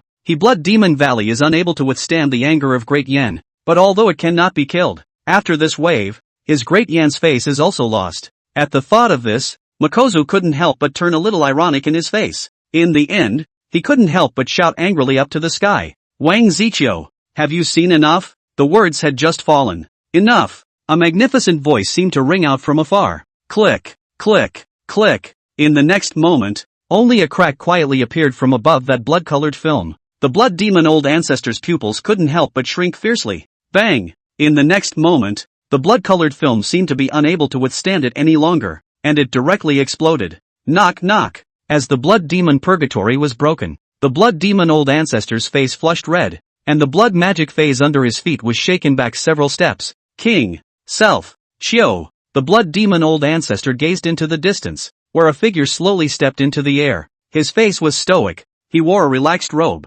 and there was no semblance of intimidation flowing from his body. But as soon as he appeared, everyone present involuntarily took a step back. General Shunwei. Wang Ziqiu. A true legend of Great Yen. Wang Ziqiu lightly landed on a hill, his gaze flatly gazing at the three Dharma phases that stood. Everyone, each of you collect your divine abilities. With a wave of his hand, the blood demon old ancestor's blood magic phase at his feet went up in smoke, and a scowl was exposed on Makozu's face. He had been bullied by the blood demon old ancestor for such a long time, and this Wang Ziqiu since, surprisingly, was only a bland sentence of all of you, each of you put away your divine abilities. This is clearly an attempt to simply set the matter aside, without the need for Mo Kuja's signal. The guard's commander, who had a hard time getting up, took the lead in shouting. He, the blood demon old ancestor, bullied my dynasty's prince and insulted my great Yen. Does General Shunwei intend to let him go just like that? As soon as these words came out, everyone's eyes were also fixed on Wang Ziqiu.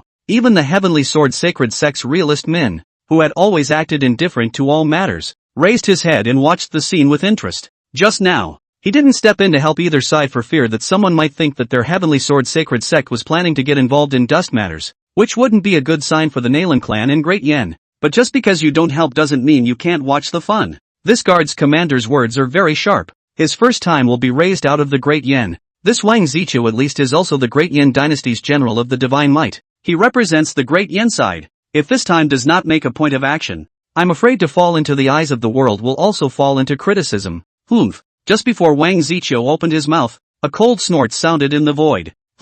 Hearing that cold snort, everyone only felt their hearts and minds jolt. Immediately after that, an old man dressed in a purple robe quietly appeared in midair, and as soon as he appeared, he waved his hand and flung a slap at the guard commander in the void. Bang! Before that guard commander could react, his entire body flew straight out, ruthlessly smashing into the earth below, forming a huge deep pit. And at that moment, the purple-robed old man's voice sounded once again. When has Great Yen ever been held up by you to pressure your own General Shunwei? Not to mention, as he said that, his gaze looked at Makozu again, his cloudy eyes filled with a cold color. How can you, Mo Kuja, represent my Great Yen? The purple-robed old man's sudden appearance, as well as his sudden strike, was only in a flash of lightning. It was only when the loud roar sounded that the crowd reacted. It's the Great Yen dynasty's grand provider, Venerable Violet Thunder. Venerable Violet Thunder has actually come in person. What did he just say? Mok Shua, as the Great Yen dynasty's grand hallkeeper,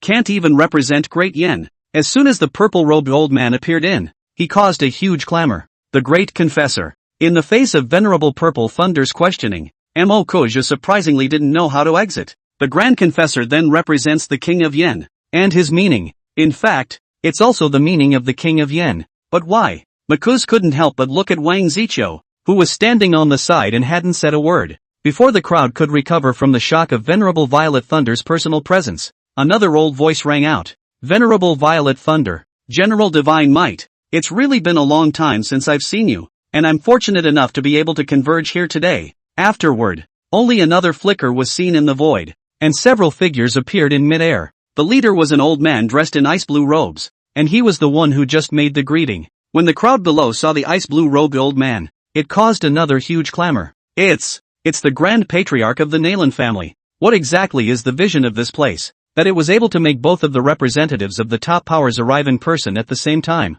Now that the Nalan family and the Great Yen dynasties have arrived, what about the final clan? The Heavenly Sword Sacred Sect? Hasn't the Heavenly Sword Sacred Sect always stayed out of the world? Damn, this is a supreme treasure. And can't you see that the elder of the Heavenly Sword Sacred Sect, Minjinjin, is also present? I'm certain that the Heavenly Sword Sacred Sect won't be absent either. If even the Heavenly Sword Sacred Sect is here, that could be a picture that hasn't been seen in 100 years.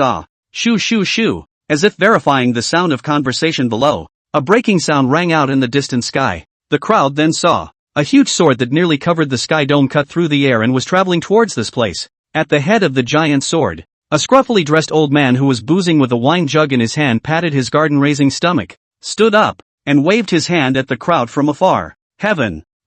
Heavenly Sword Sacred Sect. Ling Xiaozi. Lanzhou Junction. A clan, a dynasty, and a clan. The three top forces rumored to be in Sanyang Heaven had gathered, and even the Heavenly Sword Sacred Sect, which had always been known for not asking questions about the world, had arrived. It can be said that this is a great scene that has not been seen for 100 years in Sunyan Tian. Nayland family, Grand Patriarch Nayland Xian, Great Yan Dynasty, Great Provider Venerable Violet Thunder, Heavenly Sword Sacred Sect, Grand Elder Ling Xiaozi. All three of them were great figures who had become famous 100 years ago in the Sanyang heaven, and were rumored to have participated in the World Destruction War 100 years ago. Nowadays, they even serve as one of the important representatives of the three major powers. The power held in these three people was also one that could easily topple the entire Sanyang heaven. Of course, more people's attention was on Nayland Xian and Venerable Violet Thunder. In terms of public, the Nayland family and the Great Yan Dynasty have been fighting with each other for a long time, and although they have not erupted into very obvious disputes,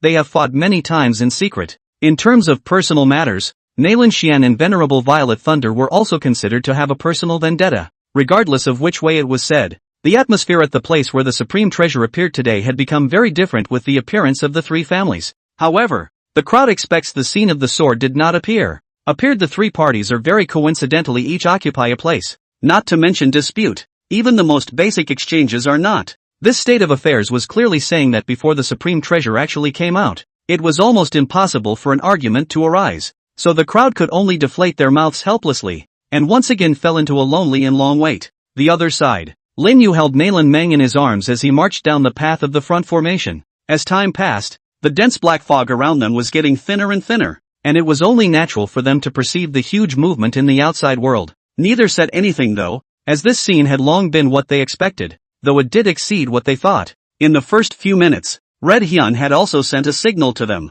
He said that he had already disposed of Scar and the others who had rushed to delay him, but an old man had escaped from him on the way. So Lin Yu and the two of them should pay attention. The other thing was that too many strong forces had appeared in the outside world, and even though the Grand Formation could hide his aura, Shi Hyun could sense that hundreds of strong people stronger than himself had arrived. He would follow up with the help of the Grand Formation to hide his aura, and follow up with the fact that he would not strike again. Although I don't know exactly how you made such a big commotion, I'll still advise you that with the commotion just now, it's very likely that even the Nayland family and the Great Yan Dynasty will notice it at the same time. If they find out that you, an ordinary person, are able to utilize such magical abilities, it is likely that you will be guilty of harboring the wrong things. In addition, no one knows who the Nayland clan's attacker is this time, so don't rashly allow Nayland Meng to appear. That's all I have to say. You guys take care of yourselves. Are we still going to find the eye of the formation to break this one? Nayland Meng wrapped her hands around Lin Yu's neck, her ice blue eyes blinking like an elf.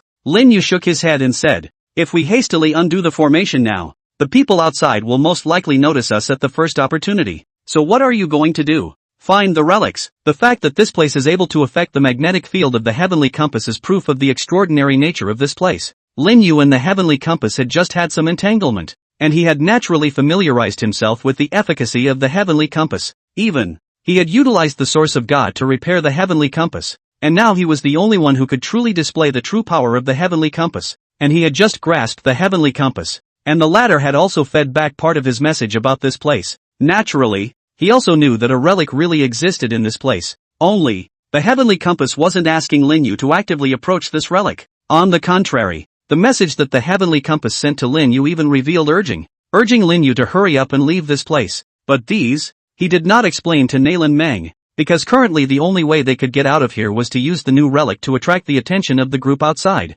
Nayland Meng nodded, and immediately did not speak again. Arrived. A few minutes later, the duo of Lin Yu and Nayland Meng arrived at the mouth of a cave. The mouth of the cave is about a few feet wide and small, and the surrounding area is full of dense weeds, so a cave that falls into the eyes of others is just a deserted cave. This is it? The entrance to the ruins? Nayland Meng patted Lin Yu's shoulder, signaling that she now had the strength to put herself down. Lin Yu gently placed Nayland Meng on the ground, only that the latter's toes had just touched the ground and her body couldn't help but be weak again. Bang! Lin Yu once again got on his hands, looked at Nayland Meng's ice blue eyes, and solemnly said, "You haven't recovered yet. I have the strength now. I'll just hold you." Nayland Meng was being looked at directly by Lin Yu, and her earlobes could not help but be shrouded in a light pink color. But she didn't reject Lin Yu either. Nayland Meng skillfully wrapped her arms around Lin Yu's neck and silently shifted her gaze to the cave not far away, saying, "How are we going to get in? Is there anything we need to do?" The so-called relics, different from the general secret realm.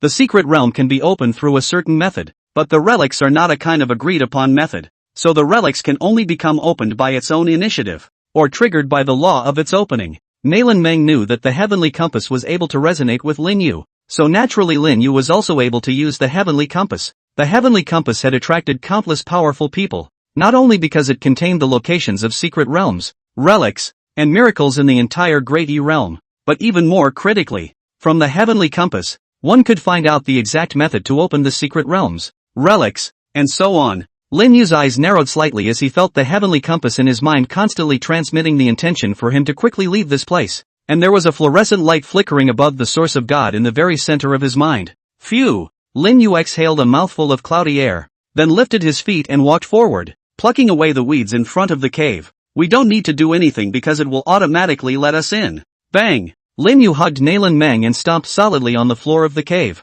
Jia! It was also at this moment that a demonic snorting laughter seemed to faintly ring in Lin Yu's ears, only that the voice was very illusory and ethereal, as if it was in his ears, and as if it was outside the heavens. And when Lin Yu and Nalan Meng entered the cave, buzz! An azure-colored halo of light suddenly rose up from the mountain peak where the cave was located, directly and brutally breaking open the large formation. Outside the large formation, a gaze with delight and excitement was also locked straight onto the golden halo that rose up into the sky, because they know. Relics! It's on! Sizzling! As Lin Yu and Nalan Meng stepped into the cave, the originally pitch-black surroundings in front of the two of them suddenly had a faint fluorescent light floating up. Those fluorescent lights showed a very pure granularity, grain by grain, like white crystals. As Lin Yu and his duo went deeper and deeper, the fluorescent light that gathered around them became denser and denser. Soon, the duo's figures were wrapped in fluorescent light. Swish! Then, after a burst of fluorescent flashes, when the two of them came back to their senses again, they were already in the middle of a huge desert.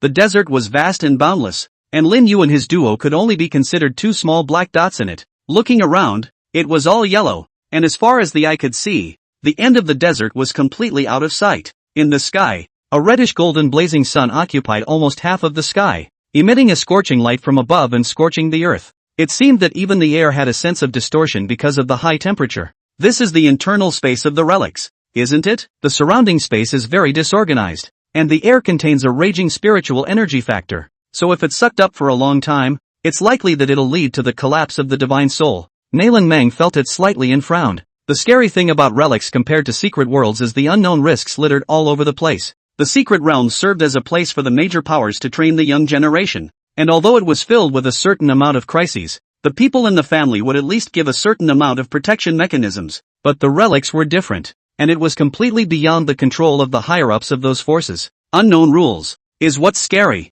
Lin Yu didn't know what was going on in Nalan Meng's mind. He just nodded. His attention was now attracted by the cryptic voice just now. After they stepped into this relic, the illusory voice in their ears became more and more profound. It kept urging itself to go somewhere. That voice gave Lin Yu a very uncomfortable feeling, but there was no way for him to say exactly where the discomfort was. Where are we going? Nalan Meng looked towards Lin Yu, who licked his somewhat dry lips and then pointed towards a certain place. Where to? It's best to stay as far away from the center of the ruins as possible. The current relics had already been opened, and the outside cultivators were definitely rushing towards the center of the relics as soon as they entered, and they were currently trying to stay away from the center of the relics. As for the method of identifying the center of the relics was simple. The voice in his ears seemed to have been urging him to move forward in a certain direction, and at the same time, the sense of urgency emitted by the heavenly compass inside his head grew more and more intense as he turned to a certain direction. Therefore, Lin Yu naturally chose the opposite direction. But the only difficulty now is,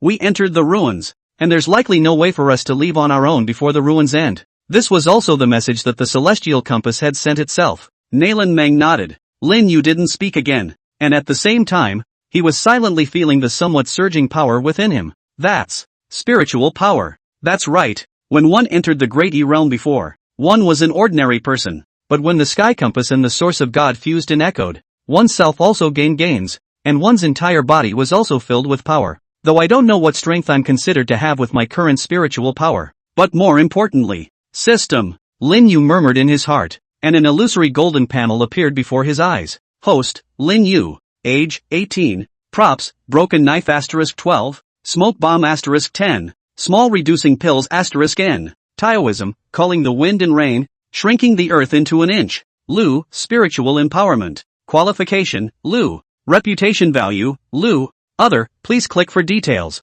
That's right, the system, which had been dead for who knows how long, had also finally rebooted successfully. Right now, with the strength and the system, Lin Yu's heart finally had some confidence. Meanwhile, the outside world, the rushing golden beam of light didn't last long. Soon, the golden light gradually faded away, while a huge arch that appeared golden slowly emerged in midair. As soon as the relic gate appeared, a terrifying micropressure immediately filled the air. Some of the slightly weaker divine court powerhouses couldn't help but sway in their figures when they felt that pressure. Even when Nailan Xian and the others felt that terrifying pressure, they couldn't help but have a look of surprise flow out of their eyes. The relics have appeared. What a strong sense of oppression. This relic must not be simple. Joke, if it was an ordinary relic, would the top 3 forces of this Tsanyang haven't come? Not to mention that the ones who came are the most important high-ranking figures. There was a loud clamor in the crowd. I don't know how long this relic has existed, but it still has such a terrifying pressure. A burly man beside Nailan Xian waved his hand,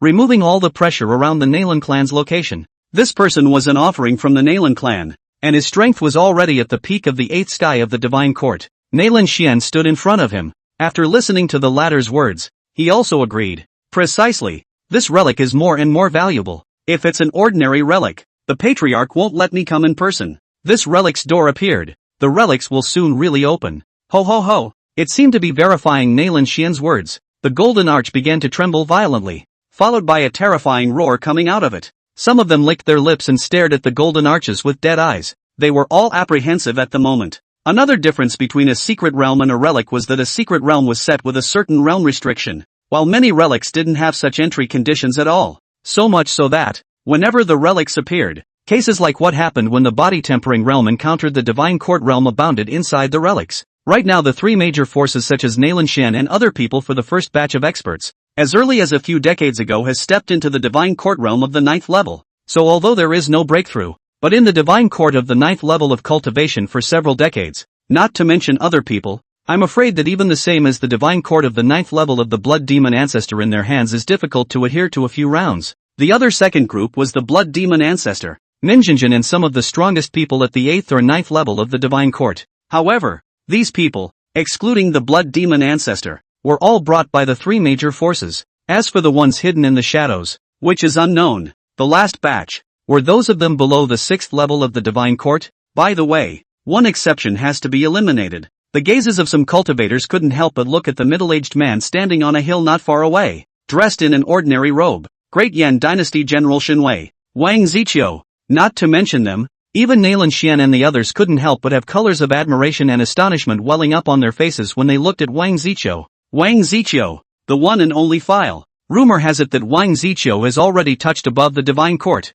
achieving the questioning realm powerhouse. If it's true as rumors suggest, then the whole Koromochi sky, Wang Ziqiu would become the following Nailan family patriarch Nailan Qingsong and Yin King Mokshentian of the Great Yin Dynasty. The third dignity asked about the realm. Ask the realm of the strong. That kind of has been considered beyond the realm of cultivators, able to in heaven and earth to become the existence of the Tao. The path of cultivation is quenching the body. Quenching the body is divided into 9 levels. The latter is to nourish the qi, absorbing spiritual energy to nourish the meridians, and nourishing the qi for the beginning, middle, and end stages. After cultivating qi for the heavenly pass, at this time the spiritual energy can already be externalized. The heavenly pass is divided into lower, middle and upper. The sign of difference is the number of qi cyclones appearing on the top of the head, 1 for the lower heavenly pass, 3 for the upper heavenly pass. After the heavenly pass is the spiritual passage realm. At this time, cultivators can already cultivate spiritual passages to dramatically increase their strength,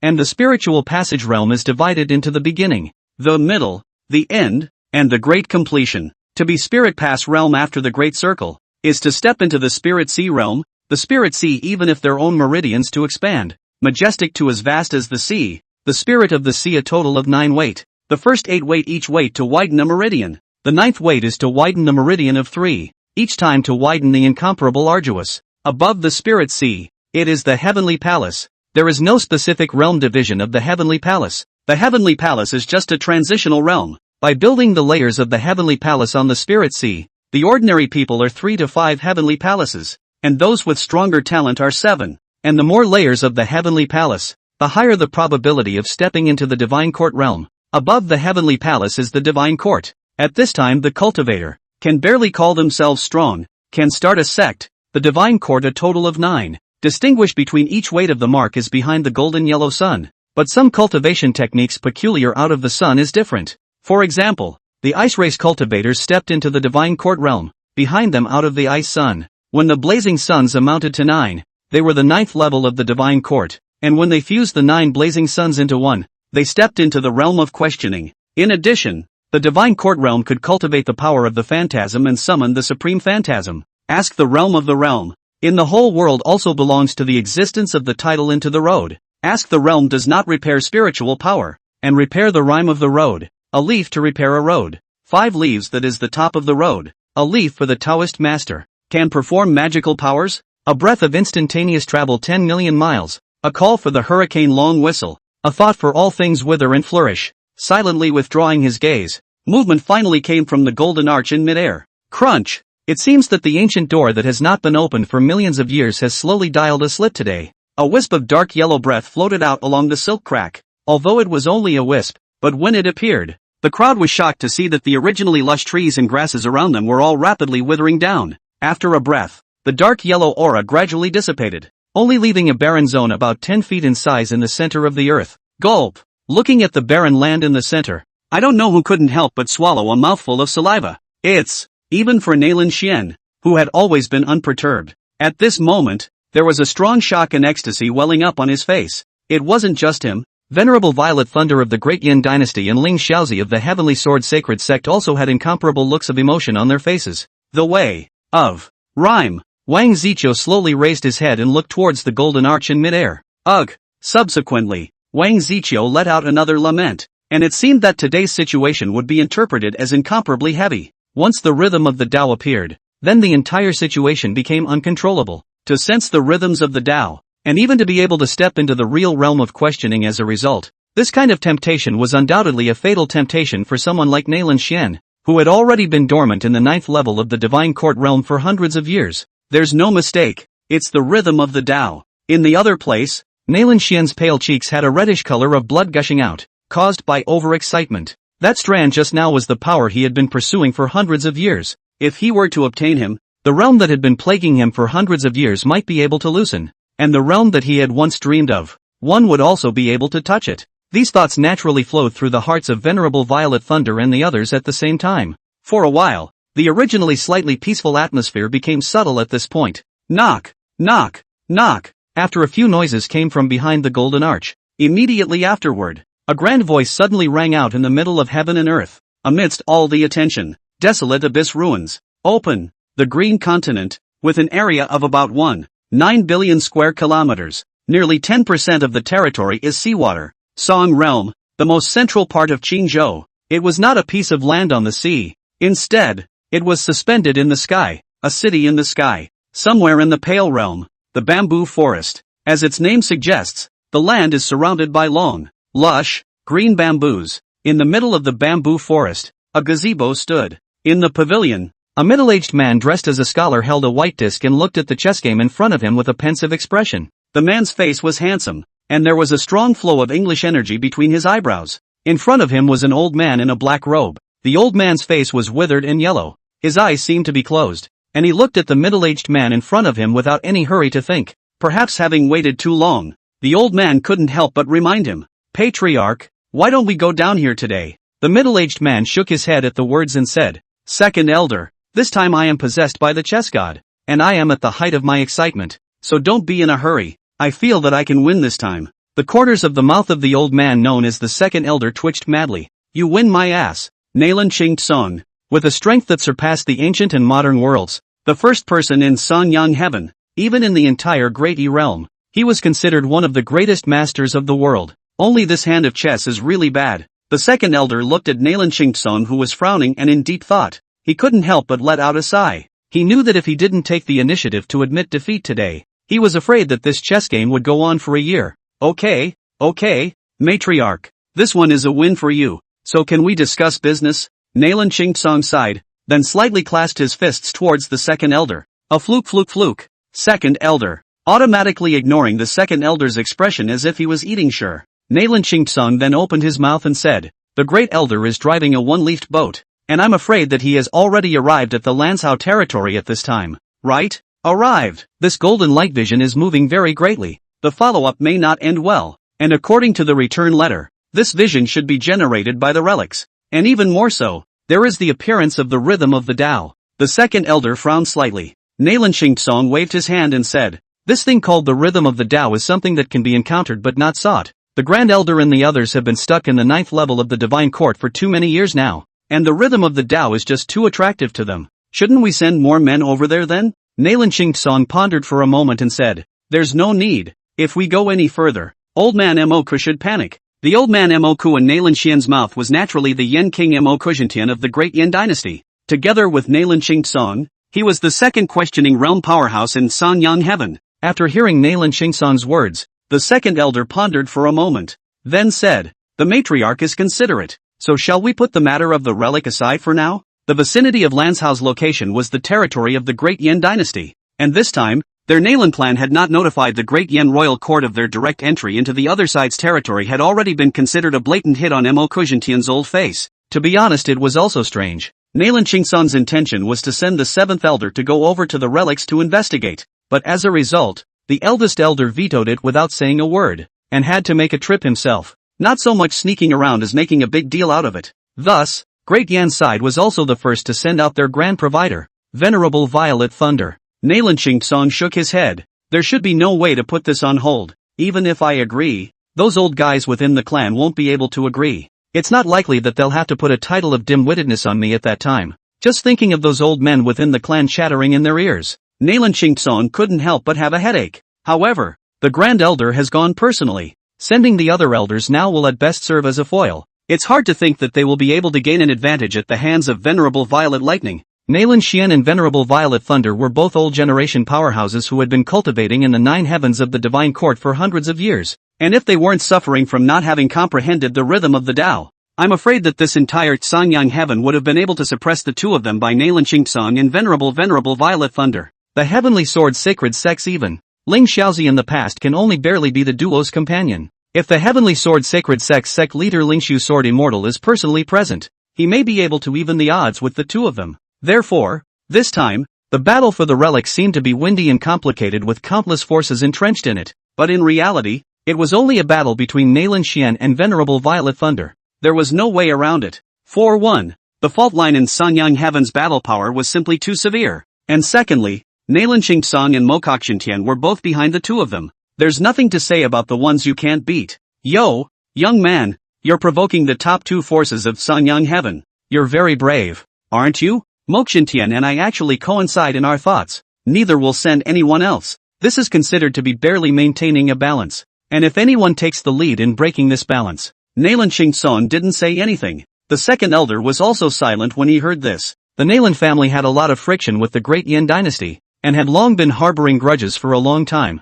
And a lot of small things could become the final fuse. The Great Yen Dynasty wanted to fight, but was afraid of fighting. And the Nalan family didn't want to fight, but wasn't afraid of fighting. When one thought of the time if war truly broke out between Great Yen and the Nalan family, at that time, I'm afraid that the entire 33 continent of the Sanyang Heaven would have no more days of peace. Nearly 100 billion people have been displaced and cities have been destroyed. By the way, Matriarch, this is a secret message from the secret guards about the young Matriarch. The second elder knew it was time to digress at the right time. With that, he fished out a jade talisman from his sleeve robe and handed it to Nalan Shingsong, who immediately took the letter talisman before probing his divine soul into it. After a breath had passed, Nalan Shingsong put down the messenger. His brows couldn't help but wrinkle up, and there was even a hint of displeasure in the bottom of his eyes. How is Dreamer doing? Nalan Shingsong sat on a chair and said, according to the message from the secret guards, after Master Unraveler was dragged down by several strong men half a month ago,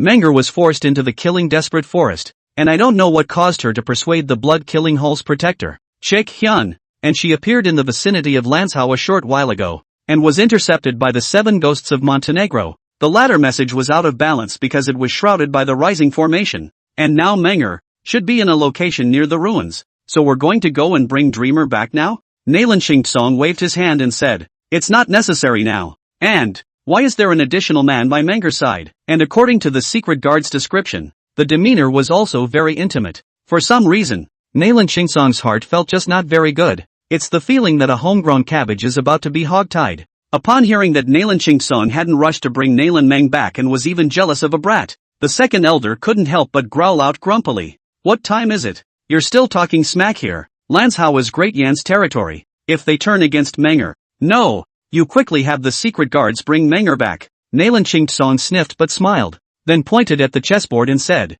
Come, second elder. It's still early, so how about another game? Down what? Take your time. The second elder waved his sleeve robe. Then with a cold snort, he directly walked out of the bamboo courtyard with his cane. Second elder, slow down. Second elder, since you're not staying, I won't cook here ha. Nalan Song symbolically shouted a few times. When the second elder's figure completely disappeared into the bamboo courtyard, Nalan Song's originally playful and smiling face instantly became incomparably serious. He silently withdrew his gaze and picked up a chess piece in his hand. His mouth seemed to be mumbling something. How could it be you? Dang.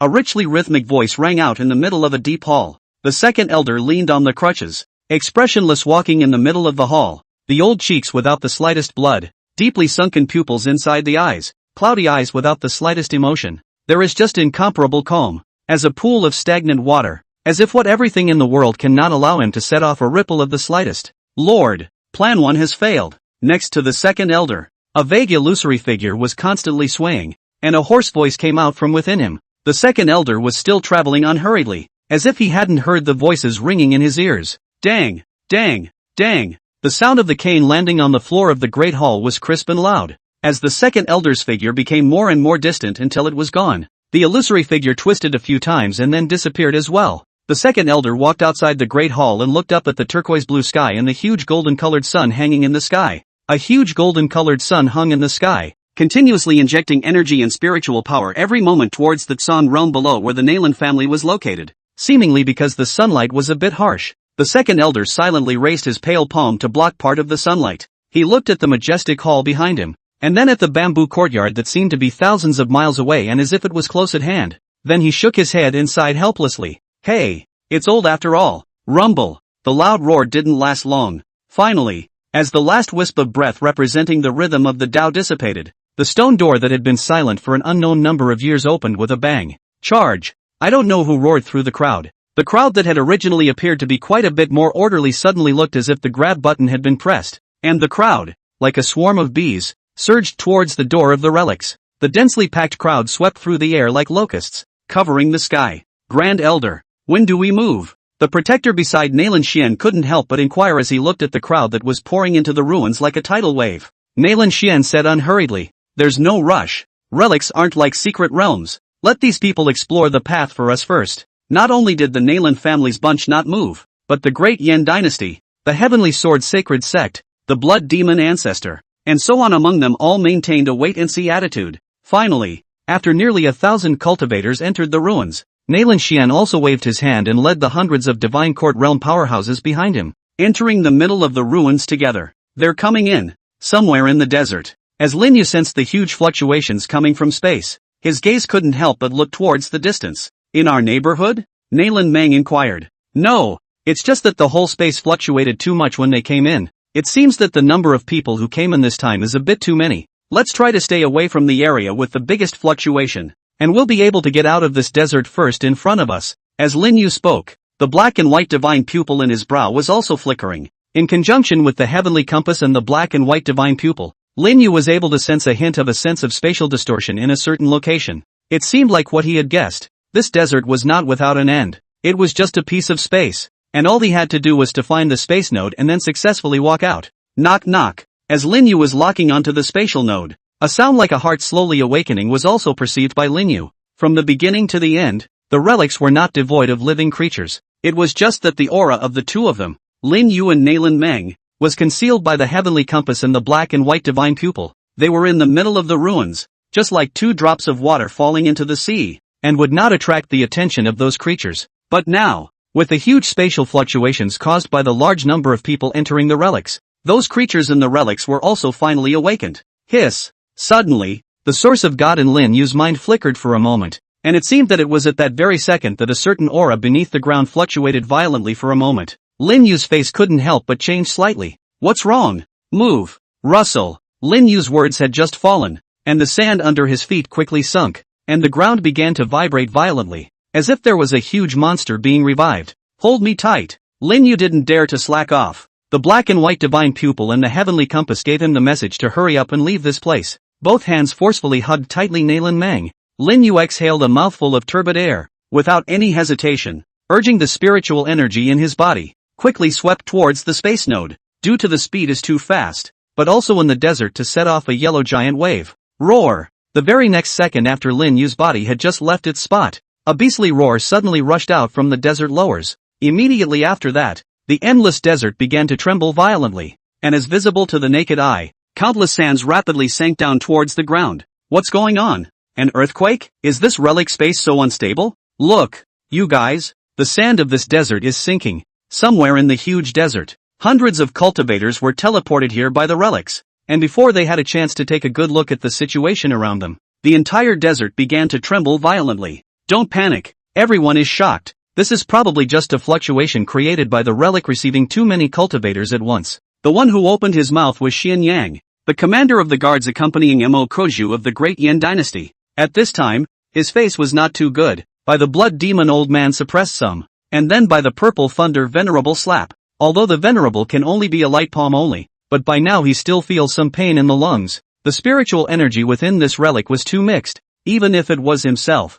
I'm afraid it would be delusional if he wanted to absorb the spiritual energy of this space to use it to repair his injuries. Xian Yang, the escort commander of the Great Yan dynasty's Mo Koju, had the strength of the 8th heaven of the divine court, and was also unique in teleporting to the desert space. His words quickly calmed the anxious demeanor of the crowd as well. Look guys, what's that on the ground? Suddenly, a cry of alarm rang out. The crowd immediately looked toward the ground. Visible to the naked eye, the sand that was sinking toward the ground suddenly fluctuated like water waves, and vaguely, a shadow loomed in it. What the hell? A cultivator was about to open his eyes wide to take a closer look at the shadowy mass underground. Roar! In the next second, a huge bloody mouth violently rushed out from underneath the sand, and then bit down on the latter's head before he could react at all. Ka-ching! The sound of bones breaking rang out. After biting off the cultivator's head, the huge bloody mouth sank into the endless sea of sand again and disappeared. This scene directly stunned the crowd, but after the next moment, the crowd also snapped back to their senses.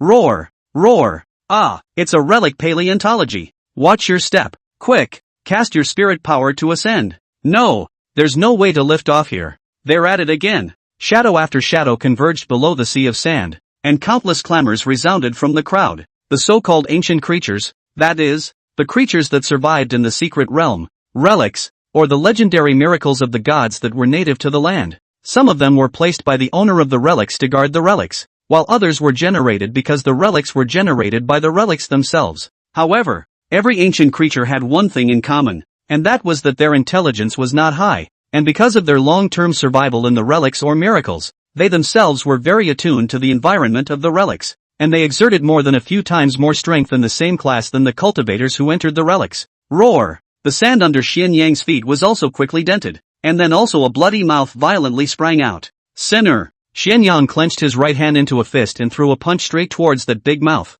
Dang! Devastating spiritual energy burst out from Xian Yang's hands all of a sudden. The ancient creature with a bloody mouth was blasted into pieces by Xian Yang in just one look. Everyone, don't panic. These relic ancient creatures are less than the first level of the divine court realm. Don't panic and stabilize your formation. It had to be said that Xian Yang was worthy of being the guard commander, and the most important thing at the moment was not to let the self-disorganization. Although the relic ancient creatures occupied the terrain, their overall strength wasn't strong, and those who were able to enter the relic weren't any low-class goods. Knock knock knock. However, just as Xian Yang's words had fallen, the entire sea of sand suddenly trembled violently. Then, visible to the naked eye, the sand in the center area of the sand sea sank at an indescribable speed, and a huge crater soon formed. Roar! Immediately afterward, a roar loud enough to resonate through the sky came out from that huge pit. At this moment, the wind and clouds changed. Shoo away! A land of lava. Nalan Xian casually crushed the head of an ancient creature with bared teeth. As the ancient creature in his hands struggled for a few moments and was completely lifeless, a seal about the size of a finger with a reddish glow slowly floated out from the latter's body. Nalan Xian flung the ancient creature's corpse to his feet and expressionlessly picked up the red seal in midair. At Nalan Xian's feet, the corpses of ancient creatures had piled up almost a small mountain. 136. As the red seal fell into Nalan Xian's hand, In the field of vision visible only to Nai Xian, a red halo so faint that it was almost invisible emanated from the seal in his hand before pointing remotely in a certain direction. It was only that the red halo was so faint that orientation was always blurred. Swish! A strong wind rang out. The Nai family's protector swept into the lava land, kneeling on one knee and holding a handful of red seals in his hand. Great Elder, the ancient creatures around us have all been dealt with cleanly. These are the red marks that fell off of them. Nai Xian looked at about a dozen red marks on the latter's hand, and finally couldn't help a trace of impatience surfacing on his pale cheeks. This speed is just too slow. Summon the other Nai family clan disciples to spread out and quickly search for powerful ancient creatures.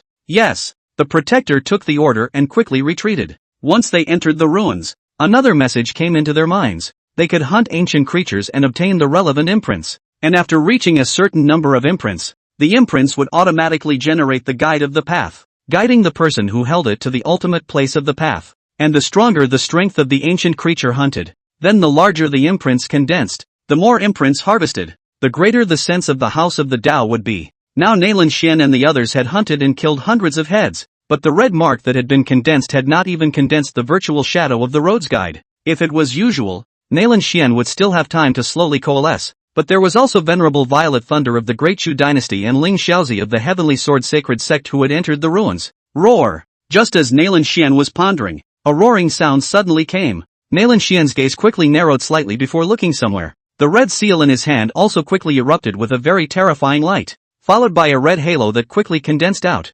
pointing remotely towards the area of the endless sand sea. Without the slightest hesitation, Nai Xian swept straight towards where the red halo was guiding him. Unexpectedly, in the end, before the road leader was actually condensed, this hissing sound actually directly caused the road leader to suddenly come out. So, the final place of the word is in that same direction. Although Nai Xian didn't know why this change of events had suddenly occurred, there was no longer any time for him to think about it. Phew! As Nai Xian moved, another sword aura rose up from the lava land, closely following Nai Xian as he swept towards the location of the endless sand sea. Heavenly Sword Sacred Sect Ling Xiaozi. The other side, in the middle of an endless sea, Venerable Violet Thunder sat cross-legged on an island, and beside him, a small mountain of ancient creature corpses were similarly piled up. In Venerable Violet Thunder's hands, hundreds of blue seals emitted a glittering light. Your Holiness, all the ordinary ancient creatures in the nearby waters have already been cleared by us, and if we go any deeper, the spirit pressure is too great,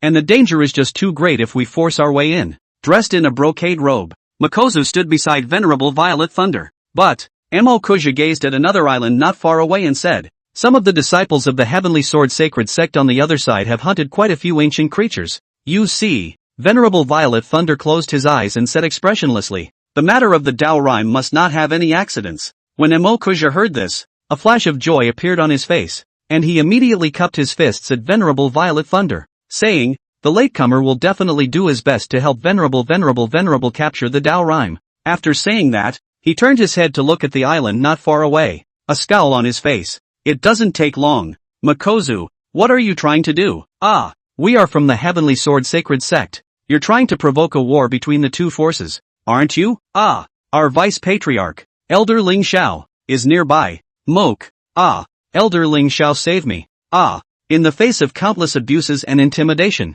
Mo Kuja's face remained unchanged, only gazing indifferently as only a group of Heavenly Sword Sacred Sect disciples at the 4th or 5th level of the Divine Court emitted wailing cries of misery. In just less than a quarter of an hour, all of the 24 disciples of the Heavenly Sword Sacred Sect who had fallen into the endless sea died a horrible death. Get rid of the bodies. Roar! Before Mo Kuja's words fell, a huge hissing sound steeply rang out from beyond the sky. The sound was so loud that it immediately set off a huge wave. What is it? Makozu and the group of guards' faces changed almost simultaneously. Where did such a horrible hissing sound come from? Swish! Right at this moment, one could only see the Venerable Violet Thunder, who was originally sitting on the island, violently open his eyes, and then he too quickly transformed into a purple thunderbolt, flickering towards the endless sea of sand. Of course, he also received the message that came out from above the blue seal. The House of the Way has opened. Let's quickly follow. The blue seal in Makozu's hand was also plundered from the disciples of the Heavenly Sword Sacred Sect, so naturally,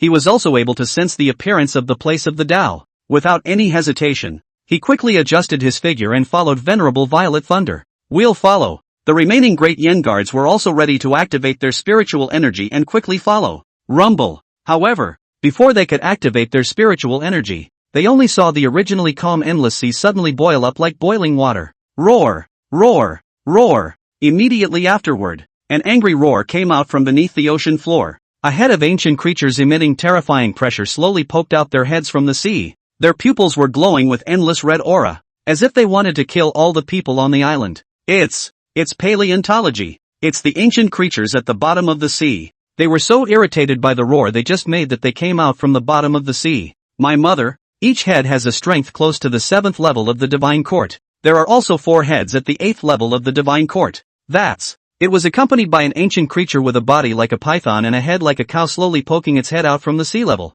A despair instantly hung over the hearts of all the guards. God! The peak of the 9th level of the divine court. Endless sand sea. As the huge crater in the very center appeared, the surrounding sand was also rapidly sinking at a speed visible to the naked eye. And as the sand sank, a fierce-looking ancient creature emerged. Ahem! Xian Yang coughed violently a few times, his face pale and white. Beneath this sea of sand, there is such a terrifying existence hidden. The terrifying hissing sound just now had actually directly penetrated his divine soul, causing him to suffer as if he had been severely injured. It was hard to imagine that just a hissing sound would have such a terrifying power. On the contrary, Xian Yang, who was at the 8th level of the divine court, had suffered such a heavy blow, and the others were even worse. Some divine court 1st and 2nd level cultivators even directly froze in place, their eyes lifeless, obviously having their divine souls directly shattered by the hissing sound they had just heard. A head of ancient creatures charged straight up, tearing apart and devouring the bodies of those cultivators as fast as they could.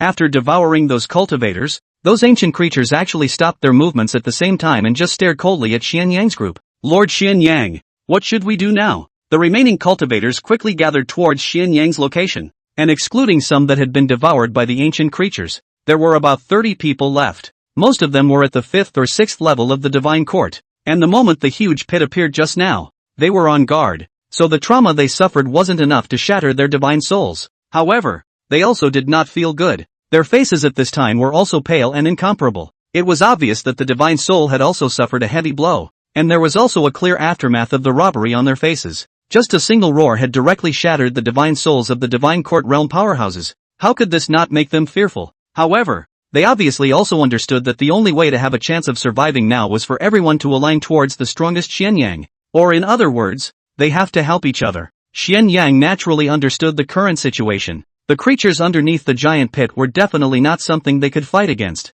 You guys, look at that giant crater. Suddenly, a cry of alarm rang out. The crowd immediately looked towards the giant pit. The crowd then stared in shock, only to see that after the surrounding sand gradually receded, the exposed giant pit was also gradually revealed in its entirety. It wasn't even a giant pit. A statue that was yellow in color and so huge that it couldn't be seen at the end lay flat in the center of the endless sand sea, and that huge pit. It was just a pupil of the statue. Hiss! Xian Yang couldn't help but suck in a breath of cool air, because he was able to clearly and incomparably see that beside the huge statue, there was a stone tablet that was the same height as the statue's head. The top of the stone tablet is full of traces of wind and splendor. A few large and powerful words were engraved on top of the stone monument. The Way of the Wastes. Desolate Way House. Surprisingly, it's the Desolate Way Station. Xian Yang looked at the huge stone monument in the distance, and for a moment, he was actually a bit lost in thought. It was rumored that the Desolate Way Institute, the place where the Desolate Way Lord fell,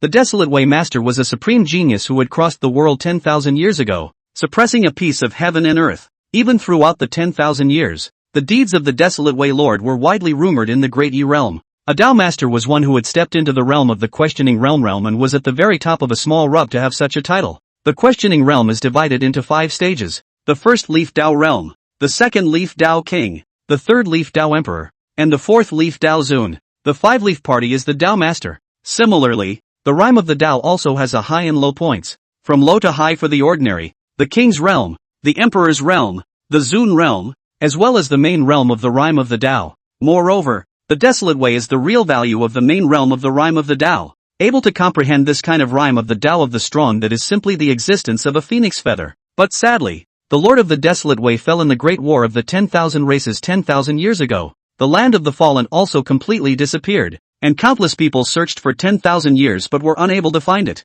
Unexpectedly, 10,000 years had passed, and I didn't expect the relics of the Desolate Way Institute to have appeared at this point in time. Commander Xian, what should we do now? The ancient creatures around us don't seem to be planning to surround us anymore. A voice pulled Xian Yang's thoughts back. Xian Yang looked around at the crowd that had almost fallen into a state of stagnation, as well as the surrounding ancient creatures that still had their teeth bared, but were not attacking towards them, and after a moment of contemplation, he said, "The fluctuations here are so great that the Venerable One and the others will surely be arriving very soon, and since the ancient creatures aren't making a move, let's wait and watch for a change." The crowd nodded in agreement. Although the surrounding ancient creatures were generally only at the first or second level of the divine court in terms of strength, they hadn't forgotten that terrifying hissing sound just now. They weren't blinded by the appearance of the desolate Dao's house at this time either. Knowing that, the owner of that terrifying hissing sound was surely residing in the middle of the Dao's place. With their strength, if they rushed in rashly, they would definitely be looking for death this way. They hadn't waited too long before a deafening whistling sound came from the distance of the endless sand sea. Roar! In an instant, the originally calm ancient creatures around them suddenly became incomparably violent, and then rushed towards the direction from which the whistling sound came as if they were crazy. Rumble! At the same time, on the other side, terrifying thunderous sounds resounded continuously. Rumble! In the middle of an endless sea of sand, countless ancient creatures scrambled towards the place where the thunder resounded and surged towards it. With that kind of momentum, seemingly wanting to crush the creatures that existed there into powder. The earth trembled, and the yellow sand in the sky completely covered the already dim sky. The crowd looked at the roiling ancient creatures that surged towards the sound of thunder, and everyone's breath couldn't help but be suppressed. It turned out that there were such a large number of ancient creatures around here. Rumble! Before they could let out a sigh of relief, a terrifying and incomparable spiritual pressure suddenly rose up not far away. Then, the crowd's eyes couldn't help but widen. One could only see that after a surge of spiritual energy rose up, a sky-covering turquoise crystal palm carrying the power of annihilation descended from the sky. Knock! As the giant palm fell, the entire sand sea seemed to tremble. The ancient creatures that had already formed a tide of beasts were also covered by the huge crystal palms as much as they could be. With one palm, all things perish. Gulp!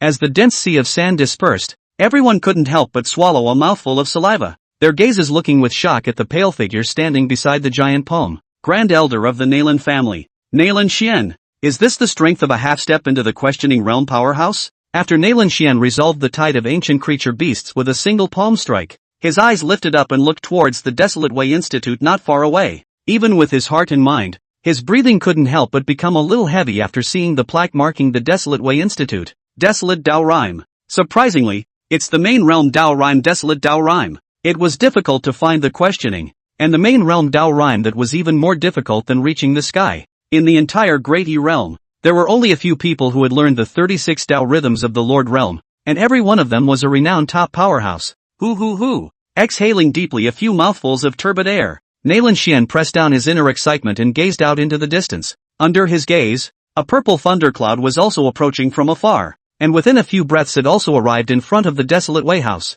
The thunderclouds dispersed, and the figures of Violet Thunder Venerable and Mo Koja were revealed. After Violet Thunder Exalt arrived, his gaze indifferently glanced at Nailan Xian before his attention was also focused on the Desolate Way. Phew! And when Venerable Violet Thunder arrived, a sword light also pierced through the clouds and appeared in a location not far from Nailan Xian and Venerable Violet Thunder. As soon as the sword light converged, the heavenly sword Sacred Sex Ling Xiao Sword Immortal also stood upright. Brother Nailan, Brother Zilei. As soon as Ling Xiaozi arrived on the scene, he smiled and clasped his fists remotely towards both Nailan Xian and Venerable Violet Thunder. The two of them, Nailan Xian and Violet Thunder Venerable One, nodded in response. The ones who appeared here were all here for the Desolate Way. They wouldn't put on any appearance like the Heavenly Sword Sacred Sect. Ling Xiaozi wasn't angry when he saw that the two didn't really want to talk to him. After he took a distant look at the stone monument standing on the sea of sand, he couldn't help but speak.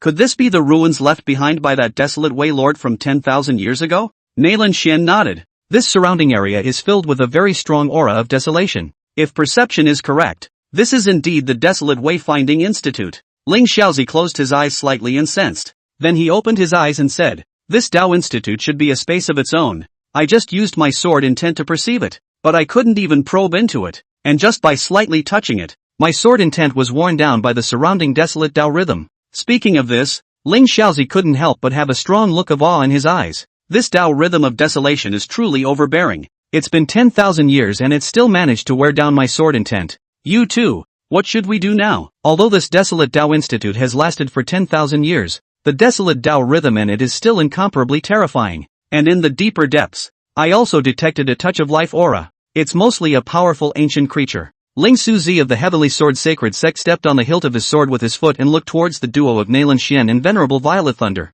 his face somewhat grave. This desolate Dao rhyme is really overbearing. Even with their strength, if they accidentally messed with it, I am afraid that it will be troublesome. That ancient creature has been occupying the desolate way for an unknown number of years, and its strength should also have some specialties. I wonder if the two of you have any plans to cooperate? Moreover, in the middle of the Desolate Way Institute, there was an ancient creature that had survived for an unknown period of time. If it was on a single fight, it was likely that all three would throw in the towel and bring the battle to a stalemate. On the contrary, if the three of them joined forces to get rid of that ancient creature first, the rest would be up to each of them. As soon as Ling Suzi's words fell, the two of them, Nailan Xian and Venerable Violet Thunder, also flickered up with essence in their eyes, obviously also pondering Ling Suzi's proposal.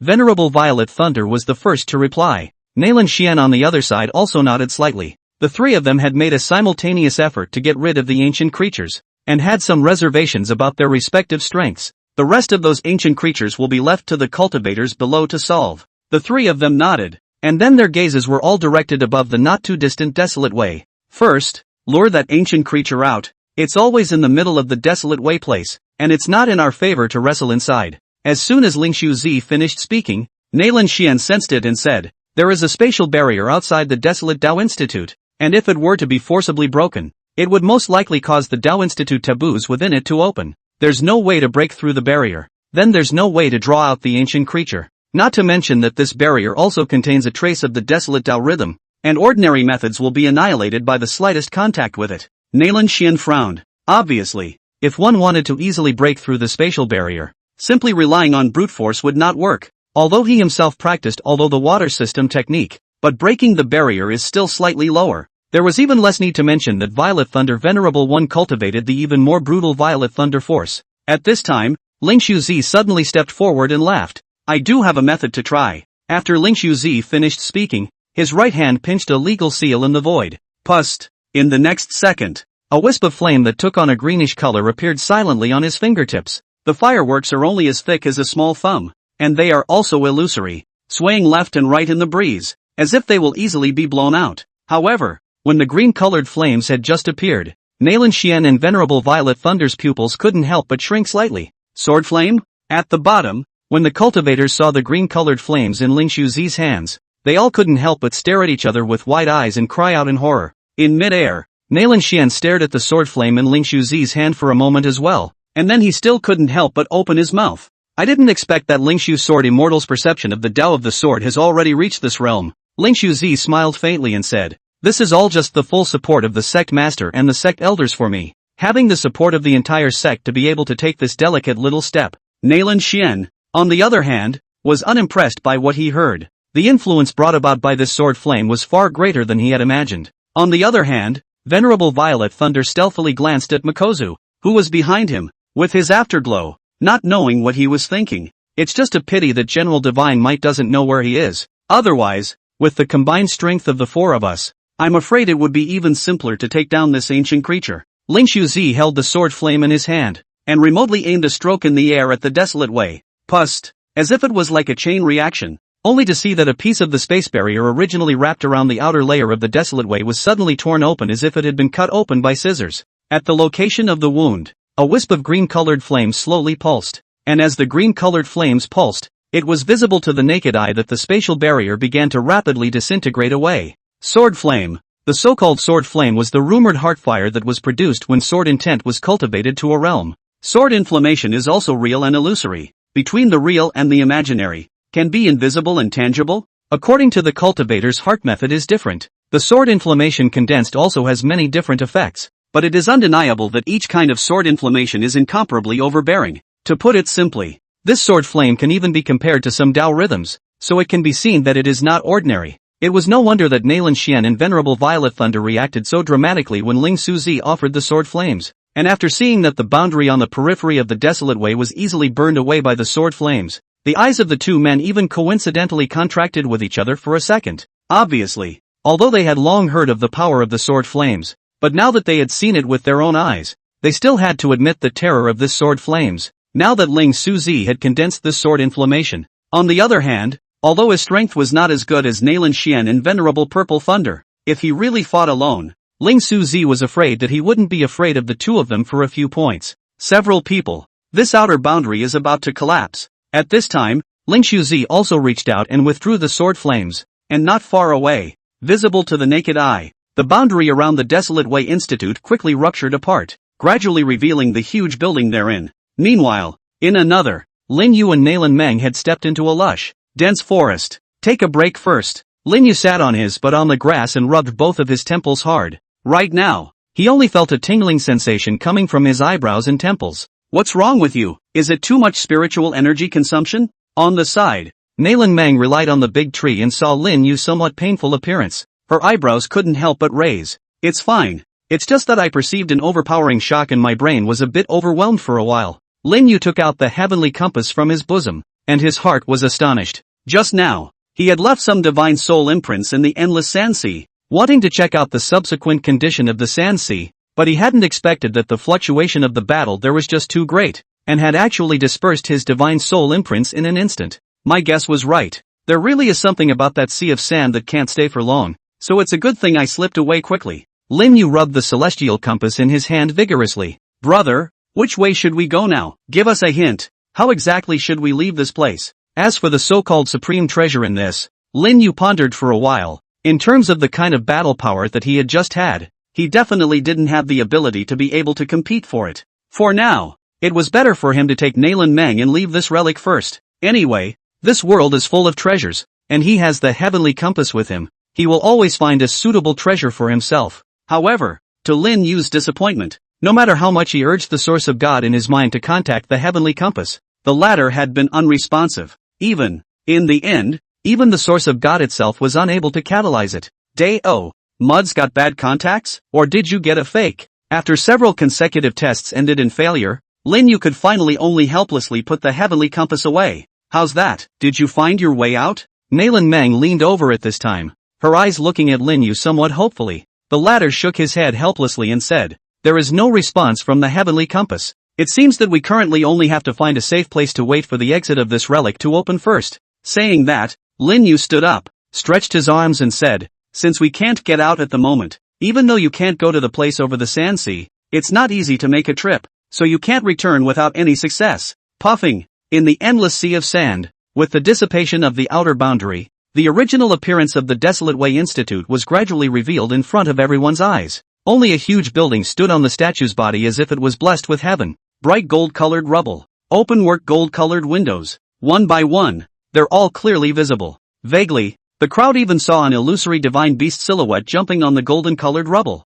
swinging its body. In the end, the divine beast raised its head to look at the crowd, and eventually slowly dissipated again. The Way of the Wastes. 4 large, powerful characters were engraved above the mountain peaks in a glittering manner. The boundary has been dispersed. 2 of you, how about we make a move to lure out the sinful beasts inside first? With a move of Ling Suzi's right hand, a small sword that took on a greenish color appeared in his hand. The small green sword was about only 7 inches. The hilt position was made up of green vines, and the sword body was almost transparent, with only a few strands of green veins covering it. The 2 of them, Nalan Xian and Violet Thunder Venerable One, also nodded in succession. Both of them then both reached out almost simultaneously. A stone seal glowing with turquoise was held in Nalan Xian's hand. Above the stone seal, it seemed as if it was engraved with turquoise sea waves, submerging all the mountains, rivers and sea mountains, attracting people's fear. On the contrary, Venerable Purple Thunder, in his hand, he was already holding a warhammer that was glowing with purple thunder. In the purple warhammer, as if there were thousands of thunder roaring continuously, just listening to it for a moment, one could only feel his ears ringing and his body's flesh and blood shaking. When the 3 people in the hands of the magic weapon a sacrifice, visible to the naked eye, the surrounding originally appeared to be muddy spiritual energy is like being 3 invisible hands crazy stirring some, more and more chaotic up, and the spiritual energy in the 3 people's bodies swelled more and more. Even the crowd below felt their breathing become a little unsmooth. It's the green vine sacred sword, the Bibbo stone seal and the purple thunder divine hammer. I didn't realize that the 3 of you had even sacrificed your own life magic weapons. Could it be that there is still some terrifying existence hidden in this desolate way? 3 genuine top-tier heavenly ranked magic weapons. Between heaven and earth, there are 4 orders of magic weapons: heaven, earth, Xian, and yellow. and each order is distinguished by 4 grades: lower, middle, upper, and top. Each and every magic weapon contains infinite power, and each and every one of the magic weapons that have reached the heavenly order is the treasure of the major powers,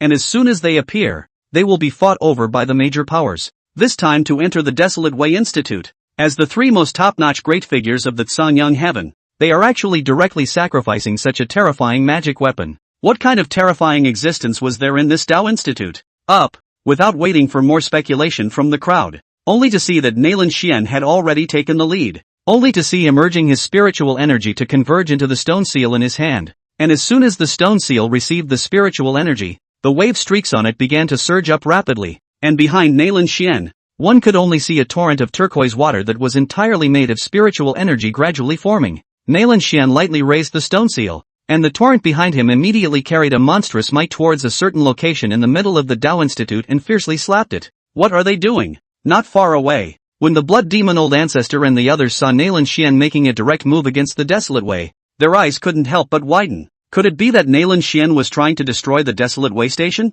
Roar! Before the crowd could react, a roar that was enough to tear the eardrums of the crowd abruptly roared out from the Desolate Way Institute. Immediately afterward, one could only see a tail that was 100 feet thick and thin pulling out from within the Tao Institute, and then slapping directly on top of that blue wave torrent. Knock! The two collided. Roar! With a slightly painful hissing sound, one could only see the scale armor on that tail breaking off inch by inch, directly crumbling apart. And that turquoise water torrent was not in a hurry to suppress the tail underneath, the turquoise waves constantly sinking in, resulting in that ancient creature, no matter how much it struggled, to no avail. Obviously, in this collision, Nayland Xian was more skillful. However, on the contrary, Nayland Xian's face did not have any joy surging out of it. Instead, his brow position was slightly wrinkled. Apparently, the strike that he himself had catalyzed his magic weapon to deliver had only caused the sinister beast inside to suffer some light injuries. Look, you guys! Suddenly, the crowd's pupils shrunk hard.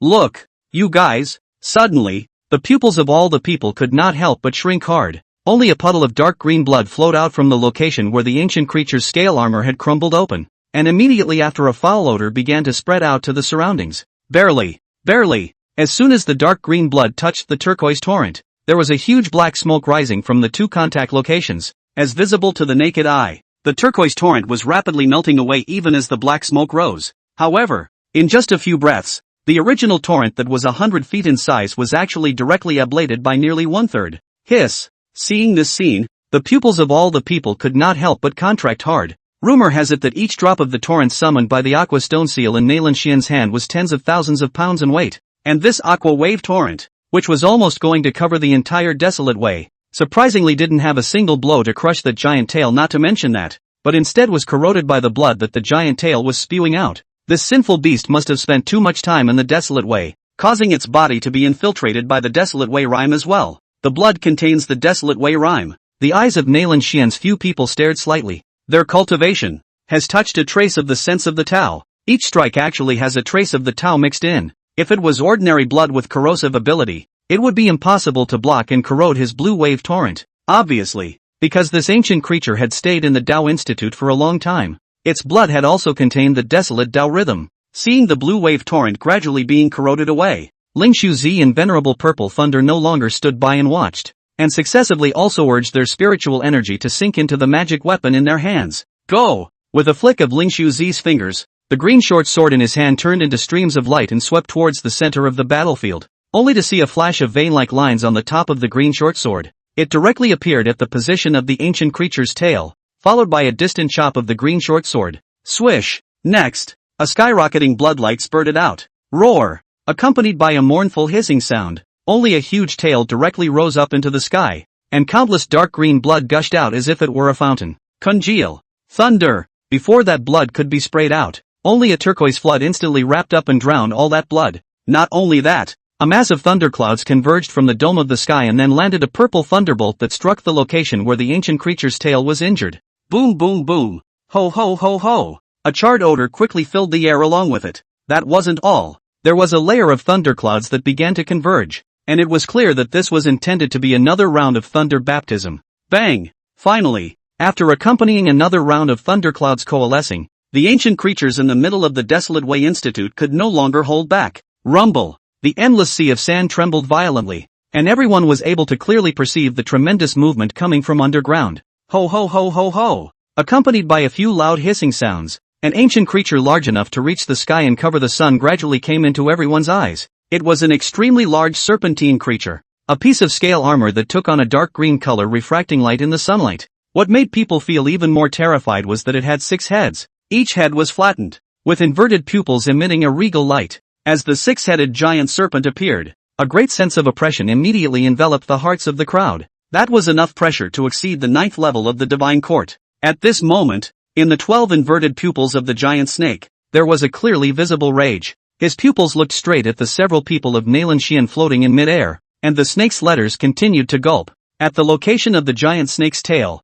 it was visible to the naked eye that it had been cut off hard, and strands of green veins continued to form vines, destroying the muscle tissue at the location of the giant snake's tail. Those vines seemed to have tremendous vitality, and whenever the giant snake's dark green blood covered them, the former, though quickly withering, managed to grow again each time. This stretch of pulling caused the giant snake's expression to be somewhat agonized as well. Obviously, the joint efforts of the 3 Nalanxian people just now had inflicted a heavy blow on the giant snake. This sinful beast has been experiencing the nourishment of the Tao Rhyme for a long time, and although it is now at the peak of the 9th level of the divine court, the strength of its physical body is already far more than that, not to mention that there is also the desolate Tao Rhyme in its blood. And earlier, if it wasn't for the 3 of us striking out at the same time, it might have taken a bit of effort to seriously injure it. Ling Shuzi laughed and reached out his hand, and the green-colored short sword flew back into his hand once again. Both of you, stop gossiping. This giant snake has been able to occupy the Tao Institute for such a long time.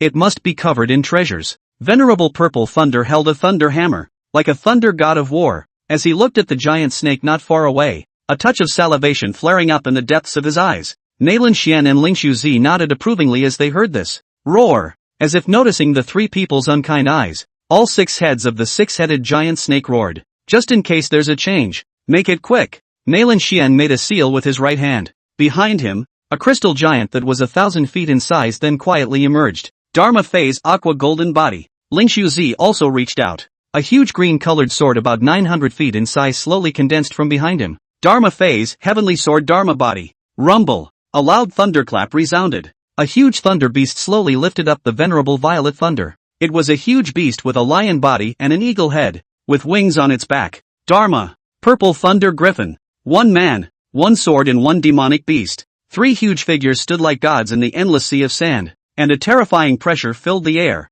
causing everyone's breathing to become heavy. Gulp!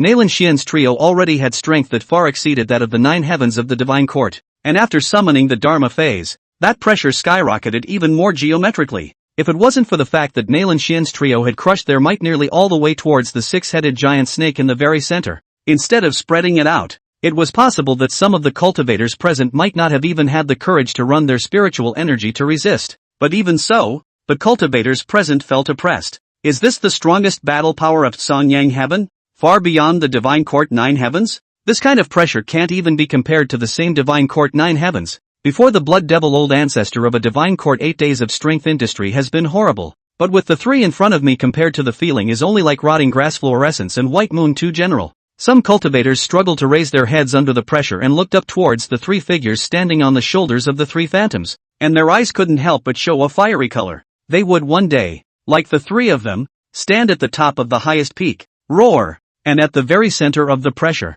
the 6-headed giant snake was watching the 3 massive phantoms form. A few hints of humanized stiffness actually surged out of its huge pupils, which then turned to fear. Swish! In the next second, the 6-headed giant snake no longer had its previous arrogance, but directly turned its head and swept towards the inside of the Desolate Way Institute like a madman. How could I let you get away with this? Ling Shuzi, who was standing on the green-colored giant sword, raised his finger, and a sword inflammation condensed in his hand, and then skyrocketed against the wind, covering the giant sword under his feet with all of it. Ling Shuzi pointed his finger. Pust! A snapping sound rang out as if some kind of shackle had been severed. Roar! On the other side, one of the heads of the 6-headed giant snake snapped off in response. At the location of the wound, the sword flames were silent and burned quietly. Next to Ling Shuzi, Venerable Violet Thunder lightly stomped his foot. Roar! At his feet, the Griffin Phantom's wings spread out, followed by a gentle flap. Phew! The crowd only felt a flash of light.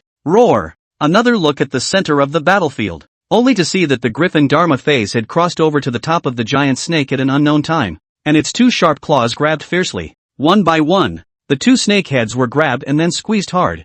Bang! Bang! The snake's head burst open in response. In just a single glance, as soon as the two struck out, the six-headed giant snake had its three heads removed without resistance. Venerable Purple Thunder's Purple Thunder Griffin Dharma phase is known for its brutality and dominance, and is said to be one of the best of its kind. Once I saw it today, it is indeed incomparably terrifying. I'm afraid that the extent of that ancient creature's flesh is such that even a powerhouse of the same divine court nine heavens would find it difficult to forcibly pinch and burst by brute force, but I didn't think that Venerable Z Thunder's Violet Thunder Griffin Dharma phase would be directly pinched and burst by a single glance. There's also that Heavenly Sword Sacred Sect's Lingshu Sword Immortal. Originally thought that although the Heavenly Sword Sacred Sect resides in one of the top 3 hegemonic masters, but for a long time it has never shown itself. Now that I've seen it, this sword-type phantasm breaks through the giant snake's flesh body as if it were chopping melons and cutting vegetables. The last one should be the Nalan clan's clan-suppressing phantom, the Aqua Golden Body. It is rumored that this Aqua Golden Body is passed down from one of the 10 Supreme Dharma Phantoms,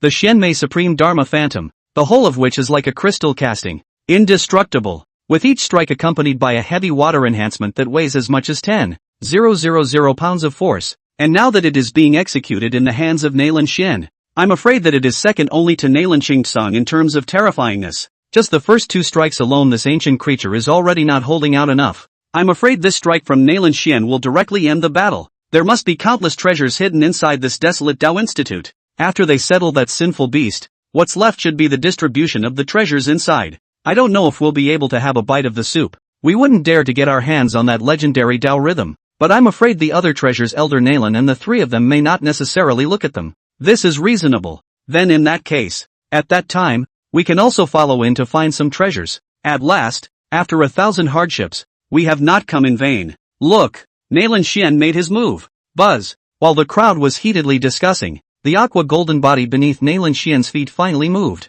Isn't it here? Another sight. Lin Yu and Nalan Meng stood in front of a large tree that was thick enough for several people to hug. The former looked at the large tree in front of him, a slightly puzzled look in his eyes. But the system monitor shows that the immortal herb just disappeared at this location? Lin Yu stroked his chin and surveyed the large tree in front of him. Not too long ago, Lin Yu had tried to carpet search the surrounding caches of medicinal herbs through the system treasure finder. It turned out to be a shock to find out. All around them, they were densely covered with legendary heavenly treasures. Each one would almost always fetch a price on the system mall. Thus, under the display of the plugin, those heavenly treasures hidden 10 meters, 20 meters underground, and in some unknown corner location on the tree, all fell into Lin Yu and Nalan Meng's pockets. In just now, when Lin Yu had wanted to grab a small plant, the latter unexpectedly whooshed and ran out of sight directly in front of Lin Yu's eyes. By the time Lin Yu found this place with his external monitor, that little plant had unexpectedly disappeared directly into thin air. Mad. This plug-in monitor doesn't work either.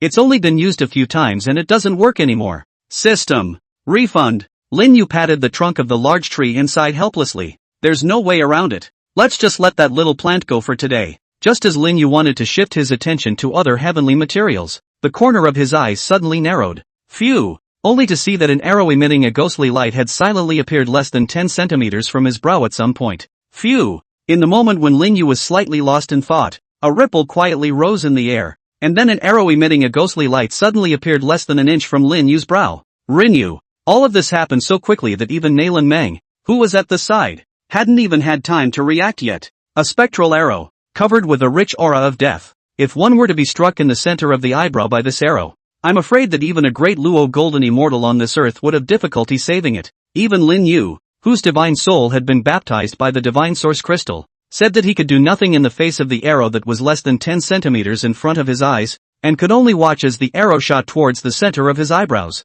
Buzz! Just in the nick of time, the divine source crystal in Lin Yu's divine sea, which had originally been acting silent, suddenly flashed violently. As the divine source crystal flickered, the surrounding time seemed to fall into an unknown stillness, and it even suddenly stopped for a breath. In this short period of time, Lin Yu quickly reacted, only to see the black and white colors rapidly diffuse throughout his entire brow location, turning to form a strange taiji figure. As soon as the taiji diagram was formed, it spun at a rapid speed, tearing the space at the location of Lin Yu's brow into some distortion. Click! It was because of this slight distortion that caused the arrow that was originally supposed to be shot into Lin Yu's brow to deviate, piercing along Lin Yu's forehead. Phew! Bang! A loud cracking sound rang out, only to see the arrow skimming along Lin Yu's forehead, carrying up a large amount of blood and water, then shooting straight into the large tree behind Lin Yu, accompanied by a loud sound. The tree exploded in response. Lin Yu urgently protected his head and rolled to the side with the help of the powerful shockwave. At the same time, Lin Yu also endured the swelling pain in his head and brow and quickly unfolded his divine soul domain. At the moment not too long ago, because of the long-distance casting of the divine soul domain as well as the aftermath of fighting in the domain being too powerful, Lin Yu had no choice but to put away the domain.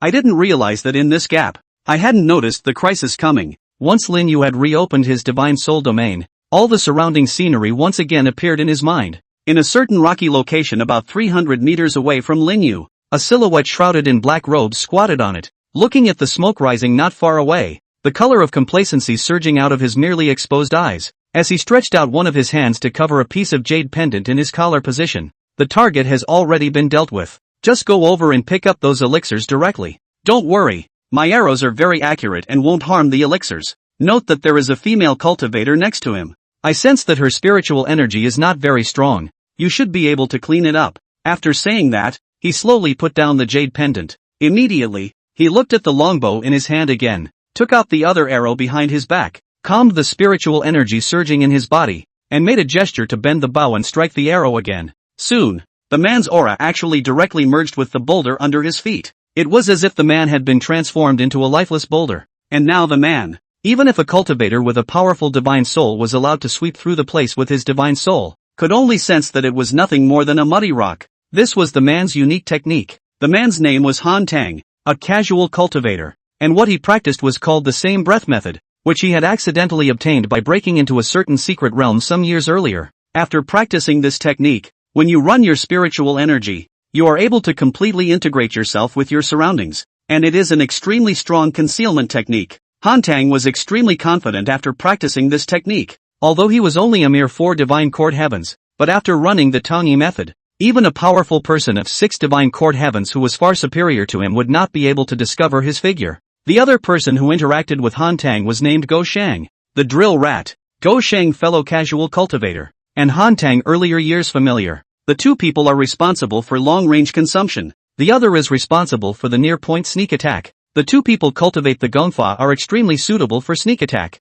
When the old 6 and act and extremely careful and cautious. The 2 had been working together for a long time. And the number of powerful people at the 6th or 7th level of the Divine Court who had died at the hands of the 2 of them had already exceeded 5 fingers of art. They had also inadvertently discovered the duo of Lin Yu and Nailan Meng not too long ago. Seeing that Lin Yu had collected many spirit medicines along the way, the duo also followed along the way. Finally, after Lin Yu's duo had slightly relaxed their guard, they immediately struck out, intending to do a one-strike kill. Nailan Meng's strength, but the Heaven Palace realm, now seriously injured, has not yet recovered only the equivalent of the strength of the Spirit Sea realm, and Lin Yu all no matter how it looks like an ordinary person as well. But Han Tang and Go Sheng is enough to wait until the 2 people relax their guard before striking a blow to kill. This cautious mentality is just scary. Now, as long as we take care of that female cultivator again, this order will be finished. As for why a Heavenly Palace realm cultivator would appear within the ruins, Han Tang just pondered for a moment and then didn't think too much about it.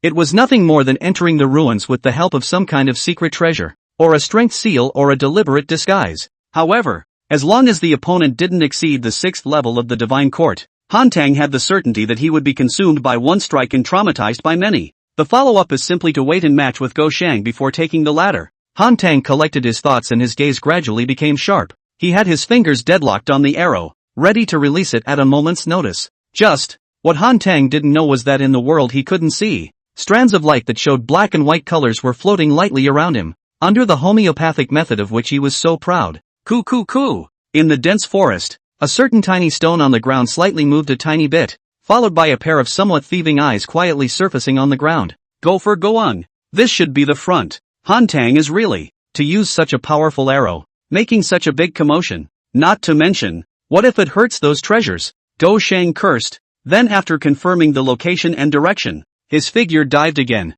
On the other side, Lin Yu rolled to Nailan Meng's side, while running his spiritual energy to cover the 2 of them with as much aura as possible. Under the coverage of the Divine Soul domain, The surrounding scene was suddenly like an image PowerPoint, clearly visible in Lin Yu's mind. Soon, Lin Yu spotted Han Tang, who was hundreds of meters away, hidden under the rocks. 1. Lin Yu frowned slightly and once again operated his divine soul, carpet searching towards the surroundings. Beside him, Nailin Meng had managed to recover from the thrill she had just experienced, and as she looked at Lin Yu with a serious look on her face, she also quickly adjusted the spiritual energy in her body and alerted her surroundings. She knew that not disturbing Lin Yu at this time was the only option, as her divine soul really wasn't perverted enough to be as perverted as Lin Yu's. So at the moment, she could only silently wait for Lin Yu to issue a command. While running his divine soul, Lin Yu spoke. Only one has been discovered so far, at a distance of roughly 350 meters to the southeast of us. Using a longbow, the arrow just now should have been shot by him.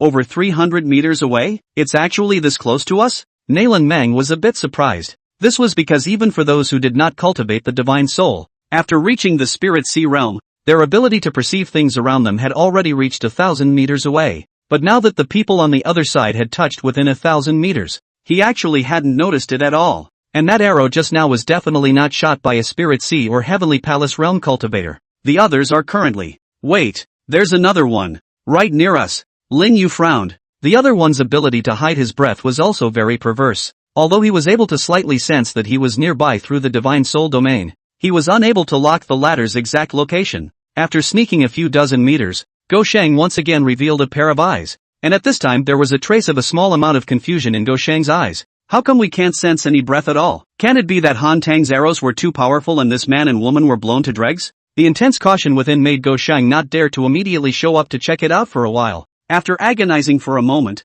Go Shang clenched his teeth. The commotion made here is so big. If we don't hurry up, it will be troublesome if we attract other cultivators to come here. As soon as he thought of this, Go Shang knew that now was not the time to be unreasonably cautious. Afterward, he was about to cast a secret technique to reveal his form. However, in the next second, his eyes abruptly stagnated as he had somehow moved to the position where Han Tang had just shot the arrow. And here, through a layer of smoke, he clearly saw the two figures crouching on the ground. That guy is actually still alive? Go Shang was horrified in his heart. After so many years of cooperation, Go Shang was incomparably aware of just how terrifying Han Tang's arrows from a full-strength strike were. And even a strong person of the 6th Heavenly Palace of the Divine Court would surely die if they were hit by Han Tang's arrows without preparation. However, the youth not far away, who was about 18 or 19 years old, was merely dripping water from his forehead position. And that wound.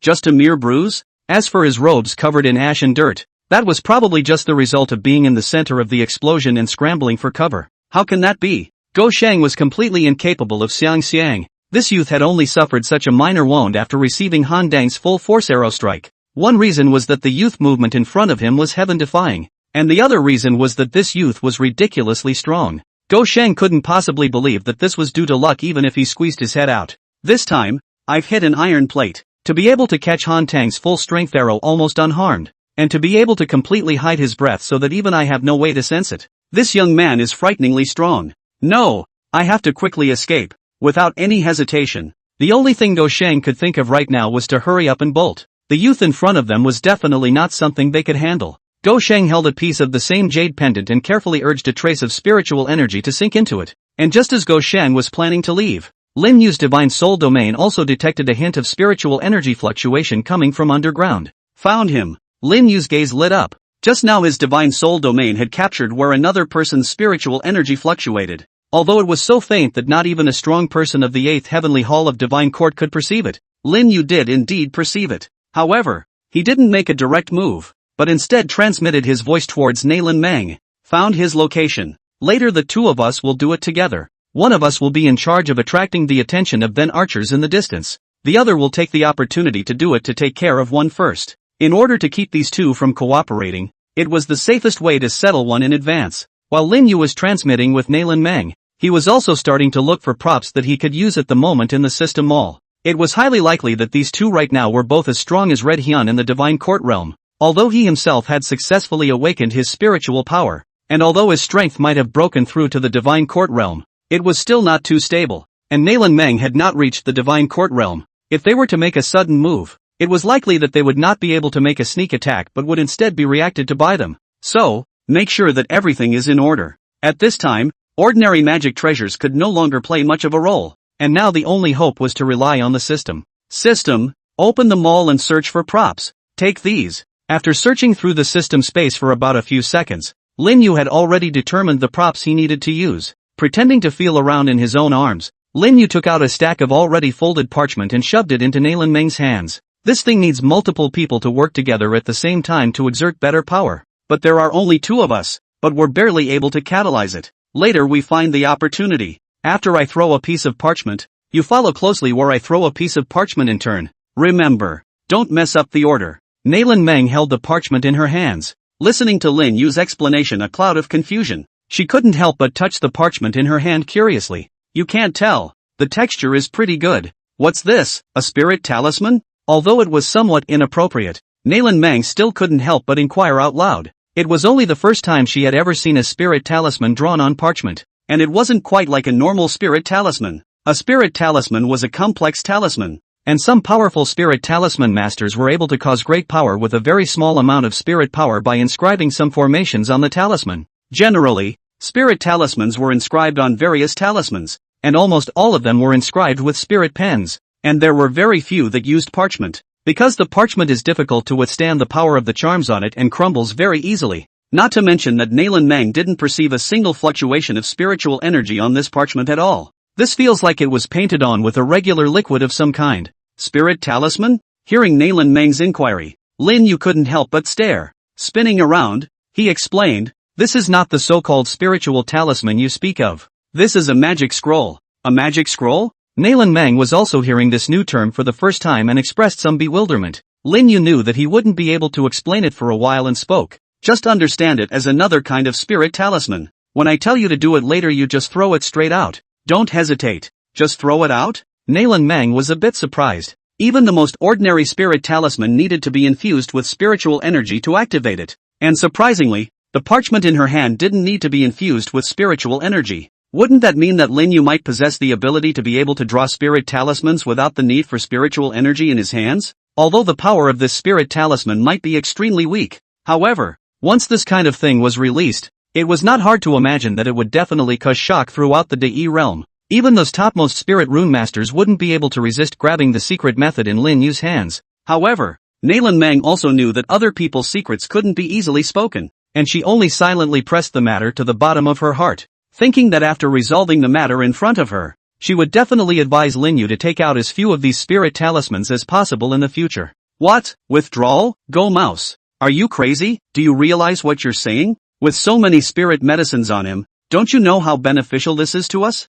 In the distance, Han Tang sensed the message from Go Shang and the jade pendant and was also stunned, instantly thinking that Go Shang had gone crazy. That youth wasn't killed by one of your arrows, and was even only slightly bruised. This is an iron plate. What's the point of not withdrawing, waiting to die? Go Shang almost laughed at Han Tang's anger. He then didn't hesitate to pass on the scene he had witnessed to Han Tang. Unharmed? Han Tang sniffed and immediately calmed down. He was also a person who could afford to take it easy, and it was impossible for him to intentionally go to his death when he knew that he was not an enemy. Then we withdraw. When he finished speaking, Han Tang's fingers that were tightly tensed around the Bao Hyun loosened slightly. Since that youth was so dangerous, it was indeed the best choice to evacuate now while he hadn't discovered the 2 of them. And in the distance, Lin Yu also happened to catch such a moment when Han Tang let his guard down. It's now. As soon as the words fell, Lin Yu himself quickly pinched a piece of parchment and threw it directly at the location where Go Shang was. Seeing this, Nalan Meng also subconsciously threw out a piece of parchment.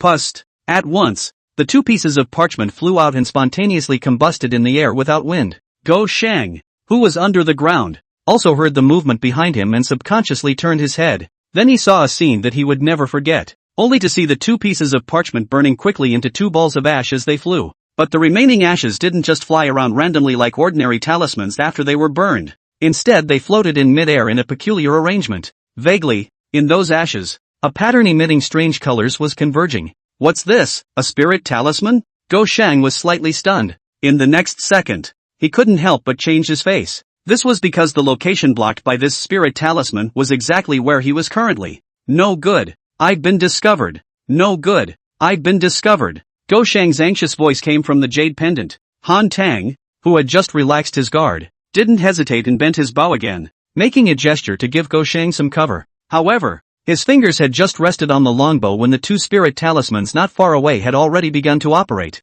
Pust, only to see that between the two spirit talismans burning, there was actually a circular pattern that Hantang and Gosheng couldn't understand at all that surfaced, and those patterns kept flickering, gradually forming a huge formation. Holy shit, a spiritual talisman contains a formation? Seeing this scene, Gosheng's eyes almost glazed over. The so-called spirit talisman master is to use special means in the spirit talisman above the inscription of some can strengthen the power of the spirit power lines, but can be a large array of hard placed in a paper-sized spirit talisman. Such attainments, even if it is a legend of the heavenly spirit talisman masters cannot do. Without waiting for Gosheng to continue to think more, he only saw the two formations gently flicker and directly enveloped his body in them. As soon as the formation enveloped the former, Han Tang, who was not far away, also directly lost his sense of Gosheng, the formation that shields the divine soul's perception. No, even the voice transmission jade pendant has no way to contact Gosheng? At this moment, Han Tang's face finally couldn't help but change.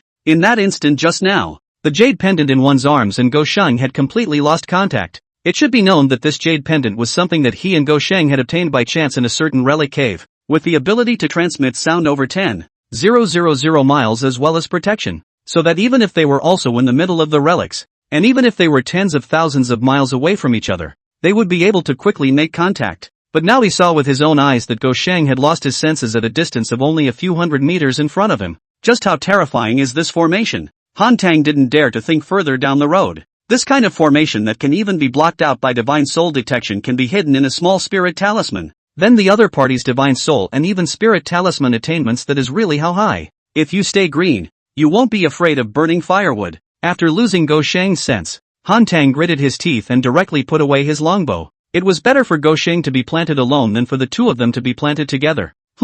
Just as his thoughts had fallen, his scalp couldn't help but tingle fiercely. A strong sense of survival made him hastily abandon the trend that he was slowly standing up straight, and instead twisted his own head to the side and tilted it viciously. Swish! Just a moment after Han Tang's head was twisted to the side, a long steel blade slashed down with thunderous force. Put! A burst of blood light flew up, followed by a broken arm flying out backwards with some blood foam, landing on the ground. Han Tang covered his broken arm, and after rolling on the ground a few times, leaving a trail of shattered jade pendant dregs behind, he didn't stop for anything and dashed towards the dense forest location with all his strength. Lin Yu's heart was also slightly shaken when he saw that his long-planned strike did not successfully kill Han Tang, but instead only caused him to break an arm. These guys, they're so aware of danger? Having spent several shielding scrolls, teleportation scrolls, and reinforcement scrolls myself, this can be dodged by him hard? Lin Yu's intention from the very beginning had been to get rid of the archers in the distance first. The first reason was that the archers were much more threatening,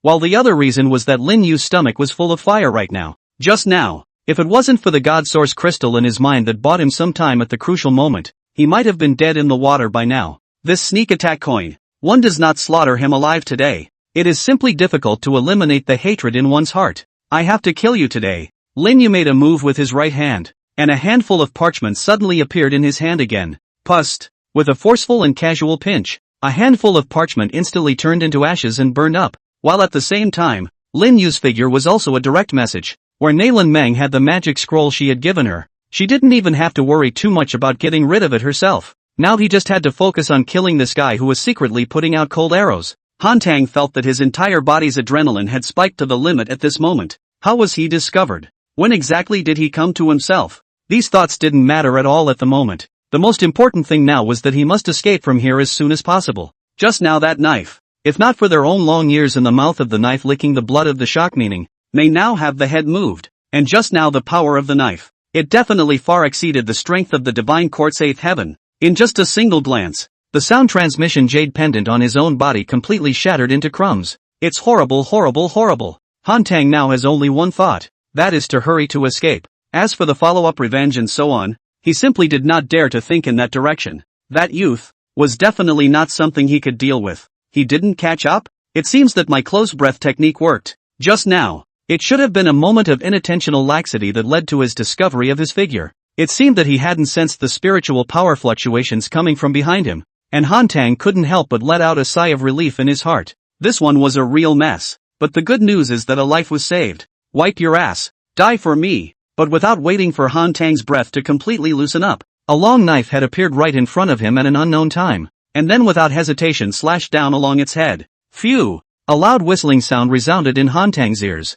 For a moment, he only felt that the sweaty hairs on his entire body couldn't help but stand up. Ah! Han Tang shouted angrily, and then without hesitation, he used the longbow in his hand to harden the long knife that came whistling towards his head. When the longbow and the long sword met, and there was actually azure-colored fire coming out. Bang! Accompanied by a loud sound, Han Tang's entire body once again flew out upside down, ruthlessly smashing into a large tree. Put! A mouthful of blood shot out down Han Tang's throat. At this moment, his face was filled with horror. Right in the collision just now, he clearly felt a spiritual power fluctuation that completely crushed him, and what made him even more desperate was that he had not dodged him at all, but instead, he had even more failed to realize when the latter had approached him. On the contrary, Lin Yu, after another strike was blocked by Han Tang, he looked at the long blade in his hand that had once again broken, and frowned. Using the counterattack impulse, Lin Yu lightly landed on the ground, and his gaze couldn't help but look toward the emerald green longbow that Han Tang had dropped aside.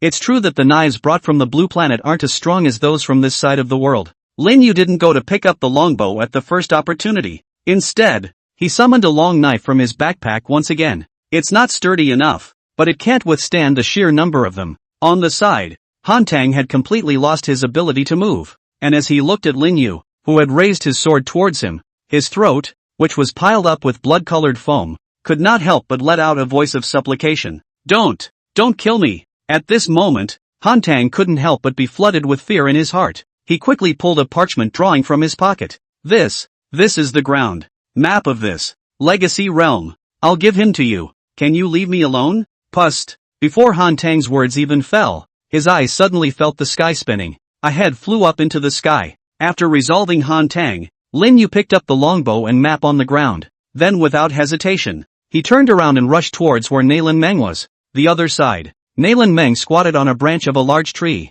tearing a piece of sheepskin talisman from her hand every now and then and throwing it into the sky. Pust. With another parchment burning, the color of surprise in Nailin Meng's eyes also grew more and more intense. On this parchment, she couldn't sense a single fluctuation of spiritual energy at all. But on the contrary, after tearing it apart and casting it into the air, it was able to cause a burst of spiritual energy to ripple. This object, after all, is so amazing. At a position less than 100 meters away from Nailin Meng, only a small, lewd-looking man was constantly blasting the empty surroundings with his spiritual energy. On the man's face, there was also a hint of nervousness visible to the naked eye. Apparently, it seemed to see something around him that he found incredibly difficult to deal with. Swish! A sound of breaking air rang out, and Lin Yu appeared beside Nailin Meng. How? As soon as Lin Yu appeared beside Nailin Meng, his gaze looked towards Go Shang, who was not far away. This illusion formation of yours is extremely powerful, and he hasn't cracked it until now. Nailin Meng's tone was filled with surprise. Who would have thought that it was already almost a quarter of an hour that had passed, and that this illusionary formation would be able to trap even a strong person of the divine court realm for such a long time? Rin Yu grinned. This was at least what he had spent a large sum of money to redeem from the system mall. Swish! Two long knives emerged in Lin Yu's hands. Next it's time to fix him and then. Departure. Bang! Accompanied by a crisp ringing sound, Go Shang's body flew out backwards, scraping a long trail on the ground. At the same time, the illusions around Go Shang disappeared. Hiss! Accompanied by the disappearance of the illusions around him, Go Shang, who was lying on the ground, first froze, but the pain coming from the cracked bones in his chest cavity made him unable to resist sucking in a breath of cool air, which quickly pulled him back to reality. His gaze looked at the teenager standing in front of him with shock and incredulity. When he saw the latter's robes with a few pieces of blood on them, Go Shang's eyes still couldn't help but shrink fiercely. Unsurprisingly, Han Tang should have already been taken care of by him. He didn't know how long he had been trapped in the illusion, but it definitely wouldn't be more than 3/4 of an hour, and he didn't expect that in that less than 3/4 of an hour, Han Tang would be taken care of by him. Go Shang thought that his strength was not as good as Han Tang's, although it was true that his escape strength was a few means higher than Han Tang's, but the illusion that this teenager had just cast alone gave him a headache that he could hardly cope with. For a while, Go Shang couldn't even bring up the slightest thought of escaping. Boom! As soon as he thought of this, Go Shang also braced himself and stood up, his robes vibrating violently, forming a huge vortex of spiritual energy around him. The peak of the four heavens of the divine court. Lin Yu's eyes couldn't help but raise as he felt the boiling sensation coming from his body. To be honest, he hadn't really fought anyone from this world so far, And this inexplicable boiling sensation was the battle spirit that flowed through Lin Yu's entire body. Clang! Lin Yu picked up the long blade, then crossed it in front of himself and flexed his fingers. A fierce chirping sound rippled out at once. Swish! Lin Yu's figure standing in place became illusory. And in the next second, he appeared in front of Go Shang's body. Raise your sword and slash down hard. Ah! Go Shang let out a bellowing cry. And his palms rapidly expanded, transforming into two beast palms. The beast's palm closed and slapped down hard against the long blade that slashed down at his head. Bang! Clang! Clang! Clang! The long blade slashed down, splashing many flames between the two beast paws. In the end, it was hard-welded by the beast's palm to a position less than an inch away from Go Sheng Tian Linkai. Give me down! Lin Yu's right hand fiercely exerted force, and his spiritual energy rippled out. The long blade also broke free from the two beast paws and slashed down fiercely. Swish! Instead of the imagined sound of a long blade penetrating deep into flesh and blood ringing out, it instead didn't cut into anything at all. Lin Yu couldn't help but raise an eyebrow. Shoo! Right at this moment, a stealthy air-breaking sound rang out from Lin Yu's left, and a beast's palm had appeared beside Lin Yu at an unknown time, aiming to grab at Lin Yu's brow. Lin Yu's torso twisted, and the long sword on his right hand was moved to his left hand. Receiving the knife with his left hand, Lin Yu did not take a defensive stance, but instead followed the inertia of receiving it and slashed out towards his left side. Go Shang's face changed, and the beast palm that was grasping at Lin Yu's brow shrank back. Lin Yu was also quick to seize the scap, stamping his paws on the ground, then simultaneously holding his right and left handheld knives, slashing out a trail from the bottom up. Go Shang had no time to respond to the emergency, and could only use his two beast palms to block in front of his chest. Then his body also quickly exploded back. However, just in the moment when Go Shang's body retreated, Lin Yu's hand had opened an emerald green longbow at some unknown time. The longbow was hitched to a long arrow. When, just as Go Shang was slightly stunned, the longbow in Lin Yu's hand emitted a crisp chime. Long arrows also shot out, and Go Shang could not react at all. Pust, accompanied by a sound. The long arrow pierced through Go Shang's brow and then penetrated through, carrying Go Shang's stunned expression as it plunged straight into the large tree behind him. Settle it! Lin Yu put away his longbow and exhaled a mouthful of turbid air.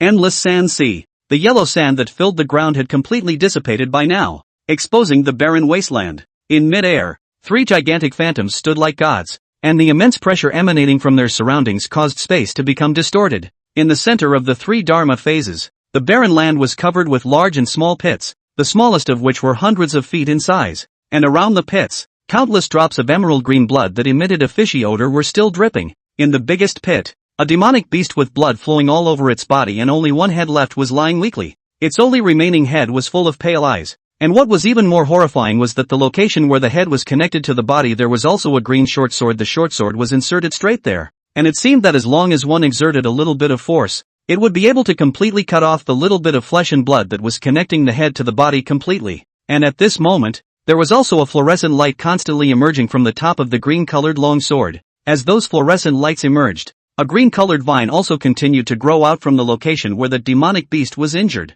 The life force of this sinful animal is really tenacious. Ling Suzi maneuvered his green short sword and looked at the still struggling demonic beasts below. A few drops of fine sweat actually surfaced on his pale forehead. Unexpectedly, the three of them joined forces together. But they actually made this demonic beast last for so long. This sinful beast is already at the end of its strength. Settle it as soon as possible. Then we will enter this desolate Dao to seize the inheritance on our own. With a wave of Nalin Xian's hand, the huge phantom suspended in midair also raised the huge jade seal in his hand that had already expanded countless times and pressed downward fiercely. Pust! As the final blow fell, the ancient creature that had survived for an unknown amount of time in the desolate way was suddenly like a cracked walnut, completely disintegrating. Shoo! Nalin Xian reached out his hand and the huge jade seal gradually shrunk, and was finally reincorporated into his bag, while the Dharma phase behind him also gradually dissipated. After doing so, without any hesitation, Nalin Xian's figure instantly turned into a stream of light and rushed into the Desolate Way Institute.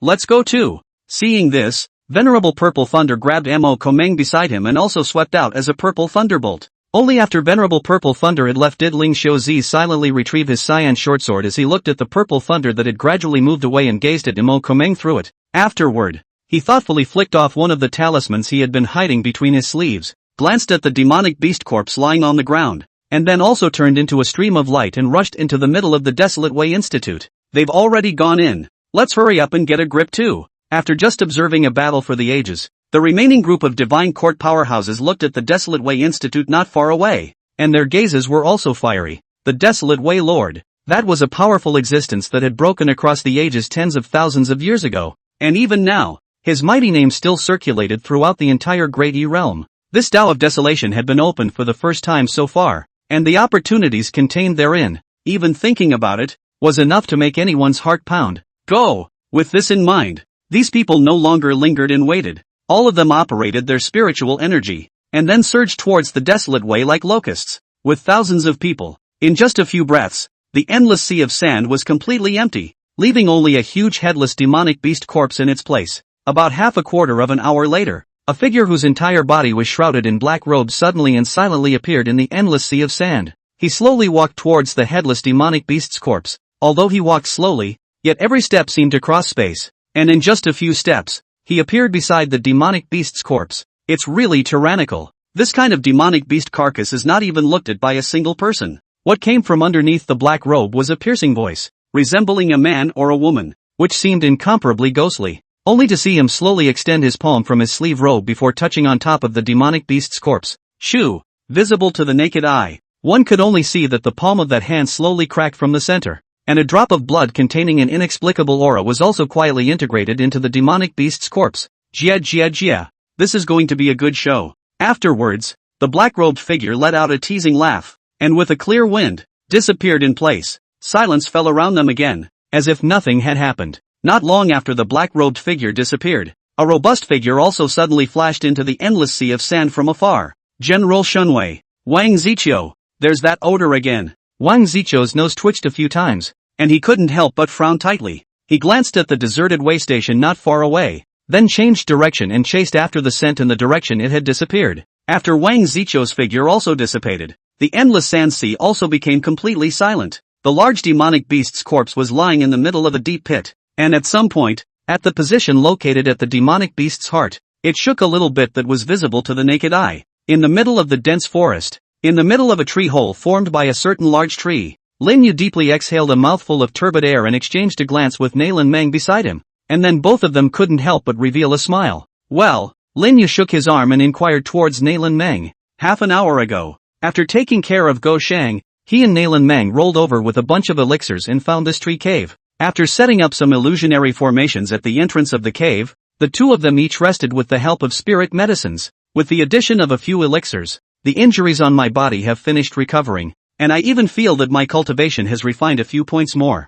Nalan Meng had a sweet smile on her cheeks. She herself is the cultivation of the Heavenly Palace realm. After the injury all the strength fell below the Heavenly Palace realm. Now after the break, some elders in the clan even predicted a long time ago, with her talent, before the age of 20, there is a chance to impact that the realm of the Divine Court. I just didn't expect it to be so soon. This kind of talent was almost on the verge of catching up with the demon of the Great Chu dynasty that the elders of the clan used to talk about back then. The crown prince of the Great Chu dynasty, Makoksha. Even Nalan Meng was a bit depressed when she thought of Makozu. At birth, he was blessed with great fortune, entering the Heavenly Palace at the age of 10, immersing himself for 10 years, breaking through the 9th level of the Divine Court in one fell swoop, and stepping into the half-step questioning realm. This kind of demonic talent, even if it was placed in the entire 9 heavens of the Great E realm, it was a phoenix-like existence. It was almost comparable to the Saint Sun-level characters of those great holy lands in the central hub heaven. However, very soon, the hint of depressed pride in Nalan Meng's heart suddenly dissipated, and she looked at Lin Yu, who was standing in front of him with a leathery smile on his face, and for a while, her heart was a little depressed again. What are you depressed about? If we are talking about talent, the person in front of us is not too terrified compared to Makoksha. How old was this? To be able to kill a Divine Court realm powerhouse head-on. If Nalan Meng hadn't been with Lin Yu the whole time, she would have suspected that the two of them being held hostage by Red Dazzle of the Blood Killing Hall at the very beginning was all an act by Lin Yu. Body feels good. Lin Yu stretched his body, and nowadays, he had thoroughly adapted to the spiritual energy of this world. If we were to talk about overall strength, one should currently be around the 6th heavenly layer of the Divine Court. Now let me try to see how running my spiritual energy into the Divine Source Crystal will react. Previously, no matter how one tried to awaken the God Source Crystal by linking their divine souls, the latter did not respond in any way. Now that he now had completely possessed spiritual power himself, he now wanted to try to see if he could make the Divine Source Crystal move by means of the spiritual power that he was urging. Thinking of this, Lin Yu took a deep breath, then sat down on the ground with his knees crossed. Nalan Meng, who was on the side, saw this and his eyes were filled with curiosity, but he didn't ask Lin Yu about it. Instead, he touched the few parchment scrolls that were still left from just now from his sleeve and then tore one of them. Buzz! The phantom formation was formed. I don't know if this method of catalyzing spiritual energy works. Lin Yu pressed down his mind, and then ran the spiritual energy in his body to converge towards his brain little by little. This method actually has a great risk, because the spiritual power is very violent, and the brain is the most fragile existence of the cultivator, is the breeding place of the divine soul. As long as the slightest carelessness, the divine soul will be traumatized by the spiritual power, and ultimately left with irreversible trauma, and serious or even directly become a fool. In fact, Lin Yu also pinched himself. To be honest, this scenario right now could actually make it unnecessary for him to try to communicate with the God Source Crystal right now, but he just wanted to try it out a little bit right now, and he couldn't guarantee that if he communicated with the God Source Crystal afterward there would be another heavenly phenomenon that would appear. The middle of the legacy realm is actually considered the most secure place. Just try it out a little, and if things don't go right, snuff it out quickly and find a safer place behind you. Lin Yu made up his mind, and the black and white pupil in his brow quietly opened, countless threads drifting out along his brow, and this time, these threads didn't scatter in all directions, but instead seeped straight into Lin Yu's body, pulling those violent spiritual forces down Lin Yu's body towards the divine source crystal where the center of his brain was located. Lin Yu was cautious, so he concentrated all of his mental energy just to move about a hair-sized injection of spiritual energy, a thin stream of water, slowly expanding the input of spiritual energy. The hair-sized spiritual energy was pulled by Lin Yu with his divine soul, slowly converging from his Dantian location towards his brain's sea of consciousness location. However, in a moment, Lin Yu pulled his spiritual energy and saw the divine source crystal located floating in his sea of consciousness. At this time, the golden lines that were originally covered on the God Source crystal also dimmed and turned into ordinary lines. Lin Yu tried to pull the spiritual power to slowly approach the God Source crystal. At this time Lin Yu's heart was also a little nervous, to know that this God Source crystal was left to himself by Dai. Not to mention the fact that this thing is about whether or not you can go back along.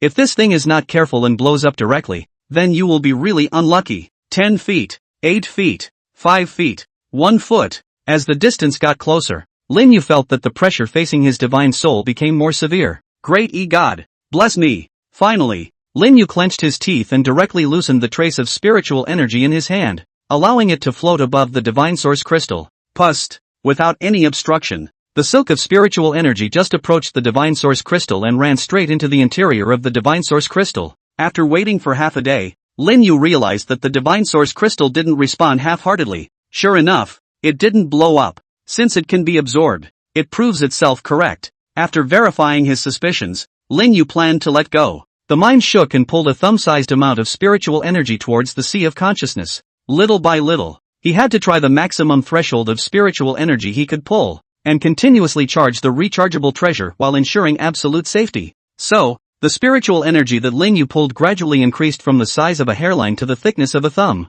the thickness of a water pipe. Eventually, it formed an arm-sized torrent of spiritual energy rushing into the interior of the divine source crystal. Get some reaction, big brother. It seemed to be responding to a call from Lin Yu. Buzz, the source crystal of God responded. The source crystal of God was like someone who had been lying in bed and had been starving for an unknown amount of time, when suddenly, Lin Yu took the initiative to give him food. Whoa. Without waiting for Lin Yu to react, the thickness of the torrent of spiritual energy he was hauling suddenly surged up without restriction. In the blink of an eye, that torrent of spiritual energy skyrocketed to the thickness of a bucket. Crap, big brother, letting you react is not letting you play me to death. Lin Yu's eyes were glazed over. The arm itself has felt unable to stand. This fucking bucket size. They will not be burst. Only that torrent of spiritual energy seemed to have not heard Lin Yu's words, and still continued to surge, directly far exceeding the maximum extent that Lin Yu's meridians could withstand. Aha! In the tree hole, Lin Yu, whose eyes were tightly closed, suddenly let out a muffled grunt. His eyebrows suddenly furrowed, and his expression became grim, and then the blood vessels underneath his skin were visible to the naked eye as they rapidly swelled and flew up red. Rinyu, Nalan Meng, who was on the side, couldn't help but change her face when she saw this. Is this going off the deep end? Nalan Meng's hands formed seals in front of her chest at a rapid pace, and a seal was also continuously slapped out from her hands. Cold water skill. As those spell seals continued to fly out, the temperature of the entire tree cave decreased by leaps and bounds. Visible to the naked eye, A crystal-like ice cube began to continuously arise on Lin Yu's body, and Lin Yu's blood vessels that were originally expanding at a rapid rate also began to suppress their expansion rate under the freezing of those ice cubes. No, the cold water skill won't last long. We must awaken Lin Yu from this state as soon as possible. The only way to awaken Lin Yu in this state was through divine soul interaction.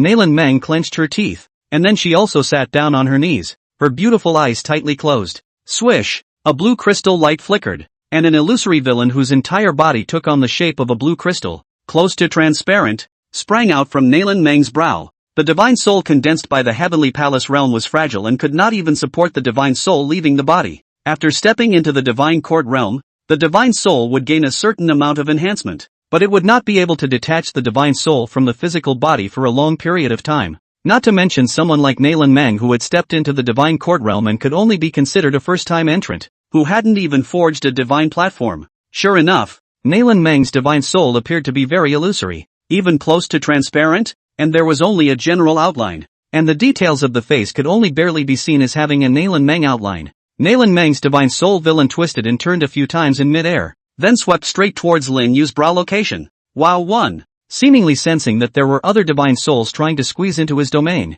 the Taiji pupil located at the center of Lin Yu's eyebrow rotated, blocking Nalan Meng's divine soul out hard. Rin Yu. When Nalan Meng saw this, she couldn't help but change her face drastically. She had seen the power of Lin Yu's divine soul, and her own weak divine soul would not necessarily be able to attack this powerful divine soul's defenses even if she fought until her soul fell apart. After a lot of trouble, Nalan Meng could only let the divine soul return inside her body. Cold water skill. Unable to help Lin Yu from the inside, Nalan Meng could only push her spiritual power with all her might to suppress the restless spiritual power in Lin Yu's body. Damn! How long is this going to take to charge? Lin Yu's divine soul was a bit dull. In order to better pull the torrent of spiritual energy, his own divine soul was overly consumed. This torrent of spiritual energy was just too huge. It had just passed through less than 10 minutes. His own meridians were already full of destruction. If he hadn't sensed that Nalan Meng had been suppressing the expansion of spiritual energy in his body outside, it was possible that the meridians of his entire body had been squeezed and exploded with spiritual energy by now.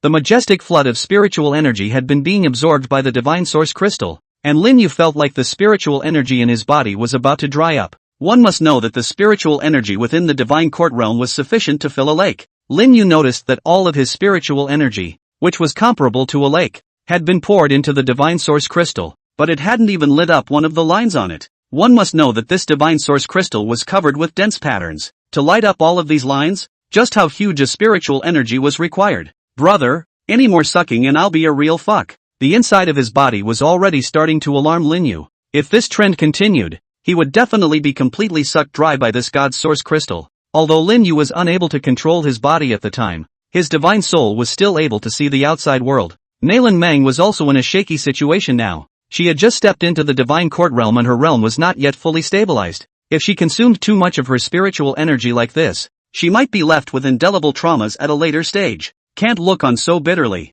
System, come out for me. Relying on yourself is presumably spawn. But don't forget that Rinyu is a hanging wall. Last time, after redeeming the magic scroll by himself, the system went and upgraded itself. Now it's probably finished upgrading as well. Ding! The lovely system serves the host religiously. The system has been upgraded. Host, Lin Yu. Age, 18. Realm, conversion in progress. Conversion complete. Realm, 6th heaven of the divine court, 68888/70. 000. Feats/skills, conversion in progress. Conversion completed. Feats/skills, black and white divine pupil eye of Taiji, seek rain, disable expiration date lifted, breath of rain, shrink the earth into an inch, disable expiration date lifted, instantaneous flash, golden emperor's shadow, disable expiration date lifted, golden emperor's authority, invoke the divine, currently disabled. Star points, updated. Automatically converted to system points. Star points automatically converted to system points in. System points, 6888888/10.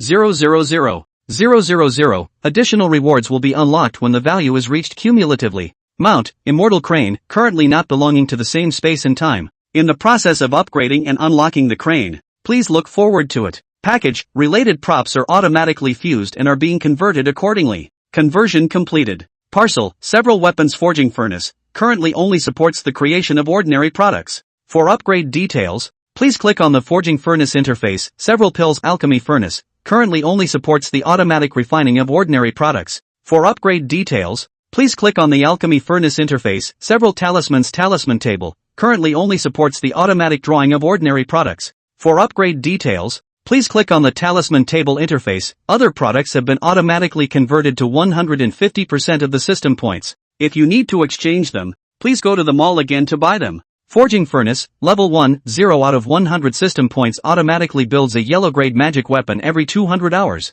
with randomized styles. Artifacts, Huangxian Di Tianshang Xianshan, lower, middle, upper, extreme. Artifacts are divided into 9 levels. Alchemy Furnace, Level 1, 0/200 system points automatically produces a first-grade elixir every 200 hours. Type randomized. Elixir, 1st to 10th grade. Holy, Immortal, Divine. Talisman table, Level 1, 0/100 system points automatically draws a Level 1 Spirit Talisman every 200 hours. Type randomized. Talismans, Level 1 to Level 10. Saint, Immortal, Divine. System Mall. The System Mall automatically refreshes the minimum of heavenly magical weapons, 10 elixirs or more. 2 inferior to look at. 1. Power Pill, 10th grade elixir. After taking it, it can drastically increase one's spiritual power by 30,000% within a short period of time. Price, 500 system points. 2. God Embracing Pill, 10th grade elixir. After taking it, those without a divine soul can automatically give birth to a divine soul,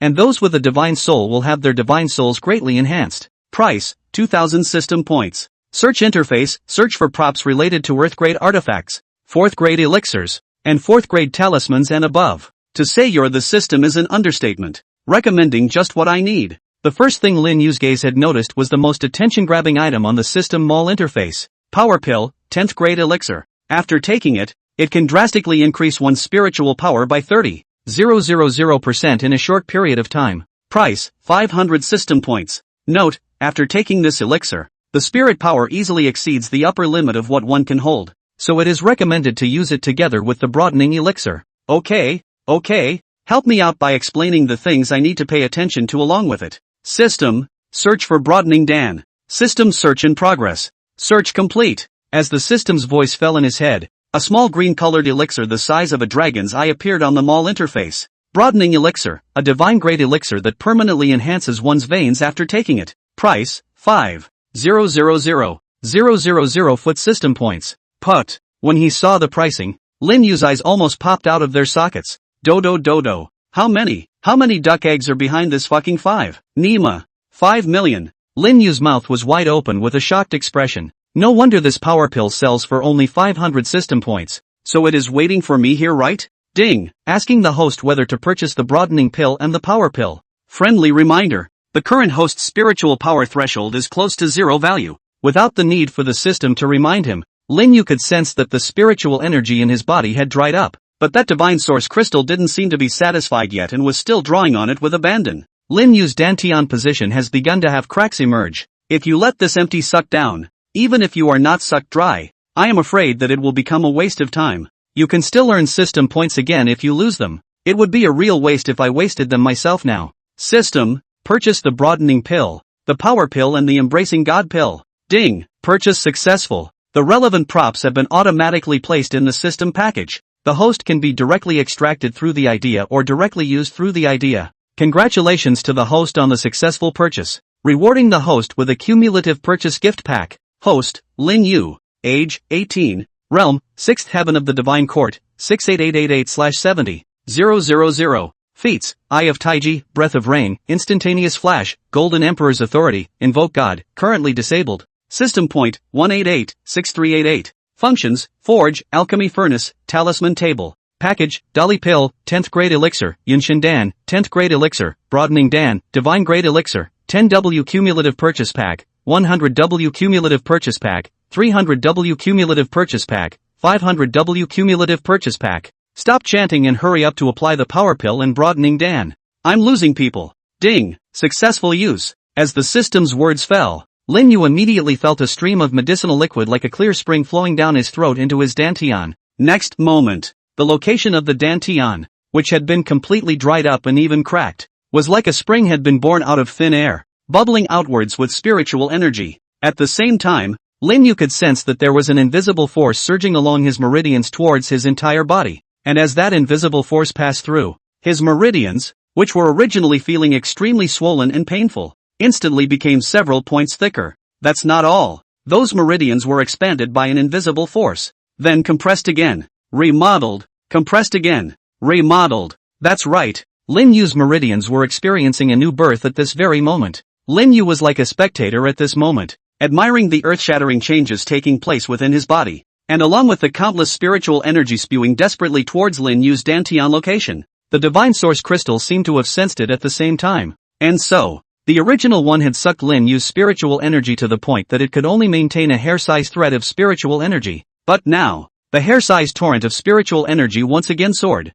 and in the blink of an eye, it became the thickness of a bucket, the thickness of two people's arms, dozens of feet. Lin Yu watched on the sidelines in awe. Oh, my God, good guy. The original source crystal of God began to absorb their own or conservative. This dozens of feet the size of the spiritual power torrent. If just now their own, it is estimated that a few breaths will be sucked dry. Of course, the one who was most shocked was still Nalan Meng, who had mistakenly thought that Lin Yu had gone off the rails in the outside world for his constant execution of the cold water skill. At this moment, her beautiful eyes were wide open, and Lin Yu, who was looking at her with a face full of shock. At this moment, Lin Yu was still sitting on the ground with his knees crossed and his eyes tightly closed. On him, it was covered in ice slush. Only, Lin Yu's size had actually directly expanded to over 10 meters. Nalan Mengrun looked dumbfounded. What's going on here? First time I've seen a cultivator go off the deep end with a long awe. Although Lin Yu's body swelled to the size of a dozen meters, Nalan Meng could clearly sense that the spiritual energy in the latter's body, which was originally like the surging of a huge wave, was also gradually calming down. Phew! Seeing this, Nalan Meng couldn't help but let out a sigh of relief. Then he also sat down on his knees and closed his beautiful eyes. In the impact just now, Nalan Meng's original injuries hadn't fully recovered, and she was forcibly operating her divine soul, so at this time, her body's injuries were even more severe than before the heavy trauma. It wasn't just the collapse of the spiritual power building, even her divine soul was damaged. Right now, she was just barely able to run her spiritual energy, and pain surged out of her body, and even at the location of her brow, there was a faint line of blood surfacing, and in the middle of her divine sea, there were even cracks surfacing on her divine soul that originally appeared illusory. That was a sign of serious damage to the divine soul. If it was not repaired in time, Nalan Meng's cultivation journey would be a complete struggle in the future, and she would even stop there for the rest of her life. At this moment, there were only two faint breathing sounds in the large tree cave. I don't know how long it took, but Lin Yu's originally swollen body gradually shrunk, while his tightly closed eyes gradually opened. The body is much more comfortable. After taking the two elixirs, Lin Yu was able to clearly perceive the flaws he had suffered these days had become complete. Right. Lin Yu subconsciously glanced towards where Nalan Meng was. Just now, he naturally also sensed that Nalan Meng's divine soul had suffered damage, and the key to all of this was still because of the sudden drastic change in his own body. It's a good thing I redeemed pills that can repair the divine soul. He then took out an emerald green elixir the size of a dragon's eye from his own robes. It was the Nourishing Spirit Pill. Nourishing Spirit Pill. It can effectively repair divine soul injuries, enhance divine soul strength, and substantially increase divine soul power. Remarks, this elixir can be injected by luck. The medicinal effect will not evaporate, so please feel free to use it.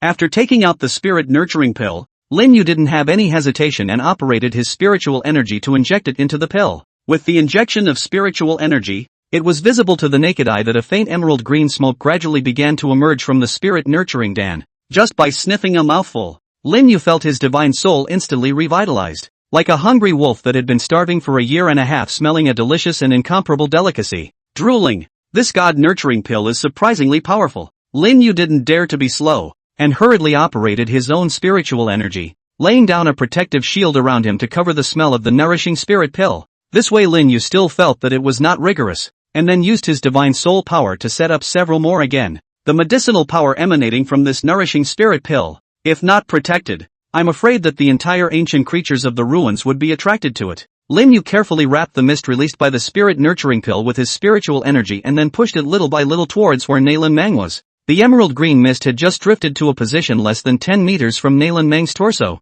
when the spiritual energy around the latter, which was originally functioning normally, suddenly shook violently, and then turned into a vortex, absorbing all of that emerald green mist. In Nalan Meng's divine sea location, her divine soul that originally appeared to be shaky was directly revived at this moment. extraditing those emerald green mists to drift along the center of the brow into the Divine Sea. As those emerald green mists entered Nalen Meng's Divine Sea, the interior of the Divine Sea, which was originally full of pale, was like a long drought earth encountering spring dew, miraculously springing back to the earth, only to see the illusory world gradually appeared the earth. Flowers, green leaves, a sapling broke out of the ground, and then thrived and grew up, and finally transformed into a heavenly tree. Somewhere in the Nalen Dream Divine Sea, all of them were undergoing great changes, and nothing had changed more than Nalen Meng's divine soul, the divine soul that originally appeared illusory, directly after coming into contact with the emerald green mist, rapidly solidified at a speed visible to the naked eye.